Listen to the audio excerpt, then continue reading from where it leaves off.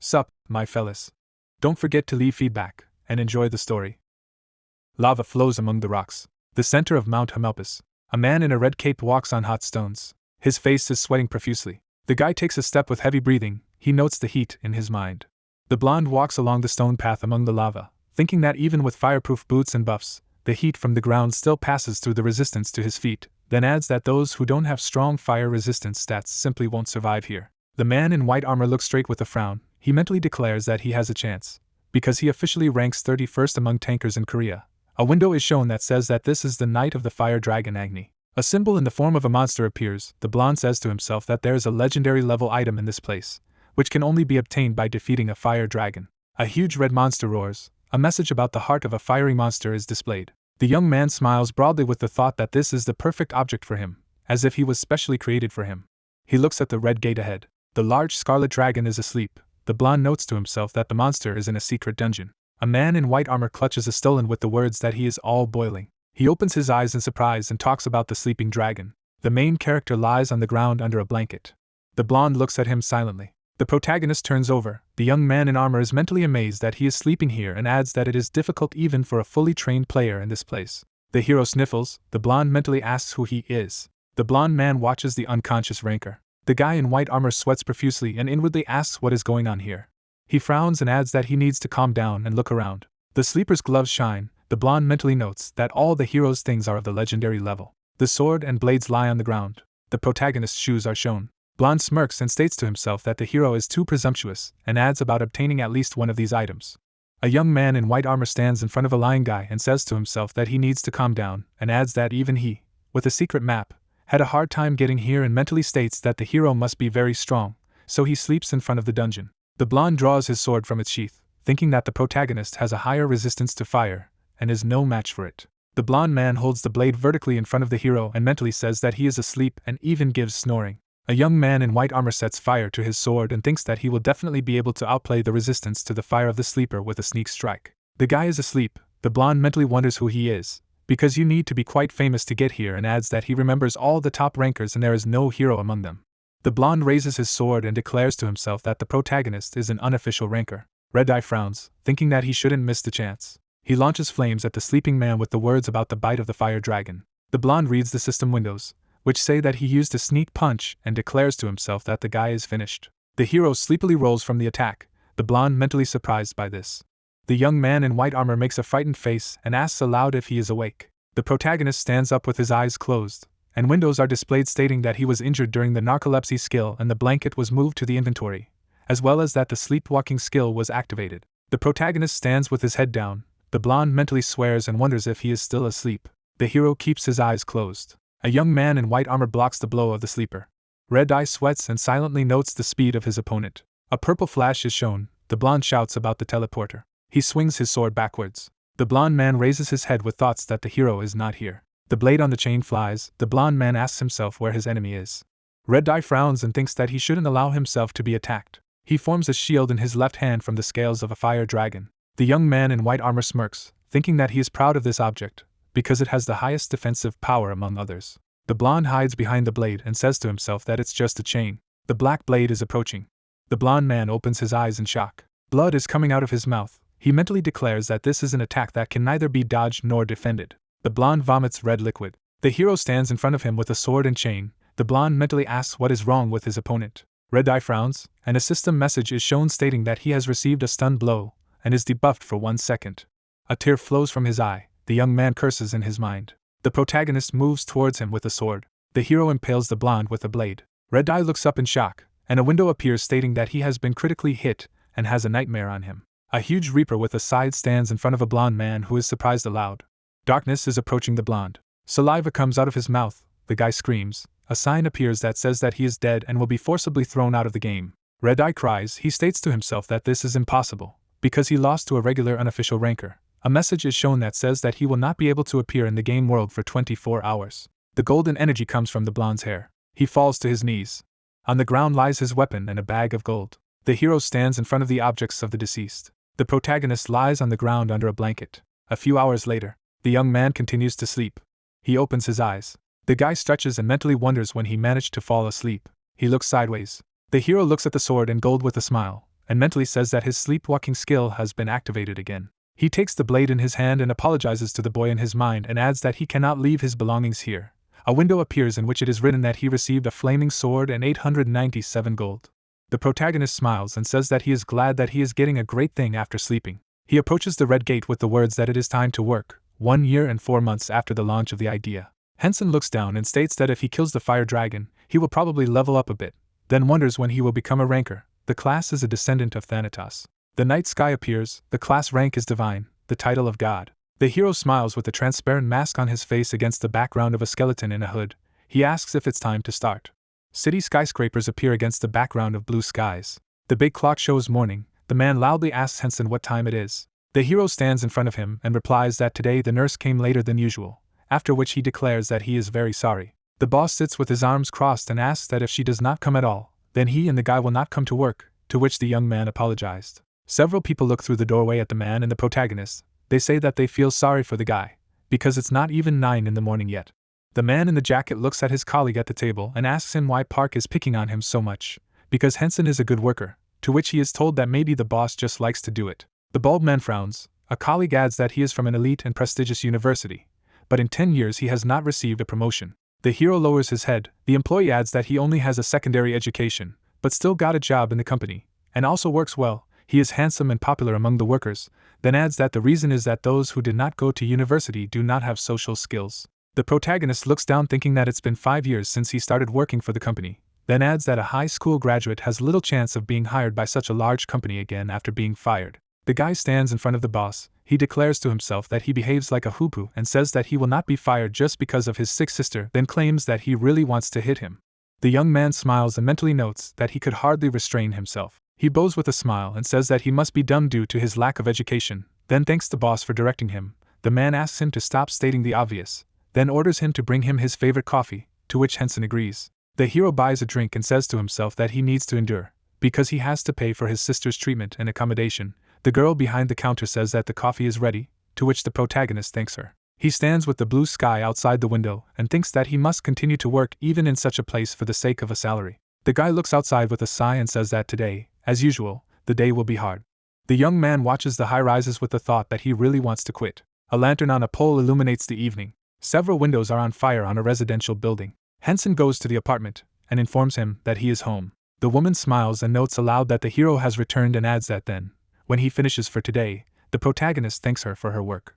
The nurse leaves and on the way apologizes for being late today and adds that tomorrow she will come early, to which the guy again says thank you and asks him to be careful when going home. The young man knocks on the door and informs Hina that he is entering, and in his mind he notes that this house was left to them by his parents, then adds that he lives here with his sister. A girl in a wheelchair opens the door and greets Hensen with a smile. The hero mentally tells that 20 years is the age when a person communicates with friends, laughs and develops. The protagonist goes down to her, to which she says that her brother worked overtime again. The guy replies that it's nothing and asks what she did today. He tells himself that they lost their parents as children, and his sister lost the ability to move, after which he adds that she grew up too quickly. The girl shows the tablet, and says that she played games and read books. The young man rises and asks if his sister has had dinner, to which she agrees and asks the same question. Hensen goes out and on the way replies that he has also eaten and says that he will go to change. He leaves the room. The hero makes a sad face and mentally declares that he does not show how tired he is. 6 years ago. The car is driving along the highway. The protagonist's father and mother are driving little Hina. The guy mentally regrets that he was not with them then. The girl opens her eyes in surprise. Headlights fall on her face. The car crashes with its forehead. Portraits of Hensen's dead parents are shown, and he says that the car in which his family was collided with a truck that crossed a double solid line, adding that his parents died on the spot. Hina is sitting in a wheelchair in the middle of a dark ward. The hero notes that she survived. Her legs do not move. The protagonist says that she blames herself for asking to take her to the store in the evening. The girl looks out the window at the night city with tears. The guy adds that after the accident she lost the ability to move her legs. The young man's sister cries. Hensen adds that 6 years have passed since the accident, and she blamed herself all the time. Moisture flows down the hero's face. He says to himself that it was a big shock for his sister at her 14, because she saw the death of her parents right before her eyes. The protagonist sits next to the cheerful Hina with a smile. He notes to himself that the doctor recently said that her health is gradually improving. The guy looks at her and says to himself that she still tried to support him. The girl wipes away a tear with a smile. Hensen thinks that she might even smile. The sister hits her brother's face with a pillow, asking what kind of strange look he has. The hero removes the object from his face. Hina makes an innocent face and asks if he really wants to hit her. The brother and sister look straight in surprise. He notes to himself that it's all thanks to the game. The protagonist puts the girl in a capsule, to which she asks if she really needs to play it, to which he replies that she should try, since the doctors advised it, then adds that if she does not like it, then it is not necessary, and also mentally said that, on the recommendation of the doctor, his sister began to play the game in virtual reality. The planet Earth is shown against the background of space. The young man says that at first she was skeptical, but then she changed her mind. Then he added that in this game the world is much more colorful than in reality. A sign with the name of the game is shown. The guy added that no other words described it better than another Earth. A huge castle stands in the middle of the city under blue skies. Hensen says that the game was released more than a year ago, but there are still many players in it, and stated that it is the biggest game. The interior of the room appears. The hero asks his sister if she is going to bed, to which she agrees and asks him to do the same too, because he is very tired today. The protagonist stands in front of his sister on the bed and asks if she needs something, to which she replies that she feels uncomfortable because he is always babysitting her. The young man sighs at his sister's words that she is already an adult. He stands up and says with a smile that if she needs anything, she should ring the bell, to which she somehow agrees and adds that she already has a phone, so she does not understand why she needs to use the bell.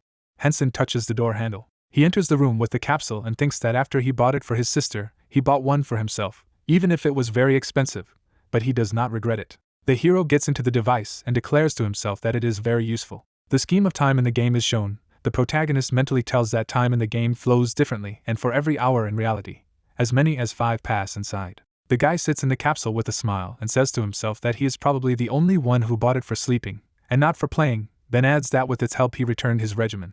A person gets out of bed with an effort. The young man mentally tells that in reality he can sleep from 4 to 5 hours. The man stretches contentedly. Hensen states to himself that he can lie in the idea for 20 to 25 hours. The hero lies in a capsule with the thought that he will definitely thank its creator when they meet. He makes a surprised face and notes to himself that he often thinks about the fact that he can make money playing the game. The inscription of the name of the game appears against the background of space. The protagonist notes that this is not just a game. A news feed appears with a blonde guy in armor. Hensen mentally tells that this is the best virtual game in the world with huge profits. A website is shown that talks about the idea. The hero explains that this is not just a game, but a whole industry. A man in the center of the office happily raises his hands. The protagonist says that many people quit their jobs to play the idea. The guy sighs with a smile and mentally notes that this is possible for those who started playing in the early stages. He looks straight with the thought that as a child, because of his skills in games, he was offered to become a professional gamer, and if his parents did not mind, then he would have become one of them. Hina smiles, and Hensen states to himself that he can't think of such immature things anymore for the sake of his only family member. A blue window appears in front of the hero, thinks that it's time to stop thinking about such a round one, and it's better to join the game and just sleep. Blue circles appear above the protagonist's eyes. A window pops up that says that the system has started recognition. The young man lies in the capsule. A sign appears asking if he wants to join the idea, to which Hensen agrees. His body is carried away by a blue glow. A young man with a sword on his belt looks at the village. She tells herself that newcomers are arriving in it, before moving on to training, then notes that he is the only player here. He enters the building and mentally tells that this place is like a room in which you can move the character and adapt to the real world, then notes that this is not the most important thing for him. Hensen happily collapses on the bed. He looks out the window and says that he would like to sleep in the real world as well. Evening rays cover many houses. The hero is about to say something. The moon illuminates buildings. Trees grow against the background of the night. A window is displayed that says that the system has started recognition. The protagonist is dozing on a bed in front of many blue signs that say he has slept for over 10,000 hours and has received many awards, class, and titles. The guy keeps his eyes closed and says, addressing the head of the department, that it seems that everything can change. Morning rays illuminate the village. Hensen says that he slept very well. He gets up and looks at the system window with a question about what time it is. He reads a sign that says it's 5 in the morning. He opens his eyes in surprise when he tried to say something before. He observes the many windows and claims to see them for the first time. A huge list is shown in front of him. The protagonist makes a surprised face and notes aloud the change of class. A message pops up that his specialty has been changed to the god rank of a descendant of Thanatos. The guy is amazed out loud by this. A window appears that says that he has slept more than 10,000 in the game. The young man looks at the screen in surprise and calls out his status aloud. A table of Hensen's stats appears, causing him to swear. He reaches out to the window and says in surprise that at the beginning everyone has 5 stats, but he hasn't even completed the training, and they are exorbitant, then asks if it's because of the titles. The guy looks excitedly straight with the thought that you can make money in this game. A screen with the level and class of the hero is shown. He reads the sign on which I ask him if he wants to leave the game. The young man thinks to himself that he needs to calm down and read more information on the forums and, first of all, he needs to leave, then he agrees aloud. Hensen sits in a chair at the computer and says it's incredible. He looks at the screen and reads that with good skills, you can get decent money, like an office worker, and in his thoughts he notes the possibility of using his class. The protagonist crosses his arms and reflects on the game, then adds that he is nervous about the low level. He raises his hand to his chin and inwardly asks if he can achieve his goal if he uses his savings. The guy smiles and mentally declares that he has enough for 2 months, which is more than enough, then adds that good luck accompanies him. The food is cooked in a pan.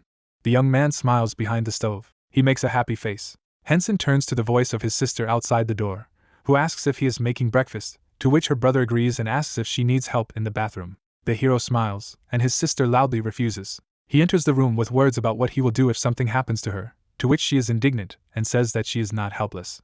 She will see the look at the offer to help go to the toilet, and asks just to give her a stroller. The protagonist sits her down and tells her that she shouldn't have been mischievous, to which her sister shouts that she can take care of everything herself. The young man comes out with a smile and feigningly wonders why she is so embarrassed, because they are brother and sister, to which she demands to close the door. The guy mentally thanks the game, which makes her feel better. The girl opens her eyes in surprise. Her brother informs her that he will cook breakfast, so she can take her time. The sister moves her legs. She tries to get up. Hina gets back on her feet uncertainly. She smiles with the thought that she can easily walk in the game, but in real life everything is more complicated, then adds that a little more and everything will be fine, then adds that the doctor said that she needs to regain her muscles. The girl falls into the stroller when Hensen asks her loudly if she needs help, to which she replies that she told him not to come in. The hero smiles and asks, they are not afraid to ask for help. His sister opens her mouth in displeasure and informs him that she will call him if she needs help. She makes a happy face with the thought that she is keeping it a secret from him until she fully recovers. A high-rise under the sky is shown. The protagonist's boss holds a letter of resignation and asks what it is. Hensen smiles and declares that he wants to leave. Park sweats and says that he sees it, then wonders why it is so sudden, after which he adds that he should not give up. The office staff watches over them and tells them that the boss is firing a man who did a good job. Another says it's surprising he lasted so long. Another says they'll be next when Hensen leaves. The man smirks and says that he will pretend not to see it, and asks him to return to work, then adds that he needs to look after his sick sister, after which he wonders if he will quit her as well as work. A bald man makes a shocked face. The hero bangs his fist on the table. Park frightenedly says that this is not what he meant, to which the protagonist replies that he is grateful to him for everything. The guy makes an angry face and says that he hopes that they will never meet again. Snot is coming from the nose of the chief. Employees of the company look after the departing young man and say that he is very scary when he is angry. Others say that he is brave. A gambling club sign appears, and Hensen mentions that he supposedly won the lottery. He enters the building and adds to himself that he did not receive a cash prize, but a chance to earn money by playing the game. The hero stands in front of the seller, who at his behest the protagonist asks about payment, to which he replies that the capsules are paid in advance, and the computers after. The guy says to himself that the use of this chance depends only on him. Hensen smiles and says that he will sit down at the computer with the thought that he should try. A row of capsules is shown. The seller tells where and what is located. The hero is sitting at the computer and thinking that now he needs to read the information. He looks at the monitor with the thought that the higher the level, the more can be earned, then adds that the current official top 1 ranker has a level above 350, while most have a level around 100, which means that items between level 100 and 200 are the most sought after. He opens his eyes in surprise. An article about the difficulty of the class by rank is shown. The young man looks at the screen and talks about rank multipliers and states that with his divine, he needs 5 times more experience. He makes a discouraged face with the thought that it will be very difficult for him to level up. The guy frowns and thinks about the fact that, on the other hand, his class is 5 times better than others. A silhouette of a man appears in front of a vertical arrow. Hensen mentally notes that the article also talks about how the rank becomes much stronger with good use of skills, then adds that if this wasn't the case, then it's not clear why anyone would get a top class at all. The hero approaches the seller with a question about whether he can use the capsule, to which he replies that they are only prepaid. The protagonist notes that the divine rank will bring 5 times more benefits. The guy holds a phone that shows the time and asks to reserve a capsule for 9 hours. The clerk looks at a surprised Hensen wearily and informs him that it will only cost 240,000 won, to which Hensen agrees. The hero's capsule closes. The device cover is shown. A window pops up with account recognition and a question about whether the protagonist is going to enter the game, to which he agrees. A house appears under the blue sky. The guy sits on the bed in front of a lot of system windows and thinks about the need to look at the characteristics in more detail, then adds that he doesn't know what skills he can use now. He reads his parameters and silently asks what kind of class he has. A table pops up in which it is written about the god of death Thanatos. The young man notes aloud that it is right here. He makes a surprised face and says that this backstory is rather weak and adds that he was, in any case, a harmful god who loves pranks and whom no one could resist. Hensen squints at the laughing skeleton in a leather jacket, and with a sigh, The hero mentally notes that he looks like a punk and adds that he is at least the god of death, which sounds good. The protagonist sits contentedly in front of the screens and calls up the skill book, then notes aloud what he has out of as many as 5. A window pops up with a description of the ability of narcolepsy Thanatos. The guy states that his stats increase from sleep, which is very cool. A sign appears that says about the dream skill and the divine power store. The young man says aloud that it is worth going into it. A machine gun appears in front of Kersen. He is surprised aloud that he can buy any skills and items, then adds that due to the fact that the items are registered to him, he cannot sell them, just like lose them when he dies. A window with a description of the store is shown. A table with a description of the sleepwalking skill pops up. The protagonist notes aloud that if he has such an ability, then he has nothing to worry about, even if he falls asleep during the battle. A system window appears, which tells about the skill of Thanatos Nightmares. The guy says that this is cheating, since he can use any type of weapon. A blue table is shown, which says about Deathly Rest. Hensen states that this is for maximum damage. The hero smiles and says that he does not have active skills, but can choose some in the store, then adds that he will not be surprised if he is called a dishonest player. A systemic message pops up that Thanatos narcolepsy has worked. The protagonist closes his eyes in surprise. He keeps his eyelids closed, and curses to himself. A window is shown in which it is written that he is forced to sleep. The guy falls on the bed. Tables are shown that even if the capsule is broken, the character remains in the game, so he can disconnect from the game. The young man lies down. He wonders to himself. A message pops up that he has 11 hours and 48 minutes before he is thrown out of the game. Hensen mentally wonders that he is asleep. The hero stands with a bank card in his hands. The seller tells him that he cannot return the funds, to which he replies that he spent only 12 minutes there. The protagonist sleeps on the bed in front of the system window with the description of the skill. He inwardly resents why the ability worked as soon as he entered. The protagonist leaves the building and complains that he did not even have time to play. The guy is lying on the bed. He remembers that it is narcolepsy. The building of the rehabilitation hospital appears. Hensen's sister tries to stand. The doctor helps her hold on. Hina wipes her sweat with a towel, and the doctor tells her that she still has a hard time walking, but this is not due to psychological reasons, to which she replies that she really feels better after the game. The professor smiles with a tablet in her hands and says that she needs to restore her muscles, to which the girl responds with gratitude. The doctor states that this is part of her job and the patient's desire is the most important thing. Hina makes a happy face and adds that she is right, as she is trying to show her brother that she is trying to change. The doctor stands up and asks when she is going to tell Hensen everything, to which his sister clarifies what exactly. The brunette says that she pays the hospital bills herself. The girl looks at the interlocutor and says that she has already tried, but he thought that it was a joke, because the money was from the game. The doctor hands her a mug with a drink and declares that it seems that her brother does not watch much TV and adds that making money is now a trend. Hina smiles slyly and reveals that he doesn't believe she earns much, then adds that he wants to shock him a lot. The professor looks at her and replies that it's really funny, then goes on to say that he wants to see her brother's shocked face. The girl picks up her phone and declares that she is taking a picture of his face at the very moment, to which the doctor says that it is not worth going that far. Hina looks at the incoming call and wonders aloud why the hero can call her at such a time. She picks up the phone and asks the protagonist why he is dialing it during working hours. Hensen holds the phone to his ear and asks where it is, because he did not find her at home. His sister excitedly replies that she went for a walk. The guy states that he did not expect this and asks not to rush. Hina smiles and replies that she will walk a little longer before returning.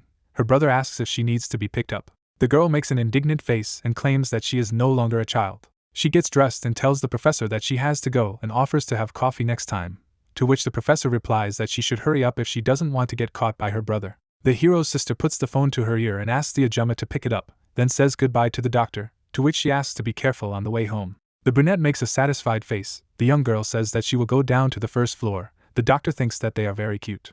The nurse pushes the stroller of the hero's sister, who says that she told her brother that she was on a walk, so the woman must make sure that they say the same thing, to which she asks not to worry. Hina smiles happily and says it's time to go. An apartment building is shown. Hensen meets his sister and the nurse and informs her that the woman can be free since he will be home all day, to which she is surprised. The hero stands in front of her and tells her that she doesn't have many free days, so she can rest. Hina is mentally surprised that he is not angry. The nurse leaves and says goodbye, and the siblings respond in kind. The protagonist picks up the girl in his arms and informs her that he must carry her to the room. She looks at the guy's neck and inwardly wonders if he realized that she went to the hospital, then notes that he wouldn't be angry about it. The young man puts his sister on the bed. She thinks that something happened at his work. Hensen sits on the edge, and the girl asks if he wants to say something. Hina looks surprised. The hero informs her that he has quit his job. She looks at him with the thought that it is very sudden, then notes that he worked hard, but never complained that he was tired. The protagonist smiles and reveals that he will make money through a virtual game, then notes that it may seem sudden. The girl makes a joyful face and asks the guy if this is true, to which he agrees. He looks at his sister in surprise, who claims it's a great idea, then adds that looking at his overwork, she herself wanted to offer him to quit and make money from the game together, but thought he would be against it. She sits next to her brother and happily asks him what his class, rank, and level are, then notes that he most likely decided to quit after knocking out good things, after which she offers her help, since she has a high level, to which the guy asks what it is. Hensen opens his eyes in surprise at his sister's words about what she was about to tell him, but he ignored her. Then she adds that she already earns good money, so she can pay for her own education, after which she sighs. Hensen makes an indignant face and demands to be told in more detail at this point, to which the girl laughs awkwardly. She looks away and tells how they talked about their budget, then adds that she made some money in the game, but her brother completely ignored her. The hero angrily asks what the cost of the treatment is, to which she awkwardly refuses. The protagonist jokingly swings. The guy sits opposite his sister and asks how she could do something behind his back, to which she says that he worked hard to earn money, but did not spend anything on himself.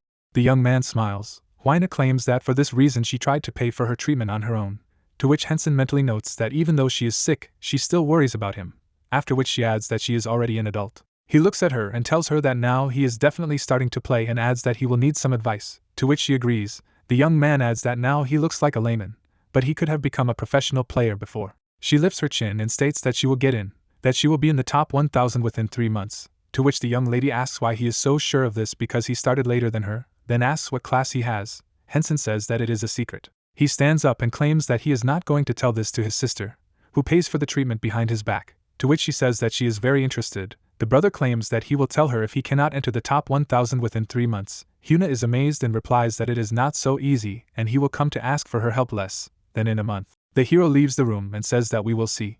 He smiles awkwardly, thinking that he hopes he won't lose a bet because of a narcoleptic skill. A lantern illuminates the night street. The game capsule is shown in the protagonist's room. Blue circles glow around the guy's eyes. A window pops up, which asks him if he really wants to enter the game, to which the young man agrees. A village under a blue sky is shown. Hensen reflects on the fact that he has already become accustomed to this landscape in a year, after which he adds that it is time for him to leave this place. The hero is surprised to read the message of the system, which says that he slept for 58 hours and thanks to this, his stats increase. The protagonist looks at his status in amazement. He states to himself that his stats do increase when he sleeps. He smiles happily, and says to himself that this is wonderful. The guy is standing in the center of the village, opposite the gate leading to the tutorial level. The guy makes a satisfied look and mentally tells that his father once said that the first step is the most important. The young man stretches out his hand to the aisle. The door opens, and a system window appears, asking him if he really wants to teleport to the tutorial level, to which Hensen agrees. A blue haze appears. The hero appears. Windows pop up, which says about recognizing the shell and a guide in which you are asked to choose a weapon and hit the effigy. The protagonist sighs and says that there is the same deception around and adds that he was stupid to wait so long for training. A lot of icons with weapons appear in front of the guys. He notes that out of many types, however, most likely there will be one that he understands how to use. The young man holds a sword in his hands. A table appears that says that he has chosen a blade for beginners. Hensen tells himself that he has a second dan in Korean Kendo, but he understands that there are differences in the game and in life. The hero swings the blade and notes to himself that in the past, when he played, he always chose swords. He smiles with thoughts that his weapons must be hybrid due to the balanced stats. The effigy appears in front of the protagonist. The guy looks at the target. The voice of an unknown person demands to start. A table with the parameters of the scarecrow is shown. The young man looks at it with the thought that it looks rather weak. He swings his blade. Hensen cuts through the training target. The dummy falls to the ground. A window is shown that says that he has successfully completed the task. The hero looks at many messages that say that he has set a new record and received a new title, and can also freely move to any city, to which the protagonist is surprised aloud by the number of notifications. Several tables appear that tell about 2 titles. The guy says that he received the title of Monster Rookie, but does not understand what a noob professional means. He furrows his brows with a smile, and says out loud that he got it when he changed classes and increased his stats thanks to it, and also got the ability to announce his titles anonymously, then states that he will surprise his sister if he plays without rating for a while. An image of a surprised Hina appears.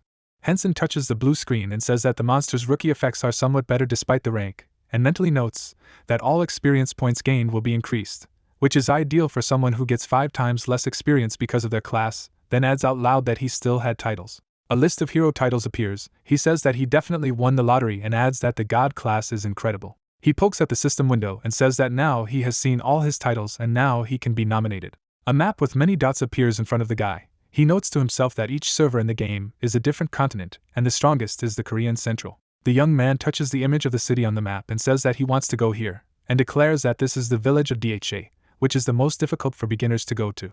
With many monsters lurking in the shadows under the night sky, Hensen thinks that he chose this place because there is an orc village nearby. A green brute is revealed. The hero mentally reveals that they are usually monsters with a level of 30 to 40, which means that it is almost impossible for a beginner to kill them. The protagonist smiles at the thought that because of this, few people choose this place to spawn, then adds that it is the best hunting ground where there is no one in it. A blue haze appears. The guy declares to himself that it's time for him to raise the levels like crazy. Dha village. 2 guards guard the entrance to the settlement. Guard Hensen furrows his brows and is indignant at why foreigners never come to their town. Smith wonders if he really asks what he is cursing at. Acid Slug from Dha's city smiling. The green monster sprays liquid at the player. Unlike other cities for beginners, here even the simplest monster is difficult to dodge and even destroy it. The acid slime can use a spit that beginners cannot dodge, and their equipment, and even hair disintegrate from the hit. Hensen looks at his partner, and says that this is enough. Besides, there is an orc village nearby. Smith looks at him, and declares that he is smart. A blue light appears behind the guards. Hensen smiles. Smith makes a joyful face. A lot of people are crowded. The guards mentally claim that this is a stranger. Hensen looks around in the middle of the crowd. People disagree with the words that this is just a noob and there was nothing to hope for. The guards look at him and are upset that the outlander is a simple novice. Smith states that he even feels sorry for him, even though he has an immortal body. The hero approaches the guard with a goatee and asks where monsters appear in this area. The man turns to him and replies that he will see some acid slimes if he goes any further, then adds that he does not recommend doing so, as it is not so easy for beginners on acid slimes. Hensen smiles and states that he knows about it, and adds that this is what he came for. The hero goes outside the village. The guards warn of the danger of slugs, to which he thinks. Hensen looks after the protagonist and says that he feels sorry for him, because he is still so young. Smith adds with a clatter that it seems that it is not easy for foreigners either. His partner agrees. A young man runs along the path. He moves through the forest. Hensen notices something. A slug jumps in front of him. The hero mentally notes that he sees its core, but it will be difficult to hit him. The protagonist approaches the monster with the thought that it will really be difficult for beginners to kill it. The slug spits acid. The guy dodges the attack and thinks that for beginners it will look like a shot from a cannon. A young man pierces the monster's core with a sword. The blade splits the stone. A window appears stating that Hensen has dealt the killing blow, as well as that he has gained an experience point. The hero sheathes the weapon and is surprised aloud that it was easy. He sighs and states that it's not even a test and adds that he needs to go back and find out where the orc village is. The guards make surprised faces at the protagonist's request. Hensen mentally wonders what he is asking, and Smith asks why he needs an orc village. The guy smiles and says that this is to kill the orcs, and notes a strange reaction to himself. The man with the goatee comes closer and asks the young man not to even think about it. He puts his hand on Hensen's shoulder. Hensen claims that he is still too young to give up life, and Smith adds that he must cling to life with all his might. The hero looks at them in surprise. The guards offer to take something for him. The protagonist holds a handful of gold coins in his hands. Hensen makes a worried face and claims that it reminds him of his nephew, and the other asks him not to even think about the acid slug and to buy a scroll of teleportation to another city with this money. The guy smiles awkwardly. A window pops up, which says that he received the title of Beggar King. Then a sign with a description of the title pops up. The young man curses aloud at this. A green forest under a blue sky is shown. Hensen walks down the path and says that the guards could have simply said no, but they addressed him as a beggar, and then added that he could now beg if there was no money left. He looks to the side and states that he will have to find the orc village himself, then adds that they must be deeper in the forest than the acid slime, although there may be another direction. Hensen opens his eyes in surprise and says that it would be good to guess the direction. The hero steps on a huge trail and claims that he is going in the right direction. The protagonist looks back contentedly. 2 red monsters approach him. One of them is surprised aloud by the appearance of a human. The protagonist thinks about how he heard that orcs are usually green, but for some reason these are scarlet. Monsters furiously open their mouths and chirp. One of them swings a truncheon. The guy dodges and declares that they are fast, but due to their size, they make a lot of unnecessary movements. He unsheathes his sword, saying that it is a typical power attack. He slices open the orc's neck and declares it's too easy. The monster falls. Windows pop up, which say that the young man hit a vital point. A notification appears that the nightmare of Thanos on the red orc has been activated. One of the scarlet monsters coughs up blood and asks not to approach him. His brother asks what happened to him. Hensen jumps. He kills the orc. The hero dodges the attack of the second. The protagonist turns around. The guy cuts the red brute. It pushes off against burgundy scales. A young man cuts the throat of his opponent. The monster coughs up blood. The orc disappears into a red haze. There are many notifications about leveling up. A message pops up that he has also gained 1 divine power, thanks to the effect of Thanatos' sleep. The red monster runs away from the man. The swordsman cuts the entire back of the retreating. Hensen sheathes his sword near the disappearing enemy, and many reports of leveling up. as well as the fact that he has gained one more divine power, surface. The hero smiles with thoughts that he just gained experience, then added that he cleans up the entire orc village. A lot of red monsters come out of the forest at a person. The protagonist looks at them confidently and mentally declares that he will do it without even buying skills and will choose them after clearing. It pushes off the ground. The monsters look shocked and wonder aloud if the protagonist is really human. The guy makes a jerk with a smile and shouts that this is a free experience. A green forest appears against the background of a blue sky. Many houses stand next to each other. Hensen yawns and wonders why it's so boring here. The guards walk along the path together. Smith asks his partner to shut up, since the more boring, the safer, and that he replies that he was just joking. Men make surprised faces. They point spears with the idea that they are red orcs. The guards make surprised faces. Hensen emerges from the woods under astonished stare. He smiles and greets the guards, one of them asking why he came out. The hero stands in front of the men and tries to explain, to which they say that he ignored their warning and dragged his tail with him, which is not surprising, because the protagonist is very frail. Then Smith adds that it is good that the guy survived. Hensen smiles faintly, thinking that he doesn't like to hear this, then asks aloud where he can sell it. There are many skins of red orcs lying on the ground. The guards ask in surprise where so many of them come from. Smith points his finger to the side when the guy asks where he can sell all this. The man replies that there is a store of universal goods in that direction. The hero thanks them. Hensen and Smith look after the protagonist, the former stating that he does not look strong in his clothes, to which the latter replies that he may be a martial artist. The guards are sweating and wondering what's wrong with their money and whether they should ask him to return it to them. The hero stands in front of the old man and declares that he would like to sell some goods, to which he asks to show them. The protagonist puts in an orc skin. The shopkeeper is surprised to note that the guy was hunting them. The young man continues to pull out the body parts of the monsters with the words that he must have killed about 50 of them. Although the ingredients from them are only of normal class, the man is surprised by the quantity. In front of the shocked old man lies a mountain of skins. Hensen reports that he still managed to raise the level a little. The elderly man lists the contents and declares that he will give the hero 150 gold coins for this. The protagonist makes a surprised face. The shopkeeper says that he does not have all the money for the counters, so he asks to wait. A bag of gold is lying on the table. The man claims to have added a small bonus. The guy is mentally amazed that it is about 15,001 that he earned in less than half an hour of real time. The young man leaves the shop thinking that he can really earn more in the game than in the office, and he thanked the old man aloud, to which he asks him to come in more often. Hensen walks down the street and thinks about the fact that for 1 or 2 months he will have to focus on the level, not the money. Gold burns in his happy eyes and reflects on the fact that he earns even on such garbage. The hero runs past the surprised guards with thoughts that he needs to kill monsters and stronger ones.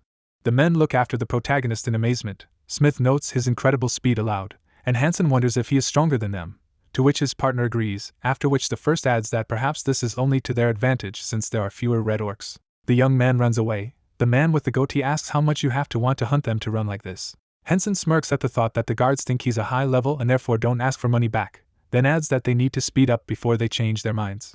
The monster swings his club. The hero dodges. He kills the orc. The protagonist changes the grip of the sword. The guy pierces the monster with a blade. The red brute disappears. A window pops up, which says that the young man killed a red orc warrior. He sheathes the blade and says to himself that this place is starting to look worse. Hensen picks up the scarlet hide from the ground and thinks about how 10 hours of game time have passed and the level has begun to increase more slowly, then adds that only a regular drop drops. The hero looks down and reflects on the fact that he could not even come close to level 100, which is also called the Devil's Sector, after which he states to himself that he cannot slow down like this. He touches the blue sign with his fingers saying that the number of orcs has also decreased significantly, then adds that he would also like to hunt stronger monsters, after which he says that it is time to stop wasting time and return to the city. He sits on a rock with the thought that there must be a boss here, and elite monsters around him, then adds to himself that, without the attack skill, he is not yet strong enough for them. The guy reads the blue window and invites himself to look aloud at the remaining ability points, after which he adds that his strength and speed are now quite good, then notes that he needs more mana. A blue table is shown, which says that there are only 140 ability points left. The young man clicks on the screen with the words that he needs to focus on his intellect in order to increase mana. Hensen's stat window appears. He states that everything is perfect now, and adds that the magic power is a bit disappointing, but that he will be able to increase it when he climbs to the next level, after which he suggests that he take a look at the store. A large machine gun appears in front of the hero. He clicks on the button saying that he needs to save the sweets for later and look at the items first. A window pops up that says that the items will be randomly given to the descendant of Thanatos. The guy pokes the button and says that he will try the normal items first. Messages are shown that the young man has received a normal class item that will be transferred to his inventory. A blue cube appears, a description of a steel knife pops up, and Hensen oozes. He presses the machine button again saying that he is trying out this blade for throwing, then says that it's time to try a rare item, A notification pops up that says he received an item of a rare class, which is transferred to his inventory. The parameters of the bloodstone ring are displayed. The hero puts on the accessory with the thought that it looks like one of the best among rare items, then adds that getting such rare items makes him nervous from the start. Hensen pokes his finger at the device again and asks for something good, because he lost a lot of time to yesterday's narcolepsy, so he deserves a drop of luck. A system notification is displayed, which says that he has come across an item of a unique class. The protagonist makes a surprised face. A description of the saw stick appears. The guy looks at the branch in his hand and asks aloud what else he expected, and it is better for him to look at the heroic class item faster. System messages appear, which say that the young man got such an item. Hensen looks straight and hopes in his mind that he will get something worthwhile from a thing of this level, and aloud he is amazed at what it is. Iris's description of Iris's first failed item is highlighted. The hero looks doubtfully at the window and says that he has great bonuses, but adds that it will most likely be related to some kind of quest and can be useful later, then states to himself that it's time for a legendary class item. Tables appear with the text that the guy has received a top class item. He stands in surprise with his head down. The young man smiles faintly with thoughts of what to do with it. A window appears with a description of an unknown purple egg of the legendary class. Hensen makes an indignant face and states that it is a scam, then adds that he can still buy skills. A red orc emerges from the bushes. The hero hits a monster. The protagonist shakes off his hands against the background of the disappearing brute and summons the store. He notes to himself that we will spend a lot of points on it, but the abilities are worth it. The guy pokes at the machine gun. He looks at the device excitedly and says to himself that he needs to start with the usual.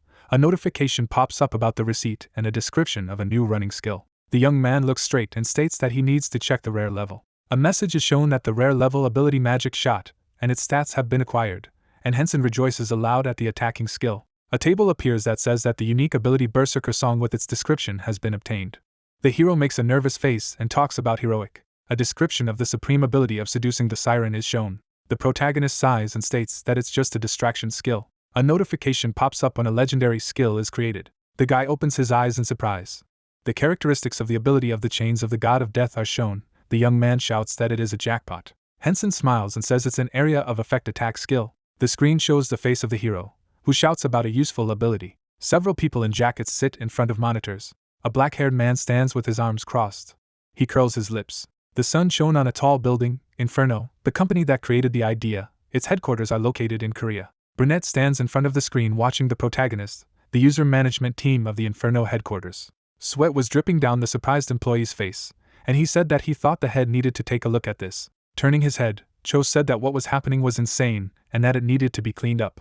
The man touched his forehead with his hand and said that as a team, they were geniuses. The employee asked what they should do. Lowering his head, the boss replied that the player should be added to a special list of interests and promoted to the main part. The guy said that he had added the protagonist to this list a long time ago. As soon as he received the divine class, Cho nervously began to twist his temples with his hands, saying that why did he go to the city from all places? The employee suggested that the main character went there in order to raise the level faster. The brunette frowned. Out of anger, Cho began to twirl the whiskey of the employee, asking that he really thought that the boss did not understand this. The brunette turned around, and the guy in the suit said that Hensen had opened a BS store. Running up to the speaker, the manager said that the player had finally opened the store. Opening his eyes wide, the man began to reason to himself that at first he did not care about the main character, since he had a small level, and this is not dangerous. There was a fierce fight on the screen. The brunette said that it doesn't matter what class a person has, if he is not able to play for the character. Hensen blew off the monster's head, and Cho realized that the user was playing and moving perfectly. The protagonist ran to the next opponent, and the head was surprised that his reaction speed was 0.1%. The hero ran after the monster, and the brunette continued to reason that he wouldn't be surprised if the guy got on the list of special interests just for his control. From the blow, green liquid went all over the orc's back, and Cho was puzzled to think why such a strong player had just started playing. Hensen said he wanted to use the BS store. The team was surprised, and the manager sweated. The protagonist laid down the sword. The brunette thought that the whole idea was controlled by artificial intelligence, especially in the direction of probability indicators, that even the development team could not fix it. Turning his head, the guy smiled. The head touched his chin and thought that he usually didn't believe in such a thing, but in this situation, all they could do was pray. The protagonist took out a stick and said what he could have expected at all. Smiling, Cho said that the hero had only received a useless unique staff, and that now he had to pray for a hero-level item. The brunette thought that maybe his prayers were working. The man froze in place. Clenching his fists, the manager shouted that as a protagonist, he could get such an item. A dark figure stood in the background of many different details. Iris's unfortunate item, the first item that can be considered the main and most important for Iris's quest. Cho looked at the protagonist and said that he needed to calm down. nothing worse would happen. The manager frowned and hoped that the hero would get the staff again. A black egg appeared, a plaque with the characteristics of the egg surfaced. Turning around, the head asked what had fallen to the guy. One of the employees replied that he did not know himself. Cho, folding his hands in his belt, said that there was no need to worry if the guy would not be able to use this item right now, but it was worth asking the team what it was. The subordinate said that it should be done, and added that the protagonist was going to choose a skill. The head confirmed this. Frowning, the brunette prayed that Hyesung would get bad skills. 3 skill pictures appeared. Cho smiled, thinking that the hero didn't have good offensive skills yet, and that he wouldn't get them at all. A system window with skills, seducing a siren, flashed on the screen. Opening his mouth, the man laughed and said that no matter what level of control the guy has, without offensive skills, it is impossible to kill many monsters, and added that the guy will definitely remain a legendary class. The protagonist shouted glory of jubilation. The manager stopped laughing. The last skill, called the Death God Chains, appeared on the screen. The brunette stood in shock. Juice began to come out of the man's mouth, and he thought that this item was the best in its field and was at the highest level among legendary skills, and added that this item fell right after the aggro skill, the seduction of the siren. Continuing to spew liquids, Cho asked that with the guy's control and the skills he had dropped, he was guaranteed to pass the Red Orc village. The employee confirmed. Wiping his face, the brunette asked that after killing the head of the orcs, the brunette would probably find a hidden dungeon. In response, he heard only an apology from his subordinate. As he was leaving, the brunette said that he was going to report everything to the management, and the staff said goodbye to him. A machine gun with different positions glowed in front of the player. He thought that once a month he could get a legendary skill or an item. Folding his hands, the main character reasoned that it would be more and more difficult to receive such rewards later, and that it was better to get BS during narcolepsy. Then he would have to periodically fall asleep. He added that with the help of the skill sleepwalking, the character would hunt on his own. Smiling, the young man thought that he liked the god rank class. Hyesung recalled that when he worked in a company, you had to go through all kinds of stress. The employee scratched his head. Standing in a proud pose, the protagonist thought that now he had already earned 100,000 PTO in less than 3 hours, and so far he was at a low level. The guy raised his head and wondered how much his sister earned, since she was at the 331st level. The girl was sitting in a wheelchair with her back to her character. Crossing his arms over his chest, the brunette thought that now he didn't have to worry about finances, but he still had to be the pride of his elder brother and should not use his sister's money. With his head bowed, Hensen said that the goal was to reach the 300th level in 3 months, and it was time to begin. As he began to walk, he thought it was time to kill the boss. The red flag fluttered in the wind. Monsters surrounded a small structure, a village of red orcs. Looking around, the protagonist could not find the leader. One of the orcs was holding a club, and the player said that it must be a shaman, an elite monster. The hero tensed up and thought that there were 2 elite shamans in the village. Even if the head appeared, the skill was used on them, since he needed to deal with the minions first. The guy smiled ominously. An information window appeared, which said that the hero had activated the skill seducing the siren. All the orcs grinned. The mermaid's voice rang out in the area. The orcs searched with puzzled eyes to see where the female was. The protagonist watched, waiting for a reaction. The monsters ran at the player, shouting that they had been tricked. The guy thought they looked very angry. The orc lifted his clawed paws off the ground. The red orc general ran forward. Hensen took out his blade, thinking that his opponent was the boss. All the monsters rushed into battle. The guy opened his eyes wide. Abruptly, the brunette was surrounded by thousands of chains of the god of death. The attack hit every enemy. The chains were digging into the red giants. Iron sides circled everywhere. The chains attacked nonstop. The guy raised his head. System windows appeared in front of him every now and then with information that the level was increased. The brunette stood in shock. Sweat was dripping from the guy's face. A plaque appeared in front of him that he had defeated General Kurokshurik, that the hero was able to defeat Kurokshurik. Hensen stood, and many awards appeared in front of the winner. The bright sun hung over the brunette. The guy cursed. Hensen smiled broadly. Looking at the ground, he noticed that there were a lot of items there, and then wondered if there was an automatic item collection skill. His eyes fell on the banner. Standing in the middle of the field, the protagonist reported that they had not yet respawned, after which he wondered if it was because these hunting grounds were not popular. A scroll appeared in his hands. Looking at the map, the guy said that he thought that the hideout on the map was a hidden dungeon. As he walked towards the cave, he assumed that the orcs would begin to respawn again if he cleared the hidden dungeon. Walking towards the cave, he was suddenly taken aback. Hensen stood in front of the stairs and wondered if it was a secret entrance, and if it was too obvious. Descending into the dungeon, MC reasoned that elite monsters are not only stronger and smarter than normal monsters, but can also use skills. The place where such elite monsters look just ordinary is a hidden dungeon. He was standing in front of the gate. Smiling, Hensen emphasized the fact that he was praying for a good drop and a quick level up. After opening the doors, there were notifications that he had entered the hidden dungeon of the Orc Tomb. He is a discoverer. The experience points that he will receive after clearing the dungeon will double. There was delight on the guy's face. He imagined himself standing in front of the monster and added that due to the fact that ghosts do not have a body, weapon damage will be reduced by half, and it is impossible to deal critical damage with normal attacks. Walking through the cave, the protagonist said that as for the attack skills, except for his chain of the god of death, he only has a magic shot. It will not be easy. Standing in front of the vengeful ghost of an orc warrior, MC revealed that it was the perfect test subject. Swinging his blade, he noted that, as he said, damage is reduced by half if it is not a skill. The enraged orc cried out that he would kill the man. Projectiles flew out of the guy's hand when he used a magic shot. The bullets struck the creature. Frowning, Hensen thought that since it was an offensive skill, it could deal critical damage, but since it was not a weapon attack, Thanatos' nightmare would not activate. He began to swing his blade. The orc was furious. He made a powerful blow to the ground. Bullets hit the monster's body, after which notifications appeared that he had found a weak point. Critical damage was inflicted. Continuing the battle, the protagonist thought that this is great. Knees are also considered vital targets. It seems that all skill hits will be critical because it is a ghost. The monster slammed his fist on the ground. Jumping back, MC mentally noted that he needed to know his skills and attack types, and although the ghost was hard to fight, he would be able to use his skills against him. Green blood splattered from the spirit. The orc suddenly disappeared. Moving on, the guy stated that since there would be at least 50 opponents, he thought that when he cleared this dungeon, he would raise about 5 levels. He had studied his skills and attack patterns. Clouds covered the blue sky. The nurse walked with Hina and said that she signed up for so many rehab courses to get back on her feet faster, but it seems that it will become more difficult to hide in now, to which she received the answer that this is true. But the girl is glad that she can visit the rehab center while her brother is in the game. After all, in the beginning he will play like crazy. Smiling, the woman asked if it was really that much fun. Turning around, Hina replied that it was so. The nurse could also try to play. The girl thought with a satisfied look that Hensen was saying that he had a good class, so if he had a rare or unique class, then he must be somewhere between the 10th and 15th level.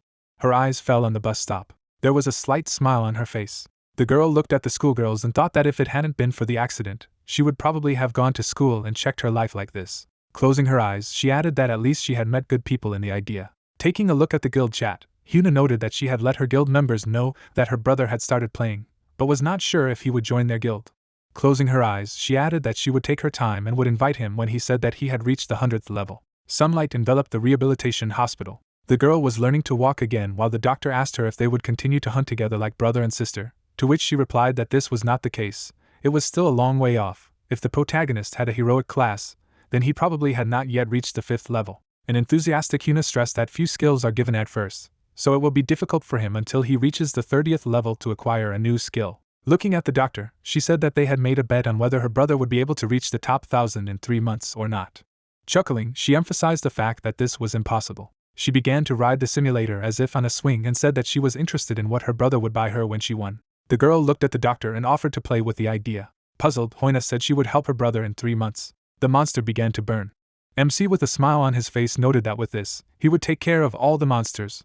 All that was left was a mini-boss and a raid boss. If he killed both and got experience points, he thought he would easily reach level 30. Standing in front of the projection, he wondered if it was right for him to gain a class skill at the 30th level, adding that he couldn't use the chains of the god of death recklessly since they had their limitations and the magic shot was meant to hold, so their damage was not very high.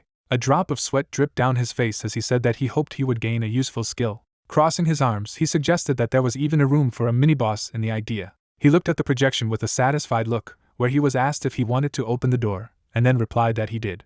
Blue mana emanated from the skull. Looking at the totem, MC read that the vengeful ghost of the shamans orc awakens and summons orc warriors. Monsters appeared on the battlefield. The ghosts moved towards the guy, shouting that they would kill the intruder and show him the pride of the orcs. The protagonist's face was puzzled. The vengeful ghost of the orc shaman held the staff in his hand. Hensen sighed, looking at his opponents. As he dodged the attack, he thought that their movements were different from those on the previous floor. After attacking the creatures, he noted that although he could easily deal with them with the chain of the god of death, he needed to save this skill for the main boss, noting that in any case, his skills should be enough to clear them. His gaze fell on the stream of flames. The protagonist jumped away from the attack. Standing in front of the opponent, the guy emphasized the fact that the biggest problem now is the shaman. He is behind everyone and uses offensive skills. Creating a mana flow in his hand, he added that he wondered what item would drop if he killed him. The guy began to inflict a huge number of attacks on opponents. Raising his staff above his head, the shaman shouted to be killed. While dodging magical blows, the protagonist wondered if he could use fire and lightning. While killing the orcs, he thought that since it could help in his fight against the mini-boss, he needed to buy some time and see if there were any other patterns of his attack. Blood flew in different directions. The monsters began to disappear, after which a message popped up that the orc warrior had been destroyed. Looking at the shaman, the protagonist noted that the frequency with which he uses his attack spells has decreased. He is running out of mana. He slew the monsters that surrounded him. The shaman was furious. There was a smile on Hensen's face. He lashed out at the mini-boss, shouting that he was the only one still alive. The ghost was shocked by this.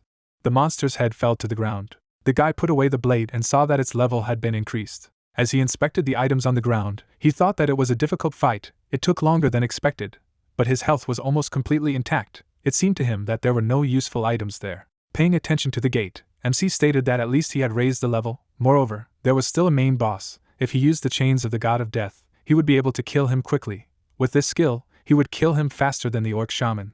The gates began to open in front of him. The surprised guy paid attention to the projection, which was asking if he wanted to go to the second level of the orc tomb. He imagined the structure of the cave and assumed that he would need to defeat another group of monsters on the second floor before going to the boss. As he walked down the stairs, Hensen remarked that if he had known it would take that long, he would have used the death god chain in the beginning. An annoyed MC highlighted the fact that he had wasted his time. He had been held back by his miserliness. We were transported to the user's control room and told that this place is also another area of virtual reality in ideas. The man teleported there, and the plot said that due to the fact that time flows differently in the game and in the real world, it was decided to create such an area in the game. However, it is possible to access this area only by using the capsule in the main building of the Inferno. Looking at the worker, he listened to the fact that 5 hours had passed in the real world, and 25 hours in the idea. The exhausted guys discussed that this was not a violation of labor standards, since they had only worked 5 hours in real time. Holding his chin, Cho ordered them to concentrate on their work, because if they didn't like something, they could complain to someone taller. Sighing, he added that it was driving him crazy, and then wondered how it was possible in a game that had been out for a year to worry so much about one newcomer.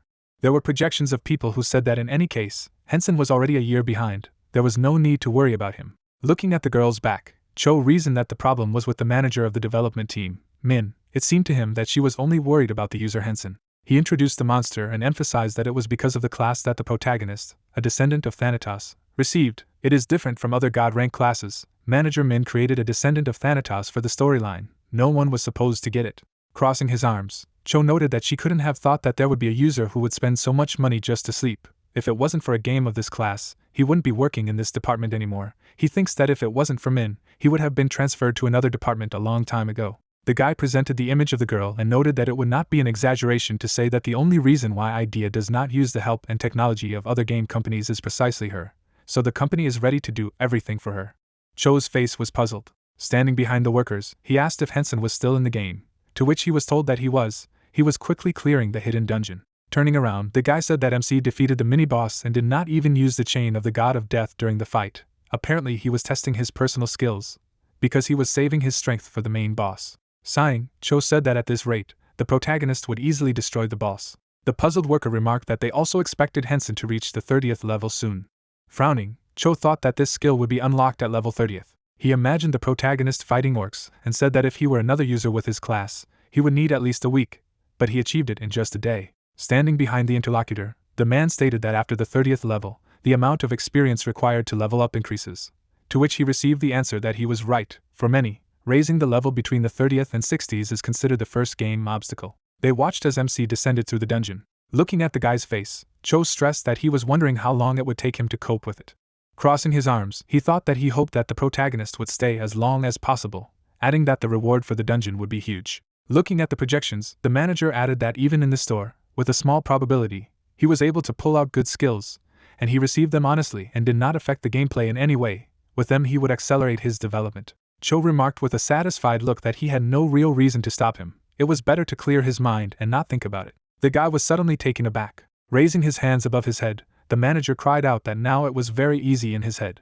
Sunlight enveloped the mountainous area, after which we were told that this is Mount Para, in a part of the game where even the best rankers have to sweat. A fierce battle takes place. The beam flew out of the Cyclops' eye. The warriors jumped back from the attack. Their faces were serious. The monster swung his fist. The girl repelled his attack. The Cyclops frowned. The knight cut off his fingers. The warrior rushed into battle. He pushed the monster. The creature opened its mouth and began to scream. The sorceress watched the fight and shouted for them to get ready for her to come out. The guys began to run away from there. The players ran away at great speed. The sorceress took a step forward. She stopped in front of the Cyclops and noticed that now it was her turn. The ground beneath her collapsed. She formed a huge ball of earth. Smiling, Sunny stated that it was a meteorite explosion. A powerful flow of energy struck the creature. There was a powerful explosion. The warriors watched this. Their faces were serious. The girl rushed into battle, shouting that she would help Sunny. She raced through the cloud of dust. The girl was moving at an incredible speed. She noted with a calm look that although Sanya's skills were strong, they shouldn't have killed him. Most likely he was stunned. Looking at the monster, she read that due to the strong blow, the Cyclops Lord was stunned for 5 seconds. Sunny was lying unconscious. The girl carried the sorceress away from there and shouted for everyone to concentrate their blows on him. The knight made a powerful attack. Purple mana was spreading from the guy. The players started shooting at the monster. A red vortex struck the monster. The Cyclops began to scream in pain. The guys read with a satisfied look that they defeated the Cyclops and received an achievement. Their stats will be increased by 10 points. The monster's body began to disappear. A mountain of gold lay in front of them. Bowing, the girl thanked everyone for their help. Smiling, the knight asked not to thank them, because in any case, most of the work was done by her. An ecstatic Sunny shouted that the old man tank was right. They were only able to do this thanks to her. Smiling, the archer added that if it weren't for the old tank and Sister Rin, no one would have been able to take all the damage. Crossing his arms, the man added that he could agree. Rin had done a good job, but they would have dealt with him easily if Hina had gone with them, and then asked why she wasn't there today. Frowning, Sunny replied that she understood that Kaiser was evil, but that Hina was not worth approaching, after which the tank added that in addition, she could not come because she was sick and had to go to the hospital. Pulling the mask over his face, the Kaiser emphasized the fact that he did not know that Hina had gone to the hospital. The surprised sorceress noted that Hina had mentioned that she wanted to invite her brother to join them, and then wondered if her brother had to be at least of a unique class to join. Standing in a circle, the children discussed that their friend knows the rules well. We were shown the guys and told that this is a guild of heroes, after which they were told that there are only 7 guild members in it, including Hina. Despite the small size of the guild, they are proud to be on an equal footing with other famous guilds. There was a smile on the players' faces as we were told that guild leader Rin and Sunny have a legendary class, Old Man Tank, Hina, and Stewie have a heroic class, AI and Kaiser have a unique class. We were shown the coat of arms and told that this is a small elite guild that brings together only the best of the best, although they did not strive to become an elite guild, but they limited registration, and in order to join its ranks, they must have at least a unique class. This led to the fact that not many people were able to join it. Holding Sunny in her arms, Rin noted that since they were talking about Hina's brother, she would like to invite her younger sister to join the guild as well. Closing her eyes, she noted that her sister was unique. Even if she had come up with this condition, she still couldn't break it. She had recently become unique and would like to join them. Holding the sorceress in her arms, the girl added that her sister only had the 50th level, but it had only been a month since she had started. AI emphasized with a satisfied look that since the levels 30th to the 60th were the first trial, it must have dragged on for about 2 months. Come to think of it, she had reached a unique rank in a 50th level within a month. Frowning, Kaiser revealed that if she hadn't invited her up to that point, then he apparently planned to invite her when she reached the 100th level. If that was the case, then he agreed. Tank smiled and stressed that he also agreed. The girls raised their hands and added that they also agreed. Sunny raised her hands and shouted that if it was Rin's sister, then she agreed. The guild leader stood in front of her comrades and said that she was grateful to them. She didn't think she would log into her main account. She nodded when she heard the question if it was to help her sister. We were shown the characters and told that in idea it is difficult to get the right item. During the hunt they get more ingredients rather than finished products. There are many people who create a second account with a class focused on production. Crossing his arms, the man noted that help from her second account would be more useful for her sister, in which case, they would not go on general raids yet. The puzzled girls discussed that they hated solo playing, but there was nothing they could do. Closing her eyes, Rin thought that she was glad that everyone supported her. It's because they are all so good. Standing in front of them, she suggested that they begin to divide the spoils. They looked at a mountain of gold and objects. Holding the paper in front of her, the girl noted that since they had finished dividing the items, they could return to the guild house. Sunny glanced at her and emphasized that they would see each other later. The head of the guild with a calm look noticed that after moving, she would need to log into a second account. Tearing open the scroll, she wondered if it was true that Yen had said that she would be waiting for her in the city of Ria.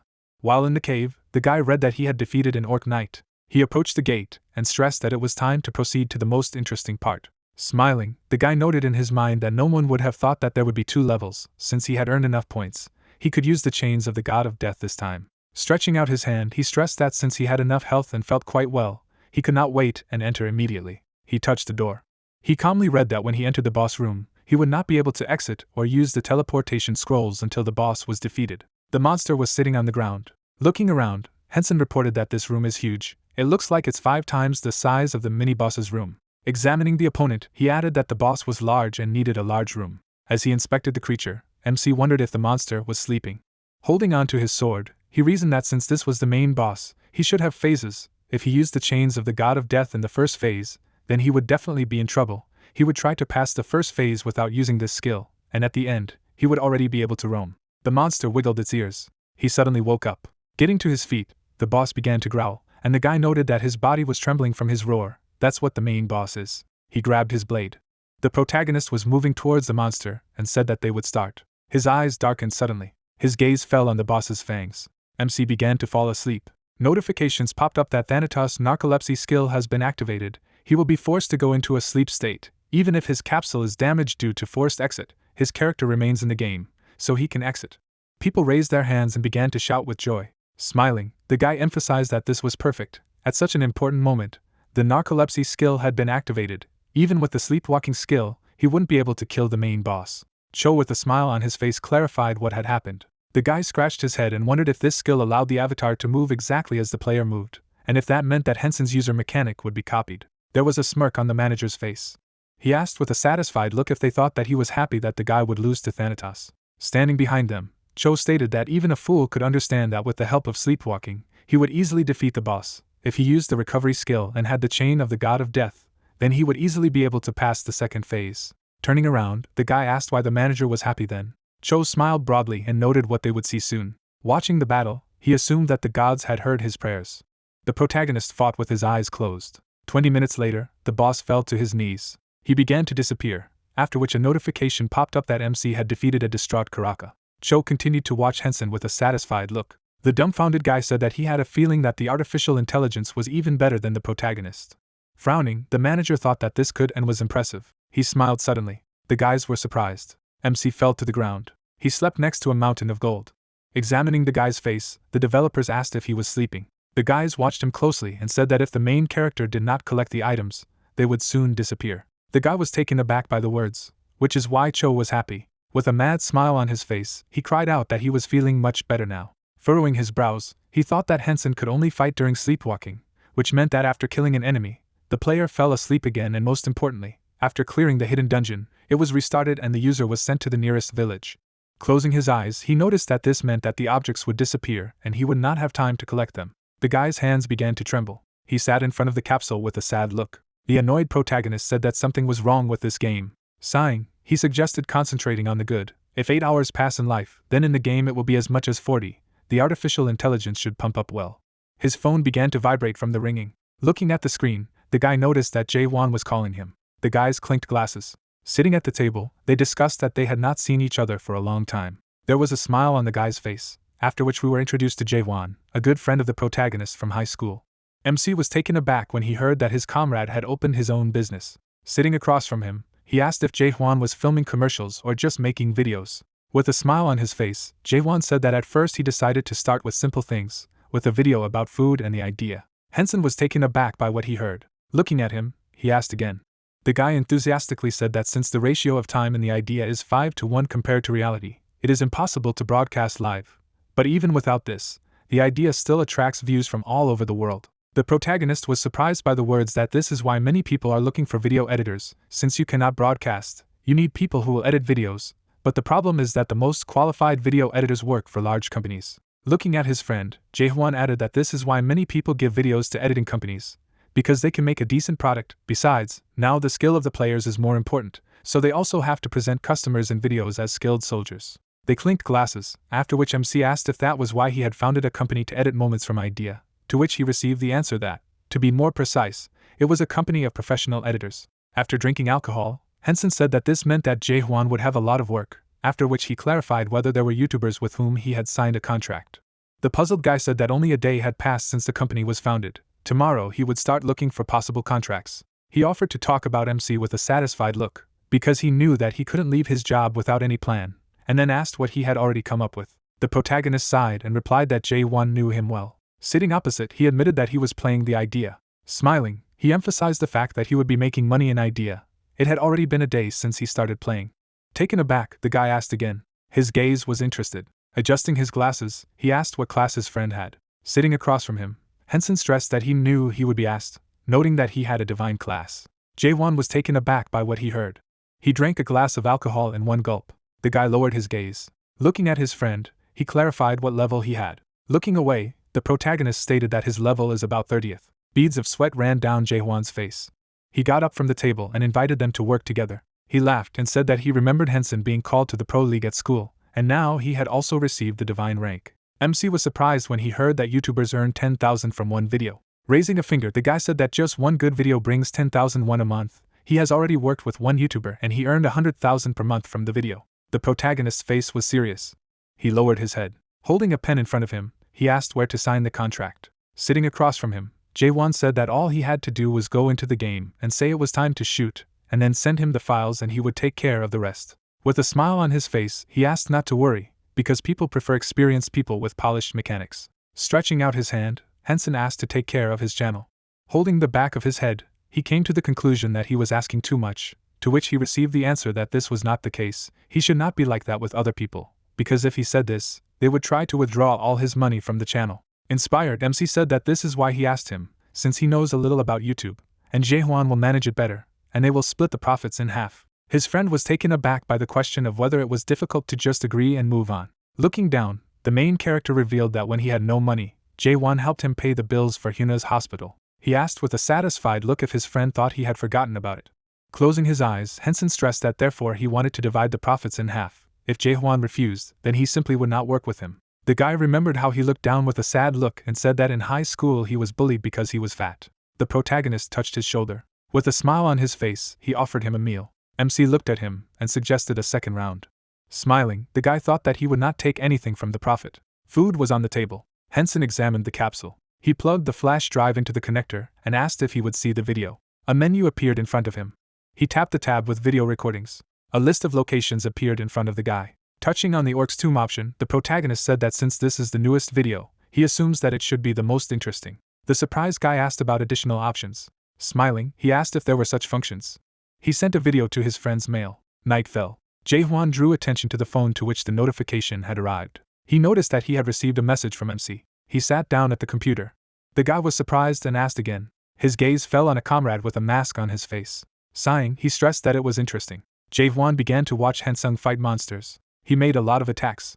Watching the fight, the guy said that they looked like elite monsters. Studying various shots of the fight, the guy noted that perhaps he did not even need to edit anything, because his comrade did not have unnecessary movements. Sitting at the table, he said that he would look at it later, first seeing the protagonist fighting the boss. There was delight on his face. The boss rose to his feet. Jaehwan was suddenly taken aback. MC was behind the enemy. He fell asleep suddenly. He got to his feet, and the guy noticed that something had changed in him. Turning around, the player looked at the monster. He rushed into battle. Hensen's eyes shone brightly. He started attacking while the guy said that he was carefully looking for weaknesses and then attacking. The protagonist jumped up. He swung his blade, creating a green aura around him. While Jaehwan reasoned that when MC fought ordinary mobs, he fought like a wild hunter, and now all his movements are thought out to the smallest detail. Examining his comrade's face, he stated that he seemed to have two personalities. Although the style of a wild hunter was cool, but the style of a knight was incredible. Studying the video, the guy said that the second phase had begun. Taken aback, he clarified what it was. A dark aura enveloped the arena. Frowning, the editor thought that he felt the vibe of evil emanating from the boss. The protagonist was standing in front of the boss. He released the chains of the god of death. Chains pierced the creature's body. The dumbfounded demon began to scream in pain. The puzzled guy watched the video intently. Hensen rushed into battle. He made a powerful attack. The guy landed on the ground. The monster began to cry. He suddenly began to disappear. Jaehwan remarked with a dumbfounded look that this was unbelievable. MC noticed that he had received a lot of messages. Lying on the bed, he saw Jaehwan asking him how he did it, and what skill he used to kill the boss. Putting the phone to his ear, he listened to the editor who had not slept all night thanks to him. Smiling, the guy clarified whether the video was bad, because if it was bad, then he did not need to sacrifice sleep, after which he heard that it was the best. Hensen was taken aback by the words that it was even better than the ones he edited. Even the number one player can't make such videos. Sitting in front of the capsule, the protagonist stated that his comrade was exaggerating. A joyful MC shouted that he wanted to upload the video as quickly as possible. Tilting his head, the editor said that he and his employees would process the video for a week. With a satisfied look, he asked not to worry about the video, because he would make it and upload it to YouTube, after which he would inform him. He was holding the phone in his hands. Jaehwan wrote in the chat, "This is the first work from their team. The guy who is in the video is his friend, and now they will work with him." Smiling, he came to the conclusion that he needed to match the level of the video, and he was getting better. There was a lot of food on the table. With a smile on her face, Hina asked for his rank if he wasn't going to name his class, to which she was told that if he told her his rank, she would guess his class. The surprised girl asked if he was a unique minimum, to which the protagonist replied that this was certainly the case, because if he were shorter, he would not have quit his job. As she began to eat, she thought that her brother must be at least of the heroic class, then he could join their guild. If he didn't want to, then she couldn't do anything about it. Watching the MC, she wondered if Sister Rin had climbed from level 52 to level 60 in one day, noting that even if Rin had helped, it was fast for a unique rank. Opening one eye, the guy said that he was not sure, his level was somewhere around 30th. He asked with a satisfied look what was wrong. Stunned, Hina asked in her mind if it was even possible to climb from the 1st to the 30th level in one day. Looking at her brother, she asked if he had started only yesterday, to which she received a positive answer. Smiling, the girl asked if he had changed the class in the first level. The frightened girl reported that it was just impressive, he leveled up very quickly. She was looking around the kitchen. MC was suddenly taken aback. Standing in front of many projections, he asked if he needed to read it all. With a wave of his hand, he suggested that he first look at the items he obtained by defeating the boss. Shifting his gaze, he noted that he was interested in what items he had received. The guy was waiting to see the list of items. Examining the screen, he clarified whether the items from the hidden dungeon were hidden. Smiling, Hensen continued to ask where all the objects were. Standing in front of many projections, he read that thanks to his narcolepsy skill, he had slept for 40 hours and 5 minutes. His stats had been increased. He was suddenly taken aback. The dumbfounded protagonist saw messages that due to the fact that he cleared the hidden dungeon, now it will become normal. He is advised to pick up the items as soon as possible before restarting the dungeon. He destroyed the enemy. Thanatos' dream skill is deactivated. Due to the restart of the dungeon, he was moved to the nearest city. He was shocked by what he saw. He fell to the ground. The guy noted in his mind that if you think about it, he was in the village as soon as he went online. With a sad look, he asked the status window to appear. Looking at the screen, MC said that if he redistributed his points, he would be able to equip Iris's first failed item. He began to learn a new skill called Thanatos Song, the description of which stated that Thanatos always sings a song for those who narrate his dream. Those who heard this song died in silence. Every time the user successfully attacked an enemy, he received a nightmare charge. When the skill was activated, all enemies who had a charge received 300% damage for each charge. Closing his eyes, MC said that since he didn't use MP or BS, he could use it at any time. It was a god-level skill. With a smile on his face, he added that clearing the hidden dungeon could drop a skill book. He was suddenly taken aback. As he ran away, Hensen asked loudly if it could be that they hadn't disappeared. His gaze fell on the totem. The enraged protagonist ran after the monsters and asked for a map of the hidden dungeon. Screams were heard in the forest. Gritting his teeth, the guy stressed that he was gone. He examined the ground and concluded that the secret passage had disappeared. MC laughed and said that he was very lucky. The guards watched him in surprise.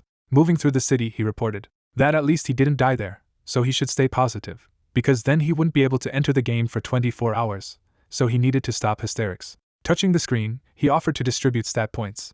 Looking at the item in his hand, the guy said that since he had increased his stats, he needed to try Iris's first bad item.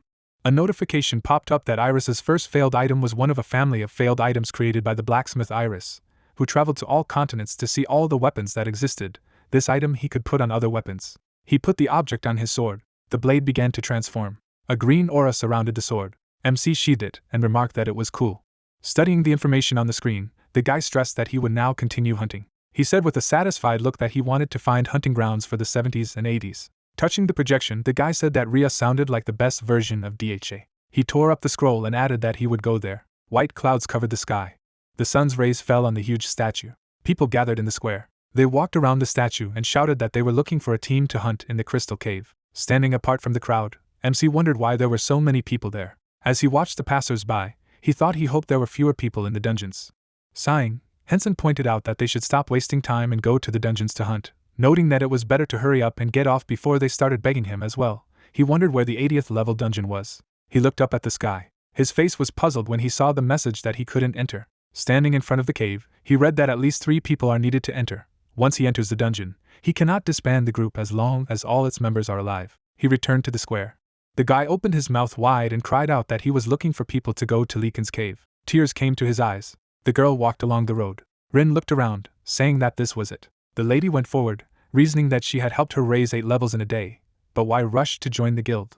Rina approached the house, realizing that in any case, the problem was that the dungeons around the Reika were designed for at least 3 people, and it was unlikely that anyone would want to go to the cave of Leekan, assuming that they could drag one of the newcomers with a steam train. She opened her eyes wide when she heard that someone was looking for people who wanted to visit the Lycana cave. The girl looked around, wondering if she had misheard. Someone was looking for people to go to the Leekan cave these days, high-level twink accounts usually work with guild members, so it's not them. The guy put his palms to his mouth, shouting that he was looking for people who wanted to visit the cave of Litsan. He would be upset, asking for help. The girl examined him, reasoning that seeing what clothes he was wearing, could it be a twink account?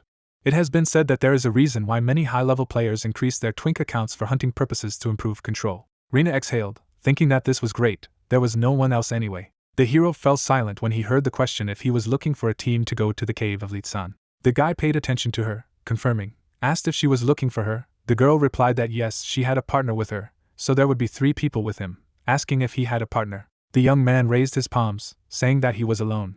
The lady removed the bandage from her face, offering to take her companion, introducing herself as Rina. The guy replied that his name was Hensen. The pair looked at each other as the girl began to tell them that her sister and she wanted to clear Leakin's cave, but they were missing one person, clarifying how long he planned to hunt. The guy wondered why she was asking. Rina smiled, apologizing for saying something rude. The guy replied that everything was fine, and it was not rude.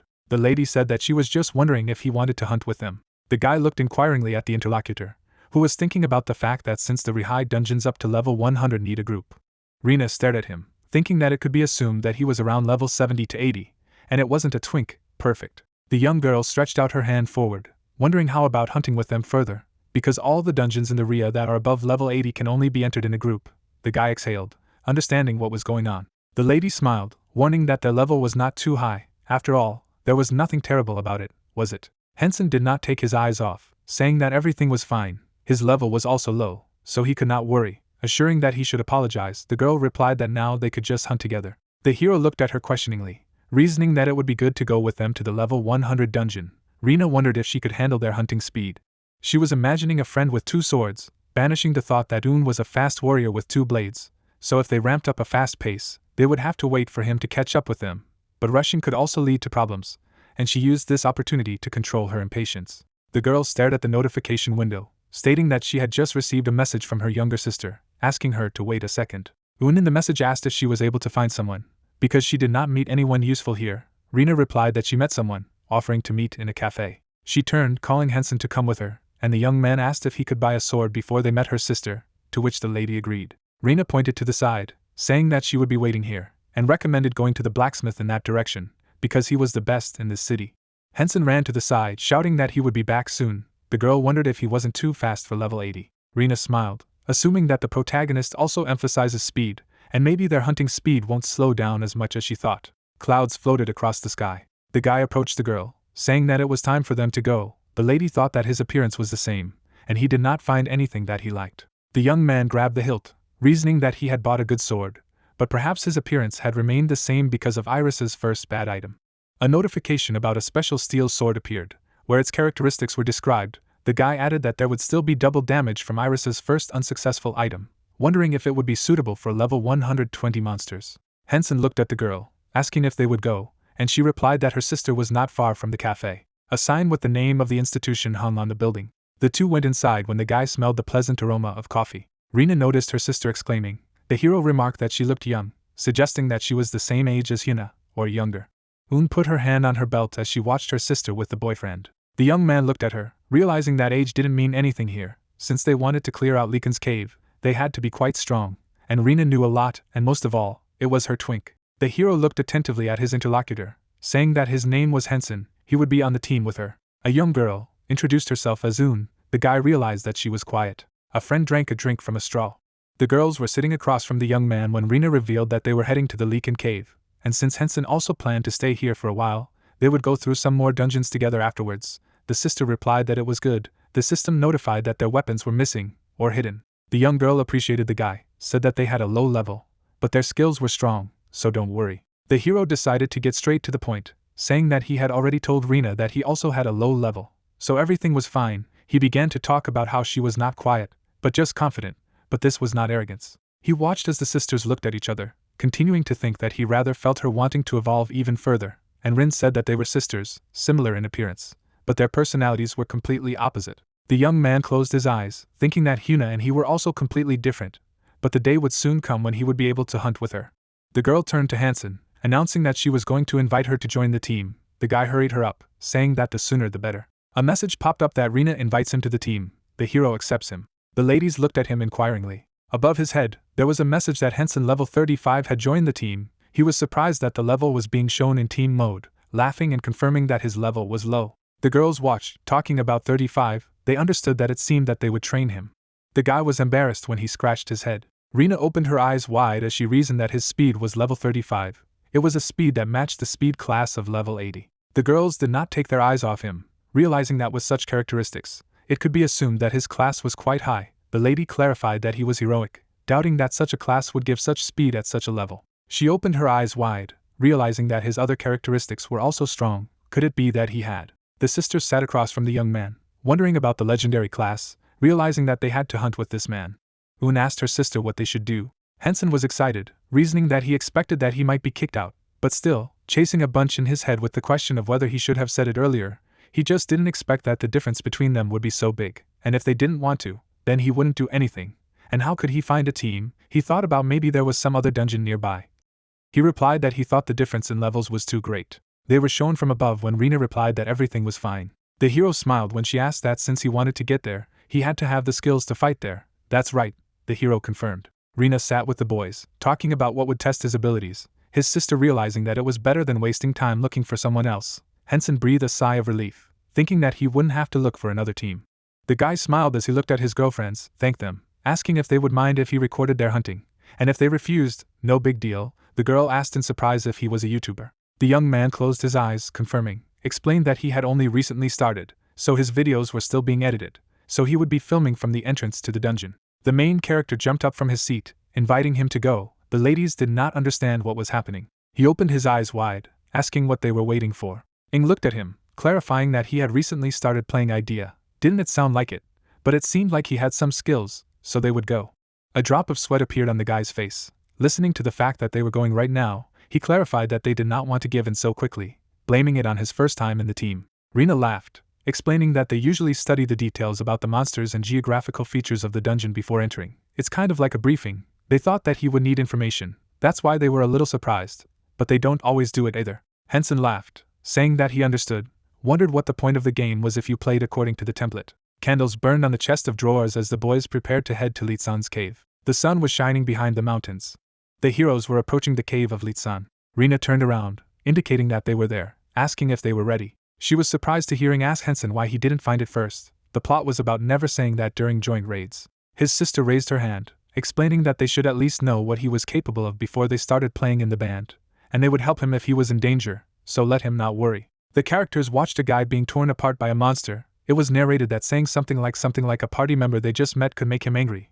In the idea they can't disband the party after entering the dungeon, and so some players let a member of their team die to gain more experience and items.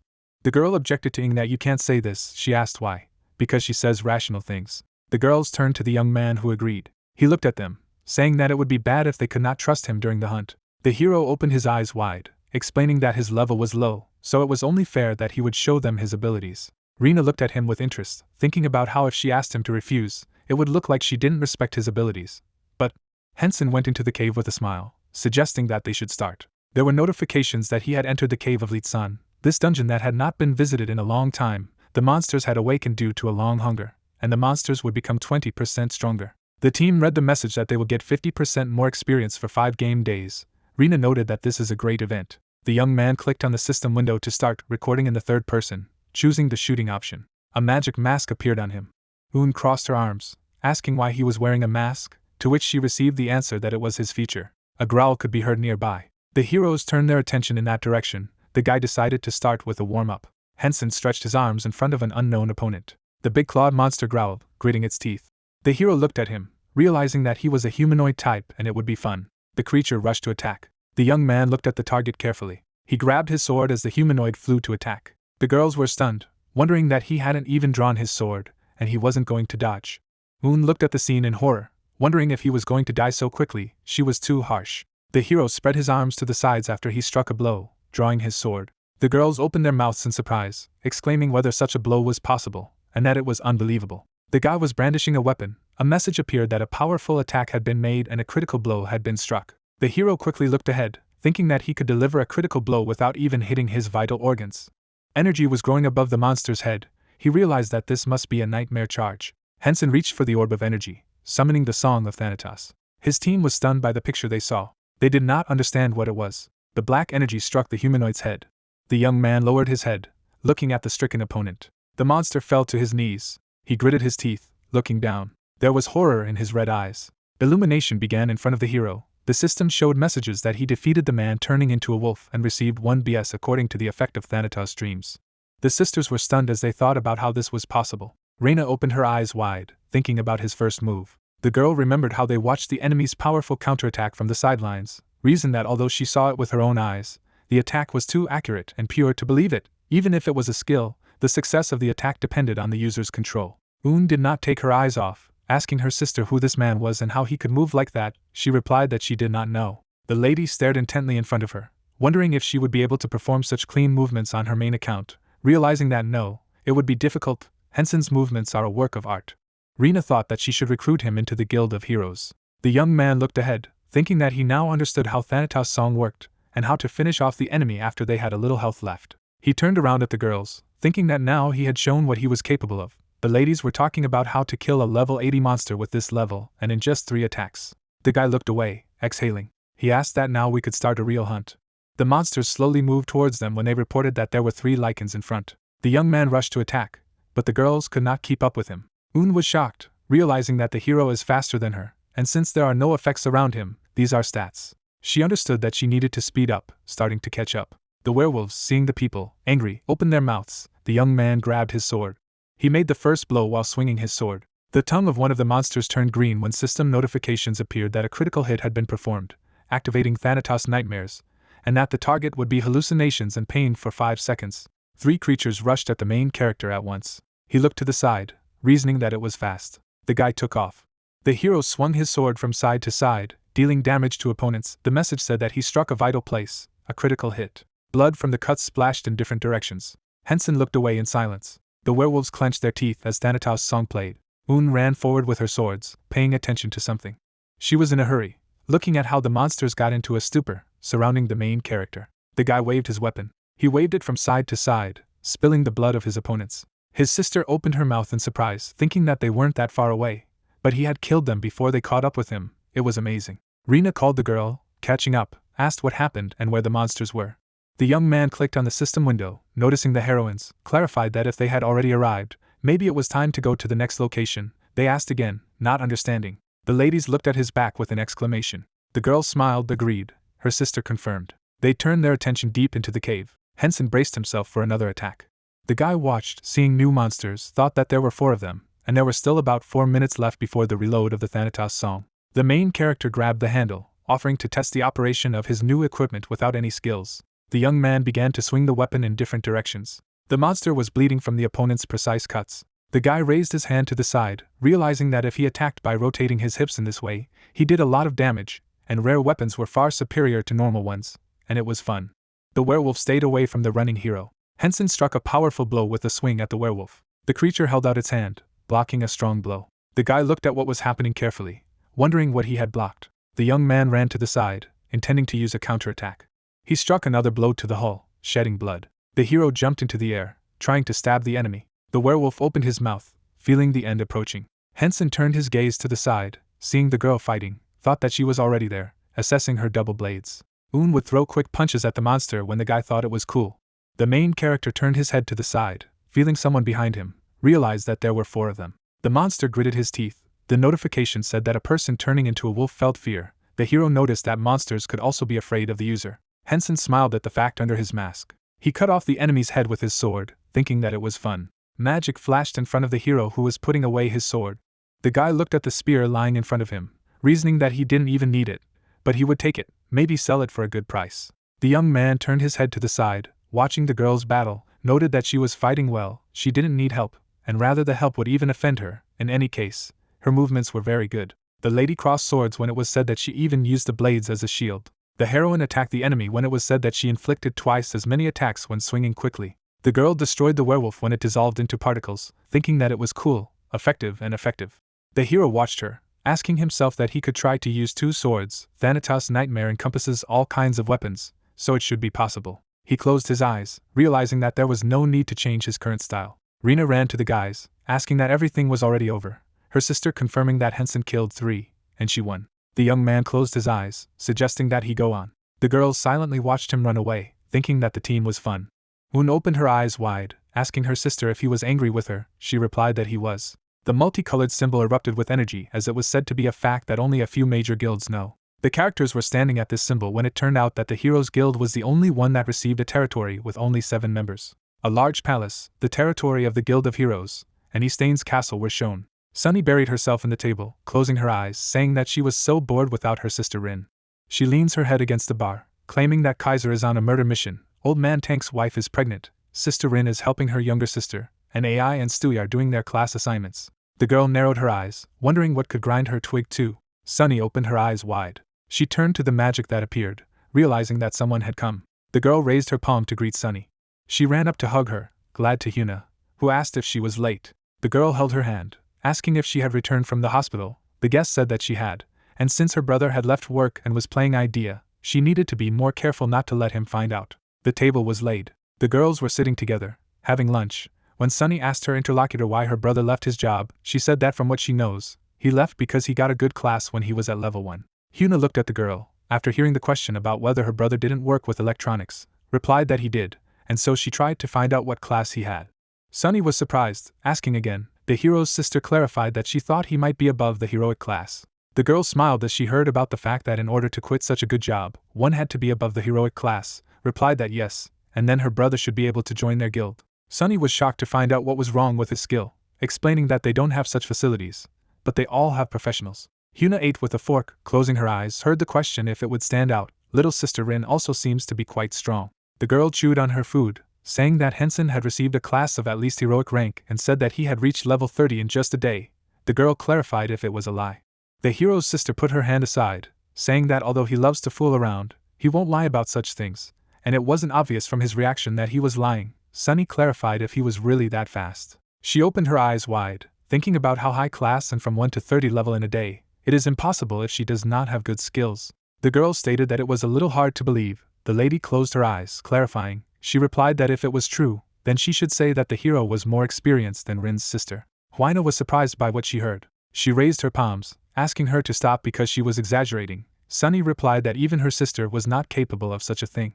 The girl was happy, offering to ask her. Hensen's sister agreed. Sunny squeezed her eyes shut, calling out to her sister Rin. The sister sighed when the girls looked up, listening, said that she would call back. Because he ran on again, apologized, asked to wait for her. Hina asked again about what she said. The girl lowered her head, saying that she was busy. The girl offered to ask her next time. The young man's sister offered the girl to hunt together, and she agreed. The characters penetrated deep into the cave. The girls tried to keep up with the young man. Rin gritted her teeth as she saw the pop-up window in front of her. It was said that because they were running continuously, her reaction speed increased by 1. The girls tried to catch up with Hensen, thinking that he was definitely unhappy. Rina cried, assuming that she didn't seem to be able to recruit him. The guy ran farther and farther away. He felt something wrong while driving. A large crowd of creatures stood in front of him. The young man smiled, counting 11, thought about what would kill them all. The werewolves growled, paying attention to him. The main character and the monsters rushed towards each other, without delay. Hensen pushed the knife forward. A sharp blade stuck in the leg of one of the werewolves. He clenched his teeth in pain. The main character spread his hands to the side, thinking about the shot. He waved his hand, firing several magic bullets at the enemies. Bullets pierced the flesh of the monsters one by one. The creatures continued to run to the attack, feeling nothing. The young man behind the mask was smiling, thinking that this was excellent. He grabbed his sword, rushing to meet them. The hero ran between them, reasoning that he did not need to touch those who had charges. The guy moved from side to side, disfiguring the enemy. He understood that he just needed to hit the rest with blows. The monsters were filled with anger as they looked around questioningly. They exclaimed how dare the wretched little man ignore them. A crowd of creatures rushed, surrounding the hero, shouting that they needed to kill him. Hensen was smiling, using Thanatos' song. An energy ball appeared above the werewolf's head. They stood as if rooted to the spot around the young man. The creatures were very angry at the guy. They clenched their teeth without taking their eyes off. The monsters looked around in fear, turned away in the other direction. The young man struck a powerful blow with his blade. A notification appeared that he had killed the werewolves. The hero holstered his sword, reading the message that he had received even more experience points. Small multicolored particles flew apart. Hensen exclaimed that the level was increased. He stared silently in front of him. The young man did not understand what was happening, reasoning why there was so little experience, whether he really needed not 5 times more experience, but 0, although he killed the 8th, and also with 1 blow. Out of breath, the girls ran to the guy. They couldn't catch their breath when the young man thought about going a little too far. Hensen scratched his head, asking if the ladies would like to rest for a while before continuing, to which, of course, they agreed. The sisters silently looked at the guy, listening to his apologies for thinking only of himself. Yoon reasoned that it was said by a guy who had just reached level 40.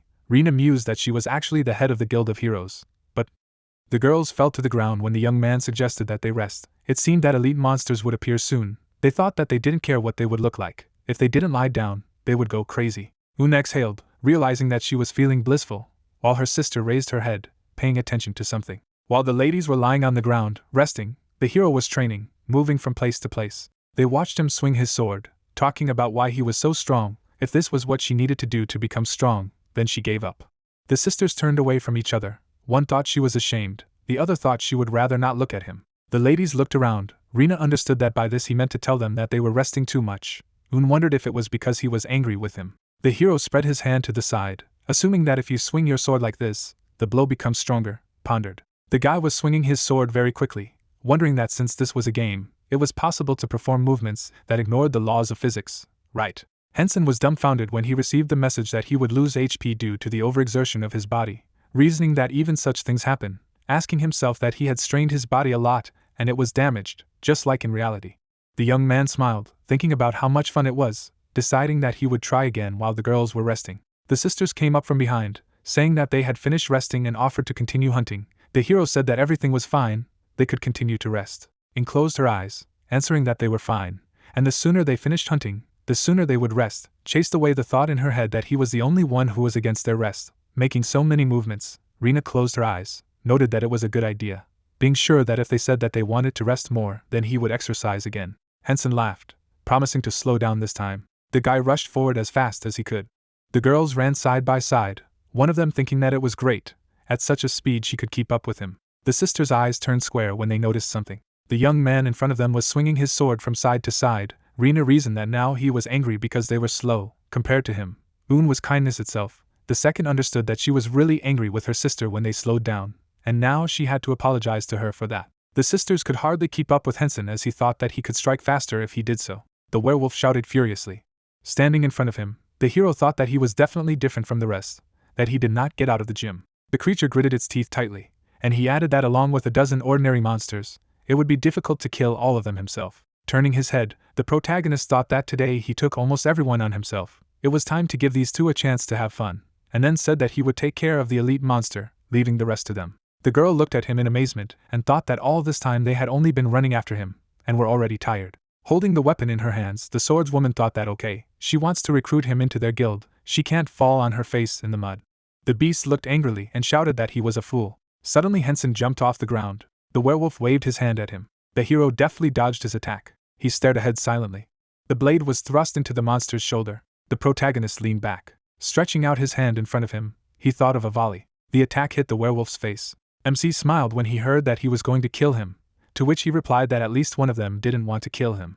The creature rushed forward abruptly. Hensen grinned slightly. He threw a knife at his opponent. The werewolf deflected his blow. With his eyes wide open, he said that he was a fool. The hero attacked with his sword. The monster bent over in pain and exclaimed. Then he raised his head. Gritting his teeth, the beast said that he swore that he would tear it apart. The protagonist stood silently behind him. Turning his head, he used the skill. Black particles spread throughout the monster's head. His face began to slowly evaporate. MC sheathed the weapon. There were notifications that the enemy was destroyed by the skill. He could not get experience points. Hensen looked in amazement when he heard that the level was raised, and the thought crossed his mind that it was easier than he thought. Well, then he'd see how they fought there. The girl brandished a weapon. The thought arose that Yoon's style, she focuses on speed. The longer he watches her, the cooler she looks, however. The fighter turned around, and the hero thought that Hina was acting much more accurately. Crossing his arms, he added that they were both very good. The swordswoman turned her head, and the protagonist thought that why did she sometimes get confused in her movements? It looked unnatural. Wouldn't she play better if she stopped doing so? Frowning, Hina thought that it was unusual to play as such a weak character. If she wanted to recruit him into the Guild of Heroes, she had to show her skills. But now, orange particles appeared in the air. Falling to the ground, the soldiers sighed. Looking to the side, Yoon asked that they were going to take a break. Yes, to which the swordswoman replied that well, they defeated an elite monster with a bunch of others, so since they were playing without a healer, they looked at it in amazement when they heard that they wanted to take a break. Smiling, the MC said that he really thought they should take a breath. Looking at him, The girl thought that people usually rest more often in such long raids. But he would train again, and the other added that he was simply incredible in both good and bad ways. Watching the hero, they thought that they would finally be able to relax. Looking straight ahead, Hensen thought that he should also take some rest, and a notification appeared that the narcolepsy skill had been activated. He opened his eyes in amazement when he heard that he was forced to fall asleep. The girls looked at him in bewilderment when they heard what the hell. The hero began to slowly close his eyes. A message appeared that until he was forced to disconnect from the game, his character would be in the game. Even if he left the capsule, he could disconnect. Because of the skill, he fell asleep during a group raid. The capsule opened, and the thought arose in the protagonist's head that, well, let them forgive him. But there is nothing he can do about it. Apparently this is a punishment for his greed for experience. He clenched his fist tightly. MC lowered his head down. He sighed heavily and said that one way or another, the artificial intelligence of sleepwalking had begun to act, so it wouldn't be a burden for those two.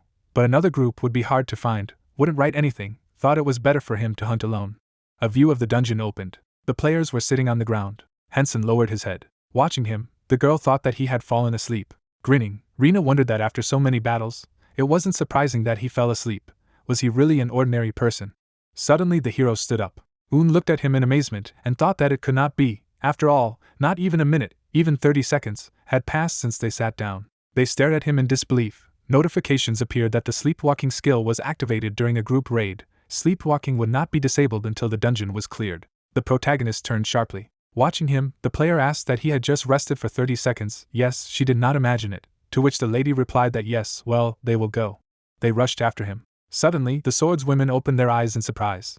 Looking at the loot, Ing asked how far he had run, had also killed all the monsters along the way, what was lying there, had he even stopped picking up objects? To which Hina replied that it was true, he usually collected everything. Smiling, she added that probably his inventory was full, then they would take it for him, and the girl said that yes, they would do at least that. Crouching to the ground, the player said that there are even rare things here. Collecting the items, the sister replied that it seemed that he had killed elite monsters as well, and she said that even if he ran out of space, how could he not pick up rare items? Standing beside her, the lady said that first they would catch up with him. If he ran too far, it would take a long time to catch up. The lady opened her eyes wide. There was a notification that too long a game sessions were harmful to their health and psyche. The player gritted her teeth. Walking forward, said that she wanted to rest, to which the lady replied that she did too. Looking up, she added that since her level was still rising, he continued to hunt. He understood that he needed to level up faster, but this was even too much for her. Suddenly my sister opened her eyes in amazement. Raising her hand up, she shouted that she should look there. Hina froze in surprise. Walking towards the gate, the girl thought that this was the boss's room, and then said that in her opinion, they got here in about a day. This is even possible. To which Ing replied that of course not, usually they get here in 2 or 3 real days.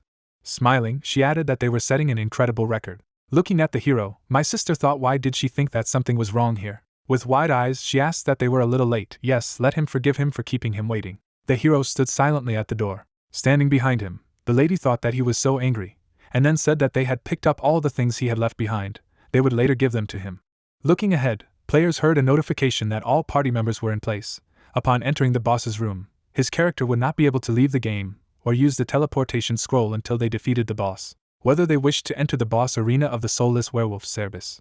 Froze, thinking that there was no message about entering the boss's room. Rushing forward, the girls shouted that no, it would be better to rest. They looked frightened when they heard that the soulless werewolf Cerbis had awakened. The swordswoman gritted her teeth tightly when she heard that no players had entered the dungeon for a long time, that they could pass it. The monster's strength had time to increase. Hina's eyes widened as she listened to the message that the drop rate of rare items and the amount of experience gained from killing a creature had been doubled, to which she wondered who cared if they were killed anyway. The doors suddenly opened. The thought arose that they were finished, that he was going to fight the boss alone. The lady froze, wondering why he had opened the door in the first place. His sister looked frightened and thought that it seemed that had made him very angry. The protagonist stared ahead silently. A view of the room opened. Smirking, the MC thought that narcolepsy had first been activated in the boss fight, and now in the group raid. He looked away and added that most importantly, most likely after completing the dungeon, he would just fall asleep. It was unlikely that they would meet them again, but it would not be so easy to find another group in that city. As he sat at the table, Hensen thought that well, since there was nothing he could do, it would be better to look for places to hunt alone. It seemed that he had already reached level 46, then he should look for monsters from level 90 to level 100. Suddenly, a call came to his phone. Putting it to his ear, the hero responded and asked what it was, why he had such a tired voice, to which he was told that it was nothing, he just hadn't slept yet. He looked at him in surprise and asked that 2 days had already passed, not to sleep for 2 days in a row, and he was good, so what happened? Looking at the monitor, the guy said that he almost fell asleep. First he would drink an energy drink, to which the protagonist replied that it was not so urgent, it was better to rest from time to time. He raised his eyebrows and said that he shouldn't worry, he wanted to do it himself. Anyway, he remembered the moment when he killed the boss. MC opened his eyes in amazement and thought of the boss. The image of a monster arose. The thought arose that it seemed that from the fragment that he sent, he had only a fight with a mini-boss, the soul of an orc sorcerer. But can he be considered a boss at all? Holding the phone to his ear, Hensen asked what he was saying about the soul of the orc sorcerer, to which he was told that he was not. He was talking about a distraught Karak, and he added that there was no video of him killing him. He opened his eyes in surprise when he heard that he hadn't even looked at the tapes he had sent him, to which he wondered that he had sent him a video of Karak being killed. It seemed to be him at that moment. Raising his eyebrows, the young man asked that he did not remember how he had killed him. Looking straight ahead, the hero replied that you can say so what's the matter? He looked away after hearing that he was talking about how his style of play before the fight with him was completely different from how he fought Karak, so he wanted to develop this concept a bit, to which he asked what was serious, and what were the differences. The guy in bewilderment asked again and thought that he really had some problems with his head, and then said that well, the style of play, how it differed. Looking straight ahead, the protagonist heard that the game's skills are at the same level, but the movements look much more thoughtful and accurate, to which he asked. He jumped to the surface. A phrase flashed by that he usually runs at breakneck speed, forcing opponents to reveal their weaknesses. MC waved his weapon, saying that he had acted calmly and methodically in the battle with Karak. The young man's gaze froze and he said that well, yes, something like that. He would exhaust the enemy non-stop. He constantly pressed on the boss with a hail of blows, not giving him time to catch his breath. Hensen looked surprised to hear that he had compared this fighting style to that of knights, to which he replied that it was hard to believe, he didn't think he could fight like that. The guy gritted his teeth and asked that he did not have any mental abnormalities. Well, he knows, bipolar disorder, to which he replied that in his opinion, he was some kind of psychopath. The hero closed his eyes when he heard that he just played so differently, so he still doesn't remember any of it, to which he replied that this was not the point, just in a boss battle over one skill, an artificial intelligence fought instead of him. The young man opened his eyes in surprise and said that a skill where a character is controlled by an artificial intelligence is the first time he hears about it. So what abilities do those with divine rank get? How cool. After all, he hunts instead of him. The protagonist looked to the side and replied that well, not so cool, this thing causes a lot of problems, in general. That's why he didn't know about it. The guy smiled and said that he thought he was sick, glad that this was not the case, to which the MC replied that he should not worry, he is healthy. But he is still interested in what is there, let him send this excerpt to the mail. Sitting in a chair, Hensen heard that it's good, by the way, when a character is controlled by artificial intelligence, he tries to play at about its level, to which he replied that well, yes. A mask appeared on his face. A phrase flashed by that then it was good. He had one idea. If he played for the character, the mask would be black, and when artificial intelligence played, the mask would become white, just like in the story of Jekyll and Hyde. Frowning, the hero asked what it meant. He was Hyde, to which the young man replied that well, yes, but what, and he added that it was somehow offensive. In his opinion, Jekyll was good there. Holding the mouse in his hands, he heard that speaking of which, it would be a good idea to come up with a nickname for him that would match his image, to which he replied that he would think about it. A file with a video appeared. I heard that it's good when he chooses a nickname. Let him write. By the way, he has already sent him a fragment. Grinning, the protagonist thought that it was somehow embarrassing to watch his own video. He began to watch the video. MC's eyes widened. He opened his mouth and asked if it was him. The armor is attached to the creature's body. Hensen held out his hand in front of him, and the words were said that why the mask was white, it seemed that he had put a black mask on himself. The monster looked at him angrily. The hero struck a sharp blow at him. It was heard that he must have tried, because he was constantly talking about some kind of concept. He landed on the ground. A phrase flashed by that everything, as he said, the style was completely different from him. He should learn from this artificial intelligence. Putting his hand to his face, the protagonist thought that of course, during today's hunt, he also learned a lot, but looking down, he added that there is much more useful knowledge in this video. He likes it more and more. The creature opened its mouth and said that they themselves had ventured here. The players froze upon hearing this. Smiling broadly, the werewolf said that their bravery was commendable. Looking at them, he added that they were impudent people. Cerberus rushed forward, shouting that they should not think that he had lost his former power along with his soul. Gritting her teeth, Rena thought he was too fast, and Un added that it was too dangerous here. Would they die? The monster struck at the hero. They froze in front of each other. The thought arose that he blocked the blow. His feet lifted off the ground. He flew up. MC began to fly backwards rapidly. Suddenly he hit the wall. The girls took out their weapons, and the thought arose in their heads that they could not relax. Suddenly, bullets flew between them. They flew into the creature's hand. Cerberus looked furiously and thought that such a weak attack, he was taunting him, he would tear him to pieces first. The players looked at him in amazement. Hensen stared silently ahead. Suddenly he jumped over the werewolf's head. The hero struck him on the back. Looking to the side, the creature shouted that he was a bastard. He swung his hand sharply. The protagonist repelled his attack. The beast swung its weapon again. MC kicked him away. He landed on the ground. With her eyes wide open, Hina thought that he pushed off the boss's shoulder to change the trajectory of his attack and jump back, and Ing added that what a spectacular retreat.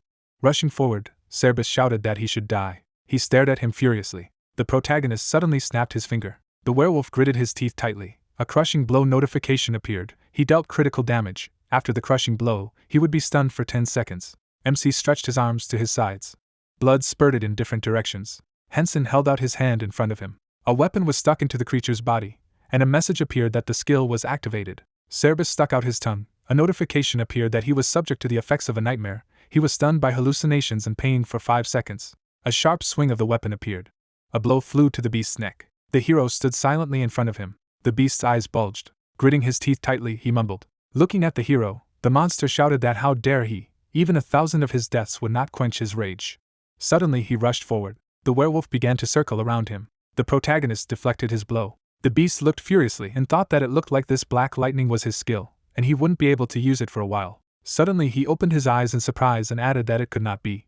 Cerberus's eyes bulged, thinking that before that dark flash, he had also used this distracting attack. He was sure that such a strong person would not have landed such a weak blow without a good reason. Then he raised his head up. Gritting his teeth, the monster thought that the terrifying black lightning had not appeared. He deflected the hero's sharp blow. Opening his eyes in surprise, the creature thought that if he could hit him, he was sure she would reappear. Focus on defense. MC stretched his arms to his sides. He waved his hand sharply. Cerberus looked at him angrily and thought that he was faster than him. But because of this lightning, he could not act rashly. Looking at his hand, he added that damn, wouldn't he use it even after so many attacks? Hensen snapped his finger suddenly. Black particles were emitted from the monster. A crushing strike notification appeared. It dealt critical damage. The beast fell to its knees. Frowning, he thought that he had lost. The hero swung his weapon. He struck several blows. The creature's gaze blurred. The protagonist looked at him. The thought arose that he would not give up so easily. Suddenly he shuddered in surprise. Cerberus's eyes widened and growled. He raised his head up. Looking at him, the players heard a loud howl. The girl frowned when she heard that he was furious. Hina froze in surprise when she heard that he was getting stronger. MC looked ahead, and a message arose that the second phase of the boss fight was beginning. The animal's gaze froze. Blood vessels appeared on his pupils. He clenched his fist and smiled. Suddenly the creature rushed forward. He waved his hand sharply. Hensen dodged his attack. Watching the battle, the swordswoman said that now the boss had become much larger and stronger, but his speed had noticeably decreased, to which the sister replied that it was. But all this played into his hands. If they were in his place, they would still not have time to dodge blows. The hero grabbed his weapon tightly. He held out his sword in front of him. The blades rushed towards the beast. The weapon broke in half.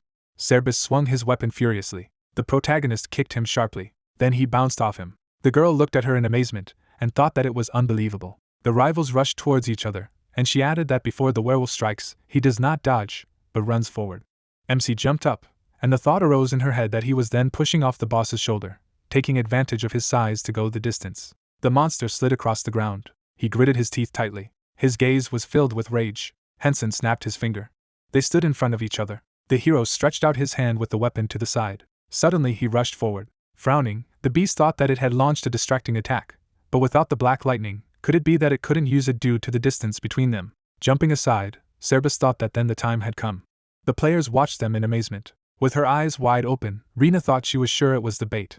The creature gritted its teeth tightly, and she added that he didn't intend to use this skill in the first place, following a certain strategy. In front of black lightning, he always used black bullets, playing on emotions. He looked furiously. The thought flashed through his mind that but this meant that black lightning was a very strong skill. After all, it made the boss run away from him. Blue rays flew around the hero, and the girl reflected that as expected of him. It was unbelievable. But something in his fighting style was different. He acted calculatedly. The protagonist waved the weapon, and she added that the movements were the same, and he had used the emotions of the enemy before, but the process of execution itself was different. Seeing how he was able to act in two different styles was really amazing. The swordswoman's gaze froze and she thought that she wouldn't want to encounter any of his styles, she just had to recruit him into the Guild of Heroes. Rushing to the side, the monster thought that maybe not much, but still he was faster than him. Looking to the side, he added that well, what would he do now? MC stared ahead silently. He stopped abruptly. Hensen waved his hand, and a skill notification appeared. The werewolf clenched his teeth tightly, and there was a message that the Sabbath of Death had swallowed the mind of the soulless Cerberus into the illusion of death. He looked angrily and thought that he could not move. His gaze blurred. It was said that 100 DP had been spent. He fell asleep for 1 minute. The creature froze in place. The hero stretched out his hand in front of him. The chain stuck into the beast's body. Purple particles appeared around it. He opened his mouth wide. Constricting his pupils, Cerberus wondered what the hell, was this really his end? Yellow particles appeared in the air. The protagonist stood still. There were reports that he cleared the dungeon. He received double experience for completing the dungeon. He passed a dungeon that no one had completed for a long time. A lot of items appeared. It was said that he received the best items from the boss treasury as a reward. The girl looked at her in surprise and exclaimed. They flinched when they heard that they had destroyed the awakened monsters. The experience bonus would no longer apply. MC silently stared ahead as he listened to the fact that he had reached the 50th level. He froze in place. The sisters looked at him. Looking away, Ing asked if he was so tired that he immediately fell asleep. Looking at her, Rina replied that well, they were just running after him and were already very tired, and he struck down the boss alone. They were standing next to the hero. The question was heard that they should look after his belongings, yes. Opening her eyes wide, the swordswoman asked what they would do with him, what they would bring him to the room, to which the sister shouted that it was not too much. Hensen closed his eyes and snored. People were standing in Inferno's headquarters. Crossing his arms, the guy said that it was just madness. What level did user Hensen have now? To which he was told that it was 53. Cho lowered his gaze. He put the phone to his ear and said that yes, it was the head of the user management department, to which he was asked what was the reason for the call. The young man pursed his lips and said that user Hensen had reached the 50th level, to which he was told that they had not finished cooking yet, but it seemed that they had no choice about the Empire. The officer turned around when he heard that everything was quiet for the time being, but he thought a reconnaissance squad would be sent soon. Cho frowned when he heard that it was impossible for the Emperor to sit still, to which he replied that yes, he also thought so, and he was asked what this user was doing now. He had already started a class quest. Looking at the screen, he replied that right now he was under the effects of narcolepsy.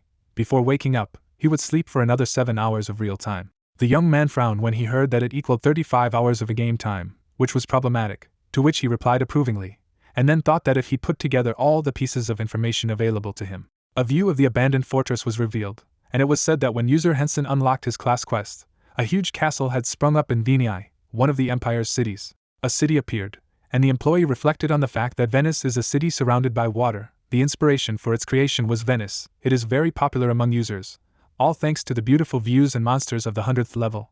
The largest number of players are concentrated there. The man sat on the throne, and he added that it was impossible for the iron-blooded monarch to deprive the new castle of his attention. He should at least force the local lord to gather a scouting party and send it to the castle. But the problem was not with him, but with Hensen. The guy looked at the screen when he heard that this user should get there first, because if the scouts got to the castle faster than him, they would be in trouble, to which he replied that he understood everything. He dropped the call, hearing that for the time being let him just watch. If something unusual happens, let him immediately contact him. Frowning, Cho thought that it would take a long time for the user to wake up due to narcolepsy. He rolled his eyes and added that looking at the situation in the Empire, the iron-blooded monarch was extremely unpredictable. Because of his sentences, countless users had been sentenced to 100 years in prison, and because of him, the customer service department was working without a break. Looking ahead, the officer wondered that it would be a great relief to know that the monarch was not interested in the castle and had simply forced some lord to send his scouting party, after which Hensen should hurry up and ideally get to the castle before the scouts. If something went wrong, something terrible would happen. Scrolling through the notifications, he added that who is the mayor of Venice? A photo of the merchant appeared, and the thought arose that there should be no problems with someone like him. Smirking, Cho thought that he would rather send ordinary users than personal bodyguards or knights. If the scouting squad was made up of users rather than NPCs, then he would most likely overtake them. It would take some time to assemble a squad of users, and besides, the mayor would need to settle many other issues. The man was sitting on his horse, and he added that it would be only if the iron-blooded monarch entrusted intelligence to the mayor of Venice, and if he took care of the matter personally, his intervention would affect not only Hensen, but he would be able to awaken the monster imprisoned in the castle.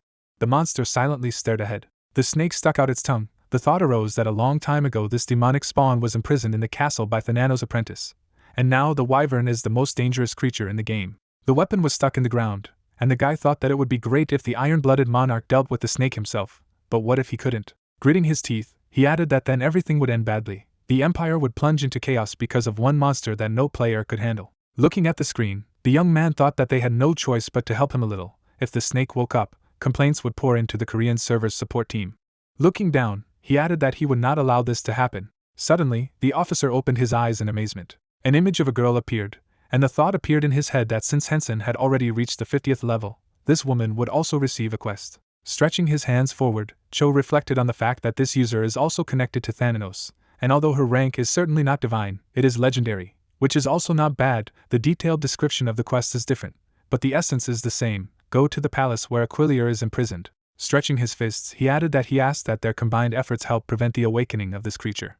Closing his eyes, the officer began to beg. As the man looked ahead, the thought arose that this man's name could not fail to be mentioned in any discussion of who was the most powerful person on the continent, and it would not be an exaggeration to say that he was indeed the most powerful person on the entire continent. He sat silently on the throne. Sharon furrowed his brows. Standing in front of him, the man said that he apologized for these words, but some suspicious structure appeared in the eastern part of Venice.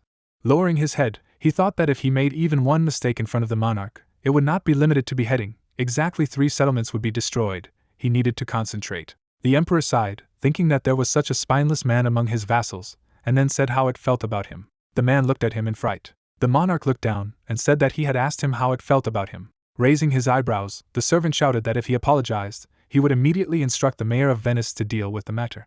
Waving his hand, Sharon said that he was free, to which he was told that he thanked him for saving his life. People raised their hands up. The man abruptly left the hall. Frowning, the old man thought that all his subjects were afraid of him for some reason. He had never been cruel to the citizens of the empire, but he was known as a tyrant. Lowering his gaze, he added that he had been taught that an emperor should always be a judicious and worthy ruler, and that was what he was.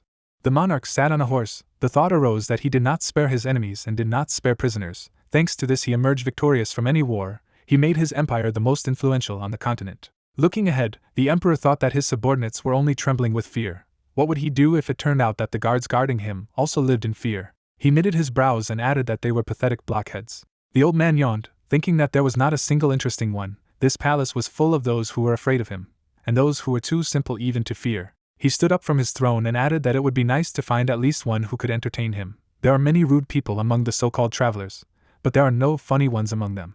Standing at the window, Sharon thought that if he could, he would have run away from the palace long ago and gone in search of adventure. But if he did, there would be a fuss. Looking at the clouds, he added that he was sure that the entire empire would come out to look for him.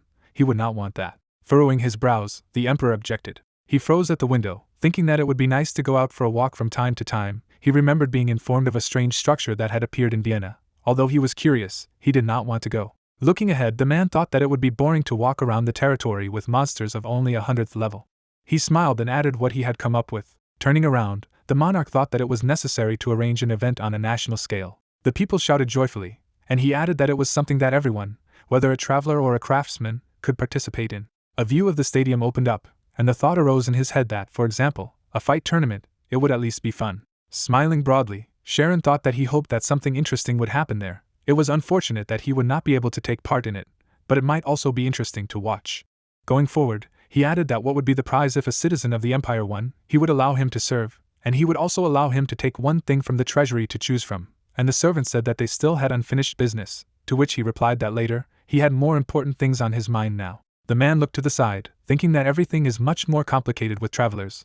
All travelers are greedy, of course, not quite all, but exceptions are extremely rare. Walking to the exit, he added that perhaps the land allotment was too generous, then anything from the treasury, and also, opening the doors, the monarch thought that it was a wish. Walking through the huge hall, he added that the winner should decide for himself what he is entitled to as a reward. If the greedy one wins, then he will give him something ordinary.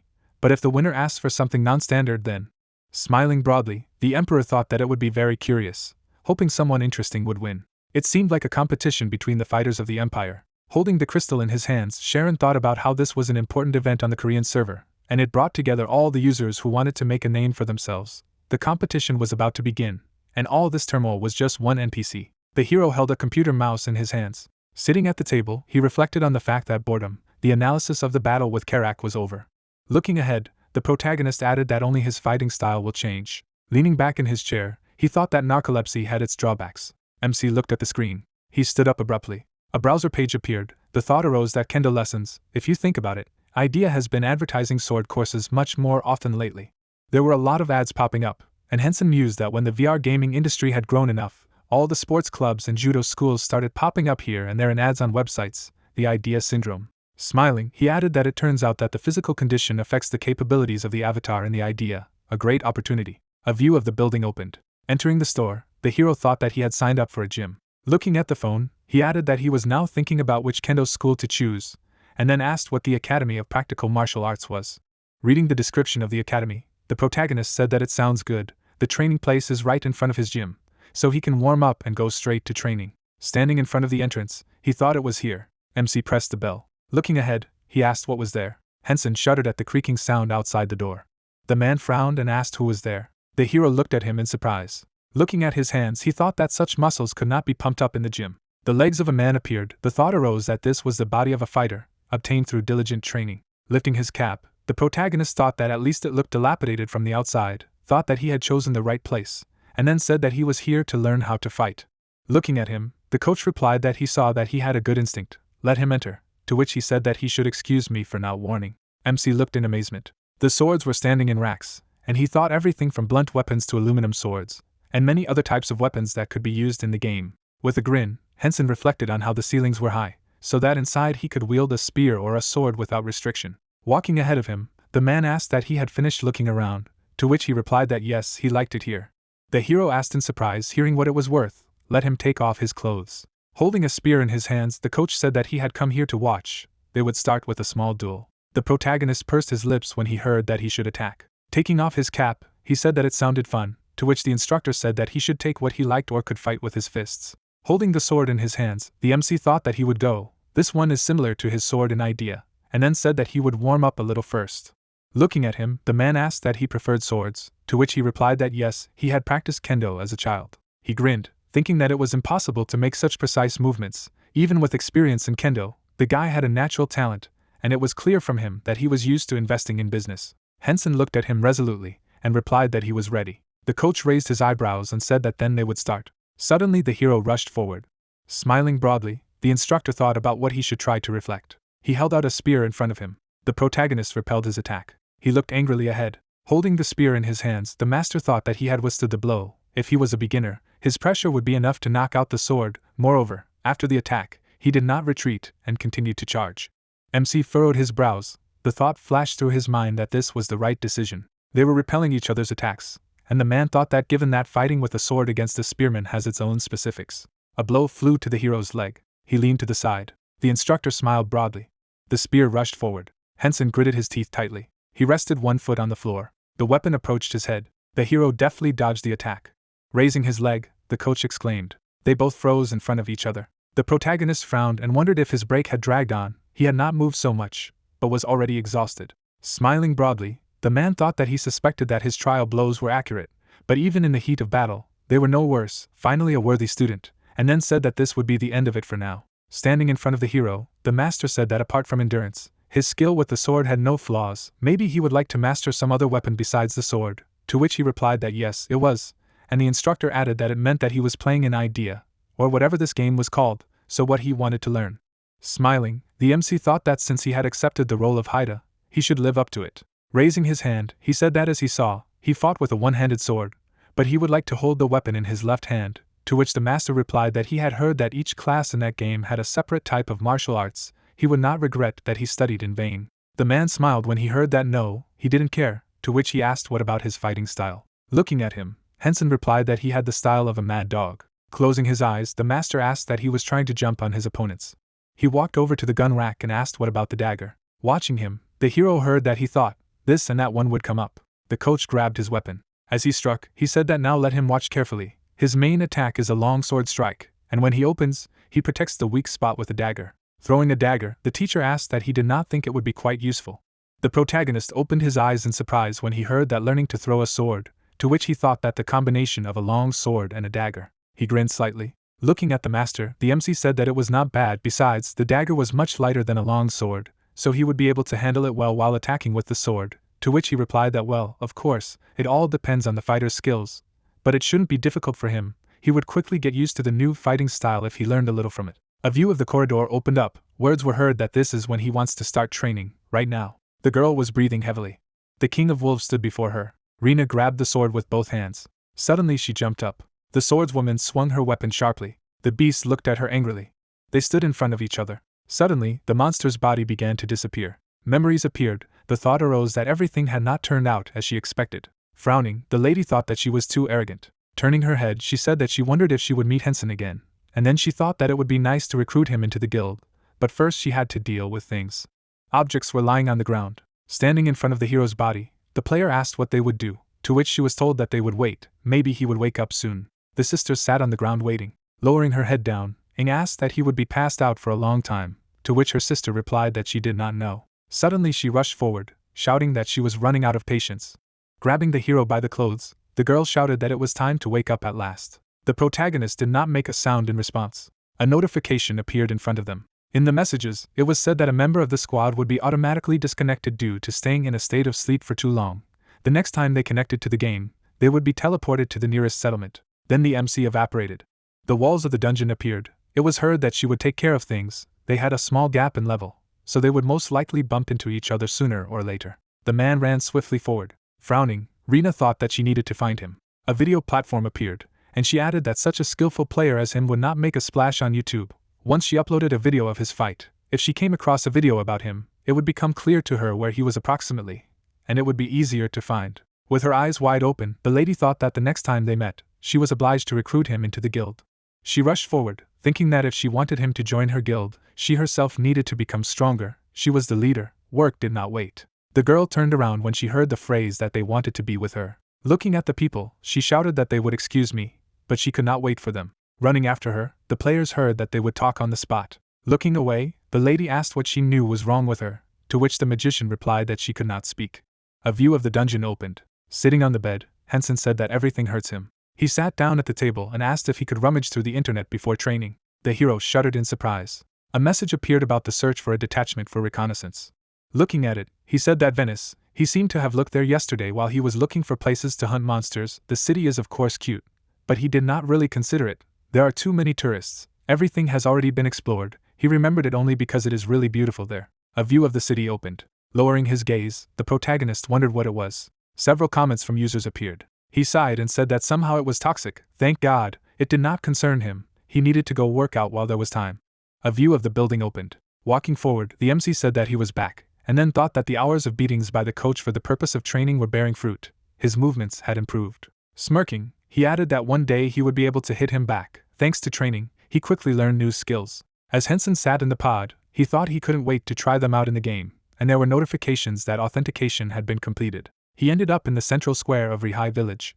The hero looked at the notifications in surprise. There were reports that he had slept for 44 hours and 52 minutes, and his abilities had been debugged. Grinning, he thought that the difference was obvious, and someone shouted that they should serve him for potions. Looking to the side, the protagonist thought about what to say. This place is noisier than ever. Shouts were heard that he was looking for a girl. Let someone respond. He did not have a teleportation scroll and he could not leave this place. He asked for help. Sitting on the ground, the guy said that he would buy all his junk, to which the MC thought that if you look at it this way, selling junk to the user should be more profitable than handing it over to the store, right? Taking a step forward, he added that it might be worth a look, and then said that he wouldn't mind selling a few things, to which the merchant replied that he was then at his service. An inventory of items appeared. He heard that he would buy it all for 32,450 gold, and the thought came to Hensen's mind that it was about 3 million won in real currency, twice as expensive than in the store. A notification appeared that the operation had been successfully carried out. He had received 32,450 gold. The hero smiled when he heard the words that he should come again, to which he replied that of course he hoped that things would go well for him. Looking at the messages, he thought that now he could teleport from here. He would have to go to the nearest store to get a scroll, but before that, he should check the messages. There were more of them than usual. The protagonist suddenly opened his eyes in surprise. A notification appeared in front of him that an exclusive task was activated. Wide-eyed, he asked. MC smirked as he reflected on how he knew that high-level players could complete an exclusive class storyline, but didn't think he would unlock it so quickly, an exclusive quest specifically for a god-rank player. Looking at the quest, he added that even the quest window was different. It was still exclusive to the divine rank. A description of an exclusive mission appeared. Hensen's eyes opened in amazement, and thought it was just madness. Pursing his lips, he added that what if the scout squad found the trail faster, then he would fall back to the first level. The hero clenched his teeth tightly. With his eyes wide open, he asked if he was really going to lose 52 levels, not dropping to the first level, but dropping to the first level. What's the point? All the leveling is in vain. Putting his hand to his face, the protagonist said that stop. If he still succeeds, then. An image of a skeleton appeared, and the thought arose in his head that he could choose the abilities of Divine Power and Divine Relic. Smiling broadly, MC shouted that what unusual names, they must be something with something. Rushing forward, he thought that it was urgent to go to Vienna. A view of the city opened.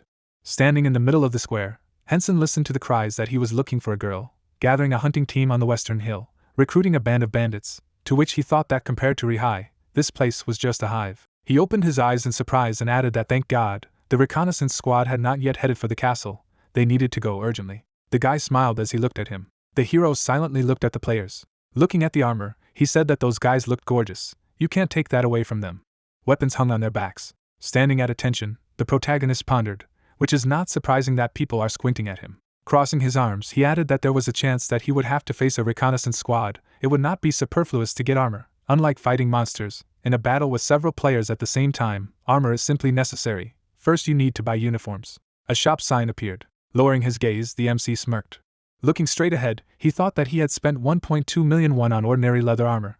He makes money through the game, so the investment is necessary. Rushing forward, Hensen added that he had all the equipment, and now it was time to run to the castle. A map appeared, and the thought arose in his head that the castle was farther away than he expected. Based on the description of the mission, he was told that its outline would be visible on the horizon after 3 in-game days of riding a horse. Running in the middle of the forest, the hero thinks that he does not have a horse, so the journey will take even longer, but he still has an advantage in speed over the scout squad, because he moves alone. Smirking, he added that it was divine power. Closing his eyes, the protagonist thought about the divine relic. I wonder how strong these abilities are. A view of the residence of the mayor of Dorgnum opened. The man put his hand to his face. Sitting on the sofa, the merchant asked how things were going with the reconnaissance detachment, to which he was told that everything was just fine. Raynor smiled and said that it was thanks to him. He stretched out his hand when he heard that he was all right with his observation skills. He immediately saw who he should be friends with, and that's why he liked him, to which the man replied that of course, and then thought that this bastard was him off, but he had to please him. Smiling broadly, the knight thought that for the sake of such a benefit he could be patient. They broke off NPCs and high-level players, but all only thanks to his connivance. It was a pity that the first plan failed due to pumped players. It was not bad. Looking at him, the mayor said that he had entrusted him with the order of the emperor himself, so let him try to finish gathering the squad as soon as possible. Closing his eyes, the soldier replied that, of course, very soon they would have a detachment ready to invade the castle, but today they would set off, to which he said that it was good, leaving this matter to him. Holding out the badge, he said that he should take it. Taking the locket, the man thanked him. Holding it in his hands, Raynor thought that this sign symbolized the power of the commander of the Knights of the Scouting Squad. With this thing at hand, he would finally teach a lesson to all the high-level players who had bullied him and extorted money from him. Sitting on the sofa, Dorgnum said that he was counting on him very much. Raising his eyebrows, he added that it would be better for him not to disappoint him and the emperor. Smiling broadly, the knight thought that he was a fat freak. If he could do it, he would surely make a name for himself, but if he failed, he would probably be pushed under a train or something, and then said that of course he could rely on him. Looking at the mayor, he said that it was time for him to go, if he allowed. Raynor began to walk away. Lowering his head, he thought that although it was difficult for him now, he would not have to endure the humiliation for long. If as a result of this event, Dorgnum received a noble title, he left the post of mayor, his place would surely go to him. Smiling broadly, the knight thought that it would take the scouting party 10 days to reach the castle. They needed to leave today. If the invasion of the castle went according to plan, he would get everything he dreamed of. A view of the eastern square of Venice opened. Sitting at the application point, the guy shouted that he was next. Looking down, he asked about the level, to which he was told that it was 95. Raising his finger up, the young man said that he should accept the task. A task from the emperor appeared. People were looking at the notifications. The user sighed heavily and thought that stupid idiots. It would not be better to entrust the matter to knights or guardsmen. They hire players, it's cheaper. But none of the players not approved by their guild will get into the squad, and the territory near the castle will be explored for them by others, so why gather so many people? The crowd is infuriating. He raised his eyebrows and added that this boss, why would he be stuck here while he could be hunting? Like why not give this stupid task to another guild? They got more benefit by spending this time exploring the dungeons. The man took a step forward and said that he simply did not understand who they were trying to outrun. The player suddenly opened his eyes in surprise. The girl stepped forward. She looked down. The thought arose that in the idea it was impossible to change more than 10% of her real appearance, which meant that she was almost as beautiful in reality. Smiling broadly, the young man asked if she could name her class and level, as well as her name. Frowning, the lady thought that why would he need her name? He only asked the guy in front of her for the level. He would have to be patient, and then introduced herself as a sorceress of the 110th level. Stretching out his hands forward, he said that she had such a beautiful name. He would see to it that she was placed in a good place in the squad, to which she thanked him. Turning around, Soa thought that she could barely stand it. Looking down, she added that she needed to get to the castle urgently. Closing her eyes, the girl thought that it was not worth wasting her emotions on garbage like him. Leaning his face on his hand, the guy said that let the next one come. He raised his eyebrows in surprise. Looking at the hero, the player thought that he had a mask, he had such a chip, and then said that he should name the level, to which he replied that it was 53. Gritting his teeth, he wondered why such an impudent tone. In a normal situation he would have killed a rude asshole, but… The young man raised his finger up. Watching the protagonist, he thought that here is an arrogant bastard. He left, and did not even say thank you. He would come to his soul as soon as the reconnaissance squad moved to the castle. Looking at the notification, the MC thought that if he hadn't gotten lost, there would have been no need to rely on the scouting squad. He's a dumbass, ran in the wrong direction for a full 30 minutes without even looking at the map, because he was thinking about power and relic. As he walked through the city, he added that if he had known how things would turn out, he would have immediately signed up for a reconnaissance squad and would not have wasted his time. He had no one to blame but himself. The officer watched him silently. Gritting his teeth, he exclaimed. Looking to the side, the guy said that well, they were so close to each other, but still missed each other, to which Cho replied that he was talking about it. The young man gritted his teeth tightly when he heard that if these two had worked as a team, everything would have been much easier. But, raising his head up, the man shouted that it didn't matter anymore. He knew for sure that she had the same class as him. He had Reaper chains. Just think, they ran into each other so soon. But not fate. The player was watching the girl. It was heard that while he was standing, he would just let her go. Crossing his arms, Cho asked why he was offering her cooperation. They were from the same class. Sitting at the computer, the employee said that if you put yourself in Hensen's place, everything becomes obvious. And the other added that it was not surprising that he was cautious to meet the same henchman Thanatos, not knowing whether he was an enemy or a friend. Turning around, the guy said that besides, Soa hadn't noticed him, so a quick retreat must have seemed like a good decision to him. There was nothing about Soa in the Hensen quest window, which should have alerted him either. Stretching his hands out in front of him, Cho thought that everything was clear to him even without his explanations. User Soa and User Hensen had different tasks, right? Frowning, he added that, as he had thought, completely different. Hensen had been tasked with finding the tracks. Looking at the screen, the guy thought that she should prevent the resurrection of the wyvern snake. Looking ahead, he continued to think that something was wrong here. It felt like everything possible was not going according to plan. Damn, he had no choice but to do so. Closing his eyes, the employee thought that he should pray that everything would turn out well. The players stood still. It was heard that the recruitment for the reconnaissance squad had come to an end. They were planning to hit the road immediately, so he asked all users who accepted the task to gather at the eastern entrance. Standing among the people, the hero reflected on the fact that they could take at least 1,000 people into the detachment, but according to official data, they gathered only about 100. Looking to the side, he added that the notorious Guild of Superhumans selflessly shares the task with other users. He is sure they are up to something. Looking ahead, the protagonist thought that it didn't matter, he just had to follow the crowd to the castle. Once they got to the place, he would rush forward to break away from the squad. The man turned to him, and he continued to think why the guy who recruited people for the squad looked at him like that. A memory from the past appeared. MC sighed and thought that the pathetic bastard, just not to say that he was offended by the way he answered him, it seemed that he him off a lot. Turning his head, the player thought that he did not avoid eye contact. Moreover, he stared back at him. With his level, this bastard definitely did not respect him. His gaze froze and he added that it would soon be dark and the squad would make a stop, then they would talk to him. Suddenly, a message appeared in front of him that he should order the others to find something.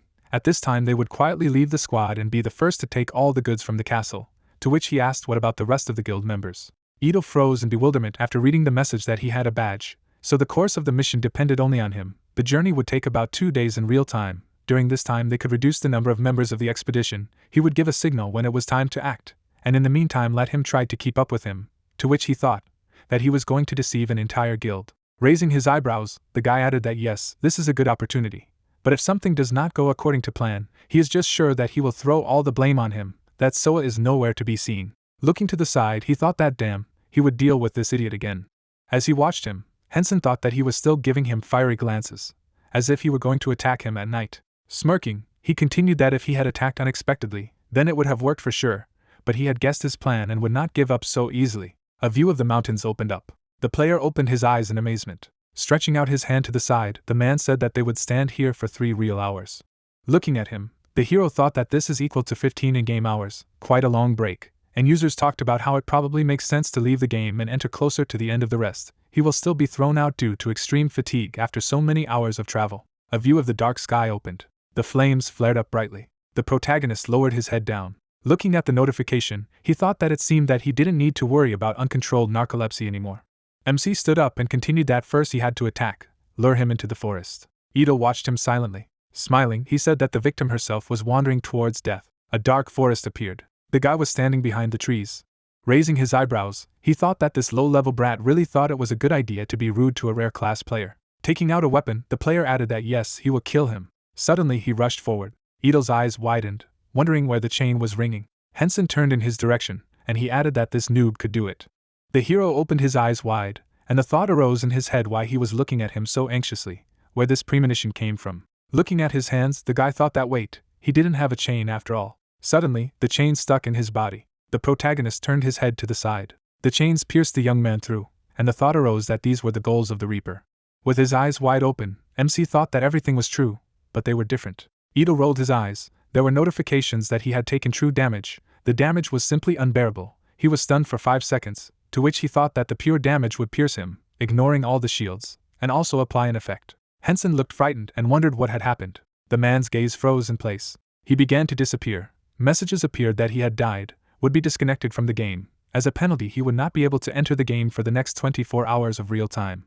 The girl took a step forward and said that she had just followed them just in case. She did not think that he would dare to kill. Holding the scythe in her hands, she asked if he was okay. The hero opened his eyes wide and wondered what this girl was. Soa stared at him silently, and he added what was going on. People were sailing in a boat, and there was an idea that she could use Reaper chains, so it seems that she also has a class related to Thanatos. In addition, Reaper chains, which is actually a legendary ability.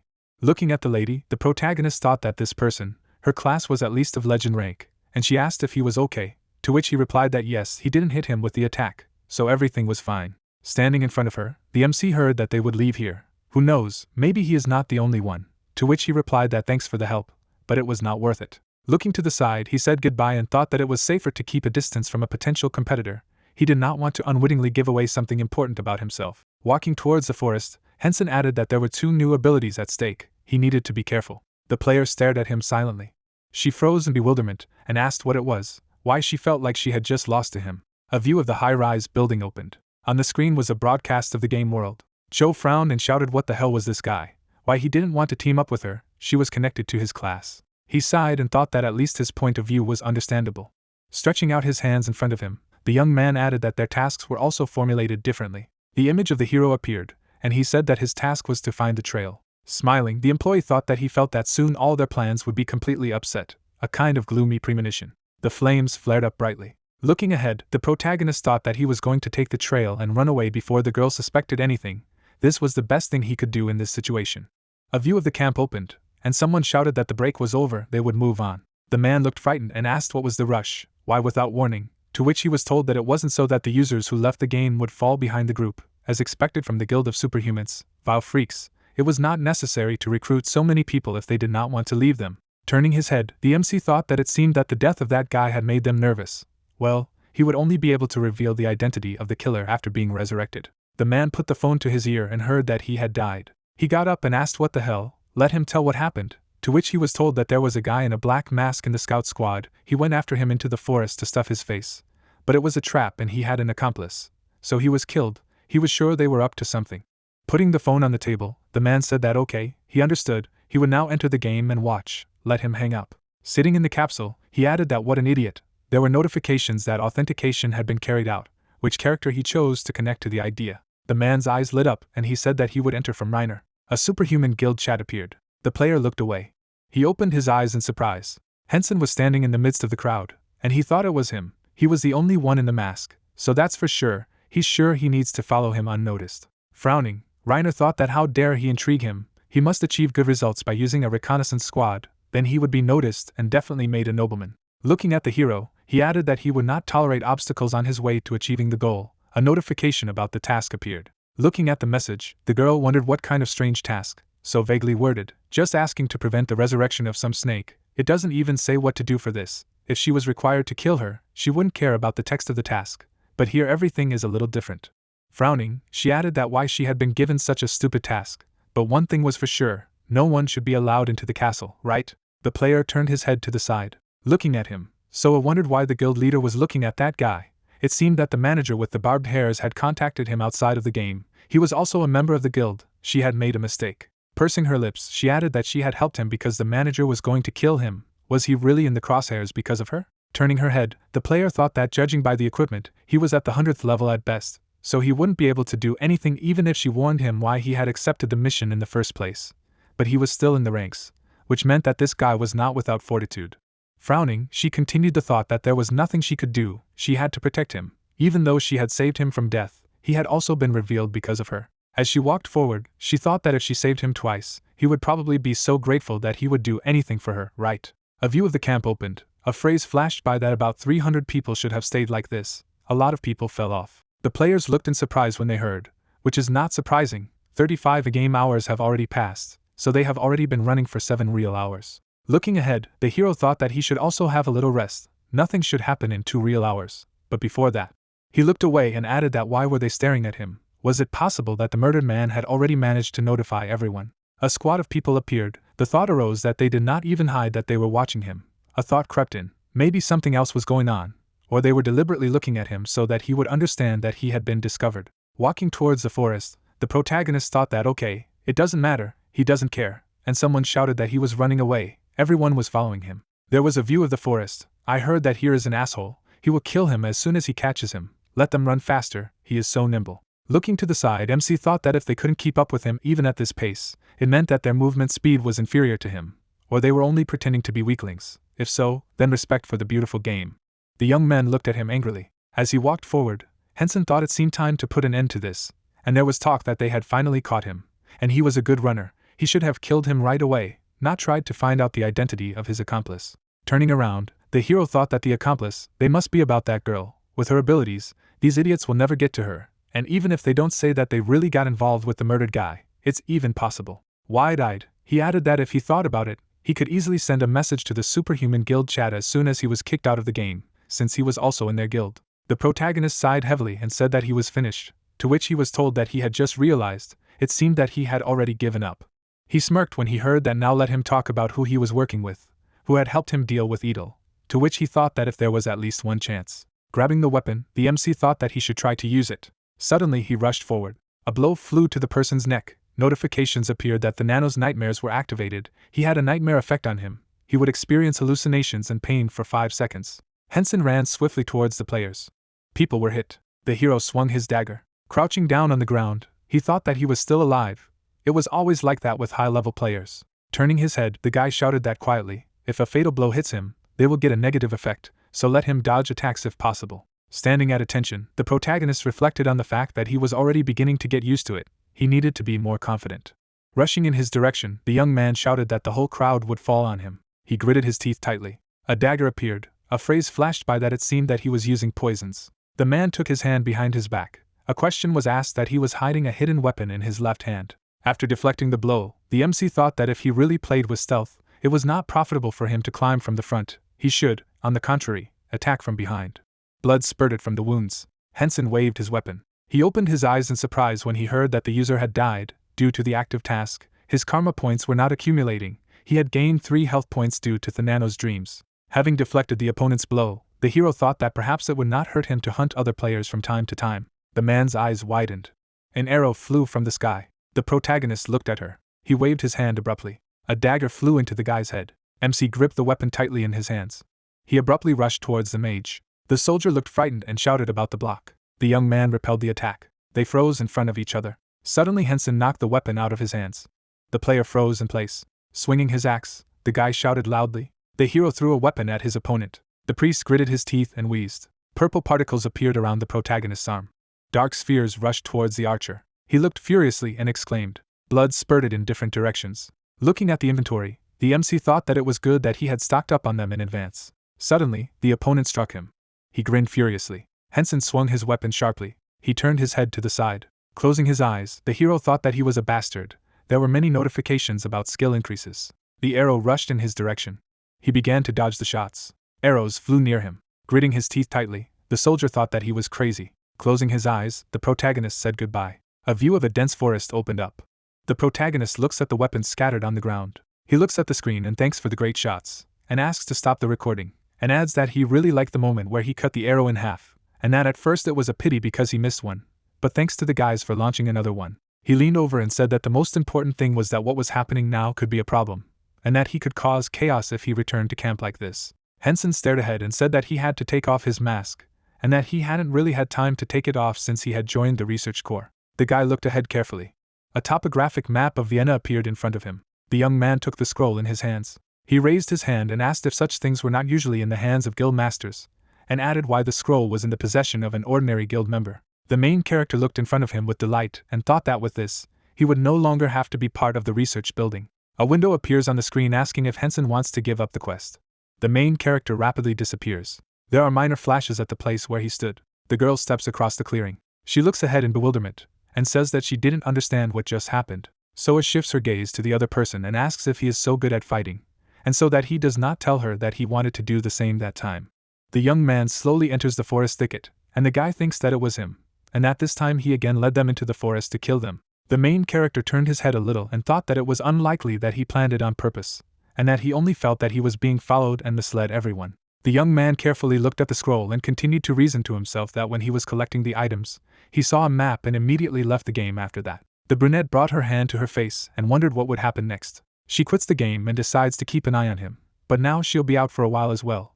Bullets rapidly cut through the air. Wounded animals are standing in a forest clearing. The guy quickly swings his weapon, surrounded by animals. They are thrown through the air by the power of the protagonist. Tennyson's song is played. Animals are enveloped in purple energy mana. The main character rapidly unfolds. He is running through a green forest. Hensen unfolds the map and says that now the guild master must know that he has a map, and that he just needs to move in that direction. His eyes are rounded. He turns sharply back. The protagonist shifts his gaze to the thicket of the forest and asks what it was. He rushes forward and says what he may have imagined. There is a lonely tree among the shrubs. Soa cautiously peeks out from behind him and asks what this skill is. She carefully chases the protagonist and states the fact that it takes from 1 to 5 minutes to hunt one of these monsters, and he killed 3 in a few seconds, and added that he killed them just by passing by. The girl looks ahead in surprise and says that in addition to control, the skill looks really strong. She cautiously peeks out from behind a tree and reflects that this skill is at least heroic, and that it may even be legendary. The young man furiously cracks down on the animals, and the girl continues to assume that his control is good and that his class value is also high enough, and adds that if they talk about his control, then there is also a chance that he has a high rank class, and that if she later creates a guild, then he really needs to be recruited. The young man continues to run further, and the brunette thinks that this time he managed to do it in 25 seconds, and that it was because of the cooldown time of his skills. Hensen presses himself to the ground with lightning speed, and the girl is delighted that he can dodge like this, and that he skillfully uses a sword. The guy throws his weapon up, and thinks he's doing more damage because he's twisting his body and attacking, and that there's no need to use chains. The protagonist continues to move away, and Soa thinks that he is collecting items so quickly. She looks after him with delight and thinks that he is magnificent. Brunette peeks out from behind a tree, and exclaims that he can even dodge such an attack by jumping up. Correspondence in the chat of the Superhuman Guild appears on the phone screen. Guildmaster looks at the screen and yells that it's the bastard Yasuo who never does anything right. The man furrows his eyebrows angrily and thinks that this bastard is actually strong. He puts the gadget on the nightstand and thinks that it might be a good thing, and just because he has a map doesn't mean he'll arrive at the castle right away, and that since he hasn't logged out of the game so far, he needs to go out for at least 2 hours of real time. Guildmaster puts a sleep mask over his eyes and decides that if he brings a special group with him, he can come first, and that a separate group with fast guys needs to be created. The guild leader falls asleep, still thinking that a group of 5, for this to end, his level must be between 150 and 200, and that he must take this into account when forming the group, and what is known right now about 2 enemies, although he is not sure of their number, but there should not be many. Reiner falls asleep and finishes thinking that he hopes there are no more than 10 of them. The full moon shines brightly in the starry sky. Hensen runs down the road and asks himself when he will arrive at the castle, and that he feels like a day and a half has passed in the game, and that he hasn't even been able to level up, and time is just ticking by. The young man looks ahead in bewilderment.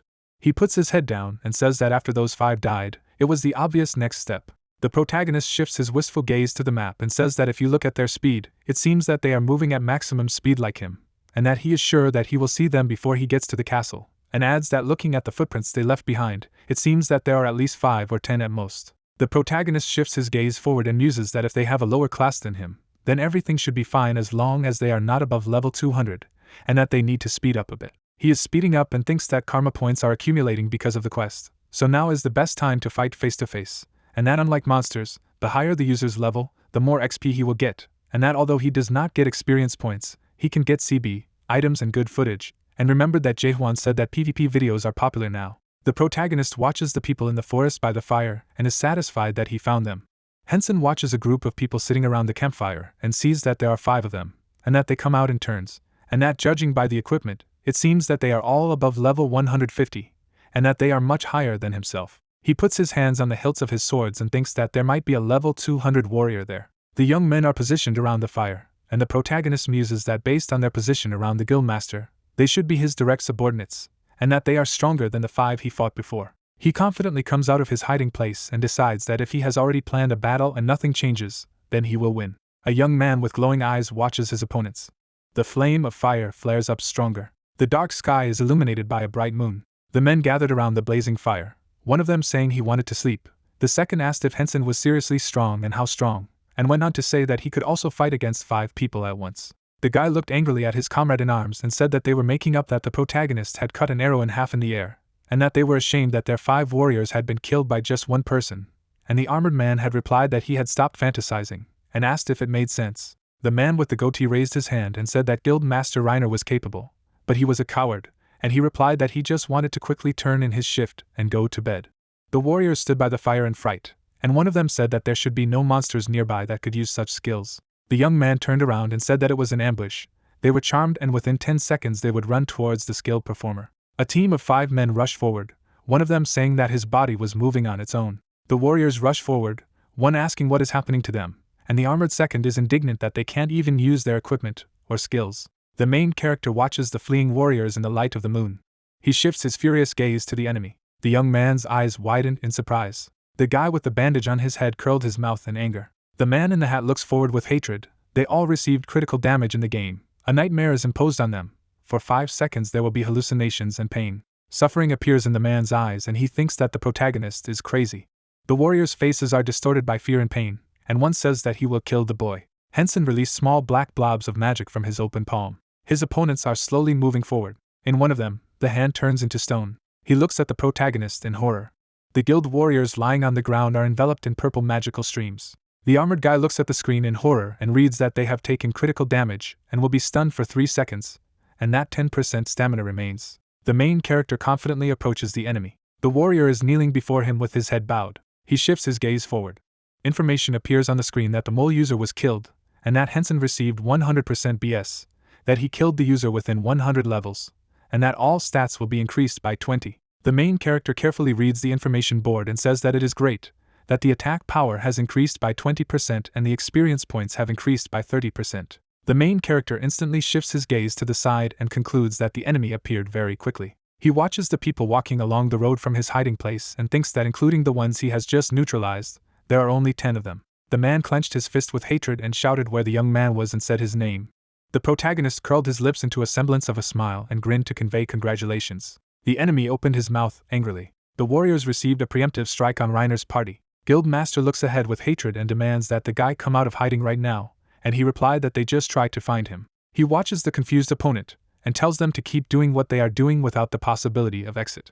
The men look around in confusion and ask why he does not attack them and what he is doing. Since there has been no battle for 5 minutes, then the combat mode will be cancelled. The men are slightly thrown back by the shockwave. They have switched to combat mode. Reiner opened his mouth and angrily shouted to the guy that if he was a man, he should show himself, and he thought that he could hide all night. The warriors look around in bewilderment. They look around in confusion. The men look ahead in bewilderment. Their battle mode cancelled again. 10 minutes passed. Guildmaster gritted his teeth with hatred and anger and demanded that the guy come out of his hiding place. Reiner's eyes narrowed, and the young man asked what he should do. The protagonist confidently approaches the enemy. The 5 men shift their eyes to the approaching protagonist, and the commander orders that the warriors attack the guy and that he will kill him. Beads of sweat run down Reiner's face. Men are enveloped in purple mana again. One of them rolls his eyes. Saliva flows from his mouth. Small colored particles crumble into dust. The main character looks in front of him. He leans over to the information panel and says that since he killed Master Reiner's guild, he can't connect to the game for 5 days, and that now he can take his time. He shifts his thoughtful gaze and thinks that the only obstacle left for him is the black-haired woman. The protagonist stands in the clearing and thinks that perhaps it is loaded, and he should not worry too much, and can leave the game. Hensen vanishes into thin air. Clouds float over the roofs of city buildings. A brown-haired girl watches her brother, and he says she looks tired. The young lady sees in a wheelchair and replies that she does not know what happened to their guild leader, and that since yesterday she has been hunting at breakneck speed, and she is dying trying to keep up with the master, and her brother asks her that the leader likes fast hunting. The protagonist's sister brings a spoonful of porridge to her mouth and replies that she didn't, and that she used to think more about safety, but suddenly changed, and adds that she leveled herself up 30 thanks to this, and that she was terribly tired. The main character closes his eyes and thinks that although Hina is whining, it is clear that she had fun, and that she likes her guild master. Hensen sits at the dinner table across from his sister and asks that listening to her stories, it seems that there are not many people in it. The sister replies that it is, and the guy says that he understands. The girl thinks that it seems that her brother is interested and this is a good sign. He looks at the girl in surprise and asks that if there are few people, how does the guild work, and how does it manage the district, and she replies that it is not exactly, and continues that since the tasks for each guild are different, they all act differently, and that the goals are also different. The sister closes her eyes and enthusiastically tells that of course there are guilds that block the entrance to the area for others because of the dungeons. But it can't last that long, and continues that there are such uniques, and that there are many guilds like theirs that just want to play the game and have fun. The girl's eyes widened with delight, and Hensen thought that it was true that not all guilds were like a superhuman guild, and the girl went on to tell him that usually the whole guild would go on a raid when they got a high-level dungeon, and that they also traveled and interacted with members of other guilds. The protagonist looks at his sister carefully and asks if this is really the case. He gets up from the table, and Hina asks if he would like to join their guild, and Hina replies that he can, but he has no thoughts of joining at this time. He leaves the room, and the girl asks what is wrong. He replies that with his level right now, he will be a burden and adds that if he wants to join, it will only be after he gets a little stronger. The sister looked sadly after the guy and thought that she had almost convinced him. The protagonist put on a baseball cap and thought that he should be worthy of his sister, because if his level was too low, she would be ashamed of him, and decided that since he had eaten, he should go and do some exercises. He confidently stretches out his hand to the door. The guy shifts his focused gaze and thinks that if you think about it, he can't use the footage he got yesterday when he killed Reiner, and that although it's sad, the fight he fought in 5 was better than the fight with his direct subordinate, and continued, because since he started using the dagger, everything will look completely different, and that the last part, where he cuts the arrow, will be very epic. Hensen raises his sword to strike. His finger approaches the send button and he decides that he needs to do it. The sun illuminates the building of the shopping center. Hensen walks on the treadmill. In the room where the guy is playing sports, a question is heard about whether he remembers the news about the organization of the research building in connection with the sudden appearance of the castle, which happened because many 100th level users gathered in Vienna, where the event took place. The guy opens his mouth after hearing that it is said that the superhuman guild that runs the research core committed atrocities, and he wonders what happened. The black-haired guy looks at the interlocutors and states that they were originally a well-known guild, but then they received public anger from many users.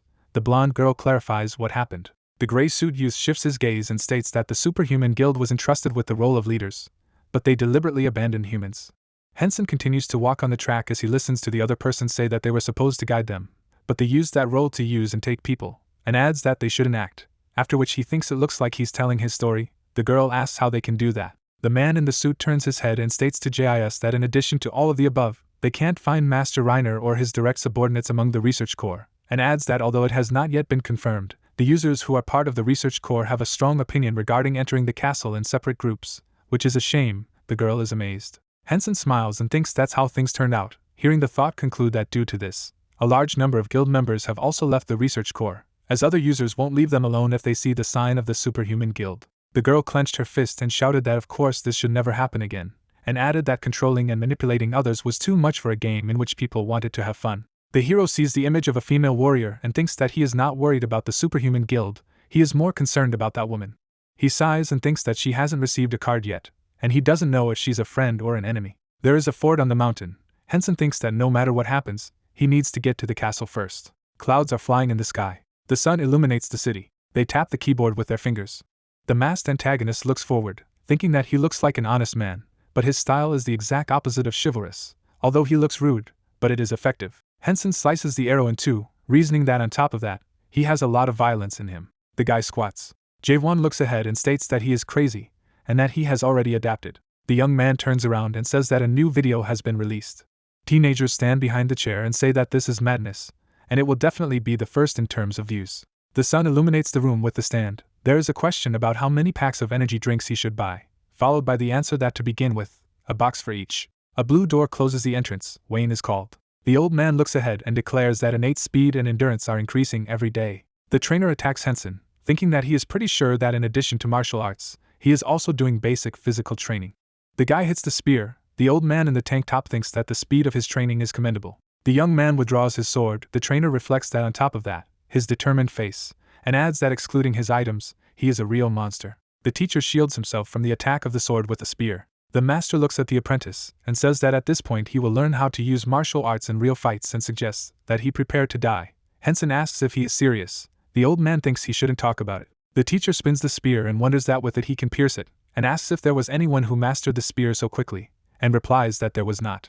The guy parries the blows. The old man thinks it's unbelievable. The hero looks forward. He jumps from place to place. The young man makes a circular blow. The blade of the sword strikes sparks from the defense on the spear. The old man's pupil dilated. He looks at the swordsman and suggests that he stop, as the guy has injured his palms. The trainer puts the spear on the rack. The hero thanks him. The gray-haired man tells the antagonist to proceed to the master's room. He stretches out his bloody palm and thinks that, as he expected, the feeling in real fights is completely different. The hero smiles and declares that it is fun.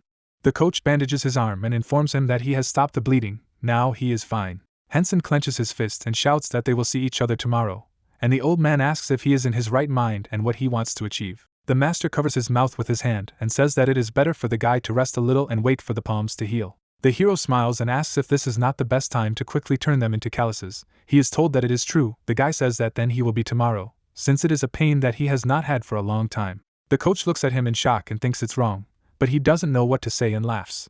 The young man opens the door and says that they will see each other tomorrow, and thanks them for their hard work. There is food for a snack on the table. Hensen sits at his desk and says that he recently thought about the name of his YouTube channel, and asks if they have any ideas. Hina looks at him and asks if he is a YouTuber and gets the answer that it is not him, but Jaehwan. The guy smiles and states that a friend has created a video editing company, but it seems that he cares exclusively about him, and adds that he asked him to come up with a good nickname, but nothing comes to his mind, and he is asked what the concept is. The young man looks at his sister and reports that he heard that they will be uploading a lot of videos showing the two styles of play. He is asked again. He replies that yes, like Jekyll and Hyde, but he can't think of anything. Women think about it and close their eyes. The nurse smiles and offers Azura. The young people ask about Azura. The creature folds its arms. The nurse says that in the old cartoon there was a character named Baron Azura. He was half woman, half man, and there is also a multi-armed and three-faced god Azura, and adds that she thinks this name would suit them perfectly, and asks what they think. Hina raises her fists and says that it sounds great and feels cool. Hensen smiles and says that Azura sounds great. There is a capsule in the room. The guy is lying there saying that Azura is really good, right on his tongue, and he has to tell Jaehwan about it tomorrow, and thinks that Guild Master Reiner can come in again at about 3 o'clock, and he needs to go to the castle. The hero stands in the middle of the clearing and declares that he needs to warm up a little, because today he will run a lot, even though it is virtual reality. The guy looks at the scroll and states that the castle is still far away, and the road may take 2 days. Hensen takes a step and says he's done, stretching is complete, and it's time to move out. He turns his head when he hears that he is being asked for forgiveness. A black-haired woman stands behind him and says that unfortunately he can't go, and the hero thinks she looks evil, even though she wasn't like that before, and asks how she knew he would be there. The woman looks at him. The guy clarifies that she is trying to say, to which she receives the answer that it will not pass. Hensen swallows nervously. The bodies of the fallen warriors are enveloped in purple lightning. The hero swung his sword. The girl with dark hair, looking thoughtfully ahead, thought that the hero had instantly killed so many higher-level players. He impresses not only with his control, but also with his skill. The protagonist froze near the blue window. The woman watching concluded that it seemed that Hensen also had a high-rated class. A crowd of people appears in the middle of the forest. The girl in ambush thought that it was the head of the superhuman guild. She, peeking out from behind the bushes, mentally said that the guy was playing cat and mouse with the mercenaries. The people from the guild were challenging Hensen to a fight. She opened her mouth in surprise. All guild members were instantly paralyzed by the protagonist's ability. Soa closed her mouth and noticed that every time she saw the protagonist at work, she would get goosebumps down her spine. A blue light flashed in a distant clearing, and the girl thought that Hensen had gone to rest. She walks among the trees and concludes that the hero got rid of superhumans, and probably believes that he deserves a rest. She will also go out for a while. She vanished into thin air and added that she would be back in an hour and a half. Soa appeared in the same clearing where she had left, an hour and a half later. The girl shook her head and noticed that there was no trace of Hensen, so he hadn't come back yet. The dark-haired lady sat down on a tree branch and mentally said that even if she missed the protagonist, it was okay since she had a search skill. She added that it would be a pity to miss some interesting battle. She would wait for him in the tree. The sun's rays break through the crowns of green trees. 10 hours later. The girl is leaning on the trunk of a tree with her back. 20 hours later. Soa, leaning to the side, thought that Hensen must be asleep.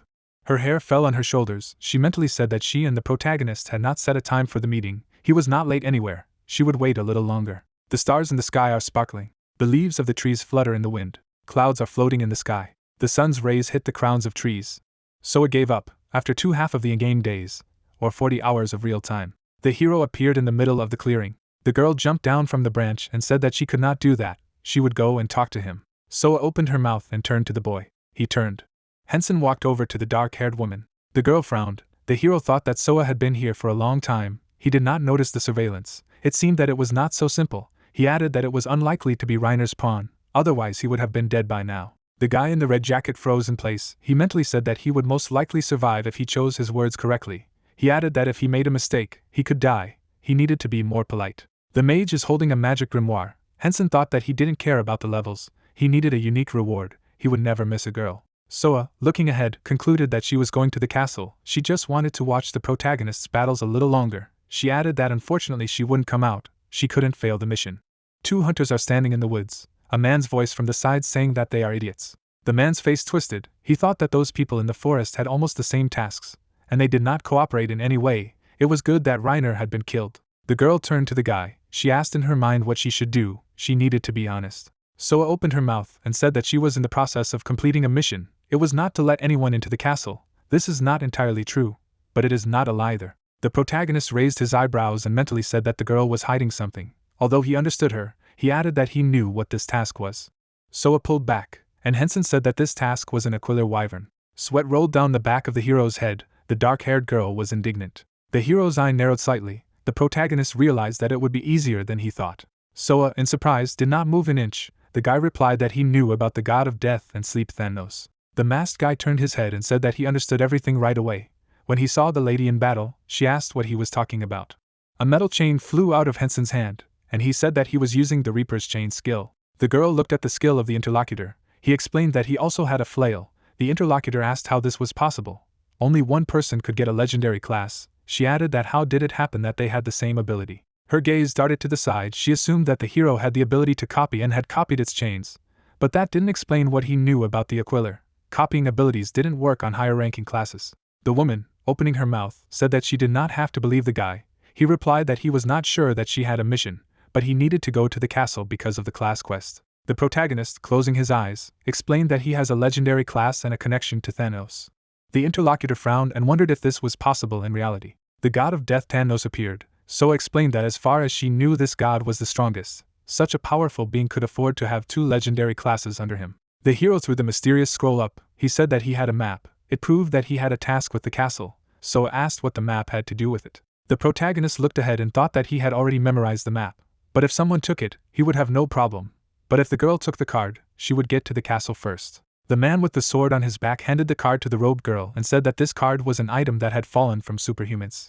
The dark-haired warrior frowned, the protagonist adding that the time she saved him, he lured the man into the forest to kill him, but he thanked so for it anyway. A small drop of sweat from the tension rolled down Hensen's face. He asked himself if the girl had not answered. Maybe he was mistaken. He realized that he had to be even more careful. The masked warrior, handing over the scroll, apologized to the girl, who replied that she knew about that murder in the forest. She looked away and said that Hensen had killed first the 5-man squad and then the reinforcements. The protagonist, looking down, concluded that Soa had been chasing him for a long time and was almost openly talking about it, that she was on his tail anyway. He added that she was definitely hiding something. The interlocutor noted that she spilled the beans. The girl in the robe, opening her mouth, explained that since the hero was honest, then she would also tell the truth. She had been chasing the protagonist since he received the card. 2 hunters are standing in a bright clearing. The lady on red shoes realized that their tasks are similar. The hero replied that their roles are different, although they are both related to Thanos. The light began to shimmer blue in the trees. The girl replied that her partner was right and her task was to prevent the resurrection of Aquilier. She asked that it was probably not difficult. There were no instructions in the text of the task. The fighter in the red jacket looked at the window of the system and explained that everything was described in detail in his task. Darkness enveloped the protagonist's face. He reasoned that they had different tasks. The girl was not looking for traces, but was trying to prevent the resurrection of the wyvern, but she could be lying. Dust and sand particles are flying in the air. The woman with black hair said that the 2 of them have very infuriating skills. She understands that Thanos is the god of death and sleep, but there are many more sleep skills than death skills. She noticed that they have very few active skills and a lot of passive skills. They are not a combat class. The hero replied that he likes to play the role of someone who deals damage. The protagonist, turning to face the interlocutor, said that she spoke too fast for a liar. It was impossible to compose so quickly. She commented that she understood everything, that Thanos was a strong god. Hensen sighed and agreed that his sleep habits were infuriating, and he had so many complaints. 2 warriors are standing in the middle of a dense forest thicket. The man explains that he has only a few abilities to attack and they have a very long cooldown, and sleep skills are triggered at the wrong time. He added that if Thanatos is really a god, he should at least do something, but instead he is constantly sleeping, so it confirmed what she said. The girl looked at the protagonist with surprise and realized that they had a lot in common. He said that he believed that the girl was related to Aquila. The guy frowned and concluded that he thought that the warrior was not saying something or lying, but now she was sincere. So his cheeks flushed slightly. Hensen concluded that the girl was very trusting. It was good that she was not an enemy. The white t-shirt fighter turned his head and thought that it would be good if he kept his divine class a secret. The guy, looking up, noticed that he was a descendant of Thanatos. He was more important than the girl, so she was his subordinate. He added that she was weaker, and he did not need to get rid of her. The girl opens her mouth and complains about her skills. The masked warrior lowered his hands and said that they were so chattered that he forgot to introduce himself. His name is Hensen. The girl replied that she was Soa. The hero, opening his mouth from surprise, said that he had a channel with his blog. Soa, looking at the guy, concluded that he did not need a face with such a skill to attract an audience. The interlocutor replied that he was so used to this mask that he even forgot that it was on him. The protagonist took off his mask. The lady in the cloak mentally said that the hero was so handsome. She turned away. A guy with a short haircut asked that something was wrong. The interlocutor replied that nothing had happened. Walking between the green bushes, two people are talking about a quest in the castle. They rushed forward after the protagonist offered to run. Trees stand in the forest. The girl and Hensen run to the castle. Soa's hair is blowing in the wind from running. She thinks Hensen is handsome, and he also has a legendary class and great control. She added that he has a great future in the blog. Even a mask will not interfere with his success. The girl's hair obscures her face. She told herself to concentrate on the task. Her partner said that he was running at full speed, and she could easily keep up with him. They run together. The guy in the red jacket mentally said that he had to overtake his companion. She overtakes him. She thought that she wants to send him a friend request, but she needs to come up with an excuse. Soa, looking at the guy, offered to be friends. The huntress, sprinting through the forest, said that she was afraid that she and the hero might miss each other, because he had the map. The protagonist stretches out his hand to her. A system window appears. It informs the guy that he has sent a friend request. They shook hands, and a blue sign appeared informing them that the girl had become Hensen's friend. The castle stands on a hill. Hensen, looking at the old building, thought that the fortress seemed much larger up close. The girl noticed that they had reached it in 25 hours, and the hero was not the least bit tired. The partner, looking ahead, mentally said that the protagonist had a strong spirit. With such a set of qualities, he would definitely get to a high place in the rating. She added that she would give her best. Two players are standing near an emerald wall. The guy walks through the wall. The girl froze in front of the obstacle. She looks at the system sign stating that Soa cannot enter. She must guard the entrance to the castle until the quest is completed. The warrior in the red jacket turned towards his companion, who asked if the protagonist had received any notifications. He confirmed. Several colored windows of the system appeared in the air. They informed that only a descendant of Thanatos could enter the castle. To gain access, you need to pass the apostle check. If the check fails, the wyvern will be resurrected. Hensen, with his mouth open, said that only he could enter. That was because at the very beginning he had gone through 50 levels almost at once. The hero, smiling, said that he needed to pass the test. A warrior with a short haircut crossed the barrier. The interlocutor said that the castle appeared because of him. She opened her mouth and explained that the castle had appeared for the sake of the protagonist and his mission. Soa looked at Hensen and told him to pass the test while she guarded the castle, adding that there was only one entrance, so if Reiner got to the castle, he would have to deal with her. The hero disappeared behind the wall of the magic barrier and said that he was leaving. The girl ran her weapon on the ground and said that if her task was only to guard, then why didn't the hero say goodbye? They ran for a whole in-game day. The lady in the robes froze in midair, using her territory capture skill. A black shadow whip reaches for the stone steps. Soa says she doesn't want to think about saying goodbye. She won't stop him, just let him try not to come back from there. The silhouette of a man with a scythe stands in the middle of a huge amphitheater. Soa, spreading her arms to the sides, said that she was using the skill of holiness. She takes on the appearance of a warrior with a scythe. The end of the shaft of the weapon digs into the ground. Hitting the ground with force, the girl, with the help of dark magic, activates the skill of summoning demons. Shadow bodies are overgrown with human limbs. A huge army of shadow warriors stands near the entrance. Soa explained that anyone who dares to enter here will be killed. The skulls of the warriors move as if they were alive. The souls of the warriors rush closer to the castle. Soa, clenching her teeth, noticed that every time this ability gave her goosebumps. As she fingered the scythe in her hands, she wondered what would happen if Hensen didn't pass the test. A blue haze appeared. The girl said that if the hero did not thank her after everything she had done, it would be bad. The dragon-like monster grinned. The protagonist stands in front of a titanic monster. The man below asked if it was a wyvern. He stands near the paws of the monster and says that he is under 100 meters and looks frightening. The monster froze in place. The guy took his sword out of its scabbard. Hensen, looking up, assumed that maybe the wyvern could hear what he said. A system window appeared that the protagonist had found a captive Aquilier, and that the hero had received a new achievement. All indicators were increased. The warrior in the red jacket took a fighting stance and realized that now his stats had increased just by looking at it.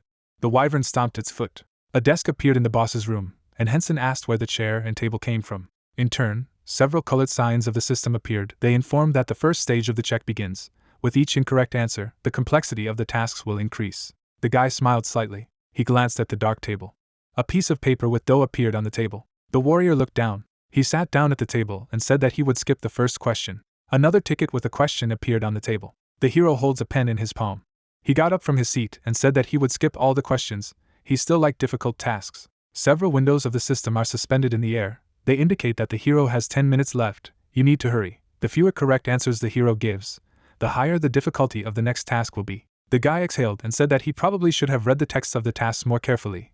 Why did he get involved in this argument at all? He just needed to play and fulfill someone else's wish. Hensen stood in front of the wyvern and realized that it was time for him to be punished for his focus on the levels. Signs have appeared in the air and signal that the time is up. The player froze in anticipation. Several windows of the system levitate above him. They tell him that all the answers are incorrect. The highest difficulty is activated. The time limit is 1 hour. The wyvern's eyes sparkled red. Cracks began to appear on her body. Looking up, the hero asked in his head if he had increased the monster's strength to the maximum. Aquilier stamped her foot. Dodging the attack, Hensen thought that the wyvern was too nimble for a huge monster. She let out a crushing roar. The protagonist gritted his teeth and realized that the wyvern's roar did not inflict a chaos effect, and yet his entire body was shaking with fear. The boss's claws tend to hit the hero.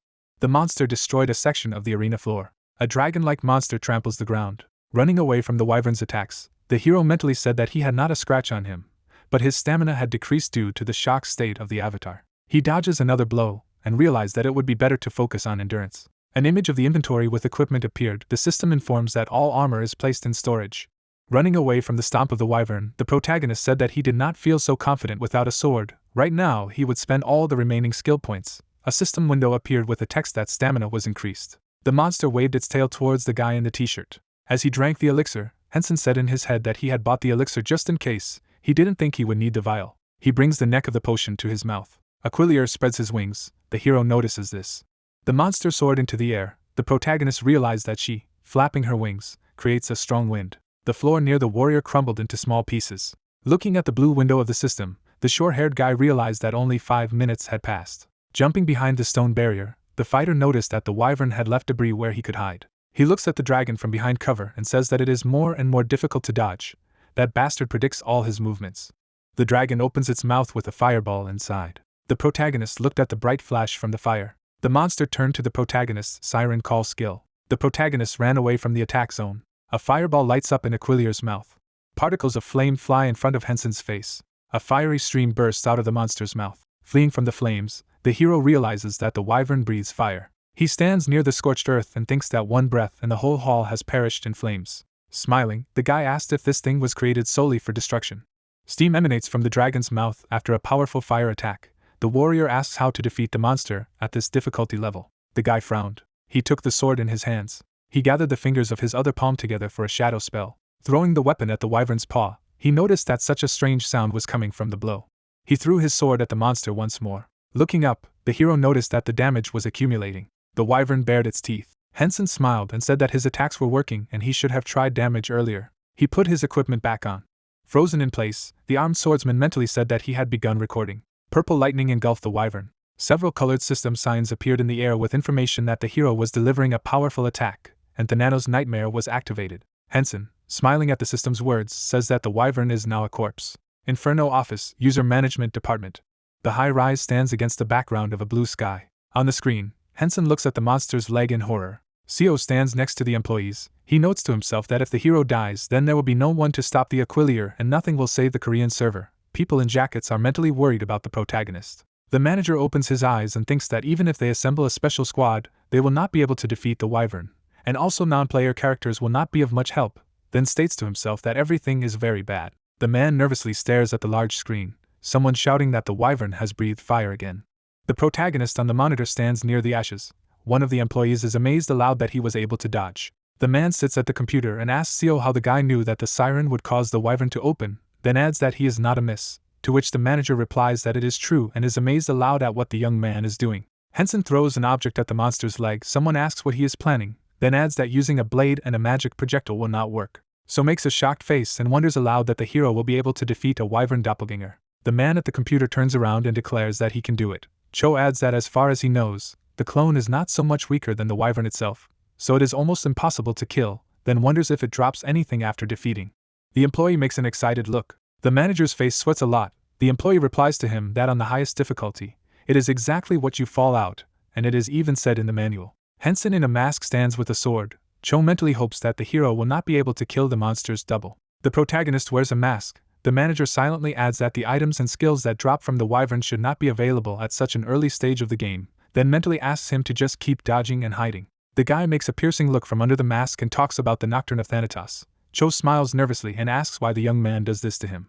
The wyvern takes many hits. Hensen brandishes his sword and dagger with the thought that the attacks are passing and notes that if it was a real wyvern and not a clone, then nothing would have worked. He dodges the monster's blow. The monster raises its head and growls. In front of the hero is a huge wyvern.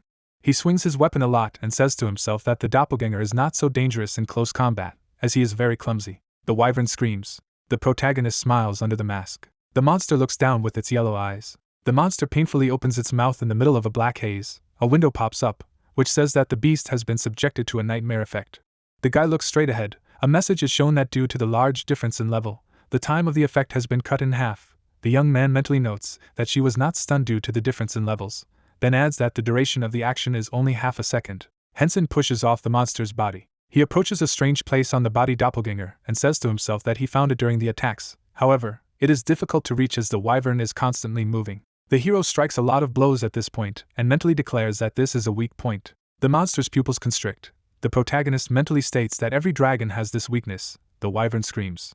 A lot of notifications pop up that the guy has landed a critical hit. The young man holds a sword and a knife in his hands. He notes to himself that each of his blows was crushing. Hensen dodges the enemy's paw and thinks that the clone is not going to die yet and will have to hold back the coven of the dead. The monster is covered with a black haze. The hero wonders to himself why the monster is still alive. Because he has used a nocturne for the 8th time. The protagonist looks at the screen with the time and notes to himself that there are 10 minutes left. The double forms a bright light in the mouth. The guy looks up in surprise. The window of the siren's call pops up.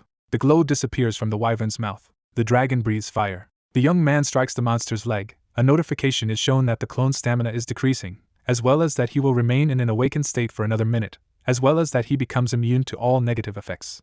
Hensen looks up and notes to himself that he won't have another chance to introduce himself. Flames come from the wyvern's mouth. The hero stands in front of a giant and summons a coven of the dead. There are many windows that say that the monster had a skill cast, but due to immunity, the hibernation effect was cancelled, and the attack damage was doubled for 1 minute. The protagonist looks up and curses aloud. The monster forms fire in its mouth. The guy declares to himself that after 1 hit he is a corpse. The flames burst out. The smoke dissipates in front of the wyvern's mouth. The young man rushes to the head of the monster. Chains pierce the dragon's neck. The monster creates flames in its mouth. He breathes fire. A silhouette of Hensen is shown on a yellow-orange background. A notification pops up about the use of a berserker song. The expression of the hero's face is hidden by a mask. A description of the cast ability is shown. The protagonist flies into the mouth of the wyvern. The guy looks directly at his opponent and talks about the Nocturne of Thanatos. The monster's pupils constrict. Dust is dissipated, and many notifications are shown about leveling up.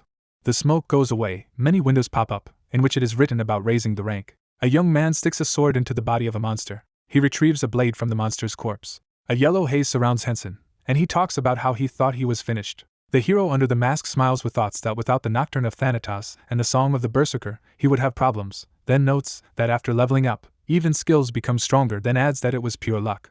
The protagonist stands in the middle of the disappearing yellow energy, thinking that he should acquire dodging skills. The mask on Hensen's face disappears, and he wonders if he should look at the dropped objects.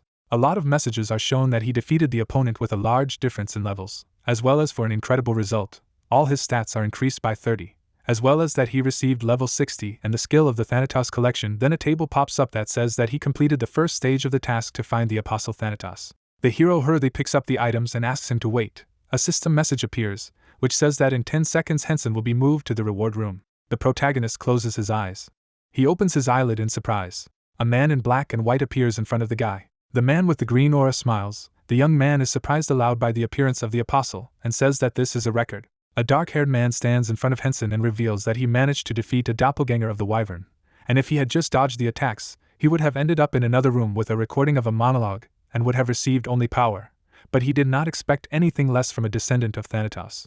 The hero makes a frown. The man with the green aura reveals that he is simply incredible, then introduces himself as the Apostle of Thanatos, and notes that it is too early to say the name, because there are still a few tasks left.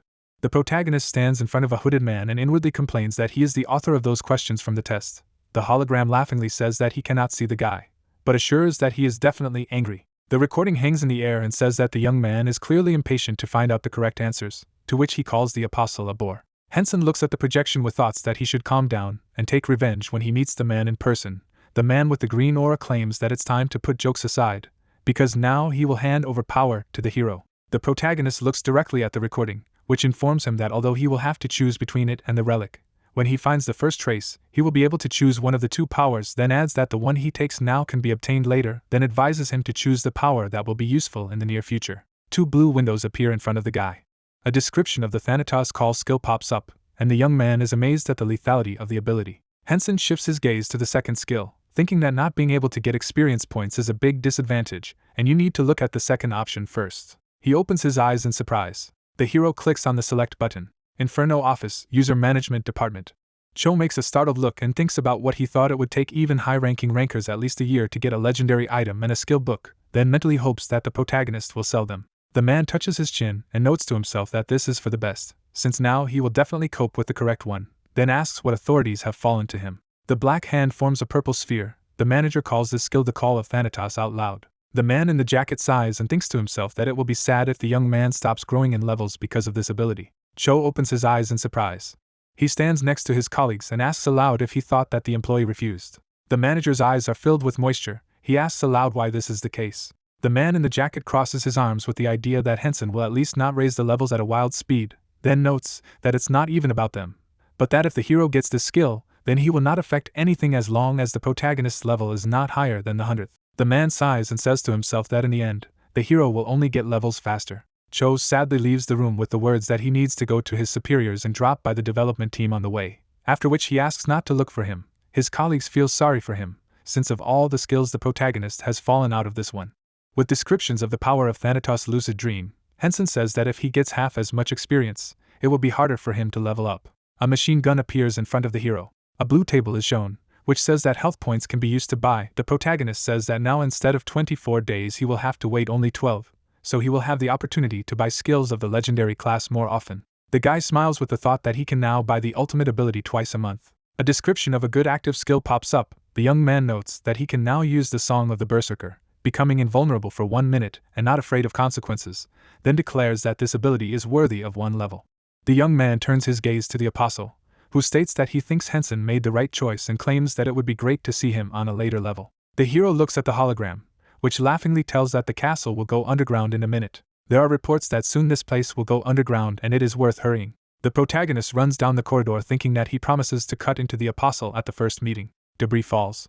A blue haze appears. The guy tries to catch his breath in front of Soa. The girl stands in front of him and asks if the young man has failed, to which he replies that this is not the case. Hensen closes his eyes. The brunette asks why the lock disappeared then, to which the hero declares that everything is fine. The lady aloud suggests that the place was created by an apostle. The protagonist looks at her in surprise and wonders what she knows about the man, to which Soa replies that she also bumped into him. The girl looks out the system window and happily declares that her task is completed and asks what skills are there. She looks at the screen with a smile. The brunette sadly shifts her gaze to Hensen and says that they are not so cool. Soa looks at the hero and asks if he got a good reward, as low-level players earn good abilities, to which the protagonist replies with a smile that he was satisfied with what he got in the castle. The girl asks if any items fell from the monster. A window with inventory is shown. The guy claims that he completely forgot about it. He gladly looks out the window and silently says that the legendary skill book has dropped, then claims that the wyvern remains itself even if it is a doppelganger, after which he decides to check the items. Suddenly something worthwhile fell out. A description of the Desert Mirage's shoes is shown. The young man states that this is a good skill, as you can create your own doppelganger and just run away or hide. The characteristics of the heroic belt of dreams surface. Hensen is surprised to talk about the Lord of Nightmares and states that he can dodge 5 times a day, which is pretty cool. A description of Killian's ring appears. The hero claims that he will not be able to wear it, but the shoes and belt fit, after which he says that it is time for the legendary item. The characteristics of the serpent's heart are shown. The protagonist claims that he needs to eat it urgently. A description of the dragon tongue ability book appears. The guy says that he will not be able to use it, since it is for legendary magicians, then notes that this is not the case, since it is written that he can use it, and states to himself that he should try. A notification pops up about obtaining the Dragon Tongue skill, then a description of the ability is shown. The young man reveals that it is better than he expected and adds that he will be able to use spells until he completely runs out of mana, ignoring the cooldown. Soa smiles at Hensen and claims that he seems to have been lucky with the reward, to which Hensen replies that it is. The hero and the girl are standing against the background of the sunset. The protagonist offers to meet sometime again, to which the girl agrees and thanks for the help. The guy says goodbye and does good luck. The young man disappears. The lady sighs and says that she is jealous of him, since he has received great awards. A description of the legendary alarm skill is shown. The girl raises her head to the evening sky and wonders aloud what is the point of waking someone up, preserving the effects of sleep, then declares that she even wants to play. Vanilla, a hotel in the central square. Houses near a huge stone wall are shown. Hensen sits on the bed. He looks at the heart of the serpent in his hand. The hero swallows the object. A message pops up that he has absorbed the object and receives an increase in magic and intelligence power of 500 points. The protagonist puts on a belt of dreams. The guy is wearing a desert mirage. A window of the young man's stats appears. He declares aloud that this is just madness and adds that he has raised 19 levels, and his stamina has doubled, and his magic is over 600. Hensen smiles, thinking that he can shoot magic balls left and right, then adds that everyone will think he is a magician. He lies down on the bed and says to himself that he will spend 25 skill points on stamina and the rest on strength. The guy lies contentedly on the pillow and declares to himself that now he can rest. A modern building is shown. Jae-hwan makes a tired face, and Hensen asks if he was asleep, to which he replies that he couldn't sleep after the video. Friends are sitting at the table with food. The hero asks him not to forget about rest, to which he replies that he will take a day off today, since he made a video with a margin. The guy in glasses smiles and says that he can publish the video sent by the protagonist. The young man asks if this is true, to which his friend replies that it is relatively short and eventful, then adds that it should be released as soon as possible. Jae-hwan smiles and asks if Hensen has thought about a nickname, to which Hensen states that he did, then adds that the nurse offered him one short and sonorous. The guy with glasses asks which one. Chubby makes a surprised face. Hensen calls Ashur's name, then asks his friend's opinion, to which Ashura repeats questioningly and talks about the three-faced god. The friends sit opposite each other. The hero asks the interlocutor if he remembers Viscount Ashura from the old Manhwa, to which he says that he remembered and it sounds cool, then adds that this name is suitable for the theme and is not too long. The protagonist declares that this is the perfect nickname. A soup with shrimp and vegetables is shown, and Jae-hwan asks if the nurse deserves a higher salary, to which Hensen replies that he has been wanting to give her a gift for a long time. The bowl with the dish is empty. The friends discuss the release of a video where the hero fights 1 against 5. The protagonist smiles and tells the interlocutor that he recently started fighting himself, instead of the AI, with which he went overboard, to which Jae-hwan states that the difference is obvious and that all parts are good, except for those where artificial intelligence plays for him and that you can remove the moment with the killing of the orc. The guy with glasses smiles. Hensen says that he is working his material, then asks if it is a pity to cut it all, to which his friend asks not to think of it as a loss, then claims that he is not the first to tell him this, and there is no need to worry. The hero does him good luck. The protagonist makes a surprised face when asked when there will be a new video. He notes to himself that he will give the video of the fight with the correct one later, because if he does it now, then he will definitely postpone his rest. As the friends sit at the table with food, Hensen is surprised to notice that he already sent Jae-hwan one tape yesterday, and asks why he needs another one, to which Jae-hwan replies that it would be great if he wrote down everything he does. The hero smiles and says that this is his video and he will hand over what he himself does not mind publishing. The guy in glasses looks at the young man with amusement and declares that then you should not expect materials from him, since he is too much of a perfectionist, then asks to send him a footage of a monster hunt, which he will edit and publish. The friends sit opposite each other. Hensen agrees to the proposal. Jae-hwan asks where the hero is now, to which he replies that he is now in Vienna. The guy in glasses makes a surprised face with the thought that this is a popular place where players of the 100th level and above hunt. Aloud asks what level the protagonist has. Hensen smiles and reveals that he is now 74 and adds that he is not chasing numbers and adds that he is playing for fun, to which his friend asks if he is going to get into something again. Jae-hwan makes a joyful face and talks about finding a secret dungeon or fighting a guild of villains, then asks if the hero has met with that company, to which the protagonist calls that group of people a bunch of hooligans. Hensen smiles brightly and says that he wants to play with his friends for now, to which the guy with glasses replies that he does not look like someone who works in a team. The hero replies that he is tired of being a loner. Chubby laughs. The protagonist indignantly declares that he is a very sociable person, to which his friend asks not to forget to write down interesting events. Hensen makes a disgruntled face and states that miracles don't happen to him every day, then adds that there will be no video. The guy with glasses claims that everything can still change. An empty bowl of soup is lying on the table. The hero offers to bet, to which Jae-hwan agrees. Reiner bangs his fist on the pod. He stands with a clenched fist and says to himself that Dorgnum knew that he would take the entire bounty for himself, so he called a hunt for him, then added that the Guild of Supermen had completely collapsed. The man makes an angry face with the thought that because he is wanted, he can enter me under his own name, then claims that as soon as he finds this person, he will send him to prison. Masked Hensen sheathes his sword, and the guild master thinks that it has destroyed everything he has worked hard to achieve, then declares that the hero will pay the price. Reiner climbs into the capsule and says to himself that he was going to sell it in case of lack of money, then adds that he will have to wait with it. He sits in the device. A message is shown asking if the man really wants to create a new account, to which he agrees. Reiner smirks at the thought of a unique class. Vanilla, a hotel in the central square. Houses near a huge stone wall are shown. Hensen gets out of bed. A message pops up that he slept 36 health points in 31 hours. The hero stretches his body. He smiles and talks about the skill he gained for reaching level 60. A description of the ability of the Thanatos collection is shown.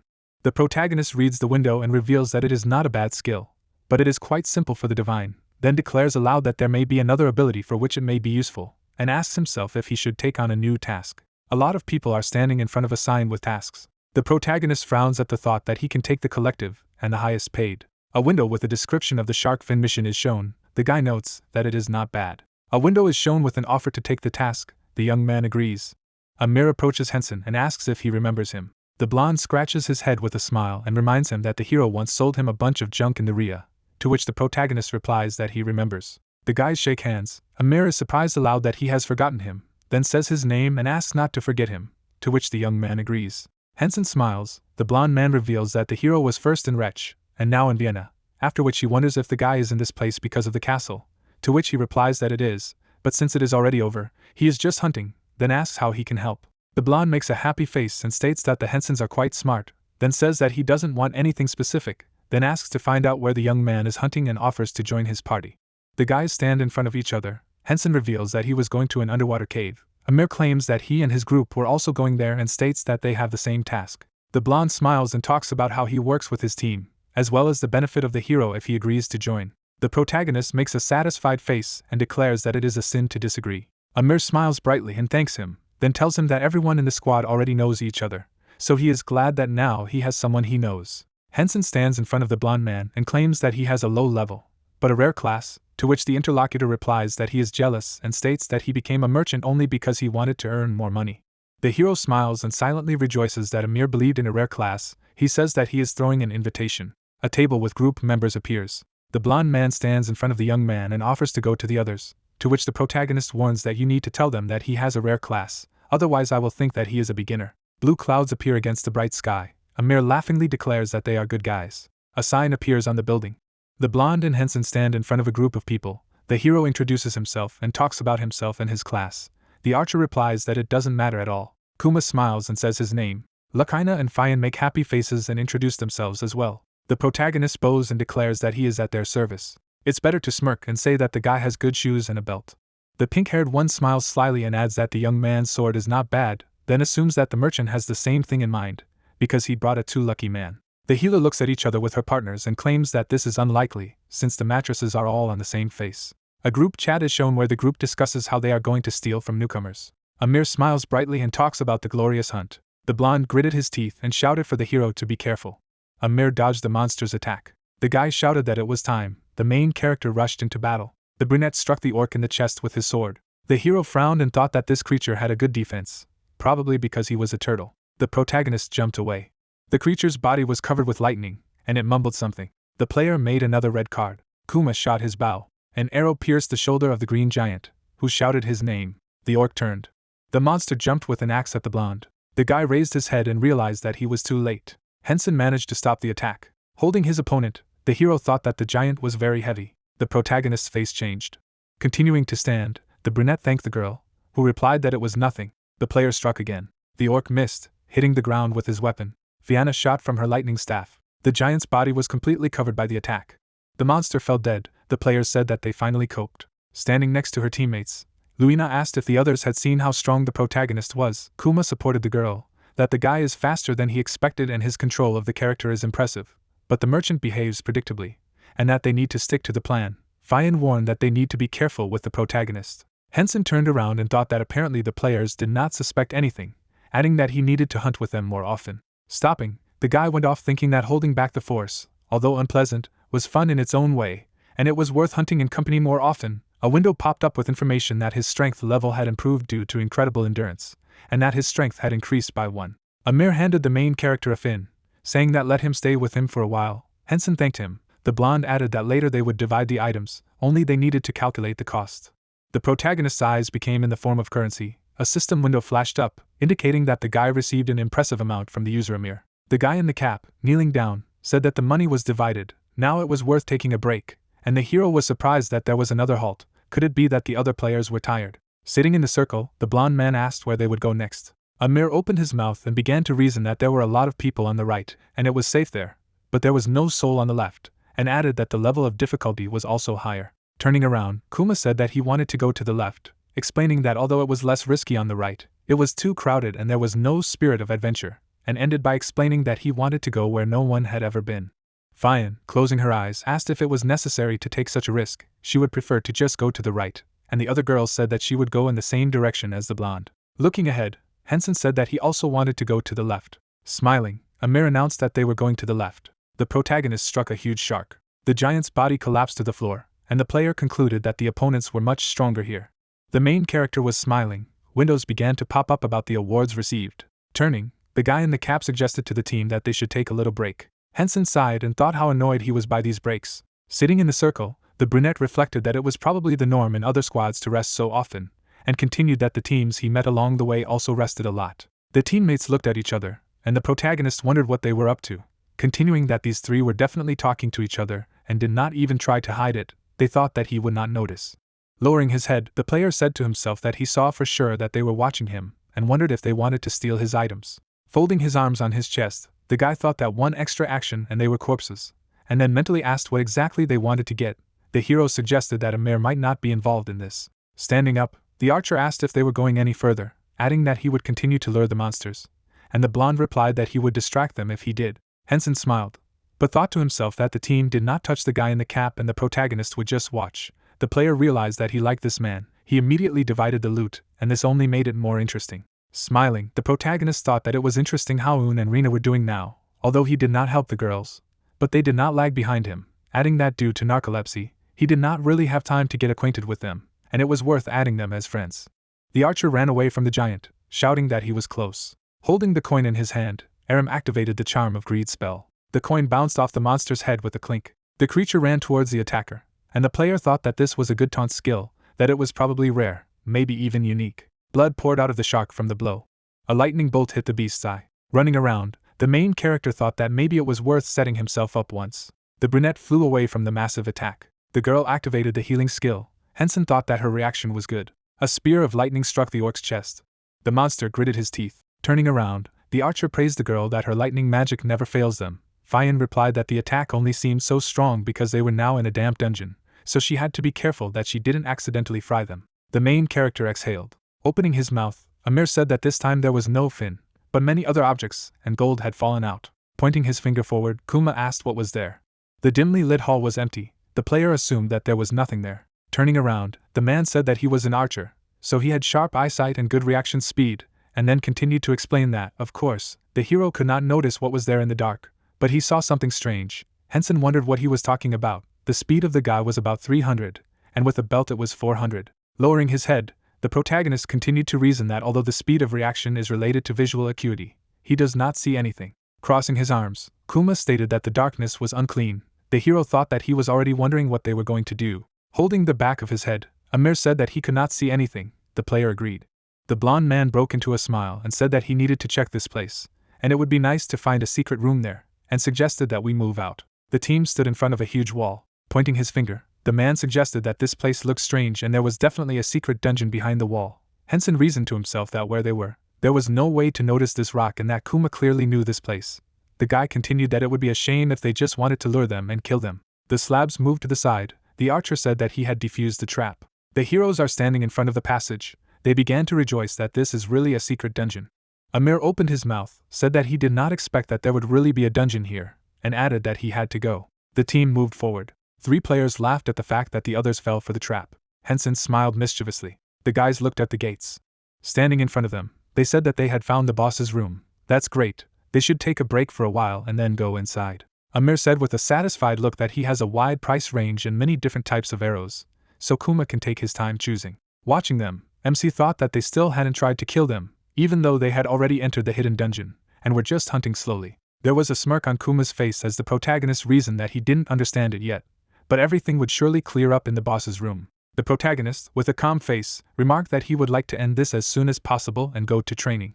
Stretching out his hand, Amir noted that they didn't know anything about the boss, so they should be careful. He looked at Hensen and added that he especially needed to be careful, because he wouldn't be able to provoke the boss, so he would need to stand on the front lines. If things got tough, the guy should immediately start shouting for help. The gate opened, after which messages popped up that all the members of the party had gathered together. After entering the boss room, no one from the party will be able to leave the game or use the teleportation scroll until the end of the battle. The guys heard a loud roar. A saber-toothed Laquatin appeared before them. Smiling, the protagonist thought that the first ones encountered the boss of a secret dungeon. They are probably stronger than usual. Looking at the team, the guy assumed that they were going to attack him after the battle, when he would have to be left exhausted. He rushed into the fray and noted that he would focus on the boss for now. Hensen swung his blade. He rushed past the boss and wounded him. Amir said with a satisfied look that it was amazing. He stretched out his arms and applied the multiplication of gold. A lot of coins hit the shark. MC watched what was happening. He pounced on the monster from behind. The guy pierced the creature's eye. Turning around, Amir shouted that it was time to attack. Luina concentrated the mana in her hands. Kuma was preparing to fire shots. Fian pulled out her staff. The magic struck the monster. He waved his hand. Smiling, Hensen noted in his mind that it would be logical to dodge the attack now. A dark aura enveloped his feet. The monster bit him in the shoulder. The guy suddenly disappeared. The boss was shocked by what he saw. MC swung his blade, unleashing many attacks. The shark swung its fist to attack. MC flew aside. The guys began to shoot at the boss. With a smirk, Kuma asked in a message if they were starting. Luina said with a satisfied look that she had little mana left, so she wouldn't be able to fully heal the guy. Raising her staff, Fian released a bolt of lightning. The electricity amazed the boss and the protagonist. The monster gritted its teeth in pain. Closing one eye, the guy thought that he was sure that it was on purpose. The shark bit him in the arm. Hensen frowned at this. He pierced the shark's throat with his blade. Standing on his knees, MC began to drink the potion, after which a notification popped up that he had touched the vital point of the saber-toothed Laquatin. A critical blow had been struck. The saber-toothed Laquatin had a fainting effect. He would remain unconscious for 5 seconds. Frowning, the guys asked how he did it. Wiping the sweat from his face, the protagonist suggested in his mind that they were going to finish him off, setting it up as an accident, and they knew how the boss would behave. It seemed that he was not their first victim. Frowning, Kuma in the message ordered to throw another charge and aim normally. The girl pointed lightning at the main character and yelled at him to dodge. The electricity hit the boss again.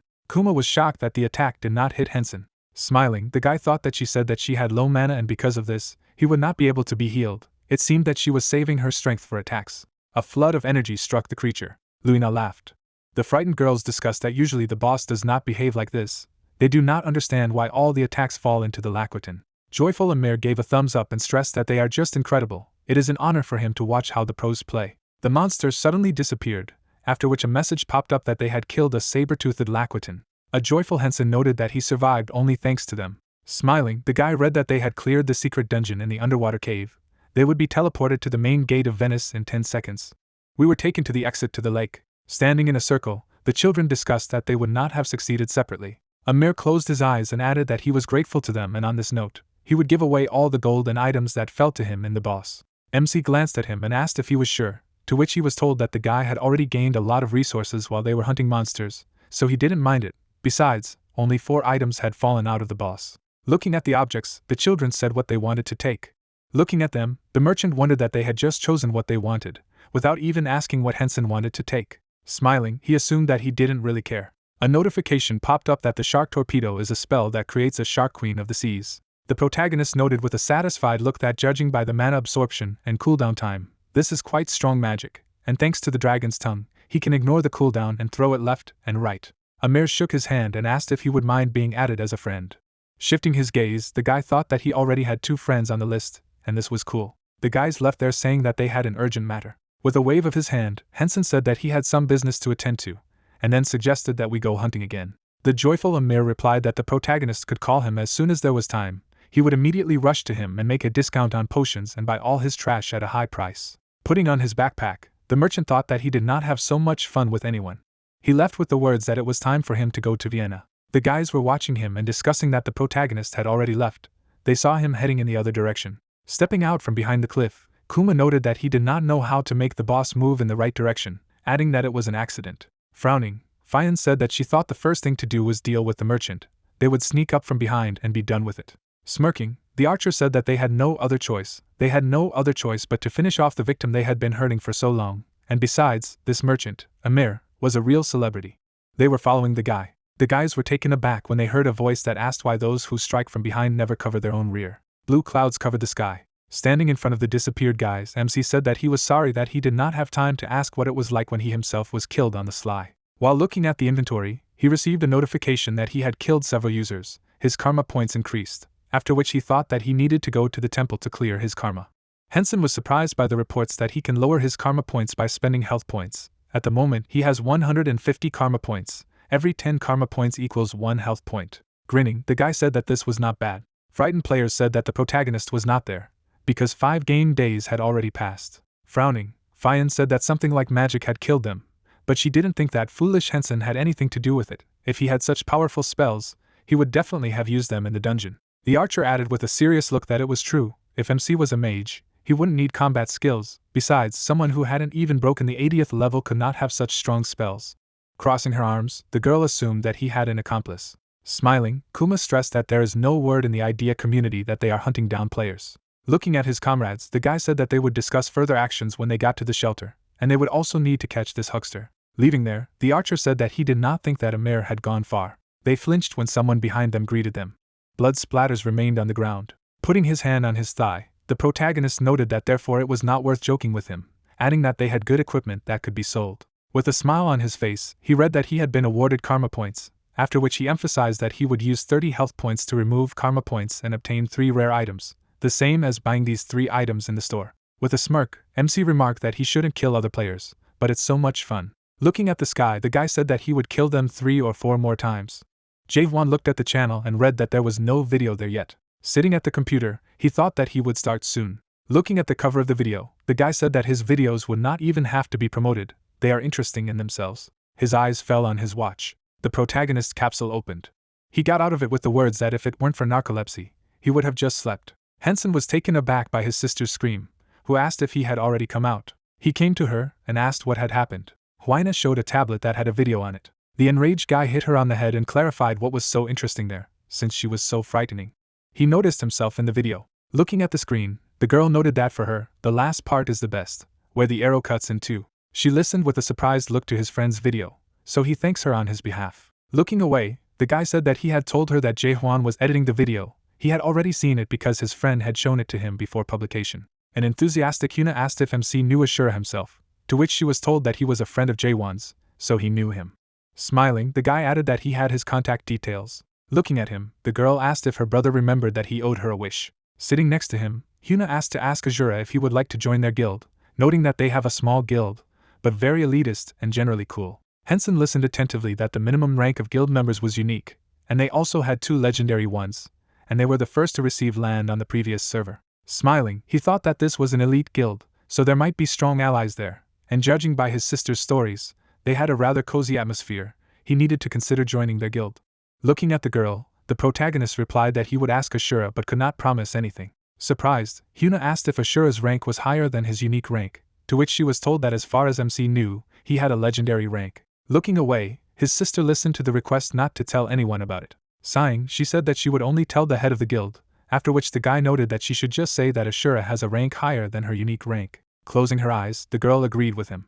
The protagonist picked her up and asked if she should be put in a capsule. He was suddenly taken aback. Looking at his sister, he asked if it seemed to him, or if she had become heavier. Enraged, Hina screamed that she had gained a couple of kilograms, but there was nothing in it. Smiling, the guy asked for forgiveness, adding that he just thought that she might have something wrong with her health. Closing her eyes, his sister asked her never to tell the girl that she had gained weight. Blood was dripping from MC's mouth. His sister locked herself in the capsule. Happy Hensen thought that he was glad she hadn't been offended. Leaving the room, he noted that he wanted to please her, but would postpone the surprise for later. Holding the phone to his ear, he heard a question from Jaehwan if he had already watched the video. He sat down at the computer. A browser was open on the screen. His gaze fell on the fact that Ashura was the first in the search. He was surprised by what he saw. The protagonist noticed that the video had already received 30 million views. His gaze fell on the fact that the channel already has more than 1 million subscribers. Sunlight enveloped the field. The girl's hair fluttered with rapid movements. She unleashed a series of attacks on the monster. Rin jumped up suddenly. She jumped on the bear and stabbed him. The girl jumped aside. She ran at the monster with incredible speed when she read that the young bear was stunned by the onslaught of lightning for 5 seconds. Her face was serious.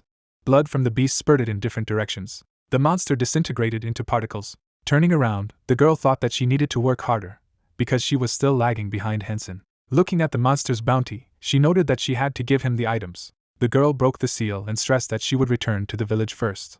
We were taken to the central square of the village of Reika, where many people had gathered. Rin glanced at the guys who were discussing Ashura's new video. Putting his hands on his hips, the stranger said that even the administration of the idea noticed him. They put a promo video of Ashura on the main page. The surprised girl wondered what they were talking about. She saw the video on the homepage.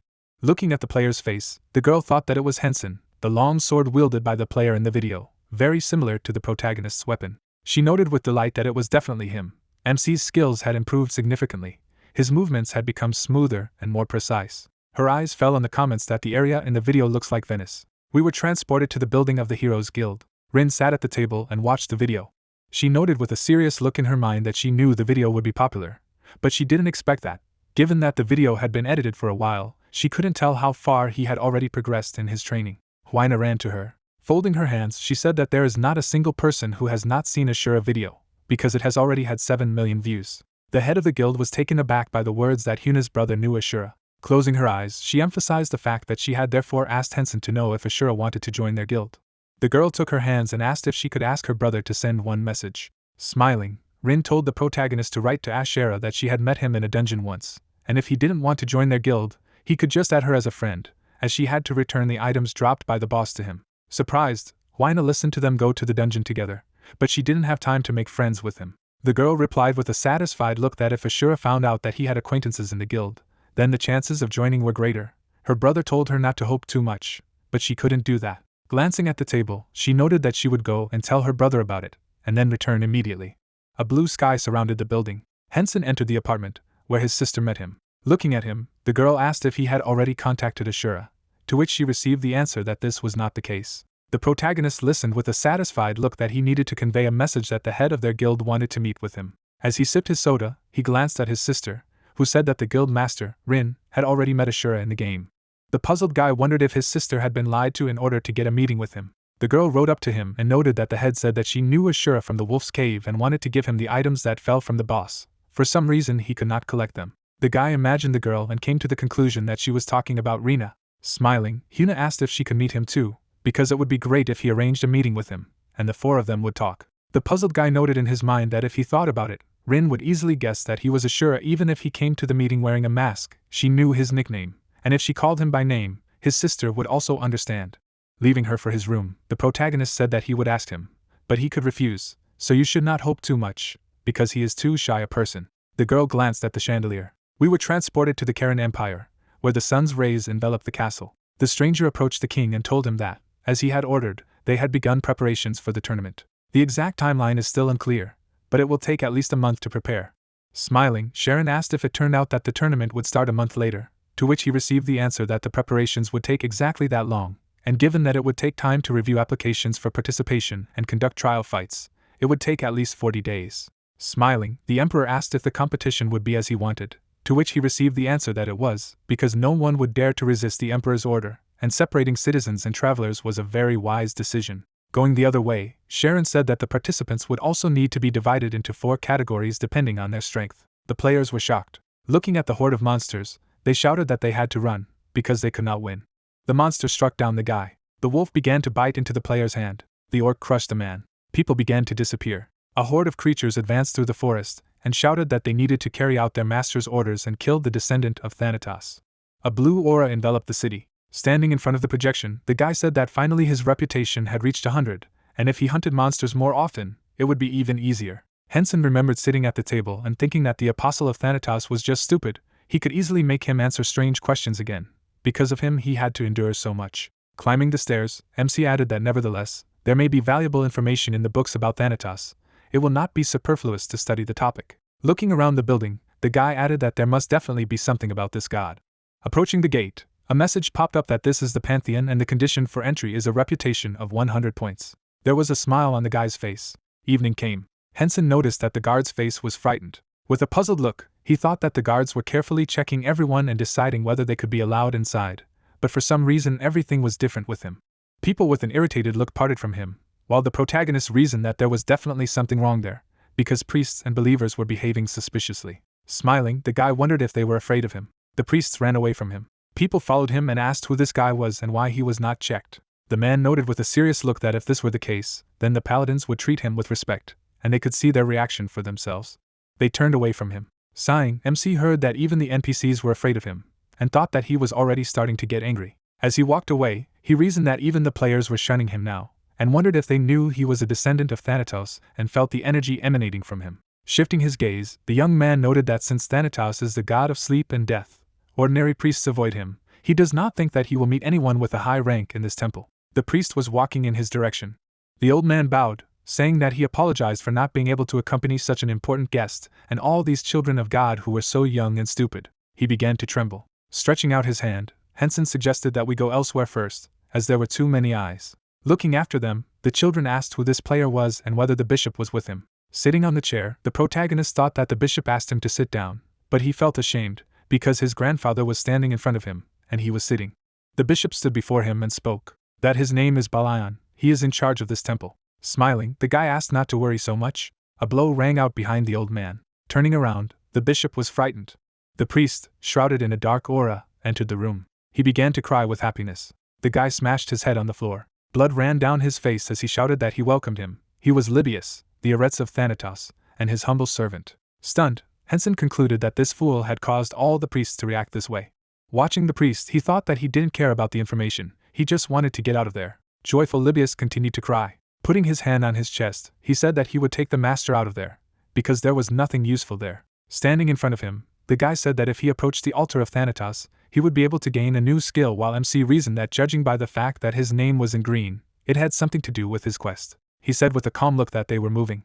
Following the priest, the protagonist thinks that compared to the temples of other gods, this building is simply huge, but he does not see a single priest there. The irritated guy politely asked him for a hint. The frightened priest fell to his knees and cried out that it was not worth talking to him so officially. Hitting his head on the floor, Libius said that he would be able to get up from his knees when they began to address him. Standing in front of him, Hensen asked him to tell him about Thanatos, as he had recently learned that he was his descendant. The priest created a table and asked me to sit down, because the conversation would be long. The guy poured tea for his master. They looked at each other in silence. Watching the protagonist, the priest asked if something was wrong. With a serious look, MC suggested that he return to the topic, and then asked him to tell what he knew about Thanatos right now.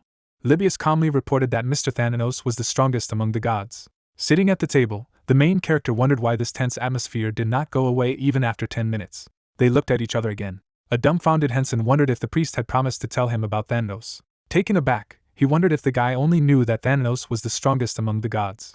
Looking at him, he wondered what was wrong with him. Leaving there, the protagonist came to the conclusion that he had wasted his time. He turned suddenly. Holding the bag on his shoulder, the priest stated that he would accompany him to show his devotion. He noted with a satisfied look that it was natural for a loyal subject to wish to serve his master. MC was taken aback by the words that there was some order that the apostle had given him. He imagined an apostle who said that the day would come when dark energy would soar in the east, and then a master would appear, and he would have to be taken care of. Looking at Libius, Hensen wondered if this guy was needed to find the next lead. The priest had a smile on his face. Standing in front of the master, he said that the apostle said that the guy would come as soon as he felt this energy, and that if he arrived earlier, he should make him come back to him later.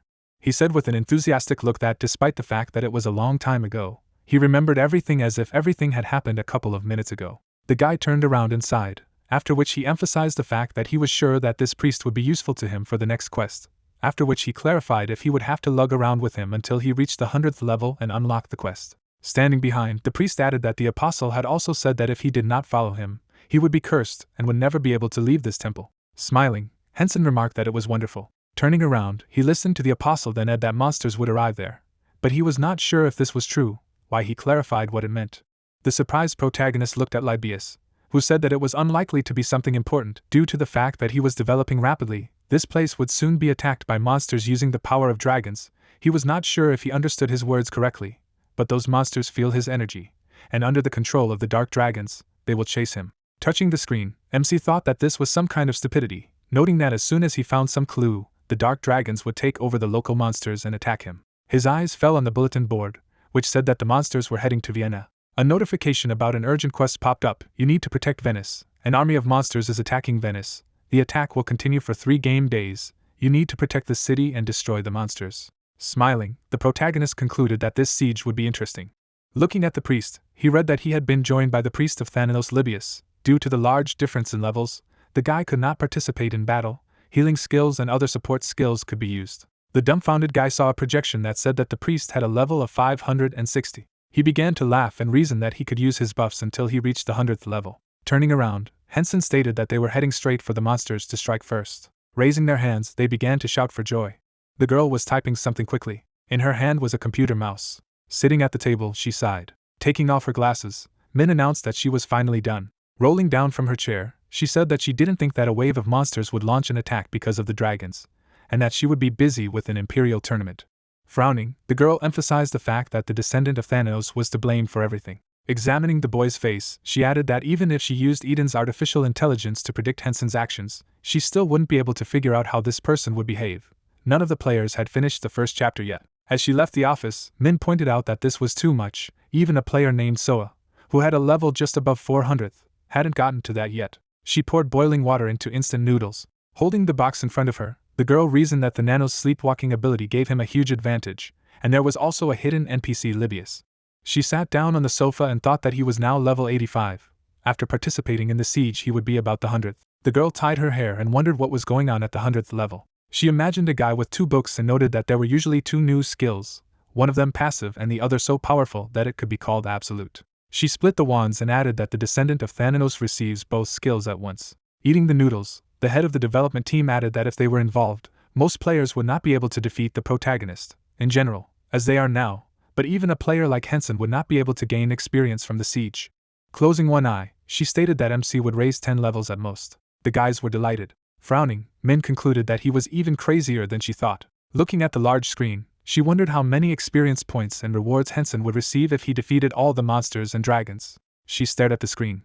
Drinking the broth, the girl listened that if the user indicated to her kills all the monsters, he will reach the 101st level. If he single-handedly defeats the boss during the siege, he will receive a unique skill and 5 items as a reward for completing the quest, and improved items will also drop from monsters strengthened by the power of Aquilier. The dumbfounded girl imagined the guys and wondered if the second part of the quest had time limits.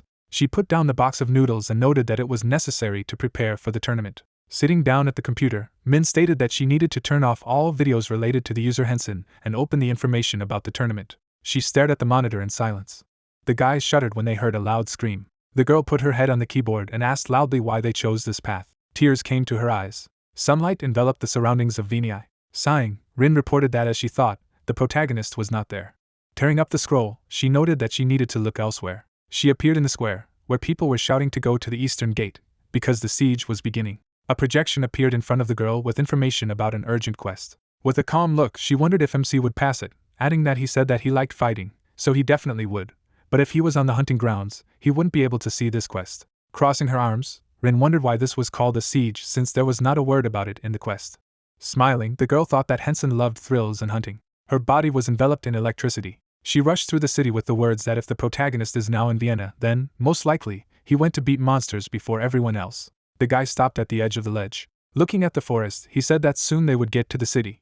The enthusiastic priest shouted that his master was tough. The protagonist noticed a dark aura and noticed in his mind that these mobs could sense his energy as a descendant of Thanatos. Soon they would notice him. Turning around, he asked if they could transfer the energy of Thanatos somewhere else, to which he received a positive answer. Libius was suddenly taken aback. His cheeks flushed.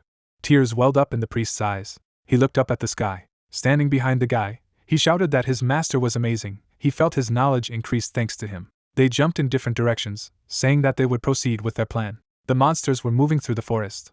They were suddenly surprised. The giant orc frowned. Watching the flow of purple mana, the monster emphasized that the energy had gone in 2 directions. Bursts of mana spread throughout the forest. The dumbfounded creatures shouted that they were everywhere. The boss was suddenly taken aback. Looking at the canopy of the trees, he thought that there was no energy there. The dumbfounded monsters looked at each other and concluded that they would split up and find him. The creatures were furious. The demons continued to walk. Sitting on the branch of the tree, the young man thought that thanks to the power of the dragons, they had become much more powerful. Glancing at the priest, he noted that nothing would have come of it if it hadn't been for Libius. He thought that energy could only be changed, but it turned out that it was possible to hide it. Observing the opponents, Hensen stated that it seemed to him that each monster boss had 1,000 more simple monsters under his command. Since there were 4 bosses, then there were at least 4 or even 5,000 monsters. If they went straight to Vienna, it would be difficult to deal with them, and their numbers should be reduced. The protagonist emphasized with a satisfied look that if he can use the Libius buffs, he will cope with this task. The previous quest disappeared because of him, so he cannot finish this quest alone. Glancing at his subordinate, he added that there was no need to be greedy. It would be enough to clear a couple of dungeons. Besides, he now had a priest. Smiling, MC stated that he would rather take all the elite and normal bosses. He should be number 1 in this matter. Lowering his head, the guy added that now it is more important why there are no new quests. He thought that there would be another special quest related to dragons. He is sorry, because the rewards there would be amazing. With his hands on his hips, he suggested starting with the giant wolf boss, to which he was told that it was a great choice. Getting to his feet, Hensen said that he was filming a video. Clouds of dust rose. The wolves ran through the forest. The eyes of the leader of the wolf pack shone brightly. Baring his fangs, the monster thought that he could smell the protagonist. He shouldn't even try to escape. Sniffing, the leader noted that he could not believe that he was mocking them. He raised his head. His eyes fell on the jacket. MC was in front of him. Magic projectiles aimed at the wolf. The monsters were defeated. Waving his hand, the guy thought that his magic power had increased. Now magic bullets were much more dangerous, although he already used only 50% of the power.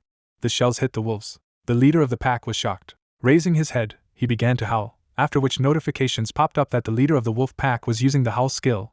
The nearest wolf-type monsters were becoming 20% stronger. An enthusiastic priest jumped out of the bushes. Purple mana hovered around the protagonist, after which messages popped up that the priest of Thanatos Libius pressed the priest's life force. In total, his stats would be increased by half within 1 hour.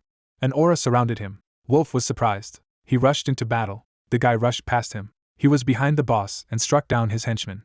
Turning around, the leader came to the conclusion that this was not just a battle. Brandishing his blade, Hensen killed monsters. The corpses lay on the ground. The wolf opened its mouth wide. Turning around, the guy noted in his thoughts that he needed to kill them as painlessly as possible.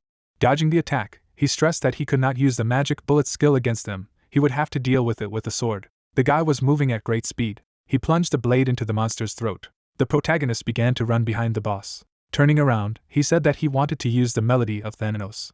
The energy covered the creature's body. He was shocked. Examining the enemy, the leader thought that it was a hunter. The corpse of the leader of the wolf pack lay on the ground. The protagonist glanced at the items received for the killed boss. A sphere of dark mana appeared in his hand. He unleashed a ball of mana by using Thanatos Soul Play. A notification popped up that the game of Thanatos Souls is activated when the boss's soul is absorbed and allows it to be summoned into this world. The summoned soul obeys the orders of the caster, and is also a priority target for nearby monsters. Summoning a soul is equivalent to resurrection. All the characteristics of the resurrected boss are increased by 50%. The sphere hit the monster's body. The leader of the wolf pack rose to his feet. He stood in front of the protagonist. Hensen stroked him as Libius said that his master now had another servant. Turning around, MC said that a hunting dog was needed for hunting. The joyful priest said that the wolf had torn his clothes. He was not so good at it, but he tried to create something that would please him. Black Sharani stuck out her tongue.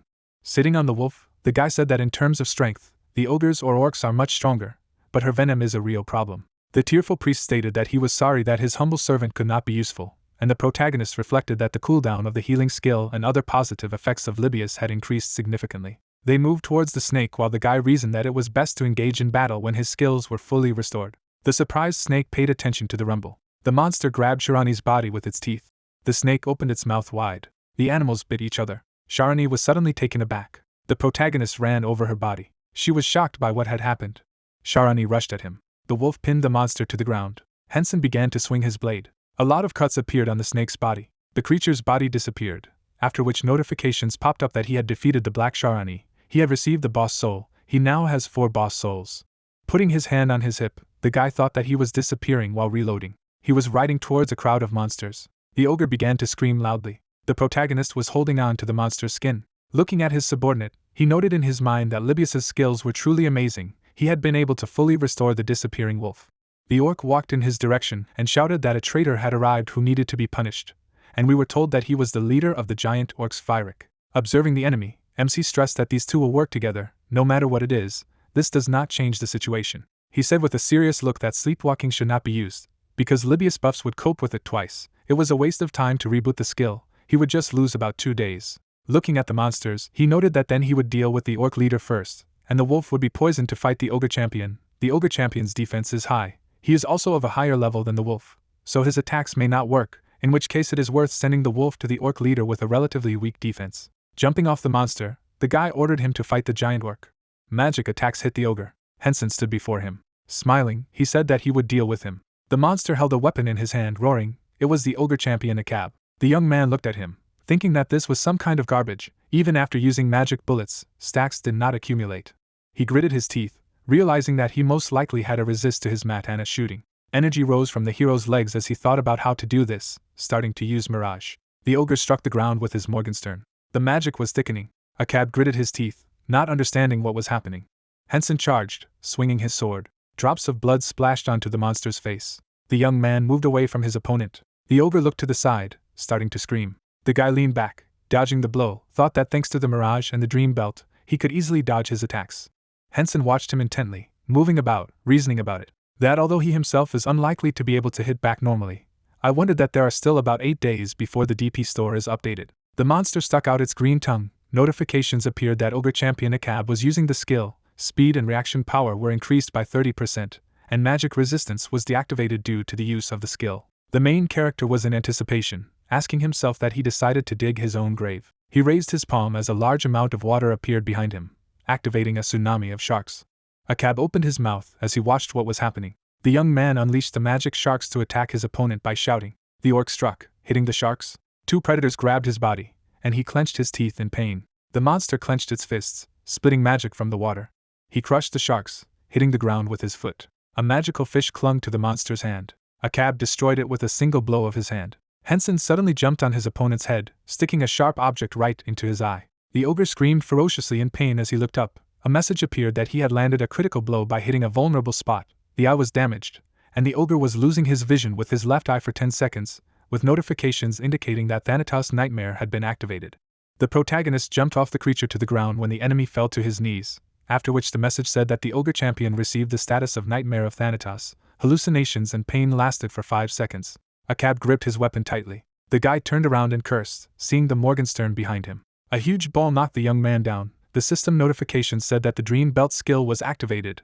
All attacks were cancelled. Hensen jumped up, intensely watching his opponent, wondering about the counterattack during the hallucinations, realizing that he was good, thinking, if it were not for the belt of his dreams, everything would be very sad. Under the influence of Thanatos' nightmare, it turned out that it was possible to move. The monster pulled its eye out of its socket. Monsters gathered around the main character, and he thought that it seemed that things were getting worse. The young man heard a scream, turned to the side. A huge fat orc, their leader of the giant orcs Fyric. The monster lay on the ground, sticking out its tongue, in a pop-up window, explaining that the leader of the wolf pack had been killed.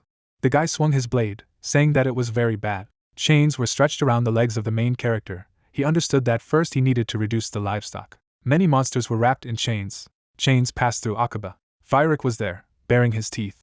Hensen lowered his head as his opponents dissipated into particles, wondering that a lot of mana would be gone. He held out his hand in front of him, summoning the melody of Thanatos. Magic balls appeared above the heads of all the monsters. They cracked from the powerful flow of energy. Magic pierced through all creatures at the same time. The young man looked in front of him, talking about leveling up. Fyric gritted his teeth, addressing the hero, threatening to kill him. The leader delivered a powerful blow with a snag, which Hensen dodged in a jump.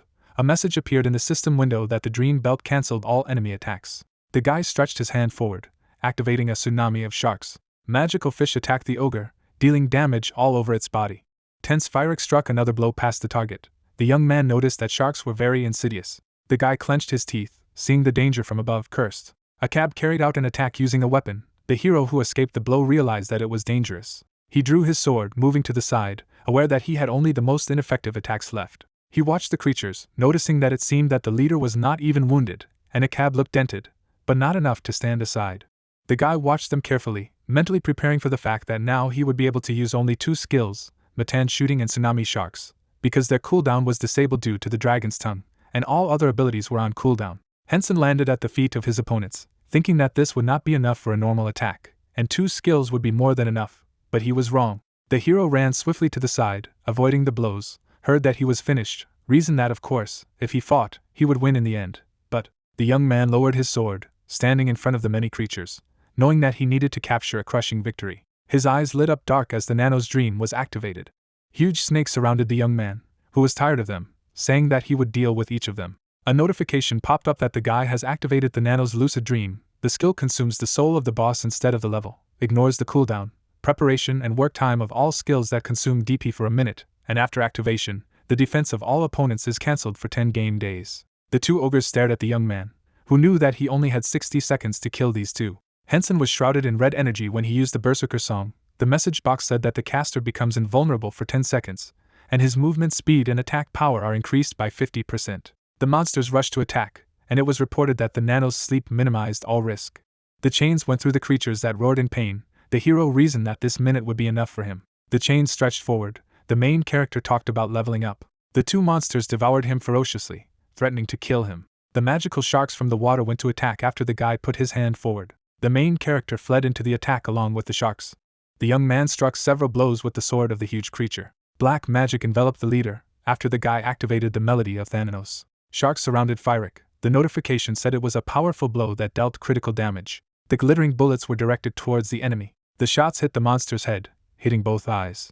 At the moment when Fyric clutched his head, a cab swung his weapon at the young man. Hensen managed to get away from a powerful blow with Morgenstern, using high speed. He stepped into the back of the ogre, who realized the maneuver. The creature roared loudly as the sharks grabbed to tear at its limbs. The guy jumped on his neck, taking advantage of the moment.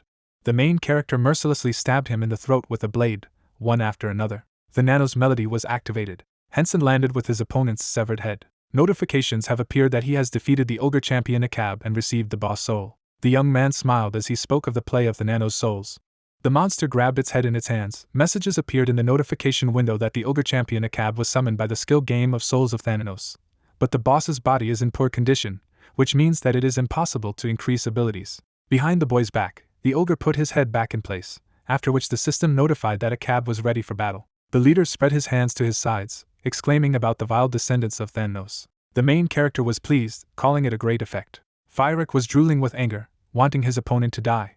The leader knocked out Akab, telling the young man that he would pay for what he had done to them. The guy's legs suddenly flashed with red magic, notifications signaling that the giant orc leader was using the skill of spirit shackles, which made him unable to move. When Hensen read the message that the dream belt was not available, and it was impossible to reverse the effect, he was resigned to it. There was a huge explosion, raising clouds of dust. A large crater formed in the ground at the site of the destruction. The man exclaimed, hinting that he did it carelessly. He laughed, noting that it was amazing. The orc pointed his club at Libius, now threatening to deal with him, who laughed in response, asking again. The monster screamed when it was hit. Half-body Akab stared inquiringly in front of him. The young man looked into Fyrac's eyes, reasoning that given that the orc was under control, could that mean he was still alive? The main character's eyes flashed with a bright light, and he announced that he was ready for his end. Berserk Song activation. One of Hensen's eyes blazed with red magic when he wondered if it was his turn, didn't he? The leader opened his mouth, after observations, objected that this was impossible, and what it was at all. Libius closed his eyes, informing him that this was the result of going against God. The young man boldly went to attack the enemy. Fyric's eyes turned white. Hensen landed with his arms outstretched. It said that the giant orc leader had been defeated, leveled up, received the boss soul, and now the number of bosses had reached 5. Jewelry, books, gold was shown. The message said that the guy defeated the boss, strengthened by the power of Aquilier, and received an additional reward. Hensen sat on one knee in front of the box of rewards, quite surprised, realizing that he hadn't gotten what he had hoped for, thinking that he would get extra points if he landed the last one with the help of the Nano's melody. The guy looked away, chasing away thoughts in his head that perhaps he just didn't hit the timing, and it didn't matter. Now he needed to collect the items as quickly as possible and get off. The young man was met by the rest of the monsters. The system window reported that the Nano's lucid dream was deactivated. The defense of all by the enemy was cancelled for 10 game days. A notification popped up explaining that the Nano's lucid dream cannot be activated if the opponent's defense is 0. Hensen calmly looked at the creatures attacking him, realizing that if they attacked him in a heap, he would lose at least half of his health. The monsters screamed that he needed to avenge the chieftain, deal with him, kill the descendant of Thanatos.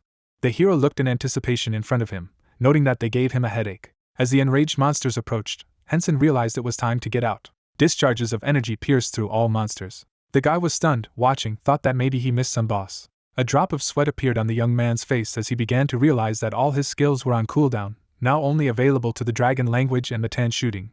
But given that all the monsters were left unprotected, it would be foolish to miss such a chance.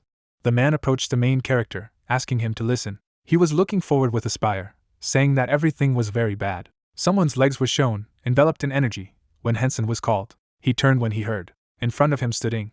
The hero opened his eyes wide, asking what she was doing here. Libius stepped closer to the boy, asking what the paladin, who worships the heavens, had forgotten here, assuming that she had come here for his soul. The girl was surprised, thinking how he knew that she was a paladin. The young man looked menacingly at the man, who apologized, saying that a simple and humble servant like him shouldn't interfere with his master's conversations. It's a mortal sin. The lady was speculating about what a strange NPC. The hero closed his eyes, apologizing for his short-sighted assistant. The girl smiled back, assuring that there was nothing wrong with this, because now it is more important that she came to give him something.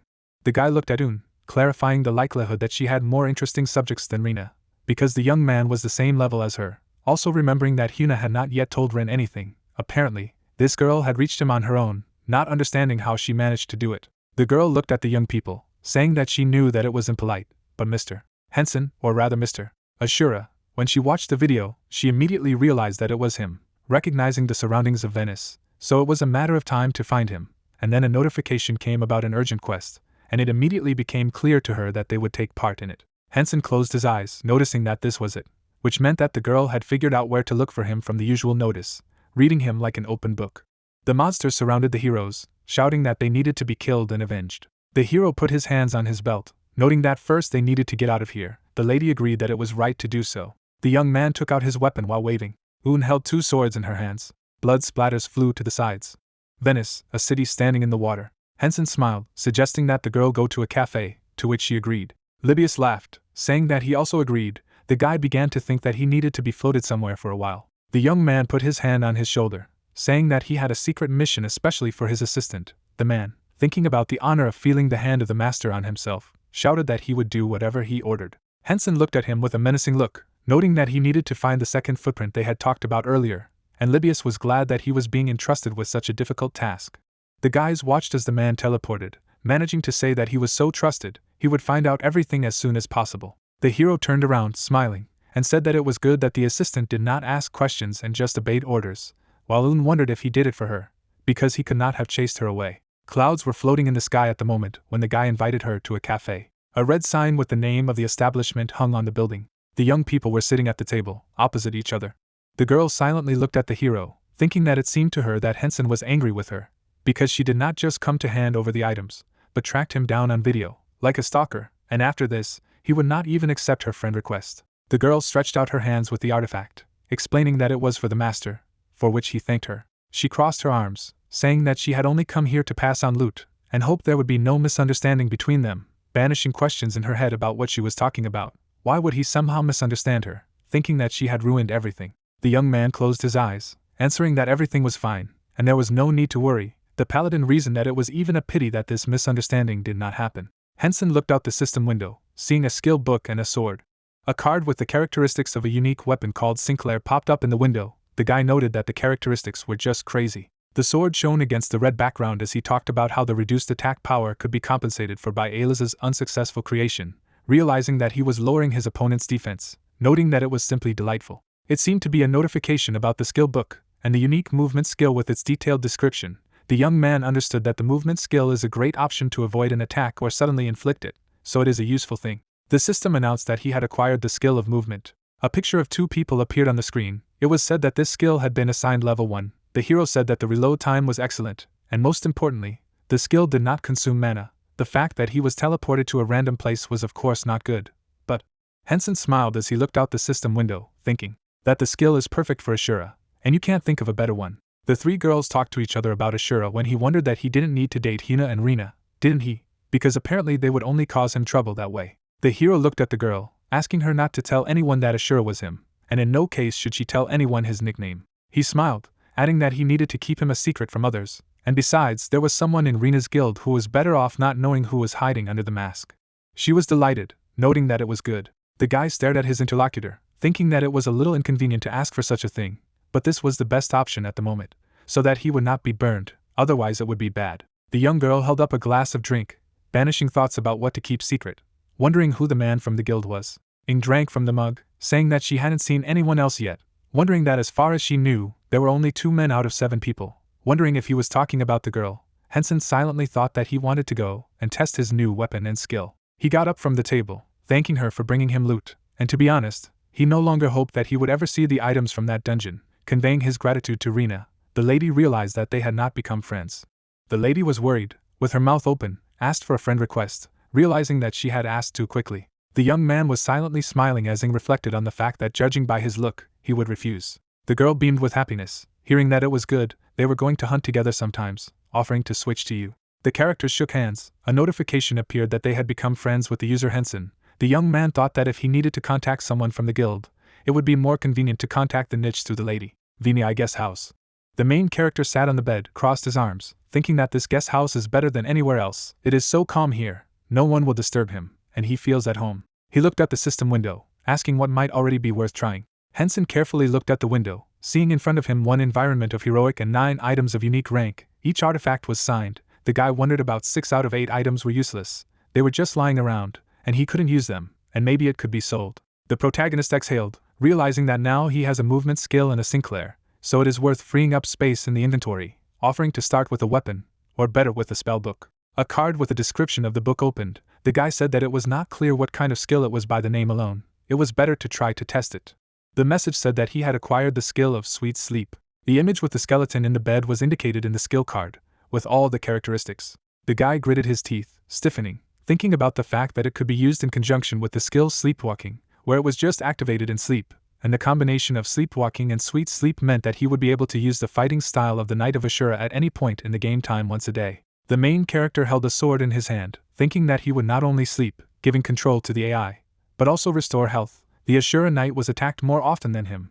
With such a skill he would be able to do without a dream belt. Hensen gritted his teeth as he looked ahead, thinking that during a battle, his AI opponent might be of a higher level, so this skill was equivalent to a legendary skill for him. The young man remembered quests, wondering that you can also get a skill for them. A notification appeared about an urgent quest. It was necessary to protect Venice. On the screen it was written that the maximum category of the item is unique, where the reward will increase when killing the boss, and in case of failure, all Imperial achievements will be lost. The hero understood that for killing the boss you can get more rewards. He sat on the bed, saying that it could be said that the reward would be an item of his choice, and he would be able to take weapons or armor, free up the inventory, and increase the chance of getting loot that he would use, remembering that there was still an item to check heroic items. A card with an infinite dagger, and its characteristics was shown.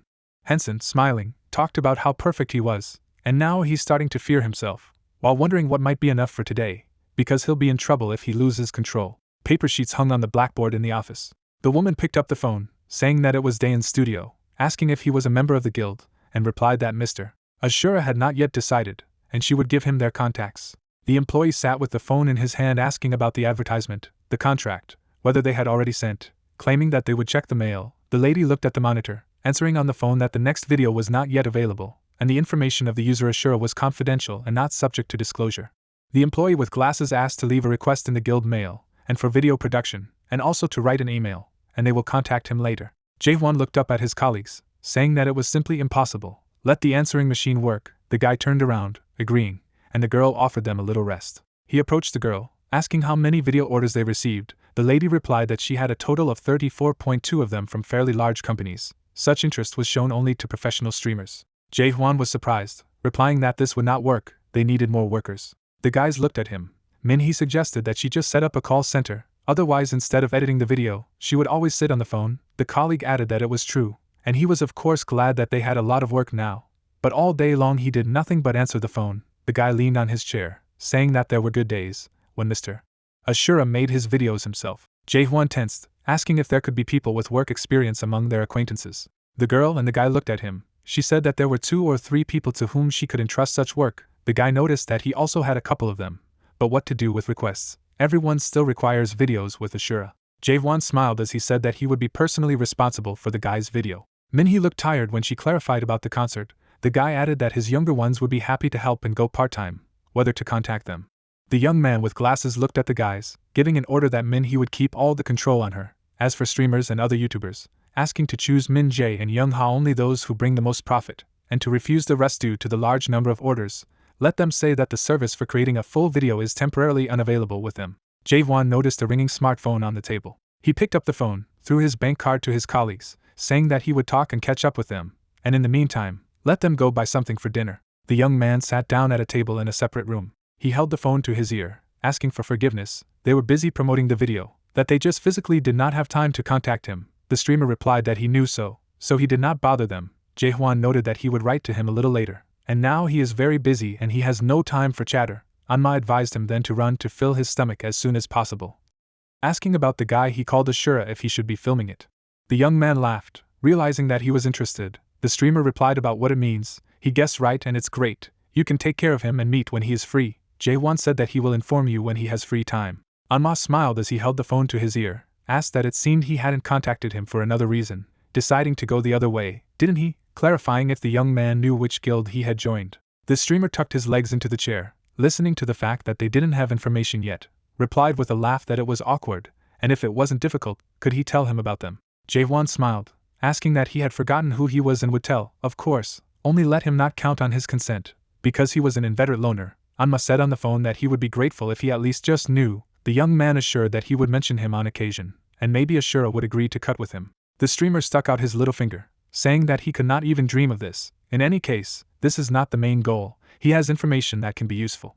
Jae-won sat in a dark room, asking for information. The young man opened his eyes wide, listening to something. He jumped up from the table, asking if he was joking, because if it was true, I'm sure he'd like it, asking him to keep him informed, saying goodbye. Jae-won looked ahead, holding his smartphone, spoke about the Imperial Warrior Tournament, and that it sounded good. The young man opened the door, leaving the room and called the main character. The multi-story building stood in sunny weather. The young man asked in surprise about the Imperial Warrior Tournament. Jae-won was smiling as he announced on the phone that the participants would be divided into levels, and their skills would be calibrated so that no one would be able to beat them, and he thought they would keep only basic abilities, and accordingly the damage taken would be small. By the way, asking about what level he had. Hensen crossed his arms, noting that it was interesting. Let it be known that it was level 94. His friend screamed that he could go crazy. He looked away, asking how this is possible, because a couple of days ago he did not have even the 50th. The main character noted that this is patience and work, and there is nothing surprising. Jae-won noted that in any case, there are no more than 2 weeks before the tournament, so he may not pump up yet. The young man looked away, asking why. The young man adjusted his glasses, explaining that otherwise his rivals would be pro gamers of the 100th level. Hensen held the phone to his ear, smirked and asked what he wanted to say. It would be possible to meet professionals of a lower level, so it was not worth leveling up. Jae-won smiled, asking that since they had discussed the tournament if he had prepared new recordings of Ashura. The guy replied that there were 2, and asked if he should drop both. The young man remembered the monsters, saying that he shot the first video somewhere at level 50, during a raid on the boss. There is about an hour, and the second is quite recent. There is a recent battle with an army of monsters, which lasts about 20 minutes. The young man listened with surprise to what was being said to him on the phone. He looked at his colleagues, wondering if he meant the army of monsters that had attacked Venice. The guy looked away, confirming, said that he thought he was not aware. Due to his busy schedule, the friend replied that he was trying to follow the news of Eden, wondering if that legion of monsters had not reached Venia. Hensen said that they actually attacked Venia because of him, so he decided to bring down the bosses to reduce the possible damage to the city, and in the video he worked out for. The guys came closer. He asked to turn on the speakerphone. The young man asked to tell in more detail. The young man leaned on his chair, repeating that he had attacked the army while it was marching towards the city and killed the 4 bosses. Jae-won replied that he wasn't talking about it, reminding him that he said the monsters were coming to attack Venice because of him. It just sounds wild. The young man held the phone that Hensen had called, asking if he knew why. The guys were shocked to hear that the quest's attack on Venice and the ancient castle were activated by his specialization. No one would know that the reason for the attack on the city was that the monsters were hypnotized by the boss from that castle. Jae-won lowered his gaze, reasoning that it meant that the monsters' army wasn't that strong when he could defeat so many bosses. Hensen looked away, agreeing with his opinion, said that he did not think that there was anything to see in this video, since the monsters were really weak, offering to throw it off, and he would decide for himself. The young man agreed, asking to send. Jae-won looked at his colleagues, saying that the urgent quest itself increases the difficulty, so he thinks the video will get enough views. There will be a lot of those haters who will start throwing mud at him, like he didn't destroy the entire army, so let the hero be ready. The guy opened the system window, listening on the phone to send the video. The young man will deal with it first if he sits on it all night, thinks it will be ready by morning. The young man said that he sends it by tapping on the screen. Jae-won said that they will watch the video and discuss with the team. If they need more information, he will contact the guy. An empty shopping mall was shown. People were sitting in the cinema, watching a movie. Brother and sister were sitting in the hall, smiling. The hero looked at her, thinking that he no longer remembered the last time he and Hina were in the cinema, about 5 years ago, and in his opinion, when his parents were still alive, they never went with the whole family, thinking that someday his sister would be able to get back on her feet. It would be good if she entered university in the future. He watched her smile as she watched, chasing away the thoughts that because she hadn't had the opportunity to go to her old school, she hadn't made friends. The girl smiled sweetly when Hensen thought that he shouldn't burden her with anything. He should be grateful to her for being such a bright sun and just being in his life. Hina looked in his direction as he closed his eyes, wondering if her brother was still worried about her not being able to walk. She looked at him attentively, realizing that she would have to talk to him about this topic at dinner, and she wondered if the hero would be very surprised. The young girl closed her eyes, anticipating that she wanted to see his reaction. Water poured from the young man's mouth. His sister stood on her 2 feet, asking if he was surprised. Hensen jumped out of his chair, dumbfounded. The girl asked if he had swallowed his tongue. Maybe he would at least come and hug him. Hina opened her eyes wide as she listened to how long she had been. He looked at her intensely, shouting that if he could stand, then rehabilitation helped. She was ashamed when her brother asked why she hadn't said anything to him, specifying how long ago she had been back on her feet. Hina held up 3 fingers, saying that about 3 months ago, she thought it wasn't quite, but almost true. She looked guilty, asking for forgiveness. The hero remained silent, wondering what he was carrying, because he wanted to say that he hoped for her speedy recovery. The young man closed his eyes, inviting him to sit down. The guy crossed his arms, asking if his aunt knew, and if she continued to attend classes with the doctor, she would be able to walk, wouldn't she? His sister looked at him, saying that yes, but his brother asked if there were any forecasts. The girl looked upset when she answered about 2 weeks, that in 2 weeks she would be able to walk without help. The main character immediately thought that it meant that in a year she would be able to go to university. The sister leaned forward, wondering if he was angry. The guy replied that of course, asking how she would feel if she were in his place, while asking to listen to his request. Hina was happy, asking what kind of request the young man asked to prepare for university. The girl was surprised when he added that it would be good to do this. She asked again why this topic. The hero looked at her sister with warmth, saying that before that accident she studied diligently, and she was good at studying. If she studied, she thought she could go to university. The girl asked if he really thought so. The guy looked at her, answering that if he didn't want to, he could not do it. It would just be more and more difficult for her to make friends her age over time, especially if she immediately got a job. Hensen smiled as he said that finding like-minded people wasn't as easy as it seemed, and that although she had stopped attending classes since high school, she had finished high school. Maybe now was her last chance to spend time with her peers. Hina opened her eyes wide, silently listening. She nervously ran through her fingers, starting to say what she thought. The hero was happy to hear that she herself would like to enter. He said that then he would find out the details. The young girl raised her finger up, offering only one condition. The guy asked again about what it was. Let him speak. When his sister invited Hensen to go with him, he clenched his teeth, completely unprepared for such a question, and asked again. Hina took his hand, saying that she wanted to study with him. A view of Venice opened up. The animals went forward. The wolf suddenly jumped up. Looking at the monster, the man shouted that it was there. People looked frightened, shouting that he had jumped over the wall carefully.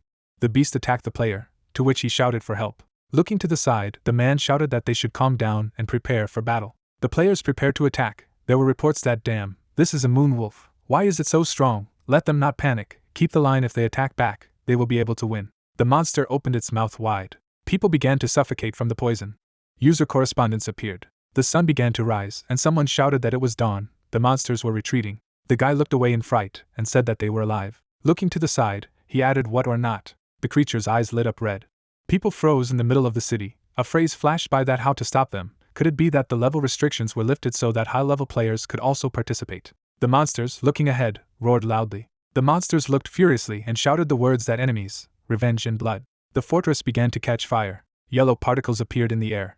A view of the high-rise building opened. The girl looked frightened and turned to her brother. Stretching out her hand forward, she said that let him stand up and look. He was surprised, to which the hero asked what and what was there. He shuddered in surprise and exclaimed. Looking at the TV, the protagonist wondered why this video was shown on TV, to which the sister replied that the video was uploaded to social networks just 2 hours ago.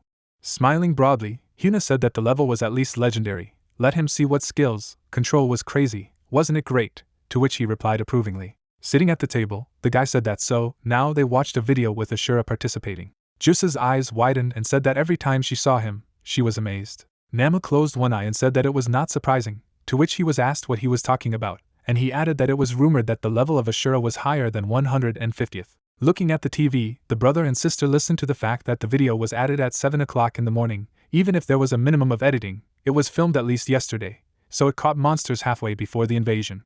Looking to the side, the young man said that the level of a player with such skills should be between 100 and 150, but perhaps users above 150th level were given the ability to kill creatures before the start of the quest. The girl frowned when she heard that he was sure that the Ashura user was above the 300 level, because he was able to quickly and quietly kill the bosses, and then escape using the loopholes of the quest, and the rest are being killed by ordinary monsters right now. just let them look at his movements. A player with the level he mentioned earlier is not capable of this. Smirking, she asked him what he didn't think was normal for a man whose rank was considered legendary. He didn't understand, he had a unique one. Sitting next to her, the host asked where they stopped. Exactly, Vienna. Raising his eyebrows, he added that he was in Vienna now. How were things going there? To which the player replied that it was terrible. There was a moon wolf, giant snakes and strong ogres, and even giant orcs with intelligence, and all at once attacked them. MC frowned upon hearing that they were barely holding on, but defeat was imminent, to which he thought he didn't know the situation would get so serious. He thought that only the bosses would be strong, so he gave up on the rest of the mobs. As he was leaving, he asked that he was no longer needed and would go to bed, to which the girl replied approvingly. A phrase flashed through that if Mr. Ashura joined the battle, the situation would change. Looking to the side, the user said that although he had dealt with the bosses and ignored the ordinary monsters, judging by his strength and skills, he thought he would radically change the course of the battle. Juice's eyes widened and asked what would be very good if Lord Ashura would join the battle, right? And what if he had some urgent business in reality and couldn't participate? Lowering his head, the guy said that then Venia would be captured. The presenter shuddered and thought that he had appeared. Smiling broadly, she said that it had become known that Ashura had appeared at the eastern wall of the castle, where a group of reporters would first switch to the scene and give the floor to them. A view of the eastern wall of the Venezia castle opened up. Carson looked to the side, thinking that this place shouldn't have been reduced to rubble by 4 waves of monsters. Suddenly he opened his eyes in fright. Gritting his teeth, the guy said that the wave had passed only an hour ago, to which he was told that they were advancing again. It no longer looked like a quest. The players raised their hands up, shouting that they would fight to the death. They had nothing else to do, they had been through so much. He bought himself a house here, he would not let it be destroyed. Sitting on his horse, the knight shouted that let them listen to him, they would not allow the city to fall, fight to the last, go ahead, defend Venice. The soldiers defended themselves from monsters. Yellow lightning struck from the sky. A blow flew to the monsters. The knight froze in bewilderment. Looking ahead, he asked what else he was. The swordswoman looked away and said that she didn't think it was the time for chatter, and then she thought that she was out of the game and thought that Hensen had dealt with all the bosses, so she didn't expect any problems, but there were too many creatures. Taking a step forward, she added that she needed to hold out as long as possible. Lightning flashed brightly. A hail of swords rained down on the beasts. Ing rushed forward abruptly. She ran towards the sphere. The girl swung her weapon. The soldiers rushed forward, shouting that they would win. Let them get their swords ready. The beasts looked at them maliciously. The monsters froze in front of the players. There were pools of blood on the ground. A view of the buildings opened. The monster struck the lady. The swordswoman gritted her teeth upon hearing about the critical hit. She couldn't move, to which she thought that things were so bad. The creatures rushed at her, and the thought arose that she was finished. Closing her eyes, Ing thought that it seemed that this would be her first death, and the idea, well, you can survive once. She knitted her brows. Suddenly the girl looked at me in surprise. The monsters in front of her evaporated. Looking at the hero, she wondered if it was really this. Hensen turned, and the thought popped into her mind what but why his mask was white. He grabbed his sword with both hands. The hero ducked, to which the lady turned. Looking down, he spoke of a sweet dream. The creatures rushed in their direction. The tip of the weapon lifted off the ground. The protagonist swung his sword sharply. He closed his eyes. There were notifications that the sweet sleep was putting the player into a deep sleep, and the nano's sleepwalking was activated for the duration of the battle. MC looked ahead. There were reports that the sinking into a sweet dream was complete, could check the character's movements. In fact, a blow came, and he thought that he could watch everything that happened during a sweet sleep. Cuts appeared on the monsters. It was said that the nano's sleepwalking skill was improved, the speed of movement was increased. Hensen suddenly rushed forward. He swung his sword sharply. Stretching his hand forward, the hero thought that yes, he could move faster. When the level increased, he consciously saved Dune. It seemed that he was learning to create suitable situations for his incarnation as a knight. The monster clenched its teeth tightly and cried out. Chains flew out of the hero's hand. They rushed towards the creatures. The protagonist stared ahead silently. The players looked at him in surprise, saying that this was Ashura's truth. He had already seen these skills. If he was here, then didn't that mean that his level was above 150th? The snake's eyes lit up. The beasts raised their hands up and shouted that they needed to kill the enemies. MC held the weapon in his hands. He stretched out his hand in front of him. Standing among the monsters, Hensen wondered what was amazing. In this state, skills felt very different, even though their power was almost the same. Looking ahead, he thought that it would be interesting to fight the knight. The image of a masked man arose. The thought arose that although it is unlikely that the game will have such a banal and strange quest where he will meet himself, the girl looked at him silently. Wide-eyed, she thought he had saved her, and notifications appeared that confirmation to shoot a video for Hensen's player would be saved separately. Observing the creatures, the swordswoman added that it was enough to stand, it was time to act, and then said that she would stop the moon wolf and the serpent. The girl swung her weapon. The hero struck a blow at the monster and thought that yes, everything was going pretty well. His eyes lit up and he added that wait, at this rate he would raise the level to the 100th. But he wanted to compete with professional players. After all, he was told that the professionals had not yet reached 100, he just asked not to increase the level.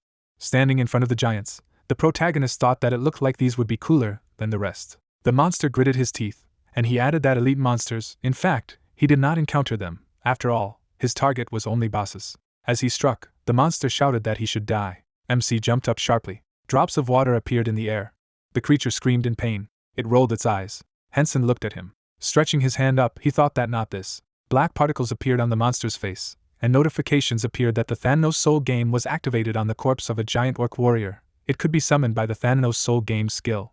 The beast looked furiously and shouted that he would kill them all. The hero opened his eyes wide and thought that this was the end. The beast stood behind the giant. Smiling broadly, the guy said that he had seen Ashura revive the boss in the video, but he didn't think he would use this skill here, and the other added that he was crazy. The creature's eyes lit up purple. The monsters looked frightened. The giant waved his hand. The monsters began to run away rapidly. Frowning, the player shouted that they should fight too. Go ahead. They began to fight the monsters. The protagonist jumped up. Pulling his sword to the side, he thought that no, here is a crazy lunatic. If he has already summoned his soul, he needs to collect objects. Stop thinking only about fighting. MC landed on the ground. He turned his head when he heard the notification of the level up. Hensen slapped the monster's neck. He brandished his swords. Looking ahead, the hero thought that no, if he raised the level to the 100th, he would not be able to fight with professional players. Due to the time limit in the quest of the second track, he might not have time to participate in the tournament. His eyes lit up. A message appeared that the sweet dream was deactivated, to which he thought that it was just in time. The protagonist crouched to the ground, thinking that he needed to collect loot as soon as possible. He looked surprised when he heard that he was grateful for saving her.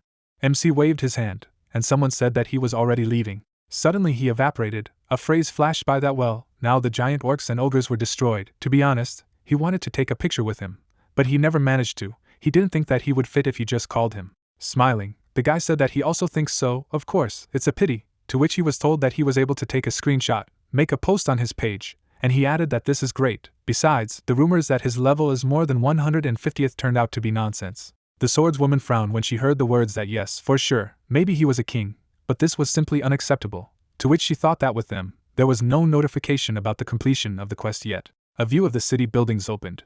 Walking forward, the MC thought that so, he had completely replaced the equipment. He thought he would not be recognized now. Looking at the message, he said that it was a problem. Since the quest was not yet completed, then there were still monsters left, and they would come soon. If he had to continue participating in the siege, he would definitely not get to the tournament, although this quest did not mean much to him to refuse the tournament for his sake. Hensen crossed his arms, thinking that if he didn't help, Venia would fall, because it was because of him, so it wouldn't be responsible to just leave. He needed to quit the game soon. Raising his hands up, the guy shouted that he was here. Looking at him, the hero asked what he was trying to surprise him with his appearance every time, despite the constant failures in this, to which he asked again and replied that well, only if a little.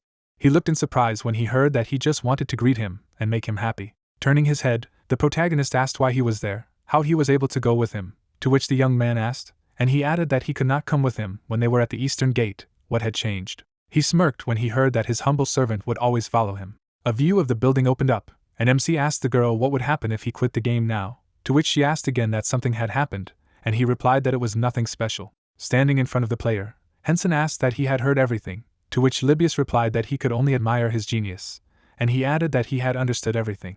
Looking at him, the hero heard that yes, his humble servant would take care of perfectly fulfilling the master's order, to which he thought that whether he should trust him, everything would go well. He looked away and said that then he would prepare to quit the game. The protagonist gritted his teeth when he heard the words that the narcolepsy skill was activated. He would be put to sleep. Even if the user exited the capsule, the character would remain in the game until the moment the automatic exit was made. Falling to the ground, he thought that everything should be like this. He hadn't used this skill for a long time. He thought his abilities would improve significantly in that time. Tears appeared in the boy's eyes and he shouted that he, his humble servant, would be able to see with his own eyes all the greatness of the descendant of Thanos. How touching! He was delighted. Here it was, the true face of God. Hitting his head on the ground, he added that he would be able to see it with his own eyes. Watching him, people said that he scared him. They would go sooner. They didn't want to watch. There were such NPCs. A settlement appeared, and someone asked that maybe the monsters knocked on his head. There are strange people here. A view of the modern building opened. MC clicked on the notification. As he left the room, he thought it was time to get ready for rehabilitation. Looking at his sister, Hensen added that she was looking there. He turned towards the TV. Watching what was happening on the TV, The girl asked why the face was covered, to which the hero wondered what exactly. He received many requests for filming, but he rejected them all. Smiling, he said that in any case, this video would still be uploaded to Ashura's channel, to which the sister replied that she saw that his style was different from what it was before, and the protagonist added that it was time for them to go to the hospital. After all, they agreed to go together. Looking to the side, Hina said that it was good, she would just change her clothes now. A view of the day in rehabilitation center opened. MC was carrying his sister in a wheelchair, listening to the fact that, by the way, he asked Ashura her question, to which he replied that there was a case, and she asked what and what he said. The girl raised her head when she heard the words that he had already received that item from Yuzurun. She was the younger sister of the head of their guild. She knew what she was asking again. Grinning, Hensen said that he hadn't thought about joining the guild yet, but if he did, he would definitely get to know them, to which Hina asked. Closing his eyes, he thought that she would be completely out when she found out that he was Ashura. Turning her head, the sister said that she herself was next, and he should go to training for the time being, to which the hero replied that no, he wanted to meet with her doctor. All this time she lied for her, and she thought it was not easy for her. She would come in at least to say hello, and she asked that he was still angry because of this. A sign with the doctor's name appeared. Sitting at the table, the doctor said that they should come in. Looking at her, the protagonist said that he had not been here for a long time, to which she replied that it was great that they came together. Let him sit down. It seemed that he wanted to talk about something, and he said that he would not hide anything from the psychologist. Closing her eyes, the girl said that there was no need to be a psychologist here. Everything was clear from him. Then she would first send her to rehabilitation, and then return to him. Putting the cup on the table, she said that he should forgive him for having to deceive him. She had to tell the guardian about Hina's recovery. Sitting next to her, the MC replied that everything was fine. He wanted to thank her for taking up the treatment, to which the doctor said that no, it was her duty. Smiling, he asked what and how long ago she began to recover. She told him that about 3 months ago. Looking at him, the doctor replied that the first successes really appeared 3 months ago. Then it became easier for her. It often happens that it is difficult for disabled people to rehabilitate themselves due to the fact that the family puts pressure on them psychologically. Hensen lowered his head when he heard that, for example, they might be worried about their parents or feel guilty about their brother, to which he replied that he understood. Parents looked at the child. A phrase flashed by that the family can also get tired. At first they are ready to fight, but when they do not see improvements for a long time, they give up. Some even begin to claim that they will never cope with it. It seemed like a memory from rehabilitation. The words sounded that Hina, on the contrary, had a great desire to achieve her own in order to please him, and watching her efforts, she understood how well he treated her. Lowering his gaze, the hero said that he was proud of her. He had to work, and therefore they spent little time together. The girl smiled when she heard this. Stretching her hand forward, she said that for the first couple of years, Hina, like all patients, went through a stage of rejection, but thanks to Idea, she was getting better. He was a great example of how a brother's good attitude can help a patient, and they did a great job. Looking at her, the protagonist replied that she exaggerated his merits, but thank you anyway. Standing at the exit, he said that it was time for him, but he would look in some other way, to which the doctor replied that yes, of course, good luck to him. She shuddered when she heard the bell. The doctor picked up the phone and heard that the capsule she asked where to put it had been brought in her room, to which she replied that it was in the office. She raised her eyebrows when she heard what had happened. She hadn't been interested in the game before, to which the girl replied that she just wanted to give it a try. Leaning against the wall, Lee heard that it was good, then he would help her. They would see each other at home. Grinning, she thought that it was surprising how many patients were getting better thanks to the idea. She should try to play too. A view of the headquarters of the Heroes Guild opened. People were sitting in the meeting room. An empty chair appeared, and someone said that since the meeting was called urgently, Hina could not come. Smiling, the girl asked why they had gathered because of the incident in Vaini. Turning her head, Stewie asked if players above level 150th could participate in the quest, and the player added that they were not allowed to participate because their level was greater than 400th. Looking at them, the head of the guild said that their goal is not to come there and destroy everything. Her younger sister shared something with her. Each of them can go to the Idea website and see the latest news. The main thing now is Ashura to participate in the quest. Sitting at the table, the girl said that the guy from that video, she knew who she was talking about. Looking to the side, the man said that he was amazing, and Sunny added that Hina was a fan of him. He was really good at fighting. Even if they had such abilities, they would lose to him. Frowning, Kaiser said that he wouldn't want this Ashura to be in the same guild with them. All unofficial rankers think too highly of themselves. He might be one of them. Looking at him, Stewie asked if he recognized the guy's abilities, to which he replied that of course you have to be an idiot to deny his talent, and the girl added that he has a nice side. Rina smiled and said that when she entered the game to help Un, it turned out that they went hunting with Ashura. Sitting at the table, the players talked about why she was silent, so they had gathered, not because they had problems, their head was so attentive. Looking at the guild members, the head said that of course, he had not yet agreed to join them, to which she was told that if he was so talented, she had also refused for the first time, and she had agreed as soon as she saw her. The Kaiser looked to the side and said that they would not entertain illusions. If Ashura was so talented, then there was no need for him to join their guild. They would not find him. Let them remember, that girl refused their invitation, or rather, everything. The guild members frowned upon hearing this. Standing in front of them, the player said that if any of them could defeat her, she would think about their offer. Clenching her fist, Sunny shouted that because her rank was higher than her or Rina's, she was a legend. Looking at her, the guy replied that he just didn't want their hopes to be dashed. Let them think rationally. Raising his eyebrows, the man said that he was right. Inflated expectations lead to great disappointment. Sunny smiled when she heard what she thought. Now it became clear to everyone that it was really not worth expecting much. Thanks for sharing your thoughts. To which she asked what was happening. Now it can be considered that Hina's older brother, cook and merchant with them. To which the head replied that given that her brother's rank is approximately unique, then everything should be decided. Turning her head, Stewie said that as for Un, she could understand the decision to accept them. But Huyun's brother, they usually only accept those who have already proven their worth and proven themselves. Looking at her, Rina replied that initially she also thought about it, but her sister asked very much. Besides, as it turned out later, he knew him. The players froze upon hearing this. Looking ahead, the Kaiser asked if she wanted to take advantage of this and lure him to them. Looking at him, the girl replied that it was surprising that she decided to do this, but she understood why, because it was Ashura himself. Smiling, she asked what it meant that they were to go to Venice and try to recruit him, to which the head replied that everything was correct. The doors swung open, and the question was heard about what and what they would do when they got there. The man walked into the room. The young man walked forward in silence. Looking straight ahead, Eden said that the title of guild leader did not suit him very well, and he did not share the general opinion that he should have been sent. He thought Kaiser was more suitable for this role. Looking at him, the guy replied that it was clear to everyone that he would have done better than him, to which he said that if it had not been Rina's request, he would have refused. Sitting down on a chair, the player said that he should be forgiven for being late. He was solving the affairs of the guild, to which the man asked that it was very tiring, and Sunny added that well, he always had a lot of things to do. The guy's gaze froze in place and he said that the plan was quite simple. There were not many guys in their guild who had a level below 150th. Most of them now had it somewhere between 140th and 150th, and that wasn't enough, so they decided to use buffs. Sitting next to him, users asked. A plan appeared. Words were heard that high-ranking guild members would buff those who enter Vienna. In this case, strong players will not need to engage in battle, of course. Buffs will be applied to the rest of the participants in the battle. They are already dealing with this issue. Sitting at the table, Eden said that Rina had told him that such a strategy had been suggested by Ashura. The problem was that the Shinhwa guild would not be able to buff every member, but they had done their research and found out that when monsters invaded a certain area in Vienna, the barrier disappeared. If those defending the city were defeated, then Shinhwa's guild squad would simply push the monsters back. Looking at the girls, he added that there was a much more interesting idea, and it also belonged to him. The people looked at him in surprise when they heard that they had to use the Pantheon Temple. The guy silently looked ahead. Frowning, Kaiser said that then the NPCs would be able to pass through the barriers that had the level limiter in them.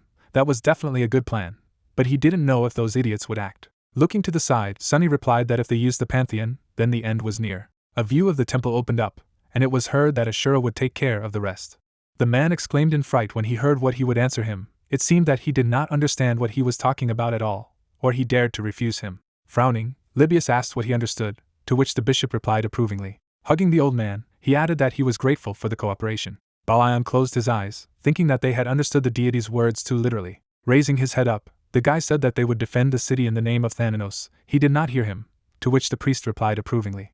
Raising his hands in the air, he shouted that it was time for the Pantheon. Looking at the old man, the young man asked why he had gotten up. Was he not happy? To which he asked again. Waving his hands, Balayan said that it was time for the temple. Looking down, the player asked what it meant that their goal was to support Shinhwa's guild and evaluate Ashura's skills, to which he was told that it was to the point. Looking at him, Eden said that some members of the guild were already halfway to Vienna, and would get there in an hour at the latest, and those below 150th had already arrived in Vienna. Tearing up the paper, he added that in this case, it was time for them to move out. Let them go first. He needed to discuss something with Rina. The players evaporated. An approving answer was heard. Looking at the guy, the head asked what he wanted to talk about, to which the young man asked that they were hunting for a user named Ashura. Besides, he was somehow related to Hina's brother, so. Smiling, the girl replied that yes, she did not think that this was a bad person. She heard that on a mission in Vienna he helped Ing and other users. After looking at her, the player replied that then she should hurry up. The lady shuddered when she heard that the Black Guild had begun preparations. She pursed her lips. Guild insignia appeared. The thought arose that this is the second largest alliance on the Korean server. It includes 5 guilds, and a clash with Shinhwa will lead to a battle. Besides, each of the guild leaders is the heir in real life. Eden is the richest of them.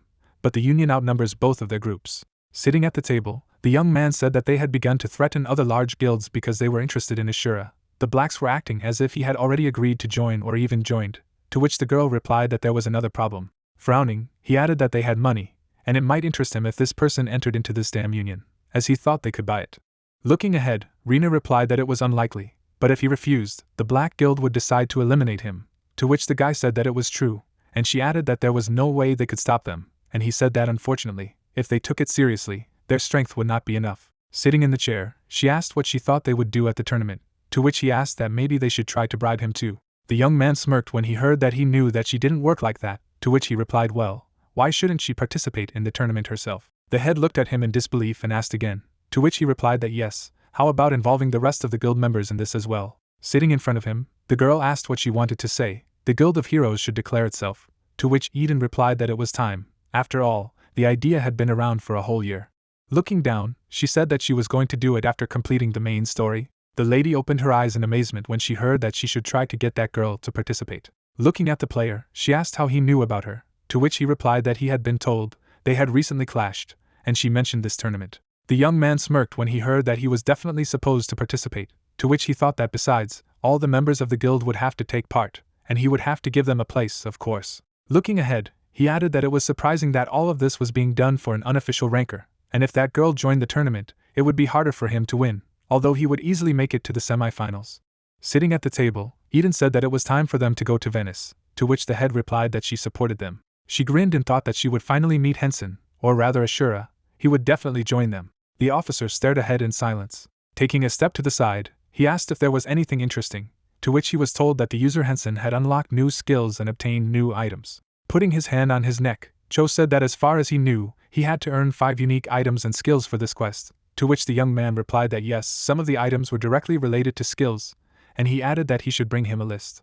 Frowning, he thought that his level had become 99th, that is, less than 100th, so that he was in line with most professional gamers in the tournament. Due to the skill of playing the Souls of Thanatos, many users complain about the injustice. There is a possibility that professional players may quit the game due to this imbalance. Looking down, the guy thought that he had to do something. Suddenly, a call came to his phone. Putting the phone to his ear, he heard that it should remain a secret. The employee looked to the side, hearing that they were saying that the manager's daughter would participate in the tournament, to which he replied that this is how, well, let her participate. He opened his eyes wide when he heard that he was completely stupid or, as he said again, the manager's daughter. The skull was lying on the ground, wax dripped from the candles, and I thought what kind of place it was. Looking straight ahead, the hero thought that he was sure that he had fallen asleep in the middle of the street. Sitting in the middle of the church, he added that why he had placed it on this altar, as if he were sacrificing. Jumping up, Libius shouted that the summoning circle was finally filled with radiance, to which the protagonist replied that it was not. He smiled when he heard the message that he had completed the urgent quest in Vienna, the reward had been added to the inventory, and then thought he would start with the items. Skill notifications appeared. It sounded that a random item is so exciting. A view of the temple opened. MC took a step forward. Putting his hands on his side, he thought that there were 3 more garbage swords, but come on, and the skills were nothing. Grinning, Hensen added that now he had to drop the load. Turning his head, he asked that he had been able to stop the monster invasion because he had followed his advice, to which the servant replied approvingly. And he added that in that case, let him listen carefully. Hitting his head on the ground, the guy shouted that he always says the right things, to which the hero replied that he needs to move away, he is fast, and let him look after the temple, he entrusts it to him. A view of the city of Armen opened. Going forward, the protagonist said that he was much calmer without him. The main thing was not to increase his level. If he came across a monster, it was better to run away than to accept the fight. He shuddered in surprise when he heard that Libius was automatically transported by the magic of the Apostle Thanos. Standing in front of him, the young man shouted that it seemed that the Apostle had decided to send him to him. He was so happy. Smiling, MC replied that yes, so the Apostle had moved him with magic. Closing his eyes, he added that he didn't understand why he was naked, to which the servant replied that he was just about to take a bath, so now he was a little embarrassed. Turning around, Hensen said that he should find clothes and go to the capital, and then thought that the Apostle would strangle him with his own hands. The kingdom of Beldrin appeared. People were sitting in the room. Crossing his arms, the man asked that there were 6 days left before the Imperial Tournament. Havarin smiled and replied that no, they say of course that it is 6. But she thinks it will drag on for a long time. The developers are still finalizing some details. During the day the information should be posted on the IDEA website. Raising his hand, Flay asked what was known about Ashura's involvement, to which he was told that she was glad that he thought she was a first-rate spy, but no matter where she was, There was no information about such a person. Looking at him, Heli said that she was more interested in the other guys who would participate in their union than in this Ashura of theirs. She smiled when she heard that she was playing the sweepstakes again, to which she replied that she thought it was none of his business, and the mage said that he should do as he knew, only remembering that she would be in trouble if he touched the guild's funds, to which the girl asked that he was taking her for whom. Sitting on the couch, the man asked what they thought about inviting him. Zerubbabel opened his eyes wide and said that of all the professional players, they should get him. Smiling, Heli replied that it was a great idea, to which Gunga added that he agreed. Closing her eyes, the girl said that in her opinion this was not the best option, but they did not need unnecessary quarrels, so she would agree with them, and the magician replied that he felt the same. Sitting in front of her, the hunter asked what they would do with the rest of the guild, to which Farron said that to begin with, the Inferno was personally involved in this tournament, since they had already notified all the participants, so they could easily recruit new participants. Smiling, she added that it seems that they have never had a chance to recruit players. They are using this opportunity to glorify the name of their guild and recruit new members. Looking at her, the man replied that they would then increase their power and destroy the Shinhwa guild. Sitting next to him, the user said that it didn't look like they were trying to recruit professional players, to which he said that it was good news for them. A workplace appeared, a phrase flashed by that then they would end it. I thought Ashura would get one of the black guilds that would win this tournament. A view of the sky opened up. Snow-capped mountains appeared. Rushing forward, the man thought about why they banned the use of teleportation when crossing the border. Stopping, the girl said that she still became stronger. One can only guess how much her level has grown. Frowning, she asked how he had perfected his control to such an extent. Stretching her hand to the side, Soa thought that this was too much. She had almost nothing, she was just wondering what skills he had. Then she ran forward abruptly. The headquarters of the Heroes Guild appeared. Sitting at the table, Rina said that unfortunately, they could not find Ashura in Vienna, but this time they would succeed. Looking at her, Stewie said that it was true, because there was already an article about the tournament, so he would come, and AI added that otherwise his reputation would suffer. Closing her eyes, Hina said that they would see him in battle, their dream would come true, to which Sunny replied that yes. Looking to the side, the guy asked if the matches wouldn't be quite boring for him if only users with levels from the 100th to the 200th participated, to which he was told that perhaps he was much stronger than them. Looking ahead, the guild leader said that he couldn't guarantee his victory in the tournament. Eden said that the other major guilds intended to send the most prominent members, to which she was told that it would change everything then. Sitting in front of the players, she added that the reason she had gathered them here was because they had to decide which of them would participate, and more importantly, this tournament would give them a chance to make their name famous. They would have to take their rightful place in the standings. The members of the squad turned in her direction when they heard that the girl had agreed to participate. The Kaiser looked away. The man grinned and said that he knew it. Stretching her fists, Stewie said that they couldn't lose now, and AI added that she was scared. With her eyes wide open, Hina said that she would not participate. She was just a healer, so she was unlikely to stand up to any of them. The girl sighed and replied that she was also a passer.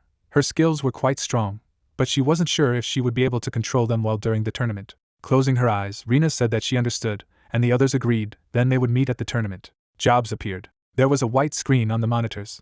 Leaning against the table, the guy thought that on the eve of the tournament, everyone was resting, so what the hell was he doing here? Frowning, he added that he hoped nothing would happen, if only she didn't show up saying that she was the daughter of a corporate director, although there was something more important. Looking at the image of the hero, the young man thought that he still hadn't reached the level of 100. The protagonist was holding a weapon in his hands. A phrase flashed by that he would dominate the tournament anyway, no matter how hard they tried to weaken his skills. Professional gamers complained about this problem. I agree that it is unfair, but they cannot do anything either. A view of the stadium opened. It was heard that the clash between Ashura and professional gamers would cause a great resonance. Crouching, Cho thought that, by the way, what day is it? After looking at the screen, he added that yes, the DP store will be updated today. The officer raised his head. The capital of the empire appeared. People smiled happily.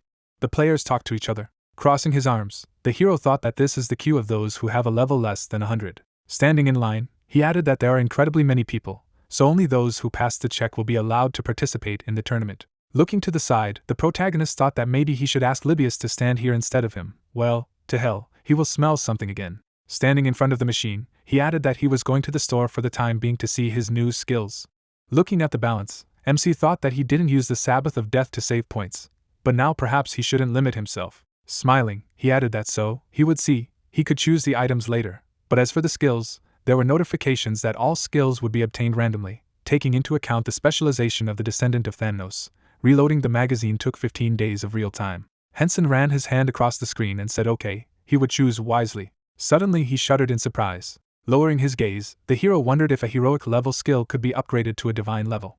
Standing in front of the notifications, he said that he would start with the legendary anyway, against some kind of garbage. The protagonist looked at him in amazement and thought that he had stopped. Putting his hand to his face, he continued the thought that if he practiced it a little, something would work out. Smirking, MC thought that if he combined rare, unique, and heroic skills, maybe he could show something crazy in the competition. Holding the weapon in his hands, he heard that he was welcome to the Imperial Tournament. If he passed the test, he would automatically qualify for the tournament.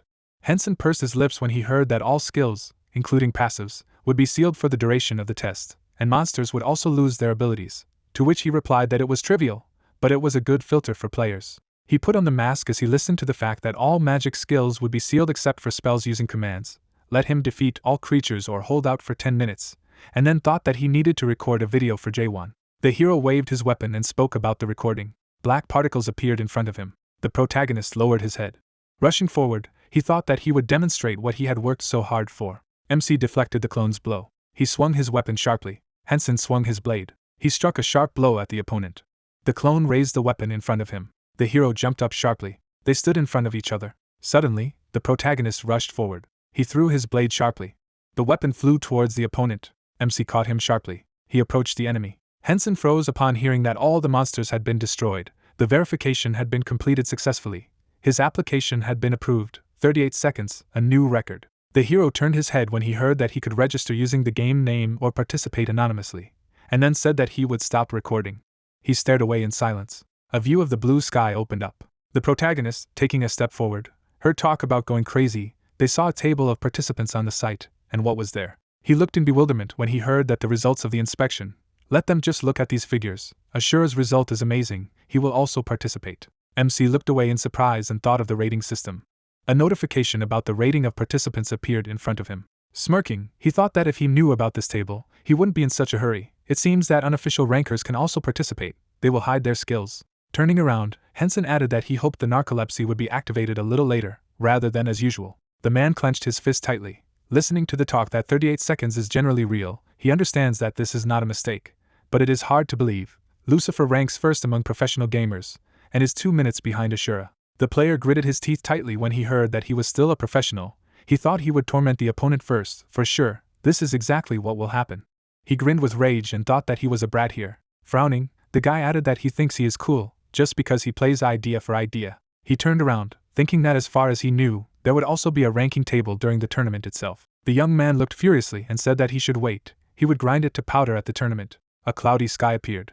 A view of the stadium opened. Words were heard that he greeted all the spectators. His name was Sun. He would comment on the Imperial Tournament. The man smiled and said that they are now in the Idea Coliseum, where everything is happening. With him is his colleague, Hong, a former professional player, and he greets them, to which the guy replied that it is surprising. He is sitting next to him and hears what he used to hear from the court, and he added that he is sure for those who watch them on TV, it is not at all clear who they are. Looking to the side, the host asked what he thought about past matches among users with levels from the 100th to 200th, as well as from the 200th to 300th, to which the young man replied that to be honest, he was not very impressed by them. There were not many outstanding players, and he added that he thought this tournament would be very different from the previous ones. Hong raised his eyebrows and said that he nevertheless believed that professional gamers did not exhaust themselves with training before the tournament, to which the commentator replied that most likely, but he was more worried that the participant, whom absolutely every viewer is waiting for, did not appear. A recording appeared on the screen. The words flashed that yes, he was also interested in looking at him. Unfortunately, in such a situation they can only speculate as to why he did not come.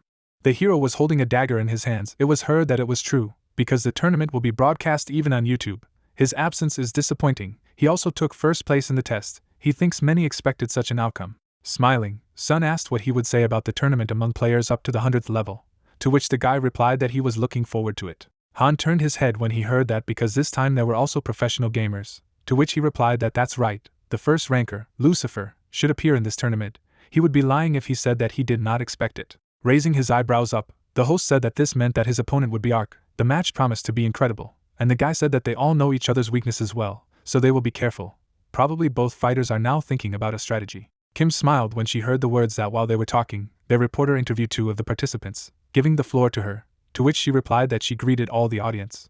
Holding the microphone in her hands, she said that he was one of the players whose appearance was expected by an incredible number of people. I would like to hear what he thought about this. Ark looked away. Standing next to him, the girl said that she should tell him how he felt when he first got to the idea, to which he replied that to be honest, He was very impressed. This game is much more realistic than many others. Looking at him, the reporter asked what he expected from today's tournament, to which the young man replied that he did not have high expectations. There would be many talented players, including Lucifer, and she added that the last question was who he would like to see most at the tournament. The guy's gaze froze and he replied that Ashura, to which she asked why him. A view of the stadium opened up. Words were heard that because he was the greatest player, and the audience shouted that he called him the greatest. He was so handsome and noble, a real man, he would support him. Gritting his teeth, the young man asked why he was further fueling interest in the freak who did not even show up, despite the promise, to which he was told that maybe Ashura is a good gamer. But what is the point of it, if as a person he is terrible? That's right, in his video message he promised to participate. Ark put his hands behind his back when he heard that he thanked him for the interview, to which he replied that he didn't. Closing her eyes, Kim said that the next participant is one of the most anticipated players up to the 100th level. Lucifer gritted his teeth when he heard that they would greet him, to which he greeted him. The audience looked angrily and said that there were no manners, and why such a person became popular. Smiling broadly, the girl asked how he felt when he first came to the idea, to which the participant replied that well, it seemed to him that the game was good, and she added that then let him tell what he expects from today's tournament, to which he replied that he would win the first place. Furrowing her brows, the reporter said that, as expected, Lucifer was full of confidence, and in conclusion, who would he like to see most at the tournament, Mr. Ark or maybe Ashura? He opened his eyes wide when he heard this. Turning around, the gamer said that no one, he is the best professional in this world, should not compare him with this mediocrity, and even more so with an ordinary user. He began to teleport, saying that no matter how hard he tried, he could not get out of the amateurs. They did not understand why they called him a professional, to which Kim said goodbye. Sitting at the commentator's counter, the man said that yes, they were happy to listen to the two top players, to which Han replied that of course, Lucifer's professionalism cannot be denied, but his manners. Closing his eyes, the host said that he looked overconfident, almost arrogant, to which the guy replied that yes, he was going a little too far, and he added that they have regular spectators who know the principle of the tournament, but those who have just joined have no idea how the qualifiers work. Grinning, Sun asked what he would tell them more and not forget about the update, to which the young man replied that of course, as they know, the idea is so popular all over the world that an entire industry has grown up around it. A splash screen appeared on the screen, and he added that that's why they introduced a selection system that didn't exist before. He is now talking about clearing the dungeon against the clock. Gamers have not had to deal with this before. The bosses of the challenge appeared. The words were heard that it was true. Each participant gets into a separate dungeon. This is not a standard dungeon. It has 3 levels, and each has its own unique boss. All players are in equal conditions, and the same approach will be used in the final. Looking ahead, Hum said that but unlike the final tasks, during the selection process, players cannot use skills. In general, the conditions are no different from the test task, to which the man replied that it seems that even first-level gamers have a chance to pass the qualifiers, and he added that it is true, all they want to see is the ability to control the situation.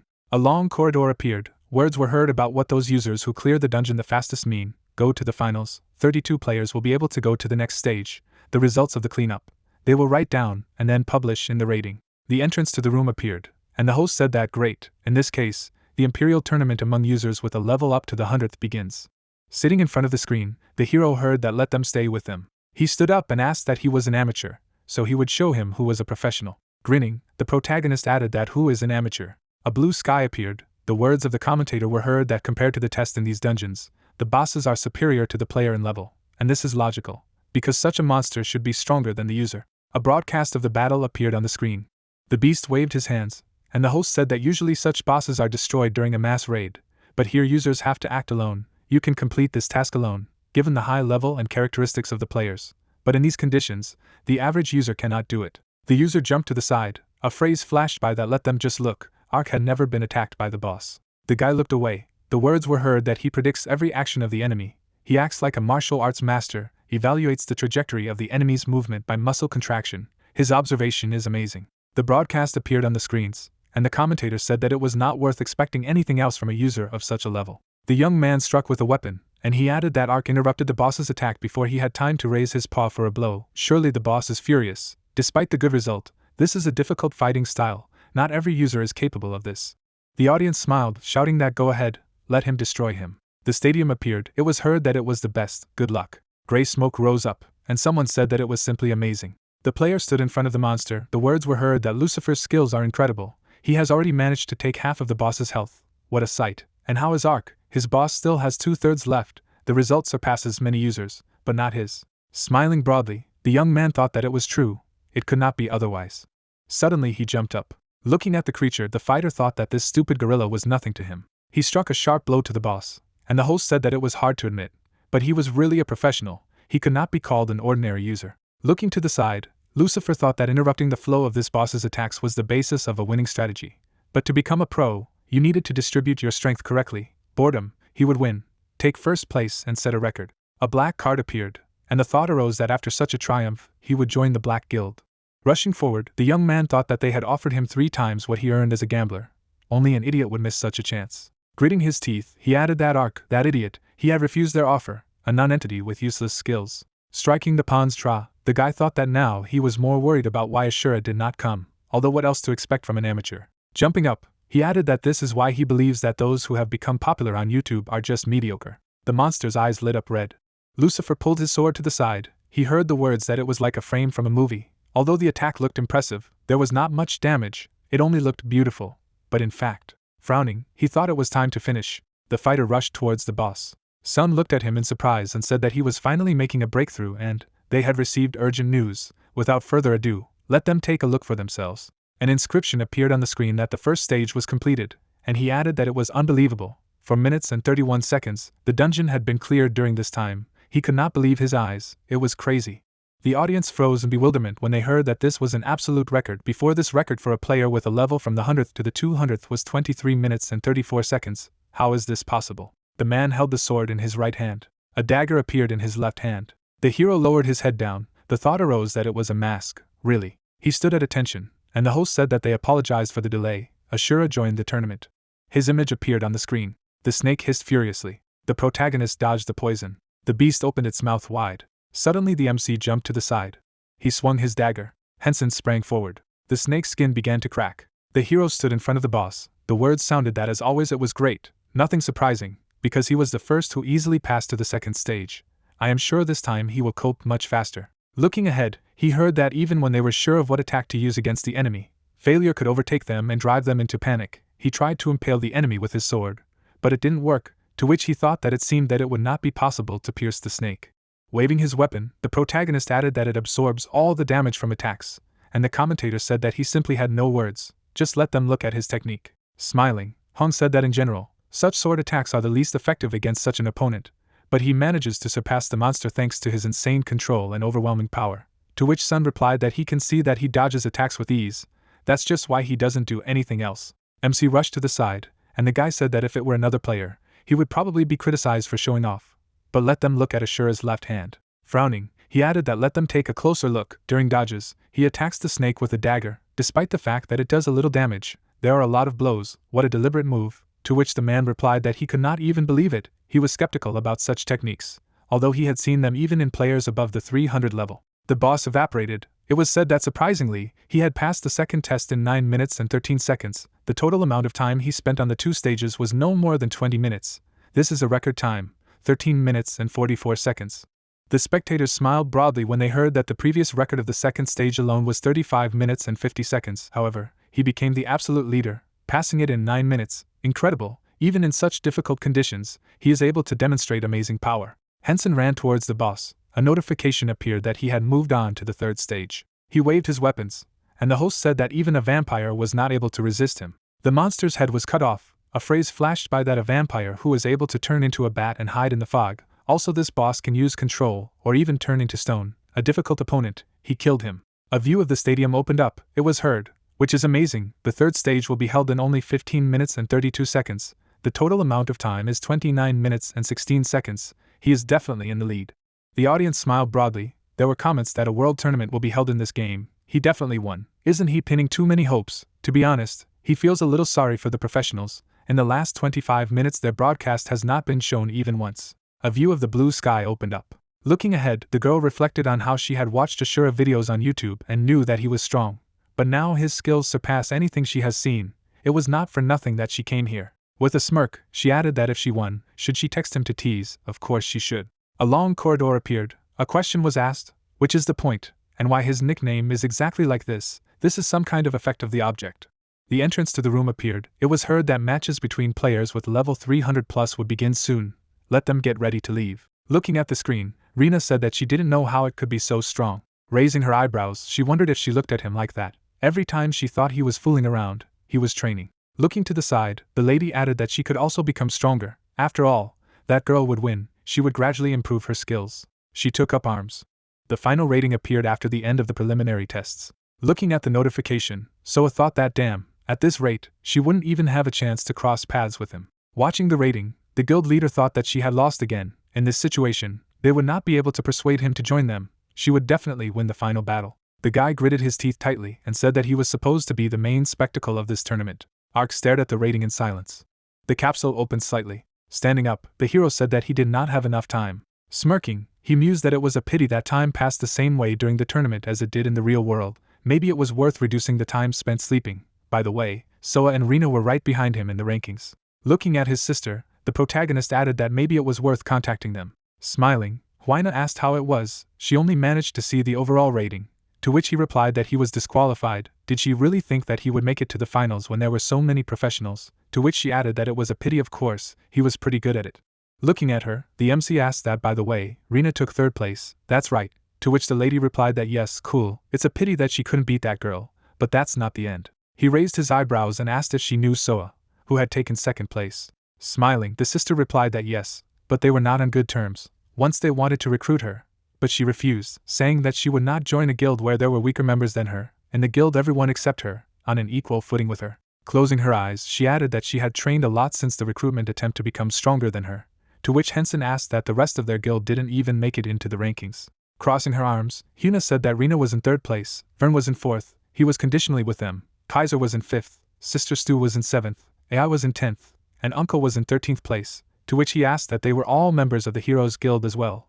The hero looked at her, hearing that it seems that those who have a contract did not participate, and of the unofficial rankers, she only knows that girl and Rin, to which the hero replied that this is how. He smiled when he heard that, by the way, he probably hadn't seen the 3rd stage of Ashura, to which the protagonist replied that yes, he hadn't. Closing her eyes, her sister said that she didn't want to say that about Rina, but neither she nor Soa were standing next to him. Of course, they couldn't ignore their skills and level, but Ashura's control was the strongest in the entire idea. Putting his hand behind his head, MC replied that it was clear, then it was worth watching the next broadcast, to which she said that it was better to do it twice. Getting up, Hina said that she was going to bed, to which he asked that it was so early, and she replied that yes, tomorrow she wanted to get up early and watch the tournament. Standing in front of him, the girl added that since he had flown out, he could watch with her. Hensen froze in bewilderment when he heard that he had plans for tomorrow, to which he replied that he should forgive him. He had already promised Jaewon that he would watch the tournament with him. Leaving the room, his sister said that okay, then she would watch with Sunny. Good night, to which he wished good dreams. Lying on the bed, the hero thought that he also needed to get up early tomorrow and prepare. Closing his eyes, he added that he would prepare that skill and then he would be able to show himself in a new way. The blue sky appeared, the words were heard that he greets all the spectators of the tournament. With them, as always, their commentators Sun and Hong. A view of the stadium opened. It was said that it seems that today's matches will be even hotter than yesterday's. It can't be otherwise. That's right. Yesterday's fights were truly amazing, although perhaps today the leaders will change. People sat in front of the TV, listening to how he would like to sit at home now, eat fried chicken and drink beer while watching the tournament, but he had to work to have something to buy this chicken. The man smiled as he looked at the screen. Sitting next to the guy, the host said what is more important. He already hears how the professional gamers who participated in the preliminary tests yesterday are moaning after everything that happened, to which Hong replied that it is quite natural. What is there, despite the talent of the players? Or should they be called creators? Because they are the ones who create the idea. Looking to the side, he asked what he thought was hard to lose to an unofficial ranker. Probably very hard. But despite this, the match would still be unforgettable for them. Smiling broadly, the man said that it was true. Besides, everyone remembers Ashura's crazy control, and his incredibly powerful abilities are quite a spectacle. It is rare to see such an exciting match. The broadcast appeared on the screen. The words flashed that only he was the one who added to his worries. Yesterday's fight with the vampire was uploaded to YouTube, so he thinks the opponents have studied his techniques well, and yet for him this is another way to become more popular.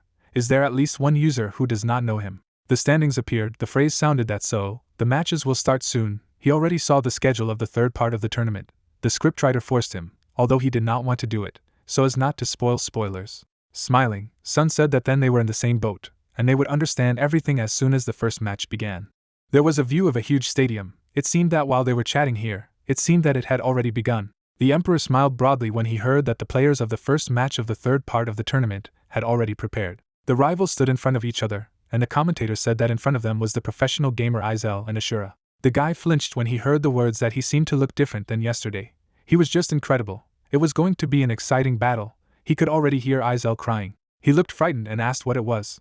The hero stood silently in front of him. His gaze froze in place. The stadium shuddered from the shouts of the audience. The participants stood in front of each other. It was heard that while no one expected this, the appearance of the Knight of Ashura was too sudden. He felt sorry for his opponent. Now he would be sent straight to hell. With his eyes wide open, the young man wondered why he had got him. Looking at his opponent, he added that he didn't even have enough time to study the hunter, and here was a knight. Smirking, the protagonist thought that he would like to personally fight a professional gamer, but he cannot get out of character. Then he got down on one knee. A gun appeared in the hands of the guy. Lowering his head, MC used the skill Sweet Sleep. His eyes lit up purple. The player started firing. Hensen ran swiftly from side to side. Looking ahead, he thought that due to the risk of falling into a deep sleep, physical strength was only restored by 1%, but the skill of sleepwalking itself was not a problem, so it had no limitations. Gritting his teeth, Izel thought of the pistol. Looking away, the hero thought that a quick result. With professional gamers, these skills would work differently. Hiding behind the shield, the young man thought that if he hit it, it would be all over. Wide-eyed, he added that he was much stronger than he seemed. The protagonist swung his sword at him. Looking at him, the player thought that without panicking, he should block his attack, and then find a gap in his defense and hit there. Blood flew out of his mouth, and he asked that he had broken the shield with one blow. As he fired his pistol, the guy thought that this was a skill. No, he hadn't seen him activate it. It must be an unusual skill. MC dodged the shots. The commentator said that as expected, the sight was amazing. In fact, ordinary attacks would not break this shield. But he would not stop at the shield. Now he continued to attack it. Even professional gamers were not able to resist such a fighter. The young man raised his head when he heard that he seemed to be in a hopeless situation. He fell to his knees. Ashura could be heard to be incredibly fast. It felt like he hadn't activated any skills. It seemed that Izel was no longer able to resist, and the first winner of the third stage. Lucifer sat in front of the screen. Gritting his teeth, he said that he would kill the beast. The player looked to the side after hearing that user Zarable had sent a secret chat request. He smiled broadly when he heard the words that if he lost like him, he would not get a contract, to which he replied that he would definitely win. A view of the kingdom of Beldori opened. Heli smiled and said that she had said that the idiot couldn't do it, didn't know what it was about him. Gungu raised his eyebrows and replied that of course he was good. But Ashura is just a cosmos. He thinks if he fought against 5 of their guild, he would still win. Zarable's eyes widened as he heard that there were few people who could handle him now. Raising her hand, Varen said that given that he took first place in the qualifiers, he must be the best at control. However, his level is below 100th, so his actual combat power is not that great. Sitting beside her, the man replied that if someone took care of his training, then he would most likely become the strongest in the idea, to which she added that of course, the other guilds could only dream of such a player. None of them would offer him enough money. Looking ahead, the mage said that it was true, even the Shinhwa guild would not surpass them in terms of finances, to which the girl replied that she thought they had teamed up to destroy this damned Eden. Sitting on the couch, the guy said that he didn't want to discuss it, to which Gungu replied that he agreed. Smiling, the man asked what it meant. Everyone agreed that he should join them. Bulging his eyes, the young man asked that they had not forgotten about Lucifer. They had promised him. He was still number 1 in the whole world, to which he was told that it did not matter now, and he added that of course he was the first among all and would not lose to a simple amateur. Closing her eyes, Varen said that well, since he was so sure of it. Heli waved her hand when she heard that they would act on the results, to which she replied that his self-confidence amazed her, and what he would do if Lucifer lost. Sitting next to her, Zarable asked that he should do anything. In any case, a professional gamer who cannot cope with an ordinary amateur will lose his title. Crossing his arms, Gunga said that he would continue to monitor the developments. A view of the battlefield opened up. The guy swung his weapon. There was a comment that the player Lucifer does not look like himself. He thinks now he understands what a threat Ashura is, although he said that he does not care. But who will believe it? The opponent fell to the ground. The words were heard that while they were talking here, he defeated his opponent, and at this match the third stage is over, impatiently waiting for the next stage. Smiling, Sun said that this was the last, 30-second fight between the participants. It was time to determine the best at this stage, to which the guy replied that he thought it was none other than that. The image of the hero appeared on the screen. A phrase flashed that the Knight Ashura became the best player of the third stage of the tournament. Looking to the side, the host said that after a 10-minute break, the next stage would begin. I can't even believe it. The audience looked in amazement when they heard that they would interview the winner of the third stage, to which they asked that it was true, he would give an interview. After all, he never takes off his mask and does not answer questions. Kim stood next to the hero. Smiling, she said that she greeted everyone once again. Today's third stage was quite a spectacle, so greeting the player, to which the protagonist greeted him. Looking at him, the girl said that she did not think that she would have to interview him. He is incredibly popular. Besides, he intrigues people. refusing any conversations. He closed his eyes when he heard that he wanted to thank him again for agreeing to answer their questions, to which he replied that he shouldn't, and then thought that he could have refused. What the hell? Holding the microphone in her hands, Kim said that she had seen his great match against the pro gamer Izel, how he felt after beating his opponent, to which the MC replied that pro gamers are a completely different level, thinking if an ordinary player fought like them, he would have a hard time, but here he expected something like this. The broadcast appeared on the screen, the words were heard that he looked relaxed, but it turned out that the fight was tense. Right, it was not an easy fight, and it doesn't matter how it looked, the main thing is that the guys gave their best. Smiling, the correspondent said that he was so cool, he hoped he would continue to participate in the tournament without losing his grip, to which he thanked her. Hensen looked to the side and said that of course, no matter who his opponent was, he would do whatever it took to defeat him, to which she replied that he had excellent skills and manners. He froze when he was asked what he thought of Ark's words, that he was the greatest player among all the users of the idea. The hero began to evaporate, saying that he believes that this is not the case now. The audience froze in bewilderment. People opened their eyes wide. Sitting on the couch, the protagonist asked what the hell he was doing there. Smirking, he added that okay, it's time to prepare for the next stage. Surely they think that he has appeared as a knight of Ashura on purpose. Like for an interview, these guys are in for a surprise. Then MC put on his mask. He waved his weapon, and the host said that everyone expected him to appear in the form of a knight, but after destroying their hopes, he appeared in the form of a hunter. The opponent fell to the ground, and he added that by thereby misleading the opponent, and instantly ending the fight, no matter if they were fighting against a knight or a hunter, they would tremble with terror in any case. Hensen stood at attention, listening to the words that every time he wins using some new skills, he believes that he is the only player who is able to defeat his opponent in such a short time, a legendary fighter. This tournament is like his benefit. It would not even be an exaggeration to say that the idea itself seems to have been created for him. As he was leaving, he thought that he had to get off before the journalists attacked again. Then the hero teleported. He was sitting in front of the screen. The protagonist exclaimed when he heard that so, the third stage, the second match. The guy looked to the side, the word sounded that one of the contenders for the victory is Ark. The girl furrowed her brows when she heard that they had another unofficial ranker besides Ashura, the gambler Un. It seemed that her nickname was her real name. Smiling, Song said that she was incredible, pretty, and had great abilities that she had shown in the last fight, to which Hong replied that although it seemed that he would be difficult to defeat due to his high rank, he added that yes, Un's skills are truly top-notch. The rivals stood in front of each other. Looking ahead, the lady thought that if she won, she could fight against Hensen. Ark frowned, thinking that he had to win and fight him. They sharply attacked each other. The battlefield appeared, the words were heard that let them just look. Both players are fighting on equal terms, not yielding to each other. The audience raised their hands when they heard that. Of course, Ashura's super quick victories are impressive, but it is also pleasant to watch such a tense battle. Lightning appeared around the man's leg. The swordswoman swung her weapon. The guy stretched out his hand in front of him. Un looked at him silently. Their swords collided with each other. They bounced off each other. The girl looked ahead angrily. A sharp swing of the weapon appeared. Aang's eyes widened.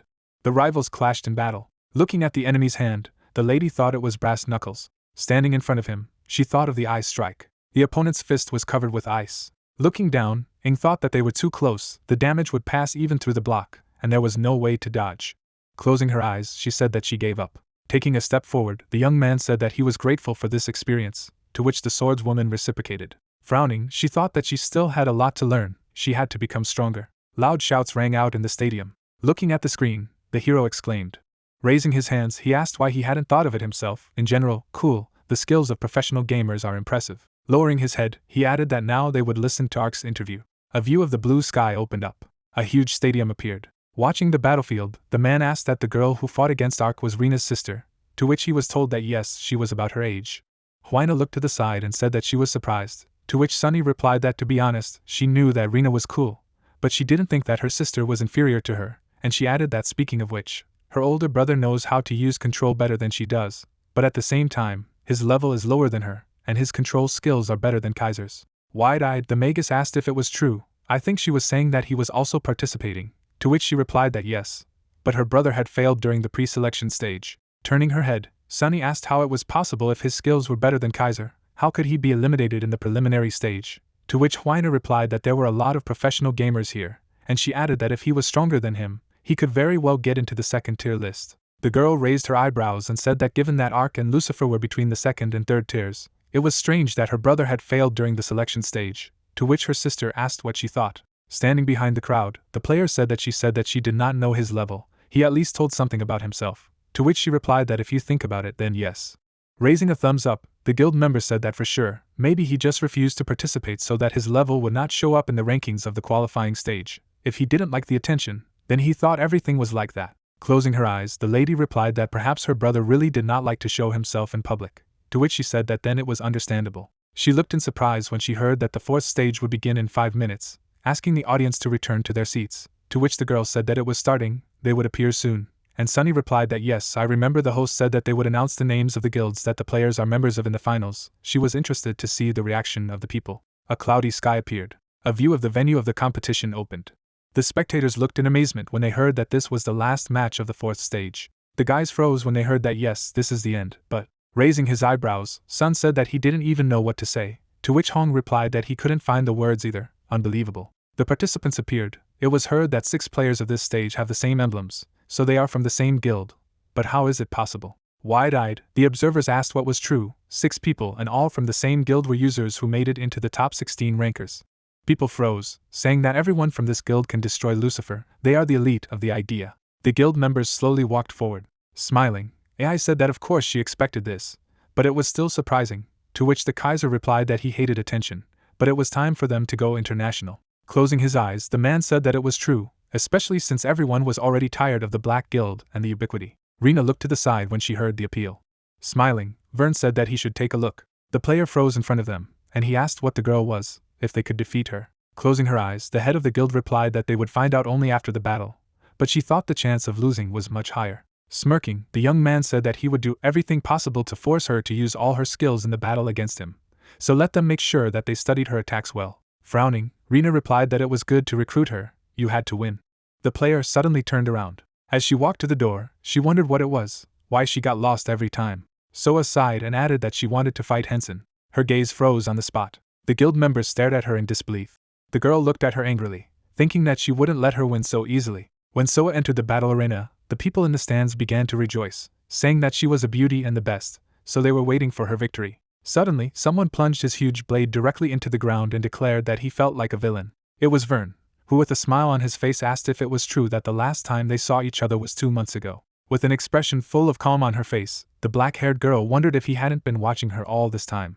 Grinning, the man in black armor said that he had been discovered, and asked what else they, hunters, should do in the current circumstances, because a lot of tasks are now blocked due to the fact that the main plot does not develop. She agreed with something. Broadcasting the arena on a huge monitor, the host announced that the match had already begun, but both opponents were in no hurry to attack, and it seemed that they were just talking, because at the moment all arenas were closed to unofficial rankers, so perhaps these two knew each other and, despite the fact that they were hardly close, decided to greet each other. Glancing sharply at the stands, Soa concluded that most of the members of the Heroes Guild had participated in this tournament, but she didn't think the skills of hitmen or mages were good enough to fight there. With another snide grin, Vern stated that he didn't expect to win, but since all the other heroes in Xinhua had made it to the next stage, he couldn't just give up, and if she lost, the next person she faced would be their queen. Holding on to the hilt of his huge blade, the black-armored man asked if her words were still valid, and if she lost to any of them, she would leave, to which he received a positive answer and noted that it was excellent, and he was glad to hear it. A moment later, the two warriors locked eyes and were about to start fighting. At the same moment, the swordsman took out his weapon from the ground. Noticing the huge blade rushing forward at great speed, the announcer shouted that the player was starting his attack. As Vern made his way towards his opponent, the host noticed that he was swinging his sword so furiously. Noticing this, Soa took a fighting stance, and the commentator said that if she got hit, you were finished, and asked if she was trying to dodge. At the same time, with the deft swing of her combat scythe, a girl with black hair repelled the blow of the enemy. Vern gripped the hilt of his blade tightly with both hands, and the leader concluded that this could not be, and it was unbelievable. The thin scythe not only withstood the blow of the huge sword, but also repelled it, but its opponent did not give up. Then the man in black armor was about to make another blow with his blade to the opponent, and the commentator announced that the fight of unofficial rankers was impressive, and it was just an incredible sight. As Soa raised her battle scythe up, the host asked if she could parry the blow again. Noticing this, Vern was greatly frightened.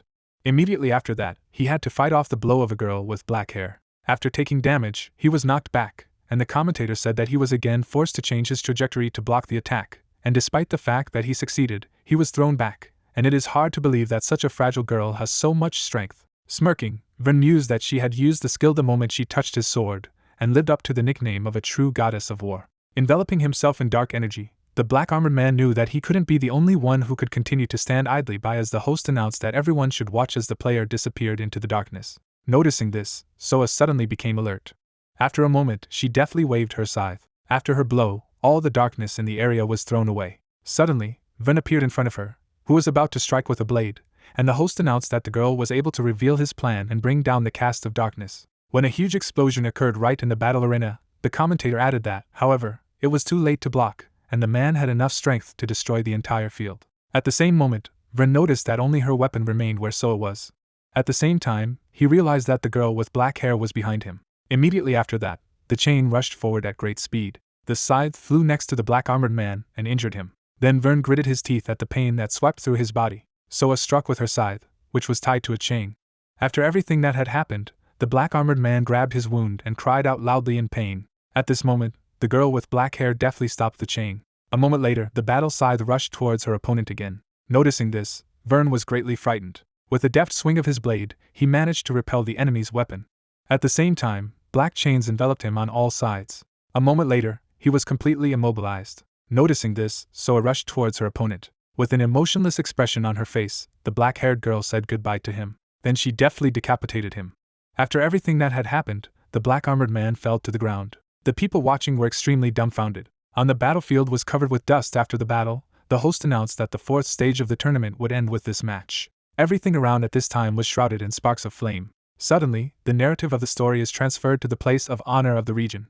Sharon held on to his beard and wondered what he was. Rising from his throne, the king remembered that his name was Ashura and remarked that he was quite good. As he moved towards the exit of his chambers, the man assumed that victory would be his, and he wanted to see what he would ask of them.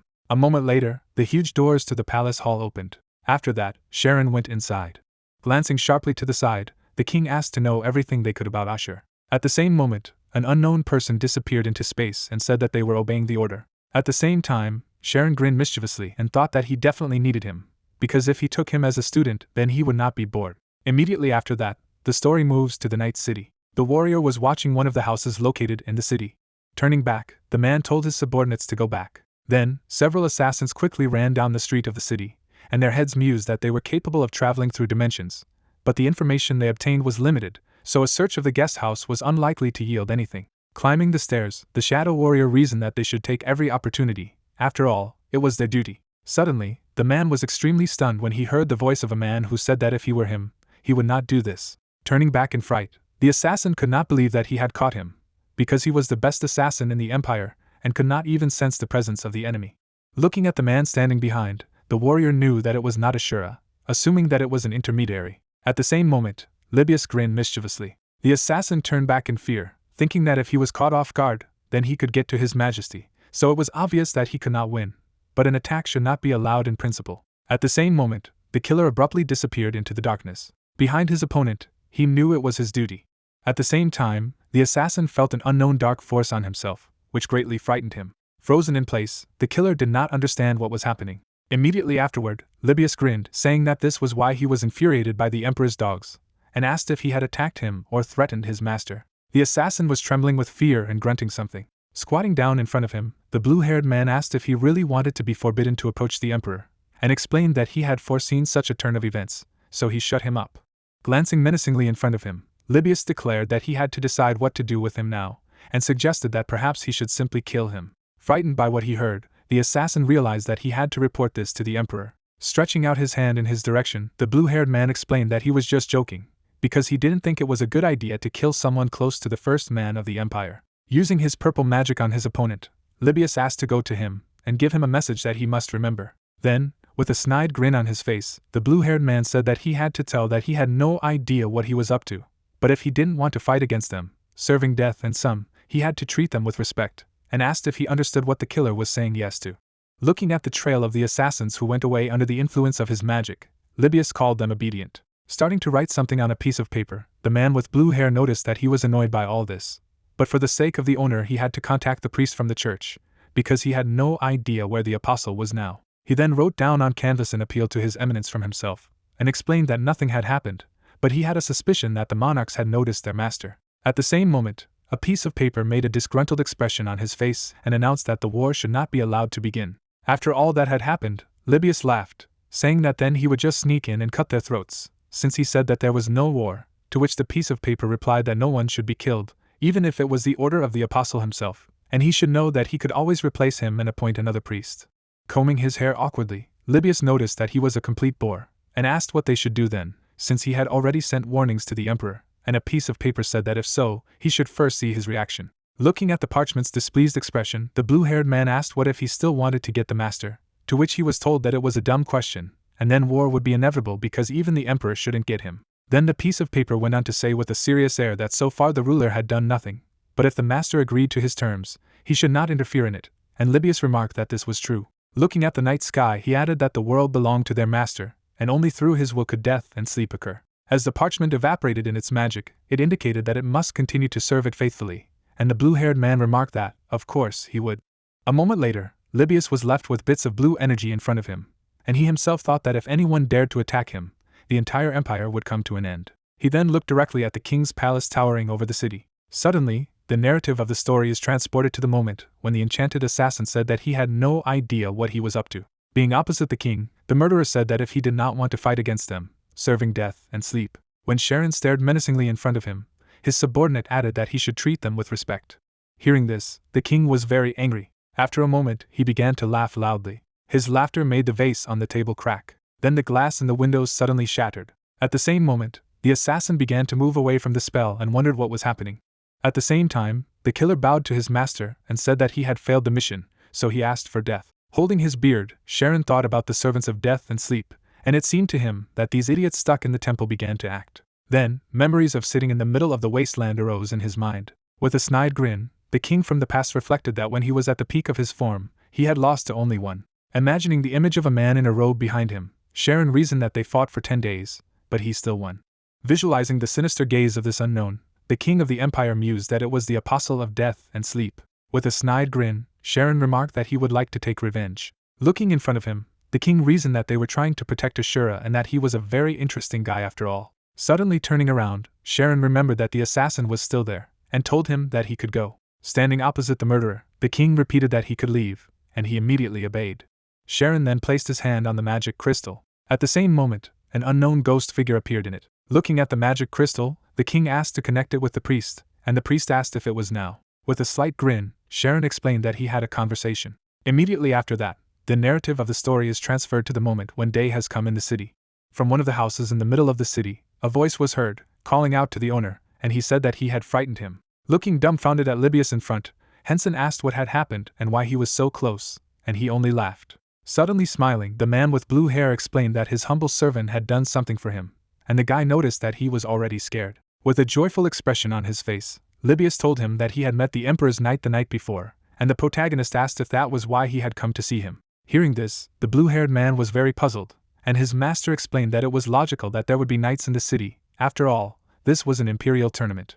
As Libius stared in displeasure and said nothing, Hensen added that tomorrow was the final, and he must have sent them to know about the winner, what he wanted. After that, the man with the blue hair laughed and remarked that of course he was, but said that he did not know where he was, and the guy noticed that it was somehow suspicious, and hoped that he did not do anything strange, because they would return to talk anyway. Turning his back on him, the protagonist said that he would go work with the skills that he would use in the finale, and his subordinate reflected that he had problems and needed to contact the Holy Father. A moment later, a sheet of paper with a displeased expression on his face said that he had communicated with the Emperor, and asked what he understood in general, what he had done, since he could not speak on behalf of the Temple of Thanatos, and Libius thought that this was very bad. With a snide grin, the blue-haired man suggested that perhaps he should kill the man with the crown.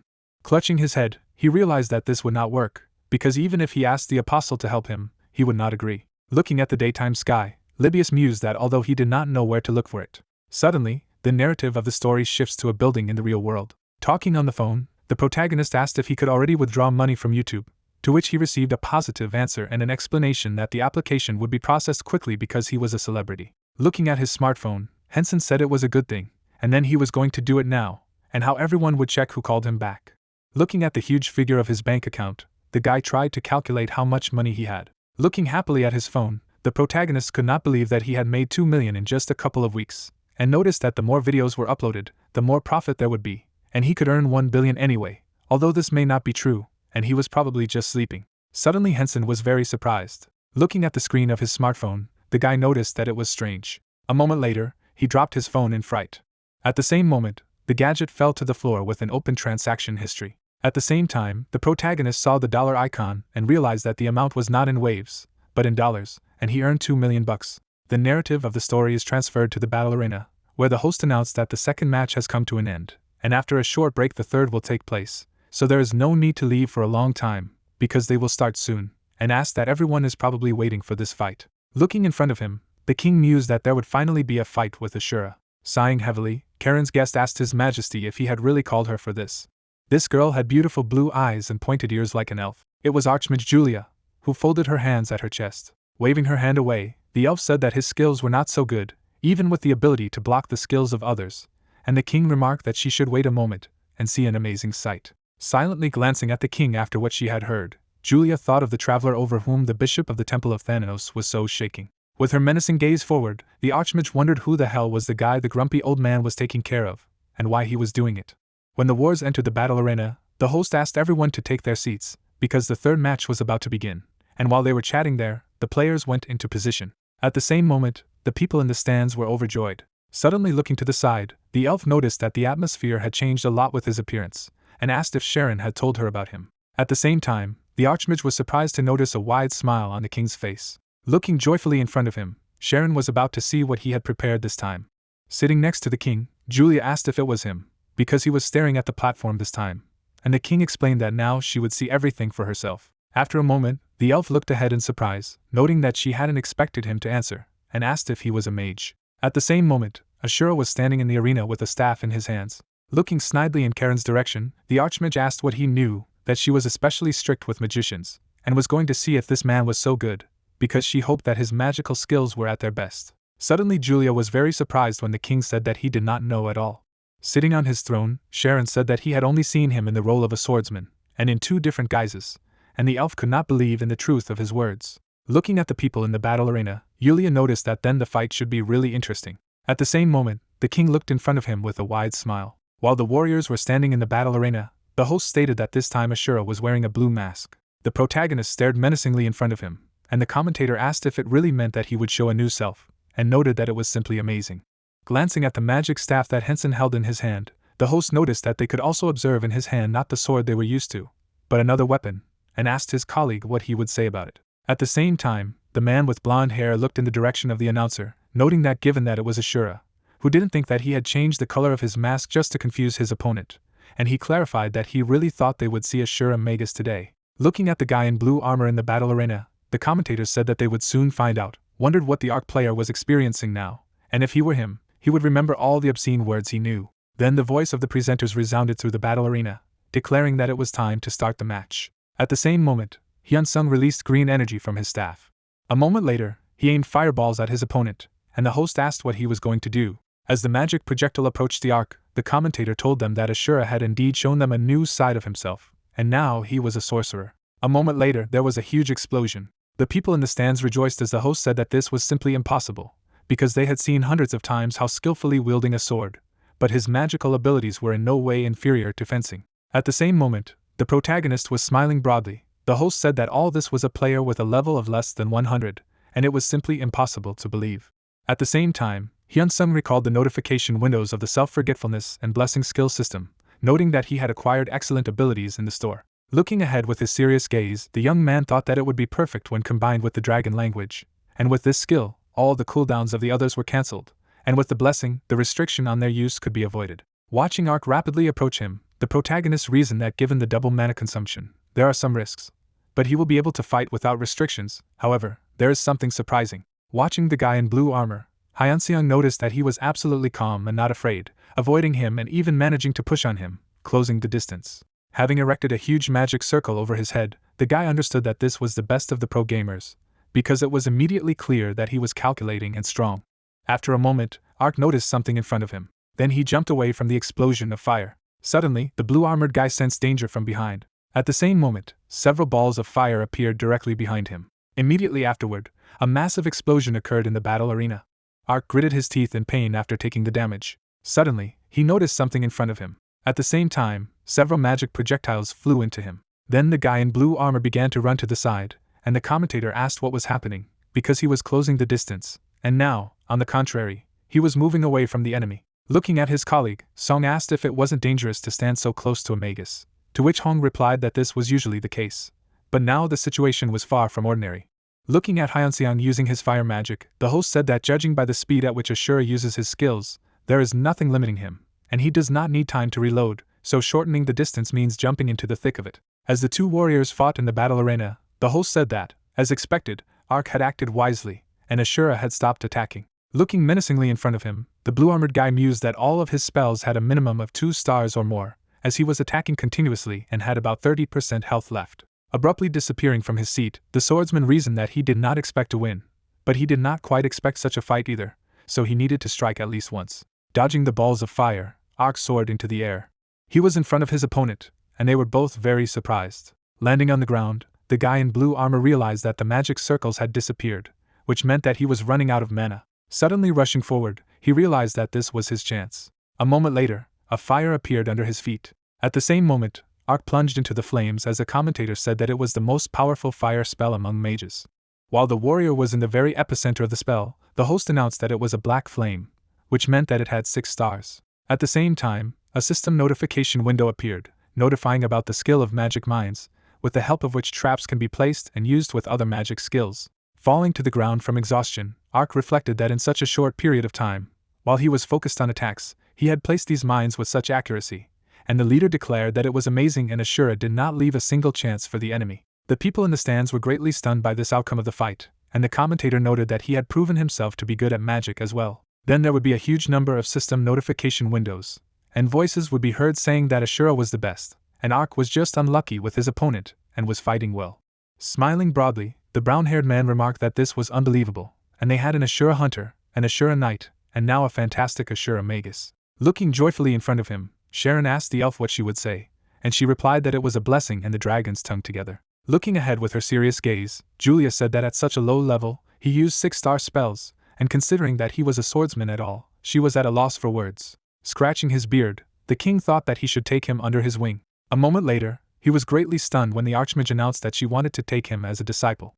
Sitting next to her in his seat, Sharon asked what it meant that they both had their eyes on him, and the elf asked if he also did not notice that in this case this man would be trained by the 2 strongest. Looking at the blue-masked Hensen in the battle arena, the king asked if she thought it was possible. Immediately after that, the plot showed us an epilogue where the guy would reach out in the direction of Ark and say that he did a good job, thinking that it was great, and the video came out great, and he wouldn't have been able to shoot such footage if his opponent was very weak, although he thought that his mana would run out earlier, and he would have to fight with his bare hands. After shaking his hand, the guy with the blue armor expressed his gratitude. With an innocent expression on his face, Ark stated that if he was a member of a guild, he wanted to join him, to which the protagonist replied that he was still a free bird, and perhaps they should add each other as friends. Bowing to him after hearing this, the guy in blue armor thanked him, and Hensen thought that he was behaving exactly like Libius, and this was his sick fantasy. The girl knocked out the guy while the commentator announced that this was the first match of the 4th stage, where Stewie fights against a ranker from the top 100, and this is an amazing victory. As the assassin and the armored man stood in the arena, the host said that the second match would be between Kaiser Tangiri and both players from the same guild, so the match ended with the Kaiser winning as a result of Tangiri's surrender. When the archer destroyed his opponent with arrows, the commentator noted that it would be interesting to see the fight if they were from different guilds, and the player AI dealt with her opponent much faster than Stewie. Looking at the battle arena, the host announced that this was the last match of the 4th stage, and it could be called one of the most grandiose, because the participants who took 2nd and 3rd places were about to collide. Rena stared menacingly in front of her as the host announced her name. At this time, Soa turned her serious gaze forward, the commentator announcing that she would be fighting against the previous member. Watching everything from the waiting room, Hensen remarked that it would be a good sight. A moment later, the girls began to fight each other. Suddenly, Rena noticed Soa about to attack her with a weapon. At the same moment, the black-haired girl waved her battle braid. After dodging the opponent's blow, the blonde girl looked at Soa. Suddenly, the black-haired girl let go of her chains. Seeing this, Arena was greatly puzzled and wondered that these chains were different from the ones she had used in her battle with Vern, but she had seen similar ones, and it seemed that Azura had the same ones. Then, the blonde girl swung her blade and was about to try to cut through them, because there was no other way to stop it.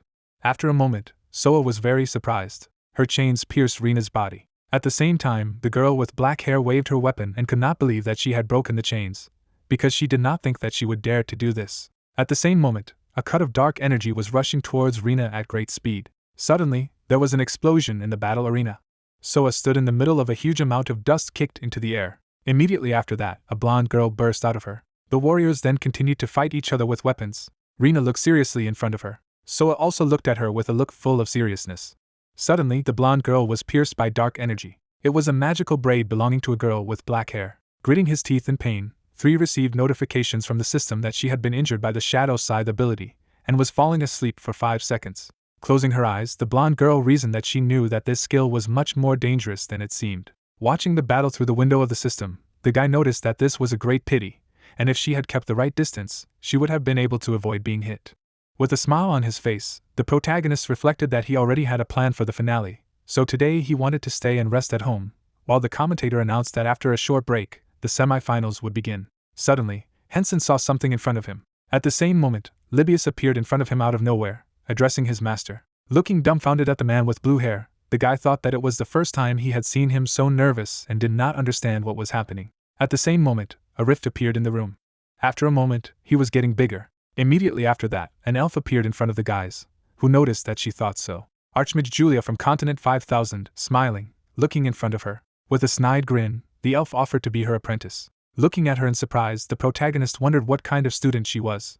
Standing in front of the guys, the Archmage apologized for such a suddenness, and assumed that it must look strange that she suddenly appeared and offered mentoring. Pulling her hand aside, Julia apologized for rushing things, and for the lack of manners, because at her age there was no time for them. Suddenly, out of nowhere, several notification windows appeared from the system, notifying him that he had survived after meeting Julia, and this is a phenomenal achievement, so all skills are increased by 10 points. Looking dumbfounded in front of him, Hensen wondered what it was and what it meant that he had survived after meeting her, saying that everything was fine. Looking at the elf in fright, the guy wondered if she had come, because she had seen him fighting in the guise of a mage, but he didn't even try hard, and she explained that she didn't know if they had heard of her, but she was one of the 5,000, and she was usually called a disaster.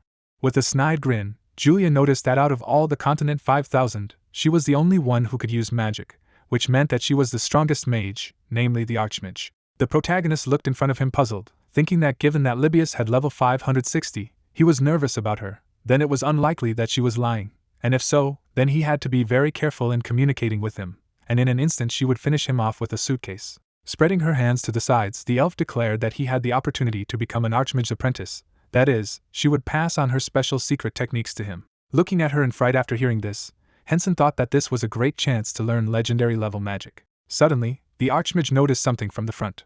Turning her back on the guys, she explained that he could not answer right now, and think about it for now, because they would see each other again, and it was time for her to go to the grumpy old man. While the two guys silently watched as Julia walked away through the dimensional rift, she said goodbye to them. After everything that had happened, the guys sat down on the sofa with relief. Suddenly, the protagonist noticed a man with blue hair breathing heavily. Looking at his master, Libius apologized for being in such a state, and Hensen reflected that he was surprised by his reaction, and apparently it was not for nothing that it was called a disaster.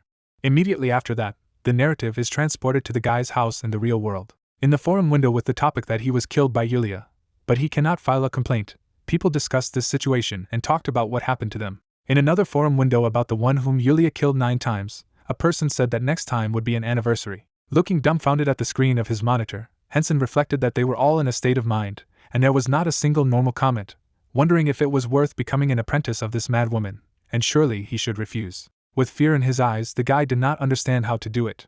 With a drooping expression on his face, the protagonist knew that she would kill him if she refused. Looking at the daytime sky, Julia said that she had returned. Looking at the king in front, the elf asked if he was in a bad mood, and he replied that of course, because she had disappeared without warning and must have behaved rudely with Ashura as well. Looking at Sharon in puzzlement, the Archmage explained that she was as polite as possible, and he did not believe her. A moment later, Julia gritted her teeth in displeasure when the king declared that he would take care of this young man himself, so she should no longer go to him. Gesturing with his hand, Sharon asked if she really wanted to lose the funding for her research for 10 years, and the elf wondered what he was not ashamed of.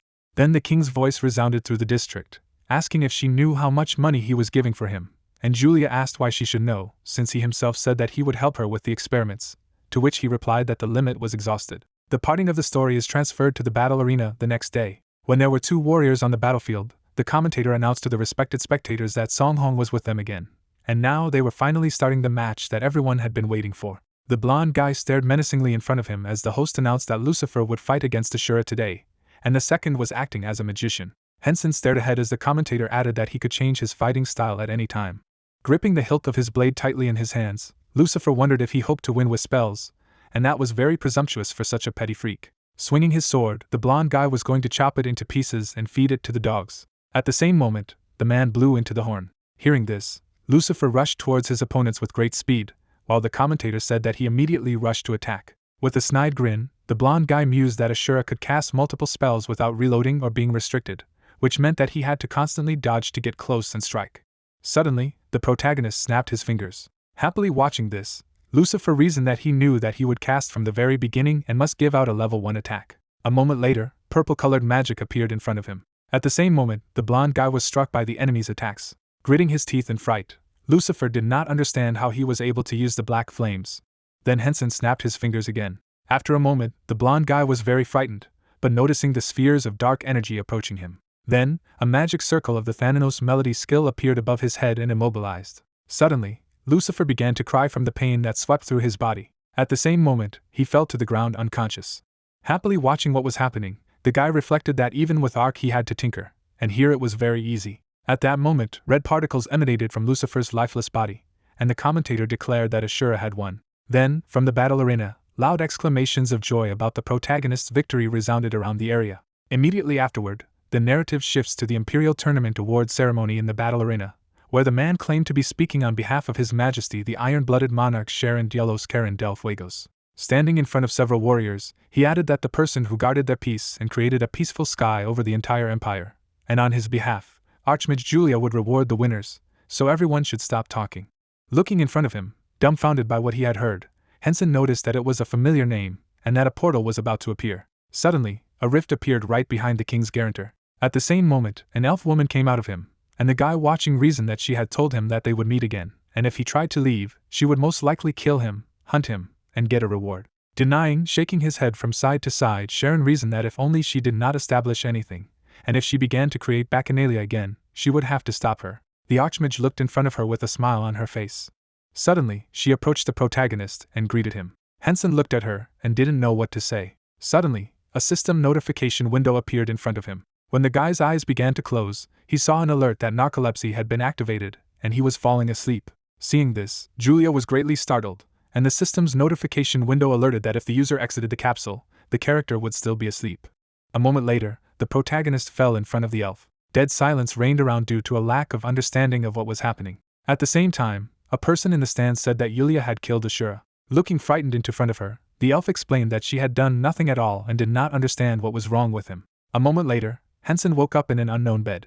Standing up abruptly, the guy wondered where he was and if he was in the Imperial Castle. Suddenly, a joyful Libius ran up to him, asking his owner if he had finally woken up, and the protagonist reasoned that he was the last person he would like to see after waking up. Looking at his subordinate, Hensen asked if the Emperor or Julia could feel the aura of narcolepsy, and the blue-haired man asked if he thought there were people who did not know about such a miraculous ability, and remarked that even those who did not know about the grace of their Lord Thanatos must have felt this aura. As Libius wept with joy at the honor that they had locked eyes with him, the boy hoped that they understood everything, and wondered if he really thought he was some kind of deity. Suddenly, the guys were surprised to hear something behind. The king's guarantor would come into the room and ask if he had already woken up, explaining that he had heard the sounds and decided to check, and the blue-haired man would say that he at least understood how rude it was to break in. Looking puzzled in front of him, the king's servant begged for forgiveness, but explained that he had received orders from the emperor, and he asked to bring Master Azura as soon as he woke up. Then the guys followed the man along the corridor of the palace, who said that only Mr.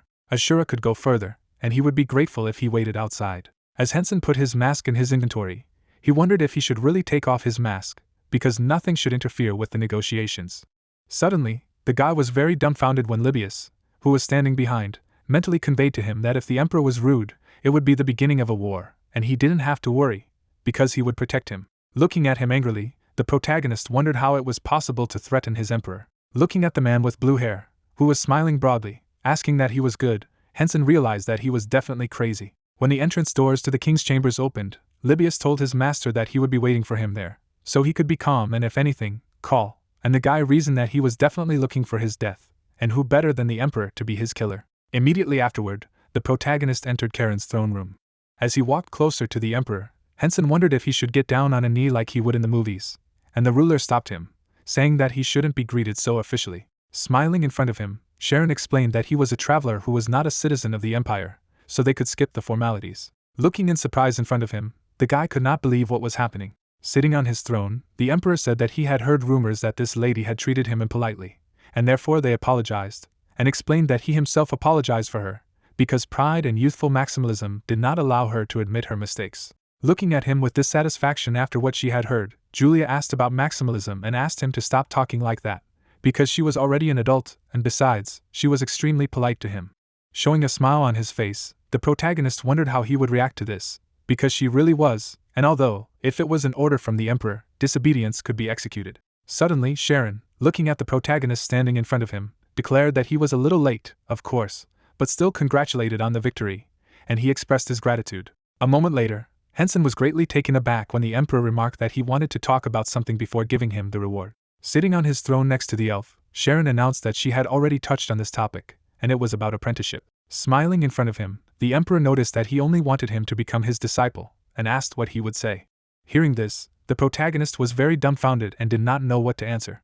The voice of the Emperor reverberated through the throne room, saying that Julia had already touched on this topic. Sharon explained with a smile on his face that it was an apprenticeship. Looking joyfully in front of him, the Emperor declared that he was the only one who wanted him to become his disciple. As Hensen stared silently in surprise, the Emperor asked if he would like to be the disciple of the one who is called the Lord of Continent 5000. Looking ahead dumbfounded, the young man wondered if the Emperor himself was asking for him, and remarked that it would be nice to become his disciple.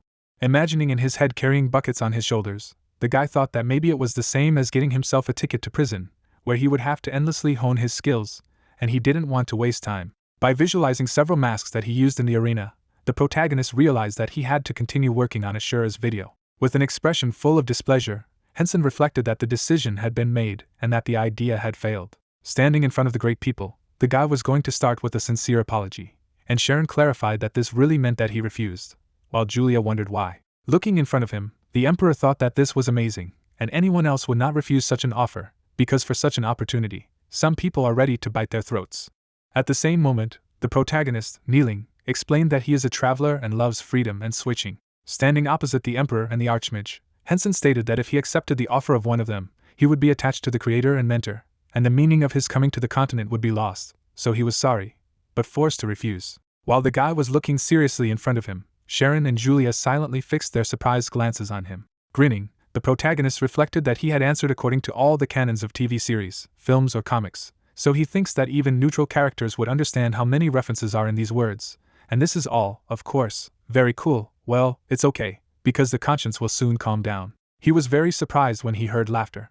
The elf held her stomach and laughed loudly, asking if he had heard what he had said, much to Hensen's surprise. With a smile on his face, the guy didn't understand what was funny about it, and was it really too stupid even for neutral characters, and blushing in front of her as a game character was too low. Sitting on his throne, the Emperor explained that there were skill books, so there was no need to be in the palace all the time, and Julia continued to laugh, saying that he had certainly said complete nonsense. Hearing all this, the protagonist was very puzzled and thought that they had a book of skills, so he would die of shame, and Sharon said that those who are weak by nature use this teaching, and if he wants, they will teach him this way too, because it will take a long time to learn the skills completely. With a big smile on his face, the Emperor noticed that with the help of a book of skills, he could only learn a small part of the techniques, and it wasn't that he didn't want to share all the secrets with him. With a puzzled expression on his face, Sharon explained that just to do this, you need to become a master and an apprentice, and he, in turn, can only pass on basic skills to him, because each student is responsible for his own progress. With her hands on her cheeks, the elf remarked that this was true, and that there was no need to give up her freedom and bind herself to them, adding that she had laughed so much that her cheeks still hurt. Standing opposite Ashura, Sharon concluded that he could develop each skill himself, because it is very good to have someone to ask for advice if he is at a dead end, and this is the relationship built between a master and an apprentice, and he noticed that they were right. Smiling in front of him, the Emperor said that those who became attached to their masters would not be able to write their own book of skills or would become slaves to their masters, and for him, an apprentice was someone to whom he could pass on all his knowledge. At the same moment, the protagonist was very surprised when Sharon added that, of course, due to the fact that he would be their apprentice, they would have to meet from time to time, but this did not limit his freedom and time in any way, so he could travel to his heart's content. Looking gravely ahead, the Emperor concluded that his honor would be at stake, as long as the system announced that the iron-blooded monarch had made a promise by swearing his honor, and if it was broken, his honor and title would be annulled. By raising her hand, the elf also took an oath, and the system announced that the follower of Continent 5000, Julia, had made a promise by swearing her honor, and if the promise was broken, her honor and title as the Archmage of the Magic Tower would be annulled. Sitting on his throne, Sharon asked what he would say now and whether their proposal had been accepted. With a big smile on his face, Hensen thanked him for giving him this opportunity. Then, out of nowhere, several system notification windows would appear, announcing that he had become an apprentice of the Railway Monarch, the Lord of Continent 5000, and had gained 1,000 reputation points, and all stats were increased by 50 points, as well as receiving the title of Apprentice of the Ironblood Monarch. After that, several more system notification windows appeared, notifying that he had become a student of Julia, the catastrophe of Continent 5000, and received reputation points for this, and all stats were increased by 50 points. At the same moment, a special notification window of the system reported that he had obtained the title of Disciple of the Two Heavens. Seeing all this, the protagonist burst into tears of joy and could not believe that he had almost missed such a catch. After a moment, the Emperor held out a book in his direction and asked him to take it. Holding it in his hands, Hensen mused that it was a legendary item that he had only seen once after defeating a dragon clown, and Sharon asked if he was satisfied, to which he received a positive answer and thanks. Suddenly, out of nowhere, the system's notification window appeared, announcing the Emperor's Sword Mastery Skill Book, and showing a video description. After a moment, the guy opened the book, thinking that it was worth activating it, while the system announced that he had acquired the skill of Karen's Sword Mastery. At the same time, a notification window appeared system, notifying about the art of wielding a sword, which is considered the strongest on Continent 5000, and showed its detailed description, and the protagonist wondered what to say that this skill is legendary. Throwing something unknown in the direction of his newly minted student, the Emperor noticed that he had something else, and the notification windows of the system notified that he had received the opportunity to take an item below the unique level in the Imperial warehouse and had the opportunity to make a wish to the Emperor, and he also had to be careful, because any wish that contradicted his status, and the consequences fell entirely on the shoulders of the user. Looking at the elf creating her portal, Sharon asked her to accompany him to the Imperial warehouse, and she agreed, because she had no choice, while he thought that something was uncomfortable for him. With a smile on his face, the Emperor watched as the protagonist entered him at the call of Julia, who asked why he stood still and asked him to hurry up. Standing in the middle of the throne room, Sharon called out to the priest and asked him to come out to talk. Appearing abruptly behind the Emperor, Libius noticed that he was not so easy to kill. A moment later, the blue-haired man was greatly surprised when Sharon said that he had thought that his master was now his disciple. Then, the two of them, standing in the middle of the throne room, began to communicate with each other. At this time, Hensen followed the Julais and admired the fact that the Empire was so different. The guy looked away in surprise as the elf looked around. Suddenly, she smiled broadly. Immediately afterward, the Archmage held out 2 magic books towards her new apprentice, and out of nowhere, a system notification window appeared announcing the introduction of gravity from levels 1 to 9, and showed a full description, while the elf said that thanks to this book, you can learn how to activate magic just by thinking about it, and of course, the restrictions in the form of magic poems and telekinesis are a little upsetting. When the system's notification window showed information about the Gravitational Meteor Skill Book and its full description, the protagonist said that it was a legendary item and activated it. A moment later, there were alerts from the system that he had acquired the skill of a gravitational meteor. At the same moment, a system notification window appeared out of nowhere describing the gravitational meteor skill, and Hensen mused that this was a magic class and one of the most powerful techniques. He happily imagines a huge meteorite falling from the sky in his head. The guy reasoned that, of course, it cannot be used all the time, like other spells, but it is enough that he can summon it 2 times in a row, and it is very exciting. Immediately after that, the Archmage began to throw a huge number of books behind her back and told her to catch them and take them.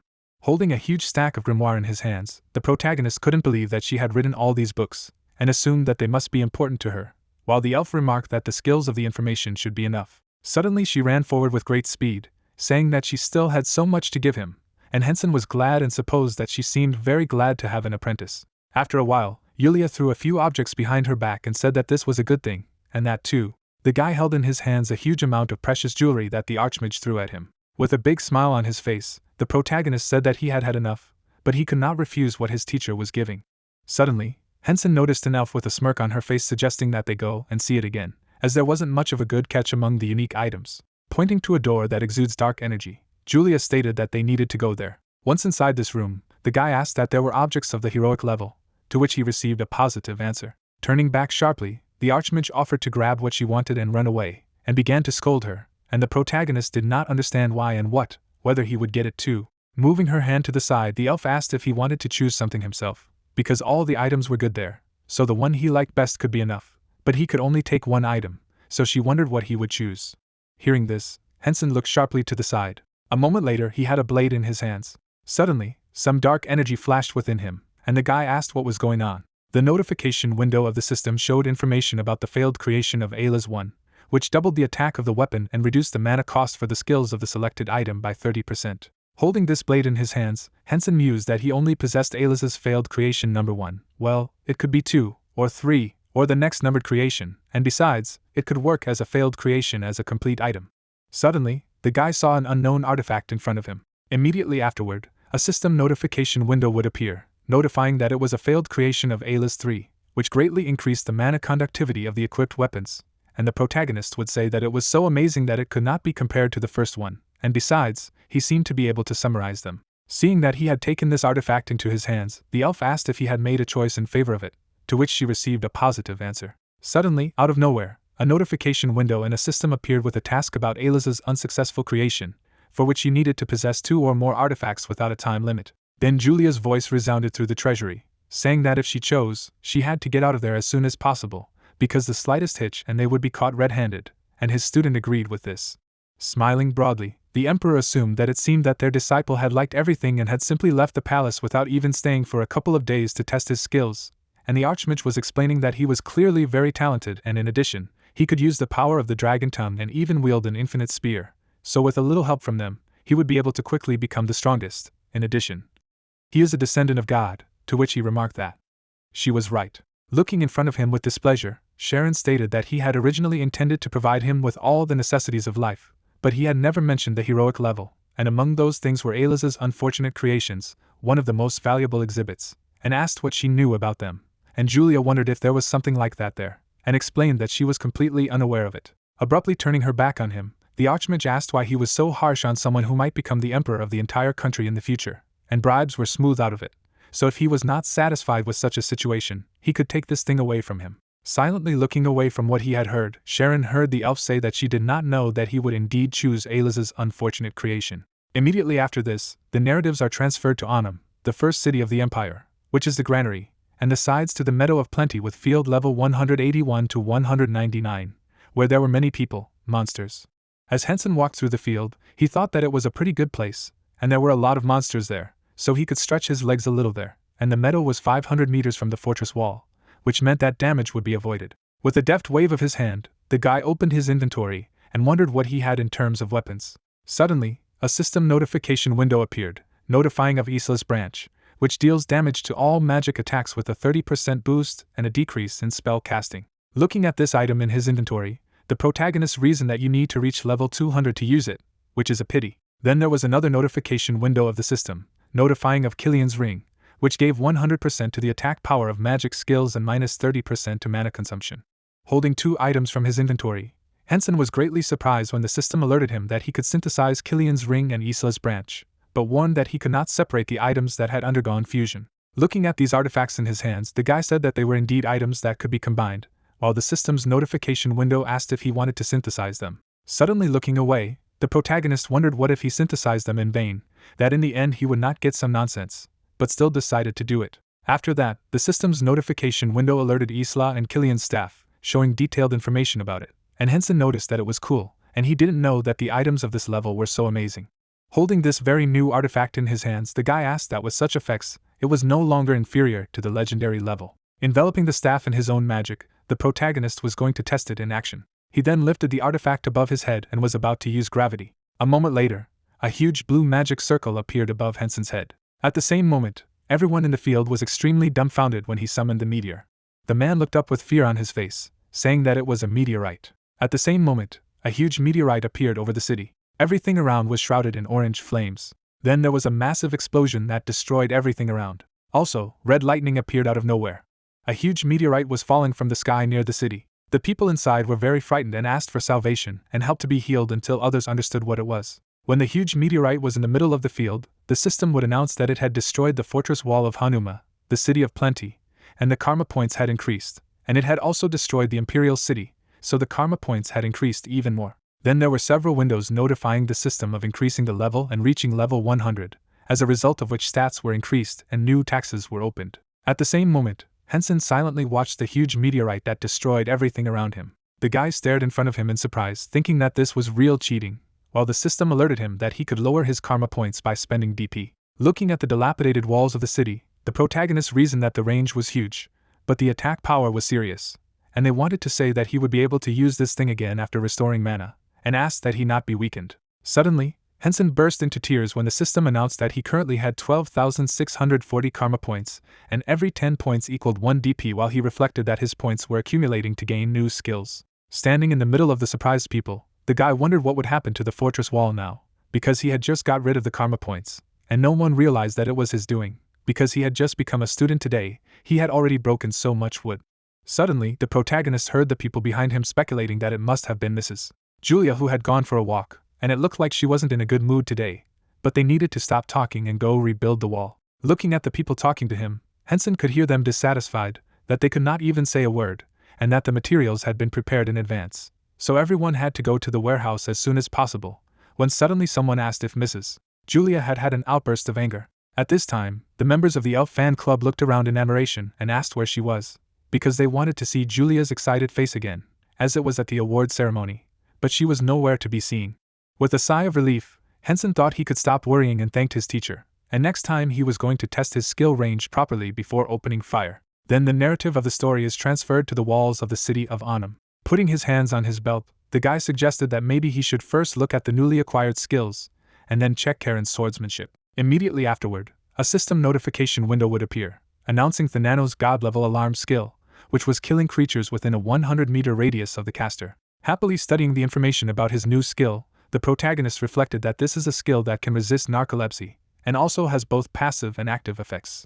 At the same time, another system notification window appeared, notifying him of the Nano's prophetic dream skill, after activating which he would randomly have a dream that gave a buff, and Hensen admired such a skill. Looking happily in front of him, the guy reflected that even with a random choice, it wasn't so bad to get such a buff for 30 minutes, and in his free time from hunting bosses, it would be great to dream about wealth or rapid growth. Sighing heavily, the protagonist reasoned that, based on the nature of the buff, it is just for the time allotted for hunting, and in the end he needs to level up, and then go to complete the quest on the tracks, because if he finds the trail, he will receive power, so he needs to think carefully about the quest. At the same time, Hensen presented a slab with an inscription about the continuation of the quest to find the Apostle Thanos, each of whom hid in different parts of the continent. Then information appeared on the stone slab about the second trace of the prophecy received by the Apostle, and the sealing of the bead with the need to destroy the last king.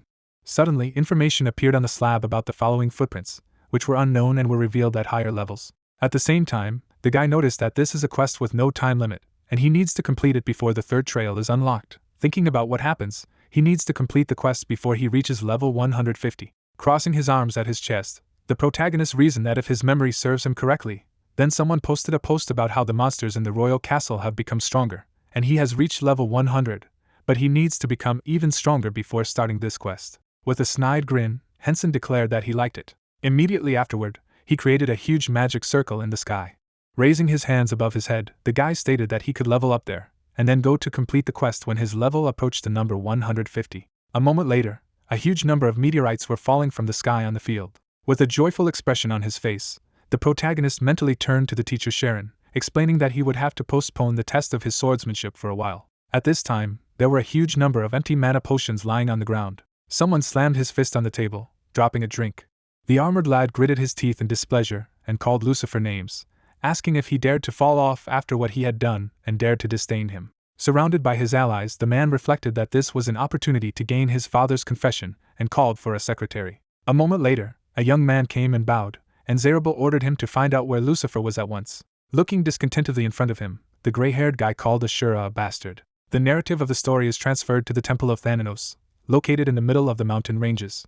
The man turned back and asked if he had come, thanks to which he had honored this temple with his presence. The Pope of the Church of Thanatos put his hands on his chest and addressed the orphan of Thanatos. Soa looked menacingly in front of her and noticed that words of gratitude were useless. Since she was a saint, it was her direct duty. The Pope of the Church looked at the girl with black hair, saying that then he would like to ask her for a favor again, and she asked him to please speak. Suddenly, the saint was greatly surprised when Francis announced that this time she would have to go to the Empire of Karen, and she asked why. Imagining the image of a great lich in his head, the Pope of the Church would say that she needed to get something from the Emperor, and it was a very important thing for both their religion and their sovereign, and that thing seemed useless as it could not be used right now, but once inside the temple, it would reveal its true power. At the same moment, a system notification window appeared opposite Soa. Looking at the system alert with information about the quest to deliver the sacred relic of Thanos, the girl with black hair noticed that there should be no problems. Following the saint as she walked away, Francis said that he believed in her. With a snide grin on his face, the Pope of the Church mused that they would finally have at least one of the divine energy items in their hands, and he would be extremely surprised if the Emperor easily gave up the sacred relic, but they still had to unlock the seal. Holding his head, Francis was not sure that brat Libius would be able to do everything properly. Suddenly, the narration is transferred to the dead who were burning in the fire. Everything around was shrouded in bright flames, while the plot explained that these events took place 7 days after the competition of the Imperial fighters. Hensen held his magic staff in his hands when the system announced that his level had been increased to 148. Sighing with relief, the guy noticed that he was finally finished. Standing in front of a huge fortress, the protagonist said that now they just need to enter the royal castle, and now he thinks he should try out Karen's swordsmanship. Then his items were exchanged for others directly from the inventory. After that, Hensen went inside the royal castle. Suddenly, he was greatly stunned to hear the unknown voice of a man who said that he was glad to meet the god, and since he was safe and sound, it meant that he had managed to escape from the ancient castle. Looking joyfully before him, Libius noticed that he was a highly respected apostle, and greeted him, while he laughed, asking if he was the same charming priest, and remarked that he was pleased to meet him. Glancing menacingly at the temple attendant, the guy asked if he was broadcasting in real time, and he asked to be allowed to go straight to the announcement of quests. Imagining the image of a huge dragon in his head, the respected apostle said that this time everything would not be as simple as with Verna's double, and the protagonist asked if it would really be so difficult, to which he received the answer, which was natural, and not by chance. He gave him accompanied by the priest of Libius. Visualizing the image of King Fialos along with his subordinates, the priest of the church explained that he was famous for his honesty and strength, and it was such a ruler who sat on the throne when he sealed the soul shard of the demon king. Remembering the man in robes watching the ruler of the lands from around the corner, the venerable apostle added that the son of that king and, in general, the king who led to the collapse of the entire kingdom was different. Imagining in his head someone lifting the crown from a murdered ruler, the minister of the church said that it was about a disgusting child who was always jealous of his father, and this is a prince, and whose heart is filled to the brim with envy, and he killed his father in order to ascend the throne.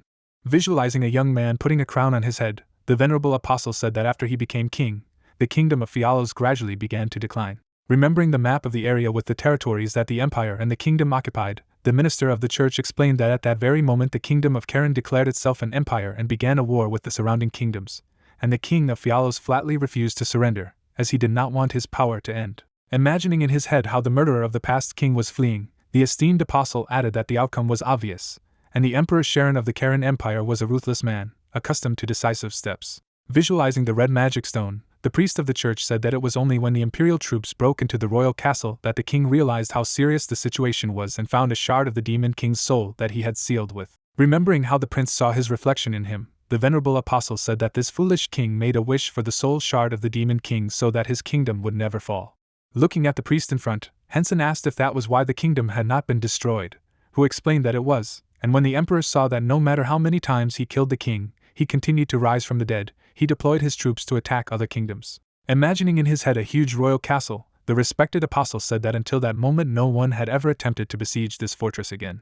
Remembering the image of the ruler of this place, who had turned into a living dead, the minister of the church added that this was the kind of creature the king of this place, and he had immortality, which even the emperor could not do anything about, because he controlled the energy of the demon king, asking if he understood how secretive and complex the enemy was. With a smile on his face, the honored apostle explained that this was why he could take the priest of Libius with him, because if we were talking about a priest who served the almighty Thanatos, then he could seal the power of immortality. With a joyful expression on his face, the man with blue hair noticed that he was absolutely right, and the guy asked if he was really much stronger than the double with the faithful.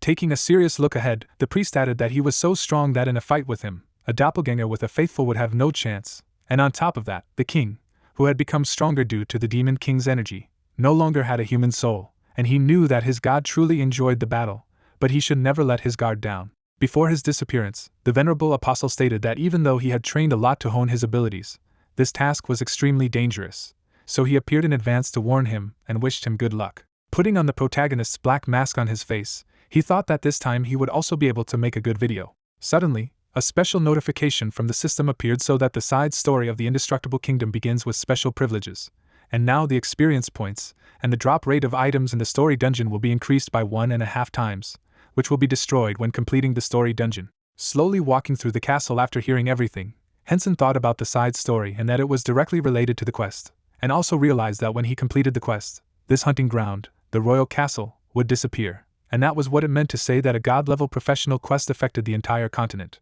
At the same time, dead warriors appeared in front of the guys, who shouted about the invasion and asked how he managed to go so far, and also called for soldiers. At the same moment, the war spear was heading forward at great speed. With a deft movement of his hand, the guy managed to beat off the enemy's weapon. Then the protagonist rushed towards the enemies with great speed. Opening his mouth slightly, he cast the strike spell. Immediately afterward, his hand was covered in red energy. With a deft swing of his dagger, he managed to destroy the dead man. A system notification window would suddenly appear, notifying them of a fatal blow and that the enemy would be stunned for 10 seconds. At the same time, the monster flew into the wall, flying past its allies. After all that had happened, Hensen looked at his dagger in surprise. Then he grinned mischievously and remarked that Karen's swordsmanship was simply the best. At the same moment, the guy slowly walked forward. Noticing this, the dead soldiers began to run away and shouted that they needed to retreat and stop crowding, because the allied forces were approaching. The protagonist standing behind them used a through punch, destroying several opponents. Suddenly, he snapped his fingers. A moment later, everyone around was struck by dark blue lightning. With a wave of his fingers, Hensen activated the telekinesis skill, the levitation zone. At the same moment, all the weapons that were there suddenly rose into the air. Using his strength, the guy controlled the blades, destroying opponents. He then swung his sword using a cut. When all the dead soldiers were destroyed, immediately after that, red particles flew around the area. After a while, the voice of the protagonist was heard from the royal castle, noting that there really was no end to them. Looking at the monsters that were rapidly approaching him, Hensen noticed that he wasn't sure if it would work. Using a healing potion, the guy called out to Libius, who said that everything was ready. The protagonist then swapped his blade for a magic staff and used a gravity meteor. A moment later, a huge meteorite was falling from the sky. He destroyed all the dead warriors who were in the area. Holding the magic staff in his hands, Hensen noticed that it was cool, and his subordinate admired it. Due to the huge meteorite, the walls of the fortress began to collapse. The castle was also beginning to collapse due to the flow of fire. The soldier knelt before the king and asked for forgiveness, saying that he would deal with this vile imperial dog at once. It was the king of Fialos, who with a menacing expression on his face said that they had an intruder. Grinning mischievously, the dead man noticed that the time had finally come, and he was waiting for this intruder. At this time, the dead knights were very frightened and did not understand how to defeat that monster at all, when suddenly someone noticed that they could not run. Immediately afterward, the monsters rushed towards Hensen with great speed, saying that they had to go ahead and attack him first. After all, he was human, and they just had to attack him until he was exhausted. A moment later, the guy destroyed each opponent with a deft swing of his blade and used a moon sword that cut the flower. He carried through the enemies, holding a dagger and a sword in his hands.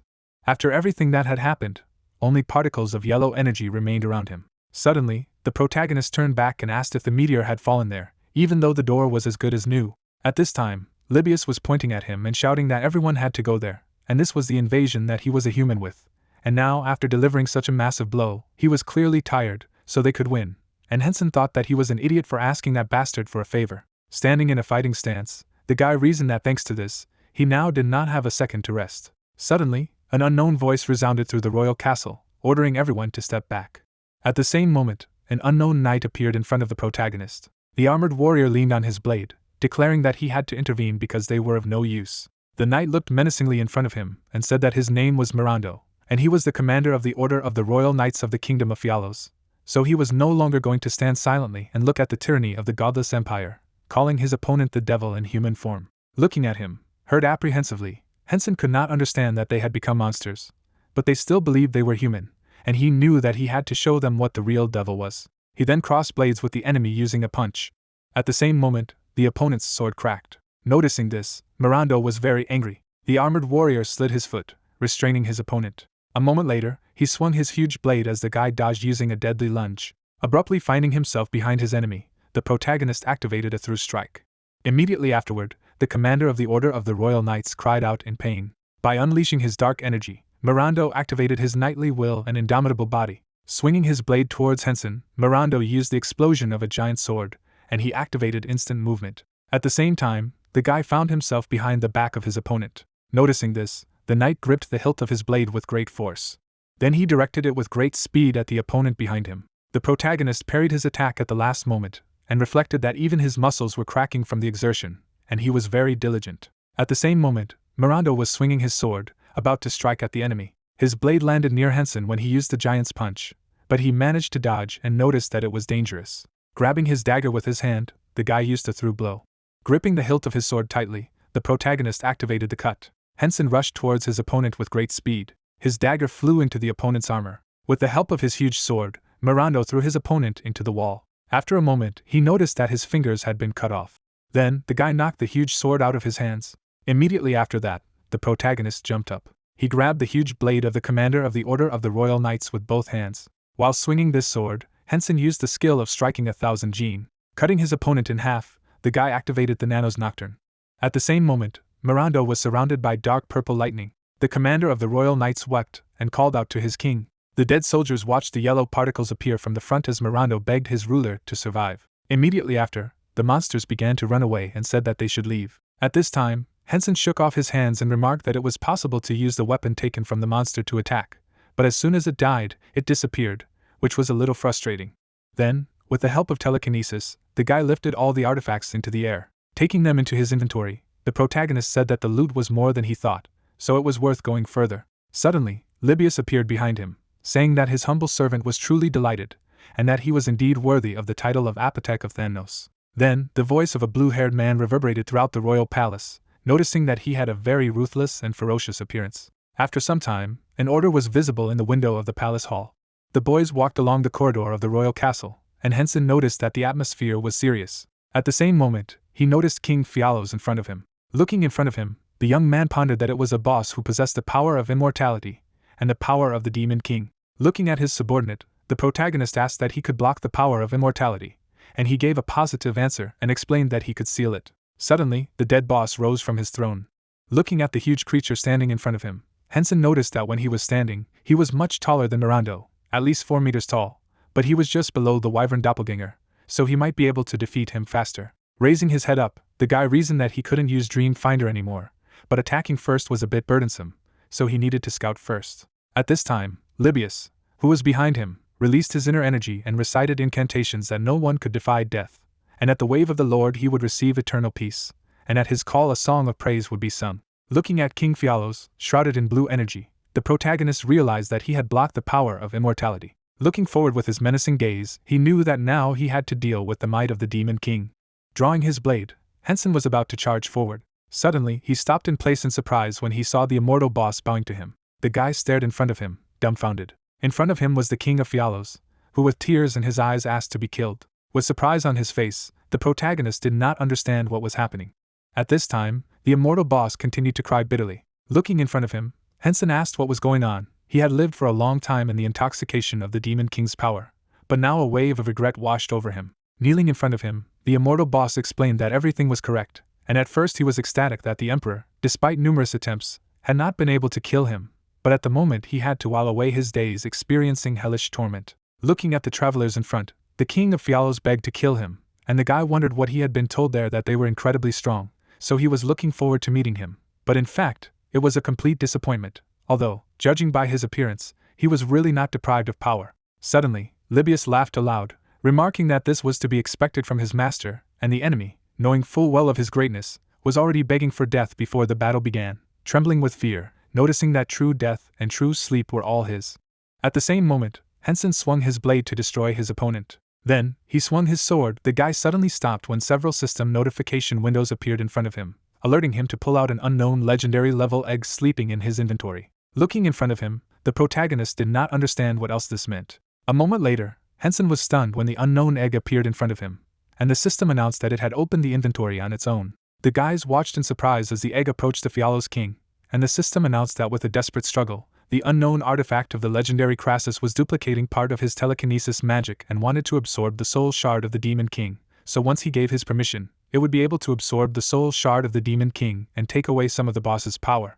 Then, the black egg began to tremble, and the system announced that it would hatch when the Demon King's soul shard was consumed. Looking at the unknown egg, the protagonist walked through to see if it wanted to consume the soul shard of the Demon King, and couldn't believe that it nodded, musing that it seemed to have nothing to do with the quest. At the same time, Hensen looked at Libius standing behind him and asked if they needed to regain the power of the Demon King, who explained that not a word had been said about it. With a thoughtful expression on his face, the guy clarified that it turned out that he could feed it to that thing, to which he received a positive answer and an explanation that even if that egg hatched, it was unlikely that the creature inside would dare to attack its owner. A moment later, the egg approached the head of the immortal boss, having received permission to do so, and the system announced that the King of Fialos had no intention of possessing the soul shard of the Demon King, and had no intention of fighting.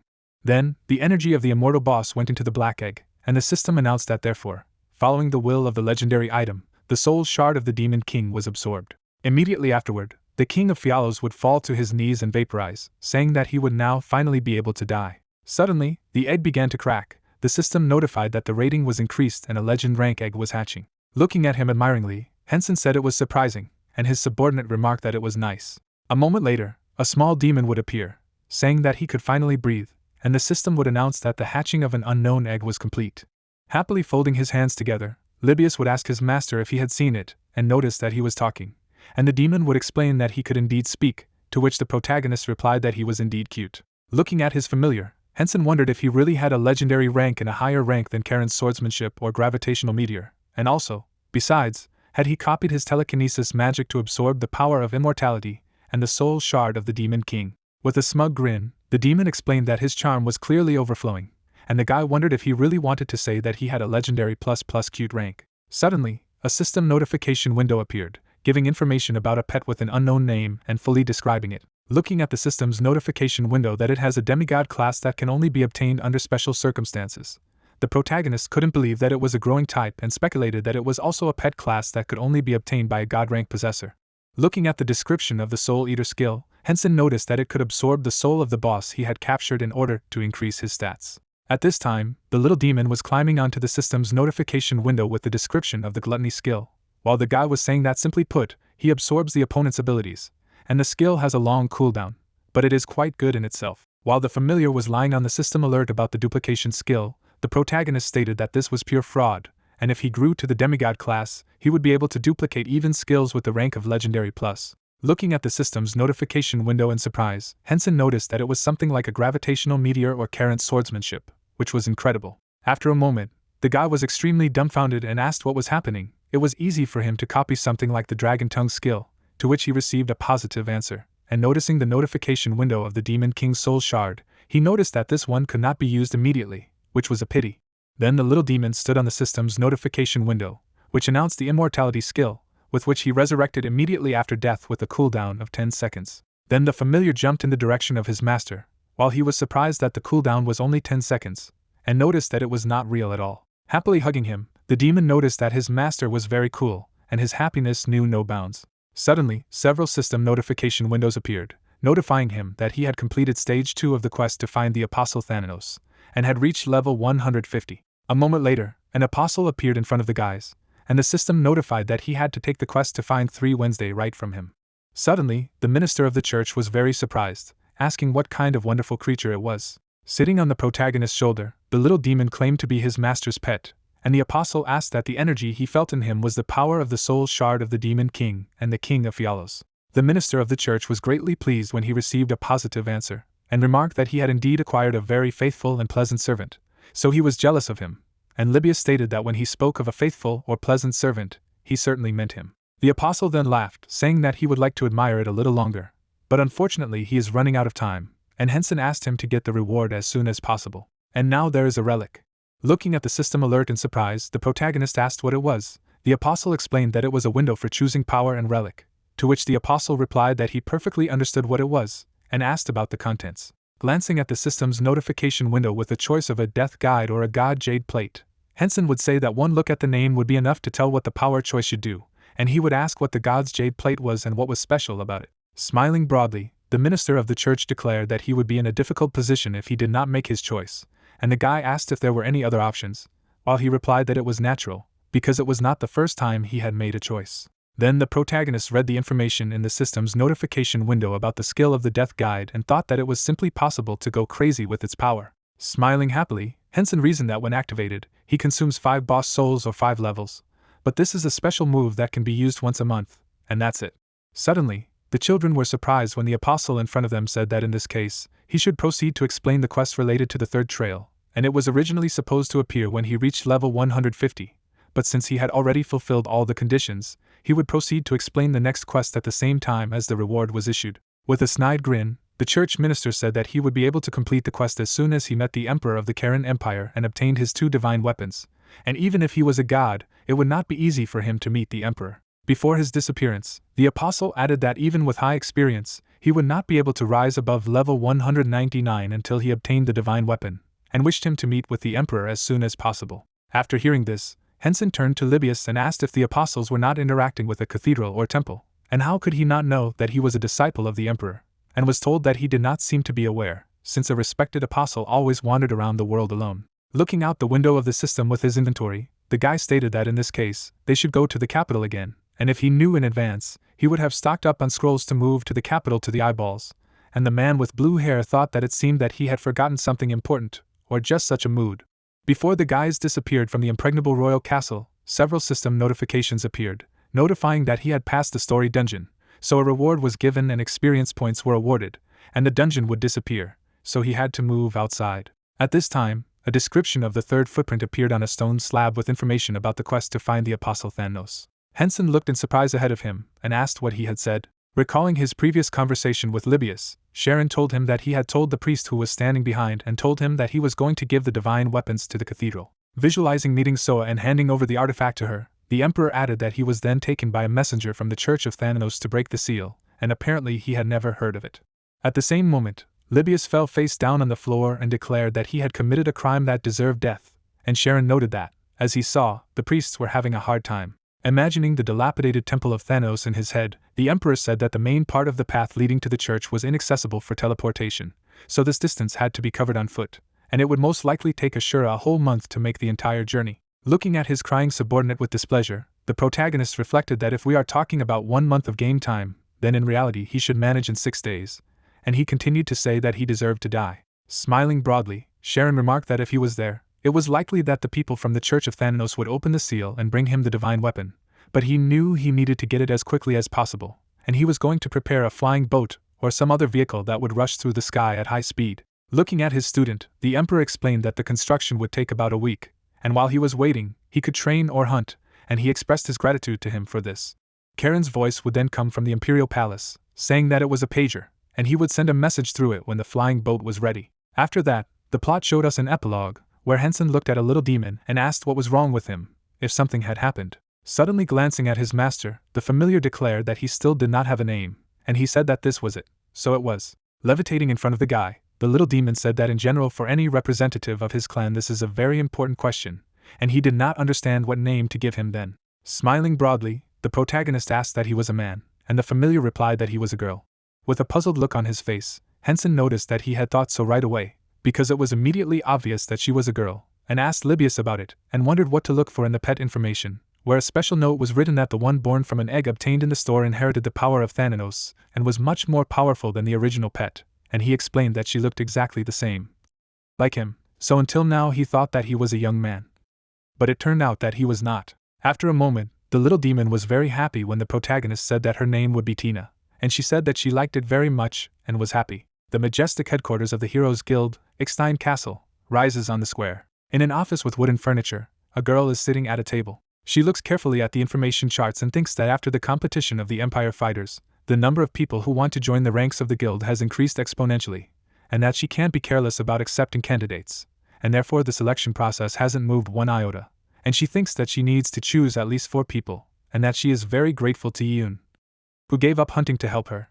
The blonde looked at the door. A tall girl holds a tray in her hands and says that Hina has come, and the girl with brown hair says that she needs to say something. The ladies sit at the table opposite each other. Rena says that she can take some time and invites them to sit down. The protagonist's sister looks at the guild leader and enthusiastically says that tomorrow we will finally be able to give her older brother a tour of the castle, and she clarifies that didn't he say that he would make a decision about whether or not to join our ranks after a tour of the guild. Woon looked at Hina and asked what her brother really said that. She replied that it was, and that she didn't say, and continued that she had offered her brother to join the guild, but he didn't seem to be particularly eager to do so, and that if he agreed to go on a tour of the guild this time, then they should score points in their favor, to get an affirmative answer from him. The green-eyed girl looked thoughtfully away and thought that she had already thought that Hensen had acquaintances in the guild, and that it was most likely Hyuna, and that he was indeed their friend's older brother. Rena put her hands on the armrests of the chair, and In continued to think that it was impossible not to understand, because the meaning of nicknames was very similar, but did her sister still not figure out what was what, and continued that by the way, if he intended to come to the guild in the guise of a character that he and his sister knew well, then it turned out that he was going to tell Hina, which is Ashura. The girl shifted her gaze to her friend and thought that if she was told the truth now, she would hardly believe it, because she was a real fan of Ashura. She turned to her friend and asked if she could keep them company, and Rina asked in surprise that she really wanted to go. Un turned to the girl and said that lately she had been doing nothing but work, so she began to get lost, whether it was a game or reality, and that by taking advantage of this opportunity, she would be able to refresh her head at least a little, and added if she minded. Her friend replied that she did not mind, but thought that she needed to ask her brother what he thinks about this. Rina looked at her sister in surprise, and she continued that since she was going to ask Hina anyway, she could put in a word for her too, and she replied that she would ask about her too. There are stacks of documents on the desk. The weather in the city is clear. The girl opens the door to the room and asks her brother if he would mind if the guild leader Rina and her younger sister Yeun were also present during the tour tomorrow. The guy leans back in his chair, and his sister continues that they are her age and very good friends, and asks if he agrees, and he thinks that Rin and Yoon seem to have figured it out. The protagonist looks away thoughtfully and reflects that they are well aware of his personality, so there is probably no difference whether they are or not, and that there is also a possibility that his sister will not believe him if he unexpectedly declares that he is Ashura. The young man turns in his chair and says that it is not important to him, and that he is even glad that the head of the guild will be personally present at the tour, and the pleased girl replies to him that it is great, and that the answer has been accepted. She will now pass it on and return. The bright sun is reflected by the rays of the rainbow on the mountainside. The evil monsters of the black flame hell appear. A gravitational meteorite explodes with a bright flame. Hensen hovers in the air and says that he did it, reaching level 160. Red-black clouds of smoke and dust spread across the valley. A young man with blonde hair turns his head to the protagonist and says that it was very hot, but he will still collect monsters for him, and he replies that it is time for them to slowly move out. The upset young man lowered his head, and the main character thought that it was worth taking this crazy guy with him, and decided that he should remember that it was thanks to him that he leveled up so quickly. A guy with his hands up is running away from the monsters and shouting that this is a large-scale provocation, and Hensen is thinking that aggro is huge, and that it's no wonder when it comes to aggro, no one can do it best. The protagonist approaches his partner, and says that this time he must hide from prying eyes until he speaks to him first, and he replies that he will be executed. The young man tenderly strokes the head of the little assistant sitting on his shoulder, and she says that she will also sit quietly, like a mouse. The guy shifts his gaze to Agro, who bows his head to the young man for praise. A powerful explosion is visible from behind the mountains. The player says that they need to go, and the young man suggests that they all go together. In front of the entrance to the cafe there is a sign with its name. The girl approaches the young man and greets him by name. They are sitting on the couch, and the sister says that it seems that Yeun has one urgent matter. On the screen, the young man reads a message from the girl that they will be there soon and will try not to be late, and that perhaps he has something to talk about with his sister before they arrive, and apologizes for not warning him in advance about her participation in the tour. And the guy thinks that Ing really quickly understands what's what, and that his sister still doesn't really understand anything. Hina looks at her brother in bewilderment, and he asks himself if he could be mistaken. Little Tina covers her mouth with her hands, and the guy's sister asks what his pet is and what his name is. He replies that her name is Tina and you can talk to her. The baby spreads her arms to the sides and introduces herself, and the girl exclaims that she is pretty. The lady looks at little Tina with tenderness. The protagonist shows the boss's soul on his outstretched arm, and the assistant asks what the yummy is, and what she can eat it. The guy closes his eyes, and the little girl enthusiastically says that this is a very tasty thing, and that she is incredibly grateful to him. She takes a bite of a small bite with pleasure, and says that she will gladly eat this yummy, and Hina says that it seems that her heart will stop beating with tenderness. At the entrance to the cafe there are two girls. The protagonist's sister waves to them and says that they are here. Rina looks at Hensen in surprise. The young man shifts his gaze to her. The protagonist's sister turns to the girls and asks if Rina has already dated her brother. The young man looks away in confusion. He shifts his bewildered gaze in front of him. Red and black flashes appear. A young man leans his hands on the sofa. Red flames envelop the space. A blast wave rises over the houses. Fire spreads everywhere. Glass shards shatter into small pieces. Young people stand ready in the ruins. Clouds of smoke fill everything around. The guys are ready to freeze in fighting stances. A girl is walking along the sidewalk. Butterflies soar in the air. Julia raises her hand in greeting and says that the boy's teacher is here and asks why he didn't drop by on his last visit to the Imperial Palace. The protagonist's sister opens her eyes in surprise and asks again that it is the teacher, and adds that it is Ashura. She instantly turns her head to her brother and asks that Mr. Ashura is there, and where he is. The young men in the square take turns saying that they didn't mention Ashura just now, and that Elia called herself a teacher. But isn't Ashura a disciple of the emperor? A young guy with a short haircut asked how it was possible to become a disciple of two people at once on continent 5000, and a man in armor shouted where the hell Ashura was. The protagonist turned his gaze to his teacher. Julia crossed her arms over her chest and asked why he had left without seeing her, and that if he continued she would be upset, and Hensen's sister asked why it was so unexpected. The girls looked at the guy in surprise, and one of them asked that it turned out that he was a disciple of Julia, and the second asked that he was also a disciple of the emperor. The teacher turned her head, and her student said that there were too many people here, and that they had better move to another place. She agreed. She looked at the girls and clarified who they were, and the guy imagined that one of them was his younger sister, and there was the head of the guild in which his sister was a member, and the younger sister of the guild leader. Julia snapped her fingers and said that in that case they were all going together. 5 blue skins appeared on the square. The man rolled his eyes and indignantly asked that his cafe had been destroyed. The soldier replied that they were from the Imperial Palace's disaster department, and that if he demanded compensation for the damage caused by Julia, the Imperial Palace would immediately settle everything. Libius fell to his knees in front of the men and groaned at not this. Streams of tears flow down his face, and he laments that what a vile woman she is. Why is he the only one left? Because their eyes have crossed, and continued that he should also move to a place outside the range of his teleporter, and that he is not able to follow his master, and that he is where he is now. The owner of the cafe looks at the guy in bewilderment. Tina covered her mouth with her hands and whispered that the eaten soul would come out, and the protagonist told her to catch her breath a little. Young players stand in a huge laboratory in the capital of the empire. The teacher stretches out his hand and tells the guy to take the book, and he thanks her. The girls look around with delight and surprise, and Julia continues to ask that she cannot find a better teacher, and continues to say that the emperor gave one book with the art of fencing, and that the young man should look at her gifts, and he replies that she is absolutely right. The main character looks at the open book with delight and says, because at this rate he will not need the DP store at all, he has acquired the skill of horseback riding. A description of the protagonist's new skill appears on the information board, and he asks the teacher if she has just tried this skill. The woman closed her eyes in pleasure and said that everything was correct, and although everything was done in a hurry, but it was a really good skill, and the guy said that it turns out, the way to travel a considerable distance that Master Sharon was talking about. She replied that it was, and that he was originally going to provide him with a tasteless flying boat, but she blocked the idea and provided him with a better replacement. The girls look at Julia with interest and curiosity, and Hina asks that she is a flying boat, and Rina adds that a flying boat is not a dragon, and Un continues that it turns out that instead of a flying dragon boat, he has this skill, and Hensen replies that, as expected, Julia's teacher has an excellent sense of such matters. The guests are standing in a luxuriously furnished laboratory, and the young man says that it is time for him to go, and that the next time he visits the capital, he will definitely look at her, and the hostess wishes him a good trip, and says that when he visits the capital again, she will please him with some more skill, and the young man thanks her. The protagonist pulled his head guiltily into his shoulders.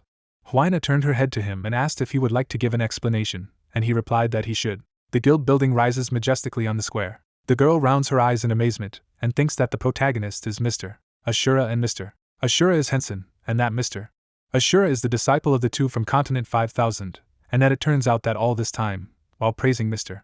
Ashura, she has been praising her brother. The main character stood in front of the lady and said that he apologized for such an unexpected visit from his teacher, and Rina answered him, because he himself did not know that something like this would happen, so he had nothing to apologize for. The girl closed her eyes, and the player said that he came to see the guild, and in the end he caused them trouble, and she told him that everything was fine and she would personally give him a tour. The players are majestically marching through the square, and the guy thinks that looking at the reaction of the NPCs, you can tell how much they trust their lord. The guild leader shifts his gaze to the guy, and he says that since we are talking about a small number of elites, the role of NPCs should be great in situations where there is an attack or you have to defend yourself, and she replies to him that there is some truth in his words, but their own strength is also very significant. The young man looks away in amazement and muses that guild no one, a mythical guild, is under the auspices of their guild of heroes, and says that it turns out to be Eden, who ranks first in the official rankings. As the girls and the boy walk through the plaza, Rina reveals that it is true that the man was originally a member of the Heroes Guild, but she thinks that no one can do a better job than him in running a magic guild, and Hina says that Iden is Rina's cousin, and Hensen asks that people from the magic guild come here too. The leader shifts his gaze to the young man and replies that most of the guild members above level 300 know that the magic guild is an offshoot of the Guild of Heroes, and goes on to say that in addition, those who show great promise in the magic guild are sent to the Guild of Heroes, and that this is how his sister got into the Guild of Heroes. The protagonist looks ahead with interest and asks what is in front of them. He tilted his head forward slightly in surprise. The players look at the glowing entrance to the Lord's dungeon, but the young man does not believe it. They move through a huge dungeon with high columns, and the girl tells them that in every fief inside the castle there is a secretly built dungeon, and that this castle is no exception, because it is a dungeon that no one can enter without the permission of the Lord, and adds that there are certain conditions without which it is impossible to get inside. The guy looks at Rin in amazement and asks what is, in fact, her personal dungeon, and she replies to him that it is so that the monsters in this dungeon are level 300 and above, and that therefore only those who want to level up as soon as possible are allowed inside. Hensen looks at the girl with interest, and she goes on to say that as far as she knows, there is also a dungeon in the Imperial Palace, and that when he meets all the requirements, Emperor Sharon will also allow him to enter it, and the young man thought that he had a hunch, and, it turns out, everything is really so. Woon looks at the young man enthusiastically and says that the dungeons belonging to the Lord give a lot of experience points, and the items drop are few, but the level rises quickly, and Hina adds that she also leveled up in this dungeon. The main character shifted his interested gaze to the girls and thought that he would need to ask the teacher Sharon and the teacher Julia about the dungeon upon returning to the capital, and, after all, an instant increase in the level is really cool. The majestic castle rises above the abyss, and Rina tells her story that now they have reached the fortress wall, and in order to be ready for monster attacks from the air, the fortress wall is built on a high rock. Hensen admires the view and decides that this is indeed an impregnable fortress, and that if he puts in a word to the teacher, then maybe he will give him a fudic. A dark purple magic barrier appears. The young people anxiously turn to the side, and Rina is perplexed that this is an attack, and the protagonist asks what it is, and that it is an air attack. Hina exclaims what is happening, since there are no notifications about the breakthrough of the magic barrier, and that it is a little strange, but the strength of the wall continues to decrease. The sky is covered with purple energy mana. The head of the guild looks away anxiously and says that it seems that they are dealing with an invasion, and that they should all leave together. Light flashes push away dark clots. The sky becomes clear again. The wall rises above the abyss. People look up in confusion and ask what happened, and what the Lord is at the base of the wall. The players from the fortress wall look down and talk and warn the Lord not to go near the edge because it is dangerous. The young man and girls look down. The protagonist's sister rounds her eyes in surprise and asks what kind of person is there. Libius climbs up the wall with the last of his strength, and turns to the main character that where he has gone, leaving his humble servant. The main character looks at him in bewilderment. He leans down and orders the guy to quickly go upstairs to them. He looks up. A young servant falls over the edge of the wall and says that he is here, and Rina is surprised that he doesn't even care about the magic barrier, and the protagonist is perplexed about gravity. The player's fist falls on the guy's head, and he hisses with clenched teeth that he is grateful to the owner for his hot touch. Hensen scratches his head guiltily and apologizes that it's an NPC he took with him for a while, and that he's really sorry, and whispers to the servant to apologize as well, and he doesn't understand what his master is apologizing for, and Rina says he shouldn't, and that the young man doesn't seem to understand what's what, and that there's no need for an apology. She looks at the servant carefully and thinks that the barrier, which can withstand hours of attacks from level 300 monsters, he managed to break through with a single blow of the head, and what the hell is his level? She purses her lips. The protagonist approaches her, and she says that he has more or less looked around. Now you can move to the meeting room, where guild members often gather. The guy agreed. The rays of the sun shine brightly through the clouds. The young men sat down on the couches, and Rin said that she thought the Heroes Guild wouldn't be able to accept Hensen. Woon and Hina looked at their leader in disbelief. She turned her displeased gaze to them. The main character turned his head to the girl in amazement. Inside the walls stands a stone castle, the kingdom of Beldorn. Several people are sitting at the table. A blonde girl said that Zerubbabel is handsome. Sinking a little below the table, she said that she knew that this would be the end of a non-entity who, apart from a proud disposition, had absolutely no abilities. She added that after so many defeats, how much more could one be angry and wonder how such a thing could have happened. The man in the blue cloak looked ahead and said that Zerubbabel was not competent enough to hold the position of leader of the Black Mercenary Guild. The red-haired woman said that she should probably lead the guild. The man with the blue mark on his face looked to the side. Heli rolled her eyes. The girl in the red blouse opened her mouth and said that if she had everything under her control, she had to be fully armed. She asked if Gong and Heli had any money left to take care of the Black Mercenary Guild. Heli replied that why she had hired only one professional player, it meant that she had foreseen that Ashura would win, so she had saved money. The girl with the red mark on her forehead brought her hand to her chin and said that she thanked Heli for calling her wise, and she assumed that Ashura would appear at matches below the cellular level. The girl with the multicolored hair smiled slightly. Gung looked away. The green-eyed man closed his mouth. The girl with short hair explained that thanks to this turn of events, Zerubbabel was even easier to throw out. Wasn't it for the best? Gung, sitting at the table, noticed that it was much more important how they were going to deal with the Magic Guild. It was connected to the Guild of Heroes. The girl sitting near the painting, with her mouth open, said that it was so. A couple of people she had sent to join the Guild of Heroes ended up in the Mythical Guild. The brown-eyed girl looked ahead and said that the Mythical Guild was something like an alliance, and there seemed to be a very close bond between the guilds. And the man with the luxuriant hair said that when he saw Eden in reality, he thought that woman was also with him. There is a pot of flowers on the table. The man from behind the table said that then all the assumptions are correct, because in reality they are also close. It turns out that the head of the Heroes Guild, a woman named Rin, is also a member of some rich family in South Korea. The red-haired lady opened her mouth and explained that she had never seen that girl before. She seemed to be a rare guest at social events. The problem was that they didn't know what kind of family she was from, she added that she should postpone the attack on the mythical guild for a while. Gung, folding his hands, agreed. Heli said that they should take part only in the fight where they were guaranteed victory. She would refuse a fight where the chances of winning were too small. The man on the contrary confirmed. The girl with short hair, raising her palm up, said that they had a professional player, so when the right moment came, they would definitely win. Gung replied that what should be done if Ashura joined the Guild of Heroes. The interlocutor, exhaling, said that even they are not able to hire Ashura given his income on the blog, and what can we say about them at all, since he has distinctive abilities. Hallie looked ahead and noticed that it really didn't make sense for someone who made that kind of money to work for others. The green-eyed man, tilting his head, said that in addition, Ashura had always been a lonely wanderer, so he was unlikely to join any guild abruptly. Gung frowned as he said what would happen if Rin decided to organize an alliance with a guy similar to their union. The girl with the red mark explained that Rin was most likely a member of some rich family like them, so would she stoop to such servility? If they suddenly sealed the union, then they donated all their possessions to charity. With a domed religious building on the horizon, she added that they wouldn't have to worry about a variable like Ashura and would focus on the Heroes Guild and the Mythical Guild. The blonde girl opened her mouth and asked that Rin was crazy. The man next to the protagonist, raising a mug of tea, said that this place is not worthy of his master living here. Rin smiled and said that she apologized. It seemed that she was too hasty, so her answer probably looked too rude. She added that it wasn't that the hero wasn't good enough for their guild, but on the contrary, they didn't live up to the level of the protagonist. Hensen, opening his mouth in surprise, asked why. The interlocutor replied that the guy was a disciple of the emperor. The dark-haired warrior looked at Rin and heard her say that he was also a disciple of Julia's disaster, and he confirmed. The lady sitting at the head of the company said that the hero is a disciple of Emperor Sharon and Julia, and in addition, is a YouTuber recognized all over the world, so how can she afford to consider him as her subordinate? She added that even with all the talents of the hero, she does not see him as a member of the guild. In addition, the emperor and the catastrophe will not like this. Hensen, turning around, said that Julia's teacher would not like this. The armored girl added that she agreed with this. Rin, leaning forward slightly, explained that she thought recruiting the protagonist into their ranks was a difficult task, so she wanted to propose an alliance. The hero turned to Rin and asked about the alliance. Lights are on in the hallway. The guild leader said that after the protagonist registers a one-person guild, they need to form an alliance. Then Hensen will be able to access the dungeon or request the support needed for raids. Silhouettes of people appeared in the dark room.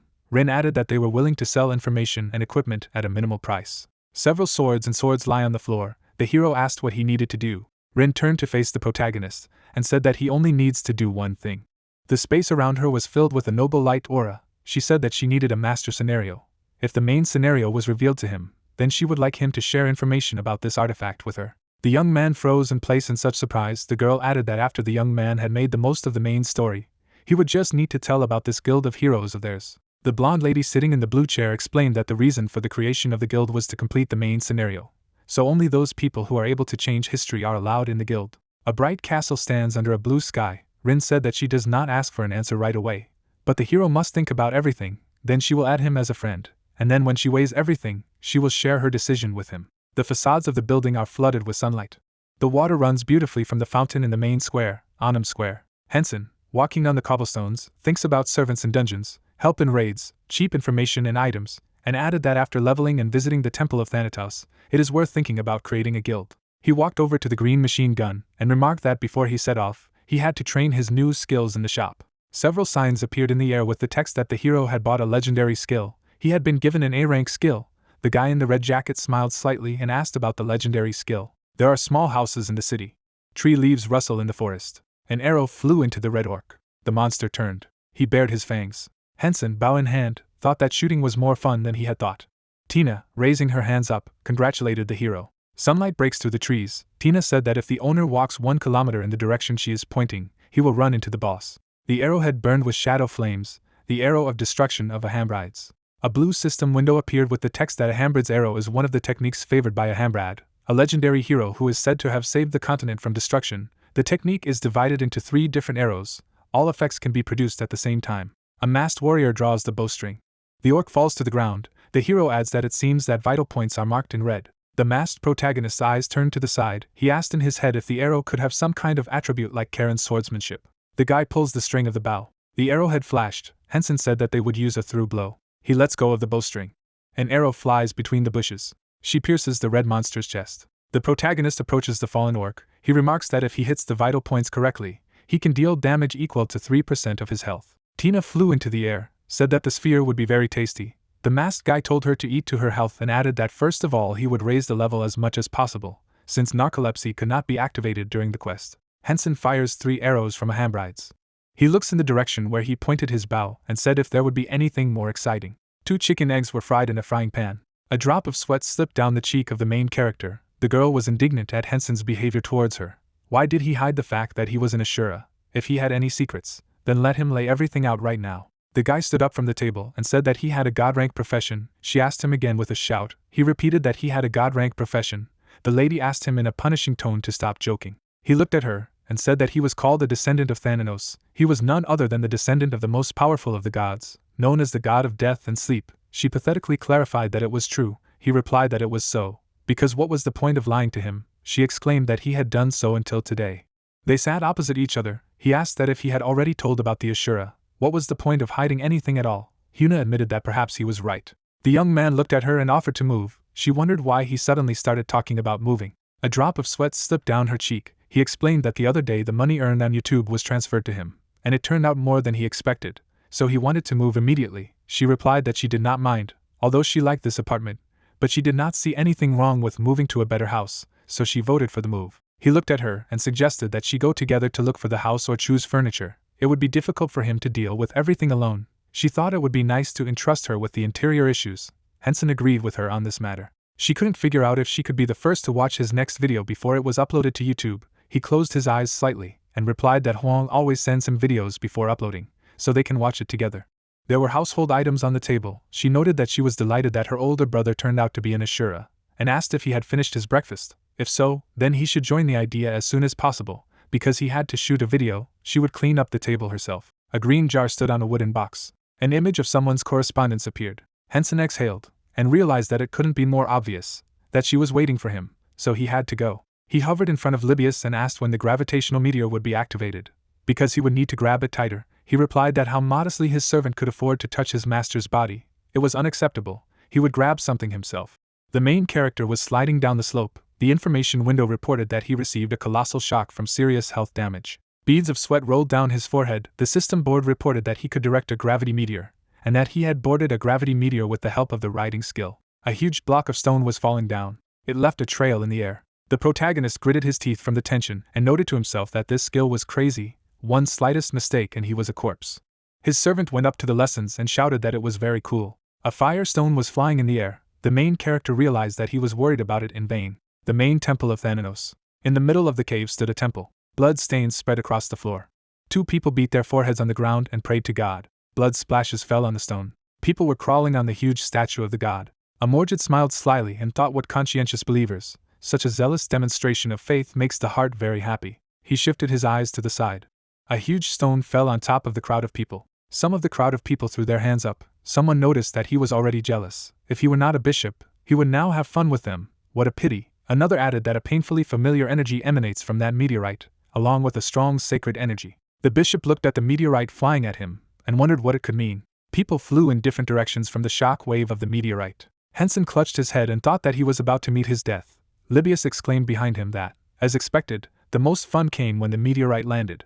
The crowd of people turned on them. He asked if they were not his brothers. Crowds of worshippers fell to their knees in front of him. Someone remarked that Cardinal Libius had arrived. Thanks to the teachings of the instructor, they pray fervently every single day. One of the believers enthusiastically put his clasped hands to himself and said that as for Brother Libius, he was the most sincere teacher of the Church of Thanatos. He thought that he would never see him again, because he had been demoted to the priesthood and sent into exile. The servant smiled and thanked them all, but he had come here to serve his master, so he asked everyone to quietly leave here. The whole crowd looked at the main character. He realized that the situation was taking a dangerous turn.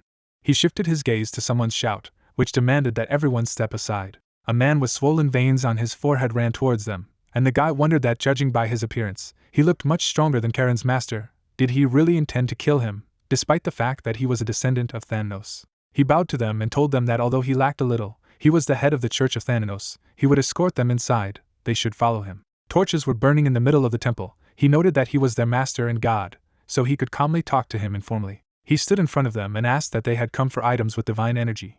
He replied that it was so. The man remarked that he thought that first of all he should apologize to them.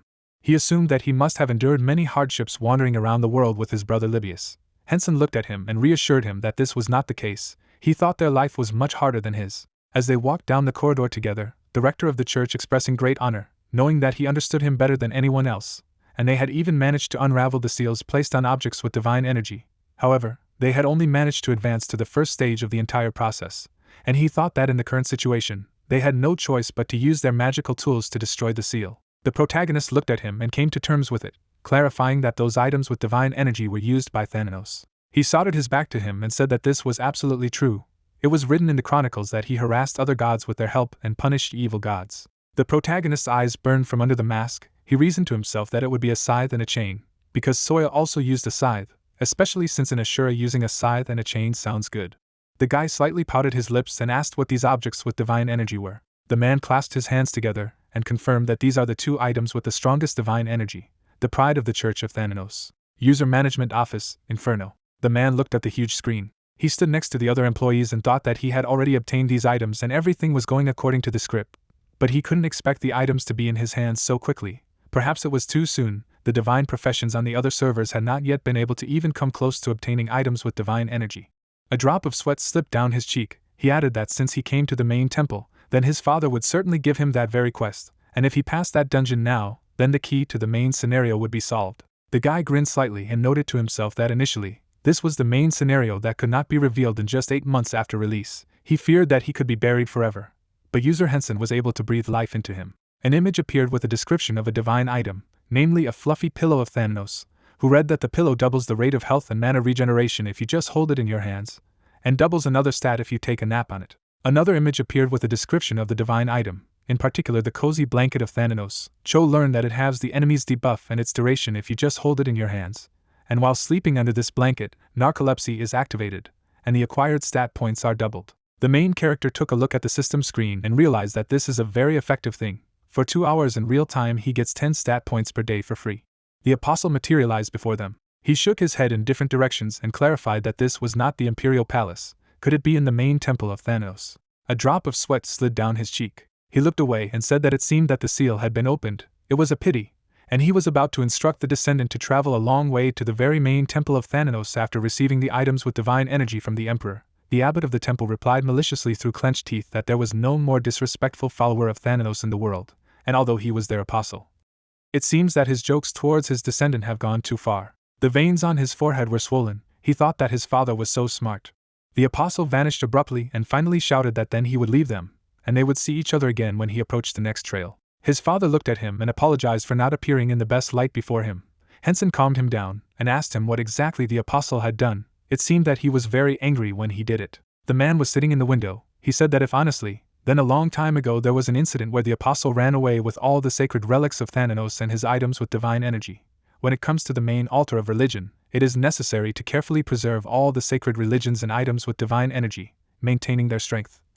That's why most of their headquarters cannot use a significant number of scrolls, the Church of Thanos, having lost all its sacred relics and objects with divine energy, ended up losing a lot of power. Originally, their religion was the one that ruled the continents, but now people completely ignore them, except for prisoners and individuals of different races. There are almost no followers of the church left. The rector of the church stood next to them and added that in fact, they were only priests. He looked at the guy and asked him, if he saw the apostle, then he should definitely give him instruction, as well as special thanks to him for finding divine objects. He probably had a lot of suffering during all this time. He replied that no, there was no need to thank. If he could help in any way, then he should certainly lend a helping hand. The father asked what in such a case, whether he could dare and asked him for a favor. The protagonist stood in front of him and allowed him to ask. The rector of the church smiled slightly. The head of the statue of the god burned with purple flames. He said that as he had already said, at the moment there are almost no believers among the people who are believers of the Church of Thanos. Thanks to this, their temple has dedicated its forces to governing certain races. However, in the hometown of one of their cardinals, there was a problem. The report says that during the collection of minerals, the earth collapsed, and they found a cave where they felt the power of death that they had never felt before. The parishioners of the church came across an invisible wall created by an unknown force and could not enter, so they contacted their main temple. An image of the obligation appeared. The young man looked at him and asked him again what the power of death, which they had not felt before. He confirmed it, and with a reverent laugh, he dared to say that death was of a completely different nature from that of Thanos. He stood in front of the guy and added that it was the evil and dark quality of death. A cold sweat broke out on his forehead. He explained that if it was about death, then no one knew the matter better than their religion, so priests and cardinals had been sent there. He would have gone with them as well, since the matter remained open. But despite the fact that the power of death possessed by the undead, such as necromancers and liches, was evil. It was completely different from the feeling that the darkness that stood there instilled. You could say that it was a fundamental sense of darkness, but that was not the problem. Not only ordinary parishioners, but also bishops and priests, including him. As a result of their research, they came to the conclusion that it was a cave, which could only be entered by travelers between the level of 150 and 200. A crowd of people stood next to each other. The abbot of the temple looked at the guests and concluded that he had tried to find several other travelers, but the matter remained unresolved, and now he dared to bring up the topic with the idea that they might meet the conditions for entering the cave, but they did not need to pay attention to his words. An image of an information window appeared with a proposal for a quest from his father. He was perplexed that both with consent and with refusal, intimacy with dad only grows. Hensen smiled and agreed to the task, and his father replied that, as one would expect from a descendant of the benevolent Lord Thanos, he was their true master. Clouds flew over the temple. The system boards reported that he had accepted the quest. The Church of Thanatos, the request of the Pope, the closeness with the Pope of the Church of Thanatos, Francis, increased. A pink-haired girl landed on the floor. The rector of the church asked for their permission to introduce them to the cardinal, who would take them to the village. The protagonist looked at her in shock and thought they were rabbit ears. The girl leaned her left hand on her knee and declared that she was the cardinal of the Church of Thanatos. Her name was Carrot, and she greeted her master. She smiled broadly and said that she thought that Brother Libius had caused them a lot of inconvenience, so she apologized for him, who noted that they got along well with the master. On the young man's shoulder sat his servant. Sweat appeared on the forehead of the rector of the temple. He explained that it was because Cardinal Carrot did not particularly like Brother Libius. She exclaimed that she had behaved inappropriately in front of a respected descendant. She was really sorry. Libius spread his arms in different directions and noticed that, as expected from Cardinal Carrot, she had given him a warm welcome. Hensen smiled slightly and said that they were on their way, and thought that the sooner they could deal with the problem, the better. Francis said that he did not know how he should express his gratitude and wished them to be careful on the way. His father opened his eyes wide. He put his hand on the shoulder of the main character's servant, and clarified how far he was going. He replied that he wanted to help his master, couldn't he? Libius twisted his face at his father's answer, who explained that if he went, he would only make life difficult for his master, so he should stay here, especially since there was work for him here. A guy with turquoise hair stretched out his hand after Hensen and asked not to leave him like this. Francis said goodbye to the descendant, and wished him a safe solution to the problem with Cardinal Carrot. Libius fell to the floor and said that the world without his master had lost all meaning. The latter ordered him to stop his thank you speech and listen to him. The guide turned to him and clarified what kind of work he wanted to entrust him with. The veins on Francis' forehead were swollen. He replied that it was about the enemies of their Church of Thanatos. He stood with his hands down, and added that not long ago he had found out their whereabouts through the dark night for none. In his opinion, he, as a more experienced member of the church, should go there, and asked him to return before their master had finished his work. The servant of the protagonist gritted his teeth and said that if it was related to those arrogant bastards, then of course he should follow his will. He suggested that he act extremely carefully, because there is a high probability that they will again, like a lizard, shed their tails and hide. He put his hand to his chest and decided to destroy not even the root, but the soul itself. Francis thought that if he released the mad dog, then he himself would figure out how and whom to destroy.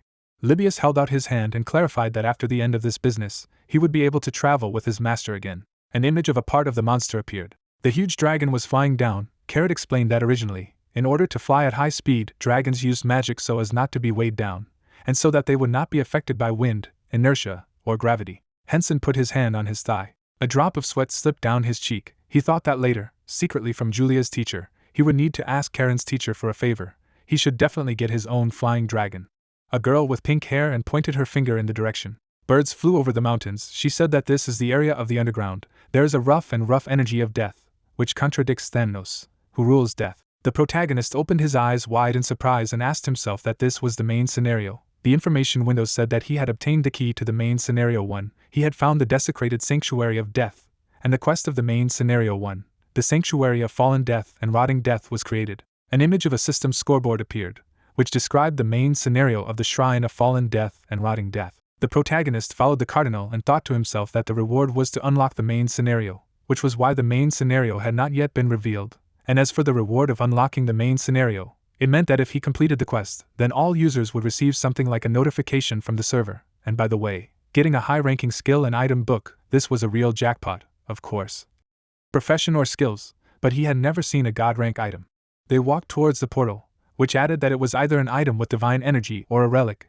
But did it mean that disclosing information in case of failure would end his activities to the church? It turned out that he should be extremely careful. He turned to the girl. Carrot turned to him. He noted that firstly, whether she would be able to control the surroundings, as well as control other people, if he did not come out after 10 days. She replied that of course she could. The guy put a mask on his face and thought that he should inform Rin about it when he woke up, because in any case, the only person from the Guild of Heroes who could enter the dungeon was Un, or he was wrong if she had reached 150th level. The cardinal looked at him and asked if she could voice her shameless request. He allowed her. A drop of sweat slid down her cheek, and she wondered if he could address her as he spoke to Brother Libius. She put her hands together. He replied that it was okay, he would talk to her like that. She thanked him and wished him to be careful. The main character stepped on the ground of the dungeon. The information window said that he entered the cave leading to the Temple of Fallen Death. He was the first to open the main quest. All stats increased by 20 points for his great achievement. He clutched his weapon in his hand. The system windows reported that Rotting Death writhed into the Shrine of Fallen Death. Let him be on his guard. Rotting Death denies all existence. And also, this is a dungeon for the main scenario. The difficulty level will be much higher compared to the previous levels. The decaying Baron of Death is looking at him. The young man looked at the screen and did not understand what it was. The boss monster was looking at him. He walked further down the mine and added that the fact that the boss was watching him meant that he could see his hunting skills. He had to remain unpredictable, and since things had turned out this way, he would have to use skills that he had never used before. He looked into the distance of the corridor, and could not understand that it was the sound of footsteps. It seemed to be someone very strong. Someone's figure appeared around the corner. An image of a part of the boss appeared. The main character rushed to attack him. The boss held out his sword. From their collision, dust rose into the air. Tina was sitting on the protagonist's shoulder. He thought it didn't feel like an attack. He's sure of it because there's no report of a fatal blow or a critical hit. A boss appeared from a cloud of dust. He opened his mouth and growled that he hated a creature with pure death. In his right hand, he clutched his sword. Hensen looked at him and realized that it seemed that hiding his skills would be rather tedious. A soldier of Rotting Death rushed at him to attack. The guy held out his blade in front of him. In the middle of the mine stood a monster boss. The young man stabbed him in the back. He deflected the blow, and the latter asked to himself that his skin was club-like. Blood was taken out of the monster's wound. The guy noted that gray blood was gushing out, and judging by the fact that the wounds remained on the body, the attack still worked. He put his hand out and noted that it was better to be on the safe side, just in case. The soldier of Rotting Death opened his mouth in pain. The main character stood in front of him and reasoned that he was more durable than strong. He did not think that his attacks would become more effective from the fact that he would put all his strength into the blow, and since he was an ordinary monster in front of him, then he was not alone here. Therefore, he needed to save mana as much as possible. He watched him closely and thought about how he could conserve mana and deal critical damage at the same time. It would be nice if he could just hit the vital organs. The main character swept past the enemy. He drew the arrow on his bow and noted that it was a skill similar to a special move that reduced 30% of his maximum health. In addition to the damage of the Ahambrid arrow, when it hits an important point in life, they are now visible to him. The monster's eyes burned with blue fire as well. Hensen held his hands in front of him. The information windows said that the arrow was placed in the inventory. Since the arrow of destruction of the Ahambrid was in the inventory, the use of the skill was cancelled. The spent mana was not restored. He picked up the blades and added that even if he cancelled the use of the skill halfway, the mana was still consumed, but the cooldown was not triggered. It would be nice to have some other skill that allowed him to see vital points besides the Ahambrid destruction arrow, but he didn't have that right now. The rotting soldier of death roared that death-breathing freshness was a waste for him. Let him grant it to him. The blades of the main character flew in his direction. They pierced his chest. An explosion occurred in the mine. The monster instantly ran to attack. He ran with his mouth open. Hensen stood away from him, thinking that now, in order not to check vital points every time, he would have to start the attack with a blow to the navel, as in the case of this guy. Candles were burning on the chandelier. The blonde-haired guy smiled broadly and said that as expected, even in the confrontation with an ordinary soldier, he had a hard time. He was loading a glass with a drink in his right hand. The young man smiled slightly and thought that he was hiding his abilities, or didn't realize their value. A descendant who didn't use divine power. It was interesting. He needed to start preparing slowly. He rose from his throne. The guy was standing in front of a horde of his soldiers and I exclaimed, "The one who betrayed them is coming here. This is a descendant of Thanatos. You need to give the guest a warm welcome." A crowd of soldiers stood below him. He glanced at them and said that if they killed the descendant of Thanatos, the master would be overjoyed. Candles were burning on the chandelier. Inferno, server management office. The image of the main character was projected on the screen. The server staff was sitting at the computers. They did not believe that he had dealt with him alone, and that he was human. Cho folded his arms on his chest and asked what level he was now. The employee replied that he was at the 172nd level when he came out of the cave and entered the underground castle, and now he is already 175. He clarified that being at the 175th level, is it possible to complete the quest of the main scenario alone? A drop of sweat slid down the worker's cheek as he said that it was not for nothing that the divine rank was called a divine rank. but the other divine rank professions on the server were not that difficult. The man brought his fist to his face and thought that it was really amazing to think of activating and then canceling the skill to find vital points, then strike at them. But if you didn't take that into account, you could see that he was trying to save his strength as much as possible. He looked somewhere into the distance, and added that he was aware of how cunning the boss was. And here he was right. The Baron is really not an easy opponent, because he is able to change the location of monsters manually. An image of masks appeared. He added that even when it came to shooting a video, it was still not very effective to divide the style, and even in 3 directions. Of course, if you actively use the skills that have not yet been revealed, then the probability of success increases, in particular, during the hunt for monsters, but it is not known until when such tactics will work. Cho put his hand out in front of him and thought that judging by the way he had seen him so far, he was quite smart, although he sometimes behaved like a real ignoramus. After all, he would catch the boss at all costs. However, the question arose of completing the quest of the main scenario alone and obtaining. His assistant looked at him and asked him if Hensen would really be able to complete the quest of the main scenario alone. He replied that although the task was not easy, it was still possible. A drop of sweat rolled down his forehead. He noted that then the reward would be very significant. He remarked that he was right about it. After all, this is the quest of the main scenario. He added that in this case, unlike the quest with a wyvern doppelganger, where the reward was a random skill or item related to the profession, the reward would be higher. Therefore, the only thing he could get. This is either an item with divine energy or power, but won't such a situation affect the quest? To find traces? The guy looked at him anxiously. He turned his gaze to him and continued that didn't the quest to find traces, which unlocked at level 400, give you the opportunity to get the last item with divine energy? Cho glanced at the system screen. Thanatos held 2 items in his hands, and Thanatos noted that while other gods only had 1 item with divine energy, Thanatos had only 3. The man stood in the middle of the other employees and said that the fact that user Hensen had obtained 2 of them was planned, so it wasn't a problem. But this time he would receive an item of divine energy, which could only be obtained at the 400th level. He furrowed his brows and added that originally, the quest was designed to only be able to break through on the 4th or 5th attempt, so it was simply impossible to succeed the first time. It couldn't be. But looking at his current abilities, it seemed to him that he would be able to do it on the first try. The officer looked at him and whispered that he had begun to talk to himself. Another employee was sitting on a chair next to him. He asked if there was such a personal computer in the server room. He explained that the manager was forced to write explanatory notes so often that he was tired of going to other floors, so he moved his personal computer here. His interlocutor clarified that there was nothing like this. He opened his eyes wide in surprise. All the employees sweated on their foreheads. They asked where it was, what would become of the plans of the decaying Baron of Death. They would be destroyed. It turned out that there was such a place there. Cho looked at them in disbelief. He approached them and asked what had happened.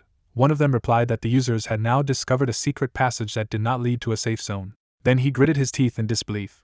Hensen plunged his sword into the throat of the enemy. He opened his eyes wide and cursed the traitor Thanatos. The guy stood with his hands down and noted that the experience points he received were simply awesome. A torch was burning on the wall behind him. He thought that in theory, he should have reached the safe zone by now. The information window said that his decaying Baron of Death was looking at him. Here he stood calmly in the middle of the room and thought to himself that as soon as he tried to rest, monsters would immediately appear after his soul. All this was very suspicious. Before he came across the intermediate boss, as many as 5 soldiers appeared in his path.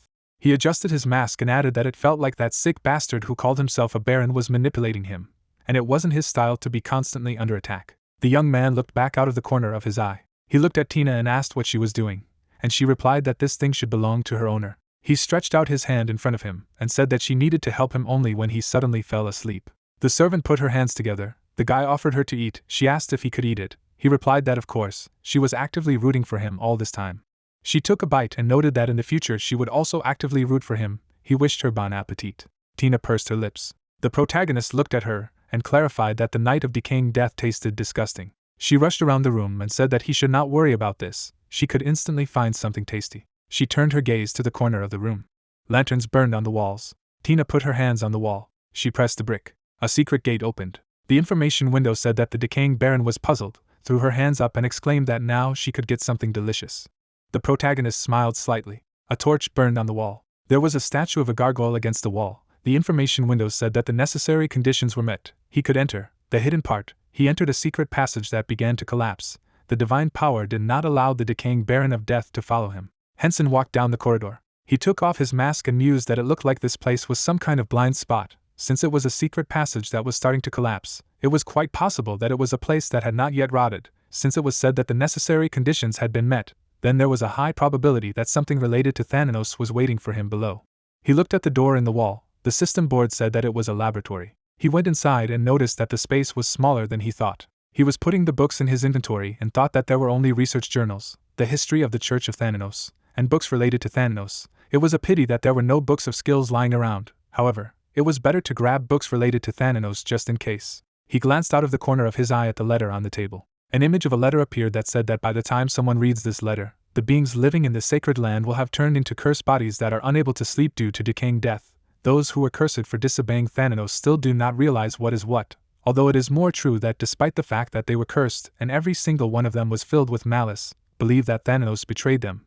But it seems that no one still understands that they themselves are to blame for the fact that their religion is gradually declining. He sees no point in conveying this idea to those who have been subjected to the wrath of Thanatos, and who have been sealed and unable to go out into the world. The apostle said that they have been abandoned for a long time, and that all the sacred places scattered across the continent would be sealed. He thought he should leave. The guy looked at the letter in shock and said that it seemed that the personalities of the decaying death were connected to the former Church of Thanatos, and thought that in the past it was a sacred land. Those who remained here are those who were associated with the Church of Thanatos and rebelled against it, causing them to undergo the curse of decaying death. It seems to be the main story of the main scenario. An image of a letter appeared, which says that he thinks it is worth leaving a gift for someone. Let them enjoy it. Hensen lowered his head. Hina sat on his shoulder, and he noticed that it was in the spirit of the follower of the religion of Thanatos. He smiled broadly.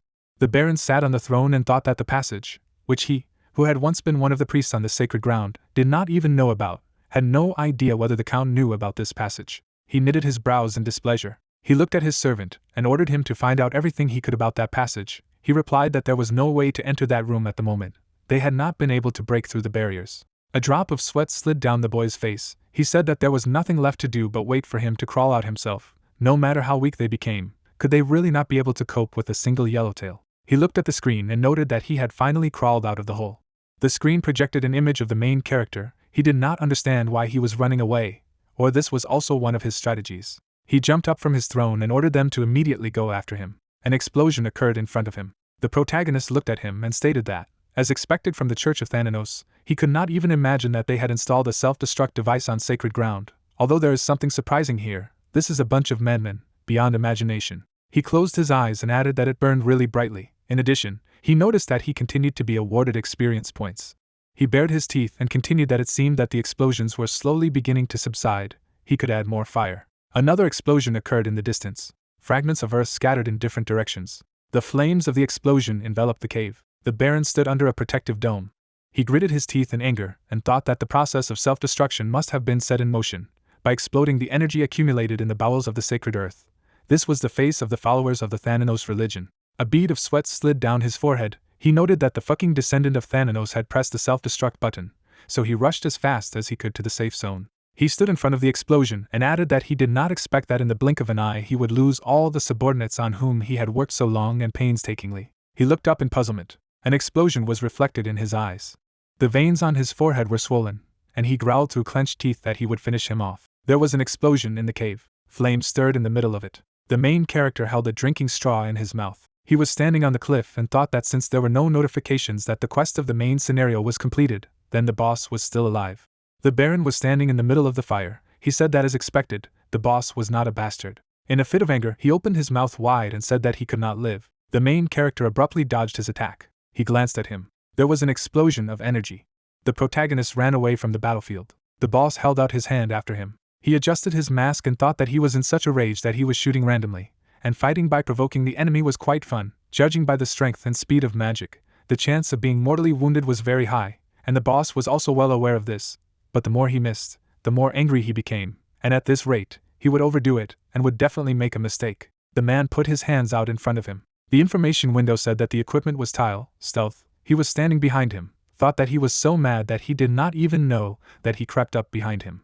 Hensen drew the string of his bow. He lifted his head up. His arrow was enveloped in red energy. It pierced the enemy through. The Baron fell to his knees. The protagonist looked at him. The information windows said that the seal placed on the decaying Baron of Death has been weakened. The decaying Baron of Death is entering the third phase. He is regaining physical strength and temporarily becoming invincible. He will not be able to take any action as long as the decaying Baron of Death is invulnerable. Let him be ready. The protagonist shifted his gaze to the system's scoreboard and thought that it seemed that he had already entered the second phase, during the self-destruct and gravitational meteorite attack. The Baron bared his teeth and warned that he had better be prepared, and thought that as soon as he became invincible, he would immediately launch attacks. Once the transformation was complete, the first thing he would need to do would be to teleport with a blink. The system message notified that the invincibility of the decaying Baron of Death had been cancelled. He looked into the distance in bewilderment. His leg was pierced by a shell. He put his hands out in different directions and frantically asked what it was. The system board reported that it was petrification. 2 arrows pierced his chest. He noted that he did not need to use a blink, but a protective barrier. He put his left hand out to the side. Dust enveloped the main character. He jumped to pull an arrow on his bow. It hit the Baron's forehead. The information window said that a vital organ had been damaged. A fatal blow had been struck. The Nano's nightmare had been set in motion. The decaying Baron of Death was suffering from a nightmare. He was paralyzed by hallucinations of pain for 3 seconds, and he had slightly closed his eyes. He spread his hands in different directions and shouted that he must separate. Let him escape from this church. Hensen looked at him. The system boards reported that the Sabbath of Death had absorbed the decaying Baron of Death into the illusion of death. 1,000 points had been spent. The decaying Baron of Death would fall asleep for 1 minute, and the damage to the sleeping enemy had been doubled. He rushed to attack him. He bared his teeth and did not understand what was happening. The protagonist looked at him and noted that this was not the end. An explosion occurred above it. Tongues of flame enveloped the cave. The guy looked at his enemy and concluded that it was the end of the shooting. Heroes Guild, Ishstein Castle. Clouds flew over the castle. 5 people were sitting at a table in the room. An and Stewie opened their eyes wide in surprise. The first said that they had not been able to dig up anything so far. The second added that, as her sister had said, no matter how much she searched, nothing came across. It seemed that most of the players did not even know about such a religion. Maybe they had made a mistake. Rin looked down and clarified that they believed they should give up. Sunny looked at her and wondered how about getting some rest. They had spent so much energy searching for at least some information, but in the end, they were all on their toes.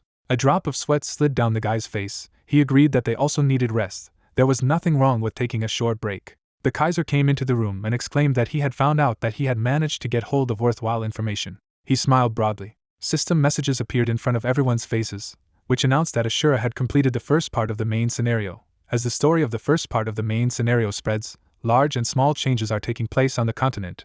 They can see detailed information on the main page. There are no additional patches. Thank you all for your attention. The girl looked at him, puzzled. Everyone in the room looked at them. Sunny suggested that maybe that's why all their search was unsuccessful. Stewie objected. But if Ashura dealt with the cleanup, then doesn't it mean that it was a quest that can only be obtained at a lower level? He thought that a similar main quest was directly related to the Church of Thanatos. Besides, it seems to him that his dad clearly knows something. He just does not leave this feeling. The Kaiser knitted his brows. Hensen looked into the distance and said that he needed to complete the shooting. A drop of sweat slid down his face. He reasoned that this quest of the main scenario was like a prologue. It turned out that the Baron was nothing more than an accomplice. But the fight against him was extremely difficult. If it were not for the function of self-destruction, then it would be almost impossible to resist him alone. And he did not have enough mana. He looked at his inventory and remarked that it would therefore be a good idea to drop an item capable of supplying the user with mana. His eyes widened in surprise. Images of the quest reward appeared. The information window said that an intermediate part of the main scenario had been created. It gained an advantage for the second part of the main scenario. He closed his eyes and said that he was calm. Everything was fine. He had an item with divine energy. Maybe he should first look at the skill book. The Nano's breathing. It sounds good. Isn't it a large-scale skill, like dragon exhalation? Besides, there is a block of visibility and even a poisoning effect. An image with a description of the skill appeared.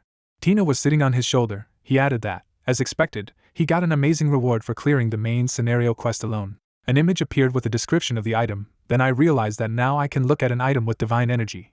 And I was also perplexed that it fully restores health and mana up to 3 times a day when used. It turns out that it has the ability to shoot gravitational meteors 4 times in a row. Hensen was lying on a cloud. He walked into the distance down the corridor and noted that he could go crazy. This was definitely an item that could be obtained at his level, even though it was a reward for completing the main scenario. It seemed too much. The system window reported that he had exceeded the allowed and access time. There was 1 hour of game time left before he was forced to quit the game. Clouds flew across the sky. Clouds flew over the building. The apostle was sitting at the table and remarked that all the preparations seemed to be finished, although there was a bit of an unforeseen situation. But he believed that all such variables had already been taken into account by him. There was a ball on the table. A voice from there replied that of course. He added that then he would continue to wait in the wings with faith in his heart. He put his fingers to his chin and noticed that he was absorbed in thinking about where he should hide the object of divine energy that he was going to hand over to his god when he was strong enough. The guy touched the ball and realized that if it is best to hide trees in the forest, and people in the city, then the best place for a cloud is next to the lair of the black dragon, shrouded in dark fog. The ball projected the leaves. The apostle reached into the inside pocket of his robes and said that he was eager to see his angry face when it was time for him to go for the relic. He sat with the table and noted that it was strange. The guy ran around the room looking for the object and asked where it had gone. It seemed that he should not have made fun of God. An image from the forum appeared with a discussion of the achievements of Ashura. A second image from the forum appeared. Hensen rolled his eyes and noticed that he was tired as hell. He could not rest, although he tried in every possible way, because he was constantly tormented by questions from his comrades. A drop of sweat slid down his cheek. His sister asked how he went through the quest of the main script, what the content was, if she could tell Rin about it. The guy wondered why he didn't answer the phone when he sent the video. Carrot looked at him and noted that he had finally returned. She stood in front of him and clarified that if he completed the investigation, then they could return to the headquarters. He realized that if he went there, then wouldn't he have to face Libius again? He closed his eyes and said that the situation that had arisen forced him to urgently go to the imperial capital. So could she relay his words to the Pope, who replied that if he was busy, then of course she would do so. She jumped up and said that when she met the Pope, she would immediately go to the imperial capital. He said that he was counting on her. The protagonist looked at the map and realized that this was the right direction. A meteorite flew across the sky. The main character looked ahead and thought that now, when this is not the first experience, the flight seems quite fun. An image with a description of the quest appeared. The port city of Fabium. There were ships in the port. There was a crowd of people in the circle. Their eyes burned with red fire. One reported that the Baron was dead. The other noted that in the end everything turned out this way. Others looked at them, the bespectacled man concluding that unfortunately, it was predestined. Everything happened exactly as he had predicted. Another added that although this was the Baron's lot, one of the shrines had fallen. The other people's eyes also shone red, one asking how this was possible, another answering that it was the work of the Church of Thanatos, who realized that there was nothing surprising in this, because they could do it. Another added that their future plan would not fail again. The bespectacled man looked at them and said that they just had to follow his will. Besides, now that he had said to act according to the plan, how dare they say otherwise? If they wanted their death to be magnificent again, then they had to follow him unquestioningly. A crowd of people stood in a circle.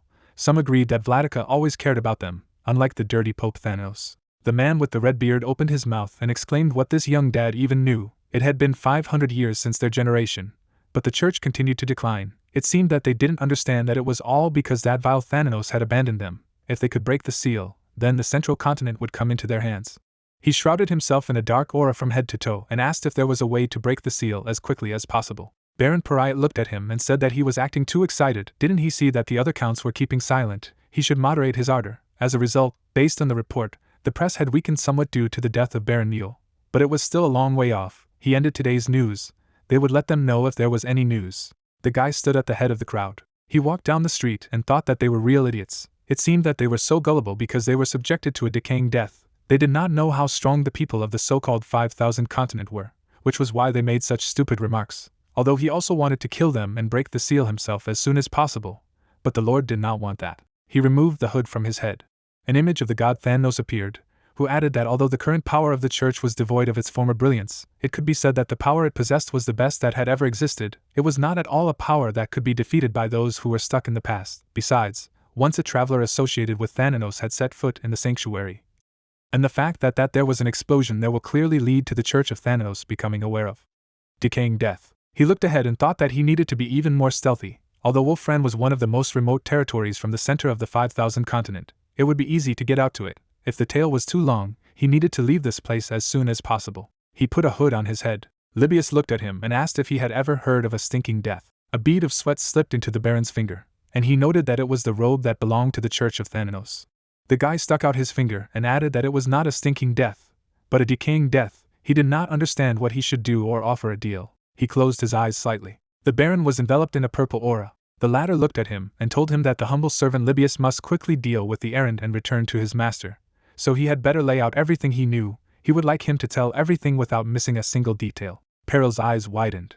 His eyes burned with purple fire. He closed his eyelids. The Baron fell into the water. He thanked him for his cooperation. He walked away and added that he had been kind enough to offer death to the heretic, and he was sure that the master had been completely fascinated by him as well. The young man looked into the distance, and realized that there were as many as 4 fallen shrines. He was extremely surprised whether it was worth visiting a couple of places before returning with a report to the Pope. There were small waves on the sea, and he cried out that he would soon return to his master. The protagonist stood in front of Sharon. He looked at him and thought that not long ago, during their last meeting, he was only 150th level, and now he was 182. How fast he was growing, and asked if he had any request. or if he wanted to settle some problem, let him just say, he would help with anything, but if it is within his capabilities. The guy handed him a book and I would thank him. He picked up the book and said that he must have encountered those gray-skinned bastards who used a strange power. To begin with, he would try to gather more information and then contact him again. The information window said that the intermediate quest of the main scenario had been completed. He had gained an advantage for the second part of the main scenario. He could receive an imperial reward from the Emperor. The Emperor added that besides this, if he had any requests for him, a drop of sweat slid down Hensen's face. He wondered if there was something even more important now. Sharon went down to him and noticed that he did not quite understand him. Since he had received such important information, he should pay for it. The guy looked at the book and thought that this is a legend rank skill book. Besides, it is a growing type. It turns out that this skill can grow to legendary rank. The young man looked at him and sincerely thanked him for the book. He would put it to good use. He said that he would be much more grateful if it was useful to him. Besides, would he be interested in taking part in the competition of the disciples of the 5,000 continent? A drop of sweat slid down the guy's face. He asked him again.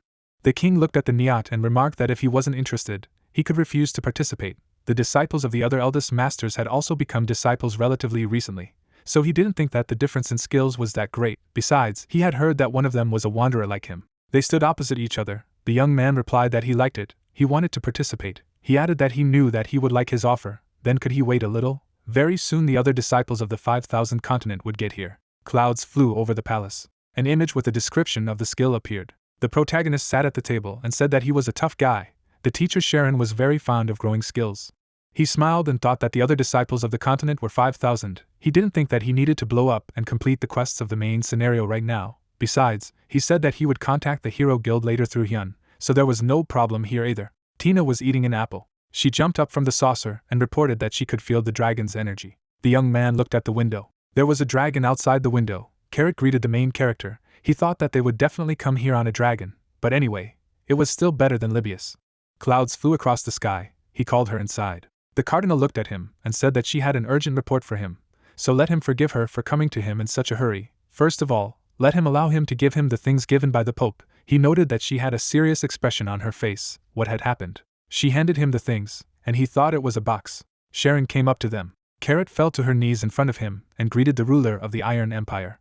Hensen looked at her and thought that in his eyes he looked like a grandfather giving a gift to his grandson, but seeing how Carrot trembled as a cardinal, you could safely say that he was the strongest of the strong. The emperor looked at her and replied that it would be better if she got up from her knees, and if she could find out what was going on here. She looked up and said that at the moment, the Church of Thanatos was persecuting the enemy, which was the reason why she had personally come here to protect the descendant. He didn't understand what enemy she was talking about. It had to do with the script. Sharon clarified if there was anything she wanted from him. She got back on her feet and replied that the number of enemies they had already identified was beyond imagination. She looked at him and continued that it had become known that they had infected most of the central areas, and since they were scattered here and there and not connected in any way, it was too difficult to track them all.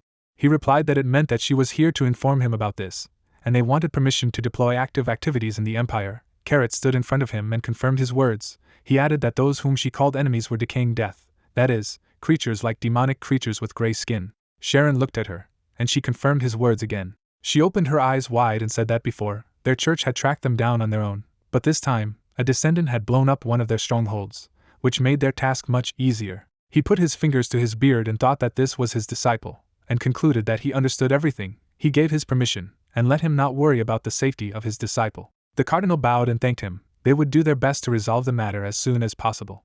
She jumped on the dragon's head and told him that she dared to leave him, and also apologized for not being able to stay by his side to protect him. She would do her best to finish this errand as soon as possible, and return to him for full support. The main character stood next to his teacher and noticed that the black dragon was truly amazing, and thought that the meteor was a fast way to travel, but it was too loud, and the ride itself was devoid of comfort. Sharon closed his eyes and realized that as expected, the young man was crazy about dragons. Nothing changed over time. He looked after him. The emperor said that he had some business, so he would go. The guy thought that he had left to find out more about decaying death. Hensen stood in the middle of the room, musing that judging by the fact that the conversation turned to decaying death, it could be assumed that this was the original order of the plot, and it was quite possible that starting from the third part of the main script, it would be a plot in which the entire Korean server could participate. He glanced at the box and decided to check it and the book. An image appeared with a description of the item. He thought that the skill gained during the breakthrough of the professional quest, it turns out, during the passage of the next quest of the apostle, will again be given strength as a reward. He picked up the object and thought about seeing what was inside the box. An image appeared with a description of the item. He noticed that if there are mentions of several units, it turns out that we are talking about a set. He picked up the book and said to himself that even if they didn't say that a legendary rank skill would appear as well, he didn't need strength, he needed a divine rank skill. An image of a system scoreboard appeared, which clarified whether he wanted to randomly unlock a skill related to the profession. The guy opened his eyes wide and exclaimed what had happened. Sharon twisted his face and said that he thought this kid was too big. Flames shot out of the dragon's nostril. He looked at the emperor and wondered how a pathetic little man dared to invade his dwelling. He would incinerate him with his soul. He looked at him menacingly and said that the word to dare was the personal property of the strongest in the world. He had no right to use it. The dragon stood beside him and realized that it was the first time he had felt such pressure since he had become a sacred dragon, something he had only felt in the presence of his elders, even though they were slightly inferior to him. He looked at Sharon. The emperor furrowed his brows. He closed his eyes and remembered that in the old days he would have slit his throat with his sword, but he had managed to learn to keep his temper in check. He opened his eyes and added that it would be enough to do with one wing. Part of the dragon's wing was falling down. His eyes widened in pain. An image of the young Sharon appeared. The dragon thought that if he strained his memory, he had heard from the elders that a long time ago there was a man who carved out dozens of dragon clans to get their hearts. Until recently, he had thought that it was just tales of the elders, like ghost stories, but it turned out to be the purest truth. The emperor looked at him and concluded that he still thought that a pure-blood dragon was much better than any mixed-blood creatures, especially since he had previously said that a black dragon looked amazing, so someone like him was perfect. A frightened dragon stood in front of him. A plume from the movement remained in the air. An image of the dragon location appeared. The city is shrouded in fire, the outskirts of the eastern part of the central continent, the opposite side of the kingdom of Fabium, the Gomelphus Mountains where lava flows like a river, a country known for its excellent blacksmithing skills, the kingdom of Kuktas. Duralis opened his mouth slightly and said that if he had finished all his preparations, he could go. Will put his hands on the straps of his backpack and agreed with him. They walked side by side. The mentor looked ahead and noticed that it looked like one little girl had come out to meet them. Someone's voice noted that he had a sharp eye. He raised his head up and clarified that the emperor must have asked to visit her, or he was mistaken. As a sign of respect for the interlocutor, he should show his face during the conversation. Julia descended to the ground with displeasure. The young man bowed to her and greeted her. She twisted her face and thought that he looked smart and strong, so why did Sharon send her to meet them? The old man looked at her and said that Emperor Sharon also had a lot to worry about, and she remarked to herself that if it hadn't been for Karen's words, the meteor would have already been flying in his face. The emperor looked at her and said that no matter what the old man said, let her keep her composure. Wouldn't she feel great joy when their disciple defeated that old man's disciple? Since she was a great teacher, then shouldn't she be able to restrain her fiery temper? She stood in front of Duralis and realized that she was a great teacher, so she had to control herself, and said that His Majesty really had a lot to worry about. He replied that as he looked, Julia had matured a lot. He looked at her and said that teaching a disciple was also one of the miraculous ways of personal growth. By the way, he had also heard that he was a disciple of Sharon, so it was a magical swordsman. She crossed her arms over her chest and asked him again. He clarified that if the one who uses both magic and swordsmanship is not a magical swordsman, then who else? She replied that this question is difficult to answer. Her face was swollen with veins. He said that it was said that after digging a well, he would still not know its depth, and seeing that two people were full of greed suggested that it would be a wrong decision to succeed. Will glanced at his teacher, who asked him to think about being the best in one area. She asked about the well, yet she could not avoid the old man's ravings. She glanced at him and clarified who in their time was successful by digging just one well. Just by looking at her, didn't he know that gravity magic distorted both space and time? Duralis lowered his eyes and replied that she could teach her student that way, but he was going to teach his student in his own way, so why was she so hot? Or she was angry because his words were more like the truth. She stood in front of him and exclaimed that she was hearing from a boor who couldn't find a single outstanding student, so he gathered a crowd of ruffians. The student closed his eyes and silently asked them to stop. Clouds of fog flew over the mountains. At the foot of the mountain sat two people. The young man looked through the system window and reported that he was extremely impressed. The teacher looked at him and ordered him to stop chilling. He had to continue his journey. A system window hovered in front of him. He replied that he was just looking at this. The man said that he was a frivolous boy. He was looking at the one with whom he would soon have to fight. He was choking with indignation. How hard it was. The guy opened his eyes and mouth wide and thought that he could fight the Ashura itself. It felt like it was all a dream. The teacher struck him on the back of the head and ordered him to get up quickly. Inferno. Clouds flew over the building. Drops of sweat rolled down Cho's face. He realized that he had drawn a serious problem. He glanced at the screen and didn't understand why he was torturing dragons. The guy put his fingers to his face and thought that he was not at all interested in decaying death. Of course, he understood that it was a student's request, but such a lack of interest in matters of primary importance could lead to fatal consequences. He was worried that the scenario would be distorted since the current user had become an emperor's disciple. He stood in the middle of the server room and added to himself that one way or another, the profession of a descendant of Thanos was a profession that distorted the main scenario.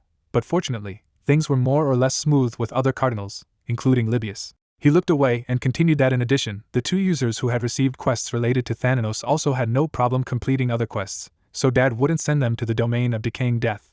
I don't know what about the user Han, Saint Thananos, but the Holy Son of Thananos. An image of the screen appeared. Someone's voice said that this user should not interfere with the main scenario in any way for the time being. He thought that if the decaying death threatened Hensen, the followers of Thananos would try to protect him.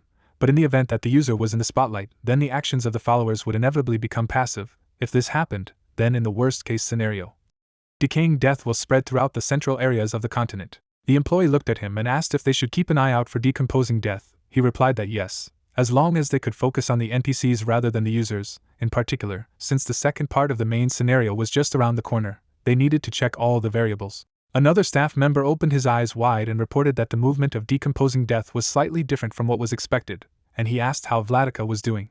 He furrowed his brows and advised him to just observe first, because even the seal unlocked by the user Hensen, who blew up the Holy Land, could also affect movement, so let him not lose sight of a single detail. Cho turned his head to another employee, who asked to pay attention to Libius, who ordered to quickly display the picture on the screen. He scratched his head. Another staff member wondered if he shouldn't be wandering around the continent now in search of followers of decaying death. He agreed with him. The cardinal threw up his hands and exclaimed that as a faithful servant he must deal with the main enemy.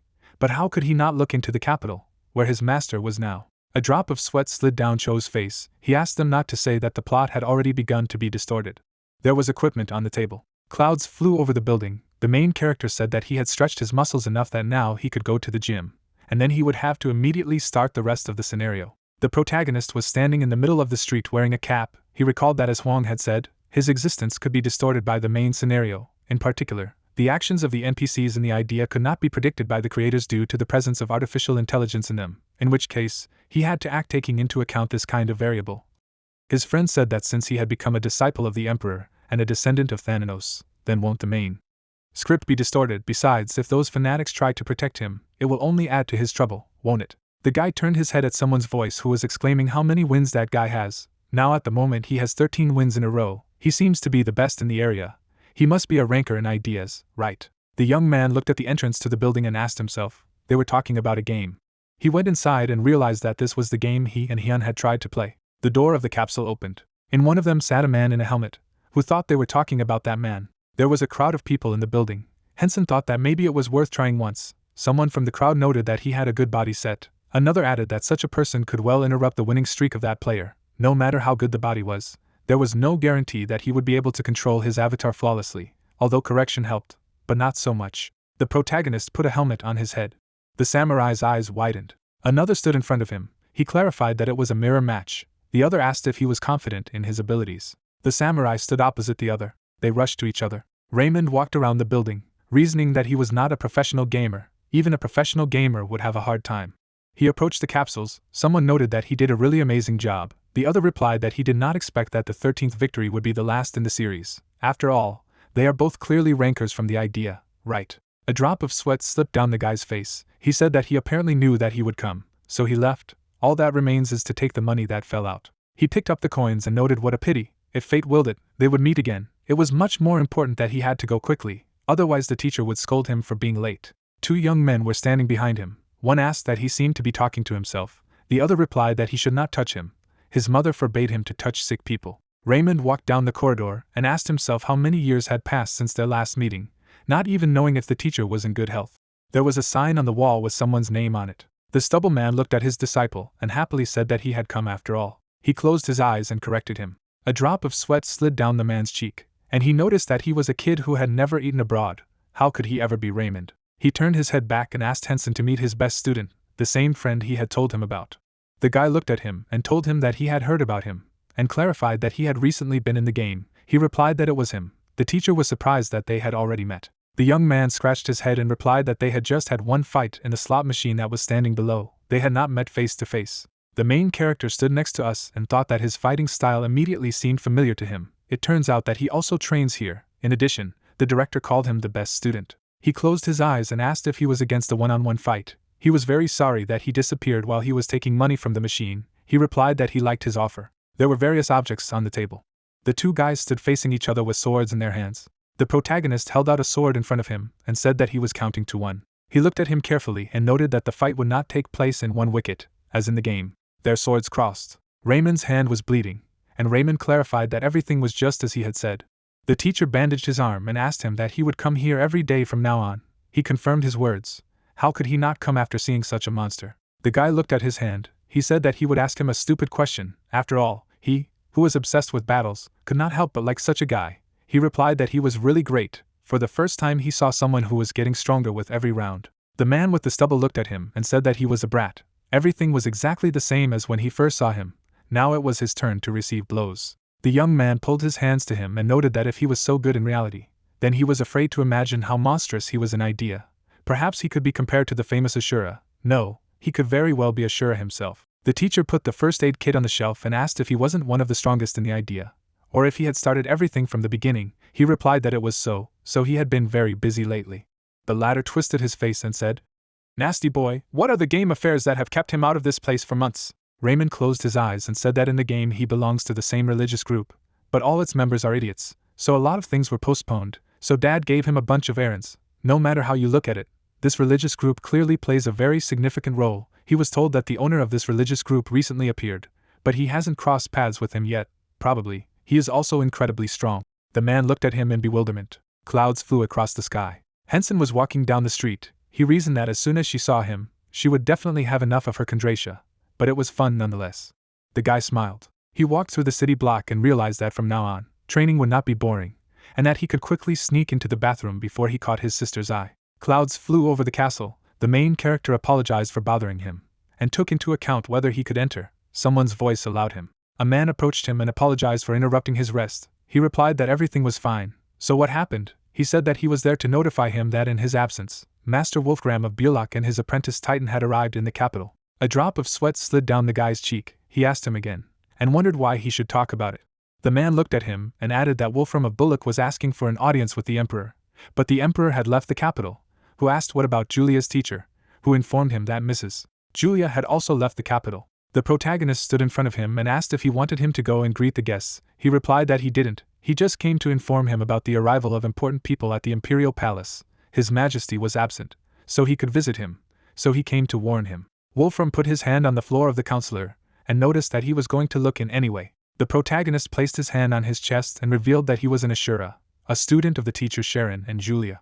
He stood in front of Wolfram, who realized that he was a real monster. He was not deprived of divine power either. Those two chose a real monster as their apprentice. He tensed the muscles of his face. He looked at his apprentice out of the corner of his eye and introduced him, and added that he was a wanderer like him. He ran out in front of him and exclaimed that he was really an Ashur. He was his fan. The teacher noted to himself that when he saw the one with whom he had to fight, he said that he was crazy about him. How pitiful he was. The Titan looked at him happily and asked for an autograph. The young man thought to himself that this was annoying. Now he could no longer wear a mask, although even if a screenshot was taken without the consent of the other party, it would be tiled, so there was no need to worry about spreading.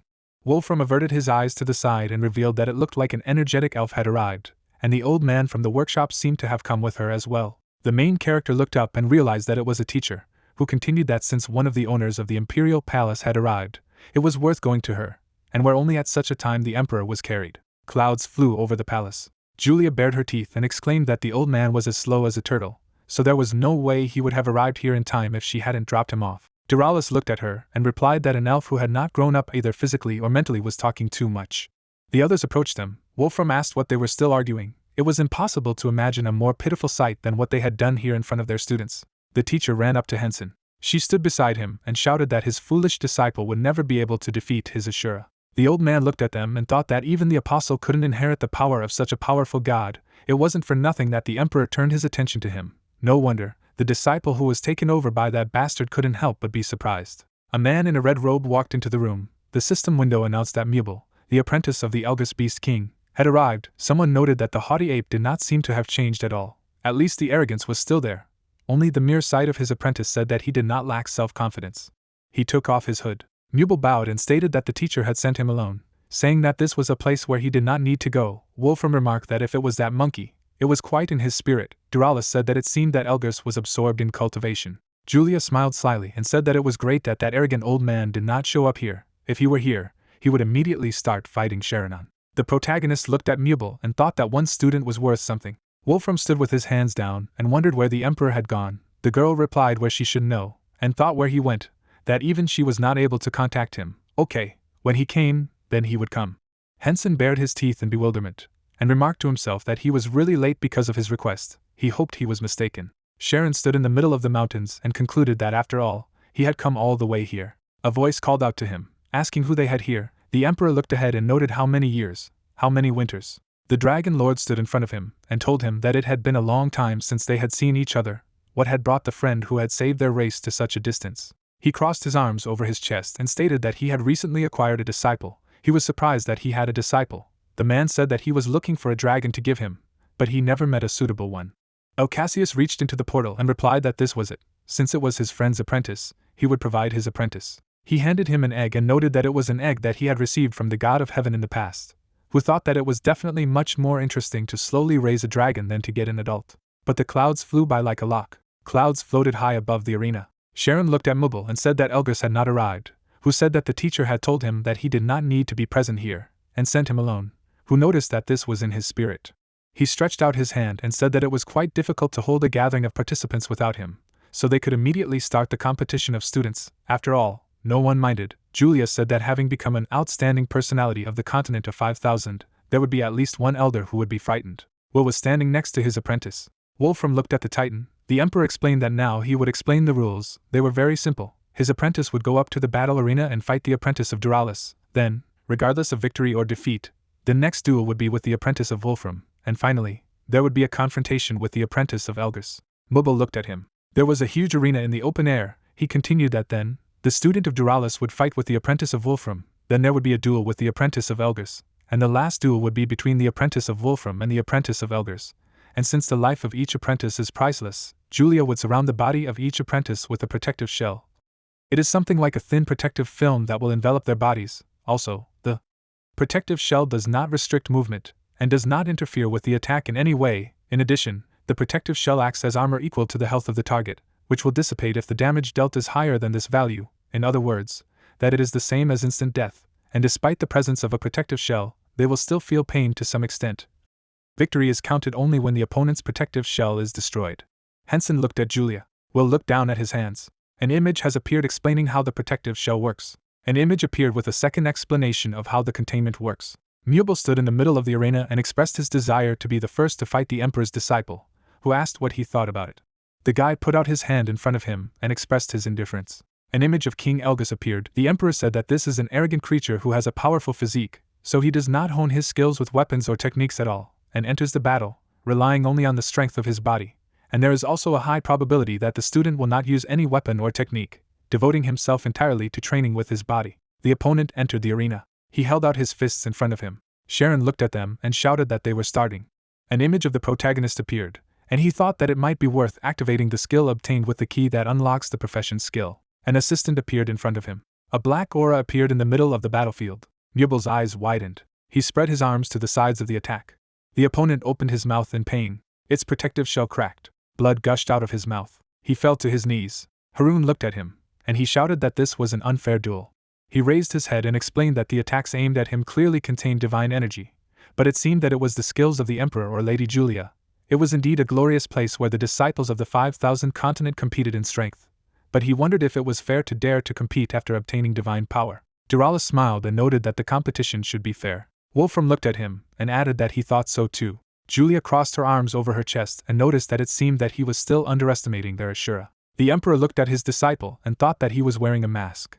They stood opposite each other. The guy noted to himself that he was choking with indignation. No, if he lost, then let him admit it and ask for an opportunity to challenge again. But why ask for a chance to fight again? Twisting everything as if he had broken the rules. If possible, he would not want to use this technique. The main character looked at his opponent. The Emperor smiled and agreed with the words, noting that then, from now on, Ashura would not use techniques containing divine power, but he could use other techniques as much as he wanted. No one objected. People in the stand said that the main thing was that divine power should not be used. Mobile furrowed his brows and mused that the opponent was strong, but if he didn't use his divine power, he had a chance to win. He swung his fist to attack. He looked at his enemy in bewilderment. A huge meteorite hit the arena. An explosion occurred on it. Sharon crossed his arms over his chest. Wolfram bared his teeth and thought that, damn it, even such knowledge had been passed on to him. A drop of sweat slid down Duralis's forehead. Mubel fell to the ground. Sharon said that the victory was for the Ashura. The soldiers carried away the participant of the duel. The guy thought that it was a pity, because he wanted to have more fun. Wolfram looked at his apprentice, and thought that although Elgers was not here and he hadn't seen it, he didn't want to see a similar fate befall his apprentice. The Titan opened his mouth wide, adding that thanks to the characteristics of an immortal traveler and a strong life will, he had successfully managed to make his body harder than iron. But in his current state, he would not be able to withstand a gravitational meteor. The teacher furrowed his brows. The other also looked at his disciple and noted that he was much stronger than he had imagined. Sharon crossed his arms over his chest and clarified that they would continue, or would see each other next time. Wolfram grabbed his apprentice and thanked him. But they would leave them. He exclaimed that he could not leave after watching another duel with Mr. Ashura. Will was standing opposite Duralis, who said that since they were already in the capital, they should look into another place. A drop of sweat slipped down the protagonist's face. He thought that he should dig into the script mainly. His comrades came down to his arena. Yulia asked what his Ashuta wanted to eat, or maybe he wanted to get something. She looked at him, and added that his teacher Julia would buy anything he wanted. Sharon smiled and said that the similar, puzzled faces of the old men had made her ecstatic, even if he did not pay attention. He handed him a dragon egg and told him that he had done a great job today. This egg was obtained from the Dragon Lord. He said that he had received it from the god of heaven, so it would definitely be of use. An image with a description of the egg appeared. The emperor took the girl away and noted that they would also go, by the way, when his level was above 200, and there were no more dungeons on the way, then let him come to him. He would open the Imperial family dungeon for him. He smiled slightly. The Empress clarified that hadn't she already given him too much, this time let her give in. Inferno. Clouds flew over the building. The information window said that the level of participation in the events of the main scenario has been adjusted. The difficulty is adjusted according to the level of the user participating in the main scenario. The rewards for the quests of the main scenario have been adjusted. A girl was sitting at the table. She looked at the screens and didn't understand why this was happening again. Glasses hung on her face. She noted that she thought it was right that the level of participation in the events of the main scenario was adjusted. It was because of the maximum level limit that the main scenario had not yet been completed. It was clear that the difficulty there was proportionally adjusted. She turned in her chair and added that the quest rewards had also been changed, plus Alice's failed creation. A system screen hovered in front of her. She was sitting right in front of him. The system board said that from the descendant of Thanos, the Lord of Decaying Death had begun to move in a different direction from the original predictions. The main scenario was being adjusted. There were too many variables to predict the main scenario. She took off her glasses and realized that she had to go through all these difficulties only because she had invested the necessary profession in this game universe. She smiled and added that nevertheless, such a turn of events seems very exciting. It is worth just observing. She was sitting at the table, the way to the temple of Thanos. A fog rose over the temple. A crowd of warriors was walking along the road. Sunny looked ahead and said that she couldn't use her teleportation spell here. It was very uncomfortable. The other girl thought that if they were able to put a barrier all over the mountain range, then the information that this was a truly great religion was true. Anna looked at her, and added that according to the information she had received from the other religious bishops in the Pantheon, no other religion was able to invade the grounds of the Temple of Thanatos. The two men were standing next to each other, the first saying that as far as he knew, the Zenith Church that worshipped the god of heaven was the largest powerful religion in the central continent.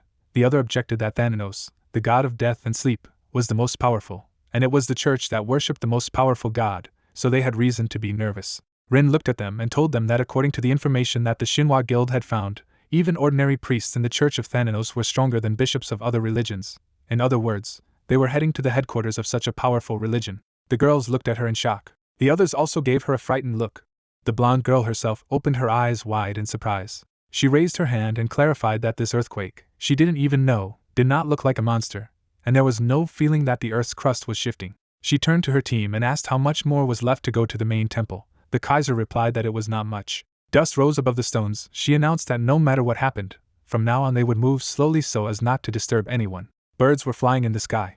They flew over the mountains. The priest of the church bared his teeth and exclaimed that for the sake of the owner, it was necessary to diligently cut the mountain stone today to make a statue. People hung on the statue of the god Thanatos. On the edge of the cliff stood the team. They peeked out slightly. The girl bared her teeth in fright and thought that Hensen seemed to call himself a descendant of Thanatos. But he was not Thanos himself. The monster put his hand on the cane. He sat on the throne and reported that a descendant of Thanatos had awakened. He stared into the distance and added that there was a soul shard of the Demon King, sealed long ago by the apostle of Thanatos. He sat in front of his subordinates and ordered them to bring it. The servants walked away and declared that his order would be carried out. A chandelier hung on the ceiling. In front of the crowd of robed people, one man came out and said that let them listen carefully, they would return the soul shard of the Demon King. However, they were greatly weakened. From now on, the moment they were discovered by the dogs of Thanatos, they would no longer be able to carry out the Lord's orders, as long as they were wasting time in their traps. Much to their shame, they should do everything they could to evade their views. Blue eyes burned from under the helmet. The crowd stood in the middle of the hall. The commander clenched his hand into a fist. The entire armada marched forward. He concluded that they were going to the royal castle of Fialos. Elheim, the city of the elves. A huge tree grew on a block of earth. Black Alliance, Black Spy Guild, Guild Base. Clouds flew over the building. An image of the Thunder Bird Argenta appeared. An image of the Steel Snake Nurk appeared. Varen looked at the system window and thought, if she catches these two bosses, then how much interest she will get. She smiled slightly and added that Nurk and Argenta, monster bosses that cannot be regenerated after being captured, doesn't that mean that the items from the dungeon can never be obtained again? A servant entered the room and said that information had arrived. It ordered him to put it here. She went to him and told him that since the amount of money invested at the moment was about 100 million, including items and other income, it was more than enough to cover all the costs. In that case, it was not her money, and they would also earn a reputation by catching something that the Shinhwa Guild could not handle. She smiled slyly and continued that only the empty-headed pots would be the ones to climb into the events of the main scenario. They didn't need to try their best because they could safely get information from their spies sitting in each guild. She put her hand on the letter and asked if it was time to read what kind of information had been sent to her. An image of the system window appeared with the text from the letter. She noted that she liked it. She crossed her arms over her chest and wondered if this was something that those two bosses were fighting for. Wouldn't that thing be much more valuable than killing those two bosses? She looked ahead and realized that they should, avoiding the gaze of the leaders of the other guilds, clear the dungeon and find the treasure hidden there. The servant looked at her and reported that he had brought mercenaries. A crowd of people stood in front of the girl, who said that the down payment, and items had been paid. It was nice to meet them. She was Varen, one of the heads of the Black Alliance Guild. Two guys looked at her and introduced themselves. The men and the girl were also standing in front of her and gave their names and their brief descriptions. The black-haired guy crossed his arms over his chest and said that the level was classified, the nickname was Death, and he also had a unique rank. Hensen opened his mouth and noted that his level would also remain a secret. He looked at Varen and said that his name was Hensen of a unique rank. He would try his best to show that he was not paid such money in vain. The girl looked around and asked the mercenaries to deal with Nurk and Argenta. The amount they had given them, she didn't think that this request was too heavy. The protagonist stood in front of her and thought that this was the 15th raid, so there was a lot to learn. These were bosses that not only the Shinhwa Guild but also the Heroes Guild couldn't catch. Maybe even if he blew up the gravitational meteor 4 times in a row, it wouldn't be enough. She stuck out her finger and said that the mercenaries would attack the monsters in pairs. When the signal came, they retreated, for which they would give additional compensation. Varen walked away and finally said that she was leaving them. More details would be provided by a member of the guild. He informed that they were going to form groups by connecting the two in the order in which they were standing now, and again, as stated in the contract, there was no additional compensation if they died during the raid. Items that they would lose due to the fine, which is imposed in case of their death, is not compensated. The main character looked at the objects on the table. There was a letter on the mobile table, so I thought that this was a report on the subject of the quest. The crowd stood next to each other. The servant asked them to follow him. He would take them to a room where they could rest before the raid began. He noted to himself that there seemed to be some information about the bosses. The butler stood in front of the gate and asked to wait here until they were called. The black-haired guy sat in the lotus position. He could not understand why he was meditating. Besides, judging by the atmosphere, he was not eager to start a conversation. His eyes widened. He looked at his comrade and said that no matter how strong the opponent was, there was nothing to worry about, because he was in the same group with him. He held out his hand in front of him, and added that he must be wondering who he was if he had ever heard of Ashura. He put an open palm to his face and noted that it was a big secret, but he was one of the friends of the same Ashura. The foot in the iron boot stands on the ground. The knight looks at the wreckage, the indestructible royal castle. The paladin looks away and states that there is no soul shard of the Demon King in the place, and adds that someone took it. The pupil lights up. The villain states that judging by the remaining clots of energy, a descendant of Thanatos has been there, and adds that now they know that he is also hunting for the soul shards of the Demon King, and since he killed Baron Mull, then there is a high probability that he will head to the next area. The knight turns around and informs the party that they are heading for the Young Roar of Peace, where the next soul shard of the Demon King resides. The warriors leave. The place was empty. A huge tree is illuminated by the sun. A squad of people is standing in the forest. Hensen looks at them and thinks that something doesn't add up, and adds that the Black Alliance must have more guild members than the Mythical Guild, and that the fact that mercenaries are used doesn't mean there aren't talented people. He shifts his gaze and states that this is not the only oddity, and for some reason it seems to him that it will be better if the raid fails, because the look of that woman said that she did not intend to give up. The guild leader smiles. The hero looks ahead and thinks that she is up to something. The mercenary in purple armor states that he looks tense. The guy closes his eyes and asks not to worry, because in case of danger he will protect him. After all, they are comrades. The protagonist thanks him. Hensen smiles and thinks that he has no equal in lies. The mercenary brags that he even saved Ashura once. The hero continues to reflect that nevertheless, since he was chosen as a mercenary for that mission, then he is not without abilities. A roar is heard in the air. The guys look away. The captain turns around and shouts that they are approaching, and shows everyone to take up positions and wait for their turn. The squad stands against the background of the fire and shouts not to worry. This is the 15th time, an offer to set a record.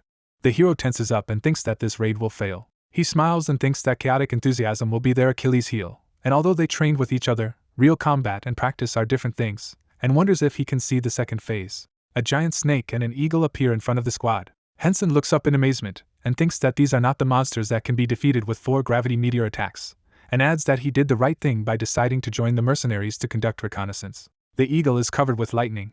A hurricane hits a snake. A huge ball of power shoots out of the monster's mouth and hits the bird. The captain turns around and shouts that the mercenaries must first distract Nurk's Argo, and when his Argo is stable, immediately attack him. The hero runs forward and thinks that they are offering to take advantage of the loophole that has arisen and draw the monster's attention to them, and now he understands the purpose for which the mercenaries were hired. He smiles and muses that if they draw attention to him and Argent, at that moment they will bring troops into battle. Hensen turns around and shouts to his partner that he must first carry out a powerful attack to attract attention, to which he is told that all his attacks are incredibly powerful. The hero strikes the snake with his sword. The monster looks down. He spits acid. The guy sees the ball and thinks that it is too late to dodge, and he will have to block the attack, after which he uses the skill wind sword. The mercenary steps forward and says it's his turn to take the stage. The acid hits the partner. Hensen looks at him and wonders why he's so boastful, and states that he clearly has abilities, and then thanks him. The mercenary replies that it's nothing to him. A squad of warriors begins to attack the serpent. Explosions appear all over the skin. The monster expectorates blood. The guy cuts the scales with his sword. The eagle flies up to the place of battle. He pecks the serpent. The man in the jacket looks at the fight and says that although he heard at the briefing that the bosses were fighting each other, he did not expect such a fierce battle. Hensen shifts his gaze to the monster and thinks that today's raid will fail, and adds that he needs to see how well he can cope with the role of DD alone. Blood flows from the wound. The guy thinks that despite the fact that the monster controls its mana, trying not to use basic skills, it still takes quite a lot of damage, and if he tries hard, he may be able to deal with it alone. The serpent straightens up. Someone shouts that it is attacking again, and there are notifications about the death of squad members. The serpent is covered in a red aura, and a message appears that Nurk has absorbed the health of dead party members. The captain looks at the mercenaries and asks them if they are going to keep an eye on Nurk properly. Hensen holds the sword with both hands. Bosses are watching a point in the forest. A notification appears that the steel serpent Nurk is enraged. The monster's eyes light up with green fire. The bird's eyes are shining. It is angry, as the message says. The squad watches the bosses and asks why they suddenly became like this. Because the second phase is still like the moon. The captain hears the soldiers running away. The hero turns around and thinks that, as he assumed, they are up to something. The bird is covered with lightning. The serpent charges the spit. A joint attack of bosses flies into the forest. The guy closes his eye and hums. He closes his eyes and thinks that if he stands still, he will die. Red waves of the berserker's song skill radiate from the hero. The bird flies over the ground and screams. The serpent curled up and roared. Hensen looks at them and wonders if they're done. The bosses retreat to a huge tree. The protagonist asks what is happening. The guy closes his eyes. There are notifications about the end of the skill, that he takes only half of the damage dealt in 10 seconds, that his health is early than 0, that the indomitable will is activated for 10 seconds, and that health and mana points are fully restored. Rays of red and blue colors depart from the hero. The guy looks into the distance and thinks that the raid monster begins to behave strangely in the middle of the battle, after which he goes somewhere, and states that something is not clean there, because the fact that the head of the attacking squad fled indicates that he is aware of what is happening. A man in armor is standing. Hensen thinks that the head is a member of the Black Alliance Black Spies Guild, which means that the mercenaries were hired by the guild. The hero begins to run and asks what they are up to, and muses that if he follows the bosses, he will be able to find out. He puts on a mask and orders to start filming. The forest stands under the rays of the sun. The silhouette stands near the pit. He looks down and thinks that it seems that he is the only one who survived, and even death with his magnificent defensive skills died in the blink of an eye. He draws attention to a passage in the rock and asks if this cave is the same dungeon that was mentioned in the letter he saw before leaving the office, since the Black Alliance, Varen, the 2 bosses, the dungeon, all seem to be connected in this way. The guy folds his hands and states that a woman named Varen does not need to give orders directly, but the fact that she took absolutely no part in the raid suggests that her interest is focused on something else, and adds that even though such a diverse team was assembled, no one would behave so distantly, having invested so much money in the business, and ends by thinking that once inside, he will be able to find out what that place is and what Varen's plan is. Dungeon entry notifications appear, and no one knows what might happen there. The guy is standing in front of a huge hole. The message says that the two divine beasts do not welcome intruders, and the number of people in the dungeon is 33, Nurk and Argenta are not among them. The guy walks along the wall and thinks that so many people are doing there. The hero tilts his head and thinks that judging by the circumstances, these are people from the Black Alliance, and Nurk and Argenta apparently came to kill them, and the two deities are either guarding something there or want to take possession of it, so they return to deal with the intruders. Tina appears and says that it smells like something delicious, and the guy asks her again, to which she replies that a very tasty aroma is coming from the depths of the caves. The demon hugs Hensen and asks if he thought of her when he walked in. The guy thinks he has no idea what the delicious smell is, but she's so cute that he'd prefer to remain silent. A notification appears that Tin's pet special quest has been found and that a special quest has been created to find the Demon King's soul shard. The guy looks at Tina after looking at the message describing the quest and thinks that she most likely smelled it, and that height is not bad. The guy goes further and asks about the possibility of eliminating competitors, to which Tina replies that she is happy to do so. Pink balls roll on the table. The guild master slams the table and asks what it means if the raid was planned with all the variables in mind, but the search team of the CO Root dungeon was destroyed in one fell swoop. A warrior in armor stands opposite and replies that if more than 50 people enter the dungeon, then 2 bosses will come there to destroy the intruders, so a group of 40 people was sent to them, taking into account that someone else will accidentally wander into the dungeon. The woman states that she also knows the volume, and it turns out that someone else entered the dungeon along with the group they sent, and she adds that, as far as she knows, the interlocutor had a plan prepared for that eventuality. The warrior looked at her and replied that he was, but then a message came that 32 intruders had entered the dungeon. The head asked again, and the man continued that yes, as a result of which the limit was exceeded. Nurk and Argenta immediately reacted to this, destroying the raid party and heading to the root of the seal. The head lowered her gaze and thought that if it was the penetration of 2 or 3 users, it could be written off as an accident, but the penetration of a group of 32 people, and even through an unknown entrance, could only mean one thing, and said that there was a high probability that it was an NPC, and since the attempt to explore the dungeon had failed, then they would have to wait another 10 days in real time until the next time. The woman looked at the warrior and asked how many secret agents they had left, to which she received the answer that there were about 10, and ordered them to be gathered immediately, because it was necessary to organize a search party. She tensed and stated that this time she herself would take part in the raid, and added that it did not matter whether it was an NPC or a user, she would clearly show what would happen to the one who reached for the object she wanted. The paladin is covered in black spots. The monster looks down and states that due to the fact that someone entered there earlier, the limit was exceeded and Nurk and Argenta came after their soul, and orders to spread the plague and find the soul shard of the Demon King, as well as try to stay away from the bosses. The warriors put their hands to their chests and confirm. The captain says that a descendant of the traitor may also visit there to get his hands on the soul shard of the Demon King, and if found, he must be killed on the spot. Soldiers crumble after they say to eat. Hensen flies forward and asks Tina if she can find out where the yummy is, to which she replies that it will be quite difficult since the entire cave is filled with that smell. The hero looks at the familiar and asks him to inform him if the smell becomes richer, as well as to sit on his shoulder and leave if he has to fight, and the demon agrees. A monster appears in front of the young man. The guy asks if he is an ordinary monster. Tina claims that he is very big. Blue lines appear in the air. Hellfire is approaching the crack. An explosion occurs. The hero looks ahead and is surprised that no experience points are awarded. Wooden pillars surround a blue aura. A notification appears saying that it is a root monster infected with the plague. The guy thinks he noticed a strange body color. Hensen jumps on top of the monster, musing that, as expected, it's not an ordinary monster. Purple rays appear from the staff. The hero states that he has no resistance to magic, but no attributes affect him. The young man looks ahead and thinks that the fact that the attributes are powerless is something new. He smiles and muses that in this case, the magical swordsman Azura enters the battle. A green wave hits the monster. The foot stands on the ground. Hensen pulls his sword back. The monster looks at the enemy. The staff is covered in a purple aura after casting the gravity spell. Treant is shaking. The young man slices the creature in half with the skill cut, a moon sword that cuts a flower. Dust rises around the body. Roots fly to the hero. He swings his sword and uses the skill of shooting demonic bullets. Slits appear around the guy. The monster raises its fist over Hensen. It hits the ground. The monster is covered in a purple aura. Lightning rises above the head. A cutting blow hits the neck. The hero watches the ashes rise up and says that this is how those infected with the plague die. The young man sighs and states that the fight was more difficult than he thought, and if he meets a couple more of these shots, he will have to use a meteor. He turns around after Tina tells him that the threat is from behind. 3 warriors run up to the guy. A fireball appears from above. The guy looks at him and thinks that the meteor was activated thanks to the blessing. An explosion occurs. A blue wave passes behind Hensen. Cracks appear in the air.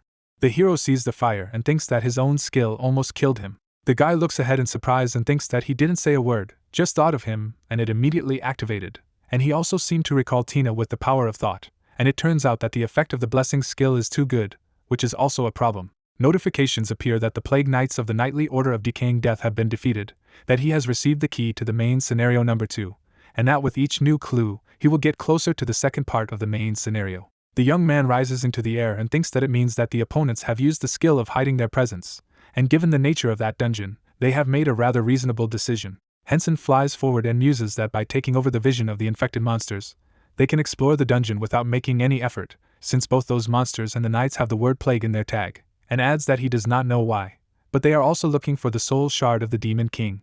The hero lands and thinks that if he tries to draw conclusions, then most likely the representatives of the Black Alliance enter the dungeon first, then the Plague Knights invaded there, which provoked a joint attack by Nurk and Argenta. In a toga, the two bosses dealt with the invaders from the Black Alliance, and added that the Plague Knights have excellent concealment skills, so they still haven't caught the eye of those two bosses.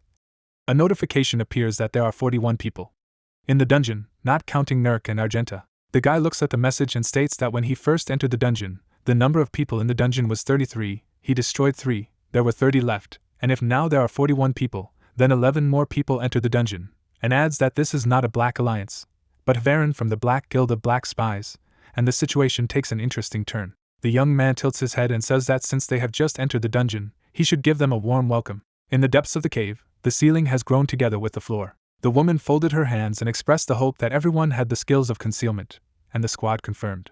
The girl looks away and thinks that the fact that despite the presence of Nurk and Argenta in the dungeon, they are still not destroyed, which means that the concealment skills worked, and she can't believe that she was messing around with such a simple business so easily. The ceiling begins to vibrate, and Varen thinks that only Nurk and Argenta could generate such vibrations. She looks at the squad and thinks that this could mean that someone has fallen into their clutches, and says that everyone should move around without letting their guard down for a second and continuing to keep their concealment skills activated. Notifications appear about entering the root of the sealed dungeon, that this is a special dungeon, no one knows what can happen there, that the two divine beasts do not welcome intruders. And the number of people in the dungeon is 41, excluding Nurka and Argenta. The woman walks surrounded by the squad and thinks that since there are 41 people, it turns out that 2 of those who entered earlier are dead. The girl sees warriors bleeding through their mouths. The knight looks ahead and says that this is the place where the thing they crave is. The corpse raises his sword and states that the treasures of the Lord should not be transferred to the hands of people like them, and they, who have fresh blood, will lay down their heads there. Varen raises his whip and thinks that they are not the monsters of the seal route, but NPCs. The knight blocks the blow with his sword and says that he is sorry. He pierces the warrior and informs them that the curse of death is devouring them. The corpse cuts the soldier in half. A whip hits the knight's face. The woman pulls away the whip and asks who they are and why they are so strong. The warrior strikes back at the helmet of the corpse. Purple blood begins to flow from the knight's neck. The squad drinks the antidote after the cave says it's poison and they need to step back. Varen takes up his whip and informs the warrior that the knights are serious, and asks if they are going to deal with it as soon as possible. A green fire appears in the cave. Orange particle tiles are flying in the air. Varen watches the knight crumble and thinks that she has lost 5 secret agents. A notification appears that the Plague Knight of the Knightly Order of Decaying Death has been defeated. The woman frowns. A pop-up message appears that the key to the main scenario 2 has been received. A notification appears that with each new clue they will get closer to the second part of the main scenario. She smiles and thinks she never expected them to find the main scenario that the mythical guild was looking for. Varen grins and muses that if he sells this information to Chung or Heli, he can make a lot of money. A silhouette appears in the cave. Hensen bends down and thinks he's found it. The warriors stand in front of the silhouette and report that they have already lost 6. The paladin stands in front of the formation and says that they have invisibility cloaks made by IRAs, so he doesn't think they were defeated by Argenta or Nurk, and it looks like they're dealing with intruders. Knight raises his head and reveals that they have spread the plague far and wide, but it never achieved all of its objectives, and they have never been able to track the boss's movements, and believe that this is not enough to track down the intruders. The paladin looks at the vice captain and states that they seem to be dealing with an opponent who is not deprived of abilities, and the fact that none of the 6 survived proves that he is strong, so from now on everyone goes together. The monster tilts its head and declares that from now on, they will take care of eliminating the invaders. A woman is covered with a purple aura. Hensen stands there and says it's a shame that he killed 6 of them, but not a single item fell out, and he thought that if he hadn't touched them, they would have been food for Nurk and would have helped him restore his health points, so he had to deal with them now. The guy looks up and asks if Nurk and Argenta appeared, and then adds that they couldn't help but catch the vibrations of the gravitational meteor. The hero turns around and states that this place is very large since they have not yet appeared in his soul, and concludes by stating that in the current situation, a one-on-one fight is much more profitable than a skirmish with two opponents. Hensen tenses. He jumps. A serpent appears from the ground, and notifications appear that it has been subjected to Nurk's furious roar, which stuns for 5 seconds, but an item with divine energy gives the effect of Thanano's cozy blanket and reduces the stun time to 2 seconds. The guy lowers his staff and says it's time to start, and casts a gravitational meteor. A fireball falls on Nurk. An explosion occurs. Hensen uses the Bed of Serene Cloud Thananos skill. Notifications appear when all health and mana points are fully restored, and he can use the bed effect 2 more times. The young man lies on a cloud and thinks that there are only 2 left, which must be saved for the most extreme case. The hero jumps off and thinks that although the blow looks painful, there is almost no effect in reality. Skill attacks pass through the serpent. Notifications appear about damage to a vital organ, a fatal blow, the launch of the Nano's nightmare, and that Nurk is now suffering from a nightmare and paralyzed by hallucinations and pain for 1 second. A series of explosions pass through the scales. The serpent is covered with a purple aura. The guy sees the serpent and says that his resilience is beyond imagination. Hensen smiles and asks what it makes for him to look at him so angrily. He watches the damage and states that he is probably not capable of anything now, except for roaring in pain. The serpent wriggles. Several root giants appear behind the guy. The hero looks at them and states that since they have appeared, then the Knights of the Plague will soon appear after his soul, and he must hurry. The young man pays attention to the notifications that the steel serpent Nurk is entering the second phase. The steel spike is activated. It absorbs the health points of all creatures on Earth. Steel spikes pierce the root giants, as a message appears. Sweat drips down Hensen. The boss lets out a roar, and a message appears that the steel serpent has regained its stamina. The guy smiles and thinks that it is possible to be stunned, and asks if the snake is laughing. Nurk grins, and states that he is now convinced. The wooden monster pierces many red spikes. Nurk heals and screams. Hensen watches him and mentally remarks that it's some kind of mechanism that restores health when stabbed by these stakes, then thinks that it's no wonder the mythical guild and the heroes couldn't defeat him, and then wonders what to do after the indomitable will effect ends. He shifts his gaze to the side and declares to himself that magic does not almost work on him. The hero dodges fire with the thought that melee combat makes it difficult to dodge spikes. The protagonist looks up and thinks about what will happen if Argenta appears. He opens his eyes. The guy is smiling under the mask. A green blob flies into it. The young man mentally shouts that ours would be attacked. A projectile hits Hensen. A lot of red spikes rush towards him. The serpent is cured with a smile. The thunderbird swoops down on Nurk. Argenta emits lightning. Electricity destroys spikes. The serpent forms another green clot in its mouth. He spews flames into the bird. The serpent bites Argenta's wing. The bird emits yellow thunder. It opens its beak and croaks loudly. Nurk spews a green blob at a flying enemy. The long monster opens his eyes in surprise. Hensen cuts Argenta. The bird falls to the ground. The hero stands on a defeated monster. Many notifications about leveling up pop up. The protagonist smiles and mentally notes that Thanatos' soul game came in handy after all, then adds that after summoning the boss with this skill, he created his own image with a mirage, after which he states that it was a success and adds that he had no choice but to absorb the health of the boss who was disguised as him. The protagonist raises a staff with a purple glow in front of Nurk and advises him to open his mouth wider. A lot of lightning thunders against the background of the fire. The guy adds that a meteor is about to fly at the monster. A fiery block rushes into the monster's face. Several discharges of electricity are shown. An explosion occurs. The young man stands in the middle of the dust. Notifications pop up that Argent's Thunderbird is dead and part of the seal has been removed, and in order to completely destroy it, Hensen must deal with the steel serpent. The hero under the mask looks straight ahead. Windows appear in which it is written that he received a Thunderbird card and he can activate half of the seal root territory. He notes to himself that, in the end, this turned out to be a place that will be discovered only after killing 2 bosses. Smoke comes out of Nurk's mouth. He growls loudly. The protagonist reveals that he has the feeling that he himself has become a villain, then states that he must deal with the monster before the decaying death arrives and adds that now he has every chance of winning. Nurk spits green blobs. A lot of chains block the monster's attack. Hensen's attack hits the monster. The monster flaps its tail, dodges attacks with instant movement and blink. The protagonist thrusts the sword down and silently talks about the skills of striking 1000 Gene and gravity. The blade is enveloped in yellow fire. A pillar of flame strikes Nurk.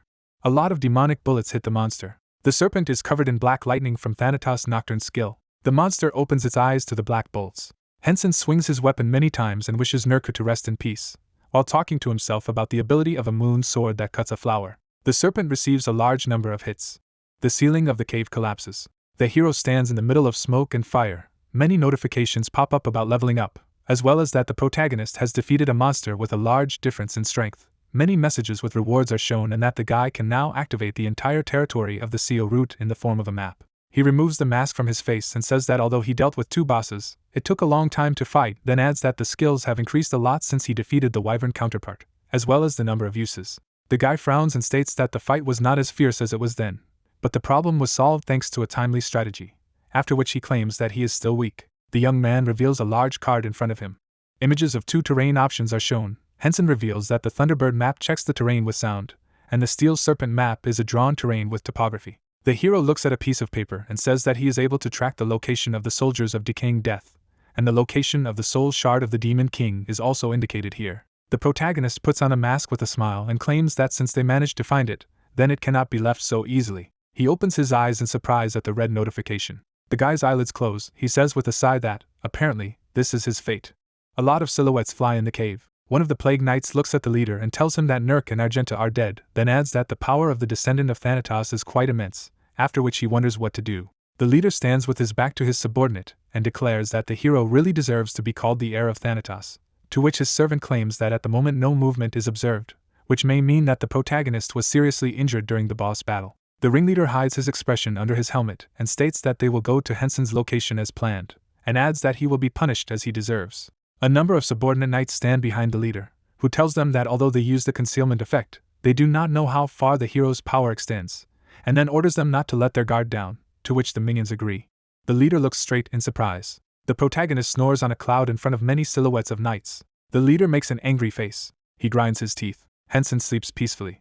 The leader of the knights looks at him angrily and thinks that since we are talking about a descendant of Thanatos, there is nothing surprising in the fact that he is sleeping somewhere, then wonders if they should attack now. The acolyte looks at him and says that they should beware of sleepwalking, to which the leader replies that this ability was a calamity that none of the gods could handle, then adds that they were once members of Thanatos' knightly band, so they know it well. A lot of warriors hover around the hero. The leader adds that since they are dealing with a descendant of that traitor, there is a high probability that he is the same. The knights attack the protagonist at once. The leader declares that even with sleepwalking, the guy will not be able to defeat them. The cloud beneath the young man becomes dark. The leader makes a surprised face. Black lightning strikes one of his minions, the man yelling at them to dodge. He raises his head and mentally notes that this is an object with the divine energy of Thanatos. Dark discharges cover the cloud. Lightning strikes the warriors with shields. The leader reveals that if the pillow, blanket, and bed are put together, anyone who intends to interfere with Thanatos' sleep will be destroyed. Knights defend themselves from attacks. Hensen's bed radiates black energy. The leader looks up with the thought that 3 have already been killed, then declares that the main thing is to kill the hero. He makes a dash towards the protagonist, and says to himself that if the owner dies, then everything will be over. The knight swings his sword at the sleeping man. Hensen is protected by a cloud. The leader flies away and says to himself that he must retreat first. A lot of black lightning flies into it. The man opens his eyes in surprise. Its armor is pierced by a dark spike. A dark cloud pierces the warrior. The hero continues to sleep peacefully. A large amount of black energy pierces the leader. He opens his eyelids wide in shock. A man is surrounded by black discharges. Many silhouettes of warriors are covered with yellow light. The leader looks down against the background of the fire. Orange shards are shown. A bright light illuminates Hensen's bed. A lot of notifications pop up about narcolepsy, alarm clock, intruder detection, level up, as well as sleep continuation. The hero lies and snores. A stone building is shown. An ugly person opens his mouth and talks about failure, as well as the fact that he is disappointed that he could not get one insignificant thing. A man sits on a throne. The Knights of the Plague stand silently. One eye raises his hand with a red glow and orders them to become victims. Warriors turn to ashes. The ugly man continues to sit with his hand raised. He looks straight and addresses the Knights of Laziness. They stand in a row and respond. One eye orders them to do what the plague warriors could not. The soldiers leave and answer that the order will be carried out. The man opens his only eye in surprise at the words of the unknown that he still cannot fulfill his mission. Then someone talks about how pathetic the one who once bore the title of Pope is. The ugly man watches the dark haze and asks the overly talkative sealed to shut up, to which the creature laughs and replies that at least it hasn't gotten to a state like them. Aquilier opens his mouth and declares that when he breaks the seal, the whole world will be in his hands. One Eye sits on the throne and clatters, then asks the monster what he wants, to which the monster replies that the man seems to have encountered a descendant. The wyvern hovers over the man and tells him how he lost his doppelganger too, then asks what the plan is and notes that with such a body, the one-eyed man is unlikely to be able to bring any idea to life. The man looks at him and asks him to collect the offerings first. The monster's eyes glow yellow. He claims that he will definitely cope with this. Aquilier disappears, and the ugly man on the throne informs him that he must do the right thing this time, to which the wyvern agrees with a laugh. One Eye lowers his gaze and says that it seems that the monster is still far from realizing his situation. Hensen walks on the ground and declares that thanks to objects with divine energy, his fatigue has been relieved as if by a hand. He smiles with thoughts that the Plague Knights were also destroyed, as well as that he even has the key to the script and just needs to get to this place. The hero stands in front of a huge gate with the image of a steel serpent and a thunderbird. He says that if he hadn't caught these two bosses, he would never have opened this door. The protagonist shifts his gaze to Tina and asks her to immediately return to her room in a dangerous situation, to which she agrees. A window is shown asking if the protagonist really wants to enter the Seerut altar, to which the protagonist replies positively. The gate opens, and notifications appear stating that the seal has been broken. The guy makes a surprised face with the thought that there is not a single message with a warning. Tables pop up that say that the descendant of Thanatos has proven his qualifications, as well as the impact on the main scenario. A young man climbs the stairs in the middle of the greenery. A notification appears that he has encountered the consciousness of the Apostle of Sleep, as well as that thanks to the phenomenal achievement, he receives a 10 to all parameters. Hensen frowns against the face of the Apostle Thanatos, and declares to himself that this time he will pour it into him. A woman appears before the hero. The girl smiles and introduces herself as Elysium. The protagonist makes an awkward face and notes to himself that she looks more like a goddess. Clouds are flying against the blue sky. A building with a round tower is shown. A lot of books and liquids are in the room. A hooded man lies in the center of a purple pictogram. He opens his eyes sharply. The Apostle of Thanatos stands up and talks about a serious problem due to Miss Elysium's awakening. The man in the raincoat brings his palm to his face and says with a smile that he needs to adjust the plan a little. The light illuminates the greenery. The woman stands in front of Hensen and reveals that the return of her memories was reflected in her body and all this is due to God's providence, to which the hero replies that he did nothing. The girl claims that if it were not for the protagonist, she would have continued to attack other creatures and would have died. Tina makes a joyful vin on the guy's shoulder and declares that her master is the best. Elysium smiles and reveals that it is fate. She closes her eyes and says that first you should tell the young man about Thanatos, who is also the god of dreams. She stands in front of two cloaked men and claims that, unlike other deities, Thanatos has 3 apostles and the same number of objects with divine energy. Hensen looks at her and tells her that he understands, and inwardly wonders if she is a bad person like that apostle. The protagonist smiles. Elysium asks if the protagonist has met other apostles like her, to which he states that he crossed paths with one and that there are only unpleasant memories from that meeting. The woman stands in front of the guy and reports that he met the Apostle of Sleep, then adds that he is very frivolous and loves to be naughty. The young man is surprised that this man does not relate to death, because he was very similar to him. Hensen makes a surprised look at the girl's words that it was the man who sealed her. The woman smiles and reveals that she gave her consent to this, because she believed that no one but her could better protect the soul shard of the Demon King, as she was the only apostle who could control this kind of consciousness.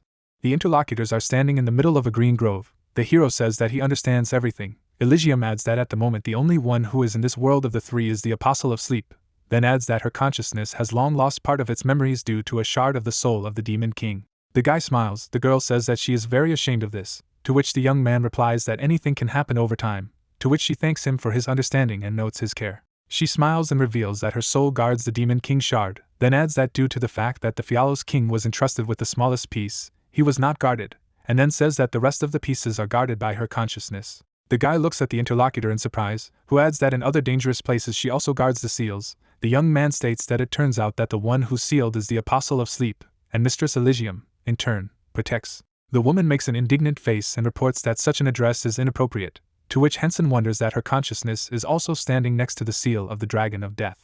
The woman makes a sad look and says that this is so, after which she calls the Dragon of Death an unfortunate creature. The hero is mentally surprised by her statement. The girl smiles brightly and adds that the protagonist is really great, since he has not yet met the Apostle of Perdition, then notes that the guy can really become their rightful god. The young man makes a serious face and says to himself that Elysium is a creature whose consciousness is split into pieces. However, based on her words, the Apostle of Death can only be met under certain circumstances, then assumes that he can see him if he dies. Elysium stands in front of Hensen, who is amazed that he will still have to die once, even if on purpose. The woman reports that she does not have much time left. He locks her hands and reveals that when all parts of her mind are unsealed, the binding body will also wake up, then claims that she will desperately pray to see the hero at that moment.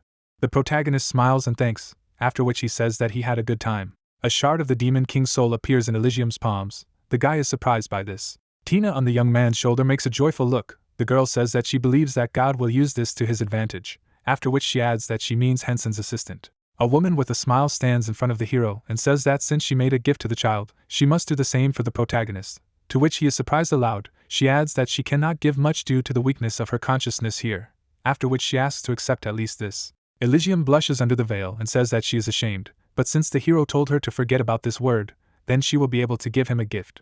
The protagonist makes an embarrassed face. The girl releases purple bubbles at the surprised guy. He smilingly reads many notifications that Thanatos' sleep skill has been temporarily buffed, as well as that he may open a dream shop. A window with a bench pops up. The young man happily applies the skill of prophetic dreams and dreams of wealth. He clicks on the ability selection button. There are many reports that Hensen has gained power and new skills. Elysium stands in front of the hero with a smile and declares that it is time to say goodbye, then adds that the will of this world will definitely be fulfilled. The protagonist disappears. Notifications are shown that balancing begins and the guy will automatically log out after 10 seconds. The woman closes her eyes. She opens her mouth slightly and says that she hopes to meet soon. Purple energy appears. An article on the internet about urgent rebalancing is shown. Hensen sighs smilingly at the computer and says to himself that this patch is clearly somehow related to it, then adds that it's very good that not a word is written about it. He frowns at the thought that he has achieved everything with his labor and skills, so he doesn't think that anyone will take away the divine energy item he has gained, then declares that the ability of the Thanatos sleep is now at stake, because getting a high-rank skill and an item once every 15 days is definitely an advantage. Hina furiously enters the room and demands that her brother go together to protest against the game, to which he asks why. The girl crosses her arms indignantly and reveals that the balance patch is definitely too much, to which Hensen replies that he understands what she means. The sister makes an angry face and states that he must now go and make them respond, to which the hero mentally notes that the items and skills of the legendary class dropped to him are indeed cheating, and replies aloud that they can do it after the release of the patch, after which he offers food. Hina says that her brother is either too calm, or just restrained. Japanese server. A man runs through the forest. Tsuya aims his bow. He shoots red arrows. The shells hit a person who looked like him. The one hit by the shells disappears. Rancor puts the bow behind his back and states that it took a long time. A notification pops up that the god of hunting is sending him a message. The archer happily clenches his fists over the message that the deity is sending him to the cave as a reward for what will become his power. The guy enters a crevice near the sea. The bow levitates in the middle of the blue glow. The Japanese makes a satisfied face in front of the weapon. He stretches his hands to the object. The onion disappears. Tsuya makes a worried face and asks aloud if the object has an invisibility function. He waves his arms at the sight of the missing weapon. A notification pops up that the mission is complete. Dark-haired sighs with a smile in front of the blue table and declares that the bow is probably already in the inventory. A window appears that says that the reward has been received. He is surprised to look at his in-game items and wonders why there is no item with divine energy anywhere. A notification appears that he has acquired arts hunting mastery skill, as well as that the god is sending him a message of apology. Tsuya sits down on the ground. A window appears that says he is receiving the relic of the apostle's bow, and the man is disappointed aloud that it is not an item with divine energy. A cave by the sea is shown, from which the indignant cry of the rancor is heard. Sunlight enveloped the building. Cho said with a smile on his face that the apostle of dreams had done things, from the blessing of Elysium to the buff of dreaming of wealth. Crossing his arms, he asked how the Japanese god rank user was doing now, to which he was told that the image would be displayed on the screen. Looking at the player, the manager asked if the Japanese server management team had given him an additional reward and what was the case with the Japanese server, to which he was told that the report said that on the American server, 2 users have a god-rank profession. Fortunately, they did not seem to have noticed the disappearance of the power that the user Hensen had acquired, since they joined the server relatively recently. Furrowing his brows, Cho noted that now he could really exhale, after which he thought that now the problem was the nerf. The moment Ashura opened his mouth, the image of the corporation would be ruined. A projection appeared in front of him, after which the manager heard that he was receiving a call regarding the patch. Min said with a serious look that they had decided to create items and powers corresponding to items with divine energy for users of other countries' servers in the future. It would not be possible to do so right now, and perhaps the protagonist would like it, and would not complain. Smiling, Cho replied that if it was Hensen, he would be delighted with such improvements, and because of the NPC, there would undoubtedly be changes to the quest traces of the apostle, which user Hensen would receive at the 200th level. Serious variables could be avoided if the user Hensen did not meet the Apostle of Death before reaching the 200th level. Approaching the coffee machine, the girl wondered if she needed to know if the main body of the Apostle of Dreams Elysium was intact, if there were changes in the quest of the Apostle's footprints that would affect the main scenario, to which Cho replied that it was. The Apostle of Dreams was in the same place where it was originally, but the Apostle of Dreams had also begun to act, and as she had said earlier, changes in NPC behavior also affect the main scenario. The leader imagined the image of a man and said that fortunately, the shadow of the dragon of death and decaying death follows the original pattern of behavior. However, the problem is the Knights of Laziness who went after the third soul shard of the Demon King. In that direction is Saint Thananosa, but since he always moves as he pleases, There is no certainty that he will stop them. The guys looked into each other's eyes and said that they had no choice but to do what they could. They faced a serious problem, since the beginning for the continental scenario was laid for how the average user level reached the proper level. The monster fell to the ground. Turning around, the player suggested that his comrades catch 200 more and leave. The ground beneath them suddenly shook. The seven-horned skink appeared in front of them. A stream of flames flew into him. Green mana emanated from the monster's mouth. The surprised guys asked if it was breathing. The flow of energy deflected the shot. The protagonist was preparing to fire a shot. He shot a fiery arrow. The projectile hit the monster's mouth. The monster's head was destroyed. The surprised guy shouted that it was Ashura. He had a bow in his hands. MC smirked. Looking at the bow, he suggested that it was worth adding that he was a divine archer. A notification popped up that this is a bow called Diana, an item with divine energy. Art's favorite bow. This is the only bow of Arts, the god of hunting, which he sent to Earth for his apostle. When the owner holds the bow, then the arrows of divine energy can be summoned without restrictions. The arrow of divine power never lingers and does not consume energy. Diana can also appear anywhere he wishes. Even if he has a bow in his inventory, he can summon Diana with the power of his mind alone. Tina said with a satisfied look that, as expected, her host was great. Smiling, the protagonist said that they had tested the capabilities of the item with divine power. Now they could evaluate the power. A projection appeared, which said that the last stage of the battle god is the ultimate limit that contains everything that can be obtained from the god of battle, more than any other skill, more than any weapon. It is the last stand of the god of battle, which makes him stronger. He replaces all stats except health and mana with strength. In addition, all the physical force of the attack is applied 5 times. All equipment effects remain unchanged, and all active skills are sealed. Only passive skills are applied. Looking at the screen, Hensen said that despite the fact that the Nano's dream was nerfed, everything turned out much better than he expected. Despite the fact that it was a random pick, the loss of DP was reduced, and if he was lucky, he could get 4 positions of the legendary rank. The guy with a big smile on his face clarified whether it turns out that this is a buff on the contrary, and not a nerf, noting that this is a real jackpot. We were transported to the capital of Beldrin. As he sipped his tea, Lucifer asked if he could find out what had made her come there. He listened with satisfaction to the fact that, after all, people change when there is a big change in their state of mind, and then he replied that he just felt that he needed to change. Smiling, Varen thought that the negotiations would not be easy, but the current situation could play into her hands.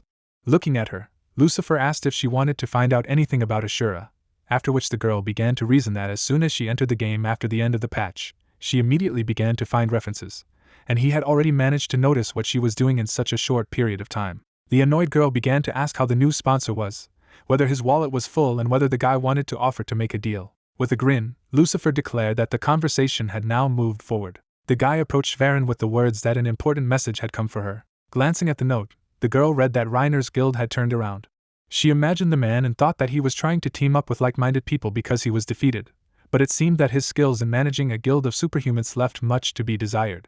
The girl's eyes widened when she heard the request to go over to their side. Crossing his arms, the guy clarified, "Isn't it, that it's a bit of a shame that it's difficult to walk around even on a Korean server?" Lucifer looked at her and said that everything was as he said. In order to solve this problem, she needed to catch Ashura, who was still low level but already well known. In addition, there were quite a few Korean server and unofficial rankers who hated Ashura. He put the bag on the table and asked if she was ready to join them, because she didn't have to worry about payment. Looking at the mountain of money, Varen listened to the fact that there are 500,000 coins in acres. In terms of money, it is about $6 billion. She can consider this as a fee provided as a condition for cooperation with them. Frowning, the girl wondered where it came from. Smiling, Lucifer said that he was from America. She closed her eyes. The guy grinned maliciously and stated that they knew Ashura had a weak point, so she just needed to find out his location. A lot of projections popped up, where they discussed the appearance of the protagonist. Looking down, MC wondered if he had caught about 10 bosses today, adding that, as Jaewon had said, the audience was also interested in watching the so-called boss raids. He was interested in showing the various incarnations of Ashura, because thanks to the items he received with divine energy and strength, he was either a divine shooter or the master of the battlefield. He imagined a monster and emphasized that now there are only chimera spiders left. It would be great to break the record of Eden, the leader of the mythical guild, the number 1 player. However, the problem is that the minimum number of people to enter is 2. Moving down the street, the guy clarified whether it was realistic for him to create a guild, because if he told Rin about it, then she, of course, would provide all kinds of support from her side. He added with a calm look that he was still thinking, because you can just bring someone, and then disperse and hunt alone. MC remembered screaming loudly and wondered if he should just start screaming in the middle of the street, as he had done when he headed to Leekon's cave. The guy stood not far from him, and cried out that he was looking for a partner to catch the queen of chimera spiders. The stranger with a serious look added that whoever would become his partner would be able to safely hide behind his back, after which he asked those who were confident to come up. He sat on the curb saying that no one realizes the benefits he can get, no one recognizes his skills and does not want to team up. Looking down, the guy wondered if he had chosen a strange concept, noting that he thought that with an unusual approach, he would be able to quickly find a partner. He turned his attention to Hensen and asked if he had something to do with him, or if he was the brave man who wanted to go with him for the head of the Chimera Spider Queen. Closing his eyes, MC thought that his concept had not changed at all, after which he offered to unite into a team. The guy was delighted with what he heard. He got to his feet. Stretching out his hand, he asked to shake his hand, and the moment they shook hands firmly, they would be united by comradely ties, no different from brotherly ties. They shook hands, after which the guy received a notification that Ashura had joined his team. He was shocked by what he saw. Standing in front of him, the stranger said that the equipment looked exactly like in the video. Looking at the players, the guy assumed that Hensen started looking for partners.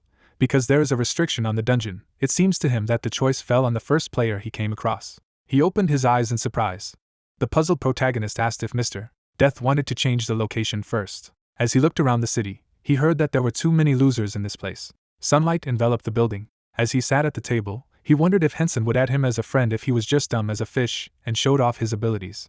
MC took a look at him and told him that he was a blogger who had a channel called Ashura on YouTube. Looking at his partner, he added that although he had approached him because he was looking for a team, his main goal was to make a video of the Chimera Spider Queen. Of course, large-scale raids require a certain team staff, but as Mr. Death knows, he specializes mainly in solo raids. However, this time, if the guy doesn't mind, then he wanted to make a video of their joint raid. The embarrassed warrior wondered if the protagonist offered him to make a joint video. Getting up from the table, he cried out that he had already shared his life with him, so he didn't mind. Now they were friends.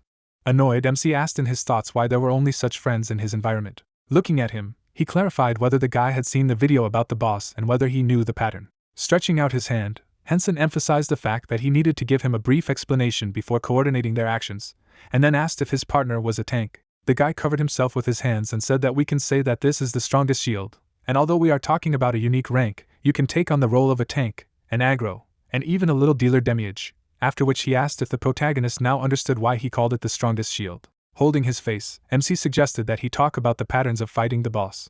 The spider began to scream loudly. The guys were standing in front of him. Mr. Death held up his shields in front of him. He swung his fist.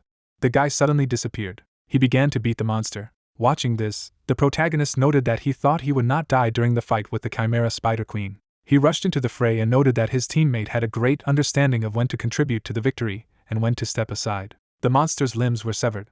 The guy was watching the fight. He folded his hands. The monster fell to the ground, after which a message popped up that the Chimera Spider was confused and could not recognize allies and enemies for 10 seconds. Hensen brandished his blade. The monster was defeated.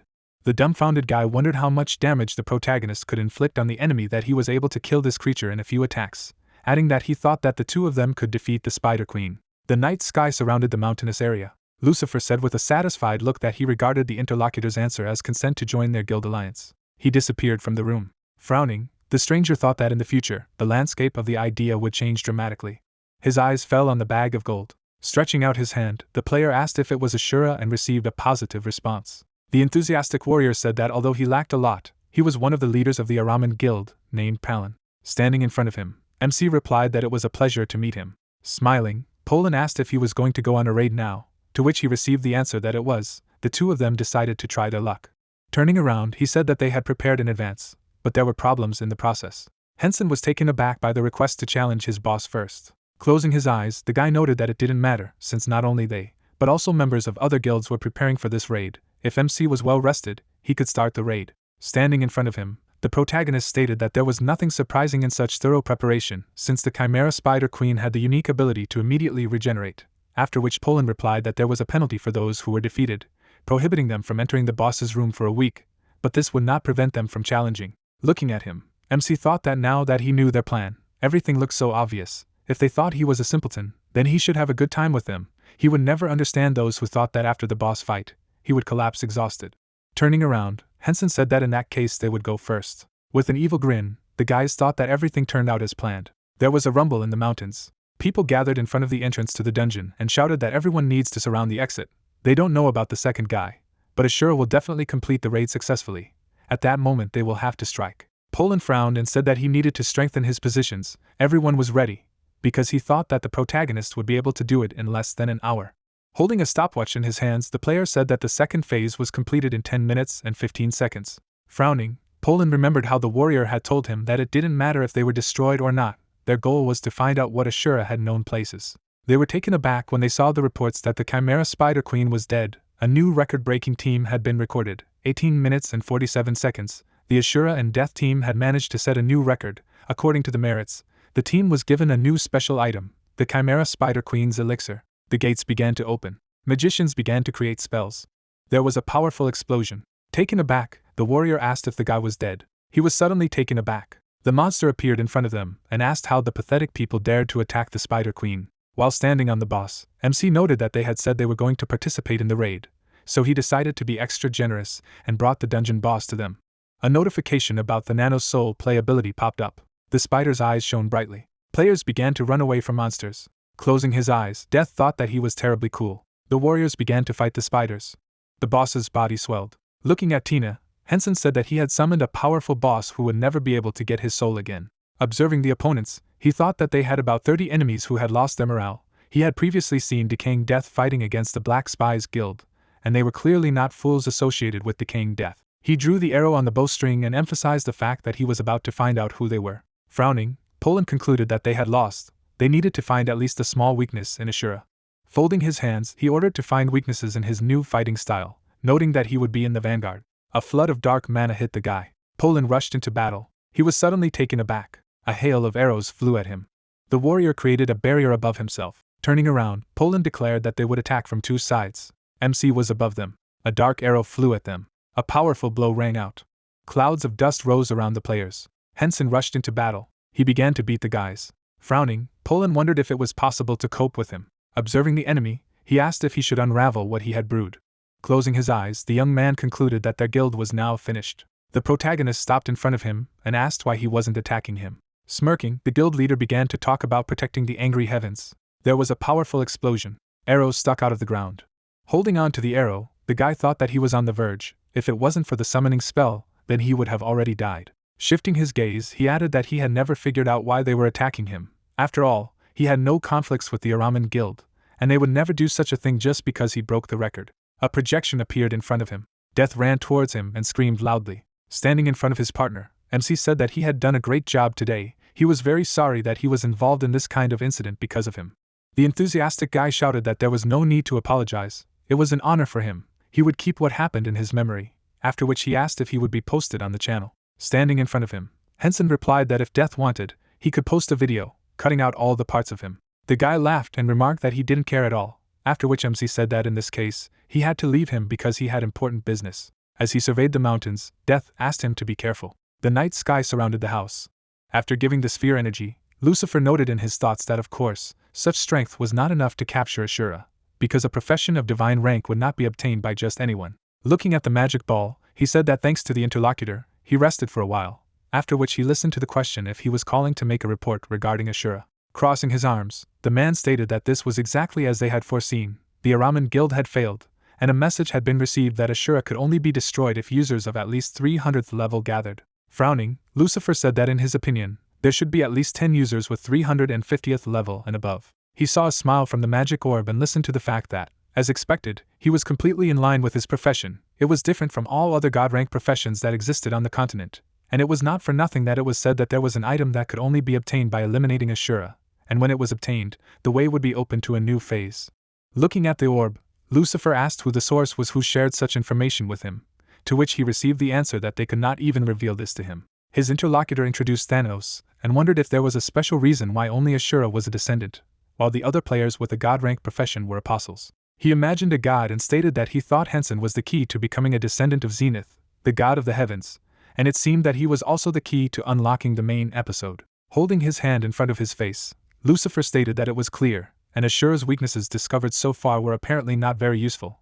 Something like his low level, he would do his best to live up to expectations. Looking at the ball, he listened carefully that it would be wonderful. His interlocutor thinks that the guy should know that in the near future he is going to leave the Eastern Continent and go to the Central Lands. As soon as he passes the second part of the main episode of the Eastern Continent, he will have the ability to move between continents. It would be nice to cross paths at that moment.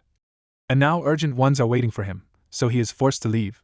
Bowing his head, Lucifer said that everything was clear to him. With an enraged look, he came to the conclusion that he had to kill Ashura soon. We were transported to the main temple of the religion of Thanos. The man folded his hands and began to pray. He was suddenly taken aback. Carrot bowed her head and said that she welcomed Pope Francis, the Nano's most faithful servant. Smiling, the man said that he was happy to meet the faithful servant of their religion, Cardinal Carrot, who had returned from his mission. With a serious look he assumed that she had failed. Looking down, Carrot replied that it was a trap of decaying death. All the places they attacked were sacrificial, and as a result of attacking them, the only result was that those fools managed to make sacrifices. Squinting her eyes, the girl admitted that they had helped these apostates after all.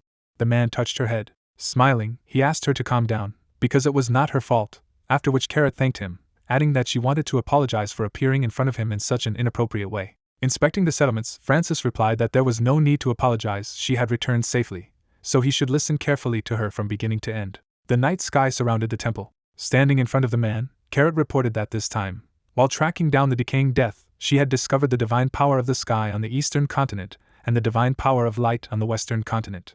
She imagined how man controlled the planet and told her that when she began to investigate each case individually, she found that to a small extent, they had helped decaying death, and that there was only one being in the world that had divine power, and that was the apostles. She had not been able to get to the bottom of the cause, but she had been able to find out that they were cooperating with decaying death. Puzzled, Francis suggested that other religions had begun to actively spread their influence, to which he received the answer that this was the case. These were gods who could not even raise their heads in the presence of Thanos, but in his absence immediately turned their backs on him. Veins bulged on the man's face, and he asked her if she knew how stupid and arrogant they were, adding that the moment the descendant of Thanos found his true power, they would no longer have to worry about traitors, much more worried about decaying death. Frowning, Carrot said that she fully shared his concern. They were real traitors, so she could not understand why the apostles left them alone. However, even this could be the will of Thanos. First of all, she did not see any signs of movement at the moment, so they would wait and see. Imagining the map, the girl stated that in addition, the priests were dispersed in places that were supposedly considered sacred land in the past,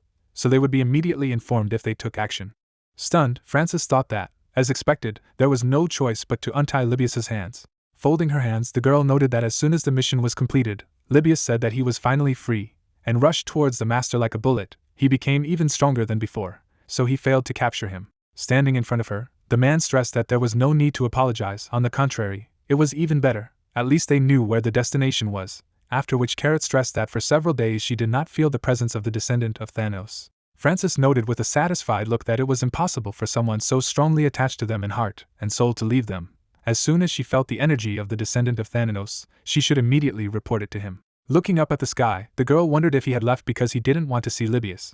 Sunlight enveloped the desert. A powerful blow rang out. The guy ran away from a horde of monsters and shouted for the owner to shoot there. Hensen was preparing to fire, saying that if Libius liked it, he liked it too. He had a bow in his hands. The arrow flew at the guy. It hit him on the top of his head. A purple aura enveloped the battlefield. The monsters began to disappear. The protagonist opened the inventory in front of him. A joyful Libius ran to him and shouted that it was cool. He noted with a satisfied look that he was over the moon that after so much time he saw his owner again, after which MC thought that he should have listened to his sister and spent a little more time resting before joining the game. He remembered watching Hina and emphasized the fact that he had nevertheless enjoyed finally taking a short vacation. After spending time with his sister and Jaehoon, it was very difficult to see Libius's face. Folding his hands, the guy cried out that he wanted to be shot again, because it was very exciting for the blood. He closed his eyes and said that he wanted to repeat this until all the monsters in the vicinity were destroyed, at which point Hensen noted that blacking out would not be enough to destroy all the creatures living there. The enthusiastic guy said that he was going to the position, while his master reasoned that if he placed a meteor in the arrow of divine power, then the strength would triple and all attacks would become critical hits, so in this case, it would be possible to achieve what he wanted. Libius was running away from the horde of monsters again. Night fell. The protagonist's face was puzzled. The man fell to his knees and said that he had been waiting for him for a very long time. With tears in his eyes, he announced that the Apostle of Death Acheron greeted him. A powerful explosion occurred in the canyon. Libius threw his hands up, exclaiming to his master that it was very hot. The assistant looked around, asking the owner. The smoke dissipated as the man screamed, having lost his hero. Clouds floated across the sky. The young man was surprised to hear that the man had been waiting for him since the day he was proclaimed a descendant.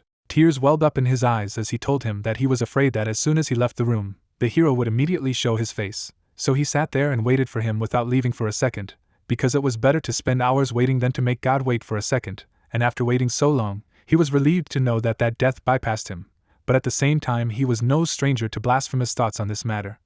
Asking forgiveness, Hensen touched Acheron, telling him to get up from his knees. He asked if he would spare him, to which the young man replied, "Of course." Again asking to get up, the man thanked him, suggesting that he go to a more comfortable place. Lilac light fell on the garden with a fountain. Acheron talked about a place that he can rightly call his pride, and hopes that he will like it here too. The guy was surprised. The man spread his arms to the sides, saying that he thought the conversation would be long, so he asked to choose the place he liked. Hensen took a seat at the table, hearing about how he must be very curious. No matter how immortal the adventurer was, when he died, he couldn't set foot in this world for a certain amount of time. But why was the god still here? Thanos conjured 3 orbs in his hands as he explained that it was because he was the god who ruled death, sleep, and dreams. The other gods controlled only one attribute, but the great Thanos ruled 3. The young man looked at the man attentively, hearing that among them he was an apostle who had inherited the power of death, said that he was clear. The protagonist looked at Acheron, thinking that since the decaying death cursed by Thanos is related to the main scenario, then by listening to the words of the apostles, he would get closer to the main scenario, wasn't it? The man was talking about how the reason why he ruled this underworld on behalf of Thanos was to teach the descendant of Thanos who was to appear in the future, that is, a new god, how to go beyond death. The young man put his hands on his knees, asking again in surprise. The character rolled his eyes after being notified that he had died. The plot was about death, an idea having large penalties. The player, sitting in a chair, lowered his head when it was said that, firstly, this is a lowering of the level, which is hated by all users. Secondly, access to the game is blocked for 24 hours in real time. And thirdly, skill experience is reduced. The guy clicked on the system window, swearing. The characters were sitting at a table. The apostle continued to talk about how going beyond death means the time it takes to die and be resurrected or prevent weakening due to death. The hero noted that this is quite good. The man apologized for such words, but to achieve this he will have to pass a test. Hensen opened his eyes wide, asking again, to which he was told that yes, to go beyond death, he had to have a reaper under his command. The hooded skeletons looked around as he explained that the more soul-retrieving reapers were under his command, the closer they came to the path of going beyond death, and if he passed this test, he would gain the power to go beyond death. Acheron looked at the hero, asking to let him know when he was ready. The young man immediately said that he was ready to start right away. The man said that then he would take him to the right place. Hensen was enveloped in energy when the reapers appeared around him. He smiled as he listened to the apostle say that whenever he defeated the reapers who manipulated souls here, he could take that reaper under his command. However, all the skills here were sealed and he would have to fight using only his physical strength. After the guy asked about stats, Acheron happily informed him that the skills would be sealed, but his stats would remain in the same state, so he had nothing to worry about, but he should be careful, since reapers also copy the god's abilities. The young man smiled broadly, surprised that the skills were sealed, but the stats remained intact. The apostle thought that he hoped he would pass the test successfully. Acheron bowed, wishing good luck. The main character thanked in return, asking if it would be enough to catch only one reaper, wouldn't it? The apostle said that this was so, and the more he caught, the more reapers he would be under his command, but this was a place where wounds were not healed, so let him be careful. Acheron sat down at his desk to watch. He took the pen in his hand, thinking that he had met a beautiful man, and a longing for that majestic person filled his heart. The god stood behind the apostles, the man saying that while other gods choose apostles from among their followers, the god Thanos gave birth to them. An unknown person was shown from behind as he wondered where they had gone, realizing that they were most likely just sleeping somewhere. Acheron began to take notes, wondering if he was sure that his descendant was already resting after the completion of the ordeal. If he had managed to get beyond death this time, then he must have gathered about 10 reapers under his command. The man abruptly raised his head, saying that they should enter.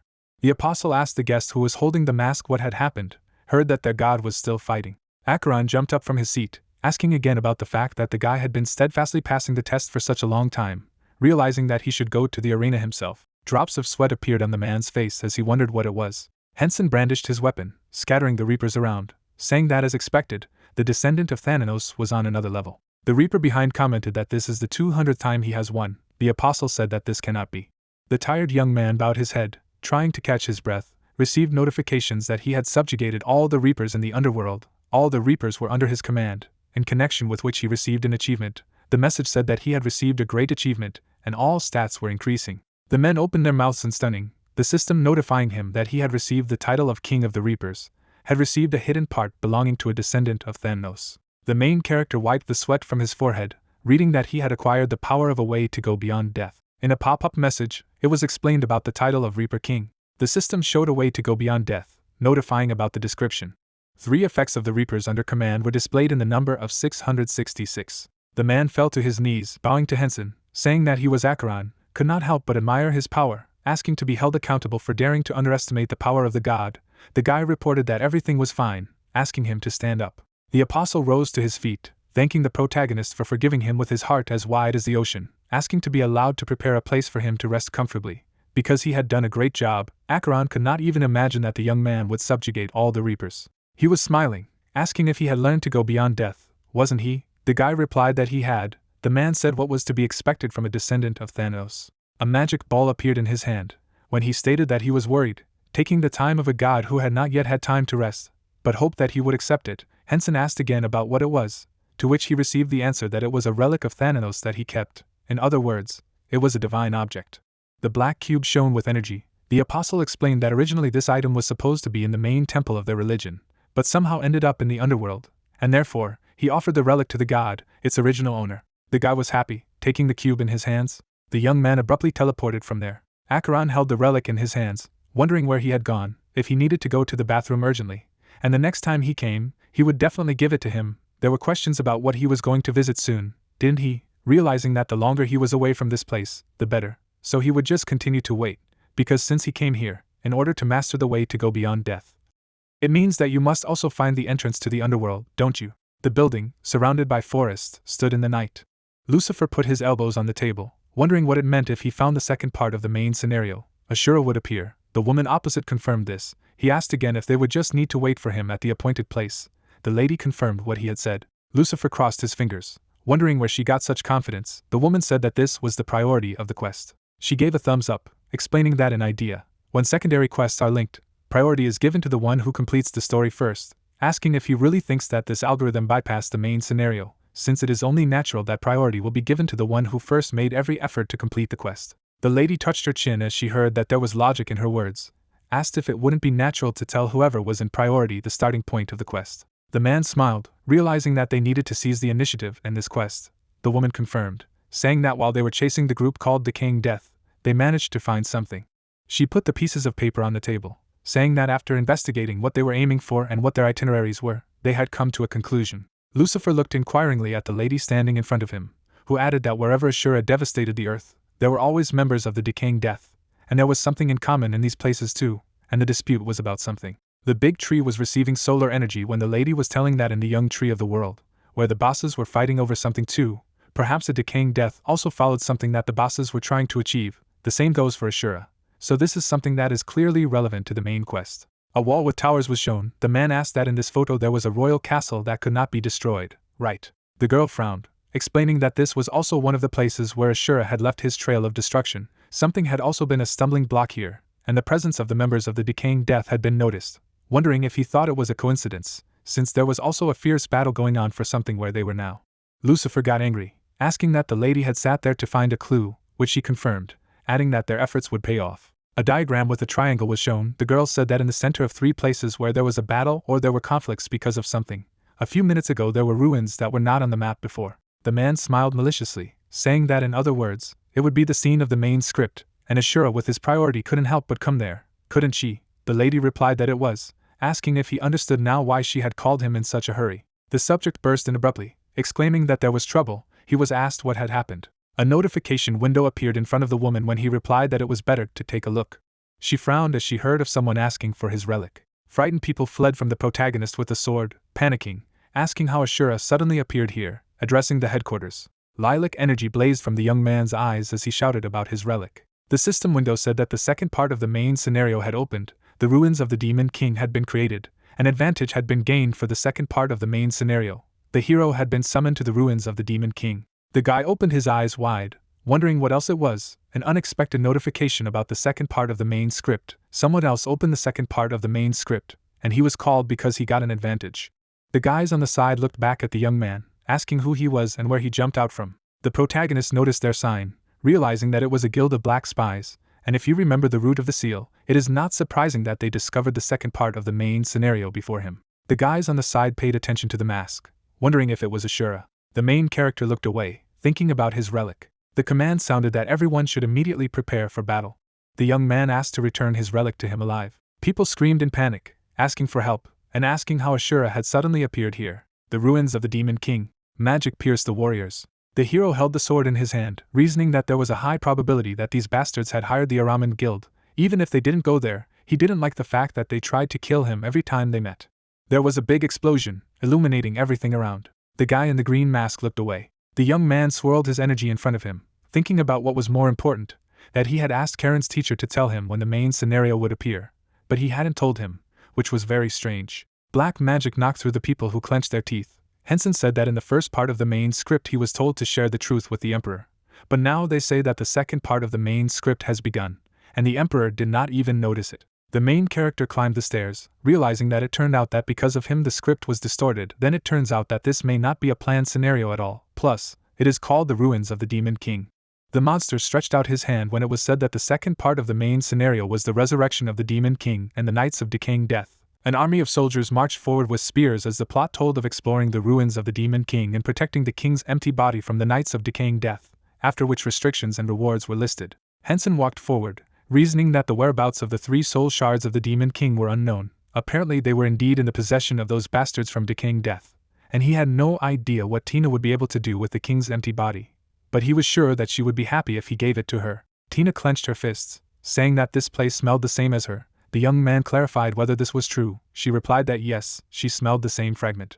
The large hall of the building was shown. When the guy asked how to find it as soon as possible, the assistant replied that he would do it with pleasure. Hensen's eyes widened as he spoke of the labyrinth. He swiped his sword along the wall, and a message appeared that this wall could not be destroyed. Tina wondered if they wouldn't be able to get out of here. The guy looked at the wall, not understanding what was happening, and stated that the entrance had disappeared.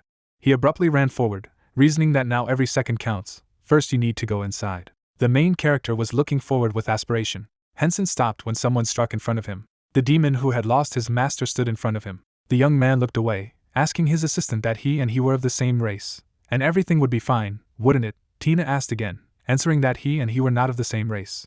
She crossed her hands, stating that devils and demons are different races. Devils are definitely gods. Hensen smiled, closing his eyes, realizing that there seemed to be a clear distinction between devils and demons. It turned out that the devil was born from an egg received from heaven. The monster carried out an attack, which the young man dodged, forgetting that he needed to focus on the demon first. The hero held out his sword in front of him. The demon flew away from the counterattack, smashing through the stone walls. The monster stared at the guy's face, making sounds. His eyes shone bright blue. The guy and his assistant watched the illumination.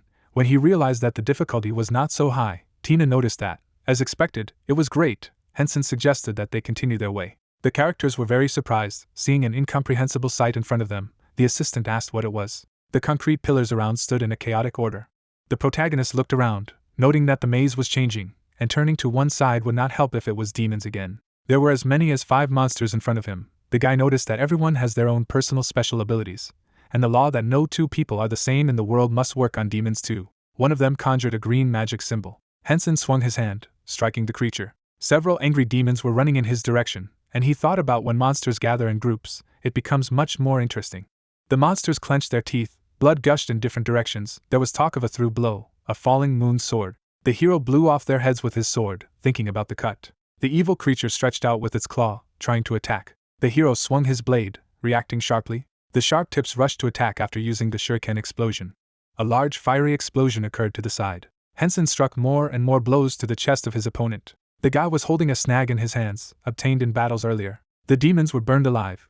After using hellfire, the young man reasoned that Tina's buff exceeded his expectations, although, of course, she was clearly far from the level of Libius. The guy was smiling, asking about the fact that the damage was somehow more than usual. It's because the assistant gave him a buff, right? And thanks to her, he finished very quickly. Thanking him, Tina spread her arms to the sides, asking what he thought about it. The young man looked to the side, hearing something, thought that as expected, the energy of those bastards from Decaying Death was once again, and he felt a stronger energy than when he fought the Plague Knights. Soldiers in armor stood aside. The fighter narrowed his eyes, talking about this energy. The knight next to him, looking ahead, noticed that it clearly belonged to the descendant of the traitor. The second noticed that he had already managed to get to this place, to which he received the answer that he really did not miss. Hensen stared at them carefully when the notification came that he had encountered the Knights of Decaying Death, the nightly squad of laziness. Thinking of him, he realized that he had little MR. It was dangerous to fight them head-on.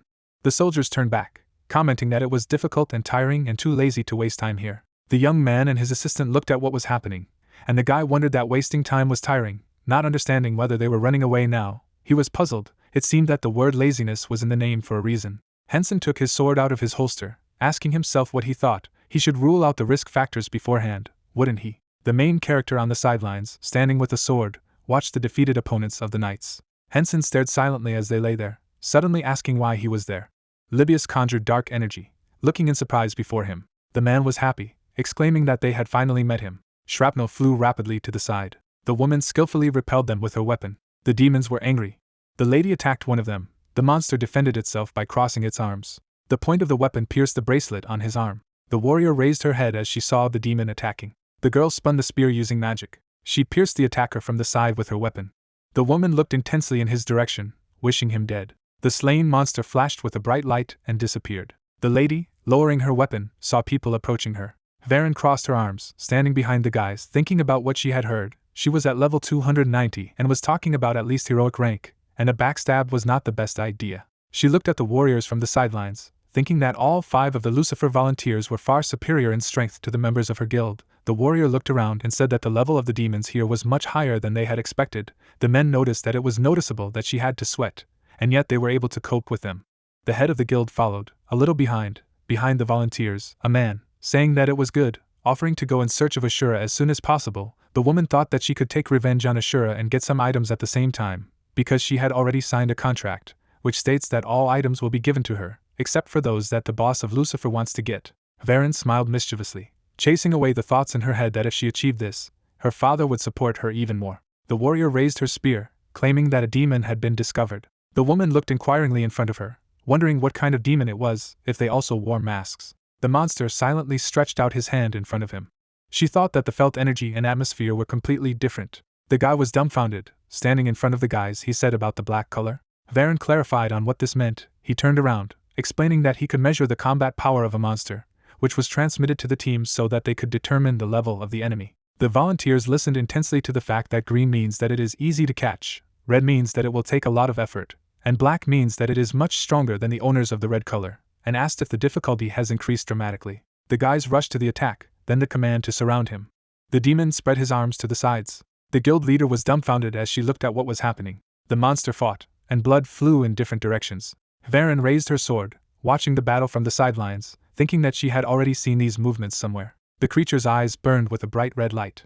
The woman clenched her teeth in fear. She understood that it was impossible to defeat him. Torches burned along the wall as the man explained that no, it didn't matter. The protagonist looked at the assistant, realizing that due to the restriction, only those whose level was below 300 could enter here, not understanding how Libius, with his level 560, got here. The man, rejoicing, remarked that it was great that he followed the order of the apostle and went here. The young man and Hina were surprised when he clarified about the apostle. The assistant replied that he had been ordered to protect the body of the demon king here, and to be honest, he didn't really want to go to such a pernicious place. But he was told that perhaps the master would be here as well, so he rushed here like a bullet. The guy was surprised, opened his mouth, asked that if we were talking about an apostle, then by chance it was not the one who was with him last time. Libius confirmed that he was the same one besides him, if there were any other apostles. Hensen frowned, wondering what the apostle of sleep meant that he had sent Libius here, sent him to him off, hadn't he? The happy assistant listened to the question that he had sent him, saying just to protect the demon king, immediately replied that not only that, he also said that the master would have a hard time and that the guy might even die. That's why he had come there, and there was no way he would let him die. The main character pulled the sword out of the enemy's body, wondering what it meant that there was a strong demon here, or maybe a dangerous opponent among the Knights of Laziness, offered to finish off these bastards first. The assistant replied that he would do it with pleasure. Libius put his hand on his chest as he listened to the guy's question about how many more times he could use that sleep-inducing skill, to which he replied that 2 more times. Hensen clarified, this skill could be applied to anyone, or not.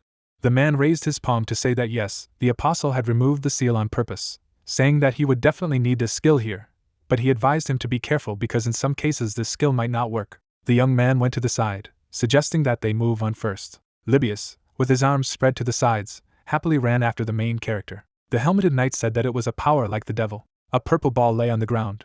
The monster reached for him, taking it in his hand. The creature smiled, exclaiming. Torches stood along the wall on both sides. The demon opened his eyes wide, ordering him to fight. He waved his hand, talking about the cut. The monster was swinging both arms, striking blows. 2 winged demons bounced off him as he defended himself. The young man walked down the corridor, realizing that they had not yet met a single demon, and it was somehow strange. Libius followed his master, who asked that the Knights of Laziness exterminate demons. He stared forward, wondering if a demon was coming, or the Knights of Laziness. The hero looked away attentively, realizing that he could not hear the roar of a wild beast or the clang of heavy armor, and the members of the Black Spies Guild would not wander alone. The demon held a weapon in his hands. When he wondered who it was, he looked like a monster, but he had a sword that the user could use. The creature frowned, calling on the enemy to fight. The demon quickly flew to attack his opponent, who was reasoning that the enemy had his own self. The main character stepped back from his clone.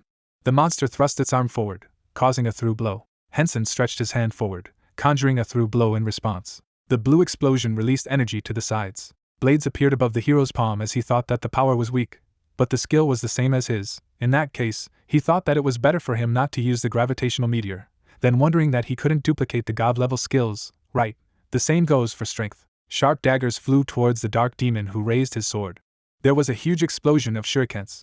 The guy opened his eyes wide, watching to the side, wondering if this was praiseworthy, and thought he had a similar sensitivity to him, didn't he? The smoke cleared when Hensen noticed that he had stood up and was not going to attack, thinking that he also had talent. The young man held out his sword in front of him, thinking that without the Libius buff, he would be in great danger. The monster silently raised his palm up. The hero opened his eyes wide, noticing the black swamp. He immediately thrust his sword into the ground in front of him. The guy was dumbfounded when the opponent used the black swamp, understood that this time he avoided danger by using the same skill to reverse gravity, but he began to worry that he would be able to use skills that could not be countered. The demon clone charged to attack, swinging his sword. Magic emanated from the palm of the protagonist's hand. When he realized that if he tried to dodge with a blink, he could also activate the movement, there was nothing left to do but block the attack. The monster frowned, saying that it was attacking. Black magic sought to meet the demon. A multicolored bright light spread to the sides, blinding. The hero was on his knees, trying to keep from the powerful flow of energy. The dust was barely dissipating, but the enemy was already visible, standing on his own 2 feet. He was tense, making moaning sounds. Ashura swung his sword, saying that it was fun. At the same moment the demon spoke about the nocturne. The young man was stunned as he asked again. A lot of magic balls appeared above his head as he wondered about the nocturne. His eyes glowed lilac as many dark discharges began to pass through him. A notification appeared that he had been struck by Thanano's weakened nocturne. The guy spread his arms, stood motionless in place. A pop-up window reported that he entered the silent state for 10 seconds. Ashura smiled as he thought that he hadn't expected that his opponent would be able to copy divine rank skills. He looked at his enemy, who was blazing with magical fire, realizing that he was even capable of using the Song of the Berserker.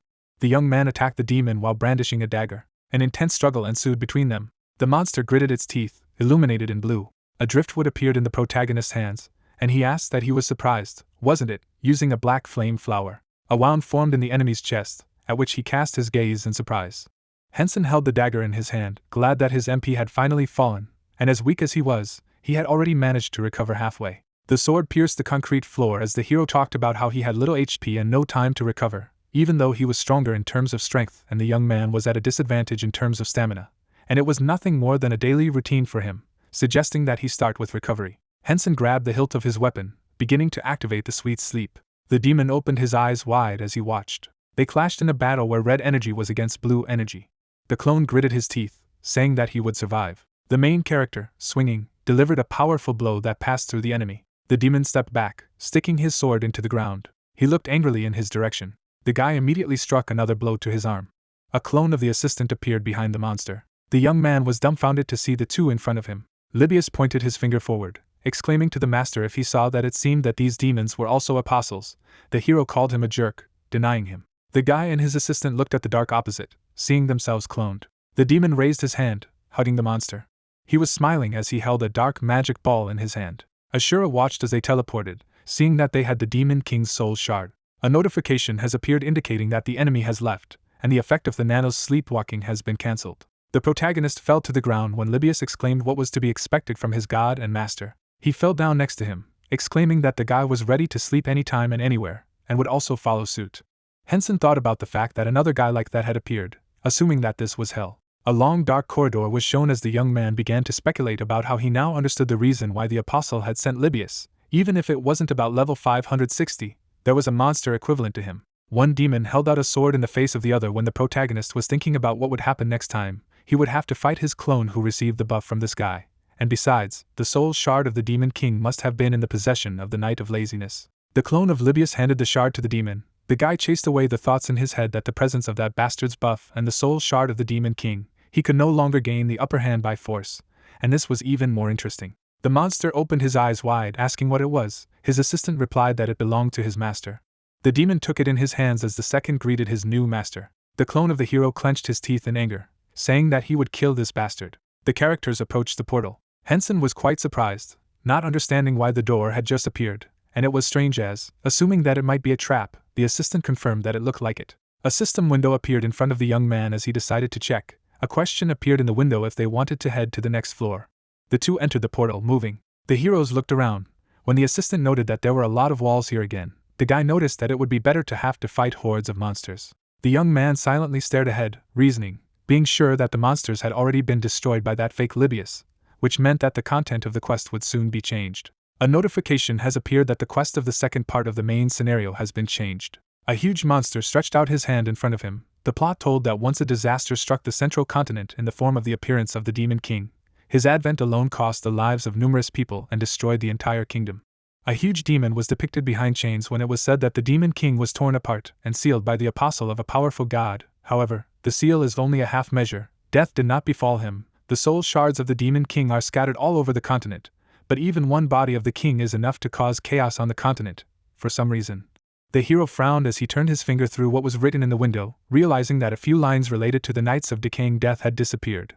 Wondering where the demon who looked like Libius got the information about the soul shard of the Demon King. Talking to the masked demon, he acted as if he had only recently been born. The young man turned around, looking at the assistant, thought that this brat was hiding something, but no, he didn't have enough brains to do something like that, and it turned out that the demon had just been given some memories because he was too strong, wasn't he? Hensen turned, looking at his assistant, and asked if Libius could catch that bastard who looked exactly like him. The man hesitated to answer. He was serious enough when he replied that it was only possible if he left his master, but if that was his order, then he would get rid of him at once. The young man clenched his teeth in anger, asking if he knew where those bastards were. The assistant laughed, asking again that there was nothing of the kind and he could start looking for them right away. The hero looked to the side, noticing something. Concrete structures began to grow from the ground near the characters. The guy raised his head, thinking about the wall. Hensen picked up his sword as he began to swing, destroying these structures. He swept the point along the ground, beginning to realize that there was no end to them.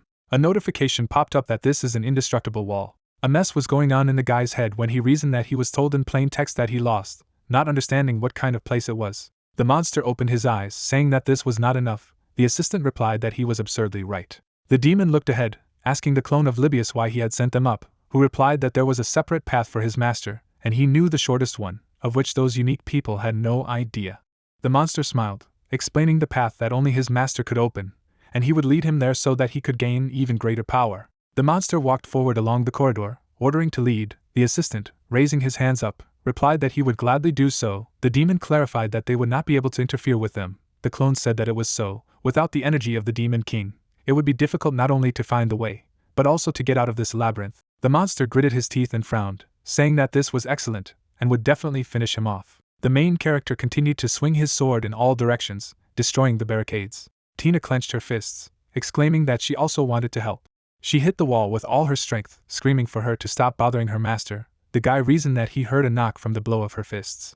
Libius smashed the concrete structures with a blow of his fist, exclaiming that he could not lose, threatening not to get his master. Hensen and his assistant were surprised by what they saw, trying to ask. The assistant punched through the wall when the guy noted that he had given this wall a good beating. There was a hole in the concrete wall. The guys looked around. The main character was surprised. Libius watched the guy stroke his assistant, telling her that it was a great job. The young man remembered how Hina had touched the wall, reasoning that when he looked back, he realized that she had already found the right path before, and what the full power of the Demon King's soul shard was. The protagonist looked at the door and the portal, said that if they entered the portal, they would be able to get to the next floor, and believed that this was the place they managed to discover thanks to Hina. The question arose if it was a secret passage or a shortcut. The wooden door lit up as he added that somehow he felt that if they passed here, they could catch up with those bastards. At the end of the dark corridor, the silhouettes of the characters were visible. Demons followed each other as Libius's clone claimed that he was the master he had been waiting for, and could not even imagine how excited he was. And even though he had copied a powerful force, he still clearly remembered the times when he was a demon. The monster looked away, saying that of course it wasn't a perfect copy of power, but he was sure he wouldn't lose. The clone drew the master's attention to what was happening from above. He clenched his teeth from the strain. Next to him, the original assistant smiled mischievously. A beam of energy flew nearby as the monster called out to its master. The man stared at the demons with fury, saying that his master had told him not to kill the demon, so he would stay away, but the clone was much weaker than him, and therefore, the assistant would like him to stand quietly on the sidelines as well. Libius stared menacingly ahead, saying that before he had just remained silent out of idle curiosity. But now, looking back, he realized that the clone served another master with the same face as him, and this was something that deserved death. The young man realized that the original had become stronger after being away from its owner. Apparently, the closer he was to the owner, the more restrictions. The man was lit up with blue energy as he reasoned that he thought he wouldn't lose. But this bastard could kill him at any time, and if he wasn't careful, then they would have a problem with their great cause. The clone smiled, agreeing. The original said that he was glad that he understood the meaning of what was said. Torches were burning on the wall when he asked if they could have a little interrogation. Ashura, shrouded in energy, flew to attack the monster, thinking that nevertheless, some of his guesses were correct. The god-rank skills were copied, and the strength was not. A bright red beam emanated from the hands of the main character. The monster was tense, stretching his hand forward. The opponents stood opposite each other. The guy clenched his fist, assuming that it didn't seem to be in his arsenal. A notification about the strength of the god of battle popped out. The demon clenched his teeth, saying that his opponent was dead. At the same moment, he rushed into the attack, spreading his wings, reported that he had received his skills. Ashura noticed that it was becoming more and more interesting. They collided face to face, after which there was a bright flash. The monster jumped to the side, kneeling. He was furious, saying that it was a curse. The clone raised his head as a multitude of dark arrows shot in his direction. He waved his weapon in defense, declaring that he was able to dodge something like this. The monster jumped into the air, trying to dodge the magic arrows. The creature raised its golden sword, realizing that it did not have time to evade the blow. He activated the defensive field, trying to take cover from the endless attack. The arrow tangentially caught his face, spraying blood to the side. The young man clenched his fist, enveloped in energy, choosing the right moment to strike. A surge of magic rushed upward. Clouds of dust rose up, blocking visibility. As the dust cleared, the monster stared ahead, not understanding what was happening. Multicolored arrows flew in his direction, taking him by surprise. The main character took one of the arrows with his bare hands. The demon frowned, looking in front of him. A large arrow of dark magic aimed at the target. The clone opened his eyes wide, seeing what was happening. He was knocked down by a strong blow, leaning back. The young man moved from place to place when the creature thought that there was a feeling that he was dealing with two people at the same time, noticing that the bastard's movements were too changeable. The young man's chest was shown.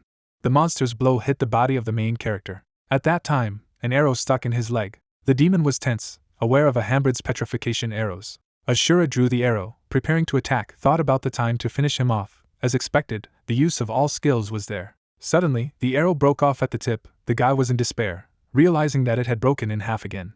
He grabbed it in his hand, noting that at this rate he could die. The guy swung the fragment, sobbing. Ashura shot the arrow forward with all his strength. The fragment hit directly into the opponent's sword, emitting a bright light. The monster's red eyes blurred from the powerful stream. A powerful explosion thundered with a burst of energy and light. The young man tried to pull the arrow out of the concrete, laughing loudly. He thrust it into his chest, thinking that it was a good thing that he had released an arrow with a restoration spell. The main character stood, towering over his clone, noting that he was magnificent. The guy looked at the defeated enemy, adding that he was surprised that he survived such a blow. He raised his sword, reasoning that it was a wonderful fight. Ashura waved his weapon, saying goodbye to the monster. The clone closed his eyes, wondering what his end would be. The hero put the sword in his belt, thinking that he would probably never meet a boy like him again. Hensen took a piece of the ball in his hand, wondering if it was the last soul shard of the Demon King. A notification appeared that he had received a splintered Demon King 1 soul shard, not quite understanding what it was. The system showed a card of this fragment, where there was a description. The guy clenched his fist in anger, thinking that this was clearly the work of that scum. Everything around shook. The hero looked around. He looked away, reasoning that it was an explosion. The master's assistant was fighting his clone when Hensen suspected something had happened in the direction where Libius was. There were only 2 people in the dark corridor. The monster looked at the original, realizing that he was in a difficult situation. His enemy was not just strong, but incredibly strong, and he was worried about his master. The demon held out his hand in front of him, asking that he was not at all worried about his master. Libius replied that not a bit, because his master was someone who did not know such a thing as defeat. The creature looked away, reasoning that in this case, its master would lose.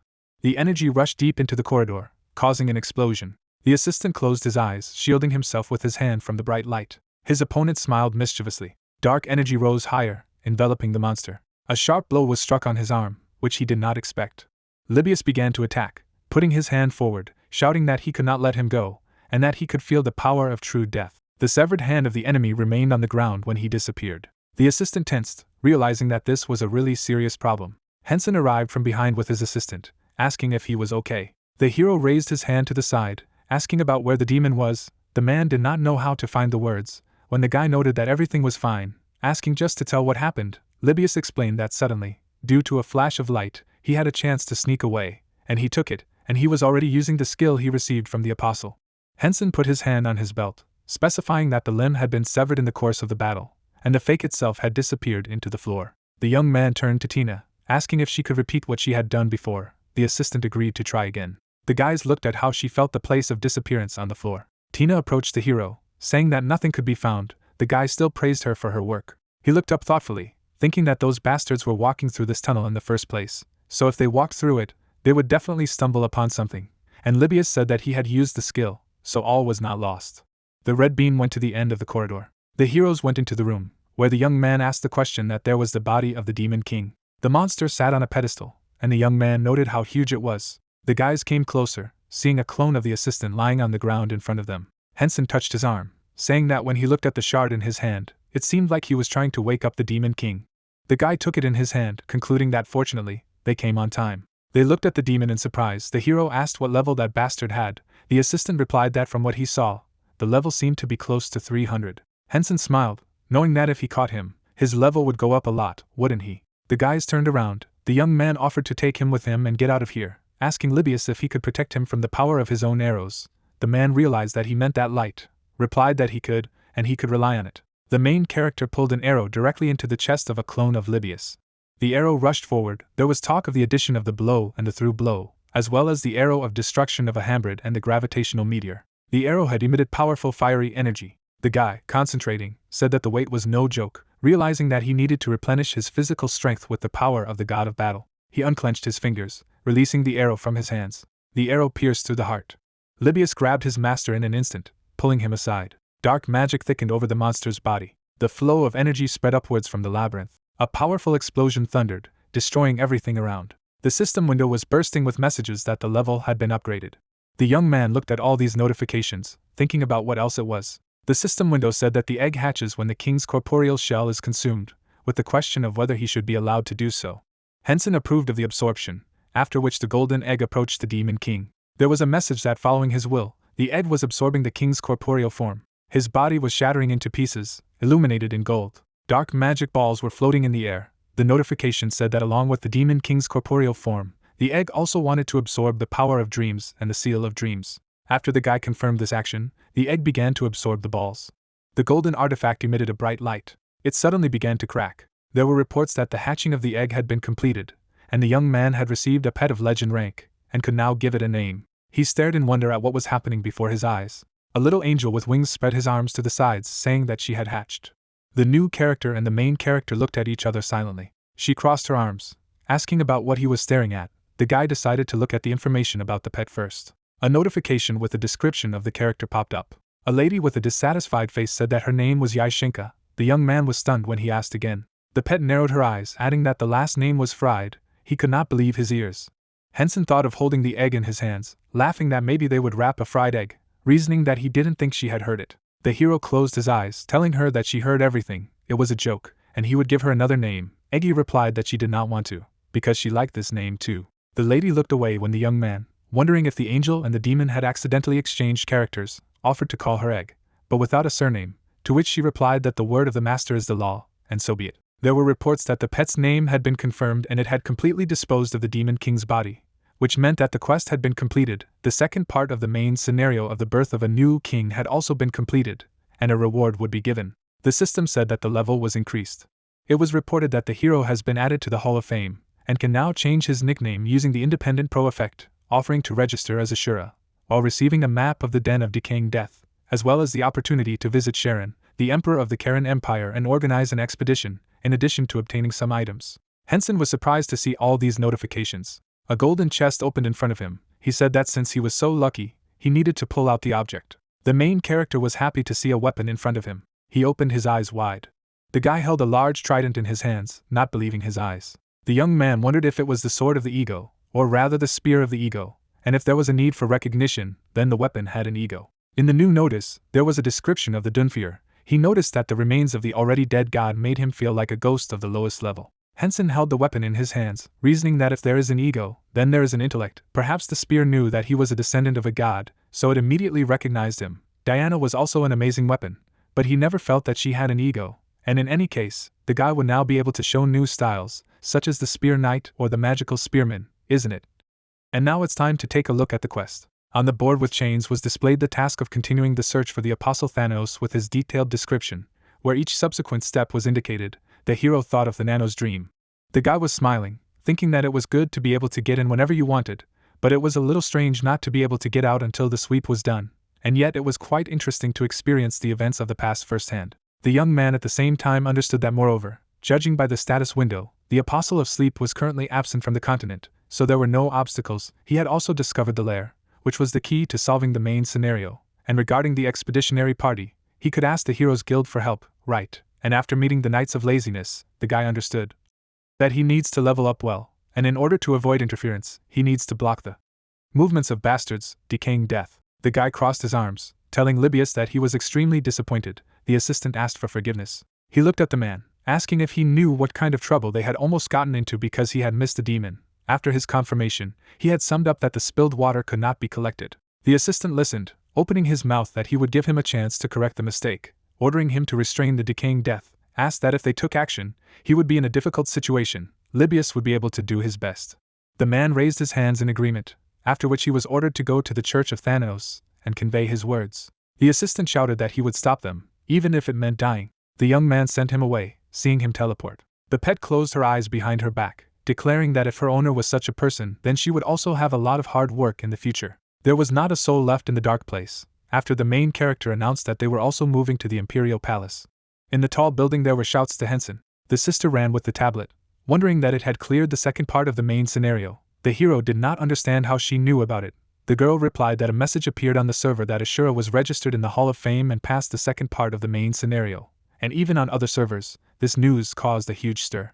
Hina showed him the screen of the tablet. The guy clarified that the messages come from all the servers. The lady replied that it was so, because the first registration in the Hall of Fame, asking if there was an award. The guy sat up on the bed, replying that he didn't even know, adding that he was tired, so going to bed, offering to talk later. The sister agreed, asking if he had sent an email to Wong. The girl was standing at the door when her brother said that he would send her too, asking her to leave. She said that she loved him, wishing him a good rest. Hensen lay in bed, thinking about the fact that he would have to postpone the organization of the expedition a little and talk about everything separately with Rina, remembering that he still needed to create his own guild. He closed his eyes, realizing that he would like someone else to do it instead of him. The land that has lost its light, a level 280 hunting ground. The rocks towered under the overcast sky. The enraged monster reached out to the enemy. The young man struck a powerful punch at his opponent. The system notification said that he had dealt a critical blow to a vulnerable point. The guy struck one after another, receiving the same messages. The girl waved her weapon at the enemy. Seabass held out his hands in front of him, starting to conjure. The hero struck, surrounding the large evil spirits. The young man clenched his fists, preparing to confront the monster. The monster struck with its claws as the young guy teleported. He continued to be hit one after another. The guy in gloves made a control swing. He held up a finger to say that they should move on to the next goal. The old man bowed as he addressed the young master, remarked that he would be at level 300 very soon, and he thought leveling using a simple rank was the right choice. The young man looked at him, noting that this was true, and later he would be able to easily change his current profession to a high-ranking profession, but now he had the opportunity to level up more efficiently and faster. The guys were standing behind the head of the guild when the grandfather said that he was sure that his wish would come true and he would definitely become very useful to that person. The main character sat on the throne when it was said that after all, this guild belongs entirely to Ashura. The young man smiled, reasoning that it was possible to go crazy. The crowd of people in the square would pay attention to him when he thought it looked like an emperor's salute, and apparently, the impact of registering in the Hall of Fame was enormous, even though it was only an honorary title without any reward or adjustment of ability. The people in the crowd looked on in surprise, wondering that the guy had already caught a monster of level 300, and only 2 months ago it was level 100, and it was already level 300. But more importantly, the hero is the first to be inducted into the Hall of Fame, which makes him a more outstanding player. The knights knelt before Ashura, declaring that they were welcoming the only disciple of His Imperial Majesty, and the disciple of the Empire's brightest star, Julia.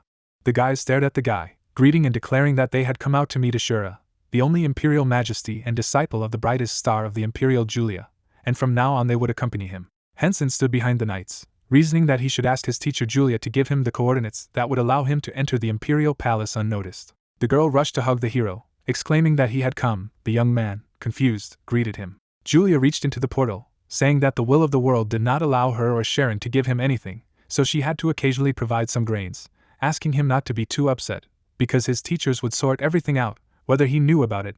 The young man denied any upset. He was holding a ring in his hand, realizing what it was. The teacher said that she had taken note of what he liked last time, so she found something that he would clearly like.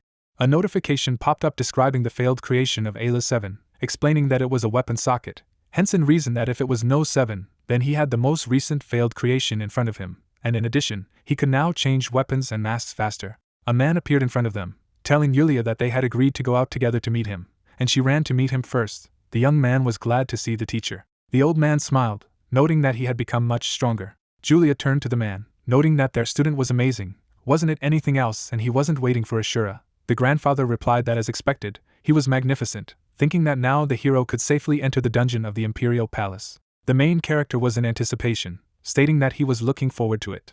He exclaimed, surprised. The girl asked again that it was a serious scale, wasn't it? The teachers followed him at the steps, saying that in front of him was a Tower of Opportunities, a secret dungeon of the Imperial family. The monsters inside were much stronger than the creatures existing in this world, and the rewards were also much more significant.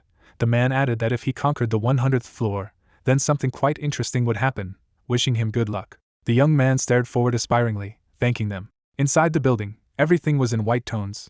The girl looked at the book, asking Sharon if he was going to start a war.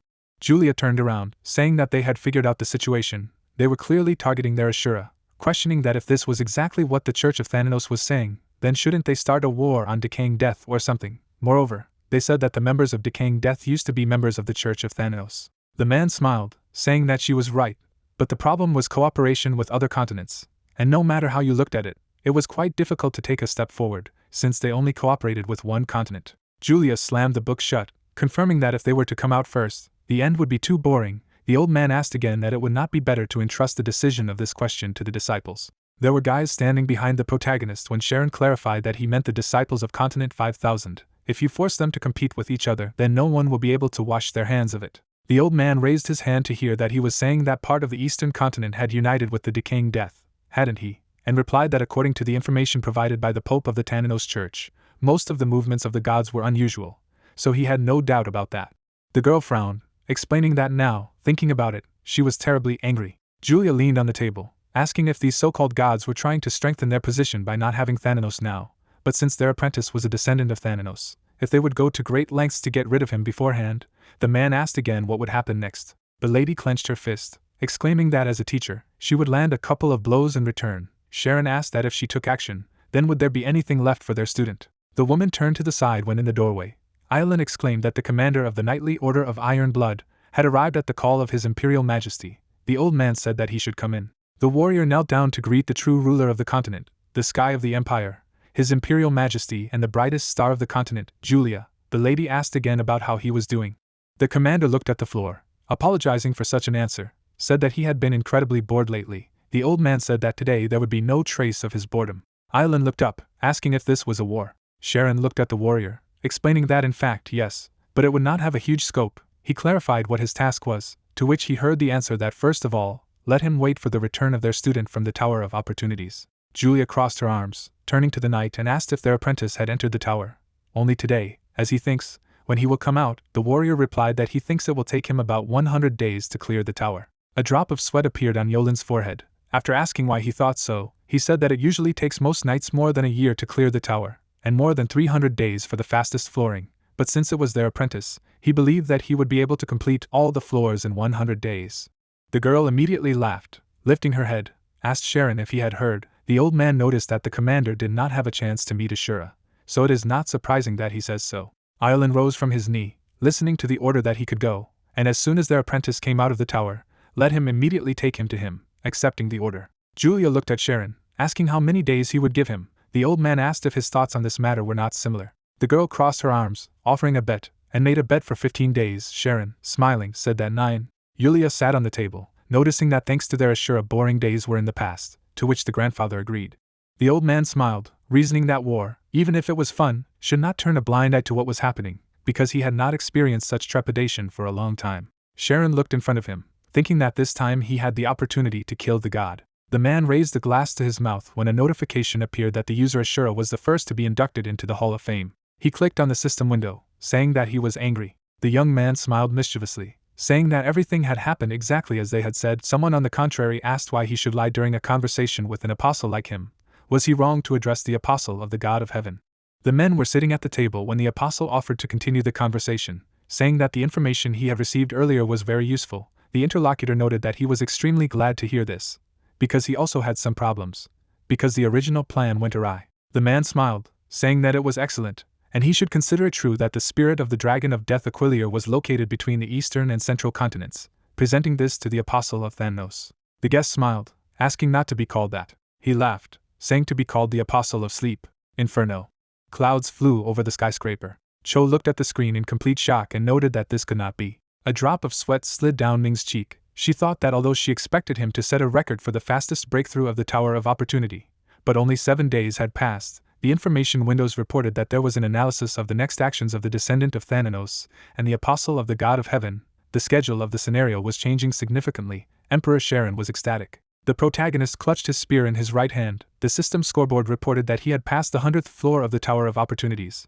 The amount of skill experience gained and the probability of a draw were doubled within 1 month of game time. He had gained 10 million Imperial public points, cleared the Tower of Opportunities in the shortest possible time, and had received an additional 20 million Imperial public points. The blonde girl bowed in front of him and greeted him. She introduced herself as Yolan, the commander of the Knightly Order of Iron Blood, and they would help him from now on.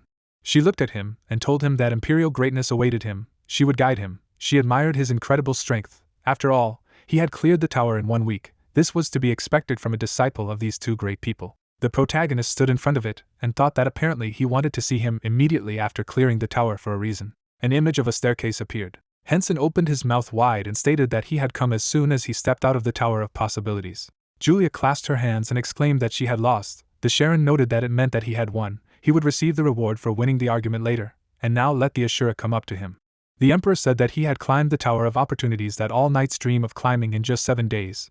Now he will be an example for all the knights of the Empire. The guy was standing in front of him. Columns of soldiers were located near the walls. The young man looked at him in shock. He said that he, being the Emperor, couldn't just stand and look at it. It seemed that he had been holding a spear in his hands lately. He confirmed it. The man held out his hand and added that in this case, this skill would suit him. He had developed it using a spear when he was younger. The name lacked gloss, so don't let him expect much. An image appeared with a description of the skill. The information window said that he had received the skill, piercing.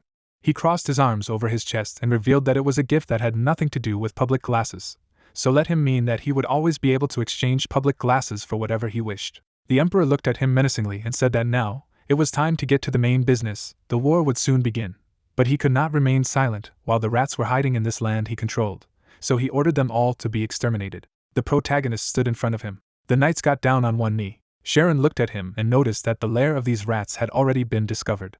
The guy looked at him and realized that he was really great. The Emperor stood in front of him and asked him to listen. He would become his deputy and lead the expedition. Since it was about his current one, he thought he would be quite up to the task. The young man looked at him and replied that he would not disappoint him. An image of a map of the island appeared. He continued that they had now discovered the island where those bastards were based. However, while they were being watched, they did not take any steps. He meant that people of this caliber should know that they were being watched. Hensen shifted his gaze to the map hovering in front of him. The information window said that Emperor Sharon had already determined the location of the enemy base. The map of the decaying death lair was disappearing. The third part of the main scenario, the Empire's expedition to the den of decaying death, was open. The blonde girl looked at the system scoreboard in shock, which said that the third part of the main scenario, the expedition mission, the quest would appear when the expedition was formed. The black-haired girl calmly looked at the information message in front of her, which said that the third part of the main scenario could affect the continent. The man stretched out his hand and asked Yolan what she thought about this. She replied that in her opinion it was a trap. He clarified, then if she was the leader of the expedition, then what strategy would she choose? She looked at him and told him that if she had to make a decision, she would surround the area to block the movement of the rats, and wait for them to get nervous. The Emperor put his fingers to his beard and remarked that this was quite good, and asked the disciple what he thought about it. He looked at him and said that he should first launch a gravity meteor and devastate the island, then traps or something like that would become useless, and if a confused opponent tried to get out of the island, he would be immediately destroyed. The girl looked at him in shock. Julia closed her eyes and exclaimed that, as expected of her student, the Emperor realized that he was very proud of him. He stretched out his hand and said that he liked it. In that case, he was providing him with 1,000 elite soldiers along with the Order of Iron Blood. There was no specific time frame for the formation of an expedition, but let him mean that the sooner he did it, the better. Let his subjects tell everyone in the Empire the news of the war. Clouds flew over the castle. An image of the system windows appeared, which stated that the third part of the main scenario, the Empire's expedition to the Den of Decaying Death, was open. The scenario would unfold when the expedition was formed. The leader who would lead the Imperial Expeditionary Force was the Ashura player. An image with comments from the forum appeared. Temple of Thanatos. There was a temple in the cave. Sweat broke out on Francis's forehead, anxiously asking what kind of war it was.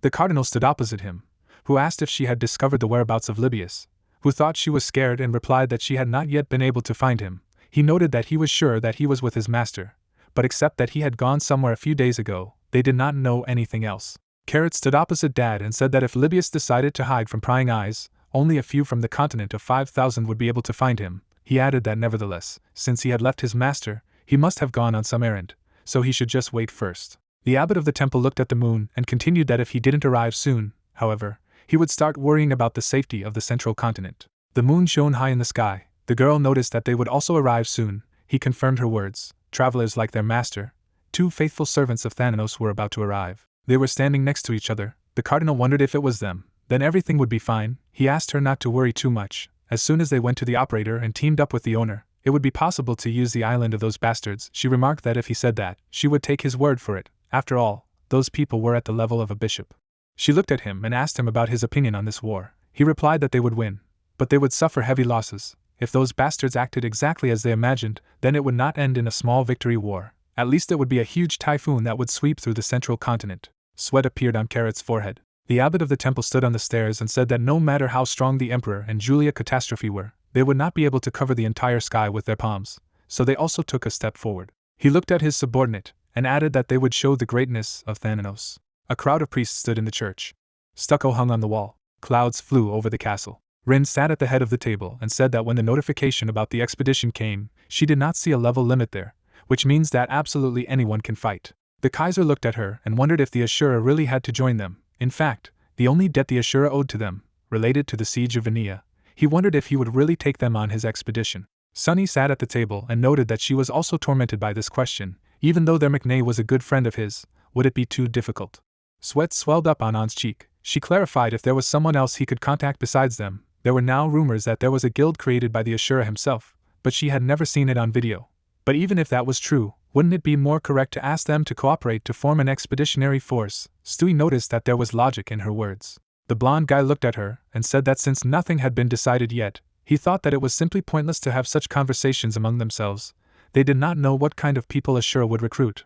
Perhaps he would just take people of the right level with him. In any case, the choice was up to Ashura. The man with stubble closed his eyes and replied that it was aptly noticed. The girl to his left also agreed with the words. Rin sat at the table and concluded that what it meant that what they had to do was drag the Ashura to their side. She had already talked to Hina, but they had absolutely nothing to offer. Maybe there would be an opportunity to negotiate, but she had no idea what conditions to set for the deal to be beneficial for the Ashura. The Kaiser turned his head at her and said that in the current situation, even money would not appease him, because the Ashura himself has a lot of high-ranking items. Stewie objected that after all, the more objects, the better, unless there is someone among the namers who does not like objects.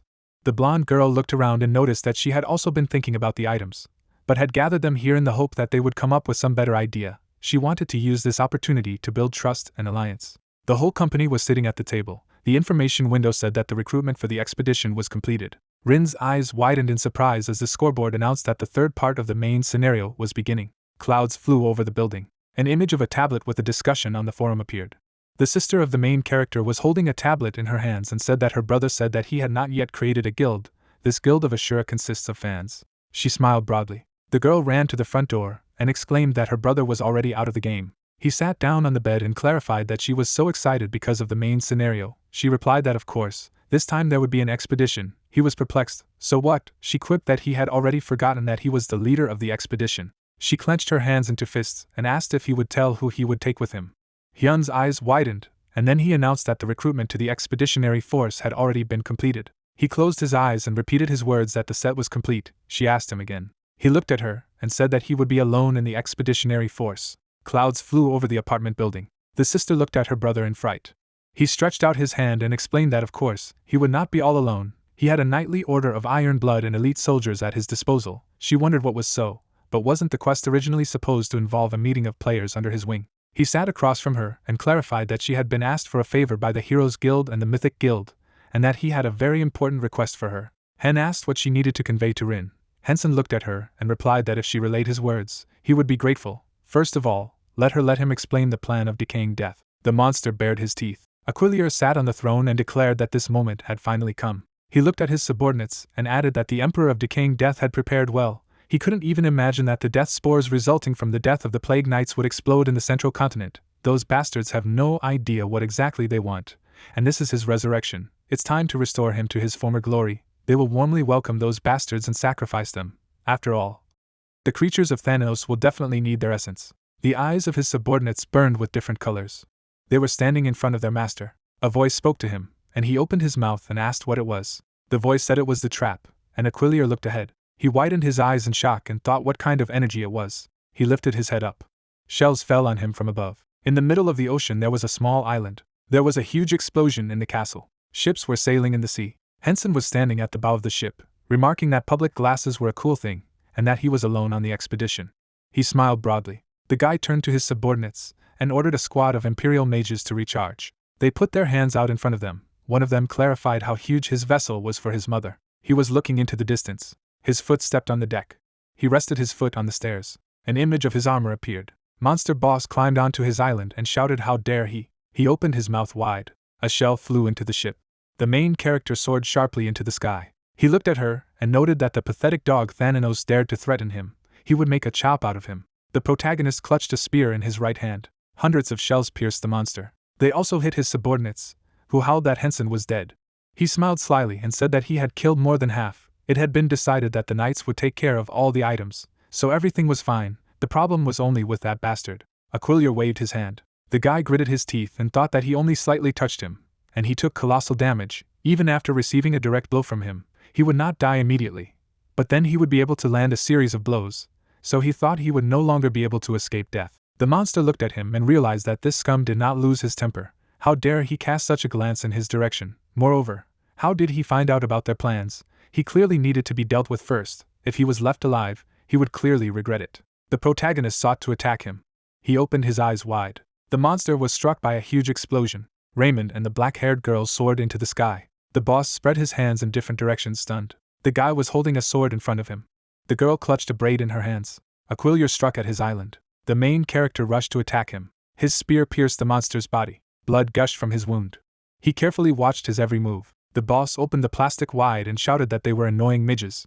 A companion of the protagonist flew up to him and said that he had doubts, but looking at his movement closely, he saw that Mr. Hensen was Ashura. He replied that he did not know that he was the saint of Thanatos. He smiled and corrected him.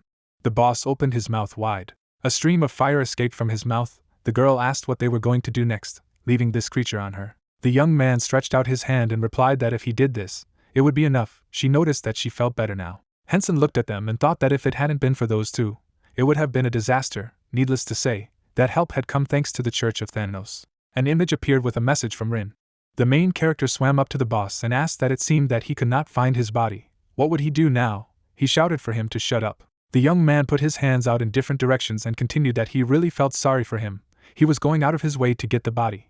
But nothing came of it. If he were in his place, he would be furious. His comrades looked at him and thought that it was not worthwhile to feud with him. It was better never to give in to a fight with him. Aquilier opened his mouth wide. He spread his hands in different directions. Raymond held his sword in front of him. The girl carefully watched the movement of the monster. The main character smirked slightly. They all rushed to attack him. He noticed that it was time to get down to business in earnest. The black-haired guy looked at the girl and noticed that he was quite ferocious. She replied that judging by the fact that he was not affected by their attacks, it could be assumed that he was a monster that was receiving a level adjustment. A drop of sweat slid down the guy's cheek. The girl looked at him and thought that it was very likely that the level of the Death Dragon double had been adjusted based on Hensen's stats. And now Hensen was about 350th level. Maybe he had already caught up with them. He rushed to attack the boss. His blow hit him in the head. The Aquilian opened his mouth wide, the information window saying that a devastating blow, he had dealt critical damage. He opened his eyes wide. The system boards reported that the Nano's nightmare had been set in motion. Aquilier's shadow was suffering from a nightmare, paralyzed by hallucinations and pain for 1 second. The girl jumped on his neck. Remont struck him with his sword. The monster's head rushed down. He closed his eyes. A new head is formed in the place where the head was. The monster raised his head. The protagonist reasoned that although he expected something like this, but the regeneration rate is simply prohibitive. She noticed that they would just strike until he died, and this was quite difficult. The guy added that nevertheless, they could do it. The girl rushed to attack. Raymond spread his hands in different directions. Hensen flew to attack the monster. An explosion occurred above his head. He opened his eyes wide and declared that he must definitely finish him off. Even if he was immortal, he would eat to his heart's content, stealing the powers he had gained. He stood up in the lotus position and replied that it was true, and he wanted to die to death. The young man gritted his teeth and thought that although he had said this in a casual manner as expected, he was not an easy opponent. Even though he was in the process of regenerating, his remaining stamina was reduced by 50% just from slightly hitting him. There was a huge monster standing in front of him. He realized that his form had changed slightly. It seemed to be the second phase. He thought they would succeed if they treated him as some kind of slime. Aquillier waved his hand. His fist rushed to attack. A guy and a girl cut the boss's body parts. A huge explosion occurred on his head. A shell flew into his head. The protagonist soared into the sky. His eyes widened. The guy's spear aimed at his head. The monster spread his arms in different directions. Hensen's comrades watched their fight in shock. The monster fell down. The young man leaned his hands on the ground. The monster's eyes glowed with red fire, and he hissed through his teeth that they were cursed humans. He looked at him in shock. Raymond stood beside Aquillier, and noticed that he was so small, and the girl agreed with him. The main characters put out his hand in front of him. His eyes widened in surprise. The system board reported that a forced event was taking place. He could not move. A human figure appeared behind them, which noted that this was a failure. The information windows said that the Emperor of Decaying Death had descended to Earth. A forced event was taking place. He could not move. The guy looked at him out of the corner of his eye and thought that since they couldn't move due to the forced event, then they wouldn't have to fight this bastard. The undead approached Aquillier and said that the hated dogs of Thanatos, when they met next time, let them not hope that they would leave unharmed. A squad of warriors stood next to each other. The system scoreboards reported that they had completed the third part of the main scenario. The event that took place on the central continent was gradually subsiding. A reward would be given. They had led the expedition to victory. The level had been raised. The main character looked further and realized that the victory was won. So everything was not meaningless, in this case. He turned to look at his comrades standing behind him. They looked at him, and he suggested that they fight him once. He smiled broadly. On a high hill there was a castle. Someone exclaimed that it was necessary to sweep everyone away and protect the castle. They were stronger than they thought. Two warriors fought off monsters. One noticed that they were still up to them, although it was more like a real war than just passing through level after level. Julia watched them. Her magical attacks rushed into the crowd of soldiers. Sharon grabbed his weapon with his hand. On the battlefield lay the corpses of soldiers. The guy struck at the enemy. Venice. There were burning ships in the port. Rin looked to the side and stated that she was shocked when the ancient castle that had appeared and disappeared before reappeared. But it seemed that everything had been cleared here as well. Francis clapped his hands and remarked that they had done a great job. Now they had to manage the ruins of the Dragon of Death. He thanked them for their help. The girl smiled and replied that there was no need to thank. They just dealt with the residual forces of the enemy. The abbot of the temple looked at her and said that if she went to the emperor, she would receive a worthy reward for her efforts. She thanked him and added that then they would dare to leave him. He stood behind her and thought that the two loyal servants of their church were very powerful. But this man named Rin was also quite strong. Considering the fact that she was their comrade, it could be said that her ambitions were in no way inferior to their master. Carrot landed on the ground and said that Libius was not here either. He thought that first he should wait for him. Since we were talking about Libius, then he would certainly throw something away, thereby revealing his location. She noticed that he was right, so let everyone focus on sealing the ruins now.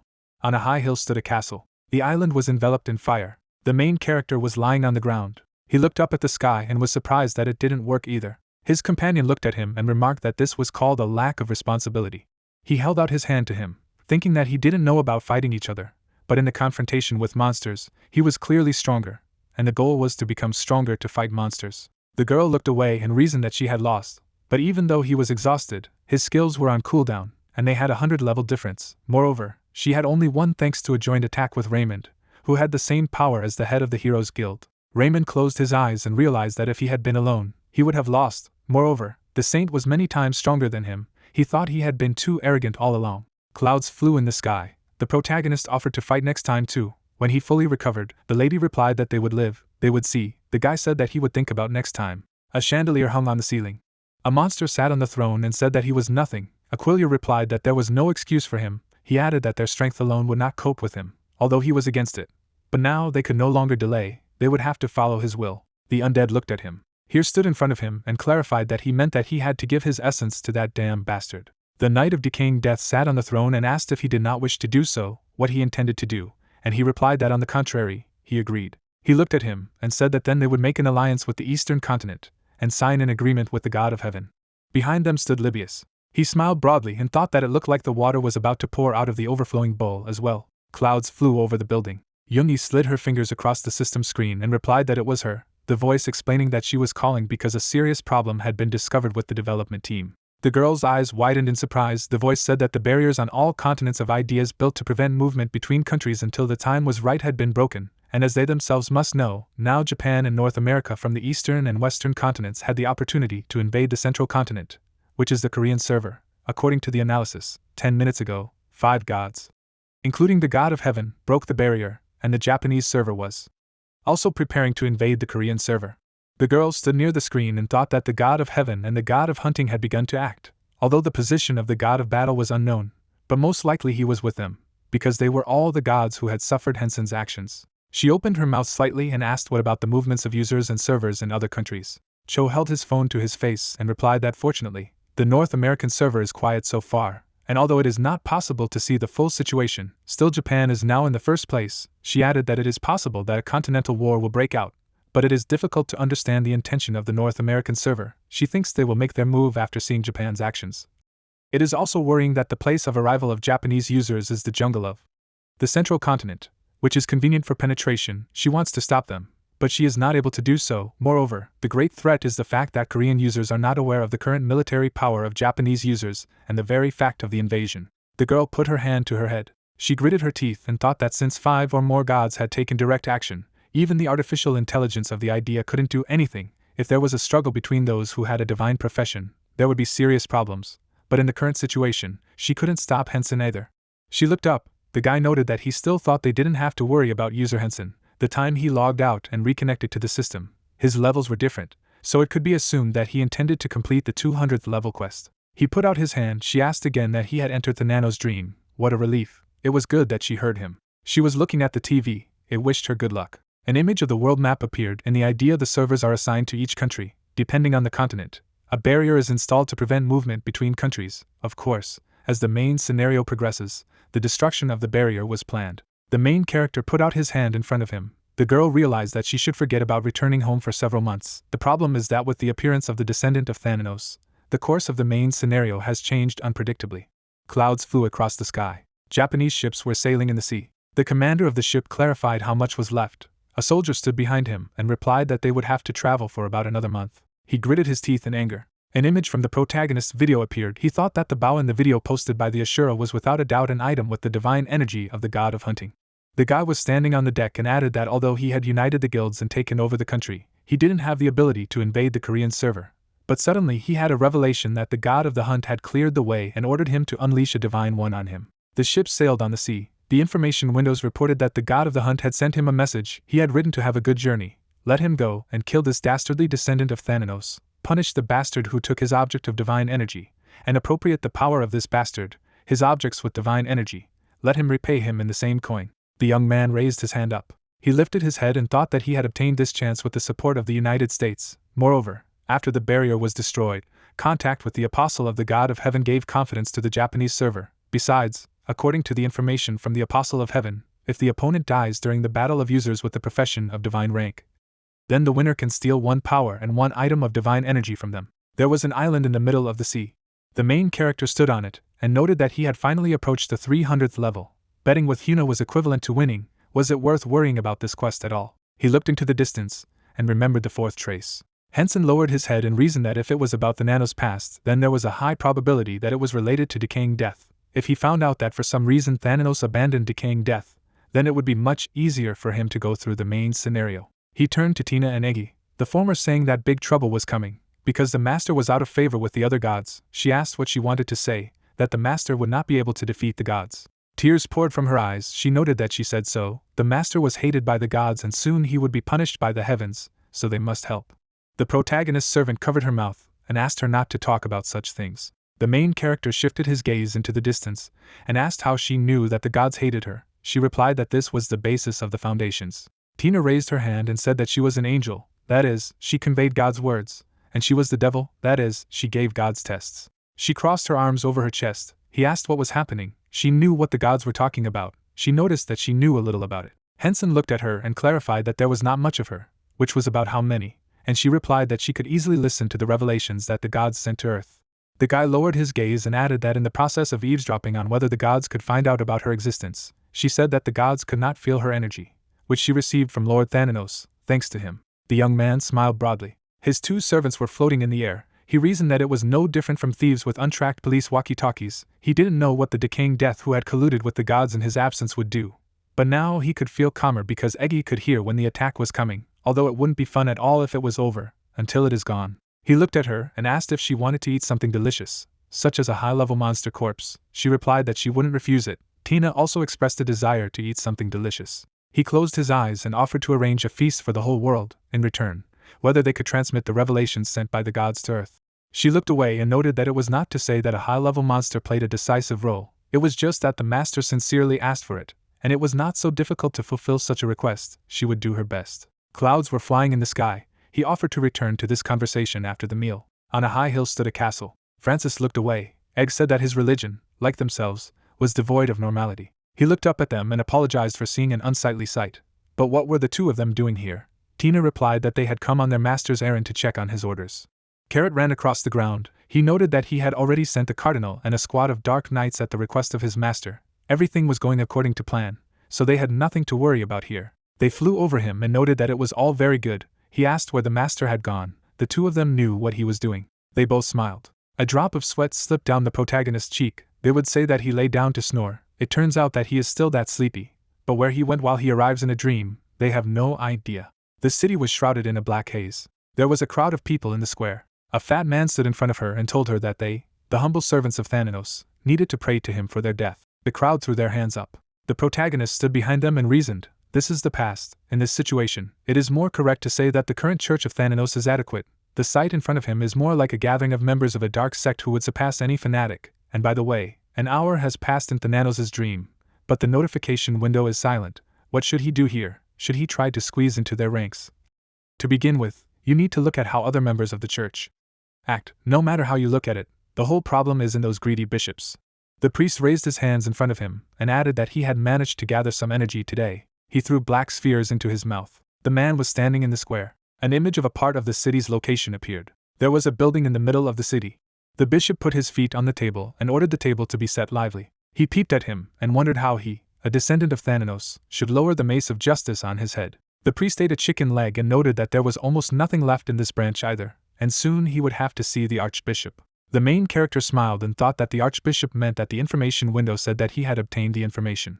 An image appeared explaining the work of the hierarchy in the church. The rank of the priests of Thanatos is conventionally divided into 6 levels: priest, monk, bishop, archbishop, cardinal, pope, with the exception of the cardinals and the pope, who can be considered as real leaders. The highest peak that an ordinary priest can reach is the rank of archbishop.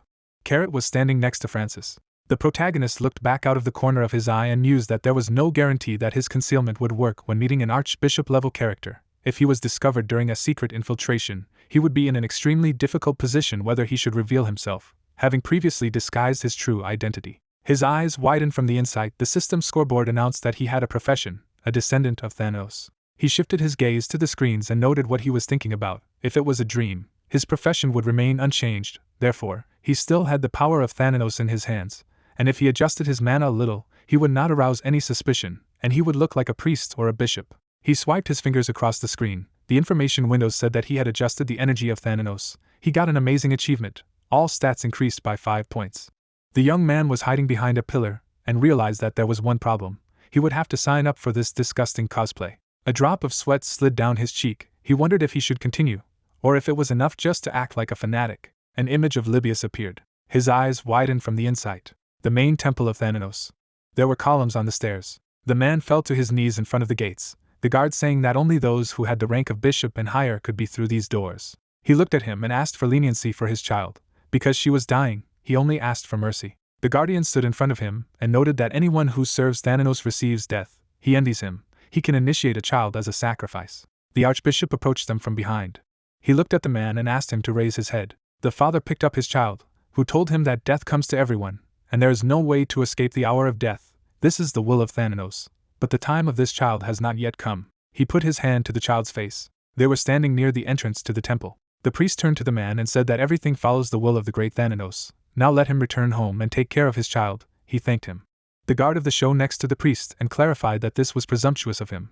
But why he saved the child, he replied that he was not able to understand. Was it not obvious? He stood not far from him and explained that the longer that child lived, the more lives would be killed. So why would they now have to settle for the death of this child? Humans, creatures who generate death in order to live, isn't it natural that in the case of salvation, a stronger energy of death would return back than in the case of killing? He smiled and added that it was more important that guests would arrive soon. The guard clarified that he was talking about a conference of bishops. He smiled and continued that this time too, people who craved power kept coming to him every now and then, so he decided to gather everyone at once. Ordinary priests and monks would also arrive. They also needed to be allowed inside. This time he was going to be promoted to the ranks. Wouldn't it be great if new priests were added to the staff? The archbishop threw up his hands and noted that a war was coming, a holy war that would engulf other religions. He smiled broadly and asked how the venerable pope had come up with this idea. All for the sake of the great Thanatos, for the sake of death, for eternal sleep and dreams. On the hill stood the columns of the temple. Behind them stood a building. Chandeliers hung on the ceiling. In the middle of the building was a huge table.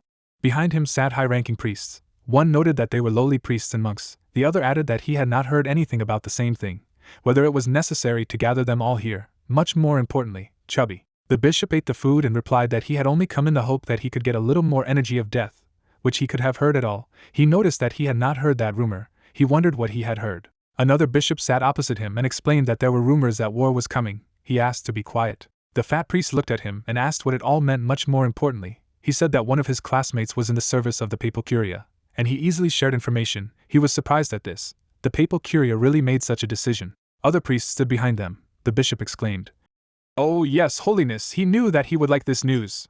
Behind them all stood Hensen. The priest looked at the other and wondered if this time they would really consume an entire continent. The other replied that he thought it would be so. He sat across from him and added that it would be difficult to do such a thing with their strength alone. But whether it was possible to find out what was the reason for making such a decision, he replied that it was only him who bothered him. In any case, he had never seen anyone take care of their body like him. The thin priest sat opposite the other, who asked the question that this was not an obvious reaction. He worked only to earn a living. The archbishop entered the building. He smiled and greeted the audience. Here he introduced himself and added that he was in charge of the surrounding lands. The main character stood among the crowd. He narrowed his eyes at everyone. One guy was watching him intently. He noted to himself that it was amazing, the purest power of death, the power emanating from the simple priest Thanatos, so pure and powerful. Perhaps even he would be inferior to him in strength. So that man sincerely loved the great Thanatos. He had discovered a genius worth taking under his wing. A tear rolled down the archbishop's cheek. He grinned slightly. Pieces of stone fell from the ceiling. Then the initiate watched in shock at what was happening. The archbishop lifted his head and thought that this was the same energy. Golden lightning struck inside the building. A huge one landed on top. She opened her beak wide. The priest got his teeth off the wheels and wondered how some divine beast ended up here. One priest in the crowd raised his hand and shouted that he was a dirty heretic. He should be executed. He jumped to the bird and added that a heretic who did not realize the power of the great Thanatos should accept death obediently.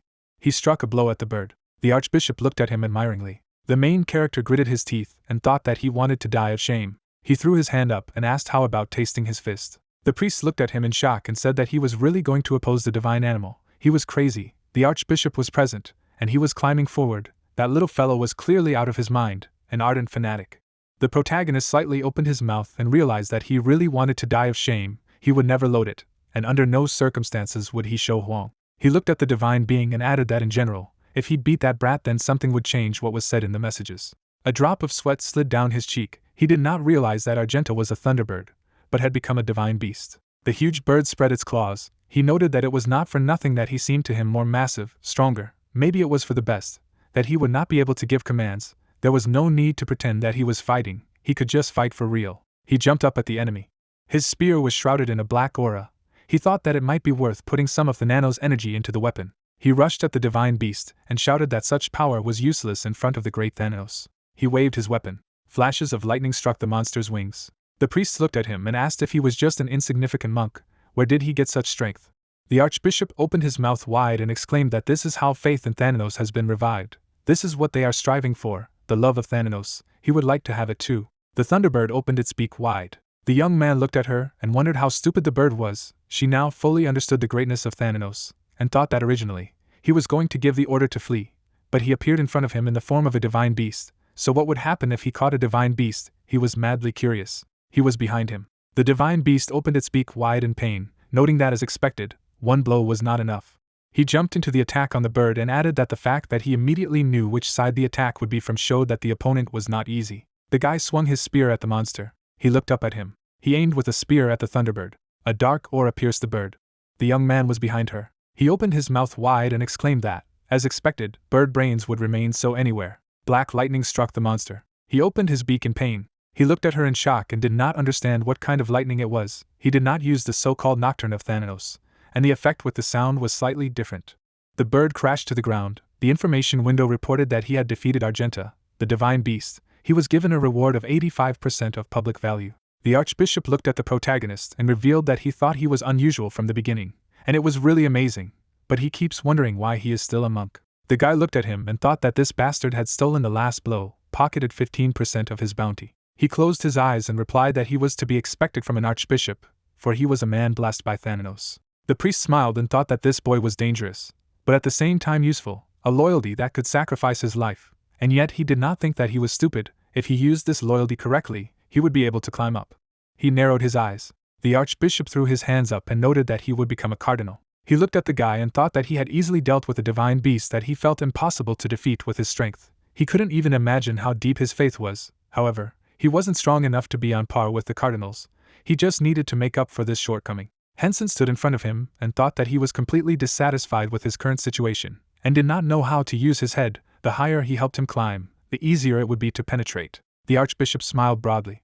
The guy opened his eyes wide and thought with him that he would take full advantage of it. Chandeliers hung on the ceiling. They sat opposite each other. The archbishop looked at him and noted that he had done a great job today. He replied that he had only done what he had to do. No one who dared to set foot in the temple of Thanatos should survive. The guy made a face, then noticed that these were the right thoughts, whether he knew that the appointment of bishops was under the jurisdiction of the archbishop.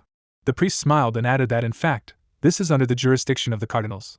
But due to the fact that they have been too busy lately, the archbishops have also been given the right to appoint bishops. The bishop looked at the other and said that there were rumors that war was imminent. The young man stood opposite the bishop and thought that their busyness was probably related to the war he had heard about in the banquet hall. He asked what he probably understood why he raised this topic. The guy looked at him and replied that of course he thinks. He makes him an offer. The man noticed that, as expected, his sharp eye did not deceive him. He thinks this was the reason why he stepped forward. The archbishop smiled, and he replied that he would not deny it. He held out his finger and said that in this case he would say directly, he was not going to be content with this place, but intended to rise higher. Instead of the current lazy cardinals, he planned to spread the greatness of Thanatos with his own hands. However, they had enough ability and faith, but they still lacked a little strength, which was why he needed his power, which was more powerful than his own. Hensen closed his eyes and told him that he was the faithful dog of the great Thanatos. The latter looked at him and did not understand what he wanted to say. The protagonist stood in front of him and added that the dog moves for the sake of its owner, but the dog can be taken care of by someone else. He will become a hound in relation to those who have rotten beliefs. The archbishop smiled broadly and replied that he liked it. His examination for the rank of cardinal would take place soon. Let him give him his strength with which he was able to defeat the divine beast so that he could accumulate the necessary achievements. A week later, Estrin's eyes widened in surprise and thought that he was really crazy. Even after defeating the powerful boss Spirial, he only said "oh" and that's it. An image with a description of the object appeared. The main character spread his hands in different directions. An image with a description of the skill appeared. The protagonist looked at his gauntlet and realized that the rewards that could be obtained after capturing Argenta would clearly be at the top. By the way, again, it was a skill and weapon related to the god of heaven. If the loss of power was related to the god of thunder, given the fact that he was also a keeper of thunder, then perhaps the god of thunder had fallen into decay and become Argenta. He turned to the guy and said that they were going to the next place where the enemies of the great Thanatos were, and thought that although he was talking so pretentiously, he really should at least accumulate experience points. The young man lowered his head and noted that although he was crazy, he was clearly driven by deep faith, and since the archbishop was worried, he should continue to watch him. Castle of the Pope of the Church of Thanatos. In the middle of the city there was a temple. The man fell to his knees and said that they were following the Holy Father. A priest sat on the throne and replied that if grace descended on his kingdom, he could go. The man stood up and thanked him. He would order the gifts to be unloaded. The rector of the church stepped onto the floor. He went to the door and thought that he was not satisfied. He was trying to prove the existence of Thanatos by incurring divine punishment for violating the doctrine. But no matter what they did, he did not cast his eyes on him. The moon shone high in the sky. The man looked out of the corner of his eye at his shadow, which asked that he was still thinking. Aquilior stood behind him and asked what he wasn't telling him. The Thanatos he served was the one who abandoned them and disappeared. Why didn't he still realize that his current power was nothing more than the remnants of that bastard's power? He looked at him, and replied that when he returned, he would reform this rotten religion, then he would also be punished. He exclaimed that this was the ravings of a grey mare. In this case, how could his body be safe and sound? Dad was standing in the middle of the temple. Aquillier stood over the castle. He opened his mouth and added that if there was one, then why did he leave them? Dad gave him a displeased look. He stood in front of the monster, who said that the god was dead. His god was dead. Tears poured from his eyes. He realized that it was not the voice of the dragon of death. Then whose voice was he? It couldn't be. There was no way his god could die. In that case, the other gods wouldn't sit idly by, and began to chase after Thanatos with all their might. There was a pillar in the middle of the castle. A voice asked that if it wasn't so, then why didn't he appear? Why didn't he send prophecies? He just left them here alone, so he had to follow his will. Dad tensed the muscles of his face. He smiled slightly. Aquillier stood in front of him. He turned to him, and noted that he thought they needed reforms. If Thanatos was not there, then they would replace him. His eyes widened. The monster opened its mouth wide. Tears flowed from his eyes. He added that he must do his will. Behind the pillar stood a human figure. Her eyes shone in the darkness. The hooded man looked away. A guy sat in front of him and wondered if something had happened. He replied that no, nothing special. He thought that he should not be taken lightly. The god of heaven advised not to be careless with him, otherwise their plans would collapse. Nevertheless, so far everything is going smoothly. Lucifer is also doing well, and the Japanese server that he maintains, soon to unite with the Korean central continent. The blonde guy looked at the apostle. The latter sat opposite him and asked if he believed in the eastern and western continents. He replied that in spite of the cooperation of Lucifer and the Black Guild, they would not be defeated at all. He was well aware that the descendant of Thanatos, that is, the Ashura, was a strong opponent. He stretched out his hand in front of him. The latter was surprised that he was well informed. He added that, however, these continents are like a curtain that covers them. The apostle smiled at his interlocutor, who continued that the essence of the dragon of death, if it seemed to be in their hands, then they would not lose.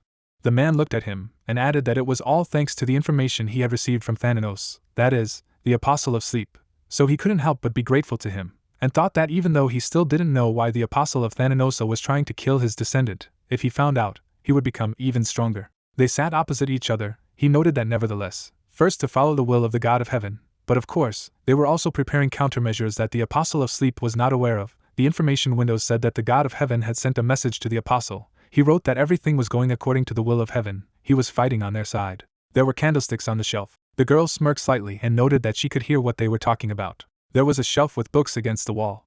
Hensen stood before the archbishop. He looked at him and noted to himself that he had killed all the monsters in the area in just 2 weeks. Plus the routes were perfect. The concept of inefficiency was inappropriate here.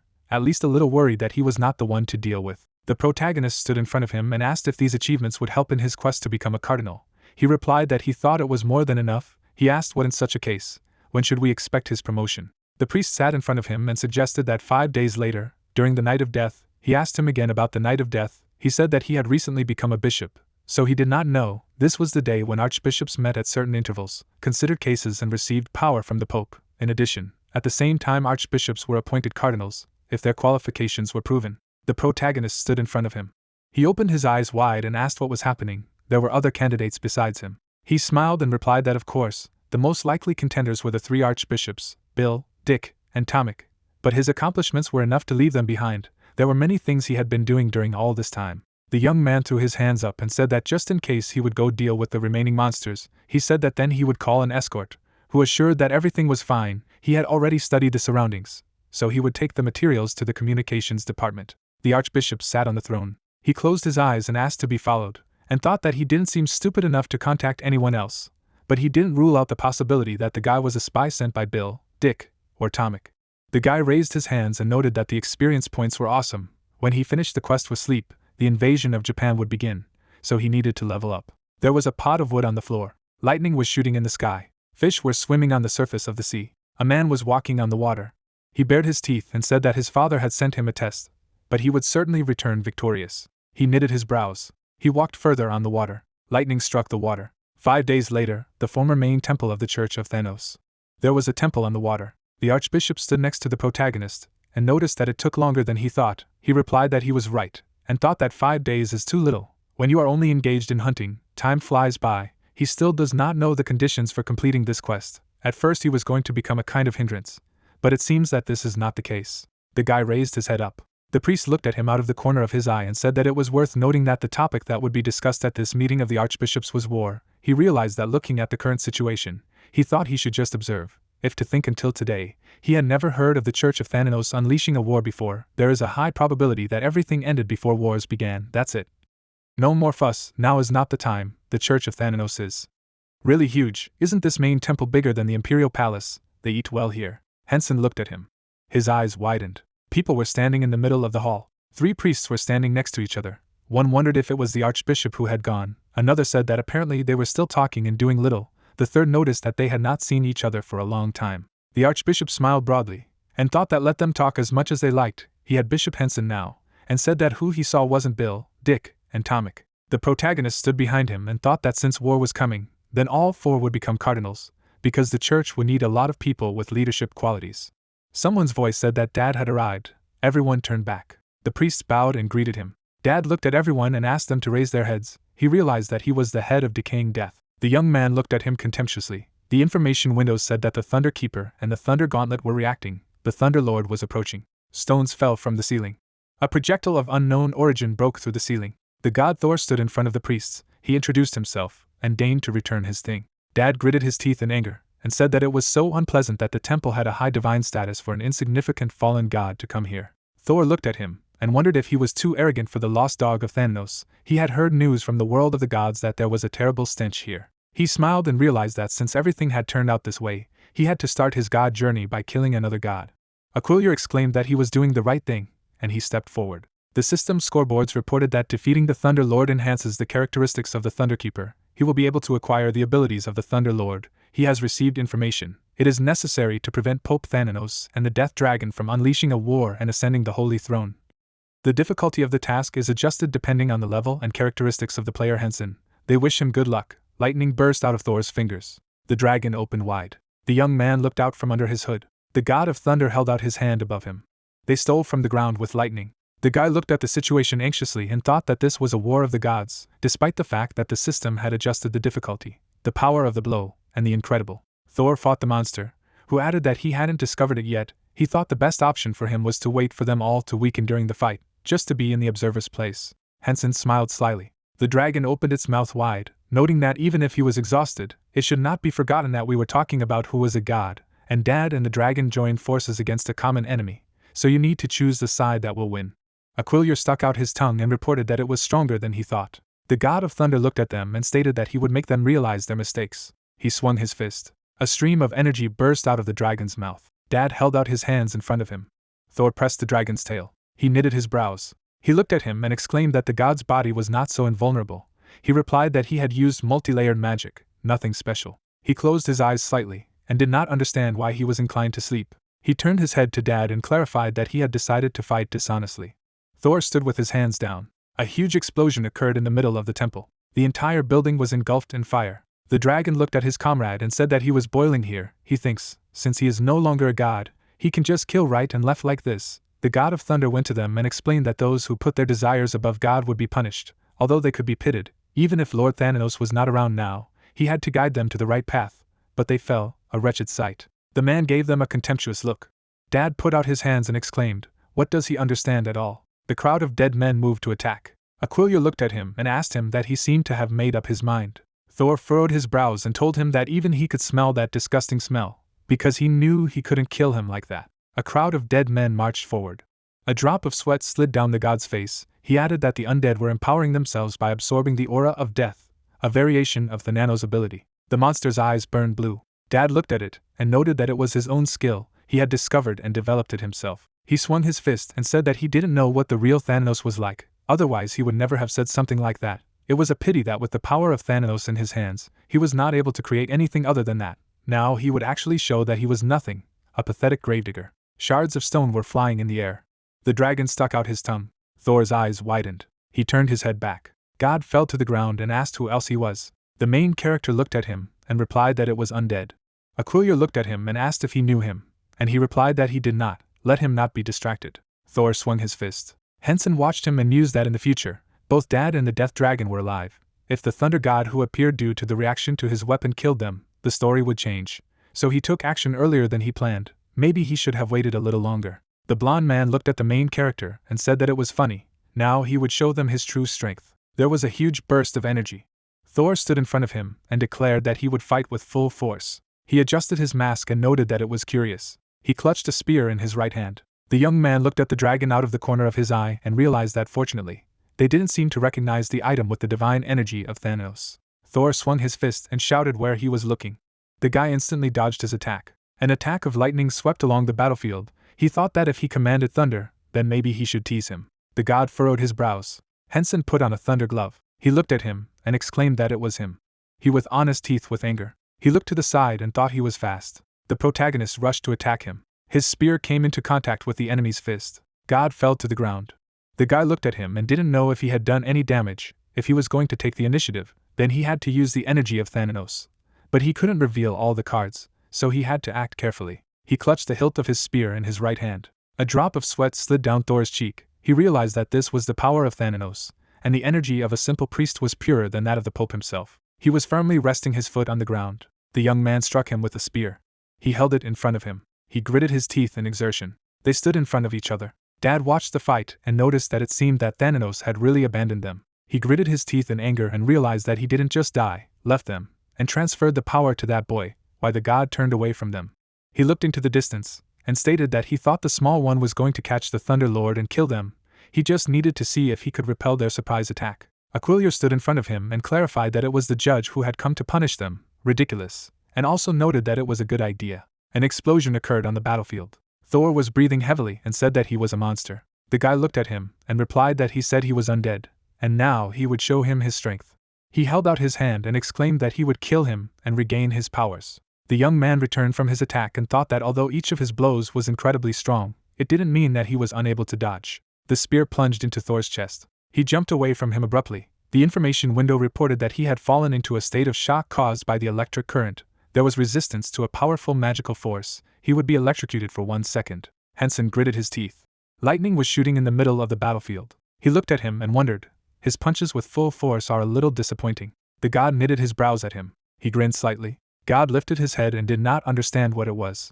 A drop of sweat slid down his cheek. An image with a description of the skill appeared. The guy looked back and thought that Dad and the Death Dragon had disappeared, perhaps escaped. Most likely they must be somewhere here, hiding and waiting for the right moment to strike. He needed to deal with the Thunder Lord as soon as possible and target those bastards. The main character sought to attack him. Clouds flew across the sky.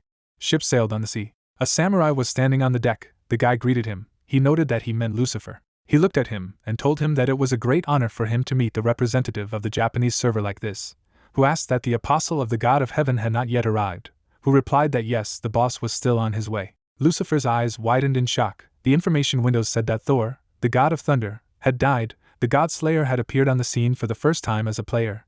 He would be inducted into the Hall of Fame under the title of God Slayer. The God Slayer Ashura had been added to the Hall of Fame. The young man gritted his teeth in anger. Inferno. Clouds flew over the building.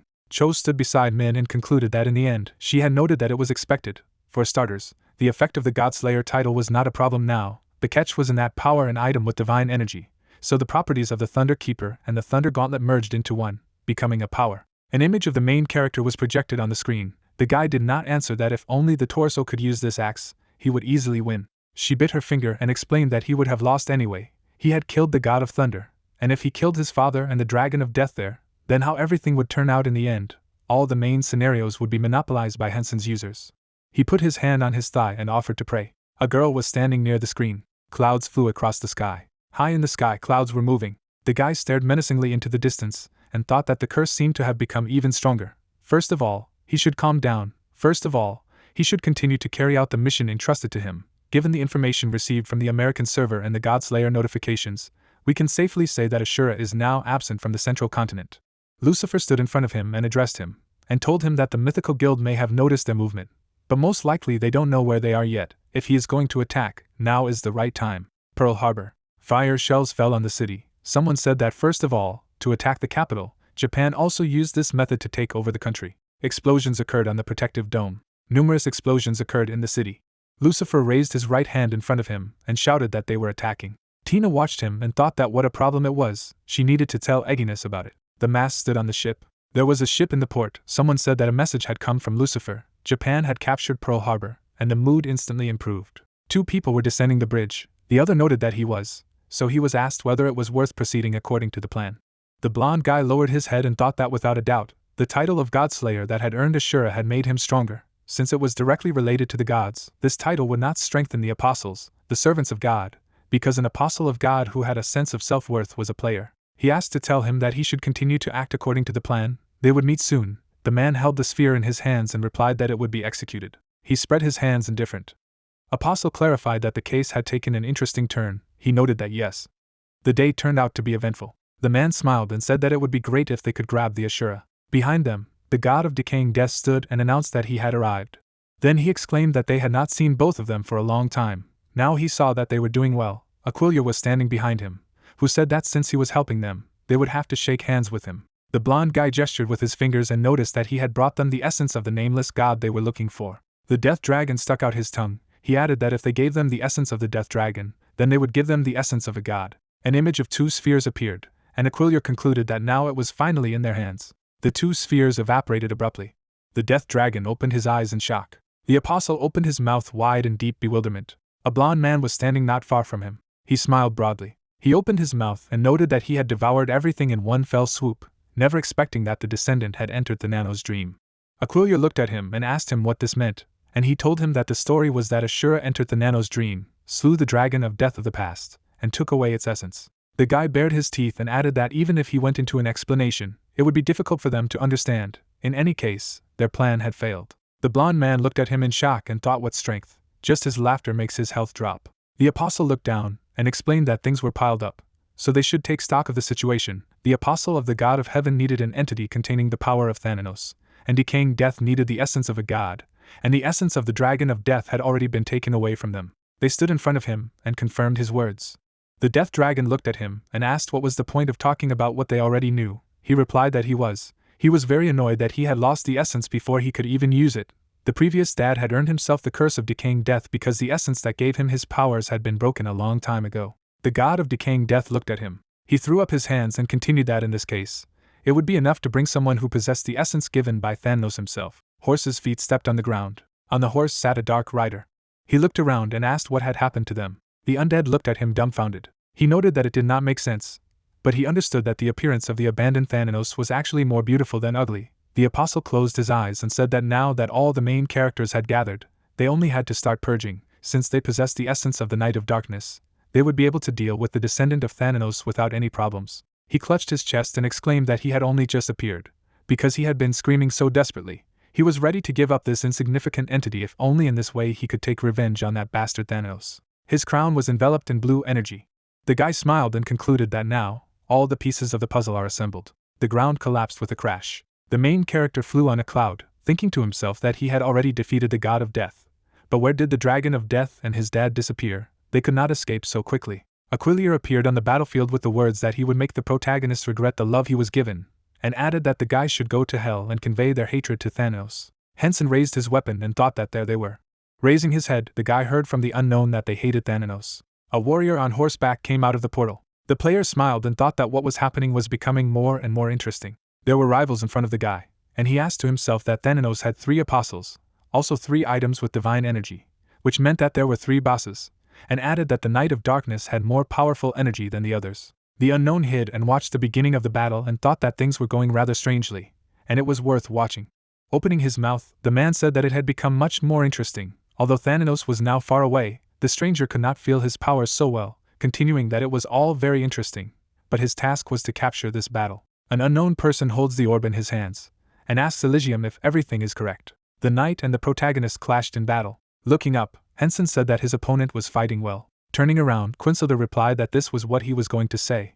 The opponent hit the guy. He thought that the blow was superficial. It dawned on the protagonist that now the attack would be stronger. The knight swung. Red magic hit the player. Hensen pointed his spear to attack, and used the power of thunder. A huge pillar of lightning rushed down.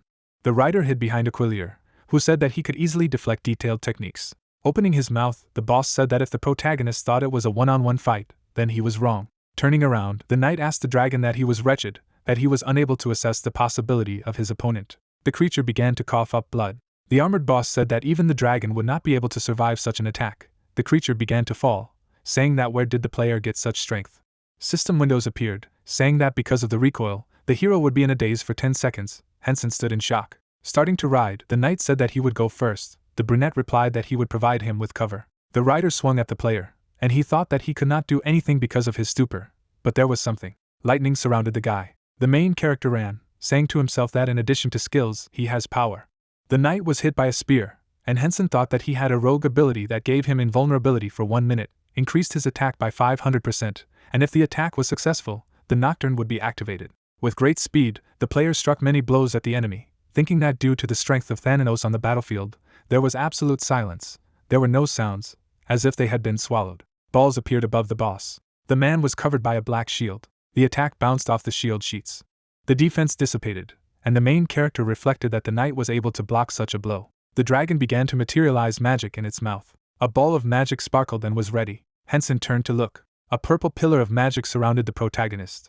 The guy smiled and thought that it was a dragon's death attack, adding that this blow would not leave a scratch on him due to the invulnerability effect. The creature closed its eyes. The dragon crashed to the ground. A purple orb appeared in the player's hands and a system window appeared, indicating that the hero received the essence of the dragon of death, and the essence is associated with the power of Thanatos. The guy turned around and began to speculate that the remaining bosses were being healed and that they were far away, adding that there were too many annoying undead. Smiling, the main character thought that he had a great idea. Chains flew everywhere. Lowering the axe, the guy thought that he was not sure if he would succeed, but it was worth trying. An image of an axe and an information window with its description appeared. Many monsters were injured by the hero's chains, and he said that he would make the nocturne orbs float above his head with the skill, and added that with the help of the ability to control lightning, the nocturne orbs would be reunited with him. Suddenly, waves of lightning appeared and system windows popped up, saying that the time of using the death guide had ended, and that all skills, as well as powers, could not be used for the next 5 minutes. The knight raised his head to the approaching lightning, thinking that this was some kind of punishment for the player. Thousands of lightnings struck the ground, and Quinsilda said that this would be his end. Lowering his head, the main character wondered why the message did not appear. Clouds of dust rose from the impact. Hensen questioned that apparently the bosses survived, although his attack leveled everything to the ground within a radius of 10 kilometers, and the opponents managed to survive. The guy raised his hand. The sun shone on the player. The player was confused. The stranger raised his head and told Hensen that he shouldn't have interfered, but the hero tried to kill several important figures, so he had to intervene. The player was in shock. The hooded man smiled and said that apparently the guy knew him. The protagonist frowned and thought to himself how this man could have ended up here, adding that the words about chess, no wonder this character was in the shadows. The unknown man snapped his finger and said that whatever it was, the guy seemed to be connected to Thananis, but those bosses couldn't die yet, so the man would punish them. Opening his mouth, the brunette began to scream heart-rendingly. Why did the dragon come to life? He also began to make noise. Dark magic emanated from the night. The hooded man smiled and said that the two could get off with seals, but there would be no forgiveness for Dad, and added that for creating a decaying death with the help of the powers of Thanatos, he would be punished with the curse of decaying death. Spreading his arms to the sides, the stranger ended with the phrase that the same would happen to the entire corrupt layer of the Church of Thanatos. The hero thought that the one who cast the spell was the Apostle of Sleep. If he was the Grey Cardinal, then he would not have to intervene. It turns out that he had something else on his mind. A system window appeared, saying that the guy's task was over and he was returning to his own time. Raising his head, the brunette asked the main character that he was from another time, adding that he hoped to meet soon. Hensen disappeared before he could finish a word. The man in the cloak smiled. Holding the ball in his hand, the brunette said that apparently his search was finally successful. Pearl Harbor, not far from the capital. The castle rises above the forest. The dark-haired man frowns and declares that he can go crazy. A lot of people crash against the masked statue of Hensen. Francis puts on an awkward face and apologizes to Rina for looking inappropriate, to which Rina replies that it's okay. The stone monument of the hero is covered in blood. The girl says that these spots frighten her. The girls turn to Libius, who declares that this is a sign of faith and respect for their priests. He smiles and claims to be a priest of the Thanatos Church. Tina on his shoulders confirms his words, and Cherry adds with a laugh that today will be a noisy day. A lot of people have gathered in front of Rina. She asks if everyone is here. Francis raises his hand and reveals that everyone is in place, except for a squad of knights who have taken up position. The head of the Heroes Guild looks at him and says that she understands and the Japanese server is not the only problem. Kaiser adds that their enemies have already captured the capital of the Kingdom of Pearl Harbor, which makes solving this problem a priority. A blonde girl stands in front of a lot of people and offers to show her opponents that they have already entered the battle. Libius beams with happiness and shouts death to the heretics. A stone statue of Hensen appears. Blood covers the monument. A hewn rock is shown. The capital is Pearl Harbor. Several towers stand on a large wall. The man happily flies. It crashes. Many bodies fly into the fortress. Suya watches from the height of the fortifications. He frowns. The man looks up and says that someone has come. The archer aims upwards in the middle of the fiery flashes. He thinks of a huge meteorite and a palpable gravitational field. The Japanese shoots at the falling stone with the thought that Ashura has come. The block breaks into fiery pieces. Tsuya launches a huge number of arrows. Projectiles destroy meteorites. He raises his head and shouts for Ashura to fight him. The dark-haired man notices something below. He shoots Rina. The girl deflects the arrow. Tsuya tenses her face and asks her who she is. The blonde smiles and replies that she thought she was a famous person. She raises her sword up and introduces herself and declares that she is here to fight them instead of Mr. Ashura. Tsuya asks from the wall, saying that he will kill them both and get his thing back. Rina rushes forward and claims that it will be difficult for him to do so. Arrow and blade meet. A wave rises around the head of the Heroes Guild. She stands in front of the opponent and notes to herself that he has skills with a catch and it will not be easy.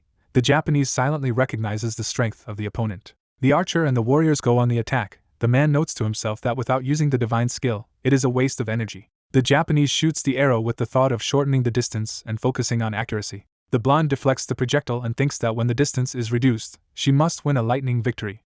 2 arrows go around the girl from behind. She thinks that there has been a split again. An explosion occurs. Rina flies away and says to herself that she is too slow to assess the situation. Tsuya raises her bow and loudly declares that her level is high and therefore worthy of the role of a person, but she is still unable to resist him, after which she demands to bring Ashura, and mentally notes that just in case, he has prepared, but he still hasn't arrived, then adds that the meteor was too weak to say that Ashura launched it. Rina looks up at her opponent and mentally states that it was strong, but not stronger than that woman Han.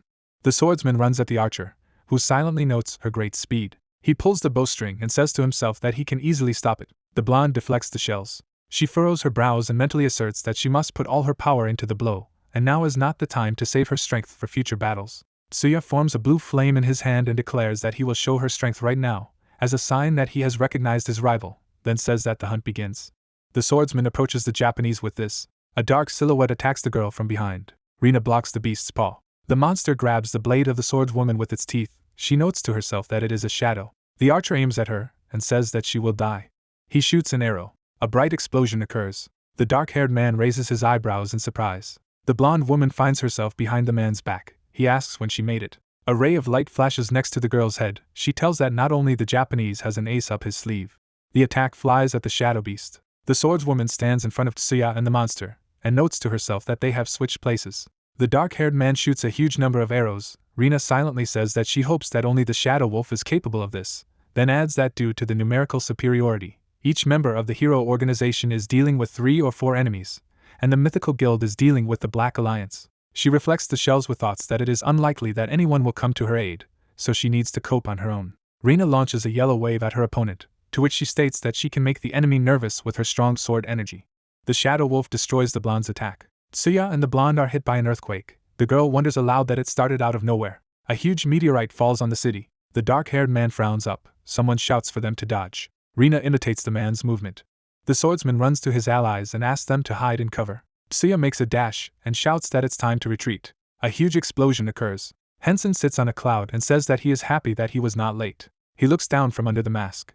The hero looks at the city in flames and wonders aloud if he went too far with the meteor. Several people look up and note aloud the new color of the protagonist's mask. Tsuya angrily looks up and says to himself that something has changed in the guy that could be dangerous. Many people in robes smile and rejoice at the meteor. The young man raises the axe to his back. He slices through multiple enemies with a single swing. Hensen smiles from behind his mask. The hero shifts his gaze. A black wolf surrounds the Japanese. The protagonist mentally says that this is an apostle of the god of hunting. The guy takes off. He runs at the archer, who is cursing. The beast and the arrow fly at the young man. The projectile and the mouth of the animal are moving towards him. Hensen slices through attacks with an axe. Dark-haired grits his teeth and wonders to himself that the skill that was activated was cancelled. The hero takes out a bow with a smile, thinking that he wants to tease his opponent a little. Sui opens her eyes in amazement. The protagonist plays with weapons and says that he was lucky enough to find the thing of the god of war, and adds that he uses it properly, after which he thanks the man, to which he calls him names.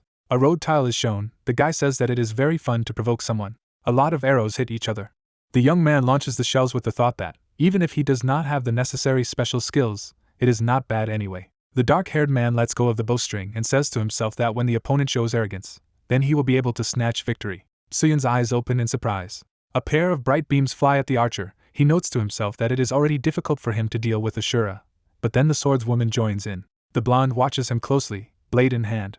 Hensen looks at her and thanks her, but asks her to entrust this fight to him, to which she agrees. The hero adds that he can get something from the Japanese if he defeats him. The dark-haired man frowns and inwardly wonders how the protagonist found out that in case of defeating someone who has a divine rank, it is possible to obtain a divine power or item, then states to himself that he could contact Thanatos. A message from the god of the hunt pops up, which says that the guy cannot be related to him in any way and learned about it from another apostle. Suya stares directly at the thought of what the successive heaven could have passed on to him, then adds that he must escape. The masked young man is shrouded in a dark aura. The Japanese muses that he does not see a single weak point in him, after which he notes that the title of Godslayer is true. Hensen raises his hand with a smile and teases his opponent with his weak body. The man sighs and mentally tries to calm himself down, since he cannot hang himself on provocation, after which he adds that this hurts his pride, but he has no other option but to use force. The wolf raises his head and howls.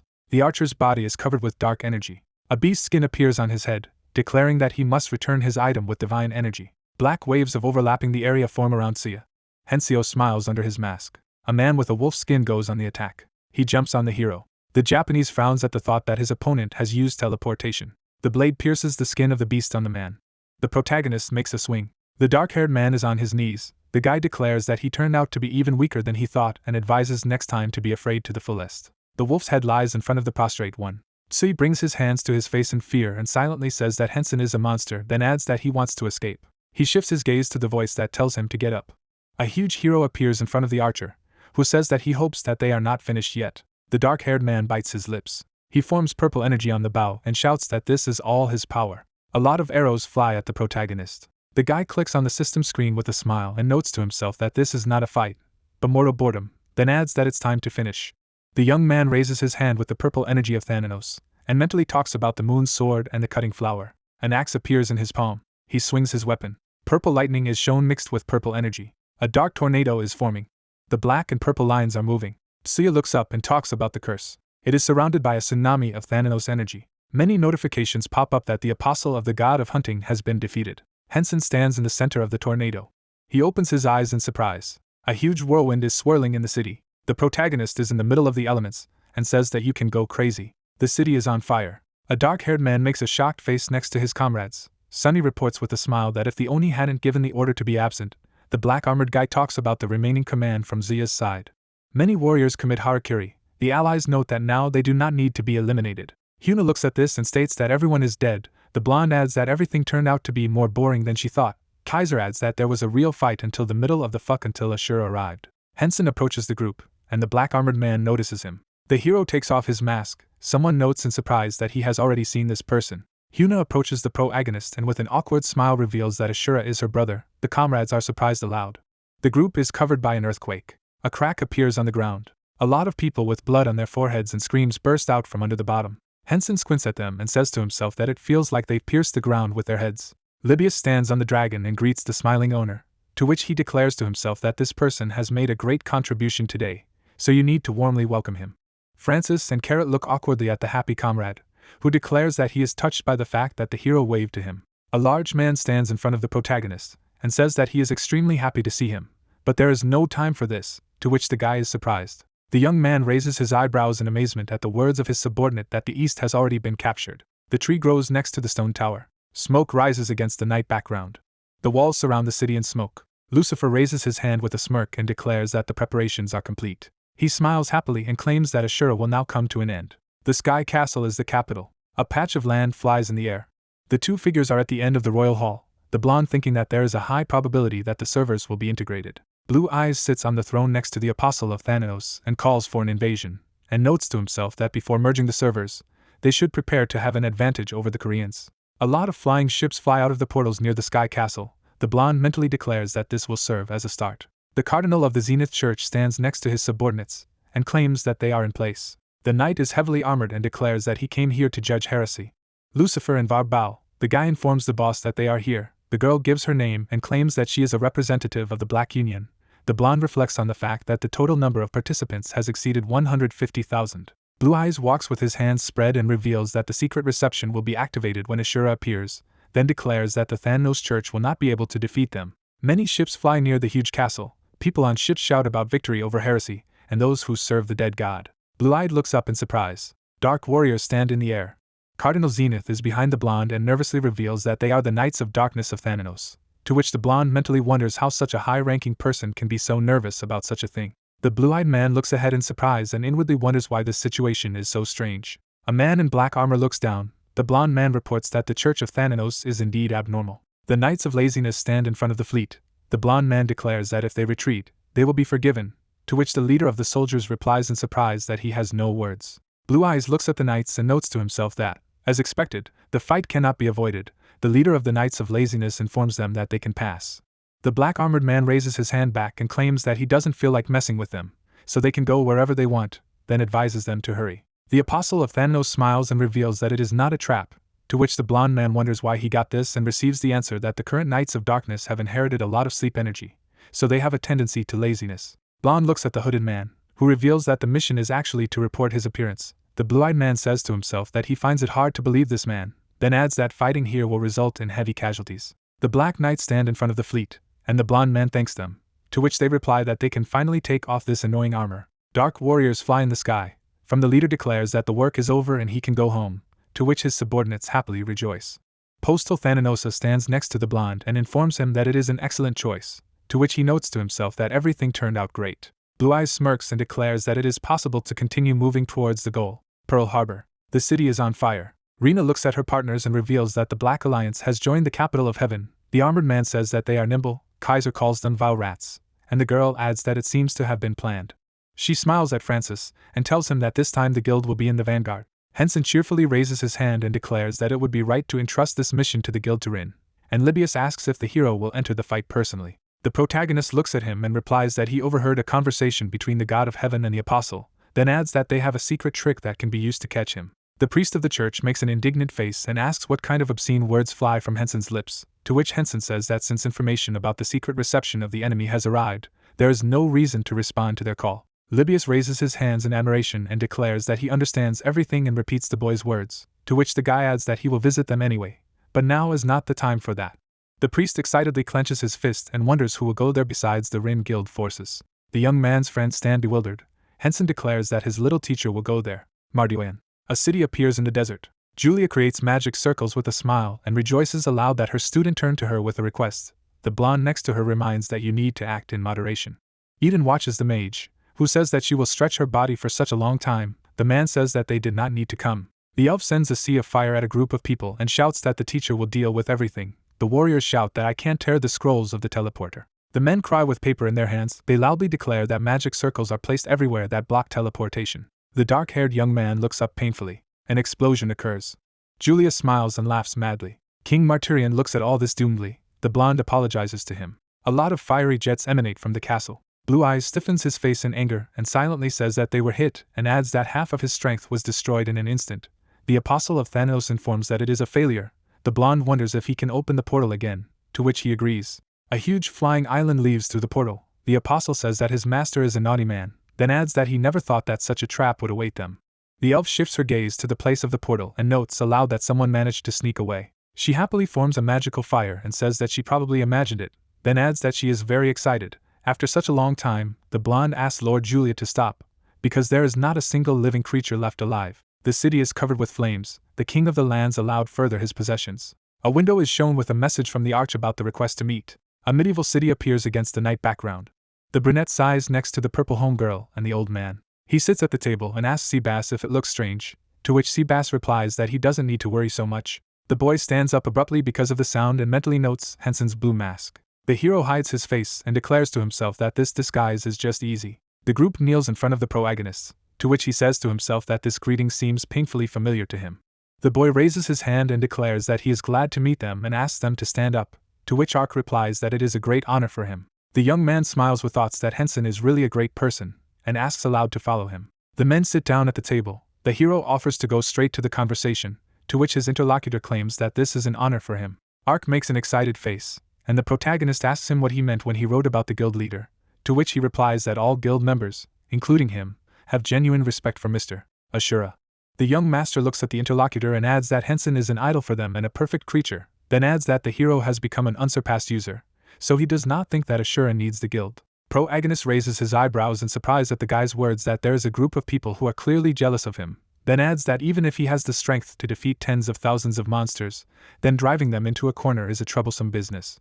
Ark pounds his chest with his fist and claims that at such moments they will help Hensen, and if he leads the guild, they will grant him their loyalty, then adds that the only thing they want is to become Mr. Ashura's personal guard. The hero looks surprised and says that these conditions are too favorable for him. The young master looks at the protagonist, who asks why they are taking such a step, after which he adds that these are senseless actions that cannot be explained by simple fanaticism, to which the young man replies that being shown in the video of a person who will become a legend is already a benefit and honor. Hensen hides his expression behind a mask and tries to find the words. Ark adds that this is not just the story of the idea, then adds that he is sure that Ashura will continue to write his legend after the game, then states that they would like to join the guard of such a person. The protagonist smiles and notes to himself that his interlocutor is great, because he wants to be next to him and complete the quests of the main scenario, as well as set new records. The dark-haired guy rejoices at the protagonist's question about whether he should always call on them for help, then refuses and adds that if Ashura summons them in their hour of need, they will always be ready to come to the rescue, then continues that in order to become more effective guardians, they should level up from time to time. Hensen takes off his mask with a smile and agrees to the offer, then reveals his real name, and says that he hopes for them, to which Ark assures him. The city is shown against the night sky. The young master asks if he can hear more detailed information, to which the protagonist tells about his profession and level. Blood splatters escape. A lot of men fight with each other. Warriors and mages are fighting in the city. Someone loudly calls the Black Guild vile rats. Sui watches and orders a retreat. Eden looks at the departing ships. He declares that they too should take advantage of the respite to restore order in their ranks. The subordinate asks the head of the guild in surprise why he does not pursue the enemy. The blonde turns around and replies that if you attack endlessly, you will suffer huge losses, then says that it is better to take one step back and reorganize the forces. Blonde looks at the water and says to himself that Rin reported that American users retreated immediately after being resurrected, meaning they are preparing for another invasion. The ships are visible at the edge of the horizon. Eden adds that by then, they should also reduce the loss of combat resources. A man's hand with the words of a curse hits the table. The Apostle of Thanos smiles slightly and says that it seems that the little elf made the blonde man think about many things, to which the blue-eyed man mentally asks what he offers him. A man in a hood looks at the interlocutor and asks to recruit another force of Continent 5000, which should be enough for a disaster. Blue Eyes frowns at the thought that the man has already offered death to the decomposing woman, but then Julia appears and they are broken, then wonders to himself if he helps Ashura grow. A white monkey is shown with an evil grin. The Apostle of Thanos reveals that he knows an influential figure who is called the King of Beasts. The dark-haired man looks at the blue-eyed man and adds that this creature is on bad terms with other influential figures of the Continent 5000, so it should not be a problem to negotiate with him. The blonde man asks if the Apostle is sure this time, to which the man agrees. The hooded man laughs at the blonde's words that they will have to prepare more thoroughly, then asks if there is a problem with Lucifer's preparation, to which the blonde states that everything is going smoothly. Blue Eyes looks at the other man and tells him that it would be a good idea to go to the northern continent as soon as the preparations are completed, and says to himself that even though he has questions about the Apostle's loyalty, this is the only remedy at the moment. A man in a hood looks at the blonde man and says that he will be able to witness the birth of a new apostle. A rich room with a chandelier is shown. The monster opens its mouth and a window pops up that says its boss Pensauner. The monster is covered in explosions. Hensen observes the people around the flashes of multicolored energy and notes to himself that the movement is similar to his, then adds that it could make a pretty interesting video. The hero smiles. The monster's eyes glow green, and a notification of the third phase appears. Many warriors go on the attack. Several magicians cast spells. The boss is lying on the ground. A red haze flies against the background of an overcast sky. The protagonist crosses his arms with a smile and declares that this is perfect. He raises his hand. Ark assures that Hensen liked the fight, to which Hensen agrees and offers to have a one-on-one fight. A lot of people and the young master twitches in surprise. Jaehwan's office is shown. The guy asks Hensen for a video that he has a guild. The hero's friend is sitting at the computer with a phone to his ear. The protagonist answers him that he will look and call back, to which the guy replies that he understands. A video of Ashura fighting is shown. Hensen fights several warriors. He draws a bow with a huge projectile. The protagonist swings an axe. A guy in a mask creates magic circles. He rushes forward with blue energy. A stream appears in the green forest. An apartment building stands against the background of a blue sky. Hensen sits on the couch with a smile and talks about how he discarded concepts and used skills at the same time, then states that he is even stronger than he thought. Hina listlessly approaches her brother and tells her that she is very tired and asks why there are so many members in the Black Alliance, to which the protagonist asks how she is doing. The girl makes an angry face and calls warring names, to which the guy asks to use normative language, to which the sister says that this bad woman left her subordinates, then adds that this is wrong. Hina sits down next to the young man, who asks if there is any progress, to which he replies that the Black Guild has long since dropped in the rankings and a large number of members are leaving it, as no one wants any of them to be labeled pro-Japanese. The sister looks at her brother and tells him that once the rumor spreads, the other guilds will not accept anyone, so they will only have to break the relationship. Hensen says that he is glad to hear this, then wonders if the Americans have quickly retreated, to which she agrees and adds that the remaining users from that server are nothing. The protagonist nods to the girl's words that they will definitely not surrender, then adds that therefore they need to prepare for an invasion. Hensen says to himself that this is true, since the defense is always at a disadvantage, since there is always a threat of a surprise attack. Hina leaves and declares that she will take a nap, to which the hero reveals that she did a great job. The protagonist lowers his head and notes to himself that those people are clearly coming soon, then adds that now that the device sealing the Thanatos is complete, the enemies will definitely continue the invasion. A blue-eyed blonde, Suya, and the silhouette of a man stand back to back. The protagonist reveals that there are 3 players with divine rank and apostle class besides him, then adds that 2 of them are clearly hostile, after which he states that he needs to train with the expectation that all of his skills can be blocked. The guy lies down on the bed with the words that it's time to take a little break, and then go to the dungeon that Tina created. A cave above the lava is shown. Chains surround the rock above the magma. There are huge stone doors in the dungeon. The protagonist says that he recently found out that Tina can create dungeons. There was no such explanation in the status window. He added that the assistant was so jealous of the testicle for her ability to eavesdrop on the conversations of the gods that she could not resist and boasted that she could create a dungeon. A blue system sign appeared with the text that the dungeon in front of him has difficulty S. It is created by ooze. The hero thought that the angels transmit the words of the gods, and the devil conveys God's trials. He noticed that if the difficulty level is higher, then it must be higher. Turning back, Hensen said that he would be back quickly. Tina replied that the guy should be careful. The angel said that she did not care. Flying into the air, the demon said that it would be great if the owner returned safe and sound. The egg added that they would protect the portal. A torch hangs near the arch. The hero noticed that there is pitch darkness in the dungeon. The sword caught the shoulder of the main character out of nowhere. He mentally said that there was someone in the room. He looks at 2 monsters with scythes. The protagonist said in his head that there are powerful humanoid monsters in front of him. Here he can experiment with various things. Hensen stabs the monster with his spear. He parries the opponent's scythe. A guy with dark hair crossed weapons with an opponent. He noticed that all the monsters had their eyes closed. Deflecting the blows of monsters, he mentally says that when he is in the dark, his eyes are not particularly needed. Although his opponents lack vision, they are clearly stronger than Fensauner. Holding the sword in front of him, the warrior in the red jacket declared that he would put all his power into the blow. This mode of Ashura was re-prepared using the energy of Thanatos. The monsters stand in a dark room. Hensen said that although his skill has a loud name, he actually just uses all his weapons and skills. The sword guy, after performing a series of blows, said that this was the perfect place to conduct an experiment. Taking out his axe, the hero exclaimed that he was using the thunder-splitting sky skill. Hensen, delivering sparkling punches with his fists, said that it was a Thunder Keeper ability. The metal-gloved warrior slammed into the floor with force.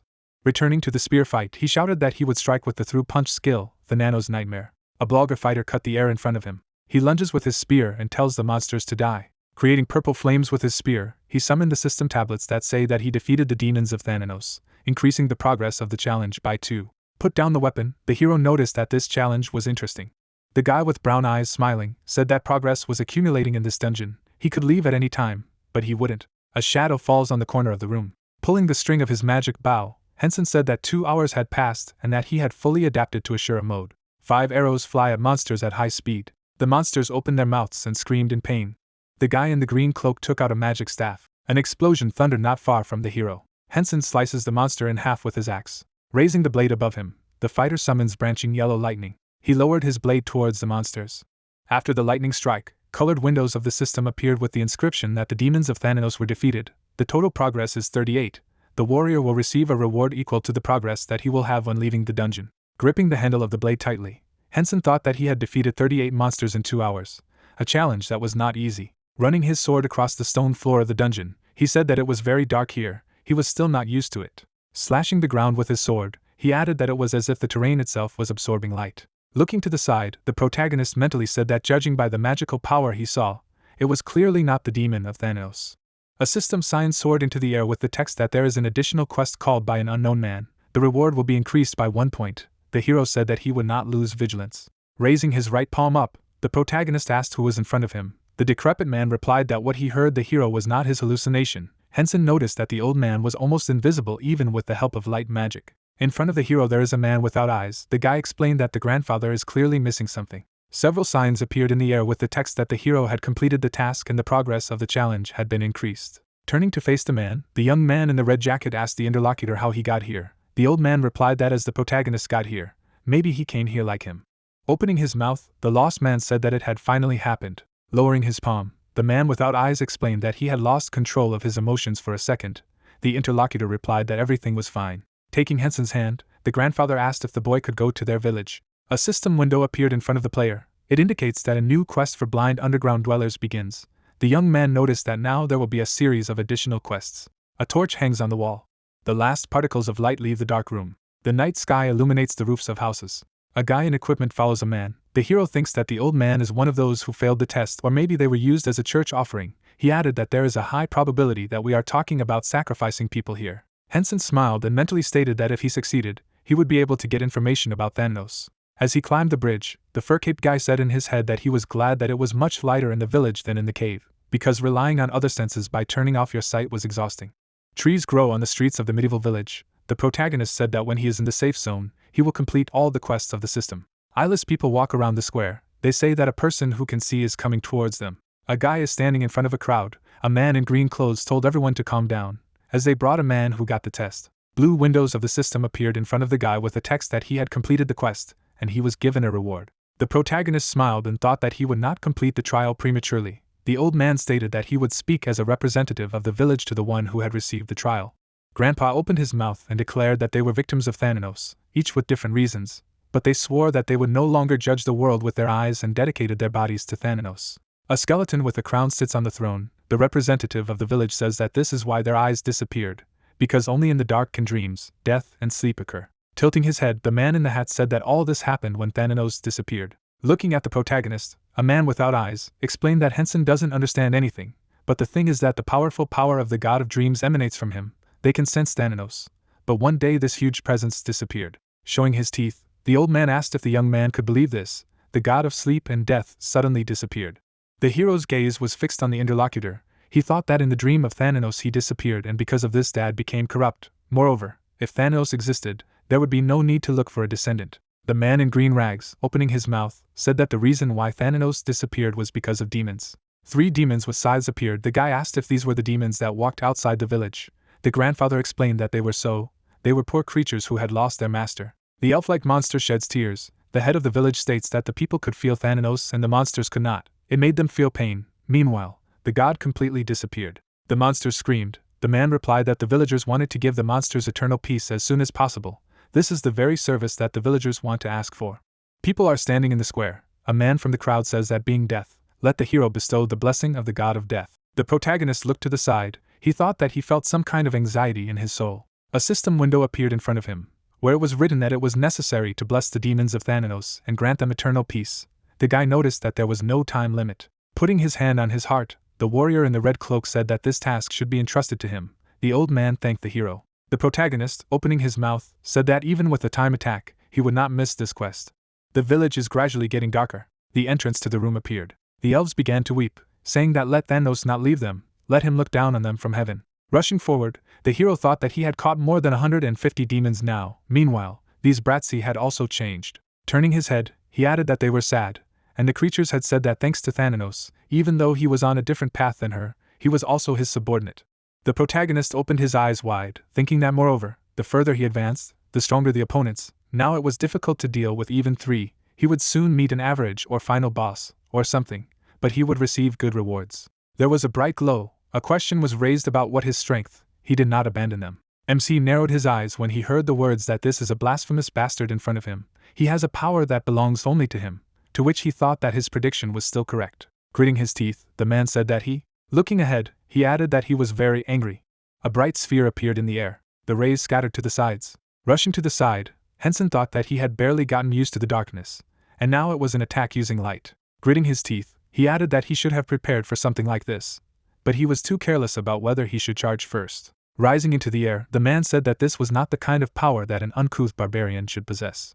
Looking forward, he added that he should die here and now, giving this noble power back. A bright light appeared around him. Raising his hand, the hero thought that since there was light now, it would be possible to shoot a video, and so he would see what kind of installation it was with angels, put on a mask and get down to business. He put the mask on his face. The angel looked at him viciously and said that he was an arrogant bastard. Although he was of low birth, his greatness was not inferior to this strength. Bright rays flew past him. The whole room was covered with light. The protagonist stood still. Suddenly his eyes lit up yellow. The light in the room disappeared. Gritting his teeth tightly, the man said that the insignificant human had been given the power to block the light. As expected, his power was great. Suddenly he froze in the air. The man furrowed his brows. Feathers rushed towards MC. Looking at the glow, he used a gravitational meteor. The fiery sphere rushed towards the opponent. Feathers flew out of the flames. Raising his hands in the air, the angel said that he could not find a more disrespectful and blasphemous type, that he could not believe that he had used some other technique than his power. He released a fiery sphere in front of him. She rushed towards the hero. Looking at her, the hero said that he was going crazy. A bright glow appeared. The angel clenched his teeth tightly and exclaimed. A crushing explosion thundered. The smoke began to dissipate. Crouching down to the ground, the protagonist thought that although he was only using half of his normal power, he had still deflected the blow, perhaps thanks to that tiny sphere that looked like the sun. He jumped up and said he was coming. Bright rays appeared behind the angel. Suddenly, a blow flew to him. Blood spurted from the wound. Gritting his teeth tightly, he said that it was excellent, but that would be the end of it. The feathers suddenly rushed forward. Raising his weapon up, the MC thought that he was advancing. Looking ahead, he added that although it would be easier to fight with 2 swords, but the man looked furiously and said that it was a curse. Hensen rushed in his direction. He struck the angel. The enemy screamed in pain. The hero waved his weapon. Feathers fell to the ground. Closing his eyes, the man shouted that he was a bastard. He would finish him off. The protagonist swung his weapon. He dealt a crushing blow to his opponent. Lightning appeared around the sword. MC struck again. With his eyes wide open, he thought that the recoil was too great. The angel was hit by blows. He rolled his eyes and exclaimed. The man's gaze froze in place, and he said that it was a decision. Suddenly, the boss evaporated. Notifications appeared that he had defeated the fallen angel Thanatos. The progress of the challenge increased by 20. The total progress of the trial was 225. He would receive a reward equal to the amount he would have when he left the dungeon. Hensen shuddered and said that great. Now he was flying to the final boss. He froze and added what kind of shine it was. It did not disappear. A key appeared. There were reports that he had acquired the key of a certain apostle. If you go into the village of those whose eyes are closed, the key will respond. To which the hero asked that he needed to quickly check it. Yes. A view of the castle opened up. Sitting on the throne, the zombie said that there was not much time left until full recovery. To which the monster replied that it was the same for him to fully recover. Let him not talk nonsense. He could not even find his body. Looking at him, the undead said that once his recovery was complete, he promised that he would be the first to find his body. But he still needed one last sacrifice. To which he replied that there could be no other way. A view of the city opened up. Words were heard that they would have to go to the village of those whose eyes were closed, in a place where people who had dedicated everything to Thanatos had gathered. The man entered the room. Standing still, he said that he had returned, and he had also brought all the ingredients to revive their glory. The man's eyes widened as he heard that in such a case, he needed to go to the village of those whose eyes were closed to find a victim. To regain his power, it had to be the one in whom faith and betrayals of great magnitude had merged, to which he replied that he would go. Looking at him, Aquilier asked what he wanted. He did not see much need for him to take the initiative in this matter, to which the knight replied that it was precisely because of their excessive carelessness that they had failed all this time. Standing in front of the king, he added that he also needed to check something, to which the undead asked what exactly. An image of a man appeared. It was heard that the village of those whose eyes were closed, after all, was a place under the control of the Apostle of Sleep. They were sure that he was betting on their side. Perhaps he was deceiving them. The knight's eyes lit up and he said that although it was not of great importance now, if they were only toys for his pleasure, he would not be forgiven, so they must develop their own powers. The beginning would be the village of those whose eyes were closed, which the Apostle of Sleep had told them about. Sitting in front of him, the zombie replied that he agreed with him. In this situation, it would really be better if he went there. A view of the high-rise building opened. Looking at the screen, the guy said that he had already received the key, to which the girl replied that she had a similar thought as soon as he began to pass this test. Frowning, he added that but it seemed that he had received the reward for the current quest before he had even completed it, to which she replied that the problem was that the rewards were god-level items stolen by the Apostle of Sleep. Just because he had received the reward in advance did not mean that the other rewards for completing the quest would disappear, and Cho added. He will also have other god-level items in his hands. Stretching out his hand, the man said that it turns out that their only hope is the Dark Knight Quinsilder, although the probability of his victory is more than 90%, but after obtaining all the items, his death will be of no use. The balance between users has already been disturbed, so he would like to die somewhere. Standing in front of the screens, the young man said that well, indeed, but at least something new awaits them. In general, he bets everything on the knight, to which the employee replied that of course, there is no other way. Moreover, since he is a descendant of Thanatos, then aren't they sworn enemies? Quinsilder will certainly kill him. The equipment appeared. A phrase flashed by that they had a huge difference in levels. The user Hensen would never be able to kill Quinsilder. It was true. Everything turned out as well as possible. A view of the city opened up. The words were heard that he had returned. He had managed to complete the task. Not yet, he was going to rest a little. Stretching out his hand, the old man said that rest is also important. Let him rest as much as he wishes, to which the hero asked that the apostle had ever come here. He looked in surprise to hear that a few months ago he had appeared here a couple of times, each time as if moving something around the village, to which the protagonist asked what a few months ago. Smiling, the man said that it was true, but it was not always possible to see him in the village, because to know where he was, you had to see, to which he replied approvingly. Putting his hand under his clothes, the MC thought that if he was moving something, then there is a high probability that we are talking about items with divine energy stolen by him and relics, it turns out. Gritting his teeth, he added that the relics were here, and this was definitely the key to the treasury. Hensen took the key in his hands. Standing in the middle of the room, he said that he was crazy. A notification appeared that he had entered the hidden place of the apostle's hiding place. Smiling broadly, the hero asked what they said. This is the refuge of the apostle of sleep, if he takes all this. He frowned when he heard that the narcolepsy skill was activated. He was forced to enter a state of sleep, to which he said that the curse was no wonder. The protagonist began to close his eyes, hearing that he could set the nano's alarm clock, wanted to set it up, to which he asked why at such a moment. A view of the night sky opened up. The knight's eyes widened and said that the barrier created by the apostle of sleep, either he nor his tricks would be able to stop him. He stood still. Quinsilder went into the cave. He shuddered in surprise and said that he had found it. The knight watched the MC. His gaze froze in place. Smiling, Hensen said she was soft. He rolled over on his side and asked that he could soak up in bed a little longer.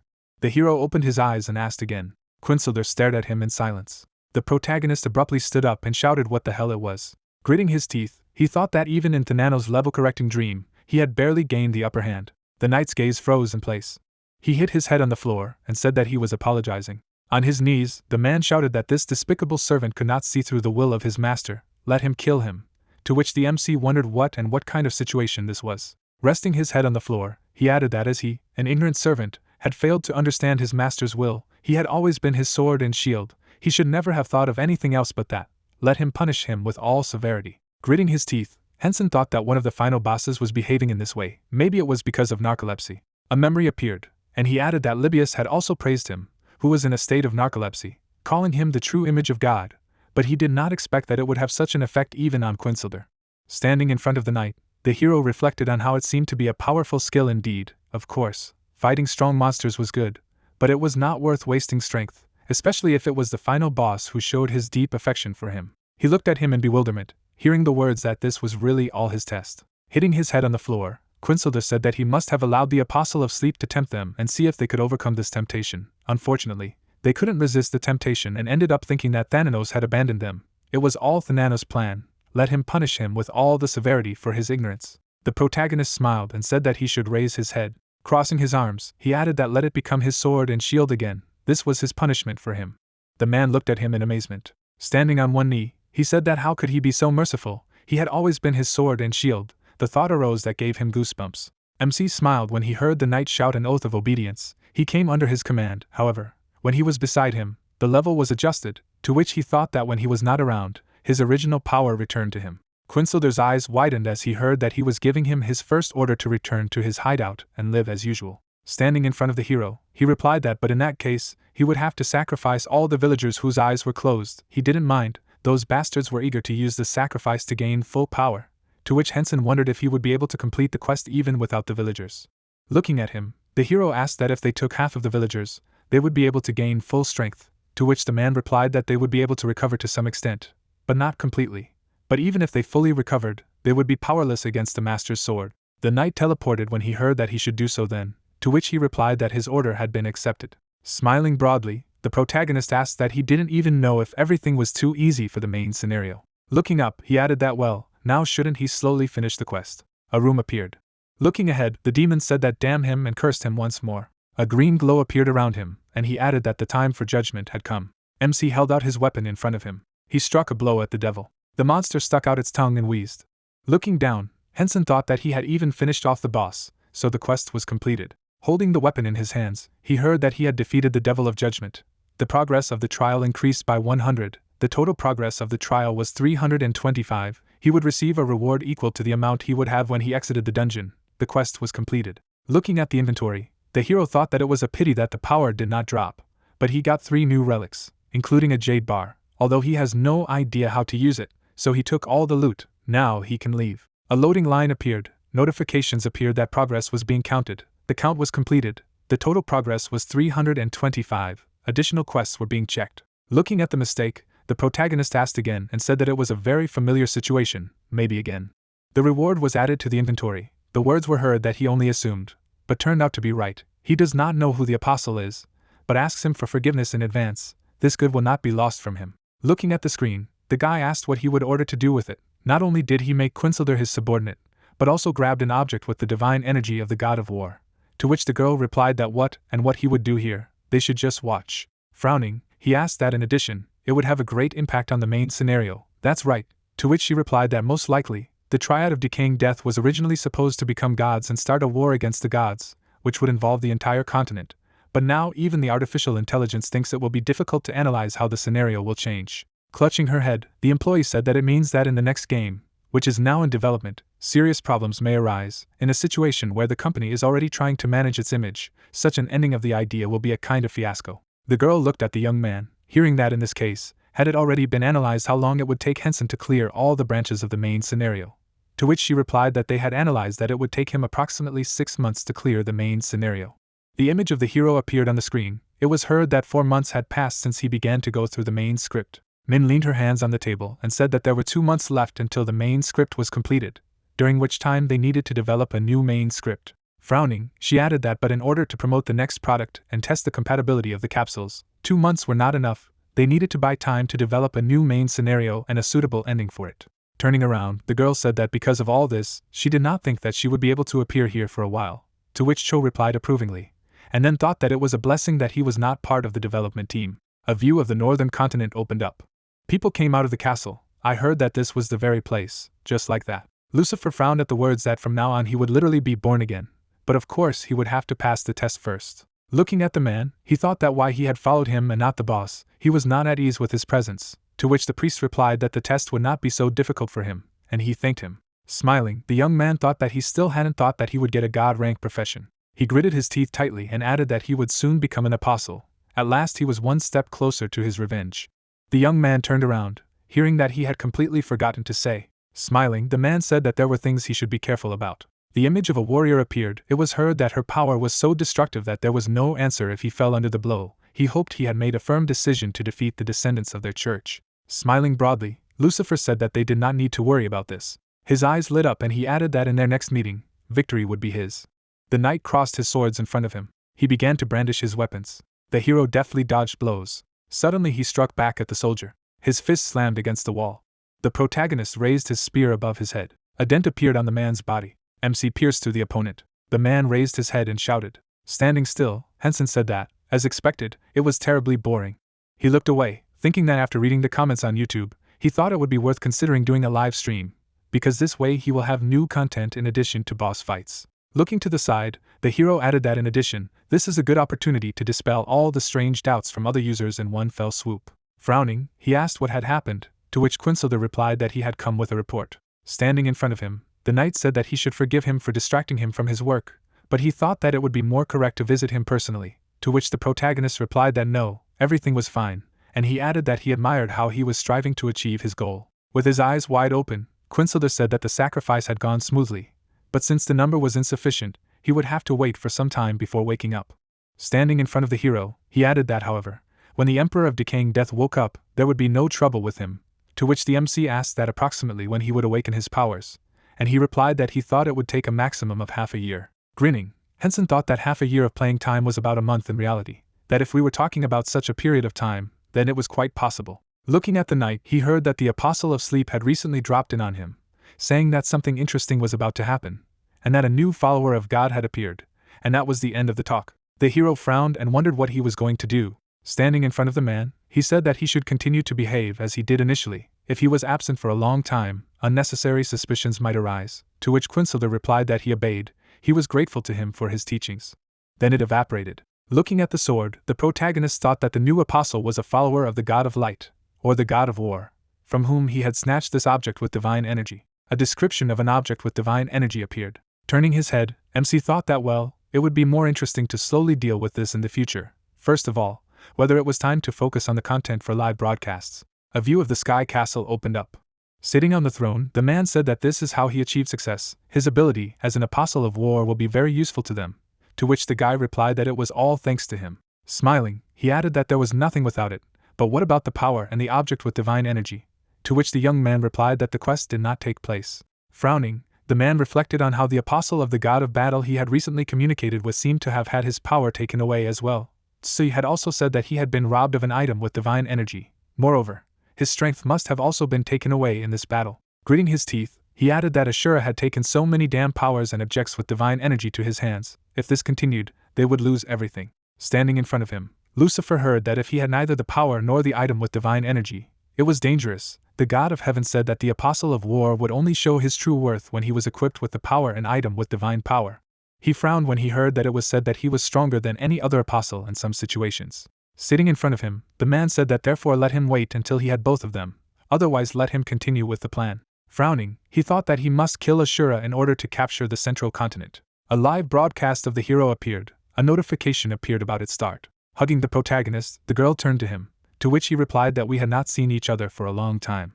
The elf looked away when she heard that although he had warned about it in advance, there were a lot of people watching them now, to which she replied that he had talked about it, she knew. Closing her eyes, she asked what, but didn't he also mention that he needed advice? If her student stood in front of the wall, then she, as a teacher, must certainly help him. She would not let him down. Looking at her, the MC said that he wanted to know something serious, cool and fun, to which the girl asked. Raising her hand, she said that then she would show him something worthwhile. Comments appeared under the live broadcast.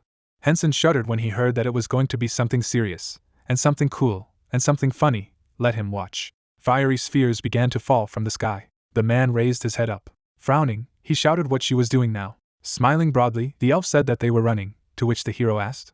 She laughed and asked that it was fun. The protagonist froze, thinking that it seemed that there was a serious problem. The entrance to the room appeared, and an appeal was heard. MC looked at me in bewilderment when he heard that he would forgive me, but could he visit the kingdom of Kuktas? To which he asked again. Stretching out his hand, the old man said that he had heard that he and Julia had recently made a meteor shower there, and it had made Duralis very angry, to which Hensen replied that he understood.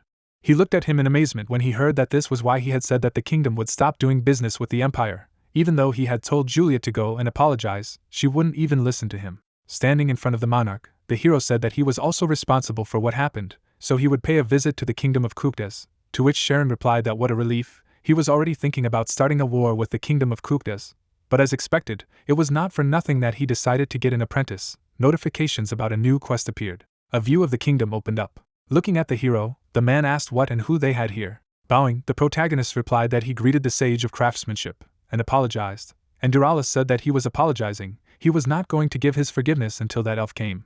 Closing his eyes, he added that but since he, the disciple of the emperor and that elf, had come such a long way to apologize, he could not callously refuse to forgive. Raising his head up, the man said that moreover, the emperor had mentioned war, and he would like to avoid unleashing a war with the empire as much as possible. The dragon was fast asleep. A phrase flashed by that forgiveness was a light gesture, because it was not the first time they had encountered the mischief of that elf, and he knew how to show understanding, but he knew that when forgiving someone, it was necessary to save face, right? So, as a sign of apology, could he bring him the heart of the fire dragon living in the center of this mountain range? Lowering his gaze, Duralis said that of course, in addition to forgiveness, he was ready to prepare some gifts for this. A notification about a new quest appeared. A lava river appeared.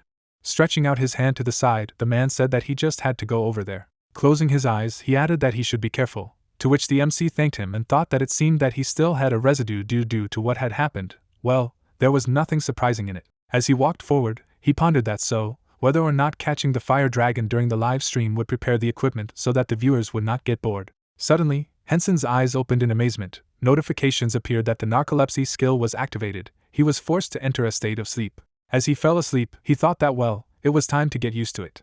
Agni froze and wondered what the hell this idiot was. Looking at the hero, he added that he was sleeping in a place, here, where even he, fully equipped with fireproof gear, could hardly stand. Frowning, the guy thought that he needed to calm down. First he would analyze everything. Smiling broadly, he added that if you look closely, this guy's equipment is no joke. Lowering his gaze, the knight thought that if he struck first, he would be able to reduce his resistance to fire.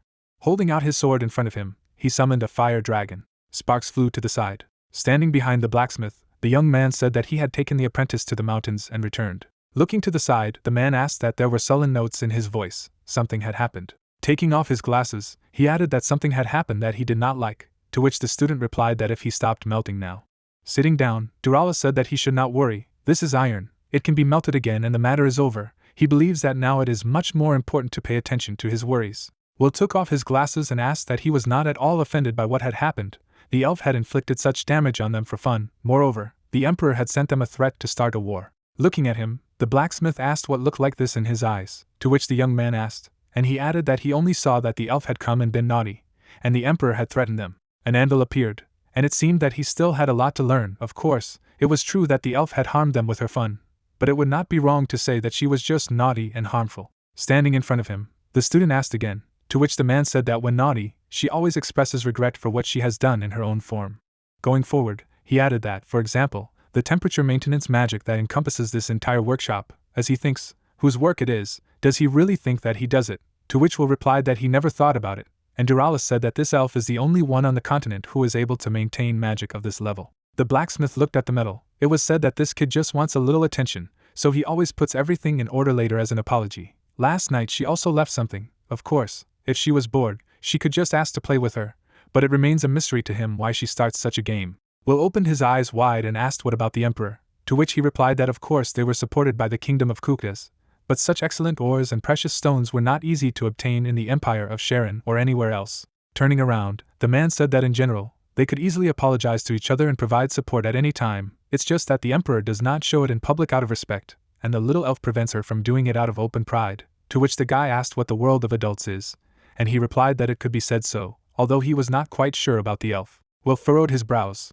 As he ran away, he said that, as he had thought, he should apologize to the apprentice for his rough treatment, and that he would be back in a moment, to which Duralis replied that he should be careful. Looking ahead, he thought that even if the relationship between the teachers had become strained, there was no need for the disciples to harbor a grudge against each other. It would be great if the disciples could get even a little closer, but, raising his eyebrows, the blacksmith continued to think that it must be difficult to do in the case of Elgus. I heard that he had begun to take strange steps lately. As he walked forward, he said that old age was not a joy, only the number of unnecessary worries was increasing. He had given the information about this to the emperor so that they would stop worrying, and then he thought that he still hoped nothing serious would happen. A view of the eastern continent opened up. Opening his eyes wide, the man said that he was in front of him.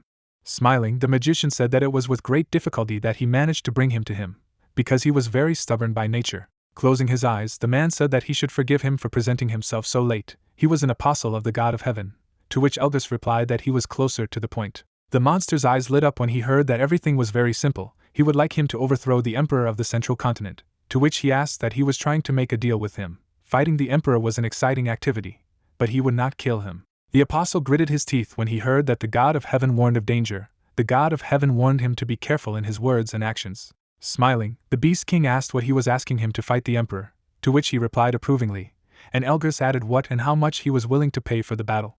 A dark sphere appeared, and it was heard that he would give him the essence of a forgotten god that would allow him to ascend the holy throne. The creature's eyes lit up and he asked what the payment would be if he crossed the line and killed him.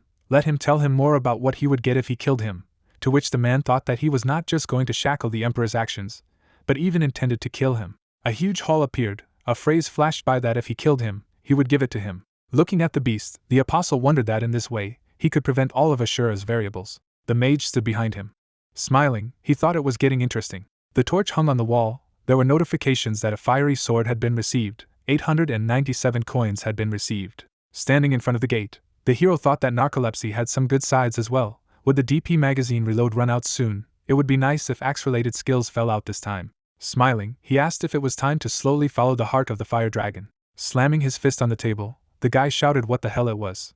Gritting his teeth, he thought that who was this bastard? He was clearly not a ranker, maybe an unofficial ranker. Frowning, the young man added that his skills seemed familiar to him. With such abilities, shouldn't his name have been on everyone's lips? Looking at the broadcast, he shouted that it was crazy. Besides, the fire dragon, Ashura is a cowardly brute. A chat appeared. A phrase flashed that they are non-entities who don't really know anything. Looking at the screen, Agni asked what it was.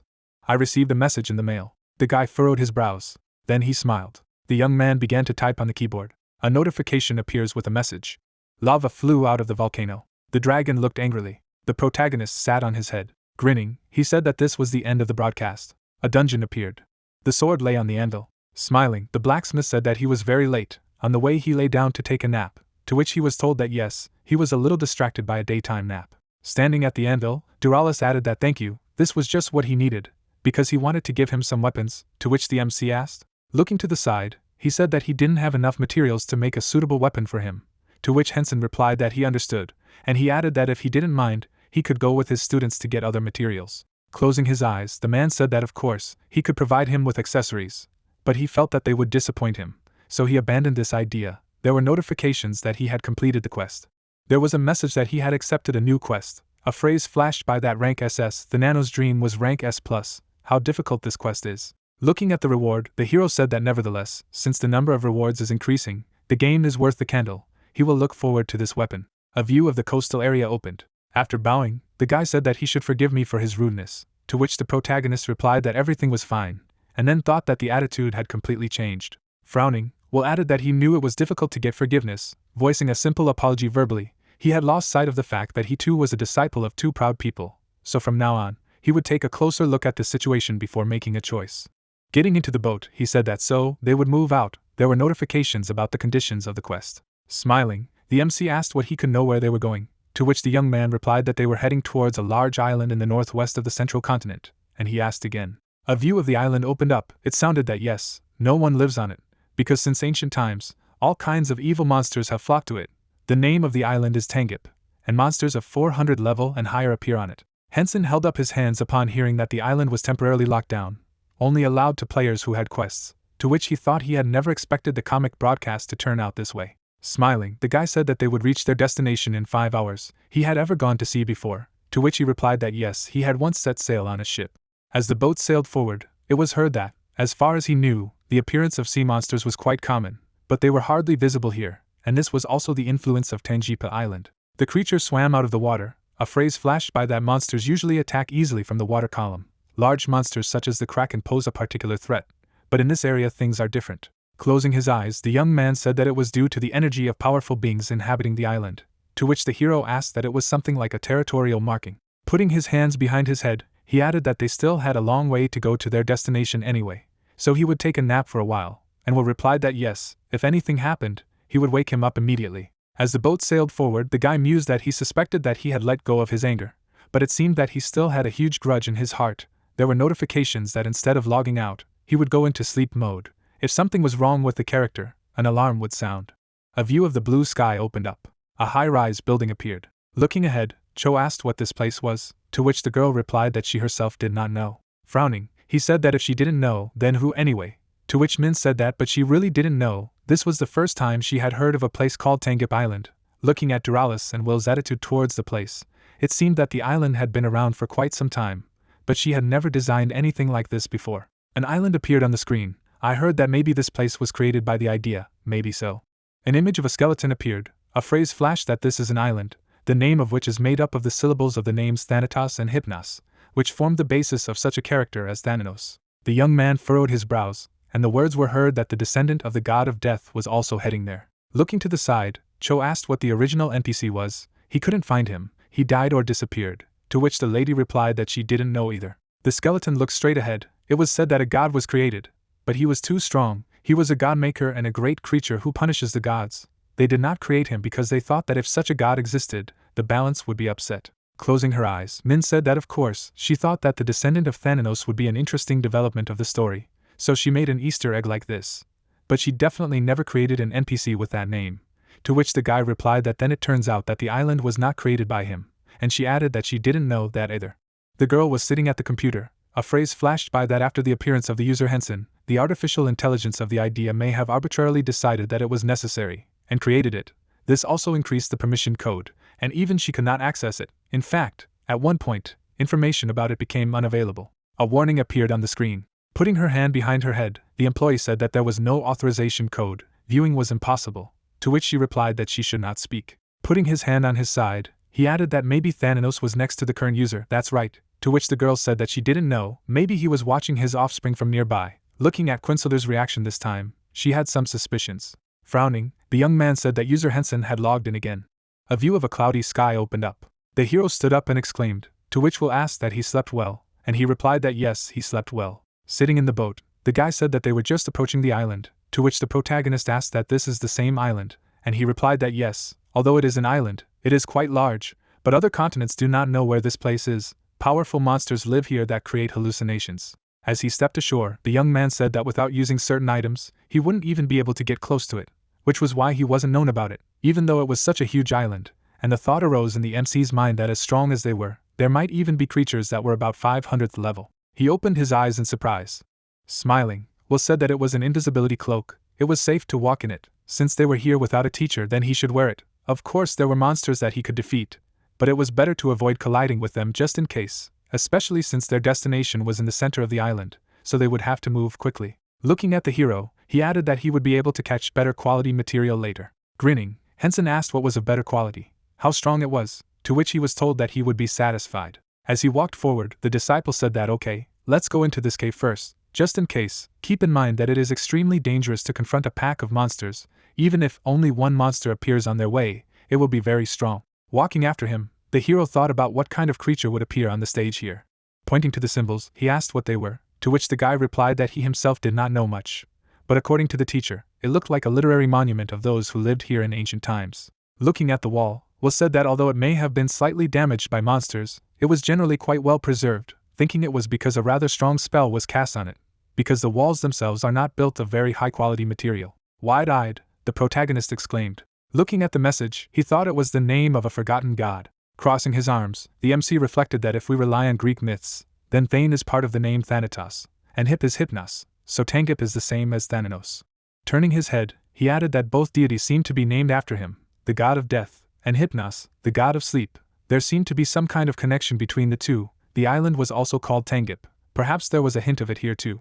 Looking at his apprentice, Hensen wondered if the stone tablets were to be interpreted, that is, the two deities, Thanatos and Tangip, but did it mean that the god of dreams had lost his name, been forgotten, and eventually died? Suddenly he shuddered with surprise, thinking that in the description of the Dunfir, the key word was also insurmountable death. A description of the weapon appeared, and the thought arose that at first he thought that Thanatos had simply killed him. As he walked forward, the hero reflected on the fact that he had made a major leap, but perhaps this god had also lost his name and faced imminent death, and the revered deity was most likely meant the god of death, and vice versa, the one who was associated with him and despised would be a deity named Tangip. Grinning, he added that it was difficult, but worth checking out. The young man turned when he heard if there were similar records in other places, to which he replied that they were, but whether he was sure that he could read them. Smiling, the protagonist said that yes, he had read it and found it interesting, so could he take him to other inscriptions, and of course he would catch the monster living here. The guy looked at him in bewilderment. Standing in the middle of the dungeon, he said that they would go then. As for the inscriptions, they were also in the center of the cave where they were going, to which the MC replied that it looked like he would be able to get more than just the materials this time.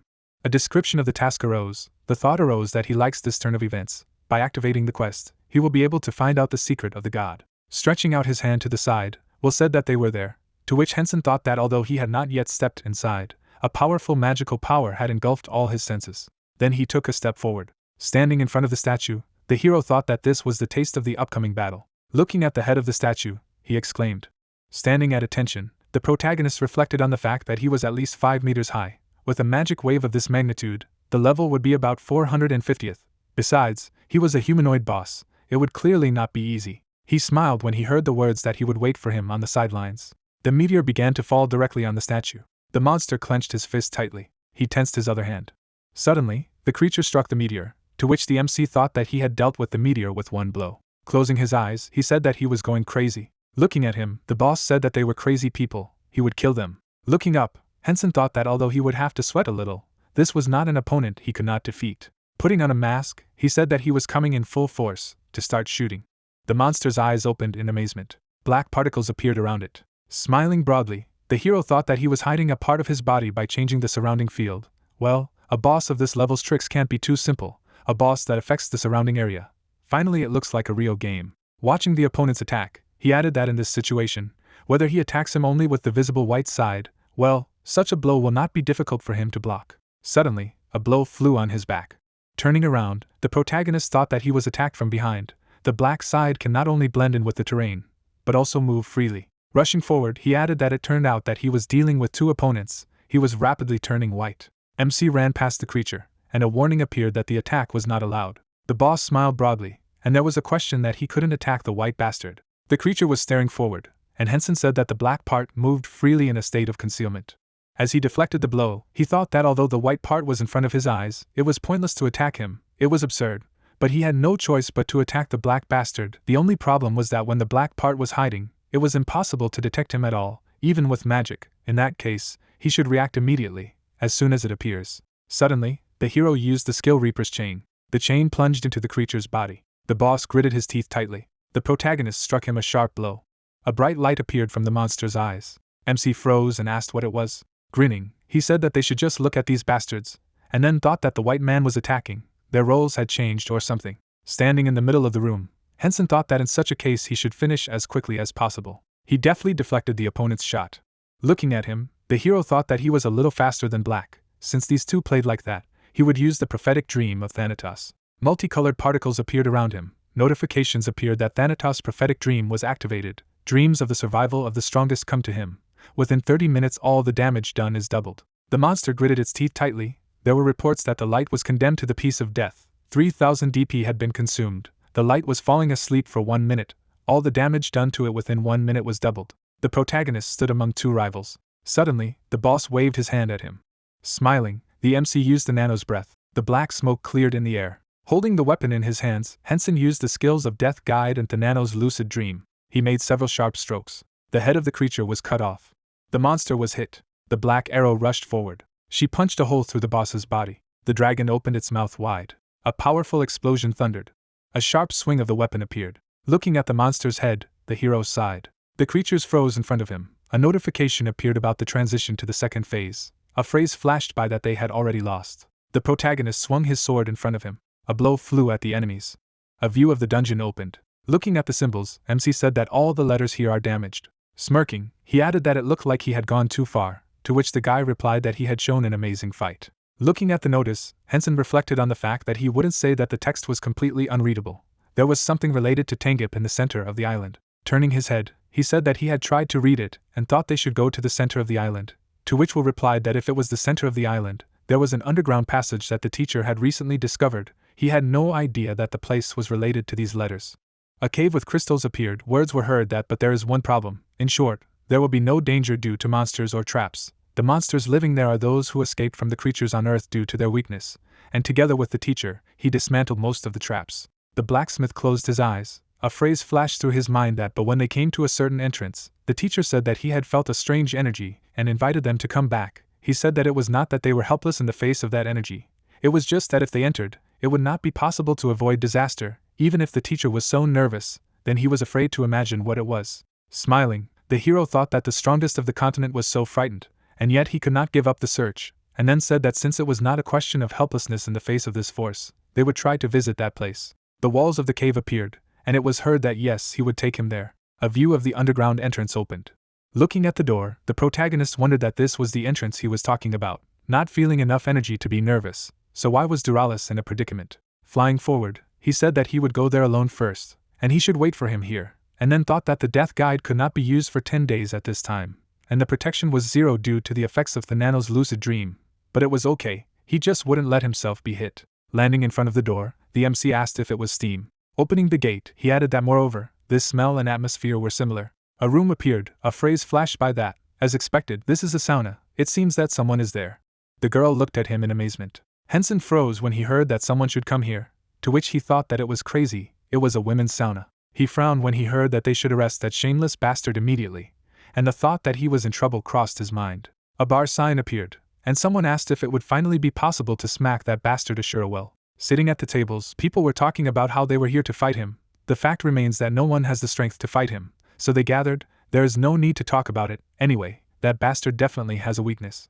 Smiling, the girl said that yes, even for him, it would not be easy to resist such a huge number of opponents. Standing in front of the knight, she added that she was glad to meet him, to which he replied that it was nice to meet him. He did not know that he would see the head of the Black Spies Guild here. Looking at the people, Agni thought about the fact that there was also a guild ranking that was 2nd in the guild rankings, 4th in the rankings, and 9th and 14th. The player frowned, and he added that moreover, there was a rank 7th in the official rankings, the god of thunder, Risa. Wherein smirked when she heard that she had gathered everyone to catch Ashura. That's right. To which she replied that to be more precise, she didn't gather her, but everyone gathered here spontaneously.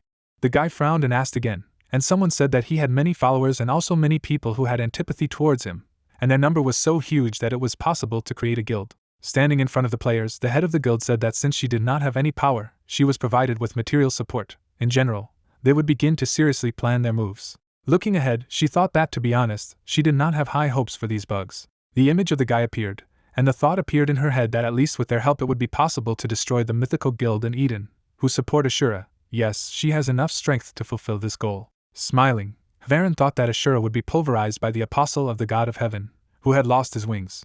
The temple appeared, and a cry was heard that they must kill him. On his knees, the hero listened to the words that what he hoped for, intending to invade here, he must die the most painful death. Gritting his teeth, he thought that he was really in trouble, although he could easily defeat the guards. But there was that woman called the Queen. Sitting on the throne, the elf heard that she should order him to be immediately beheaded, to cut off his limbs. She furrowed her brows, and the protagonist thought that at least she was stronger than that boss. He looked angrily when he heard the words that they would simply dismember him into pieces, to which he thought that he would definitely kill that bastard. Looking at him, the Queen asked where he came from, to which the MC replied that he was from the central continent, and she added that then why did he appear in that place. Smiling, Hensen said that he had received instructions and had been exploring the island, planning to obtain rare materials in return, but when he discovered a secret passage, the spirit of an explorer awoke in him, and he decided to follow this path to continue exploring the island. The girl frowned and replied that I see, then the last question. Her eyes lit up and she added that depending on his answer, she would decide whether he lived or died, to which the hero thought that he should not have meddled here. It turned out to be the reasons why Duralis hesitated. He flinched when he was asked how much he had to do with Thanatos. Looking ahead, the protagonist wondered that he was suddenly asking a similar question.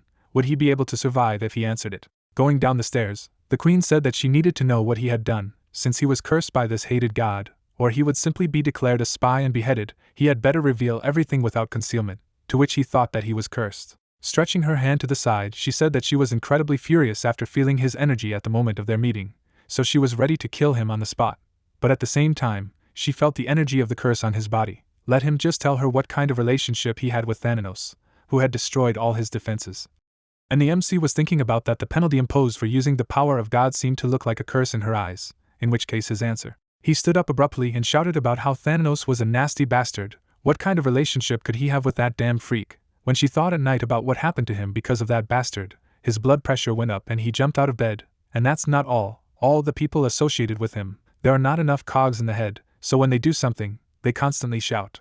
The elf frowned as she listened to how was it not madness as she threw a meteorite at them to order them to die. They would laugh and ask for more, even when they were under attack. The more he thought about it, the more angry he became. Why should he walk side by side with this bastard? To which she replied that let him calm down. Standing in front of her, Hensen shouted that he should listen. Every time he tried to do something, he interfered with him, he deceived him, making him try to find something that should have been given to him a long time ago. Then he would just keep everything to himself and the matter was over. Those priests were clearly out of their minds. A view of the room opened. Sitting on the couch, the hero thought that this is a place where Thanatos is hated. He thinks he needs to stay here for a while to get information. Will smiled and asked what he intended to do, to which he replied that he would stay there and look around first. The protagonist crossed his arms when he heard what was more important. He was surprised that the inhabitants turned out to be sentient beings. He thought only monsters lived here, but the inhabitants of the island were hiding underground, to which he thought that looking at their beauty surpassing that of the elves and their strength exceeding the 400th level, it could be said that they clearly belonged to a high-ranking race. And since there was an intelligent life form on this island, then it must be a race associated with Tangip. Hearing a knock, he asked who was there. The girl grinned and greeted her. Entering the room, she asked that she should continue to stand in the doorway, to which the MC replied that no, let her go inside. Sitting down in a chair, the Queen said that she thought he was curious to know why she had come here. She would say plainly, she wanted to ask him a favor, to which Hensen replied that everything was all right, what a request she had for him.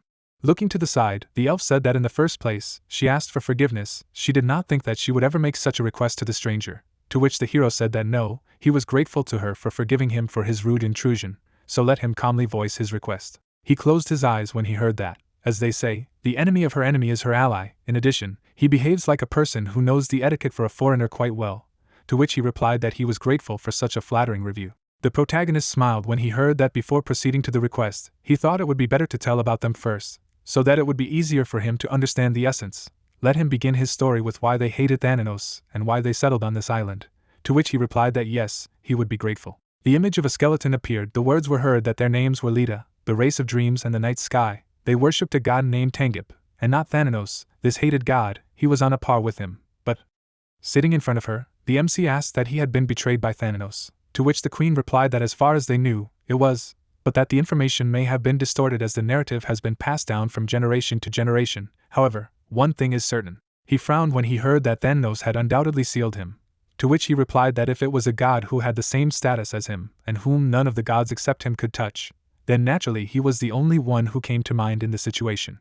The priest held out his hand, and a phrase flashed through his mind that yes, they had already received the blessing of Tangip, who was the god of dreams, the night sky, and nightmares, but a long time ago, when the god of nightmares disappeared, he also disappeared. Sitting in front of the queen, Hensen asked that he had disappeared, to which she replied that she had thought so too until she saw him. The elves raised their hands in the air, and it was heard that they had been considered for generations to be a race of shamans, a race that, unlike the angels, had directly felt the influence of the deities and had received their blessings. In particular, they were the race that had received the blessing of Tangip. Stretching out her hand in front of her, the girl said that when he fought Thanos, it was believed that he was also seriously injured and disappeared, but looking at his energy in his body, she had thoughts that he had not disappeared, to which the hero wondered that there was no evidence of betrayal or that they were dead. Her words were just a guess. A phrase arose that one was revered by all deities, and the other was despised by everyone, to which he thought that there was a high probability that the reason for the disappearance of the god of dreams was not Thanos, but other deities. A message about the god appeared, and the protagonist mused that Tangip had lost his name and was therefore forgotten. It is said that the forgotten and nameless god cannot escape death in the end.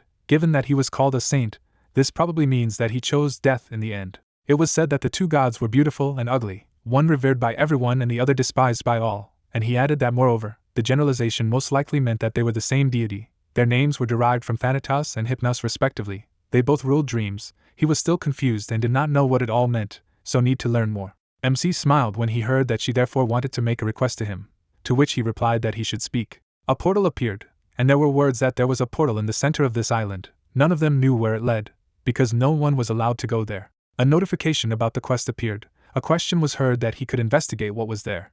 Smiling broadly, Hensen replied that it was a great honor for him. He would definitely explore the portal to atone for his sins, and then thought that there he could get clues about Tangip. Moreover, it would be nice to rivet a series of videos from it. Patterns on the ceiling appeared. He slowly climbed to the portal. The hero turned around when he heard the question that he would definitely be fine, to which he replied that yes, he would wait for him here. He nodded his head and replied approvingly. Hearing that he would go with him, he was sure that he would not become a burden to him. They began to enter the portal. The butterfly sat on the plant. A view of the waterfall opened up. The protagonist froze and exclaimed in surprise. There were notifications that welcome to the fields of Elysium. Anything is possible here. Looking at the area, he thought about how just like the apostles of death have an underworld, the apostle of dreams has a place like heaven, or what, whether it's the underworld or paradise, they are connected to the other world after all, right?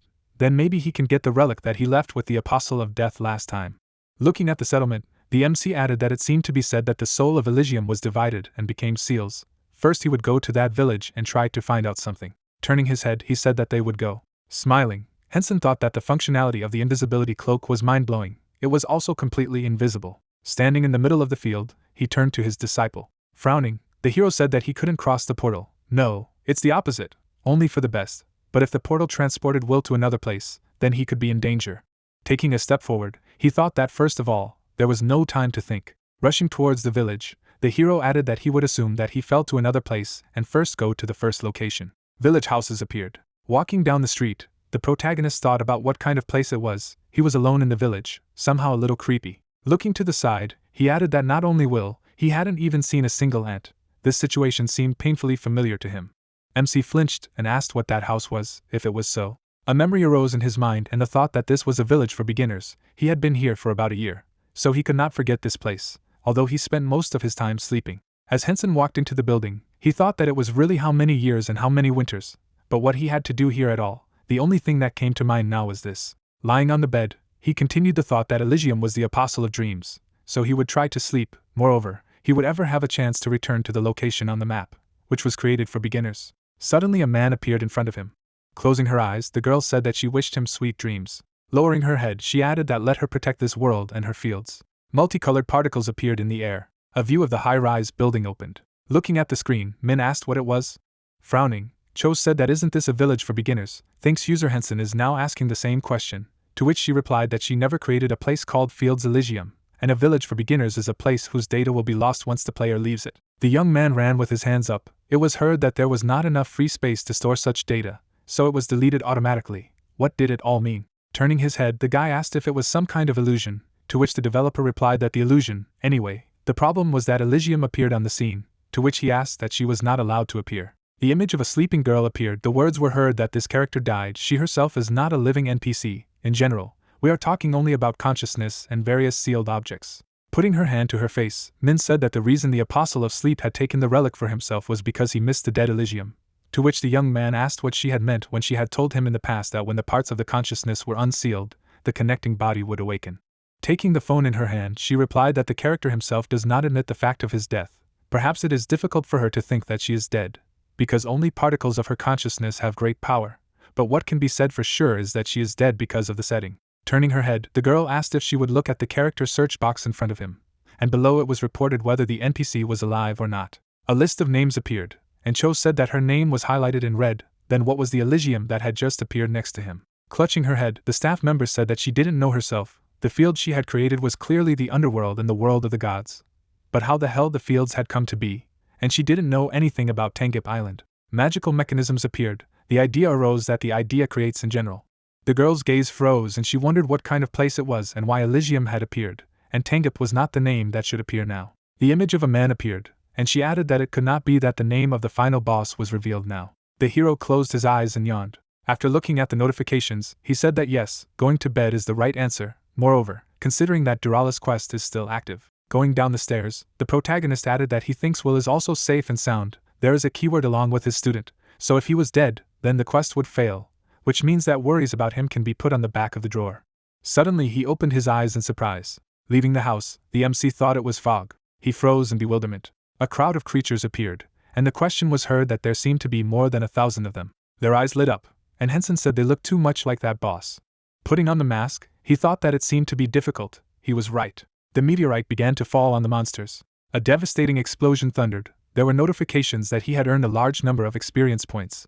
The reward would be given out immediately after he left the fields of Elysium. The hero took aim with his bow. Chains were wrapped around the arrow. He fired a sharp shot. The shell rushed into the sky. A bright flame appeared around him. A powerful explosion thundered. Gritting his teeth, the protagonist thought that without his indomitable will, he would have been swept away by now. The creature stood still, and he added that in the meantime, they had somehow survived, absorbing each other. Moreover, each of them was stronger than the boss. Looking ahead, the MC thought about how his defense was 0, and he couldn't use lucid sleep or a death guide. Well, maybe it would be a little boring if he had something like that at his disposal. Swinging his fist, the monster shouted that he would kill as much as he dared. The inventory appeared, and the thought arose that it was time to use this thing, which he received as a reward. Hensen summoned the soldiers and thought of an object with the divine energy of the god of war, Minerva. The emblem appeared, and he thought that the options included not only buffs, but also the ability to summon selected allies anywhere. Grinning, the guy said that he was grateful for calling them, to which the hero replied that he was counting on them. Rushing forward, he thought that some of the monsters could be left to the guild members. The fighter struck the point. Gritting his teeth, the monster mumbled. The warriors began to attack them. The monster's eyes lit up and he spoke of God's judgment. Looking at him, the protagonist used Karen's swordsmanship. His gaze froze in place. A blue sky appeared. Stretching out her hands in front of her, the girl said that she was asking. On her knees, she added that she was begging him to show mercy. Frowning, the guy asked how she dared to address him with a request. Elysium closed her eyes. Watching the hero, the god said that the bow belonged to the god of the hunt, the object with the divine energy of that dim-witted girl. I am sure it was not without her intervention. She must have used dreams to steal an object with divine energy. The apostle shuddered when she heard that now that Thanos was gone, the only one who could intervene was her. The god of death couldn't move. The apostle of sleep had the power but no ability. Who else was left? Leaning his face on his arm, the young man said what he would think of her request. Then he furrowed his brows. The hero grinned. The thought arose that he was strong. Lying among the clouds, the god of nightmares thought that if the only thing he had was power, then he could not escape death. But this was also a very interesting option. Looking ahead, he added that if the descendant died, perhaps they could see each other again. The girl lowered her gaze. A view of the village opened up. The players were breathing heavily. Clenching his fists, Ark said what was to be expected from Mr. Ashura, to which the protagonist thought that each of them was stronger than a monster, but only 6 guild members, who had levels from 300 to 350th, were able to deal with them. People rejoiced at the victory. Looking at the players, the MC said that moreover, those two were fighting opponents one-on-one. It was the right choice to entrust this matter to the guild. Standing in front of the entrance to the dungeon, he asked that if everyone was ready, maybe they would move on. Lowering his head, Hensen thought that a slight shiver ran through his body.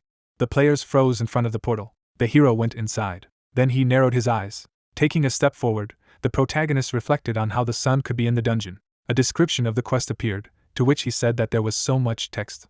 Putting his hand to his face, the MC pondered that according to the queen, Tengip is the deity of dreams. True, given that Elysium is the apostle of Thanatos associated with dreams, he also rules dreams, but is commonly known as the god of sleep and death. An image of a girl appeared, and he added that it was because Elysium's consciousness was sealed for some unknown reason that people had forgotten that he was also a deity of dreams. Hensen's eyes widened and thought he had forgotten. Then he smirked slightly. Looking at the notification, the hero thinks that the forgotten god loses his name, and it is said that the god who has lost his name cannot escape death. The man stood still, and he went on to think that it was true, with the disappearance of Elysium, that the role of Thanatos as the god of dreams had been forgotten, and that Tengip, the deity of dreams, had also been forgotten, lost his name, and died, but that although the god of death had lost his role as lord of dreams, he did not die. The deity froze in place. The thought flashed through her mind that the fact that the Queen of Years had first mentioned the keyword god of dreams when introducing Tengip might be a hint of sorts, Thanatos leading in the keywords death and sleep, and he in the keyword dreaming. Turning his head, the protagonist reflected on the fact that after all, the name of the person responsible for this place is mentioned here, so perhaps only the god of dreams, who mainly deals with dreams, died. In the end, the most important clue will be the reason for sealing Elysium. A view of the castle opened up, and he added that it could appear here at the very last stage of the dungeon. Most of the tags he had now largely managed to interpret, but now he just needed to get proof. Smiling, the MC thought that if the evidence was in his hands then the quest would be completed, and then said that he should go ahead. Particles appeared in the air. A view of the castle opened up. Frowning, the apostle thought that the descendant of Thanatos, there were more of those targeting him than he thought. Smirking, he added that the people he had managed to gather were now a force that could defeat the mythical guild, and even Ashura wouldn't be able to defeat them easily. Moreover, Lucifer had been able to level up to a god-rank profession, so they had enough strength. Sitting in front of him, the girl said that she felt disgusting, called a man, and he himself took water into his mouth. He had no manners at all, to which he replied that he asked for forgiveness.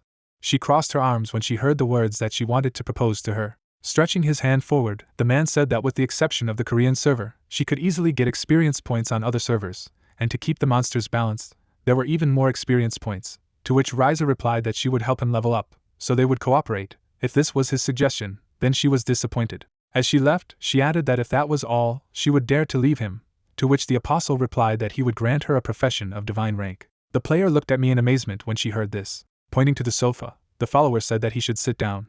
Lightning flew around the sphere. Words were heard that the god of thunder was his essence. If she took this core, she could become a descendant of Thor, the god of thunder. Sitting down on the sofa, the girl asked what Ashura was like, to which the man replied that it was an entity received from the god of heaven, father of the thunder deity, and he was killed in Ashura attack. Crossing her arms, she asked what was the fee for the transaction, to which he replied that everything was extremely simple, following their original plan. Let him stop him. Risa chuckled at these words. Taking the orb in her hands, she said that it was on the hands. Pointing to the objects, the apostle said that he should also take these things, the power and the object with the divine energy of thunder. Looking at the sword, the girl said that it was fine, and as he wanted, she would help when needed, to which the man replied that if she did so, he would be very grateful. Then she teleported. Closing his eyes, Tartaros asked if he would be okay, to which he replied that thunder could not defeat the sky if Reza betrayed him. All he had to do was take away her divine profession. Images of players appeared. Words were heard that nevertheless now the picture is complete. Elgus from Continent 5000, the apostle of the god of war Lucifer, and finally the descendant of the god of thunder Reese. Smiling, the priest said that he had heard that decaying death had also been prepared, to which the man replied that it was clear. Frowning, he thought that the necessary preparations were almost done. Smiling broadly, the apostle added that let him wait, he would soon come to him. A dark sky appeared. The three knights stood still. Looking at them, the hero thought that dealing with all three knights was amazing. The creature's eyes lit up, and he added that they were also able to unite. Looking ahead, the Nightmare Knight said that it was their destiny to guard the gate. Smiling, the protagonist said that he would fight him, to which the young man replied that he should forgive him for not being able to help. Holding the sword in his hands, he wondered what was more powerful, the nightmare of Thanatos or the nightmare of that night. MC closed his eyes upon hearing that the item with divine energy and power, which was said to have been created by the god of the sky, had been completed and delivered. Dodging the blow, he replied that thanks for sharing this information, to which he was told that he seemed to be busy, then she would contact him later, and he added that he would like to talk more, but he would definitely do it next time. With a grin, Hensen said that then the two of them should take care of themselves, he would soon be back with them. Pulling his sword to the side, he added that he had interfered with their pleasant conversation, he would not be able to get away with it. A bright flame appeared around the sword. Dark particles rose up. A crowd of skeletons appeared. Libius smiled and turned Tears came to his eyes and he shouted that he greeted him. Frowning, the hero said that he really did not like it, but there was nothing to be done about it. The deity crossed his arms, and the thought arose that even if he was in decline, Tangip could still be here. Moreover, if we were talking about a god associated with Thanatos, then he must be very powerful. The servant closed his eyes. There were notifications that this was the territory of the deity of dreams. The stats of Libius were not limited. Looking at the guy, the protagonist wondered if it meant that this place had such a high difficulty that its level restrictions had been removed, or perhaps the restrictions on the power of the god had been removed because it was the space of Tangip, because it was immediately clear that he was a real priest of Thanatos, one way or another. Stretching out his hand, he shouted that he should bite him. The beast rushed forward. The thought arose that it had to take the form of a real dog. The servant clutched the knight's arm. He clung to it tightly. The hand fell to the ground. The creature screamed in pain. Crouching, the young man exclaimed. Blood was coming from the guard's hand. Suddenly, a blow flew to him. Raising his hands up, Libius shouted an appeal to the hero, to which he thought that this was a strategic weapon. Well, now they would start playing seriously. A view of the sky opened up. Lying on the clouds, the deity said that he was a descendant of Thanatos. Watching the hero, he added that he was quite good with the sword, but why was he doing all this, putting aside the power of the god? The girl lowered her gaze as she heard that he needed to be made to realize the true power of Thanatos. The guy smiled broadly. The apostle looked in surprise when she heard that she was to enter the battlefield, to which she asked. Lying on the clouds, Tangip said that these were not her fields, and this place was overflowing with particles of her consciousness. Moreover, had she not sealed numerous relics with the help of her sacrifice, and chased away the god of sleep? Looking at the girl, he added that because of such a disgusting creature as her, the apostle of sleep was injured, wasn't it? Elysium began to cry as she heard that he was referring to that incredibly powerful apostle of sleep. Lying in front of her, the deity said that he should get up. The doppelganger gritted her teeth when she heard that he should lead the army, attacking those who destroyed the castle. She flew aside, listening to the words that if he won this war too, she would receive his recognition. He meant, he would be recognized as his descendant.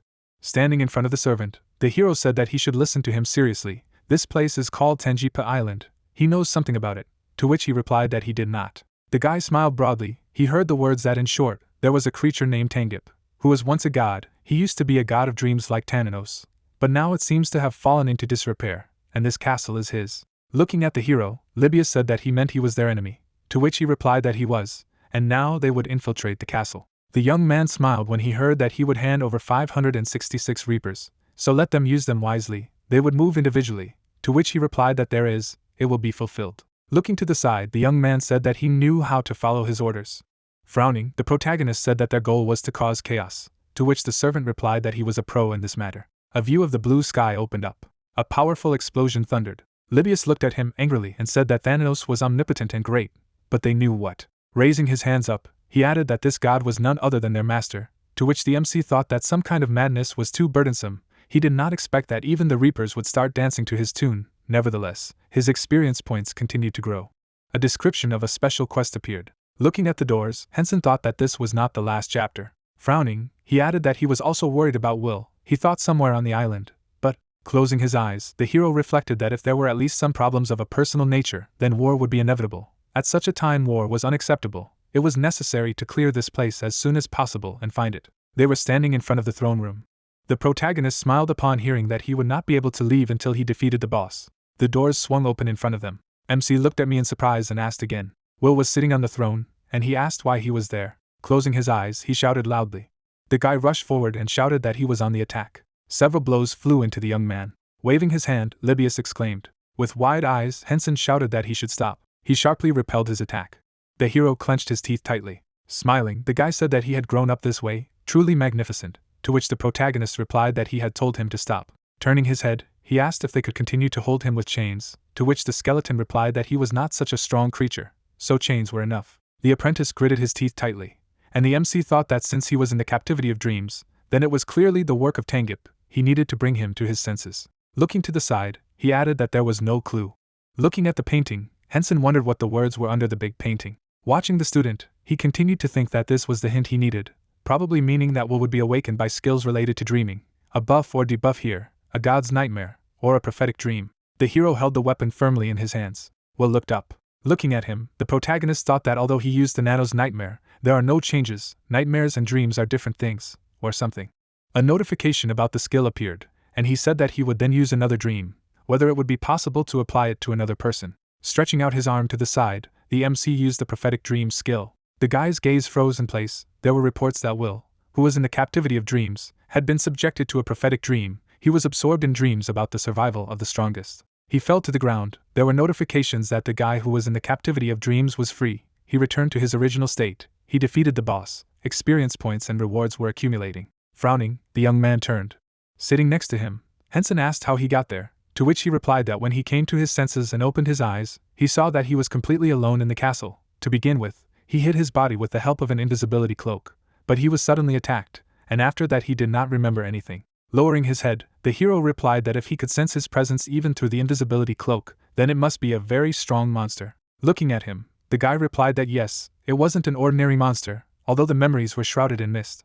But the image that appeared in front of him belonged to a woman. He only remembered the creature brandishing a weapon with its thin arms. Crossing his arms, the protagonist reflected on the fact that the thin arms, although there is a high probability that it is a woman, but this statement could be wrong. The boss or Tangip himself, one way or another, he found it. Smiling, he said that they would go to safety, to which Will said that it was much more important to verify those words. They looked frightened, hearing that they had revealed the secret of the castle. It was beginning to collapse. Let them quickly run away. Stones fell down, and it was heard why he was announcing this in such a joyful voice, to which the servant replied that it would be fun. Looking at the explosions, the MC wondered that in the end, this was not the place where the entity was hidden, and would do a rig check. Frowning, Libius said that the atmosphere was strange. Looking to the side, Hensen said that he was in the same place. The apostles flew into the air. The girl lowered her gaze when she heard her name. The guy looks at the ghost flying through the air and thinks that it looks like he will die before clearing everything in this place, and continues that apparently Elysium is at the head of this army, and that all of his ultimate skills are currently on cooldown. A girl with lilac hair looks intently from under the veil. The young priest watches with his head slightly tilted, and the protagonist thinks that even with Libius nearby, it is too much for him to deal with so many enemies, and that this is a dangerous situation, and decides that he needs to focus on reducing the number of enemies first.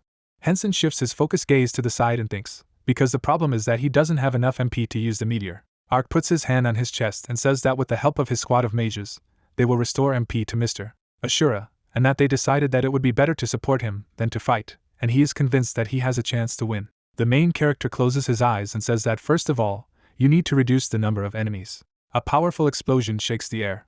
The dark-haired guy grits his teeth angrily. The enraged soldiers of Minerva advance on the enemy. The apostle of sleep soars in the air. The player raises his head with fury in his eyes. A ball of fire magic explodes in his hands, and Elysium says if he thinks she will allow herself to be attacked again.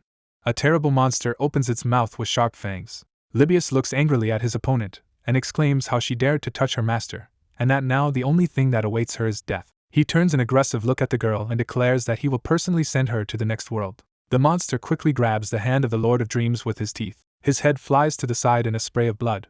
The belligerent girl stands resolutely in front of Hensen. The head of the monster with glowing eyes is torn in two. The girl flies up again rapidly. The young man turns his gaze to her and declares that everything is useless, because this place is already entirely his territory. He quickly pushes off the ground with his feet. The main character with fury in his eyes approaches the enemy in the air, leaving a powerful explosion in his wake. His hands clench into fists. Elysium opens his mouth angrily. Her eyes are covered with blackness. The girl's pupils narrow.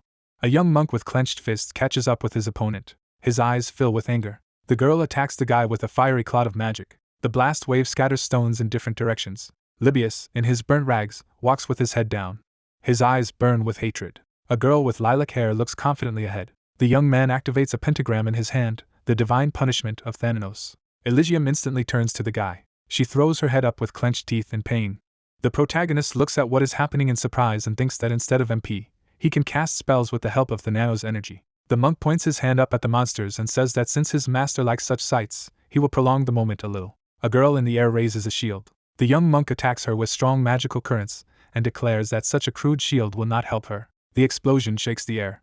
The young man directs his hand forward, and the protagonist is surprised that he created the spell with only willpower, without spending MP or stamina points. The guy looks up in amazement, and wonders if he will be able to repeat this. Blue magic clumps are everywhere. Hensen stares intently in front of him, and thinks that he needs to summon a shark torpedo first. He closes his eyes and senses the energy of Thanatos. His pupils dilate from the power of the summoned power, and he feels that it is enormous. The enraged monster rises behind the protagonist, and the protagonist feels that the concentration and total amount cannot be compared to MP, and decides that with the help of the energy of Thanatos, he will be able to use the meteor several times, and that all his power has increased several times. The guy shifts his gaze to the side. An enthusiastic Libius points his hands at Elysium, and says that this is his gift, and the main character asks if it is a gift. The young monk looks at the owner and claims that it is a gift, and that the girl should be scolded properly and used as a vitamin supplement, and he asks if it is possible. The young man replies that of course, and what belongs to him is the property of his master, and that since it is his, then it is up to him to decide what to do, and the protagonist thinks that then he gratefully accepts him. The player breathes a sigh of relief. Information appears that the Elysium fragment of consciousness has been defeated, and that huge experience points and rewards are being accumulated. The protagonist stands with outstretched arms surrounded by fiery streams. He has realized the true power of Thanatos, and realized the power of God. The power will not be displayed, but will remain with him. He looks in front of him enthusiastically and realizes that the system's permission has been obtained, and that he likes it. The guy shifts his gaze to the information panel and thinks that there is no message that the quest has been completed, and that given that the relevant information is usually provided even when the calculation took a long time, there is a high probability that Tengup will become the final boss. He resolutely points his flaming sword at the man and continues to muse that since there are no messages related to the quest, and he hasn't appeared on the scene yet, then it's likely that he's pondering what to do.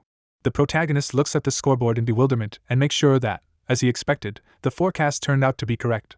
But why do they refuse to appear in front of him? The Lord of Dreams and Nightmares refuses to reveal himself. The player has passed the Elysium field and needs to return to the original world. There is a description of the measurement of the number of rewards and the accumulated experience points are awarded. The Lord of Dreams and Nightmares interferes with the distribution of rewards. The protagonist received the essence of a dead god. A message from the Lord of Dreams and Nightmares appears that the guy needs to return when he is ready, and then he will be told the whole truth, and that he needs to return to his original place. A magical cloth flashes in the air. The Mistress of Dreams knelt down in front of the man, and he asked if she was happy now. She thanked him. She lowered her head, and the man continued to say that, however, his descendant did not know the reason for the destruction of this place and the story itself, and the girl said that he could return. The Lord of Dreams and Nightmares looks at the girl carefully and asks if she really thinks so. The lady looked down and asked if he had not opened the window because he was expecting a player, and wondered if she was mistaken. The young god raised his hand to his face and said that it could be so, or that he might have been captured by old memories. He opened his mouth slightly and said that the nightmare was still longing for him too, and that he would look forward to it one way or another. Bright sun rays shimmer on the facades of a tall building.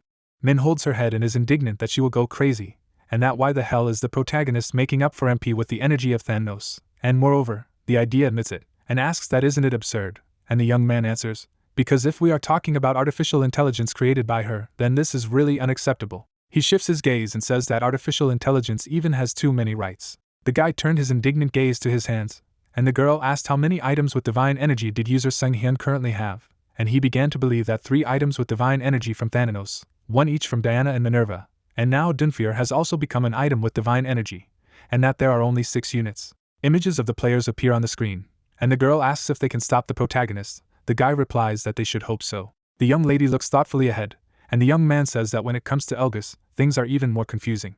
The young men look at the image of the Beast King, and Min continues, which is true, from the one who is worth pinning hopes on in Continent 5000. The king sits majestically on a throne in front of his subjects. Mubel crossed his paws over his chest and told his master that he had summoned all the beast men, and asked that the king would go to exterminate humans. He looked at the leader angrily, and said that maybe he would finally follow the head of the emperor, who dared to think that he was taller than them, and the ruler was shouting for him to shut up. The lion's head is torn apart. Blood splatters to the sides of Mubel's body, and Elgus says that he is a pathetic bastard, and that the bloodline was not bad, which is why he accepted him as his apprentice. A bestial grin appears on the king's face, and he declares that he will finally fight that bastard, and that let the war begin. Blood spurts from the neck of the murdered Mubel, and the king continues to talk about a war that will paint the continent blood red. Streams of light magic tend upward. The mighty mountain ejects energy mana upwards from its crater. The currents tend upwards. The god of thunder sits majestically in the lotus position among the streams. His face is distorted with rage, and he thinks that he should breathe in and out, and inhale again, and that he will endure. Waves of energy radiate from a man. He rolls his eyes. HP has dropped below 1%. You have to be careful. He received a fatal blow. Natural healing is impossible. The god of thunder knitted his eyebrows and thought that if things continued, he would fail, and that he could not give up. His pupils constrict, and he continues to think that he can't escape.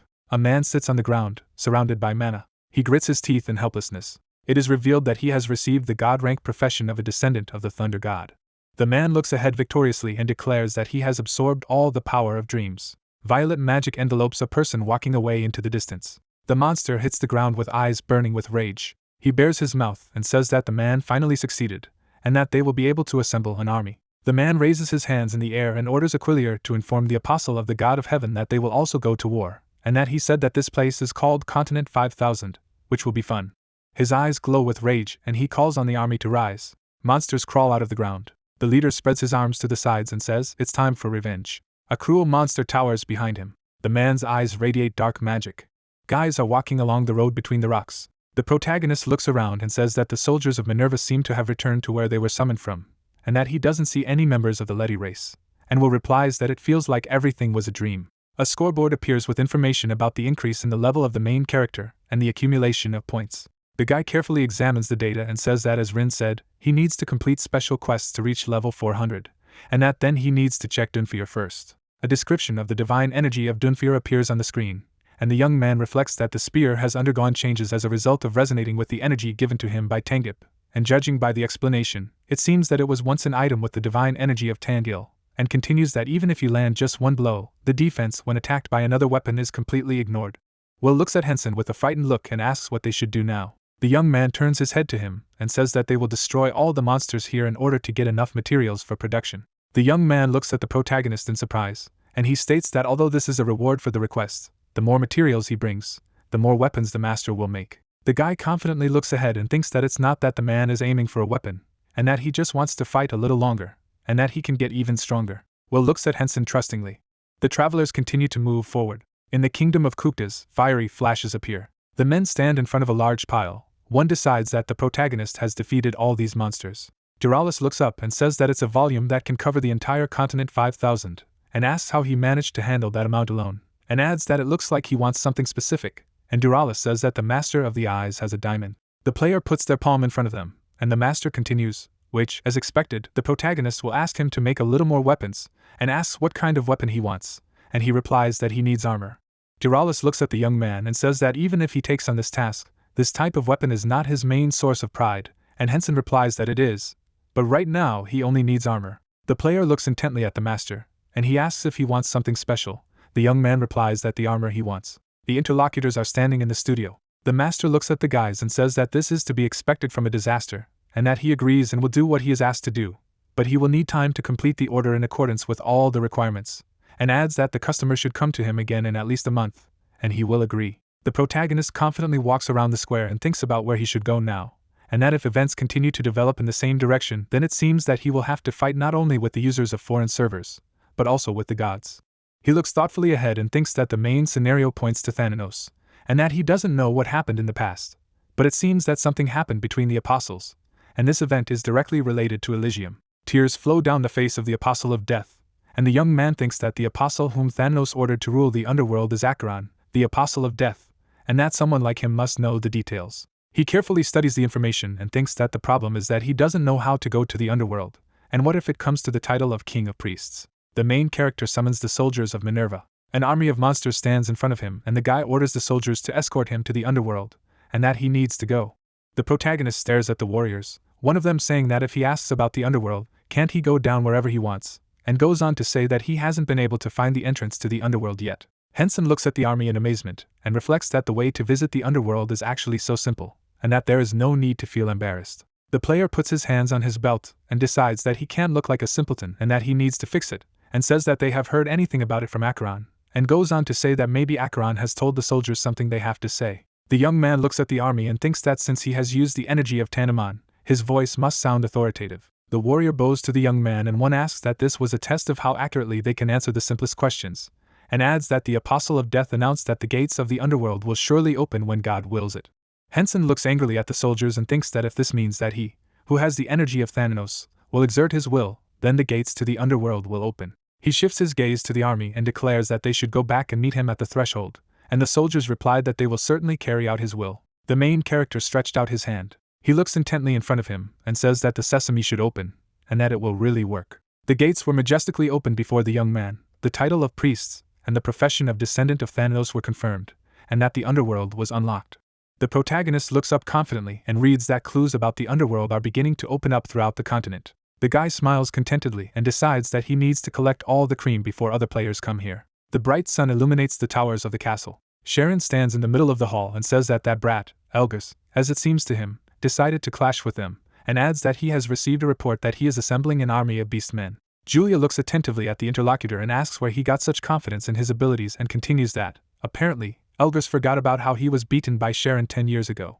The gray-haired man lowers his head and angrily says that there is someone who leads him, and the girl inquiringly says that she thinks that if someone is leading him, then there is outside interference. The king looks up and replies that everything is very obvious in this situation, and adds that these are gods. Sharon closes his eyes and, after thinking, says that perhaps they convinced Elgers by giving him the essence of a god, and adds that it was not difficult for the gods to win him over to their side. The blonde girl smirked and stated that for Elgers, the beastman, the essence of a god was the best gift, and the other person replied that if the core of the inner energy of the beastman and the essence of the god were combined, then one could become a real god, and added that this seemed to be what he was striving for. Sharon stands over his defeated rival, and Julia says that the idea that he can defeat Sharon by becoming a god sounds unrealistic, and continues questioningly that he would change his mind if he knew that the essence of the god offered to him as a reward belonged to the god whom Sharon killed. The gray-haired man looked thoughtfully into the distance, and said that a long time ago he had indeed killed a low-ranking god who had descended to earth, and ended that fight was hard, but the god was many times weaker than the apostle Thanatos. Sharon swings his sword and thinks that his intuition is still telling him that they will meet again. The young lady raises her hand, and the interlocutor asks if she can defeat Elgers, and she clarifies why he asks about what is already obvious. Because that impudent monkey has been running into trouble for a long time. The man grits his teeth angrily. Sharon confidently walks forward and says that they are engaged in battle. The gray-haired man looks away and wonders if Ashura will go to war as well. The protagonist looks down. Jaehwan does not understand what is in front of them, and the guy thinks that there is an army of beastmen in front of them, and as Eggy hears, Elgers clearly intends to take part in the war. The protagonist stands with his hands down and says that this is a war and adds that it is necessary to make a good video. Beastmen rotate in space. The gravity meteor technique, a version of Thanatos. Streams of mana hit the ground. Hensen throws his arm forward, using the shark torpedo technique. Sharks move towards opponents. The fish grab the beastmen with their mouths. The main character throws his hand up and enthusiastically shouts the spell of the axe technique. The bishop stands in front of the opponent and says that he will not go further. The animal gazes intently in the direction of the enemy and offers a battle. The protagonist looks angrily at his opponent. Hensen stands up. The young man swings a weapon and uses the first technique of Karen's swordsmanship, the dance with the sword of Thanatos, the death strike. The attacking technique catches up with the opponent. The guy raises his head and says that these techniques are too easy for him, and asks when the combined forces of the Heroes Guild and the Magic Guild will arrive. The protagonist looks at the screen in surprise, and the brown-haired girl replies that they have serious problems, and Hensen clarifies that this is what to understand, since they promised to come to block the beastmen's advance, and how long they can wait. The girl stands in front of the screen and reveals that it was a distraction maneuver, and the guild alliances came together to block them, and goes on to narrate that the situation is not critical, as several rankers have moved to their aid, as well as several high-ranking guilds are mobilizing their forces. The protagonist looks into the distance in confusion, and the young lady says that in her opinion, he himself will cope faster than waiting for their arrival, and the main character asks if it was the apostle of the god of heaven who tried. A gray haze spreads around, and the guy anxiously thinks that his opponent has revealed his cards. Rays of energy make erratic movements, the technique of a gravitational meteor. A cloud of mana is approaching the ground, and Hensen is surprised and thinks the video will be a bit boring, but he needs to hurry. Crowds of fighters clash in battle, and an order is given to kill the arrogant scoundrels from the mythical guild. Blows overtake the warriors. The black-haired man raises his head and furiously says that when all the weaklings get together, the power is serious, and his partner, agreeing, draws attention to the fighting woman. The brown-haired woman stabs with her sword, and the warrior continues that she is fighting Rina and Eden alone and has the upper hand. The blonde girl looks at her rival in surprise and says that she does not remember that there was someone like her among the rankers. The young man replies that it is Risa, who is ranked 7th in the official ranking. A woman with brown hair rushes to her rivals and says that they hardly have time for chatting. Streams of mana overtake the guys. They close their eyes in pain. Risa held out her sword in front of her and said that she would finish them off, adding that she hoped Ashura wasn't a weakling like them. Eden shifts her gaze to her rival and asks if this is their limit without Hensen, and Rina replies that according to Hina, he is now busy blocking the beastmen on the outskirts of the empire. The warriors raise their heads in surprise, looking at the rays of light. The blonde girl stares into the distance, not understanding what is happening. A flying castle hovers above the ground, emitting energy. A man with long hair sits on a throne, and Rina thinks that this is an apostle of the god of heaven. As the beastmen fly to the ground, the young lady continues to mentally say that more squads of beastmen are arriving. Eggy hovers over Eden and states that she thinks the guys are in big trouble, and Rina says that their situation is problematic because they are now in the minority, and they have little reinforcement at their disposal. Tina throws up her hands and shouts that this is not the end, because they have them. The blonde girl looks up in surprise. The priests of Thanatos, jubilant, raise my hands. Libius throws his head back and, laughing, asks that what is happening does not raise everyone's mood, and the warrior in ammunition says that he cannot believe that he should be next to Libius, and that if it were not for his holiness's order, he would now continue to sleep in his bed. The man shifted his intimidating gaze to his opponent. The girl and the men stand on a dais, and the young monk says that there are beast men and men, and that there is divine power in the air, and that it is clearly too much. The warrior continues, that it will not be easy, and that fortunately he does not see a single soldier of decaying death. The apostle of the god of heaven stretches out his hand and orders that Ashura and the representatives of the church of Thanatos be killed. The young monk throws his hands up and calls his comrades into battle for the honor and glory of his master. The soldiers of the two armies are rapidly moving towards each other. Warriors exchange crushing blows. Ryza rushes upwards and says that she will have a good time before Ashura arrives. The warriors approach the girl. One of them says that she looks quite strong. The dark-haired guy puts his hand on his chest and introduces himself as the Saint of Thanatos Raymond. He raises his sword and asks how about fighting once, and the woman decides that he seems to be some sort of Ashura subject and accepts the offer. Ryza puts her sword under her opponent's blow and asks him not to disappoint her. A fierce battle is going on. Libius hits his opponent and enthusiastically calls on his teammates to show how loyal they are to their master. Caro looks at him angrily and swears. A warrior in ammunition deflects the blows of opponents and says that all this is some kind of shame. Eden looks at the fight and states that it is not worth getting into this fight. His partner agrees with him. Javewan is recording the fight and states that real chaos is unfolding before their eyes. The main character hovers above the ground and argues that the main force of the enemy is another apostle, Lucifer, as well as an apostle of heaven and a woman who throws lightning, and continues that although Raymond is one step behind, he is still able to hold out for quite a long time, so the woman can be dealt with last. The protagonist rushes forward and thinks that he needs to start with the apostle of the god of war. Tartaros stops at the edge of the mountain. The Grey Cardinal of the Church of Thanatos stands in front of a cliff and argues that everything is going according to plan. He looks down intently and mentally says that among the gathered, the most important fighter is Ryza. The man turns around and continues to think that since he doesn't see the 5,000 continent army, it can be assumed that Elgas is doing a good job as well. A sign appears with information that the conditions are met and a quest to break the limit will be created. Information about the conditions of the quest for the breakthrough of the redistribution is displayed. The protagonist drops to the ground and greets the opponent. The blonde guy looks at him angrily. Lucifer puts his sword in front of him. The young man raises his hands in front of him and asks if it is true that he has become an apostle of the god of war, and the opponent does not understand how Hensen knew this. The main character takes out a sword. Lucifer points his finger at the guy and asks about the sword, and Hensen mockingly asks that he recognized his sword. The protagonist grits his teeth and says that he offers to take the weapon from him if he can. The apostle of the god of war looks angrily at his opponent and shouts that he will kill him. A blonde guy directs a blow towards the main character. The young man stands unwavering in front of his opponent and says that although he is fierce, he does not have enough strength. Lucifer holds his hand in front of Hensen's face, and the main character says that it was pretty good. The blonde young man jumps back, and the protagonist asks that during the competition, although their stats were equal, if everything ended too trivially, and the opponent replies that this time everything will be different. The main character lowers his sword and says that in this duel he does not even need to resort to the energy of Thanatos, and adds that the Monero will be enough. Lucifer directs mana to his opponent. A man's silhouette rapidly approaches Hensen. The protagonist shifts his gaze to the side. He blocks the blow with his sword. Lucifer, exhausted, gives up. The protagonist holds the weapon in front of him and says that he feels the buff of the god of war, and adds that it was Lucifer who strengthened him so much. Hensen stands in front of his opponent and says questioningly that judging by his opponent's energy, he is an apostle of the god of battle, and the opponent replies that he was able to recognize him immediately. The protagonist throws his head up and asks that he is also looking for his power. The protagonist looks carefully at his opponent and continues to say that Lucifer is not the only one who is able to inflict buffs on his allies. Tears pour from the eyes of the representative of the Church of Thanatos, and he shouts that he feels the blessing of his lord descending on him. The attack power and movement speed of all allies are increased by 10%. Lucifer stares at his ally and asks if he can handle it. The apostle of the god of battle confirms.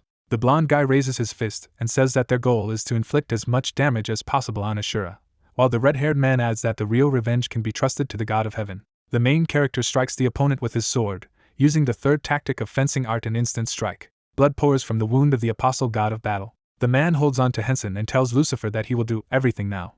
The blonde guy directs a blow at his opponent. He opens his eyes wide.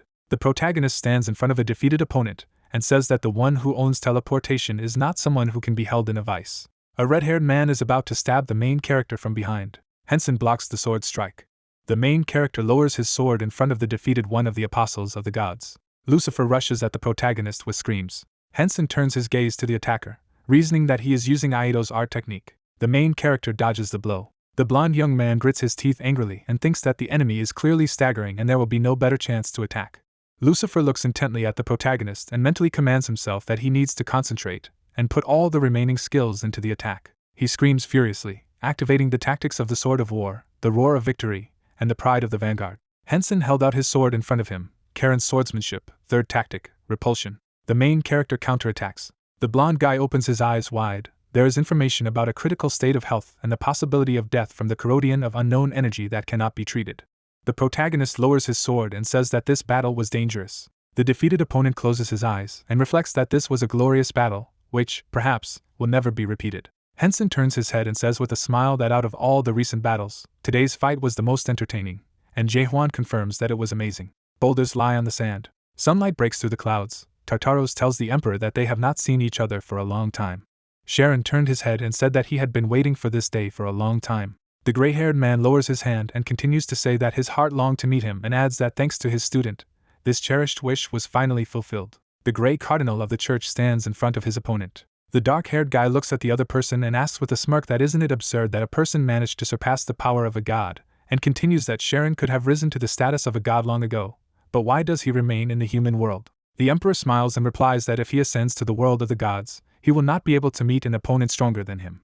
The guy puts his hand to his chest and says that the words of his opponent are absurd, since he is the apostle of the great Thanatos, and the gray-haired man says that he considers this his answer. Tartaros raises his hand and says that he will have to apply a little strength to fight him, and he has no other choice to achieve his plan. Sharon looks at the interlocutor and says that he is glad about it. Stones fly in different directions, and the Emperor asks that maybe it's time for them to have a little fun too. The gray cardinal supports him. Parts flew away from the rock. Waves of dust swept across the ground. Opening his mouth, Elgis asked that this was all a girl was capable of. Julia replied that it wasn't, and asked he really thought that it was all her strength. The man raised his hand and said that that's why he asked this question, and let her fight with all her might. The gorilla jumped off the ground. The man flies forward with his fist. A bright spark of light arose between the rivals. Elgis fell with a crash. The man said that the girl had grown up, holding out a dagger. Julia asked that he still had not gotten rid of the monkey nature, adding that the way he jumped from overexcitement indicated that he was still a wild animal. The gorilla grinned. Elgis jumped off the ground. The old man created a ball of magic, thinking that they were moving at almost the same speed, so firepower would decide everything. A fist appeared in front of the witch. Sparks of magic emanated from rivals. The girl held out her hand in front of her. Grinning, the man thought that her powers were draining his power, adding that she was converting his energy into mana.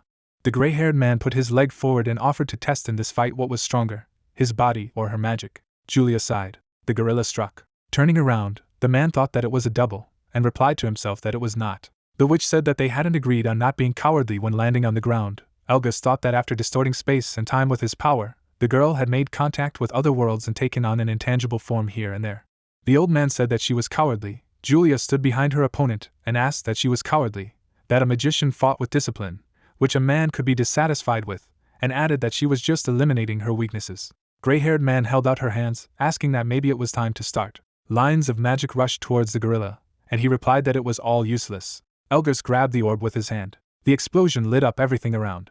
The witch frowned, saying that he was crazy, and thought that the moment the sphere of attraction and repulsion was grasped by her opponent, her control over it would cease. However, the moment the enemy's fingers came into contact with the sphere, his thoughts would be occupied with only one thing, as long as his body was not torn apart. Julia asked if he was ready to say goodbye to his limbs. The gorilla held a sphere in his hand and said that it was time to fight for real. The ground shattered into pieces. Elgis rushed to the gray-haired man. The red magic table rushed upwards. Opening his mouth, the hooded man said that it was dangerous. The swordsman placed the weapon next to him, and Tartaros said that he had clashed with one of the high gods. Smiling, Sharon replied that he would take his words as a compliment. Spreading his hands to the sides, the man said that he would sound rude, but whether he was too strong for a mere mortal. The brunette closed his eyes, and stated that he had come to see him, fully aware that the man was a special case. Turning his head, Sharon suggested that if his opponent was going to act in the same spirit, then he should just stop. The man asked what he was talking about. The swordsman said that the brunette smiled and grinned at everything he was trying to pull off. Opening his mouth, the brunette stated that he hadn't come here to fight a mock battle, adding that he would show his fighting spirit. The man put his hands on the hood and apologized. Tartaros took off his cloak in one motion. Sharon smiled, saying that it was excellent. The swordsman swung his weapon. The shock wave rushed forward. A new space opened up from the impact. The brunette smiled, and said that little by little, The rivals headed towards each other. The old man raised his head and said that a real duel was beginning. The blades touched. Space dissipated. The men stood opposite each other. Opening his mouth, Tartaro said that at this rate, this world could disappear once and for all. The brunette closed his eyes and said that he needed to end this fight as soon as possible. Purple smoke enveloped the opponent, who said that he had taken a lot of damage from this hypnotic energy in the past. Waves from the attack flew to the sides. Swinging his sword, Sharon admitted that now this energy does not take him. Smiling, the man said that there were many situations happening beyond his predictions. Black smoke began to ooze from Tartaro's severed hand. He said that, for example, he would lose his arm from the opponent's blow. The old man said that it was possible that the fact that he was here had brought at least some fruit. The man, spreading his hand, asked that even the fact that his opponent was a special case did not seem to him to be too much. He replied to answer the question posed, let him remember what step he had taken in relation to him. People hurt themselves, and the swordsman says that by using hypnosis, he killed all the apostles on this continent, and added that even if it was the order of the great Thanatos, it still left an unpleasant aftertaste in the soul. Holding his head, the man said that his opponent knew about this, and wondered if this was why the gods had become so hostile. The brunette opened his eyes and said that he himself knew something more. The Grey Cardinal went on to say that this was a very dangerous statement. Throwing his sword aside, Sharon said that he had found out recently, but apparently it was true. His arm began to deform, and Tartaro said that he would probably have to make a little more effort. The arm grew back, and the man said that although this was a temporary measure, it was quite enough. Smiling, the gray-haired man said that this was a very unexpected turn. Opening his mouth, the brunette replied that in the end all events were developing according to his plan. Enemies rushed to each other. Two matters have come into contact. A new space has reopened. Lightning and magic sparkled everywhere. Sharon stood alone on the ground. As he began to cough, Tartaros asked if he was satisfied with the battle. Smiling, the gray-haired man replied that it was quite. The brunette soared in the sky, and said that he did not expect to lose half of his body and part of his face. The swordsman replied that he was worthy of the title of servant of God. Crouching on the ground, Sharon said that he had lost, but for now, the Grey Cardinal asked that such a fight would happen again, adding that even the priest Libius was not as crazy as the swordsman. Smiling, the brunette said that the man was of no use, so he should be spared, and continued that judging by the remaining energy, their battle would not be repeated until after a long period of time. A portal opened, and Tartaro said that in order to carry out his plan, he should leave immediately. Opening his eyes, the brunette said that it was a pity that the man could not kill the gods he hated so much. Lowering his head, the swordsman said that he was not interested in anyone but the god of heaven. The Grey Cardinal said that he would not trust his student too much, and added that he should see how everything turned out. The portal disappeared. Sharon, lowering his head, began to recover and said that if he was talking about his student, then the hero would easily defeat this opponent. The swordsman thought that the student was a student, but he was worried about Julia. The girl flew downstairs, asking about whether Sharon was able to win or played. She continued that she was able to win and received a core of chi energy. The man said that the witch was just in time and added that he played. Julia landed with the words that the swordsman looked terrible, adding that although it was impossible to tell on the outside, everything was much worse internally, and suggested that he should be sent to the magic tower as soon as possible and patch up the man. Both evaporated. Followers of Thanos fight warriors in light clothes. The magician says that you need to block the blows. Another wizard added that these fanatics are very strong. Fans of the god of sleep and death raise their hands up and rejoice. A man with blonde hair, sitting on the throne, said that he had foreseen such an outcome of events. His follower replied that the situation on the battlefield was strange. The girl with the rabbit ears opened her mouth and told the priests of Thanatos to come to their senses and start fighting. She added that instead of shouting, they should use words to respond. The girl, standing on the dragon, said that she would also support the screams of the fanatics. The Black Knight below said that he wanted to deal with everything quickly and start celebrating. Lowering one ear, the follower of Thanatos thought that maybe she looked strange in the eyes of others. First of all, war in the first place. Libius, flying into the air, asked the other warriors what they were talking about. The girl replied that the concentration of forces of her comrade in arms was 5 times greater than hers. Looking down, she noticed that they were gaining the upper hand with a very big advantage. If it was a trap, then it was very clear who the target was. The girl added that they were waiting for a descendant. Turning around at the sound, the pink-haired warrior said that Mrs. Rin had arrived. The blonde woman, opening her mouth, asked the interlocutor that the situation looked strange. Carrot replied that she could not understand what was wrong with it.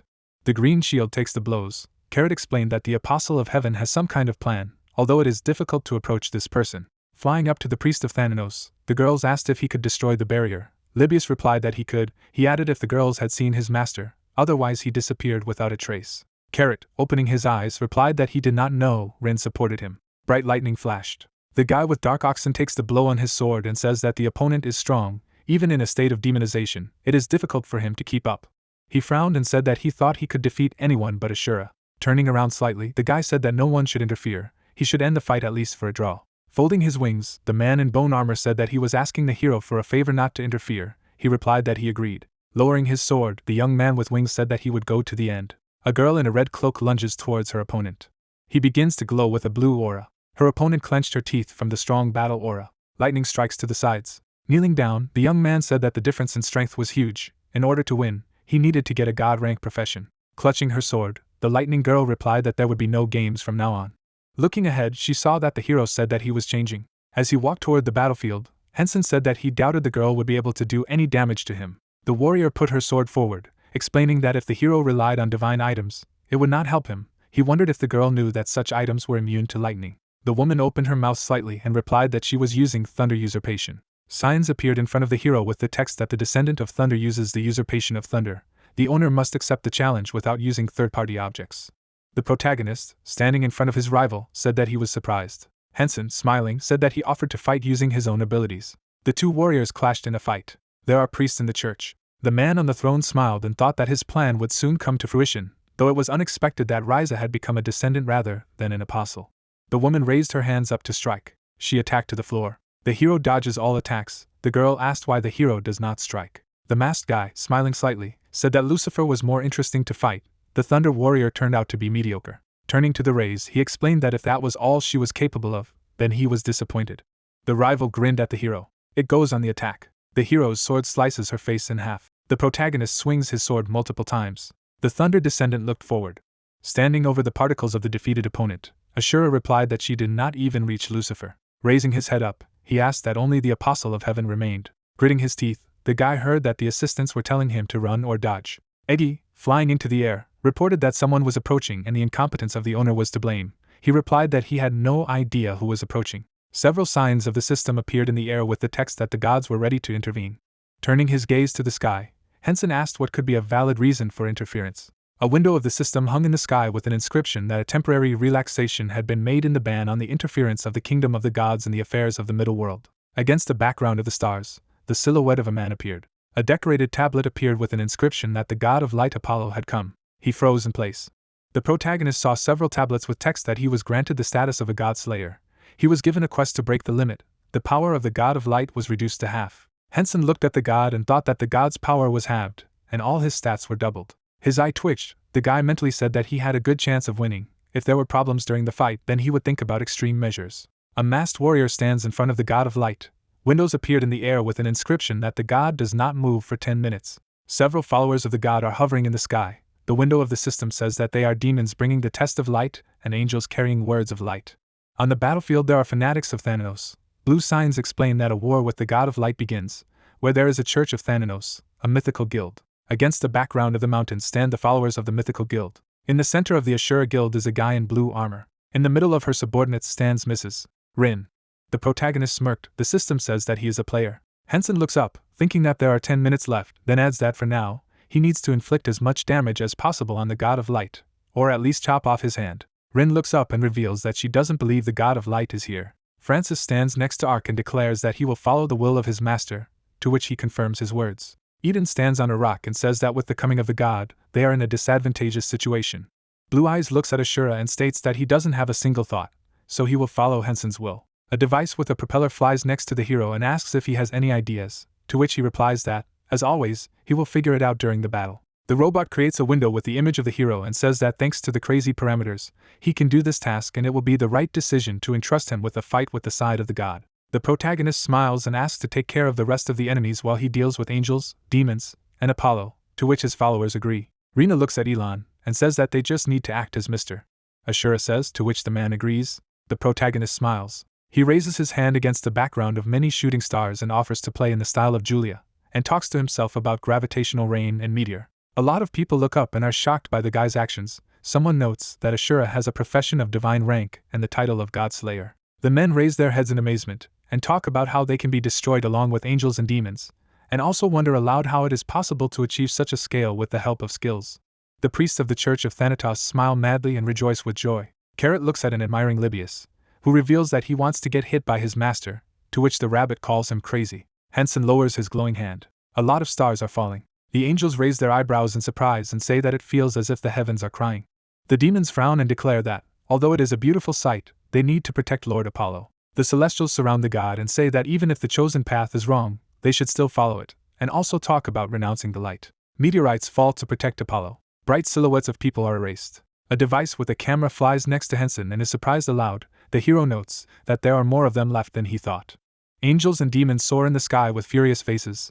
The protagonist claims that he can easily deal with such a number. The guy disappears. The young man finds himself in front of the Celestials. Hensen slices through each enemy in succession, and notes to himself that he has already used up half of the Thanatos energy, so he should recover. A device with a camera flies nearby and asks Hensen not to act too hastily, to which Hensen notes to himself that there are 3 angels left, and it will not be easy with them. A yellow line is shown. A bright beam scratches the protagonist, who thinks that angels are better at handling light. The protagonist raises his sword with the thought that he needs to cut them with one blow. A black wave kills the Celestials. Vipel flies in front of the young man, who says to himself that the blow was too small, after which the most unbearable one survived. The Archangel rushes forward and asks Thanatos to look down on them. Hensen attacks him and states that it is selfish on the angel's part, to which the angel replies that it is not at all and that he will figure it out for himself. The trident pierces Vipel, who repeats his request with an effort. The hero turns to the remaining one. A huge Apollo towers over the protagonist.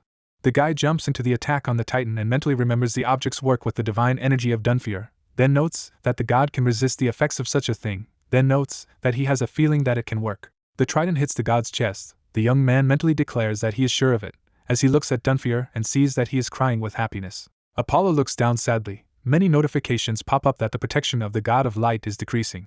Hensen raises his flaming sword to attack and silently says that he will make the enemy laugh about death, then adds about using the third tactic of Karen's swordsmanship. The Titan's chest is sliced open. The hero silently adds that this is an improved nightmare of Thanatos. The protagonist with a bow in his hands uses many skills. Dark energy flies into the solar plexus of Apollo, and there are many reports of the god resisting some of the effects. The eyes of the god glow purple, and a window flashes that says that the effect of the nightmare of Thanatos is activated. Ashura swings his weapon a lot. He mentally notes that he has given his best, and a message is shown that the defense has been reduced. Hensen attacks with an axe. He raises the trident behind his back. A lot of blows hit the god of light.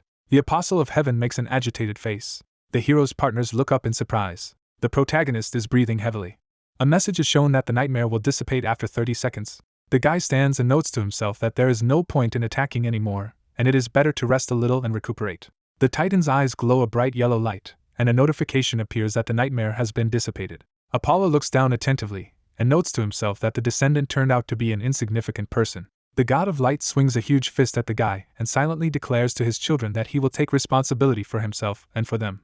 The young man forms a trident in his hand with thoughts of a solar flare. Dark energy and the fist of the god meet. The Titan's hand is discarded. Apollo's leg is shown. Ashura swings her axe. Hensen grits his teeth amid reports that a fatal blow has been received. The Titan kicks the hero. The protagonist stands on the destroyed ground and silently marvels at the power of the deity and thinks about using the call of Thanatos. He looks straight with the thought that then the fight will turn out to be boring. Smoke appears. The god of light looks down in surprise with recognition in his eyes. Hensen's body is covered in white-purple clouds, and he reveals to himself that these are 3 objects with the divine energy of Thanatos. The fog disappears, and a notification appears about the cloud blanket of the 3 gods of Thanatos. The hero is shrouded in a white haze. A notification about the armor variation appears. The protagonist holds a white mist in his hands, and a message is shown that it is a cloud pillow in the shape of a weapon. The guy is covered in clouds with thoughts that he is embarrassed, as there is a feeling that he tied a towel around his neck and entered the fight on pillows. The young man smiles and declares to himself that he must win, and asks his opponent to attack aloud. Apollo looks at Ashura in surprise and declares that he has missed this appearance for a long time and calls Hensen a Thanatos. The Titan shrinks and says that something has already been done to him that cannot be undone, then adds that he will have to fight at full strength. The god of light launches a beam of light at the hero, to which the protagonist thinks about a combat mode coupled with the effects of 3 items with divine energy. Fog rises. The guy finds himself behind the blonde and adds to himself that all of the above nullifies all the opponent's attacks for 10 minutes. Apollo raises his hands with a bright light. A sphere appears behind the young man. The young man mentally notes that it is devouring space itself, which means that the god of light can control him. The deity holds a round hoop in his hands. Ashura notes to himself that if he only evades, then he will not win. The blonde says that he will not be able to win easily. Hensen clutches the pillow in his hand and tells himself that the true ability of his weapon is that it can take the effects and forms of any weapon he has. Apollo's face turns pale. He declares to himself that this is the true form of the celestial cushion, then adds that he has not seen it for a very long time. The blond man squeezes the hoop with the thought that he cannot stand idly by and silently endure the blows, then adds that while the hero is still human, he must destroy him. A palace appears in flames. The god of light mentally notes that if the protagonist reaches the status of a deity, then the world of the gods will be destroyed, since he will not turn a blind eye to the alliance that has arisen around the god of heaven. A skeleton in a hood appears. Apollo mentally declares that if we are talking about him, then perhaps he is now watching from somewhere. Blonde and Ashura fly in front of each other. The deity creates many mirror copies of himself. Each clone holds a sword of light in his hands. The blondes go on the attack. Hensen realizes to himself that the enemy intends to use doubles to find a breach and attack. The hero dodges the blows and declares to himself that he will not succeed. The protagonist stabs the god of light in the chest. Apollo opens his bright eyes and claims that the guy is trapped. People on the ground light up from the light of the blonde, who orders the enemy to burn. The Apostle of Heaven puts up a blue shield. The cardinal of the Church of Zenith asks him for help, to which he wonders aloud how this is possible at all. Blue Eyes grits his teeth, thinking that he doesn't understand anything, since the protagonist has now cornered the god of light as just a user, then asks how he is still alive. There is a purple sphere above the castle. The Apostle wonders why the thing does not work, because the device that was supposed to nullify the power of Thanatos, then adds that it should have been launched when the god descended to Earth. Blue Eyes makes an angry face and silently says what happened to Quinsilder, then adds that maybe something happened to all this decaying death, then asks himself if he should run somewhere, after which he reveals that, as luck would have it, there is no Apostle of Sleep around to open the portal. The blond man watches Ashura fight with the god of light, and says to himself that he never thought Hensen was so strong. The hero grits his teeth in front of the divine light and thinks that the damage is bearable, but he cannot breathe, and if everything continues like this, he may be thrown out of the system. The cloud touches Apollo's chest. The protagonist thinks about the change.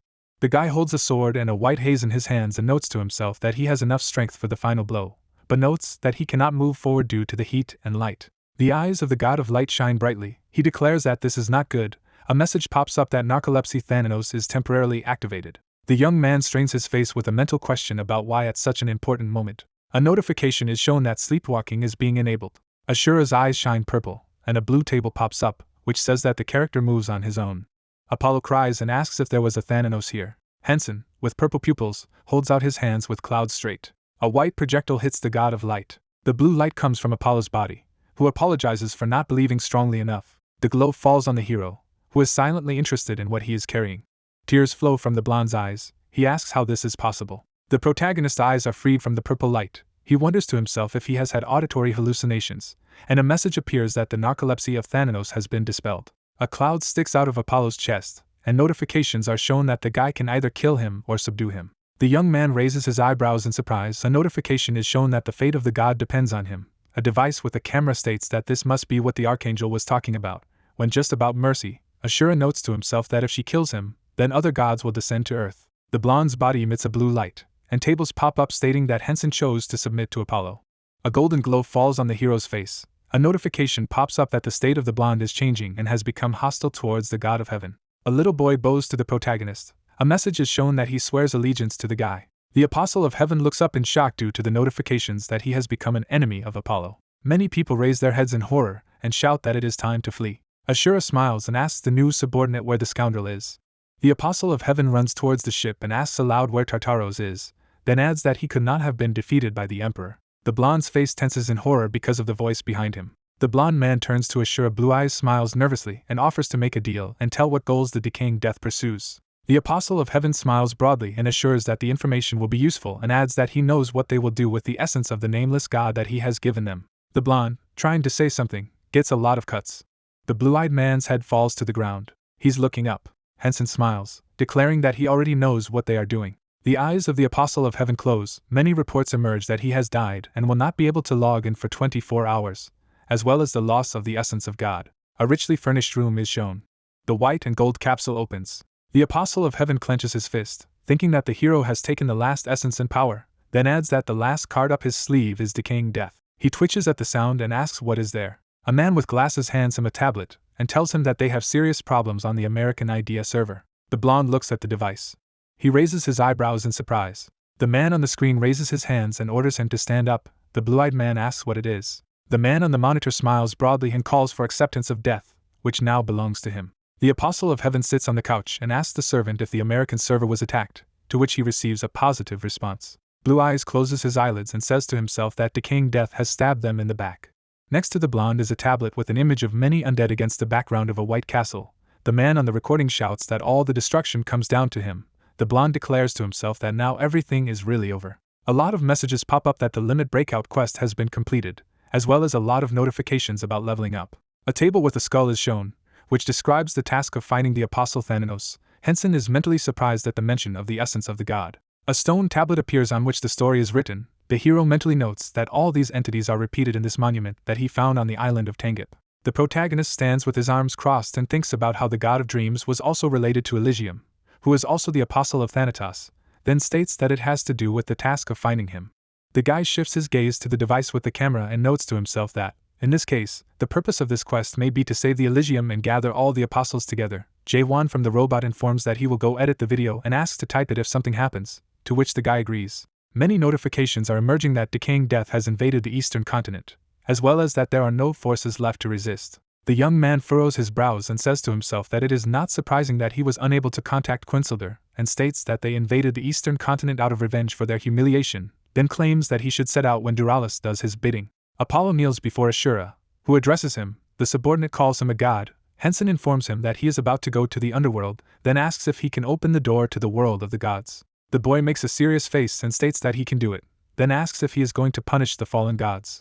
The interior of the palace appears. The hero replies that the time has not yet come, and he just wanted to clarify, to which Apollo claims that he understands him. A lock is shown. Rena sits at the head of the table with her comrades and listens to the report that the users of the American server have posted a bunch of messages about how they are on the verge of destruction from a decaying death, and that, given this fact, the game allowed the users of the American server to choose the continent they want to resurrect. The man at the table looks back at those present and states that the central continent also needs to form an expeditionary force, to which the people next to him wonder if it's too early, and add that in some countries of their continent, some NPCs are preparing for defense. Rena looks at the man at the table and says to herself that the situation requires an immediate solution, but opinions are divided, and asks aloud how things are in other countries.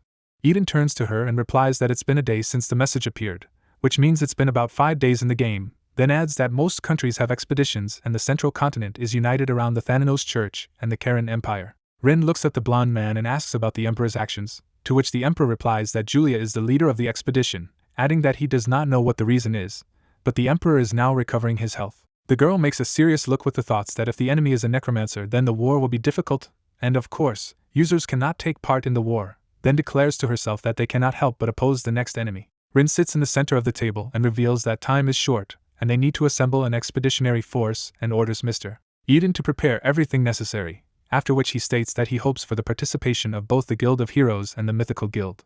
People sit at the table and agree with her. The night sky is visible. A dark crescent moon hangs in the sky. Decaying Death raises its head and declares that a black sun will soon rise. He turns to the man in the cage and says that he will not ask the reason for his betrayal and listen to excuses is pointless, given the fact that the sealing device did not work.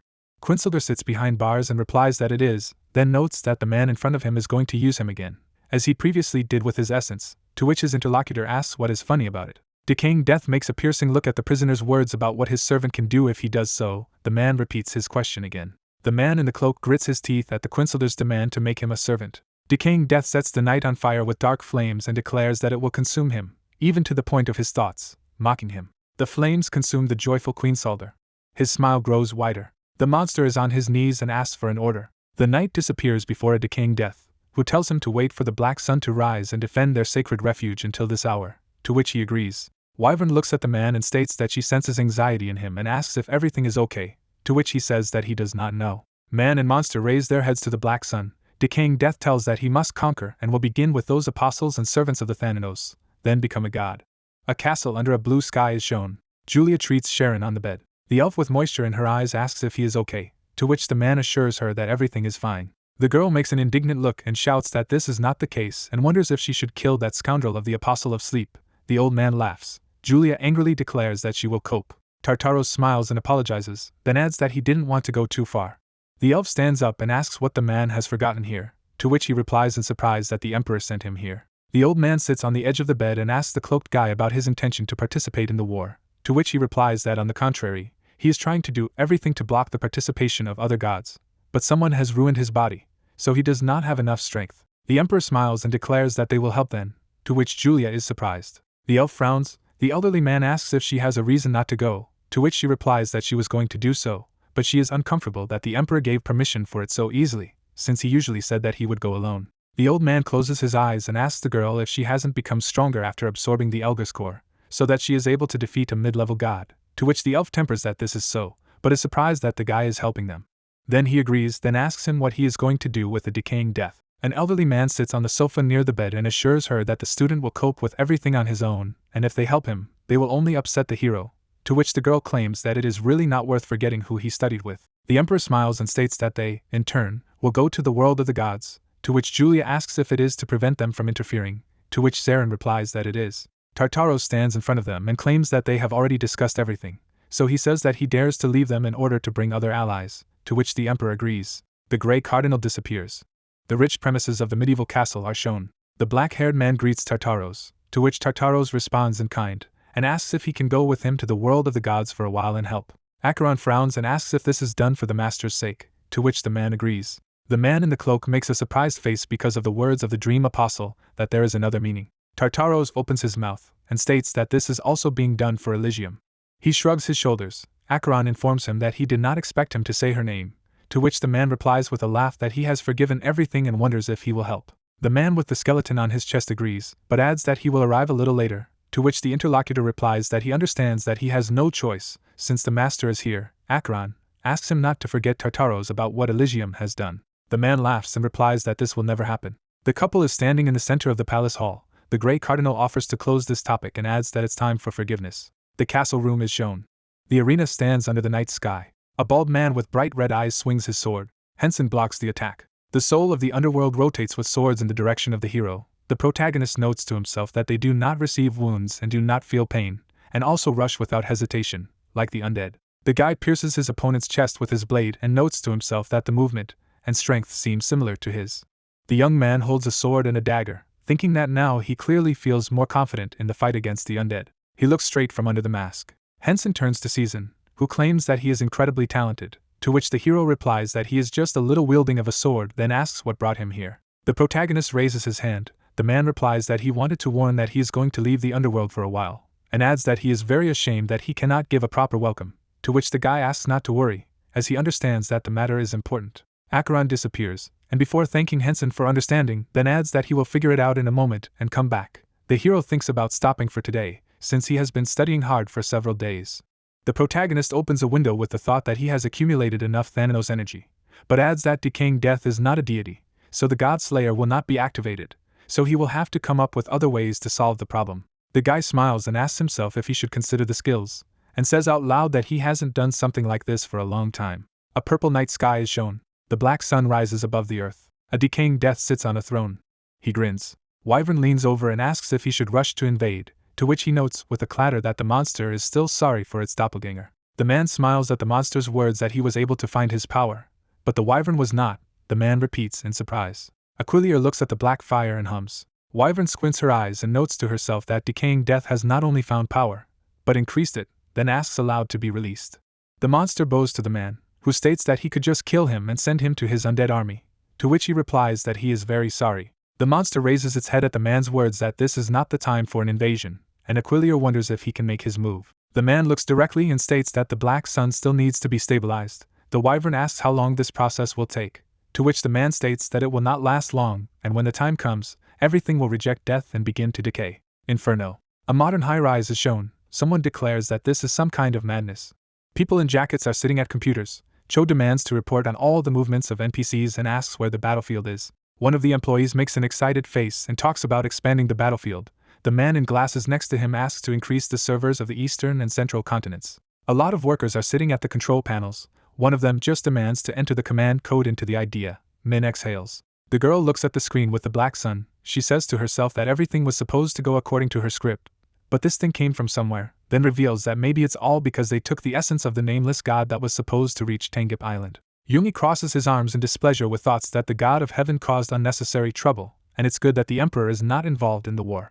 She touches system windows and thinks to herself that Ashura has already reached level 420, which is not surprising given his skills. The girl frowns and declares to herself that the part about the energy of Thanatos was a complete surprise to her, and adds that it is her fault that she did not write this god into the script in the first place. A drop of sweat runs down her face. She notes to herself that because she gave too much freedom, the balance of power eventually collapsed. Yoongi clutches his head with his hand and says to himself that it's time to take it for granted, then argues that it's time to get to work and guide users in the direction of making the right choice. A window with a description of the Black Sun scenario is displayed. The world of the gods. The huge palace is surrounded by clouds. Tartaros smiles and declares that he has not been here for a long time. Acheron claims that they did not come here to have fun. Julia walks with her hands thrown back and asks if they are doing the right thing now, to which the Emperor replies that there is no reason to worry, then asks her to enjoy themselves. Tartaros turns around and cheerfully adds that you need to enjoy this war. A lot of silhouettes appear in the sky. One of them calls the group impudent nonentities. The man wears blue armor. The blonde man with the scar is indignant at how they dared to come here. A lot of flying people look down angrily. The blue-eyed one adds, asking how they dared to look down on them. The elf unravels her cloak in front of the Emperor, who asks if he should join in as well. The girl forbids him. She creates magic circles in the air and claims that she will defeat everyone. An explosion occurs. Julia asks if she can learn to control her power here. The elf floats in the air in front of many silhouettes. The Emperor notes aloud that they are gradually retreating. Tartaros adds that he will deal with the law with the higher gods, and Julia and Acheron will take care of the rest. The Apostle of Sleep turns around with a smile and declares that they have nothing to worry about, but asks if the old man has left a message from the descendant, to which he agrees and adds that their student will understand everything. The Emperor raises his hand with a staff and asks him to trust the hero, then adds that they just need to deal with their fight. A graybeard man with a scar looks down and declares that Tartaros has come to find his death. The old man looks at the intruders. The Apostle of Sleep laughs and declares that this is their fate, then adds that it is time to kill the traitor and exalt the new master of Thanatos and his apostles. The blonde replies that he will make him realize that this is a futile dream. The gray cardinal smiles and notes aloud that the man is indignant, which is not at all characteristic of him, and adds that no matter what he is worried about, because he will die before fear is born in him. The cloaked man's eyes glow purple. He looks straight ahead. A huge castle is shown. Hensen walks through the royal palace, saying that he was sure his master would be there. The hero sweats against the background of a madman. The protagonist notes to himself that he could still overcome decaying death before, but now he is so strong that he is able to swallow an entire continent. Flying symbols appear in front of the guy. The young man mentally notes that this is not a system window. Unknown letters surround Ashura. A notification pops up that he has found a skill book of unknown rank. Hensen says that he can go crazy.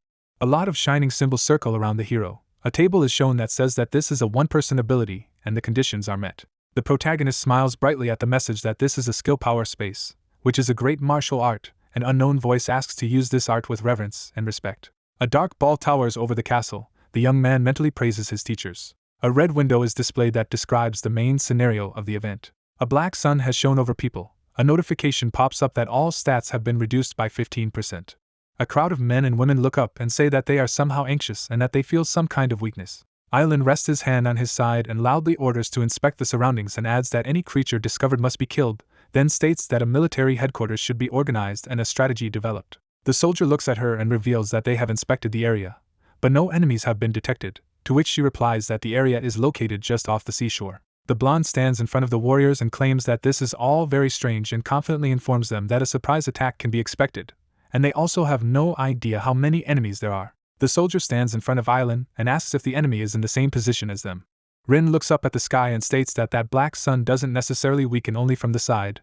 The commander-in-chief wonders what she means. Green Eyes looks at the girl and reveals that due to the light of this thing in the sky, the power is reduced to a certain extent, then adds that, however, they may have faced more than just this problem. A dark sphere is shown in the sky. Rin states that she is sure it has other effects, then adds that the enemy can observe through it. A dark sphere emits light. A black sphere is reflected in the pupils of decaying death. He looks straight and demands to go and kill. A man sits on a throne next to a wyvern and talks about the destruction of all life. Many monsters stand in front of the Emperor and answer that his order will be carried out. Aquilier stands behind the man's throne and asks where the Thanatos army is now, then adds that the descendant is not in sight either. Decaying Death clasps his hands in a lock and reveals that when Ashura appears, they will join the fight as well. A stone floor is shown. Island, surrounded by soldiers, orders all the troops to stop. The warrior runs to the squad and calls for the commander-in-chief. An army of monsters and undead goes on the attack. The scout reports that they are advancing. The knights raise their shields, and the girl orders them to be kept ready. The soldiers stand with spears, and Island orders them to stand in the second row and prepare to block and strike. A swarm of arrows flies at the monsters. The blonde orders the archers to shoot, then adds that since they are here, let everyone know that victory will be theirs. The castle stands under a blue sky. Island kneels before Sharon, who addresses her. The girl responds. The old man smiles and says that he has only one order for her. The Emperor stands with his arms crossed and calls for victory. The blonde woman stands in the middle of the army with her fist raised and repeats Karen's order. The warriors shout. Magic and arrows fly between the two armies. The assassins in black advance from the main forces, the blonde demands support, and the assassins go into battle. A shell flies at the commander's wife. Hina parries the arrow. Island looks at her partner and thanks her, to which she states that she can't die and not join the fight. Soldiers attack the enemy under the order of the commander-in-chief. Magicians create offensive spells. The blonde asks the rear to provide large-scale magic. The girl opens her mouth wide and shouts for everyone to give their best. She notices enemy soldiers and notes to herself that they have gathered around the same monster. The eyes of the living skeleton glow blue, and Eyeline orders them to aim at it. A lot of people attack with magic and swords. One of the soldiers is bleeding from his chest. People fall to the ground. Explosions are heard. Eden plunges his sword into the last Death Knight and shouts that he has been defeated, and Eyeline mentally tells him to win. Hina and the warriors defeat the last leaf. The hero's sister reports this. The commander-in-chief repeats the cry to himself. Hina cuts the monster open and claims that the last enemy has been killed. The blonde silently screams about victory. The soldiers happily fall to the ground and rejoice. Eyeline mentally repeats the Emperor's order. She breathes heavily and asks if it's over. Rin puts his hand on her shoulder and declares that she has done a great job, which you want to thank her for. Eyeline looks ahead in surprise. Soldiers look at the burning forest. The warrior stands in front of the commander-in-chief and asks for an order, for which he demands everyone to get ready. She declares to herself that she must win. People stand tiredly. The girl asks them to collect their equipment and gain at least a little strength before the arrival of the enemy, as well as pay special attention to the restoration of the priests. The blonde tries to mentally repeat the order of the Emperor. The monsters are advancing. She opens her mouth with thoughts of victory. Eyeline exhales. A swarm of arrows flies into the army of people. Fire shells hit the soldiers. The blonde opens her mouth wide and shouts to put up her shields. The warriors try to get up. The girl orders them to go into battle. Her hand with the sword trembles. The orcs run and growl. The blonde closes her eyes, thinking that this is her limit. Rin, Hina, and their partners turn around. Ashura smiles and declares that they all did a great job. The commander-in-chief and the soldiers raise their heads. Hensen stands on a cloud in the form of a bed in the sky. Apollo is on his knees behind the hero. The protagonist addresses him, to which he agrees. The boy looks straight and the boy orders him to deal with them, to which he replies that he obeys. The blonde soars into the air with a bright light in his hands and demands to know purification with the help of his divine light. He directs a bright beam at the army of monsters, shouting that they will be cleansed. Monsters are burning. Flames rise. Non-humans ask for mercy from the black sun. Ashura watches nervously with thoughts that the god of light looks like a fanatic and adds that Apollo alone is enough to control the situation. Hensen raises his head to the sky and says to himself that the problem is over there. A lot of nasty eyes appear. The hero notes aloud the abomination and declares that it must be possible to observe what is happening with their help. The protagonist looks at the blonde boy and asks if he can block the black sphere in the sky, to which he replies that he is the sun and uses whatever will of his god. A bright ray of light appears in front of the disgusting eyes. Apollo asks to answer him. The pupils on the sphere squint. The yellow sun is shown. Notifications pop up that everyone has been freed from negative effects. Ashura jumps down to the ground in front of Island and declares that they have not seen each other for a long time, to which she thanks the master. Hensen reveals that he should have dropped in on the weapon and therefore was late. The hero raises his hand with a smile and says that now that they have blocked the enemy's observation, they can discuss further actions. The girl agrees. The land is shown. A purple room appears. Wyvern stands behind the decaying Death, who reveals that they have escaped from the Black Sun's control, then adds that the weakening of the enemy army and the movement of the undead has become difficult, before adding that Apollo's strength seems to have become weaker, then adds that his vision has been blocked and they do not know the enemy's further targets. Libius happily raises his hands next to Francis and Carrot. The man on the throne continues that there was no one from the Church of Thanatos. Sharon smiles next to Julia and his comrades. The monster emperor says that the main forces of Continent 5000 have not entered the battle either. The man in the cloak frowns and thinks that he has suffered a crushing defeat. Sweat flows down the man's face. The voice of an unknown person declares that there is a chance of victory, to which the decaying Death repeats these words. Red waves come from the man's eyes. Someone tells him that he is the one who will become a god. The Emperor of Monsters agrees with this. He happily walks with the undead on his back and claims that he will judge those who trample on his sanctum. The Black Knight sits on a horse. Decaying Death appeals to Quinsilder, to which he responds. His lord orders him to march. The man smiles madly with red fire in his eyes and says that he will also enter the battlefield, a strategic planning point of the central continent. A camp with wooden walls is shown. Hensen reveals that the enemies will attack at the limit of their strength to capture the light of the sun, then adds that if it is a fierce battle, then both sides can only use all the trump cards. The hero is sitting in the center of the table with his allies. Rin wonders if the protagonist is suggesting that he retreat. The man next to him offers to prepare for an all-out war. The guy looks at the men in the room, who insists on staying at least to maintain control over the light of the sun. The young man says that he understands perfectly well what exactly is bothering him. Ashura turns to Apollo and asks him to tell him about the sun, to which Apollo says that it is the same as his body, which means that he can extinguish it at any time. Eden raises his hand and says that since the sun problem is solved, they can't just step back and come up with a new strategy. Ashura and Rin agree with him. Hensen smiles and reveals that this will greatly confuse the enemy, then adds that it may cause the enemy to bask in their backs. But before anything happens, they will attack their camp. The head of the guild raises his hand and states that the strategy is to take the enemy by surprise. The man next to him tells that there are 2 days left until the end of the gathering of the punitive forces of the other continent, then adds that during this time they will have time to unite with them. The people in the room look at each other and say that it is necessary to contact another continent so that they drop anchor on the side where the sun is shining. The man with the protection on his forehead informs the hero that this is indeed an amazing tactic. The protagonist smiles with the thought that although he threw a simple idea, the reaction was good, then adds that this strategy was brought to life thanks to Quinsilder's intelligence that Decaying Death has gone mad, and states aloud that he is assembling a rapid response squad. Kaiser stands next to Miss Rin. The guy reveals that they and several of his subordinates will form the base. The young man smiles and claims that it is time to start the operation, after which he offers to go to the bitter end. A dark castle stands against the backdrop of a bright sun. Decaying Death says to itself that its power has been halved by Apollo. The wyvern towers next to the man who gave the order to move out. Monsters with a market walk under the yellow sun. The Emperor of Doom declares that they will destroy this hideous sun and deprive them of their freedom. The man next to Aquilior stands in front of his army and tells him that today the hated descendant of the Thanans will come to an end. The monsters rejoice and shout that the order will be carried out. The skeleton looks at his master and states that there is a high probability that the humans have set a trap, to which the Overlord replies that in this case, they should hurry up so that they do not have time to set up anything. The living dead nervously raises his hand from the bones and adds that they are specially lured out of the sun, which gives them many great opportunities. The man makes a piercing look and says that the skeleton calls him imperfect. The head of the undead explodes before he can fully respond. The monsters look nervously at the Overlord, who asks who else thinks so. The man smiles madly and laughs and says that this is how it should be, because he is a god. Wyvern watches him and notes to herself that he is slowly going crazy. Decaying Death stands on Aquilior and declares that they will be the ones who take the enemy by surprise. The wyvern looks straight and wonders if someone who covets the essence of a god should speak like this, then adds that he must remain silent for the sake of revenge. The man makes a furious face and screams. He kills several of his soldiers and asks where the enemies are and demands to bring them. The Emperor of Perdition stands under the sun and declares that he must return and destroy it. One of the skeletons says that something is wrong with the sun. The yellow sphere in the sky shrinks. The sun disappears. Decaying Death is mentally surprised by this. The man's eyes glow red. He says to himself that he is a god and no one can come up with a better plan than him, and aloud orders him to return. Wolfram smiles and reveals that they were able to wipe the nose of these bandits, and asks them to look at him. The wyvern turns to Quinsilder and orders him to fight the man. A monster on a horse swings a sword and silently calls it the swordsmanship art of the Sword of Darkness.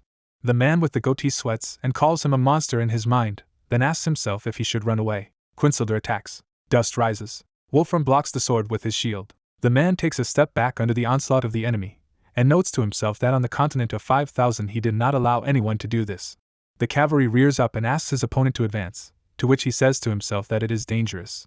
A dark-haired man attacks with his shield with the thought that he cannot embarrass himself in front of his student. The knight on horseback retreats, to which Wolfram states to himself that he struck too superficially. Quinsilder runs to attack. The rivals are meeting. The man with the shield gets a few scratches on his face and mentally notes that his enemy is stronger than he thought. The fighters stop because of the signal. Wolfram says to himself that it has finally sounded. The man turns to his apprentice and asks him to tear up the scroll they received from Julia. The guy follows the order with a smile. Tungsten and his apprentice are surrounded by a shield. A notification pops up that the scroll of displacement magic is too strong. The barrier effect cannot be destroyed. In front of Quinsilder, his opponents disappear. The Emperor of Doom stands on the wyvern and reports that they should have been captured immediately. The knight apologizes. Decaying Doom looks at his subordinate and mentally notes that he could easily defeat the enemy, then assumes that he disobeyed his order, and then adds that this cannot be, since he is completely in his hands, and the fact is that the magic of the scroll was too powerful, and if the knight had ignored the warning, the damage would have been too serious. The Lord of Doom looks at his subordinate and tells him that they are returning, to which he agrees. A bright light appears. The man on the wyvern looks up and is mentally surprised that the light of the sun appeared right above their camp, then adds that he feels like the enemies are inside from the base. The man frowns at the thought that he needs to absorb Apollo for more perfection, but he is still too weak for this. Decaying Death looks at his army and orders them to wait and conserve energy while he regains strength. The Sanctuary of Death, the center of the kingdom. A huge castle is shown. Ashura stands in front of Duralis and reports that she is counting on him, To which the bearded man replies that there is a big difference between hitting the iron with a hammer and hitting the walls of the castle. The hero with a smile asks if he wants to say that he will not cope, to which the man snorts. He swings his hammer with tension and declares that he does not know yet and will just try. Cracks began to appear in the palace. Debris falls. The protagonist stands next to Duralis and asks to do the same with the rest of the places, to which he replies that he would like to meet more with those villains on the battlefield. Smoke appears. Dust settles. Hensen takes a step. He stands next to his partners and tells them that the enemies have decided to save their strength, then asks if they should turn a blind eye to this. Ashura's rapid response squad stands shoulder to shoulder. The masked guy adds that they must do everything in their power to stop this. Libius shouts about the long-awaited war. Carrot asks him to shut up. The protagonist smiles and declares that from this moment a real war begins. Rena looked at the guys and noted that they had not seen each other for a long time. The girl paid attention to her and asked if she was going to voice her offer to join the guild again, to which she received the answer that this was not the case. Turning around, Hensen said that if they weren't complete idiots, they would prepare for a possible attack while they recuperated. Smiling, he listened to the fact that it was so. It would not be easy to attack, especially since they had a death dragon and a dark knight on their side. The guy imagined a monster and stated that both were harmful opponents, but among them, the more problematic was a dark knight named Quinsilder. According to Elder Wolfram, he was stronger than the Emperor of Death. Perhaps the Emperor of Death gave him power. He said that he could only defeat him by joining forces with Duralis. The enthusiastic priest cried out that he was burning with impatience. Placing his hand on his thigh, the protagonist revealed that he thought he could catch Quinsilder, but that he needed to find out something first. Smiling, Rena said that this meant that he and Apollo would have different tasks from them, leaving only the Dragon of Death. The girl calmly noted that they had enough strength for one goal. If the Dragon of Death was defeated, their sortie could be considered a success. If Quinsilder could also be eliminated. Stretching out his hand, MC said that there was no need to worry too much. Now he would explain their tasks. While they were dealing with Quinsilder, they would deal with the Dragon of Death. If it was difficult, then they could just weaken the enemy's strength. He jumped on the cloud and asked them to wait for them to lure Quinsilder out, and after they took care of Quinsilder, the guys should attack the enemy when he relaxed a bit. A cloud of purple mana appeared in the sky. The man stood in front of the crowd and said that during the accumulation of strength, they needed to prepare for a surprise attack. They would definitely show up there. He noted with a calm look that they must be ready to fight at any moment. The eyes of the undead shone brightly. The stranger listened with a serious look to the voice in his head, which said that he was the one who would become a god. He needed to destroy everyone. Everything that belonged to him would be glorified for centuries. Narrowing his eyes, he guessed in his mind that it was because the essence of the god had not been fully assimilated. He needed to hold out until the absorption process was completed. His pupils dilated as the man reasoned that it was necessary to gather more energy of death before he was reborn as a true god. A bright flash rang out in the sky. With an enraged look, he thought that he had to keep his composure. He didn't have to deceive himself with the words that echoed in his head. Crossing his arms, the protagonist asked if they had not seen each other for a long time. Looking at him, the man gave orders to kill this fool. Frowning, the warrior thought that he could not stand against Hensen. He must conserve his strength. He must hold out until Quinsilder arrived. Streams of light struck the skeletons. They ran into battle with an enraged look. Apollo continued to attack the monsters and reported that there were too many enemies. Standing behind, the guy noticed that even the god of light found it difficult to stop the onslaught of hordes of enemies. Turning around, he noticed a knight who was shouting that the name of his future majesty would be glorified. He looked at Apollo and said that they were retreating. They suddenly disappeared. Waving his hand, the man shouted that they could not be missed. The knight began to follow them. Watching the mana flow, the stranger reasoned that even the god of light and descendant of Thanatos could not stop Quinsilder. He was taken aback when he heard a scream. A powerful blow rang out. Libius said with a mad look that this was a war. A purple aura surrounded the monsters. They began to scream in pain. There was a powerful explosion. Looking at the sky, the priest said that this is how war should be waged. Turning around, Sunny assumed that they didn't have to fight at all. Holding the sword in front of him, the young man replied that it was indeed so. Watching the battle, the man ordered the Dragon of Death to attack. The monster flew away from there. He was suddenly taken aback. Libius released streams of energy into it, and offered to have a good time. Smiling, the warrior asked if Carrot had said that Libius was not a priest, to which he was told that he was at the moment. The Kaiser stood between the guys and noted that now was not the time for such conversations. They needed to attack as soon as possible. The monster was hit by several volleys. The dragon watched the priest with an angry look and asked how an insignificant person could do such a thing. Looking at the monsters, he thought that he couldn't spew flames because of the army. It would make him go crazy. Turning his attention to his opponent, he wondered where he got such a huge energy of Thanatos. Libius slapped him in the face.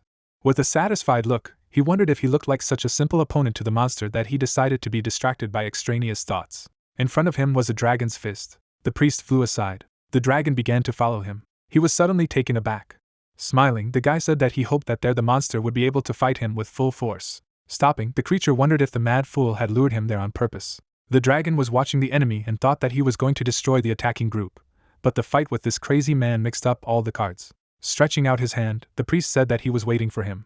A dark aura surrounded the monster, as he reasoned that even though he was now abandoned, sealed, and weakened, the divine beast was still a divine beast. He couldn't tolerate being treated with contempt by an insignificant priest. The enraged monster stated that he would show him the power of the divine beast. He was suddenly taken aback. The dragon began to transform. The monster changed its appearance, and said that it was the devil of Thanatos. The guy grew a tail. Horns appeared on his forehead. Libius spread his wings. There was a smirk on his face. Placing his hand on his chest, the priest said that he would get incredible pleasure from such a dish watching the dragon. He emphasized the fact that today was an incredibly wonderful day. The earth shook. The knight brandished his blade. As Hensen dodged the attack, he thought that space was being sliced apart. Smiling, MC noted that he would have a mortal wound from a single blow. Moreover, he did not see one weak point at all. Watching Quincelder, the guy added that in order to put his plan into action, he needed at least one gap in defense. He was taken aback when he noticed a notification that the gods of heaven, hunting, battle, war, and the sun had died. The dumbfounded protagonist stated that if it was a force that could kill a god, then his masters had entered the fray, which was why they were absent from the imperial palace. Turning his attention to his opponent, he assumed that the knight was also surprised, because if the god disappeared, then all beings had no choice but to experience a sense of déjà vu. With a swing of his blade, Hensen concluded that he could not miss this chance. The orb hit Quincelder's armor. Smiling, the protagonist said that it was a success. The knight noticed a bright flash. He was shocked. The monster suddenly disappeared. The man opened his mouth, sitting on the ground and saying that since they were going to ignore them in this way, they would help to recognize their freedom at the same time. Frowning, Tartaros wondered why devotion had an expiration date. Smiling, Sharon thought that it was not worth interfering there. Tartaros listened with a serious look that he needed to look at Tangip, because he understood better than anyone else what was happening now. The god of heaven stood before him and declared that at that time the apostle of dreams had gone to betrayal. The guy's eyes began to glow. The man was taken aback and ordered to be silent. Sharon watched them closely. The girl turned. Face Acheron watched them silently. The enraged guy said that she was not guilty of anything, that she had not betrayed anyone, and that Mr. Tangip had not betrayed either. Acheron took notice of him, and remarked that if he knew anything, he should say, for nowhere had he been seen to cut off a sentence in the middle, to which he was told that Tartaros would tell them everything when they had finished what they had begun, and that he should be bolder. Holding the scythe in his hands, he asked the god of heaven to rest in the garden of Thanatos. The guy chopped off the man's head. Looking at his face, Tartaros ordered the praise of the new birth. The dumbfounded stranger said that this could not be. Blood flew out of the guy's mouth. The girl created stone spheres. Acheron stabbed the guy in the back. He fell to the ground. Standing in a circle, they discussed that they had gone to the gardens of Lord Thanatos, who gathers the souls of all the gods. Stretching out his hand, the sorcerer stated that, as already mentioned, the biggest reason for killing fallen gods is the collection of souls. Everything is done to increase the collection. Looking at him, the man wondered what kind of conversation it was about Elysium, and why he had mentioned Mr. Tangip, noting that he had definitely heard that Tangip had tried to trick the essence of Thanatos. The enthusiastic girl clarified what happened, adding that it sounds fun. Smiling, Tartaros said that he would tell them everything, although it would take a long time. Standing in front of the building, he emphasized that when he finished the story, the war of their god would also end. A notification popped up about the main scenario of the Black Sun rising. The Emperor of Decaying Death has finally created a Black Sun. If the Black Sun that rejects all life spreads throughout the world, it will be impossible to defeat. Fortunately, the Black Sun is still in an unstable state. A video was opened on YouTube, which said that recently the number of people taking a day off has increased dramatically, which creates a problem for society as a whole. A reporter with a serious face noted that a strange phenomenon is happening. People loudly declare that this day should be declared a national holiday. Since this problem has affected not only South Korea, but the whole world, they demand an answer from Inferno. People were scrolling through the comments, where it was written that Ashura was the real evil, and he was a spy sent by an Inferno. The guy was spinning the mouse wheel. He started typing something. He left a comment. We were transported to the Inferno building, which stood under the blue sky. Puzzled, Min said that she was surprised by the story of the god of sleep. Looking at the screen, she noticed that in the end, the culprit was Hensen. Sighing, the girl noted that this is a good development of the plot, but it should be launched as a second season, after which the manager said that this time it was just necessary to plan everything carefully and asked if it was possible to unfold everything so that there was no connection with Thanatos. Looking down, Min replied that it could be tried, especially since it would be difficult for a follower of Hensen to act after the war was over, to which she was told that it meant that they would have a positive reaction. If everything worked out, they would also be able to rest a little. Smiling, the girl said that this was true. It was only necessary for the war to end safely. Morning came. The protagonist's capsule opened. After exiting it, he thought that if he hadn't come out, there would have been serious problems. This time there were too many things to do. He noted with a serious look that he was nevertheless glad that the teachers had prevented the intervention of the gods. Considering that they had defeated even the god of heaven, it seemed that they were not alone, and since Acheron was also absent, it was very likely that the apostles of Thanatos had intervened as well. He remembered the man standing behind him and saying that originally, the teachers had no reason to attack the gods. It was likely that both the apostles and the teachers had the same interests. He imagined the guy and pointed out that he still had many questions about the connection between Tangip and Elysium. Smiling, he added that it could be found out after the end of everything. Now the end was near. His eyes fell on the phone. There was a notification on the screen from J1 that everything was ready. A dark sphere appeared in the sky. Light spread from the flash. People stood in front of the monsters. MC watched the battlefield from above. His face was serious. He landed on the ground. The ground beneath him collapsed. Quinsilder stood before him. Looking into each other's eyes, they introduced themselves. Clouds of dust rose as the guy said that they needed to finish a fight that they hadn't been able to finish earlier. Holding the sword in front of him, the knight used the swordsmanship of darkness. A red aura hovered around the protagonist. They rushed into battle. The warriors were ready to attack. A powerful blow rang out. The undead were shocked. The surprised guys shouted that they needed to brace themselves. Hensen repelled many attacks. Watching him, the monster thought that his opponent had definitely become stronger. The boy swung his blade as Quinsilder reasoned that he was still a step below him. Blood began to splatter from the monster. The dumbfounded demon stressed that he had completely forgotten. MC pierced his stomach. Standing opposite, the knight reasoned that he had been careless, but that the wounds were not fatal. A dragon appeared above him. The monster swallowed him. The dark mana stream shattered. The energy around Quinsilder dissipated. With a serious look, he asked his opponent to fight properly. A trident appeared in the guy's hands. He began to throw many punches at a tremendous speed. The dome surrounded the knight. As he closed himself off from the attacks, he thought it was strange. The protagonist was suddenly taken aback. The frightened demon reasoned that until recently he was clearly superior in strength. Blood began to flow out of his mouth, after which he wondered if he could really become stronger to such an extent. Standing in front of him, MC clarified how the monster could do this, because this was exactly what he wanted. The knight was taken aback when he heard a voice that said to just fight, following his own will. Turning around, Quinsilder looked at the man and wondered why he was following his orders, noting that he never bowed his head to someone weaker than him. Smiling, Hensen asked if service to that individual was the most important thing to him. The knight stood silently before him. He replied with a calm look that victory was important now. A smile appeared on the protagonist's face. He remembered how he had directed the dark sphere into the demon's chest and thought that Quinsilder, who had been stripped of his essence, had been manipulated, but had returned the knight's essence taken from the apostle of the god of heaven. The guy with a satisfied look said that his memory had not been fully restored.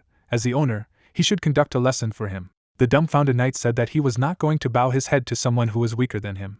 With a smirk, MC suggested that we fight with all our might. With glowing eyes, he shouted for the knight to attack. Looking at him, the guy asked if the demon did not mind starting all over again, to which he received the answer that it was. The protagonist rushed into battle. The warriors ran into battle. The enraged monsters began to growl. The frightened guy shouted so that no one would take a step back. Raising his head, the man ordered the rear to support the vanguard and cast a healing spell, as well as charge his allies with happiness, and damage the enemies. There was blood on the priest's face. Rin fought a warrior.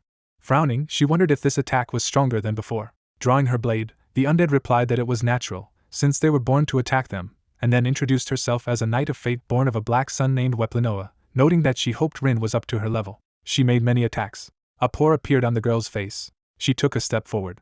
The guild leader made a lunge. Veplian leaned back. Watching the girl, she said that Rina was really a strong opponent. Standing opposite, she replied that the knight was not a mistake either. When repelling attacks, the undead said that they were created to fight such strong opponents as her, so this battle is very much to her liking. Looking back, the girl wondered if Mr. Azura was okay. A dark sphere appeared on the battlefield. The man watched the battle from the hill and reasoned that he had ordered Quinsilder to provide protection for the area near him. He noted with a serious look that as soon as the descendant appeared, he clashed with him in battle and completely forgot about everything in the world. If according to the original plan, a knight of fate would not be able to hold out for long, but he considered this possibility and entered the battle himself. Squinting, he concluded that it was clearly the work of a descendant of Thanos. Shifting his gaze, he heard a voice that asked if it would be nice to destroy everything and what he was going to spend the energy he had gathered on. Standing at the edge of the hill, the man continued to listen to questions about whether he was the one who would become a god and why he did not engage in battle when he could replenish his strength with these deaths. Drool dripped from his mouth. Dark mana reached out to the man who said that the time of divine punishment had come. The power gathered in the black sun should come to him. Apollo watched him and said that divine punishment would be sent down by his god. Holding the mirror in front of him, he noted that he would fight the man. He laughed and declared that Apollo, who had lost much of his divinity, would not be able to resist him. He directed streams of dark mana into the deity. The guy was lying in the clouds and laughing. He had a smile on his face and declared that Apollo had become a dog, which was hilarious. Tanguy turned his attention to a girl who wondered why he had blinded the Emperor of Death with the power of nightmares, to which he replied that it was a useless question. Closing his eyes, the guy said that he simply did not like the type that his essence desired. He was just watching from the sidelines. The girl should not make all sorts of wrong sentences. With a slight smile on her face, she thought that without Mr. Tangup's help, this would be a very difficult war. The guy began to follow the protagonist's fight. Smiling, the guy said that it was Hensen's will, which spoke of a desire to subdue by force. Lying in the clouds, he asked if MC was like him in the distant past. Lowering her head, the girl replied that it was. He really looked very similar. With a calm look, she asked me to become a god like the respected Thanos. Dark energy hovered around the dome. The guy repelled the attack. He punched the monster. Looking at the enemy, the protagonist said that it was time to hunt. He rushed into battle, brandishing his weapon. Hensen began to take the advantage in the fight. The guy noticed a sword flying at him. He repelled a surprise attack. The knight jumped back and thought that it was difficult to fight him in hand-to-hand combat. MC suddenly jumped up. He made another blow. Shielding himself from the attacks, the knight reasoned that if his opponent continued to attack with such force, he would have no choice but to retreat. A dark aura enveloped him. He watched the protagonist closely. Looking at him, Quinsolder concluded that he needed to dodge. He jumped back. The demon pinned the boy to the ground. Hensen jumped back. His armor was scratched. The monster began to beat him up, saying that it would tear his armor to pieces. The guy grabbed the sword. He lunged. The guys rushed at each other, using various techniques. After attacking, MC used Karen's swordsmanship, the second flash tactic. The knight blocked the attack. His eyes shone brightly. He plunged his sword into the ground and used the swordsmanship of darkness. The ground shook under the guy. Fiery energy surrounded him. The monster was shocked by this. He was wounded. Hensen watched him with a smile on his face. He covered himself with his hands, using Karen's swordsmanship, the third tactic, the grappling. He hit the demon's neck. Blood began to spurt from the knight.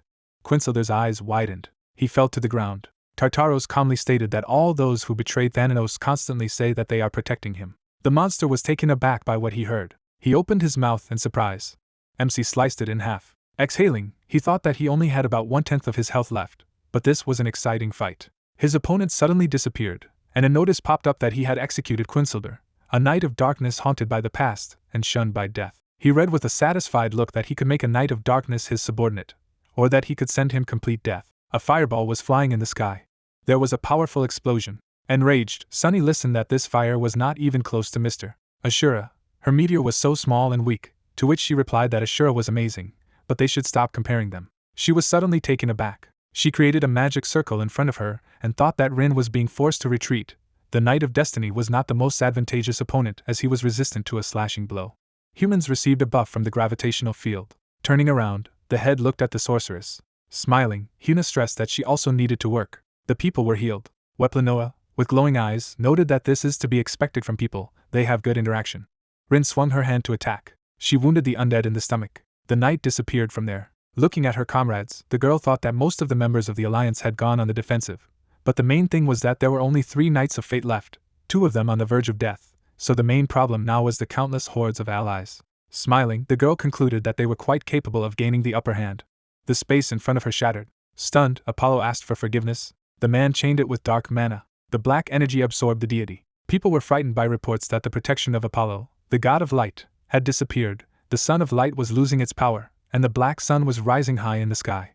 A blob of dark energy appeared above them, followed by a message that the light of the black sun was spreading, all stats reduced by 15% due to the light rejecting life. The sorcerer cried out with a mad look that this was the beginning of divine punishment. Watching what was happening from above, Hensen reported that he had been blown away. He noted with a satisfied look that it was a little dangerous, but everything was developing as he had foreseen. The sky above the man was covered with dark mana. He looked down at his hands. A red light came from his eyes. The soldiers were frightened. Turning around, the girl said that everyone should be ready, they would act according to the plan. Frowning, she thought that this was the flow of energy. Everything was exactly as Apollo had predicted. Nevertheless, the fact that this was a dangerous fight remained unchanged.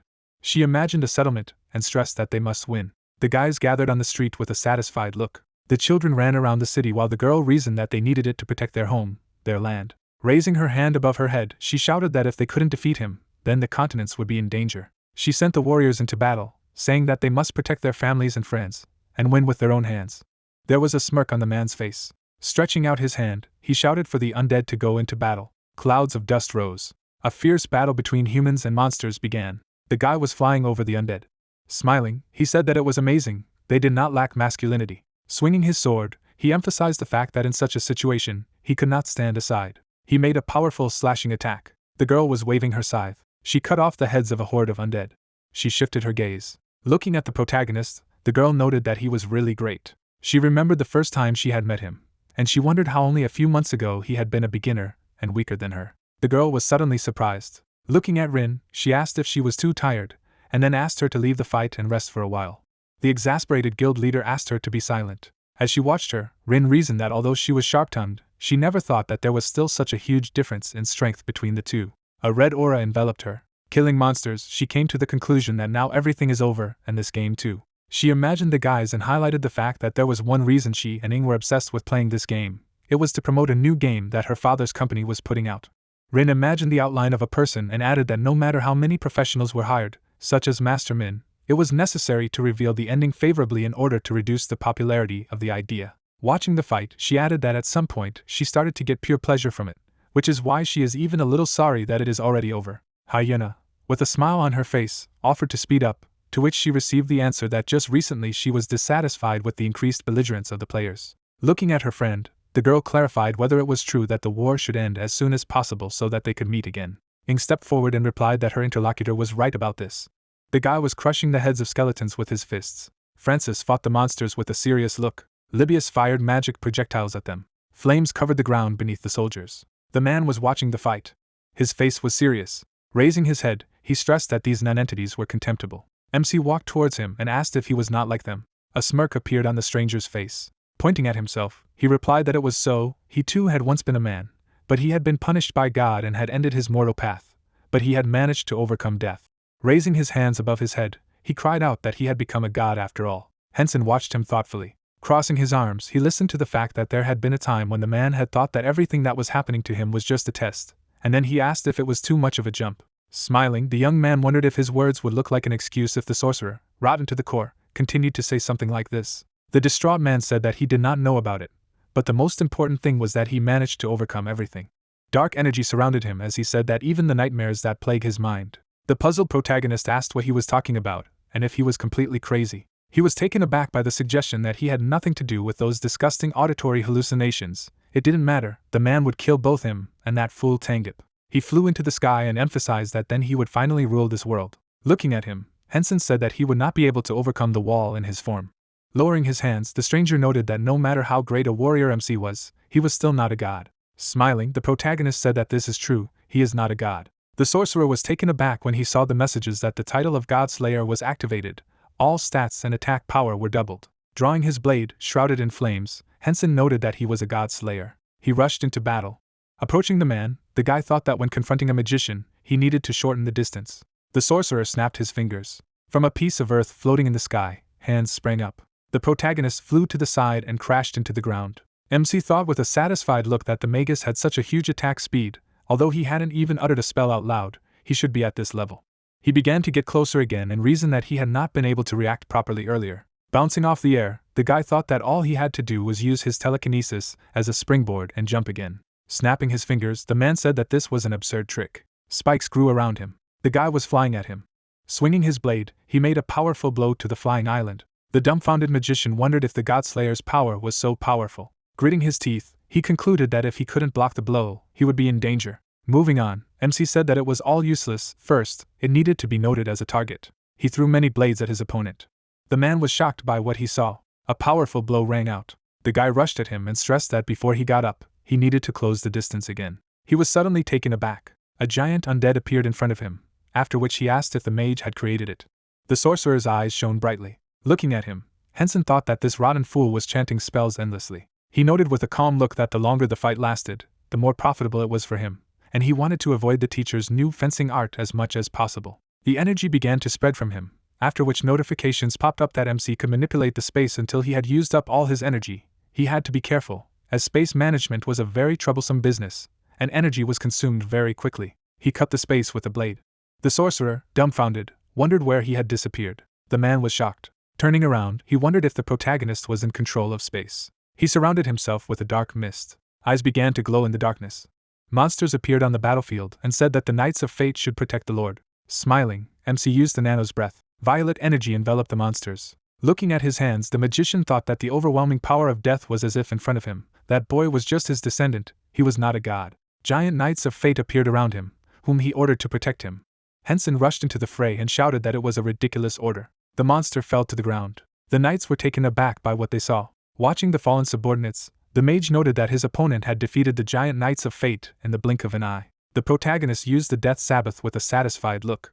The energy was drawn to the man. Closing his eyes, the sorcerer thought that he had been waiting for a long time for the day when he would become a god and take everything into his own hands, and finally, he was one step closer to his goal. Spreading his hands, he noted that he was on the path of the absolute of the world, which could spread true death, throwing away forever decaying death. Tears streamed down his face as he reasoned that at this rate everything would be ruined. Looking at the guy, the man stressed that the descendant is strong, but he cannot lose. A blob of dark energy appeared above him, after which notifications popped up that the black sun had shone, all stats reduced by 0.1% due to the fact that this light rejected life. Black mana reached out to the mage. He began to absorb energy. Looking at the man, MC read that the Emperor of Death had absorbed the black sun, his stamina restored. The puzzled guy wondered why he had such endurance. A huge meteor was falling to the ground. There was a massive explosion, after which Hensen thought that he needed so much damage that he could not even recover. Looking at dark matter, he stated that it is a stable creature. With a serious face, he thought that a man was constantly recovering under the black sun, and there would be no end to it. This was all that a god-slayer was capable of. Space alone was not enough. He summoned many monsters with the help of the game of the nano's souls. The spirits flew in front of him and said that he would do anything for the sake of his master. Libius and Quinsilda rushed into battle. Looking at the horde of creatures, the guy emphasized the fact that this is his power. The surprised Magus reported that as expected, the descendant is very strong. He moved behind his subordinates and thought that in contrast to his words, there was still a thirst for victory in his eyes. He swung his blade from behind his head. Looking at the orb, Hensen wondered if the man was using the black sun as a shield. Waving his sword, the young man asked what the mage was going to do. He cut the sun in half. Black energy flew out of the mage's mouth. Apollo fell to the ground.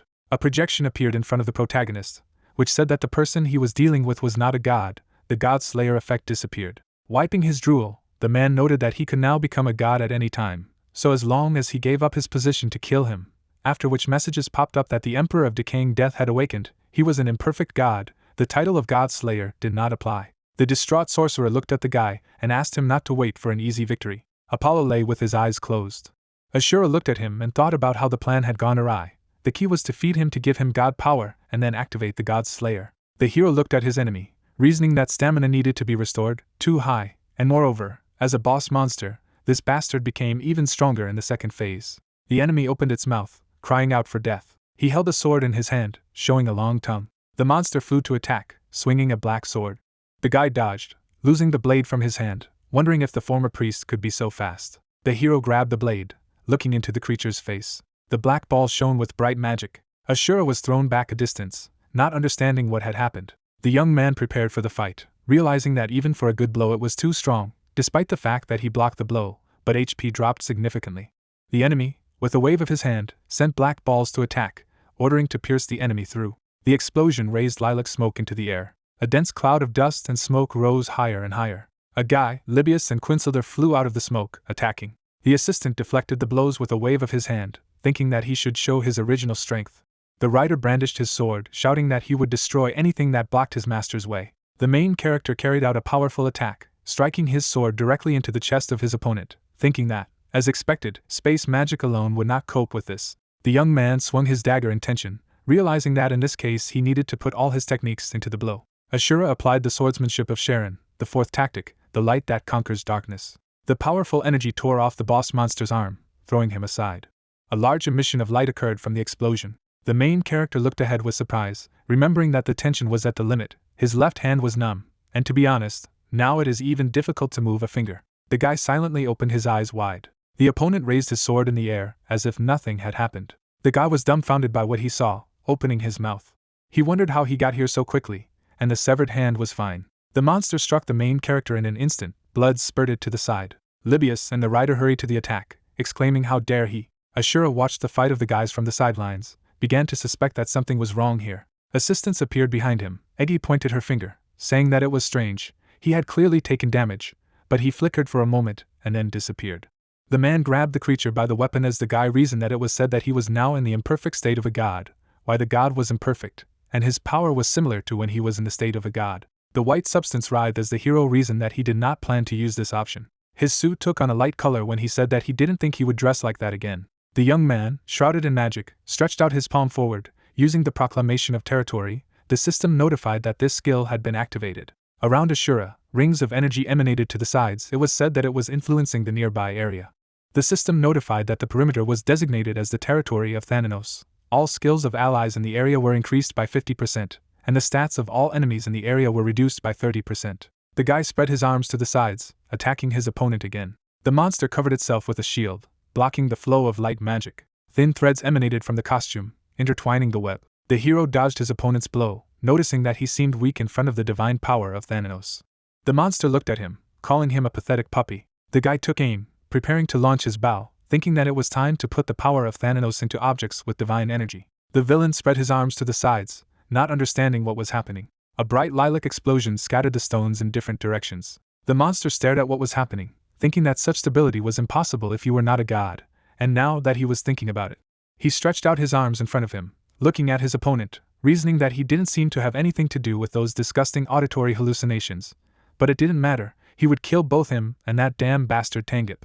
Ashura smiled back, answering that everything was clear to him. The enemy opened his eyes wider in horror as he heard that somehow his strength seemed familiar to the hero, asking if he was using the power of Tangip. After all, it was the essence of a god who had lost his divine status. The reason for his imperfection was that he was not a perfect god essence. The young man looked at the opponent, concluding that there must have been a limit to the essence of Tangip, who had fundamentally lost his strength, asked that he wanted to wake up as the god of death by combining the essence of Tangip and the power of the god of light. In response, the monster cursed, and the guy meanwhile thought that there were not many black spheres left. The young man stared straight ahead, thinking that the invulnerability time he could use as a skill was 5 minutes. There was still one last bastion left, but first he would try to reach the end. Black energy spilled around. After the warring faction clashed, the monster shouted that even if he realized this, nothing would change, calling on the descendant to die. The hero was serious, looking at him, explained that this time he would not be able to dodge the attack. The guy raised his hand above himself, gathering white energy, used Karen's swordsmanship, the fourth tactic, driving it in his head. Since he is invincible, he can ignore any damage that is inflicted on him. The light spread more as the villain opened his mouth wide. A huge stream of light energy was directed towards the opponent as the hero revealed that this time he attacked them without regard for his life or physical strength, activating the glow skill. The creature's eyes filled with tears as he thought it was time for him to die. All this time he longed for death. He always hoped for a cursed eternity in which even death would be taken away from him, warning him to pray for death, realizing that if he died here, he would be completely destroyed because of the damn curse. His death was rotten. It didn't belong anywhere, not reincarnation, hell or heaven, but simply nothing. The monster spread his arms to the side, chasing away the thoughts in his head that he had tried everything to get out of this vicious circle, but everything was useless. In this situation, he firmly decided that he would become a god. Half of his face was imprinted in a black substance, a monster, wondering if the end would be so futile. The boss monster was screaming very loudly, saying that he couldn't die like that. The monster without half a head shouted that even if death was predestined, he would defile the world and die. The magic ball was spinning lilac energy in itself. The main character raised his elbow, trying to defend himself. Libius appeared behind him, who asked his master to look down. The silhouettes of ghosts flew out of his mind. He asked for their mercy, to leave at least only his soul. Ashura gritted his teeth, thinking that he was returning all the souls given to his legion. It was necessary to stop it. If it was not possible to stop this process, then the problem would remain even after his death. A system notification has been added stating that the content of the main scenario for Black Sun Rising has been changed. A card of the main scenario appeared in front of him. The monster grew in size, towering over his rival, said that no way, and under no circumstances. The young man, without hesitation, put his weapon in front of him. A notification popped up that he could not control the space. Ashura clenched his teeth from the exertion, thinking that he lacked strength. Thanatos lacked energy and magical power. He put all the energy he had saved into the last attack, asking himself that there was only one thing left. The guys ran in different directions from the monster, exclaiming that they were leaving. The guy was calm, wishing death to his rival. The ferocious creature opened its eyes wide, asking what he was carrying, explaining that even he was unable to control it now. The protagonist raised his palm in front of him, noting that he really didn't want to end everything so trivial, but not a single attack works, and he has no strength. He apologized, saying that he was to blame for this. The young man used the call of Thanatos. The boss monster was surprised, asking again. A chain was draped over his heart. The creature's face lit up when he asked if this was real death, noting that he was very scared at the thought of Thanos. Blood splatters flew to the sides after the chain broke. The system window notified that the effective call of Thanos caused the death of all creatures around. Bright illumination was striving towards the sky. The hero hung in the air filled with red. Energy emanated from him, and there was a message that the main scenario of the Black Sunrise was over. The sun was hiding behind the clouds at sunset. The guys celebrated the victory by throwing their hands up, shouting that they had done it. Libius raised his hands up with the others, rejoicing. He put his hand on his belt, standing next to the girl, smiling. Sunny tossed her hat, rejoicing with the people nearby. Ashura exhaled, reasoning that he seemed to have completed the quest, but there was no sense of satisfaction. He wanted to clean it up completely on his own. He put his hands on his belt. Looking at the loot, he realized that he should probably breathe a sigh of relief that sleepwalking had not been activated. The system said that he had obtained the essence of the nameless god, offering to find the Apostle Thanos, and could complete the quest. The main character looked at the dark magic ball, reasoning that with the help of this, the Apostle's quest was also completed. The description of the quest said that a long time ago, the gods chose an apostle for themselves, who were entrusted with the care of the mortal world. It was said that 5 tracks were successfully completed. On the board with chains, it was said about the 6th trace, which was a great war, a battlefield to which even a god descended. The young man reasoned that since it was said that he could complete the quest at any time, he could delay this moment a little, because he could get an additional essence through the teachers. The guy watched the sunset, realizing that now it was really the end. Hensen would get out of bed, telling him that he had obtained a god-rank profession by pure chance, and after much deliberation, he decided to focus on the idea. The young man and his friend were sitting at the table. The main character brandished a sword, fighting monsters, reported that he did not regret this choice. Brave characters, close to the guy, looked up with a smile when he remembered that he really had fun. Un swung her swords, Chas her partner, followed Ashura forward. Libius's tears were also shown, and resentful assistance was shown when he remarked that he had made so many friends. The hero silently looked ahead, thinking that, to be honest, at first his goal was money, but at some point he was completely immersed in the game. Someone raised his fist to announce the party. The young man spread his hands, asking Jangmo from the mythical guild how many years, how many winters. He noticed that here is both the Guild of Heroes and the Lord of Ashura, right? He laughed, asking the main character that the commander was leaving, if he and Soa could join him. The guy smiled, answering that, of course, others would also agree that they were all the main players in this war, thanking everyone for their hard work. The hero watched them, thinking that the main script was completed, but there would be a lot of interesting things in the future. Ashura in a white suit with a sword was surprised, not understanding what was happening. There were still some enemies. A portal opened in front of him, where 4 silhouettes were visible. The mask on the protagonist's face disappeared when he realized that everyone had returned. Tartaros closed his eyes, noting that the descendant was badly battered. Acheron, smiling, stated that he had done a great job. Julia was happy, rejoicing for her student. Hensen stood before them, saying that they had contributed to this victory, both teachers and apostles. Acheron scratched his head, objecting. He is forced to bow out and return to the underworld, because he has accumulated too much work. The main character asked him to take care of himself, promised to look later. Tartaros turned to Sharon, explaining that he had a lot to say, so he would wait, suggesting that the old man speak first. Sharon and Hensen shook hands, talking about not seeing each other in a long time, asking if he remembered the promise they had made in the past. The guy opened his eyes wide, remembering the promise, time and freedom. The old man looked attentively, noting that it was true, apologized and said that he would have to break his promise. He held up his palm, explaining that something had happened during their apprenticeship that had caused them to suppress time and freedom. The guy glanced at the Empress, wondering what they meant. He was confused as he listened not to make such a face as if they were dying. And did he know that this time they invaded the realm of the gods and killed them, didn't he?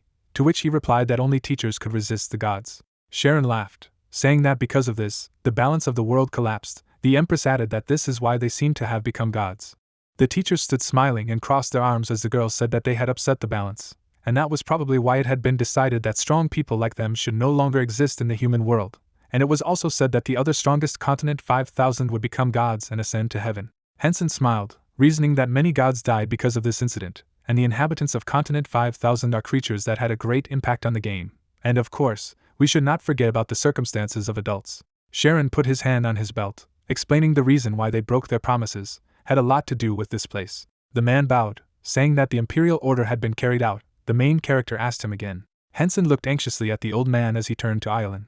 The young man clenched his teeth as he heard that Ashur was now the emperor of the Karen Empire, and that he and Julia had other things to do, and that he was entrusting him with all his responsibilities and leaving. The knight indicated that he would obey. He would serve his Imperial Majesty Ashura with all his heart. All his subjects would approve of his candidacy. The guy asked what was good about it, And what about the teachers? The old man stared forward silently as the system said that the Emperor of the Empire Karen, the ruler of Iron Blood Sharon, had broken the oath he had taken with all his honor, and all honors, including the title of Emperor of Iron Blood King Sharon, had been taken away. The Empress looked away when it was said that the calamity of Julia had broken the oath she had taken on her behalf and would be stripped of all honors, including the title of head of the Empire's magic tower. In the pop-ups, it was revealed that Sharon, the former emperor of the Karen Empire, had appointed him emperor, legitimacy and succession granted.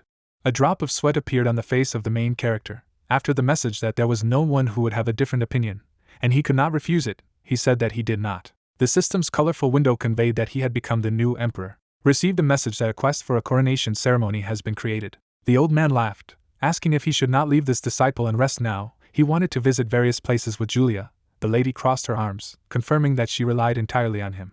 A knight stood behind Hensen. The girl noted that Island would tell the emperor everything he needed, and also prepared a gift for him as an emperor, saying goodbye.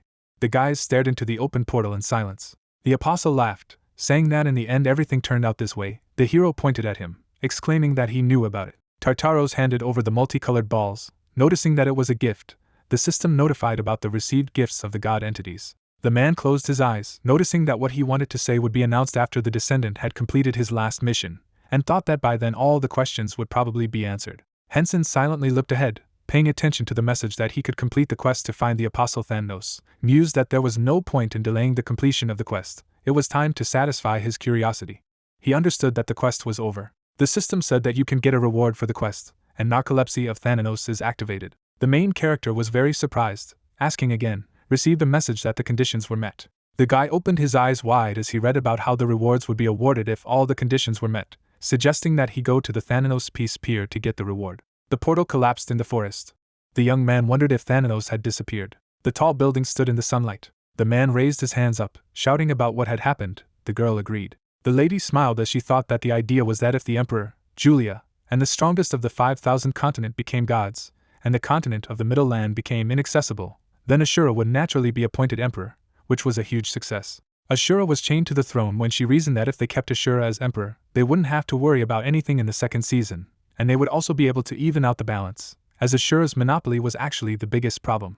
The girl opened her eyes wide, going through the thoughts in her head that everything was over right by the end of the working day. The man asked again why this was so. They were standing at the control panel. When the girl was interested in why there was no image, the guy made an assumption that he did not leave the game. The monitors in the wall did not work when the lady confirmed that even if he had gone out, the picture would have remained, but nothing appeared on the screen, as if a lock had been triggered. Blue lights were illuminated along the corridor. Hensen looked around, asking if it looked like some kind of system server room. The young man opened his eyes wide, thinking about the fact that the skill of sleepwalking was controlled by the eye in the server room. He reasoned that he now knew what the true nature of Thanos was. The hero turned back, seeing a man in front of him. A monster stood in front of him when the hero asked if it was Thanos. The man took off his mask when a notification appeared that it was nice to meet the player Hensen. The young man looked at the man, thinking about the idea. He stared at him, musing that if you think about it, it wasn't just the shape of the shrine. There were a few signs that Thanos was the idea. When the AI controlled him due to sleepwalking or narcolepsy, the NPCs associated with Thanos were making a fuss, stating that this was the true form of the god, and anyway, he could now ask questions that interested him. Hensen looked at the interlocutor, asking if the corrupting Death Emperor was deliberate. The man replied that it was done for the sake of the script. He looked up, noticing that the protagonist seemed to have a lot of questions, and whether he would mind listening to his story. The guy in the mask held the globe in his hand, starting to tell that this is an old story where users may think that the game has just come out, but tens of thousands of years have passed for the characters of the game, so he needed to create this world and observe it. However, the children could notice it and think that they were dreaming, or they could seem worried. He held out his hand in front of him, saying that sometimes the virus would break out and he had to take action himself. His concept was Thanos, so he acted according to his instructions. The man looked down, saying that it was an interesting time. The main character looked at the interlocutor, asking that virus must have been the same god of evil that the other gods were talking about, right? He replied that it was. There was a lot of trouble then. The guys looked around. The man talked about when he collected and stored viruses. There was a misconception that he collected souls. The guys watched as a young guy in a mask reached for the bird, remembered that therefore, when processing the code of the virus to create a new monster, he pretended to play with souls. Tangip stood behind Thanos, asking him to show mercy to these innocent souls. The man said that Tangip did not like this activity most of all. God stood in front of the young man, saying that yes, he was the first child he created. Tangip was his twin brother, did a lot on his behalf, and in fact he was supposed to be the last boss, but the story changed when Hensen changed his profession to his descendant. Thanatos narrowed his eyes, explaining that he did not hold a grudge for this. On the contrary, he was grateful. His aspirations were also contained here. The man looked down, listing Tangip, Acheron, Tartarus, and Elysium, who were the first children he had created in himself to help. The young man and the girl were upset when Thanatos, explaining that now it was the turn of the part he was interested in, Tangip and Elysium, the corruption of the former church of Thanatos. He had a lot of concerns about how to run the script. He said that his mother, Minura, wanted the world to be built as naturally as possible, and that was why he couldn't force his children to do anything. Hensen stared at the man, wondering why he had sent down the test of which the Emperor of Corrupting Death spoke. God closed his eyes, agreed, thinking that it would spoil the nature of his children, who are confused by repeated anxieties and suffering, and eventually lose their way. He explained that this was the only way. The monster in the skull costume opened his mouth wide when Thanatos said that the former church of Thanatos, they were unfortunate children, and he gave them a test that they couldn't overcome, so it was natural for them to lose their way, and when he tried to punish them accordingly, Tangip and Elysium, as expected, opposed it. The angry youth raised his hand to the side, indicating the direction. He knelt before the god, explaining that they simply could not overcome this ordeal by asking for help. The man said that the benevolent Tangip and Elysium begged him. The protagonist continued to listen silently, without looking away, listening about how it was heartbreaking, but for the sake of the script, he had no choice but to punish the two, and he built the story by putting the curse of decaying death on the former church of Thanatos. The apostles were standing back to back when the god realized that after this incident, Tartarus had lost his beloved Elysium, and was confused that he had also disappeared, and Acheron thought that he had disappeared because of those two, so he began to accumulate resentment, and he had no other choice. The guys looked at each other as Thanatos continued to talk about how even though the main script was complete, he had a hard time bearing the thought of his children becoming a source of entertainment for users. Hensen realized why he had made them difficult to find. The men were standing in the server room. The god explained that this was a secret from the creator, as well as a place where he could not look. The young man noticed that this was therefore the pier of the Nano's piece. He agreed, adding that nevertheless, a lot was solved thanks to the player Hensen. The guy opened his eyes wide, hearing that the conditions for advancing to the descendant of Thanatos were very strict. He clarified that he meant sleeping for 10,000 hours of game time. The god turned away, saying that simply sleeping for so long did not make him a descendant of Thanatos, so the creator was also surprised to see that Hensen had changed his profession. The young man looked at his back, asking what other conditions there were. The god said that first of all, they should sleep without leaving the training area, and another requirement was to have good control. Thanatos closed his eyes, saying that there were many more conditions, but to be honest, he simply turned a blind eye to many of them, because he thought that only a descendant of Thanatos could save those children. Tangip was furious, clenching his teeth. The god explained that in the original scenario of decaying death, he would be eaten by himself, and the child would wake up as the last boss. Thanatos lowered his head, saying that he did not want to see these children fighting among themselves. God smiled, turned around, said that he would like to express his sincere gratitude to the gambler Hensen, and in fact, he never thought that he would treat him so well. The main character replied that he shouldn't. The young man stared intently when asked if he had any questions that remained unanswered, and then he thought about these questions. The guy plunged into memories, thinking that there are actually a lot of them, such as what Thanatos did after disappearing. What is the secret of Ayla's equipment that he collects? The assistants were smiling. The young man decided to find out about the identity of Tina and Yashenka. The main character smiled back, saying that he would find answers to his questions during the game. God closed his eyes, saying that he knew that he would answer like that. Thanatos raised his hand, remembering the award, raised the dark orbs into the air. A number of magic balls were shown when he talked about how he could treat a single entity as a code. By collecting these codes, he could create a new code. The balls above the boys' heads gathered into a figure. Thanatos added that he can create new items, abilities, pets or territories, absolutely anything, and also change his profession to the second Thanatos. Hensen smiled as he thought about whether it was possible to create new territories or items, and even power. The reward for the last quest was like wishing. The guy opened his mouth, thinking that in such a case. The tall building stood in the sunlight. A man and a girl looked at the green monitors that were burning.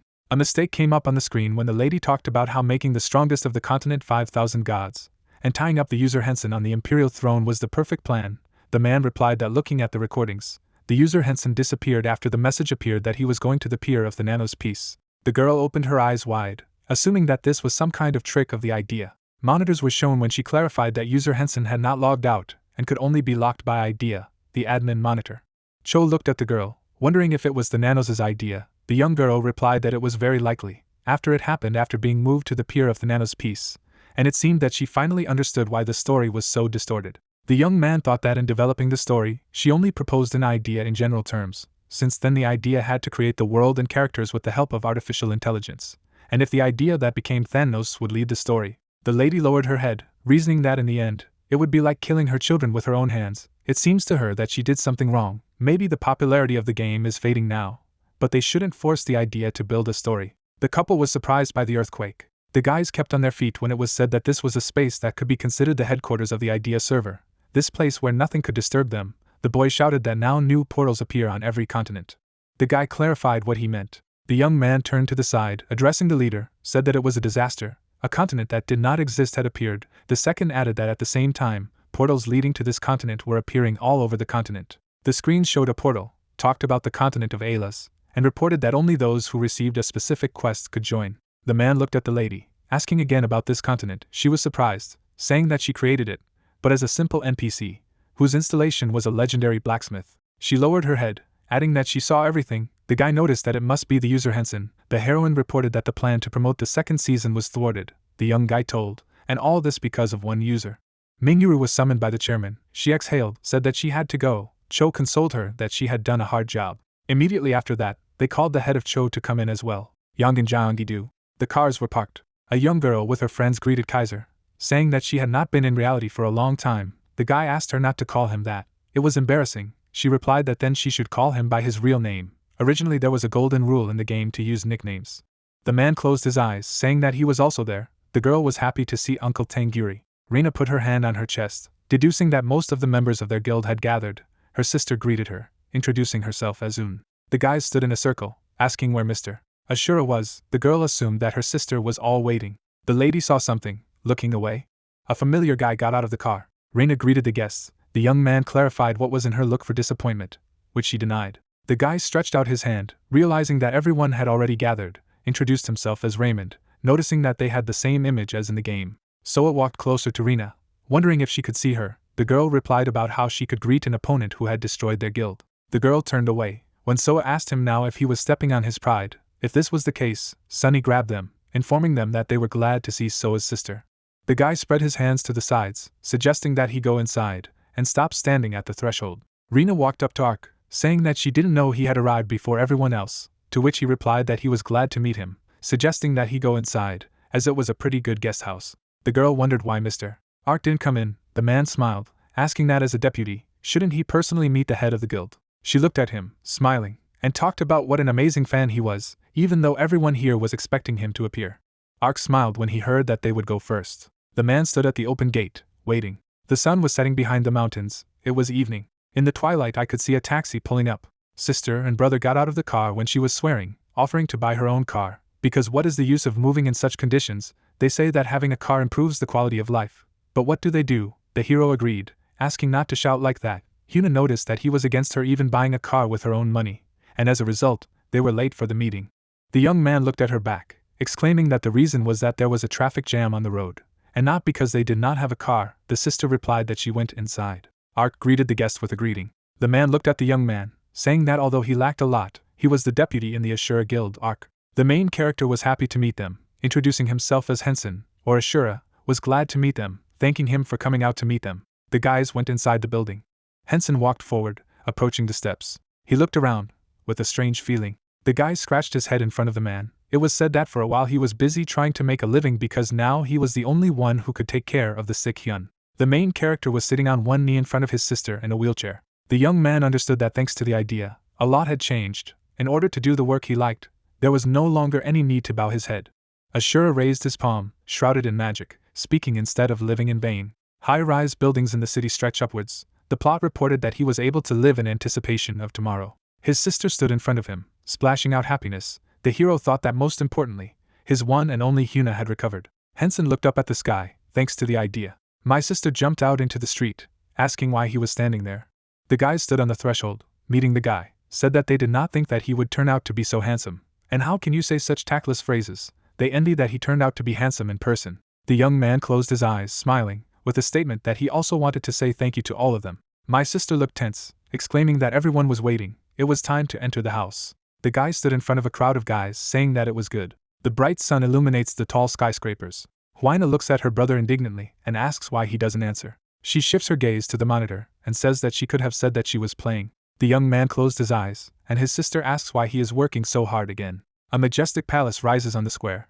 The main character confidently steps on the carpet. In the throne room there are soldiers and apostles with bowed heads. Hensen climbs the steps majestically. He sits on a throne with his hands on the armrests. Chancellor Pramsir Wunster bows his head to the king and swears loyalty and devotion to the new emperor on behalf of all his subjects.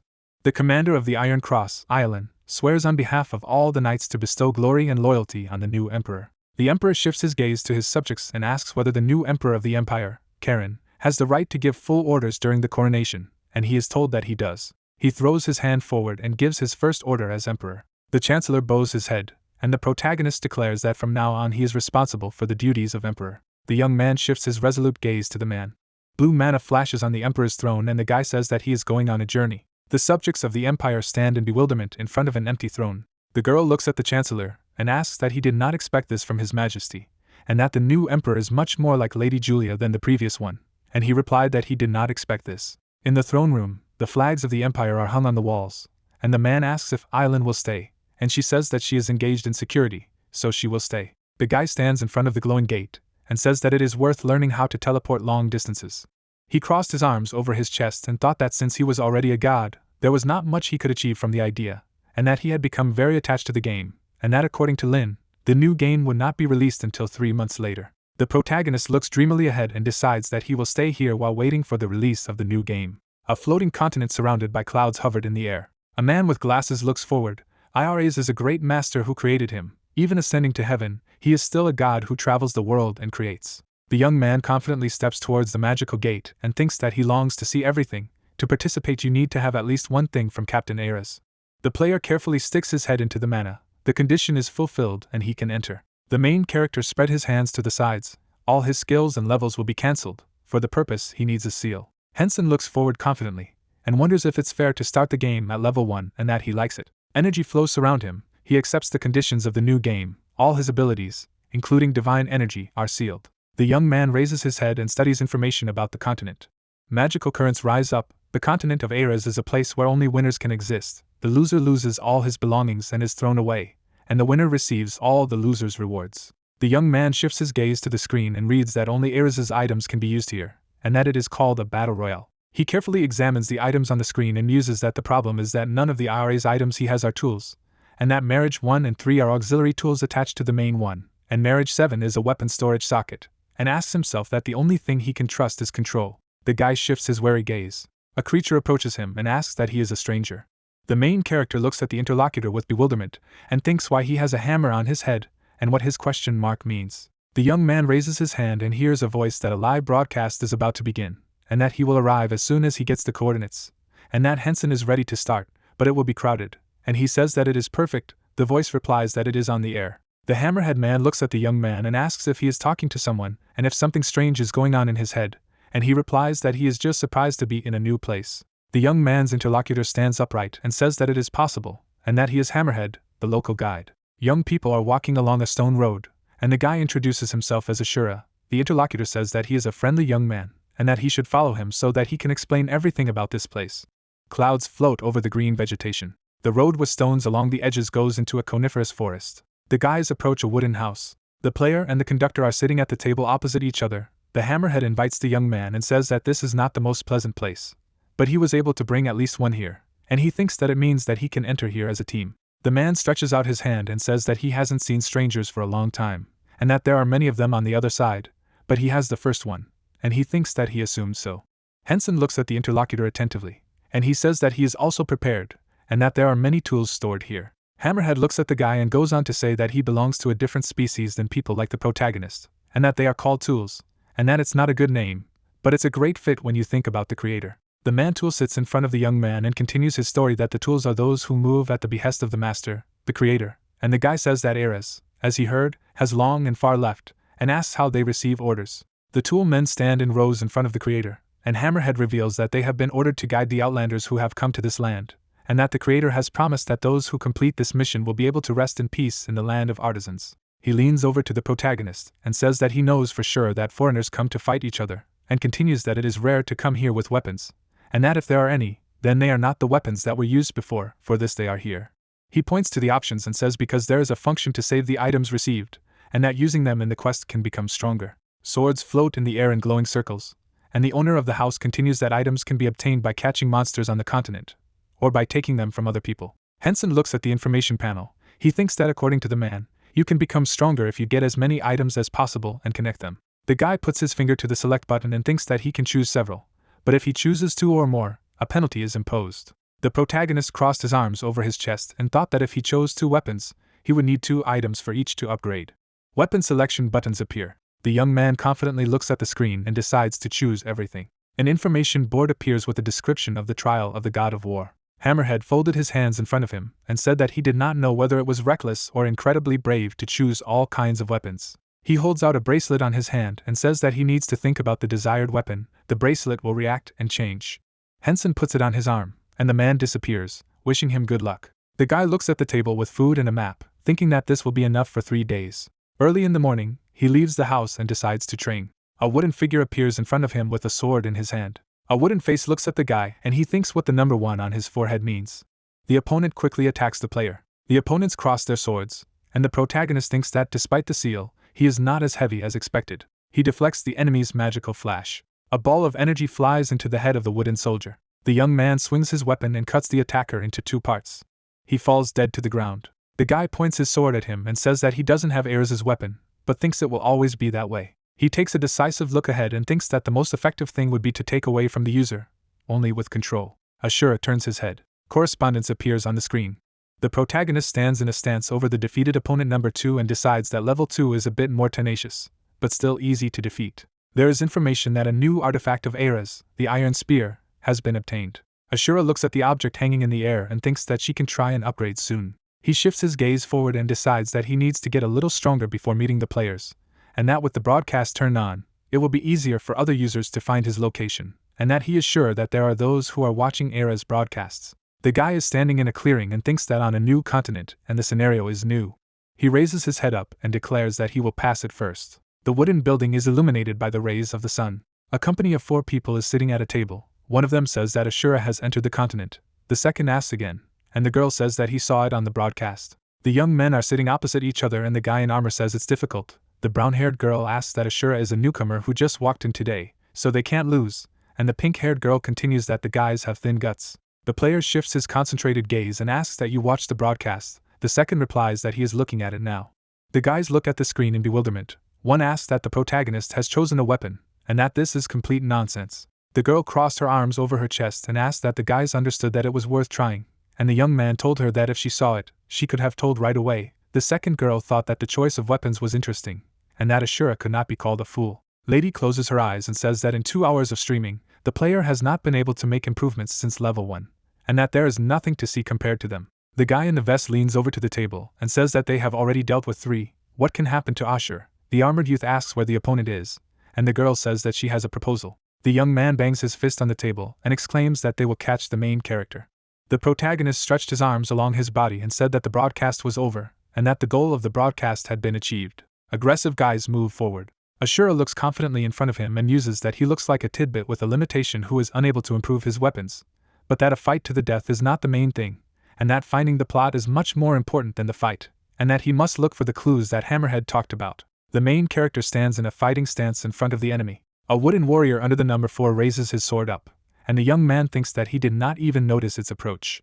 The guy puts a spear in front of him. He looks up angrily and says that this is a dirty trick. A wooden doll deflects Ashura's attack. He accelerates around the young man. The protagonist gritted his teeth. He looks up and summons a shield. The opponent with the number 4 approaches the guy. He puts up a shield with energy flows emanating from him. A warrior holds a weapon firmly in his hands. The young man looks angrily at the enemy and thinks that the speed and power of the attack have increased, but the stamina has remained the same.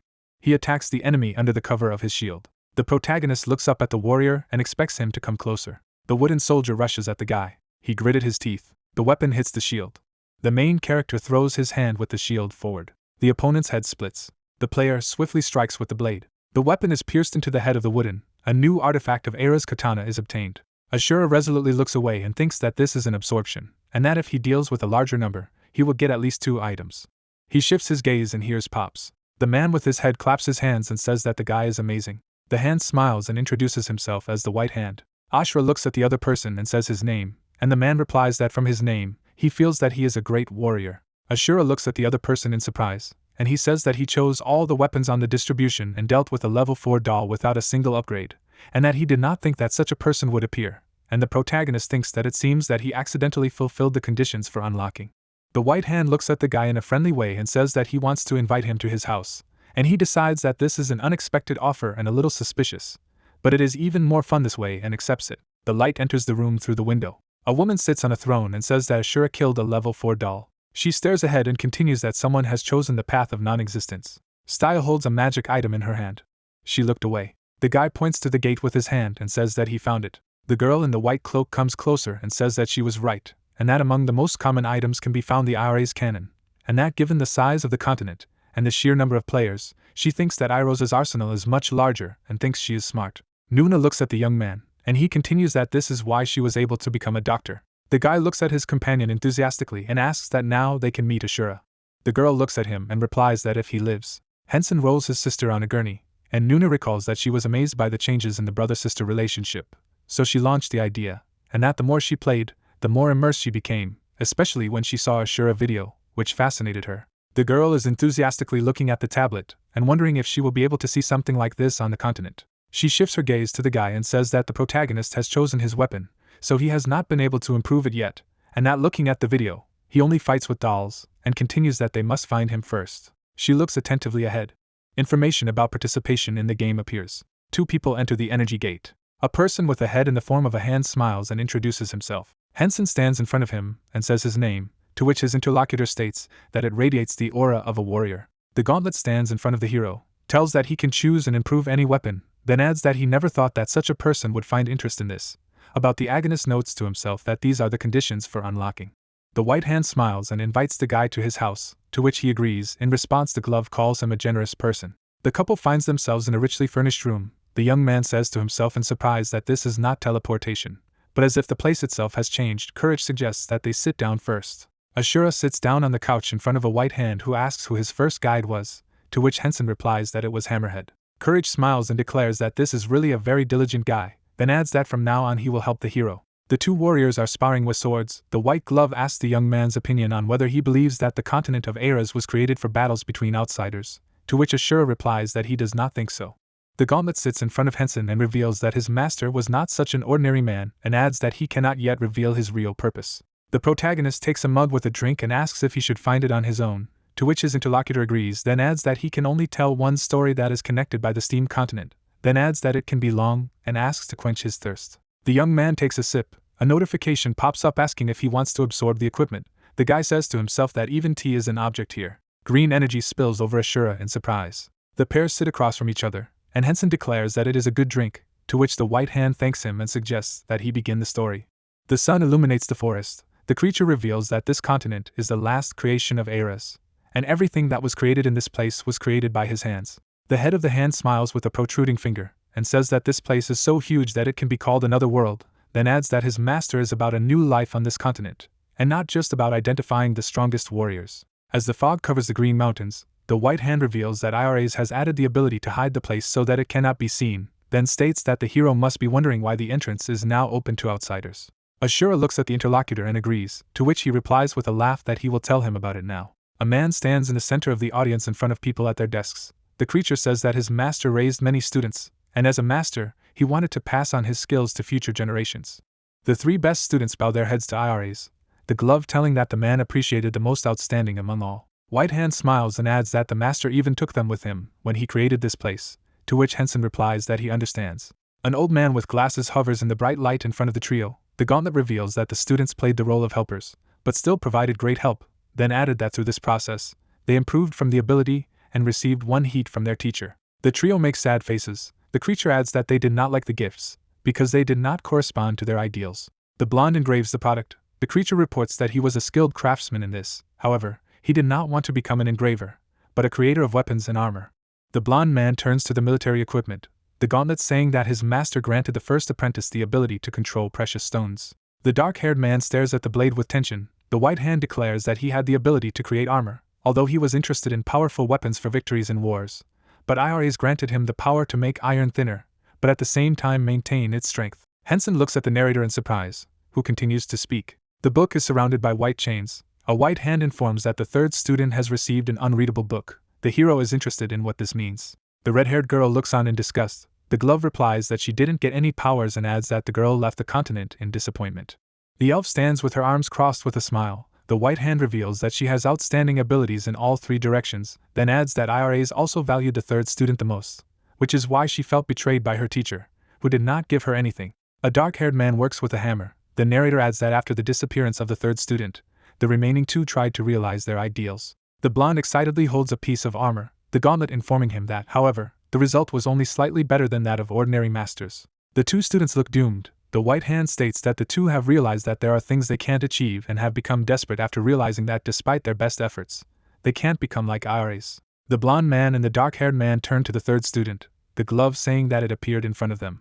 The girl raises her hand with a smile. The narrator claims that she offered them a bet, which was that if they defeated her, she would teach them how to make weapons and armor. A dark-haired man and a blonde man look enviously at the armor and weapons on the table, the white hand adding that as soon as they saw the pieces that were not inferior in quality to Mr. Era's, they couldn't help but admire it. The two students make angry looks. The white hand says that they were gripped by greed and an inferiority complex, so they forgot about the bet and just got angry, not understanding why they couldn't reach the same level. Two men go to attack the girl, the narrator adds. They grabbed the weapon given by the third student and rushed into battle. The red-haired woman smiles, the glove describing her actions and what she said she knew they would do. Blood covers the dark-haired and blonde. The white hand declares that the girl instantly destroyed it. Ashura sits across from the narrator and notes aloud that the narrator speaks as if these events happened quite recently, to which the narrator replies that it happened only a month ago. Lungier leans against the table in front of a multitude of creatures with tool-like heads, a white hand claiming to have taken on the role of king of the continent, then adding that the third apprentice has claimed to have surpassed Master Era's. Shown with a blue passage, the gauntlet says that the red-haired woman has conquered the continent, and soon created portals throughout its territory in order to collect all of the master's items. Hensen sits across from the narrator and claims that he now understands what the narrator is adding, that if you take the weapons and armor in the battle with the foreigners, it will be much easier to collect them. The hero frowns and asks if the third apprentice has sealed the powers of the foreigners, and notes to himself that if he does, it will be much easier to take them away. The white hand waves his arms and refuses, then continues that even though the red-haired woman said that she surpassed his master, she could only control the passages and appearance on this continent. Gauntlet smiles and adds that this is also proof that the third disciple still hasn't surpassed Era's. The couple sits on the sofas opposite each other. The narrator says that he told the guy all the main events that happened on the continent, to which the protagonist says that this means that there must be different traces here, such as workshops or laboratories of students.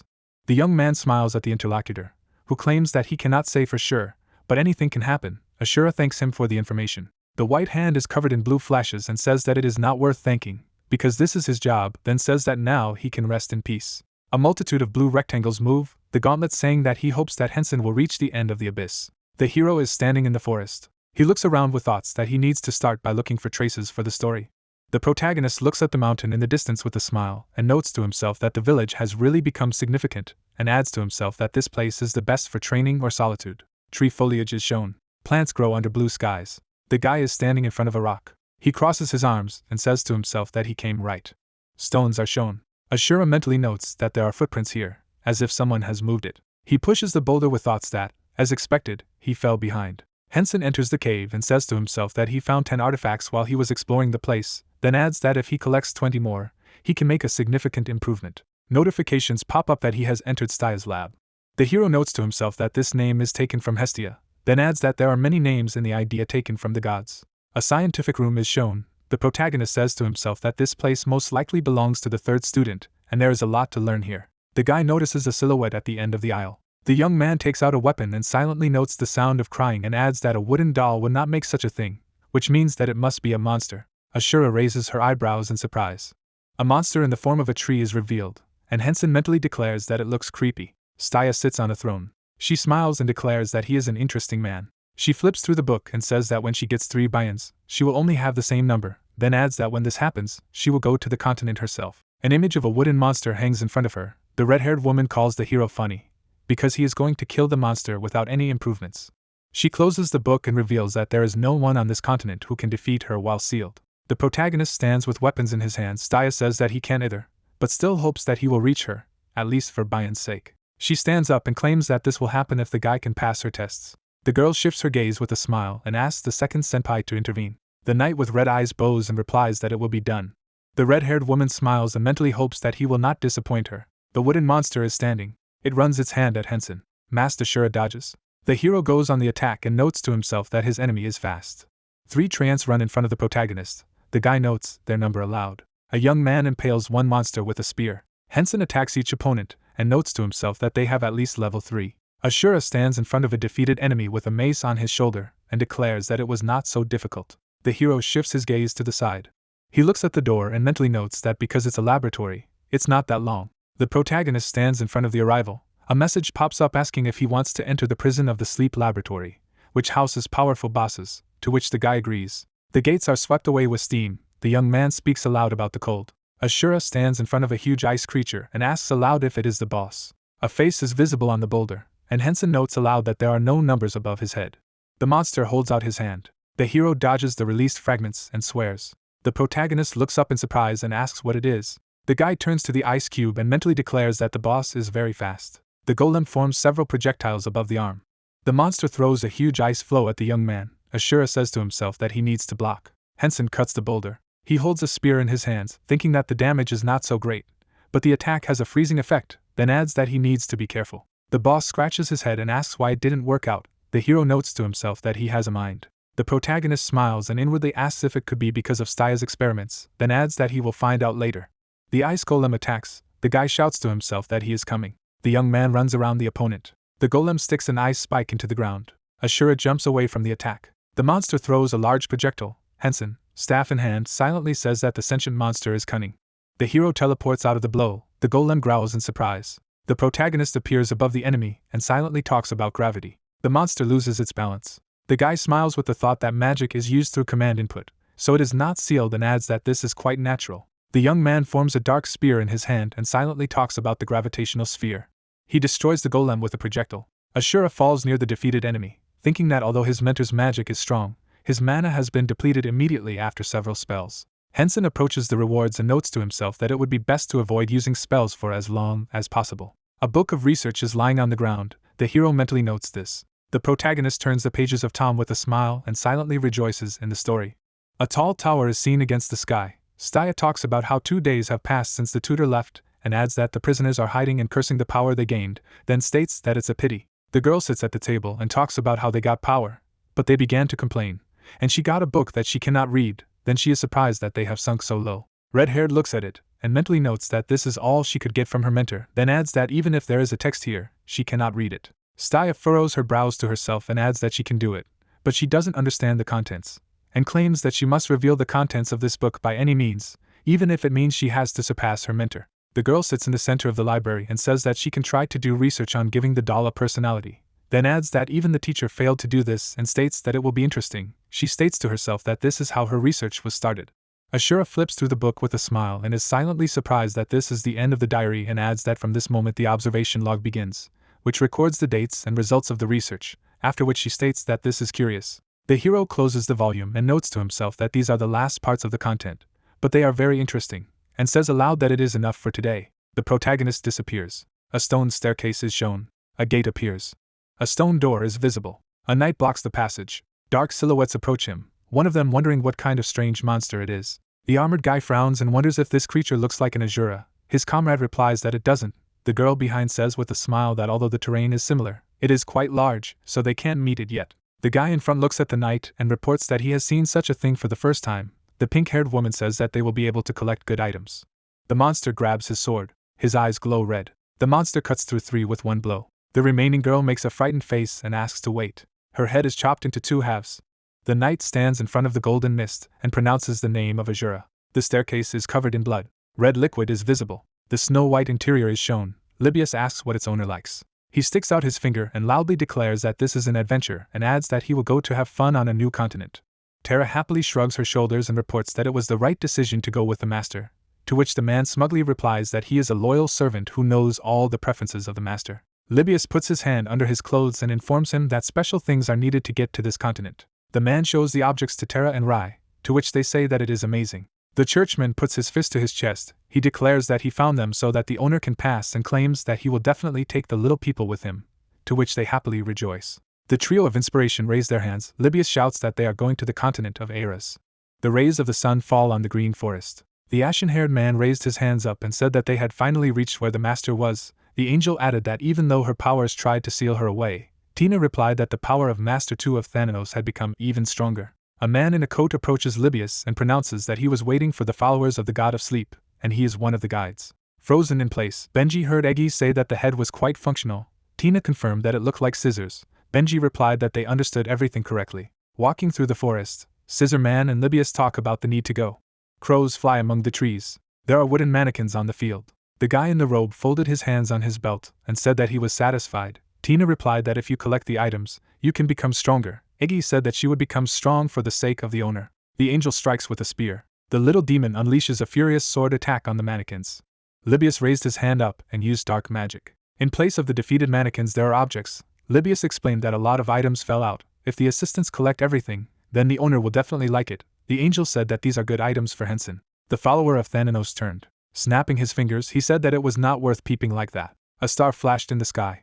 Throwing his hands up, the man in the robe said that they got rid of the uninvited stairs, so let them go in search of the protagonist. The girl taps her fingers on the chair and says that this is impossible. She recalls how Libius and his assistants came to the battlefield to see the mannequins. The girl says that this continent is the last masterpiece created by the mentor. Sitting on the throne, she wondered where these monsters came from. His gaze rushed forward. He mentally said that people are so strong that the power of the seal does not affect them. Moreover, they have 3 wishes of a mentor.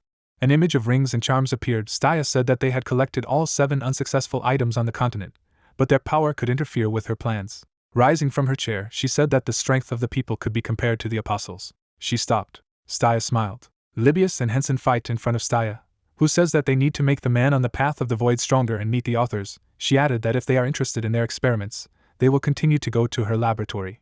Staya, walking down the corridor, states that all outcomes are the death penalty. It will help the one who walks the path of non-existence to grow. The girl added that it will be her turn to demonstrate research. Imagine before the Knights, the scientist said that the second death sentence would correct all mistakes, dealing with the author. A blue liquid bubbles in the flasks, and Staya adds that no matter who gets in the way, they will die. The silhouette of a person appears in a capsule. The yellow test tube shimmers with a yellow sheen. The hero holds 2 scrolls in his hands. A sign appeared with the inscription that the laboratory was completed.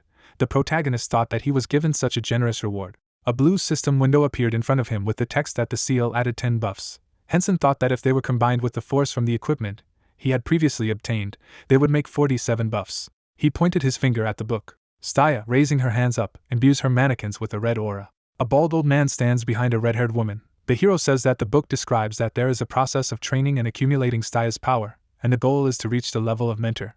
The protagonist looks at the scroll and says that he needs more information. He adds that he is confused by the map. Flipping through the book, Hensen says that it doesn't seem to be an item that can be obtained right away. It would be too easy. A guy with a short haircut looks at the sky and thinks that he has a strange feeling that someone is watching him, as if he is acting according to someone else's plans. The protagonist turned. Flames wrapped around the dummy.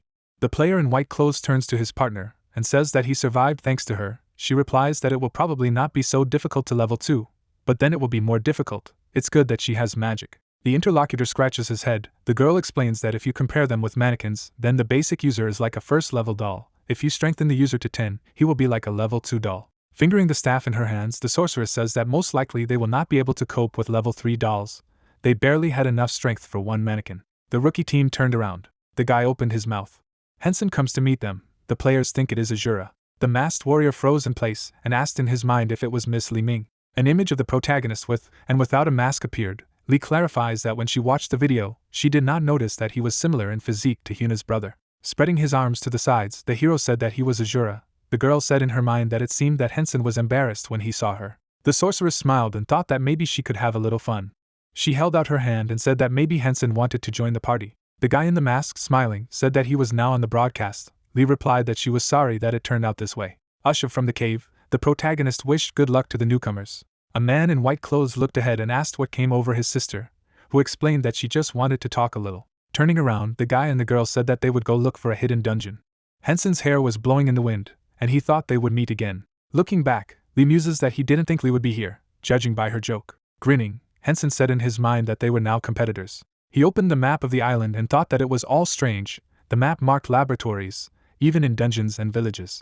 A small dark vortex is spinning on the map. The guy in red armor adds that there is a black spot on the map. It must be a large mountain with eternal snow. If it is hidden, then it may be a trap. Standing in front of the map, The protagonist wondered if there must be a cause for such a strange spot. Perhaps it was Stya's trap.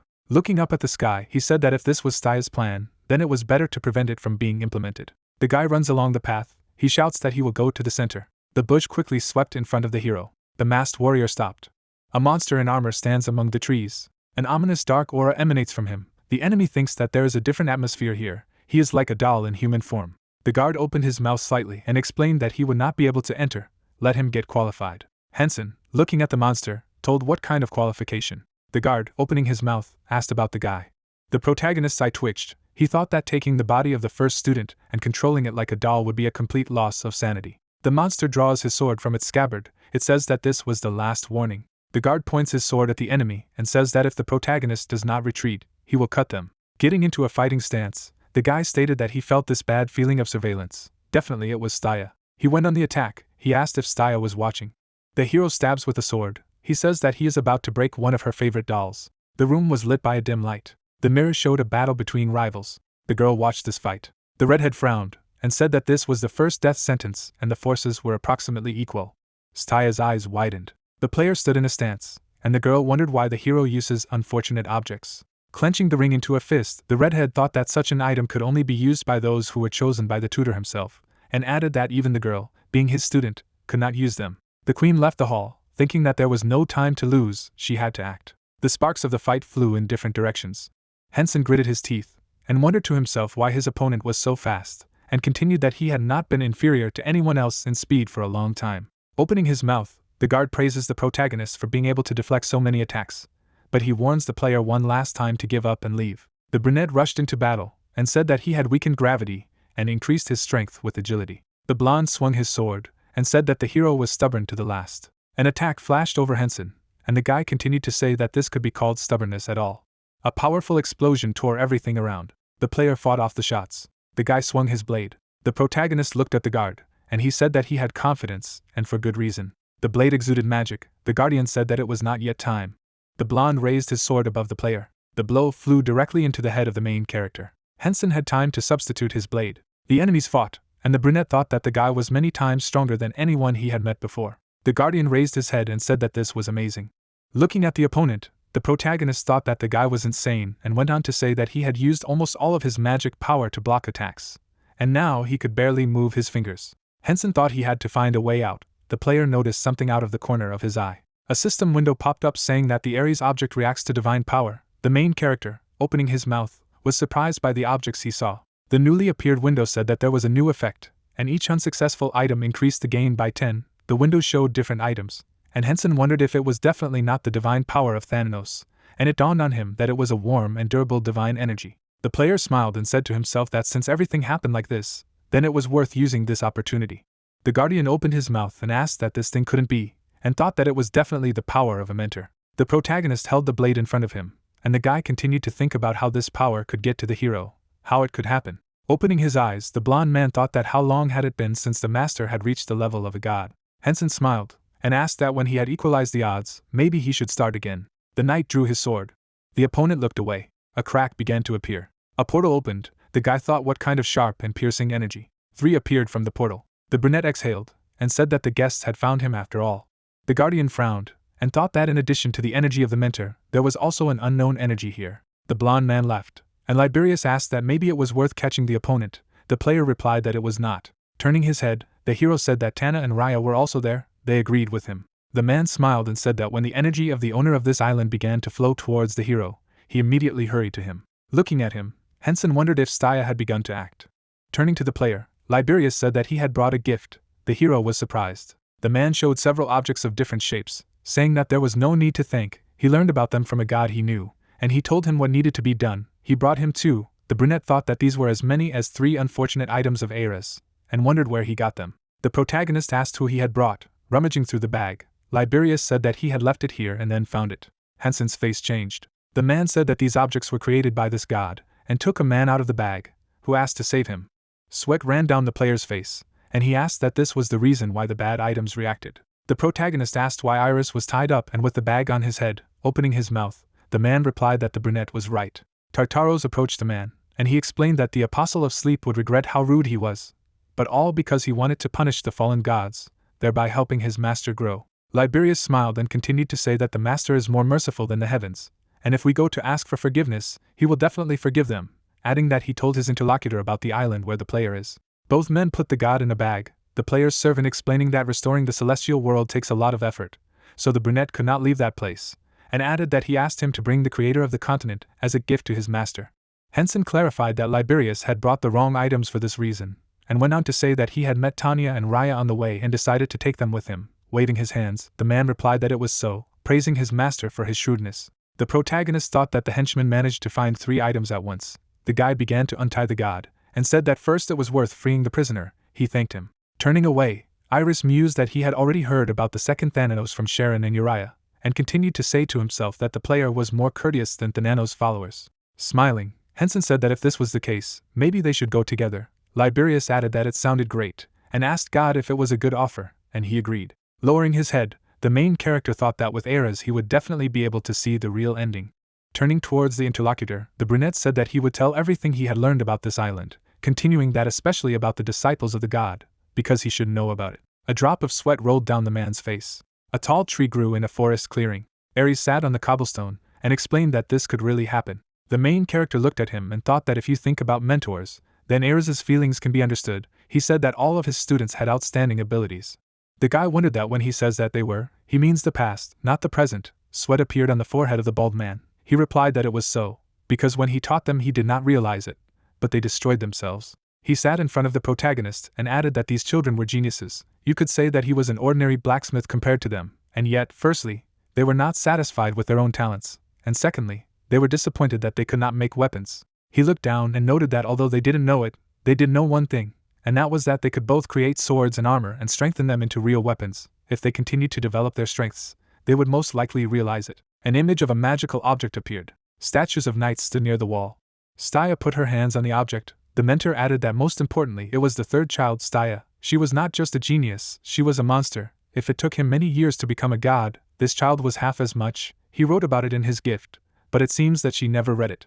Ares wore glasses on his face. He was writing something down in a notebook. A book lay on the table. Behind the red-haired girl were 2 knights, who continued that it wasn't enough for her to turn the first and second disciples into puppets. He couldn't believe that she had gone any further, and even found this continent to collect his unfortunate items.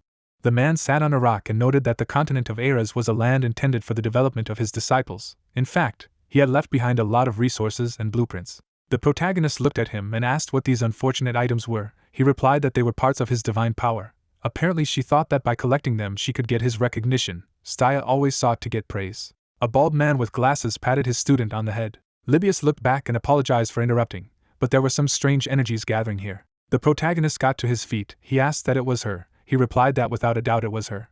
He stood in front of his servant, and added that they would wait here, for they were near, and besides, Iros was hiding his power. The red-haired woman stood in front of her subordinates, and clarified that it turned out that those who were following the path of the apostle and the void on the same side. One of them replied that it was so. They were glad to meet each other. Wheelbarrows again clung to anger, and wondered that the apostle's companions were paladins. The warrior looked at her and noted that moreover, he could almost feel the teacher's energy. She assumed that it was because he could use bad items, so there was no time to waste. Everyone needed to get together. Behind her stood an army of puppets. She commanded to go forward. They marched through the forest. Away from them stood the company of the main character. She looked at them in shock. The mentor looked away in embarrassment. Glasses hung on his face. He noticed that they had not seen her for a long time.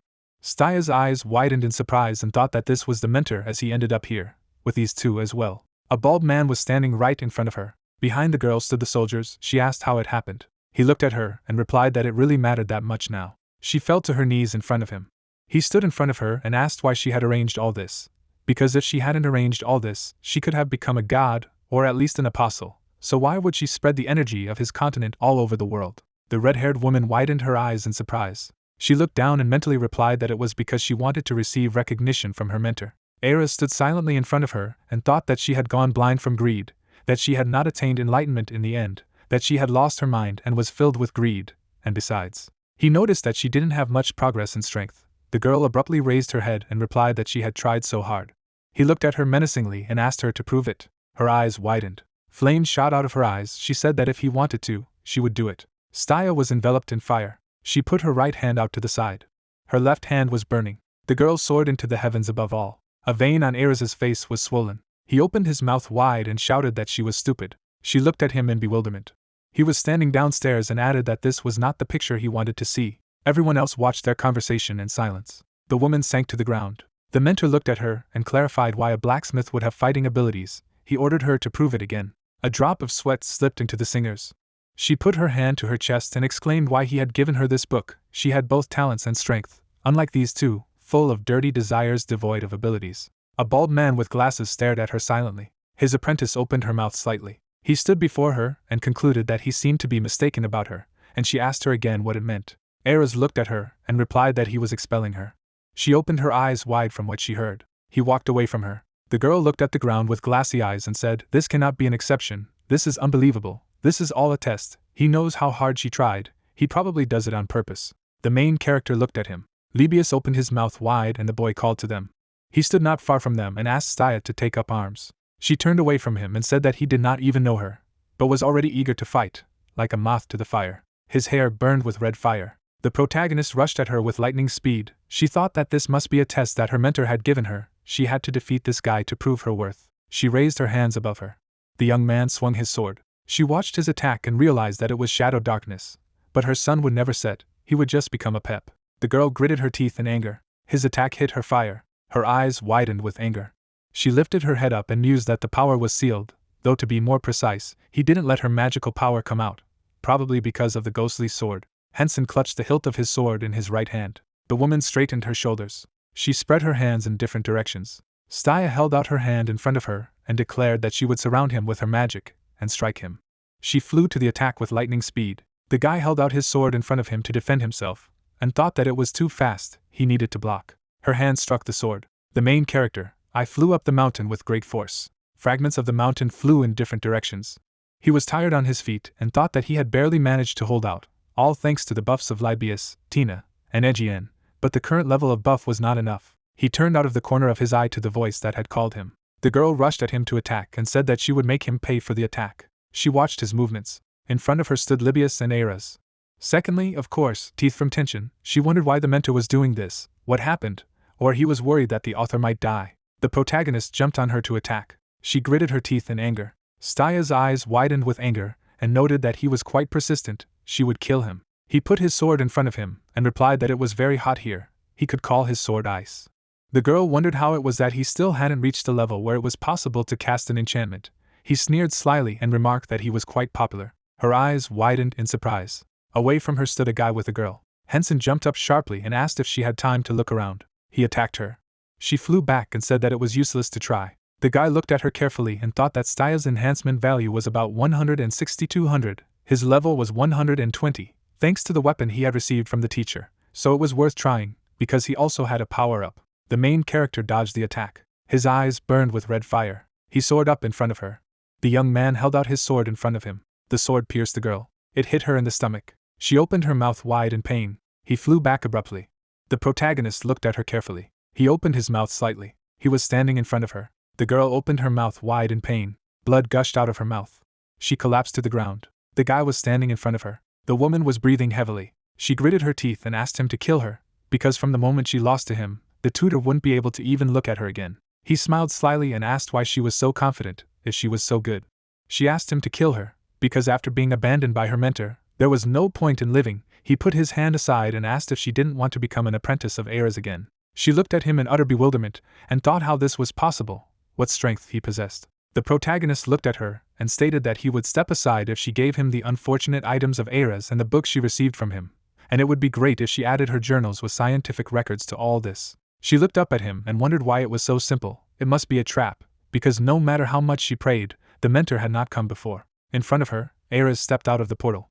He looked at her. Tears flowed from her eyes. She couldn't understand how he could call the disciple he had dismissed so tenderly. Her mentor stood in front of her, and asked her what she had learned from the experience. Stya lowered her head and thought that apart from training, she didn't even understand the reason for her defeat. The author's skill was excellent, but somehow he was confident of his victory, and replied that nothing. A bald man with glasses looked at her and laughingly remarked that she still couldn't lie. She said that she could only say that she had learned something if she really learned something new. He stood in front of her and told her that he knew she had strong beliefs, and that was probably why she killed her comrades, and she didn't think it was because she didn't know her place and was just too greedy. The girl lowered her head and said that she had gone too far with the executions, that was all. 2 soldiers knelt. They closed their eyes, they both introduced themselves and expressed their joy at meeting their mentor. He looked at them and asked what their fault was. Vigrum looked down and replied that he refused to admit his abilities and denied them. Pink Rouse stood next to him, and replied that he ignored his strengths and devoured himself. Ares held out his hand. Wings grew on the back of the warrior. Claws sprouted from their wings, and he noted that they must be able to repent before they can be trained. They got to their feet and replied that they would not forget it, and would remember those words. Tears poured from the girl's eyes. He asked what her sin was. She admitted that she still did not know. She thought that this was her sin. The mentor looked at her and remarked that she could learn it gradually, as his apostle. Stya looked at him pitifully. He stared at her. Tears fell from her eyes. The main character watched these and noted that it was very touching. Pink Rouse stood in front of him and asked who he was. Libius folded his hands on his chest and replied that it was foolish of him not to know their master, but asked again about the owner. Sweat appeared on the face of a bald man with glasses. He shouted and asked how he could entrust the role of an apostle to such an ignorant woman. It was such a huge mistake on her part not to know their master, and how dare she? The main character asked him to stop it. He stuck out his finger and objected that that ignorant woman was to blame. He held out his hands in front of him, asked to remove the seal of the master, and added, and yet, even so, it was deep darkness. How could one not know the master, the Lord of Death? Hensen shrouded himself in a black haze and answered, and what was wrong with that? Stya looked at him and clarified who he was, and pondered that the divine power of the one who wore the robe of a priest was also incredibly great. Without a doubt, he, the author. The protagonist's servant stated that she still says she doesn't know, and as for this man, he is great. He hit him with his fist and said that they don't need to know. Libius shouted, thank Mr. Thanatos. The guy rolled his eyes at what he heard. Dust rose into the air. The blue-haired guy lay among the fragments of the stone, and noted that as expected from the owner. He smiled slightly. Dust was flying around him. He looked at the sky and thought that the sky is so blue. He really likes to just lie down and look at the blue sky, but it reminds him of his childhood. The guy closed his eyes. The sun was shining brightly high in the sky. Little Libius was lying among the bushes. He remembered everything clearly, how he was left alone in the forest, and his father found him. The baby's eyes widened. A huge man stood in front of him. The latter looked at him with great curiosity. The boy stretched his hands up. The man was watching him. At the entrance to the cave, a woman was kneeling. She looked at her husband and asked him what he had come. He handed her the child and noted that it was their son. She smiled broadly and exclaimed that it was their son. A little boy walked the earth. Libius said that his parents were the first people, at a time when civilization did not develop. They were not very smart, but they were warm people. His parents looked at him enthusiastically and encouraged him. They opened their mouths in surprise. The man took the axe in his hands and said that he was going hunting. The woman asked him to return unharmed. The boy looked after him. The sun was shining high in the sky. He was lying on the grass. The guy slightly opened his mouth in surprise. His mother said that his father had returned. Libius remembered that at that happy time, he received a lot of love from his parents. But this happiness could not last long. The man stretched out his hands to his son. He threw his hands up happily. The family lifted their heads up. Someone noted that he could not believe it. The other was surprised that initially people looked like this. 2 guys would look down at them. One noticed that the nano's action seemed meaningless. The other added that he hardly knew anything. He was disgusted by the fact that these inferior creatures were like them. Someone wondered what about the primitive way of life. He replied that it was also disgusting that they live off the destruction of nature. Obviously, if they left things as they were, then the earth will be polluted. Libius's adoptive family stared at them in bewilderment. A fire flared up in the fire. There was a hut by the mountain. The guy looked at the other one and said that as a messenger of the earth god, he couldn't look at it calmly. The other one noticed that he needed to get rid of them. It seemed that Mr. Thanatos didn't care about them either. Anyway, he wanted to try. The black-haired guy stretched out his hand and stated that okay, he would try it. Libius explained that it was because they were being judged by a peaceful angel and demon. The boy's eyes widened in surprise. He was watching an angel and a demon. The adoptive father looked away and called his family. The adoptive mother opened her mouth and also called her family. The boy opened his mouth slightly and called for mom and dad. The guy remembered that he was then in a space where all feelings are blocked, and he waited there for ages, because he had no doubt that someday his parents would come and take him away. Little Libius looked around. He spread his hands in different directions. A veil of white haze settled in front of him. A blonde-haired guy in a black robe stood in the middle of the science center. He stretched out his hand in front of him. He looked at the model of the planet, and said that it was a good thing that while there were no gods who could spread bugs, the gods had created this continent because they thought it was stable. He looked at her in surprise. The hologram projected an image of little Libius, who wondered what it could be, who dared to put people to the test without orders. These were the first people created to populate the continent in the future. How could such a young child be put to the test? The boy was holding on to his knees. The guy held out his hand and decided that he needed to go back in the continent's timeline. The demon angels stood next to each other. He lowered his head down and realized that he had been too kind to them, because he thought that control was bad, so he gave him the opportunity to decide on his own. But this led to mistakes. He turned a blind eye to it, hoping that it made some sense. However, he did not expect that this would happen. A blond man was standing in the middle of a technology room. He pressed the keyboard buttons and realized that first, he had to remove their will. Little Libius was lying on the sand. The guy approached him and expressed his regret. He was lying with his eyes closed. The man's eyes widened in surprise and pondered that this boy had been able to endure an ordeal that even adults couldn't overcome. Moreover, the power of the demon's trials had been absorbed by his own strength. He took the boy in his arms and told him that he had already become a creature superior to ordinary people. It was incredible. He opened his eyes slightly. His eyes were fixed on the sun. The sun was shining high in the sky. The guy smiled kindly at him. He closed his eyes and added that after absorbing the demon's power, it was difficult to remain an ordinary person. He prayed that his blessing would be with him. The apostle materialized before them. He took the child in his arms. He asked him to look after him until he was gone. He asked what his name was. They were standing in the middle of the desert, and he said that Libius seemed to sound good. The boy's eyes widened in surprise. Clouds flew high in the sky. Libius was lying on the rocks. He smiled and realized that this was how he had become a demon protecting Thanatos, thus protecting the second Thanatos. He raised his hands up and remembered that his parents, like the first Thanatos, had disappeared. He could not meet them and was sad, but it was time for him to return. He soared sharply into the sky. Hensen gritted his teeth in exasperation. The latter thought that every day spent with his master brought him pleasure, so let the master not disappear. Libius smiled broadly. He threw his hands up and said that he had returned. He replied that he was some kind of hyperactive. The main character looked at him and suggested that they come back. Since they had received the award, they also tried very hard. The servants of the head character looked at him. The blue-haired guy raised his hands up. Clouds flew over the huge castle. Sharon walked along the long corridor and noticed that it was difficult. The restoration of the realm of the gods took a lot of strength. He turned his eyes away and wondered where Julia was going again. Why she had not yet gained wisdom, although she had become a god. Sweat appeared on his forehead. He smiled and thought that anyway, it was quite typical for her. She was the same as she had been when they first met. The kingdom of Karen, before the empire. Clouds flew over the huge castle. Young Sharon walked down the long corridor and reasoned that this kingdom had rotted from within. The knights were so lazy and used to the world that their swords became dull. But at the same time, at any moment, anyone could break into the kingdom. The boy watched the soldiers in amazement.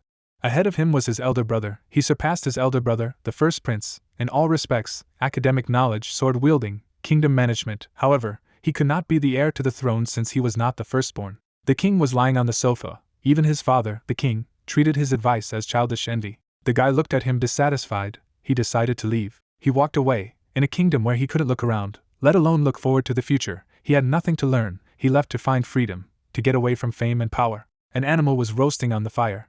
Sharon took a bite of the meat and said that now he felt alive. His eyes widened at the dried sound. The guy turned his head to the tree and thought that he didn't feel that it was something alive. He was sitting by the fire and said that he could go out if he wanted. They could eat together. He held a piece of meat in his hand and added that if he didn't come out, he would eat it himself. The voice asked what he wanted to share with her. He looked to the side and swore on his honor. A dark figure appeared from behind the trunk of a tree. A young elf came out of there and noted that he spoke very funny. He was shocked that it was an elf, and a high elf at that. He held out a piece of meat and clarified that they could eat meat. She replied that she did. She grabbed the food and thanked him. On her wrist there were traces of beatings. Wearing sandals on her feet, the guy thought that she had a story similar to his. Julia opened her eyes wide at him and asked what his name was. There were stones around the fire. Flames burst out of the logs. He introduced himself as Sharon. She noticed that he had a good name. In the fire pit there were burnt coals. They were lying on the ground. He thought that it would be cold, because the fire was extinguished. He looked at the girl and decided to go, because it was none of his business. He put the knapsack on his shoulder. Sharon turned to Julia. He lifted it up slightly. There was a bruise on her shoulder. The guy was walking through the forest. The girl sat on his back. He noted to himself that he had been carrying her like this for more than 10 hours, and she didn't seem to be going to wake up. If the elves slept so well that they didn't wake up even when someone was carrying them, or if it happened when they got sick, I had no idea. A drop of sweat slid down his cheek. Water poured from the cliff. He thought that the goal he had set for himself when he left the kingdom was strong enough not to depend on anyone, a power greater than that of man. He needed to achieve it. He stared resolutely into the distance. Sharon brandished his sword. Drops of water fell down. The girl clapped her hands and exclaimed that it was beautiful. She asked that this sword was meant to protect everyone, wasn't it? He looked at her puzzled. Drops of sweat slid down his cheek. He looked at his sword, she added. Or this sword in order to rise above someone. He realized that he did not know. The guy was clutching the hilt of his sword in his right hand. She folded her arms over her chest and noted that his older sister was just as complex, magic itself was complex. He looked at her in bewilderment, and did not understand why she called herself that. He opened his mouth slightly in surprise. She noticed that wasn't it interesting. No matter how difficult it was so fun, that magic, that possession of the ball. The guy stared at her. He grinned slightly. He glanced at his sword and stated that so he couldn't wait to see how far they could go by breaking this wall. She said that if someone says what needs to be done, it becomes uninteresting. But if you do it alone, it doesn't, so she ran away. She hovered upside down in the air beside him. The young man moved forward rapidly and realized that the same could be said about him. He wanted to get freedom, to embark on an independent path of development. He looked at the girl. She smiled slightly, and he thanked her for coming with him. 3 years later, water was flowing from the cliff. Sharon held out his sword in front of him. Yulia instantly jumped up. He swung his sword. The girl was flying over him. A drop of sweat slipped on the box.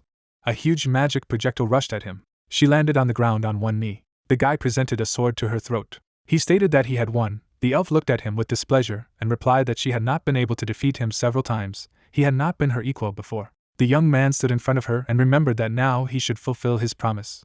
She grabbed his clothes and exclaimed that she was sick and tired of the waterfall. She needed to go on a journey. He noted that she had said this 1,000 times before, and he said that they would leave when he was strong enough to defeat her. He resolutely stared into the distance and pondered how the kingdom had changed in that time. They were both walking through the forest. He asked that they didn't even have any things, so maybe they would go right now. She expressed her desire to visit the tavern. Barrels of drinks were lying in the basement. The elf, having drunk the drink, smacked savorily. Karen, turning to the elf, remarked that he was probably the only elf who liked beer so much, and the girls said that elves also like delicious food and drink. The interlocutor turned his gaze to the side, and the voice noted that the kingdom of Karen was quite crowded right now. The man leaned against the table and reported that the nobles were recruiting more and more mercenaries, and added that the front line was being pushed back, and territories were gradually being taken away one by one.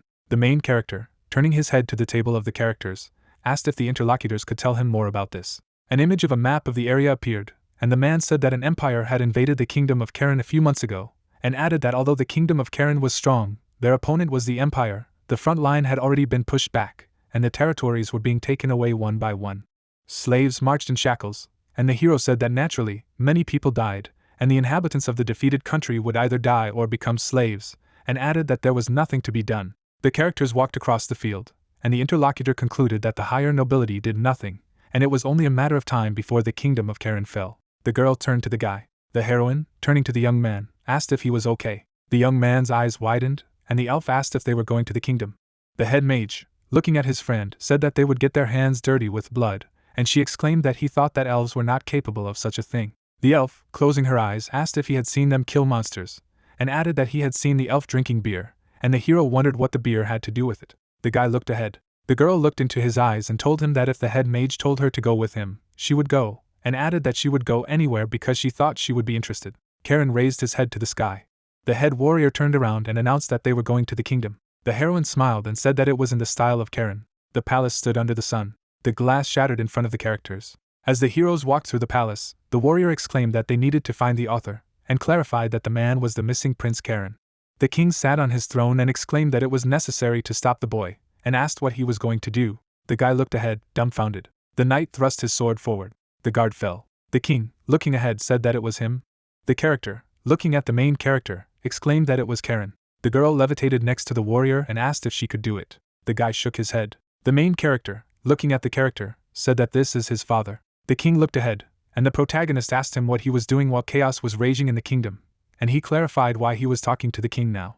The people were crying, and the mage reported that he had heard many stories while he was on his way here, and added that even though many people were dying or being captured on the front lines, they still believed that the king would be able to help them. The figure of the main character sparkled with eyes, and he said that they endured this hell. People were fixated on the front, and the protagonist reported that his father, who was sitting on the throne, was just having fun with snake-like nobles and didn't care about the kingdom at all, and added that the empire was the first to attack, and he was trying his best. Karen narrowed his eyes and said that if he had really tried, the soldiers would not have died in vain, and recalled that he had said that they had to prepare in advance. The king looked up, and the warrior asked what he had been doing all this time.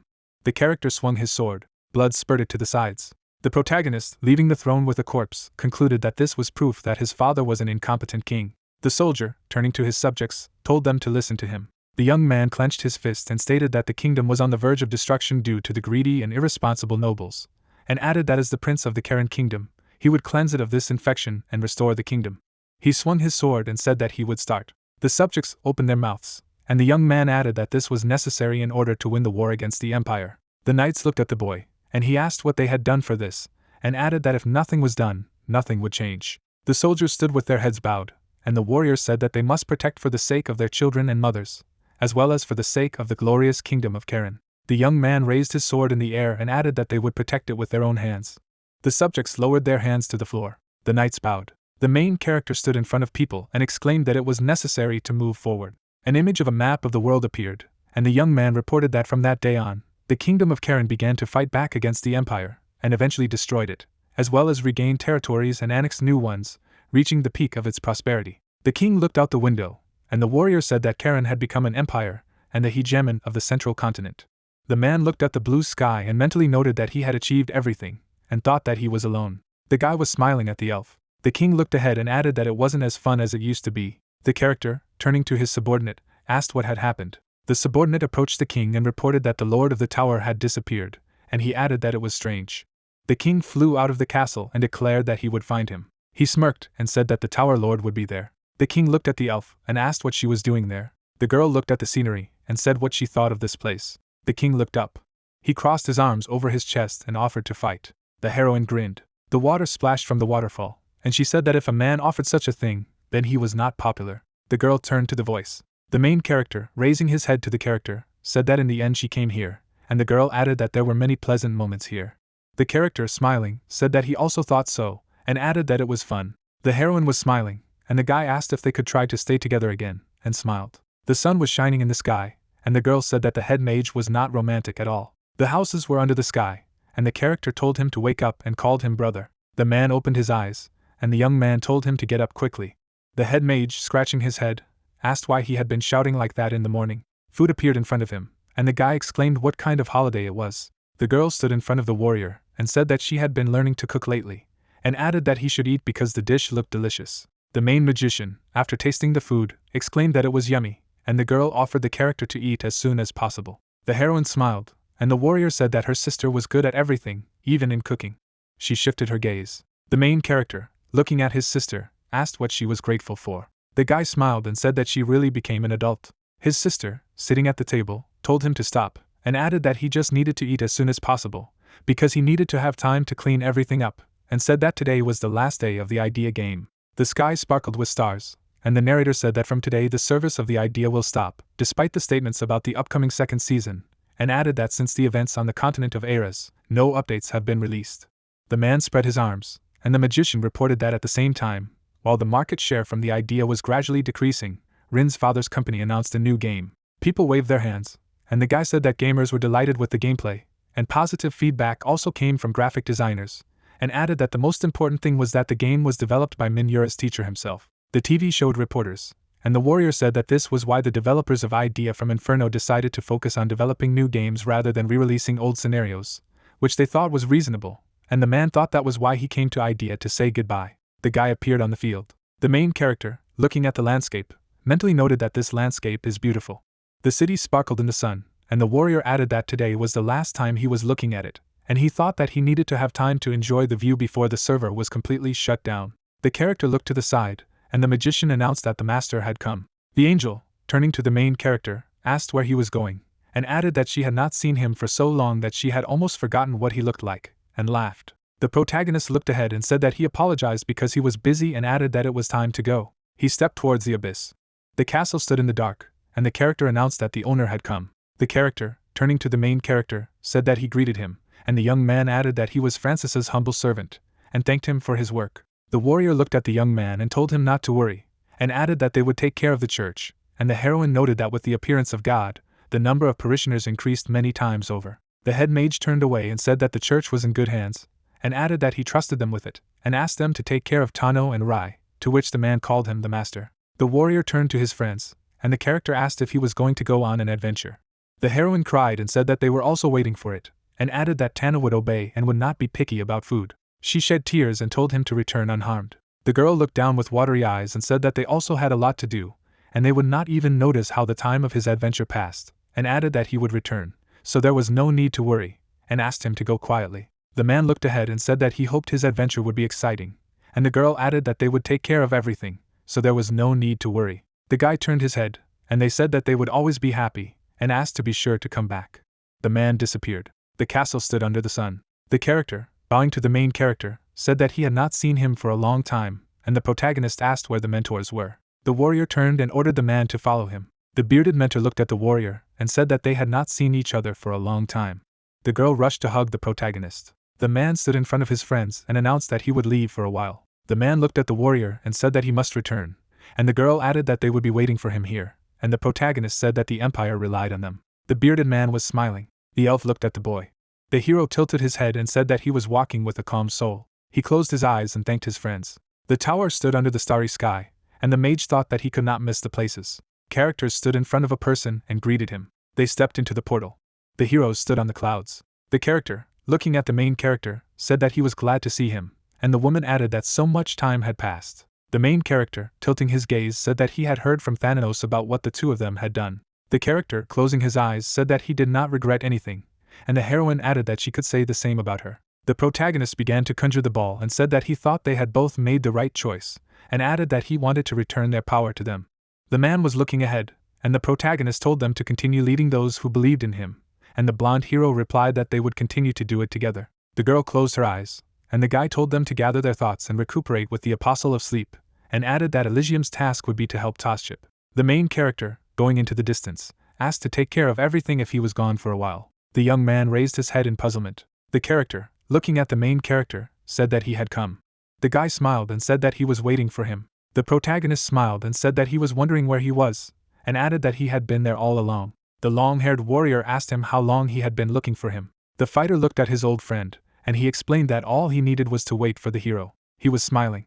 The guy raised the corners of his mouth up. He patted his friend on the shoulder and said that they would see each other again soon, and promised that he would return. The capsule was in the room. The system displayed a notification in front of the hero's eyes and said that there was 1 minute left until the game was exited, and added that a new product would be released today. The main character, bringing his finger to the notification on the screen, noted that messages can be received and sent even in standby mode. The system showed a message on the display and said that he had a new message from Idea and asked if he wanted to read it. The guy was looking at the screen. The man was conjuring with his hands over the globe. The message said that Idea's hero Mr. Hyunseong assumed that he was saddened by the news of the closure of the servers, and added that the idea was the world he created, but it was also a place that kept the memories of the player Hyunsung, and he was always bothered by the fact that he could not thank the player enough for saving his children, so he decided to maintain the idea server specifically for him. The mage smiled and stated that the protagonist could return at any time after his adventure was over. The main character, looking at the message, said that he thanked the idea, and the system reported that access to the game had been obtained. The narrator, looking ahead, said that it doesn't matter if the dream is good or bad, because one day you will wake up anyway. The guy looked at the lock and added that this did not mean that he should be sorry. The main character, looking at the sky, mentally exclaimed that this is the first time he has felt something like this since he entered the idea. The character turned his eyes back, and the voice said that it was Mr. Azura, and the young man thought that waking up from sleep only meant meeting his comrades. A crowd of magi stood in front of the guy. The warrior stepped forward. The girl looked at the warrior, and he asked how Mrs. Aaron ended up here, to which Aaron replied that everyone was waiting for him, and suggested that they go quickly to level up together.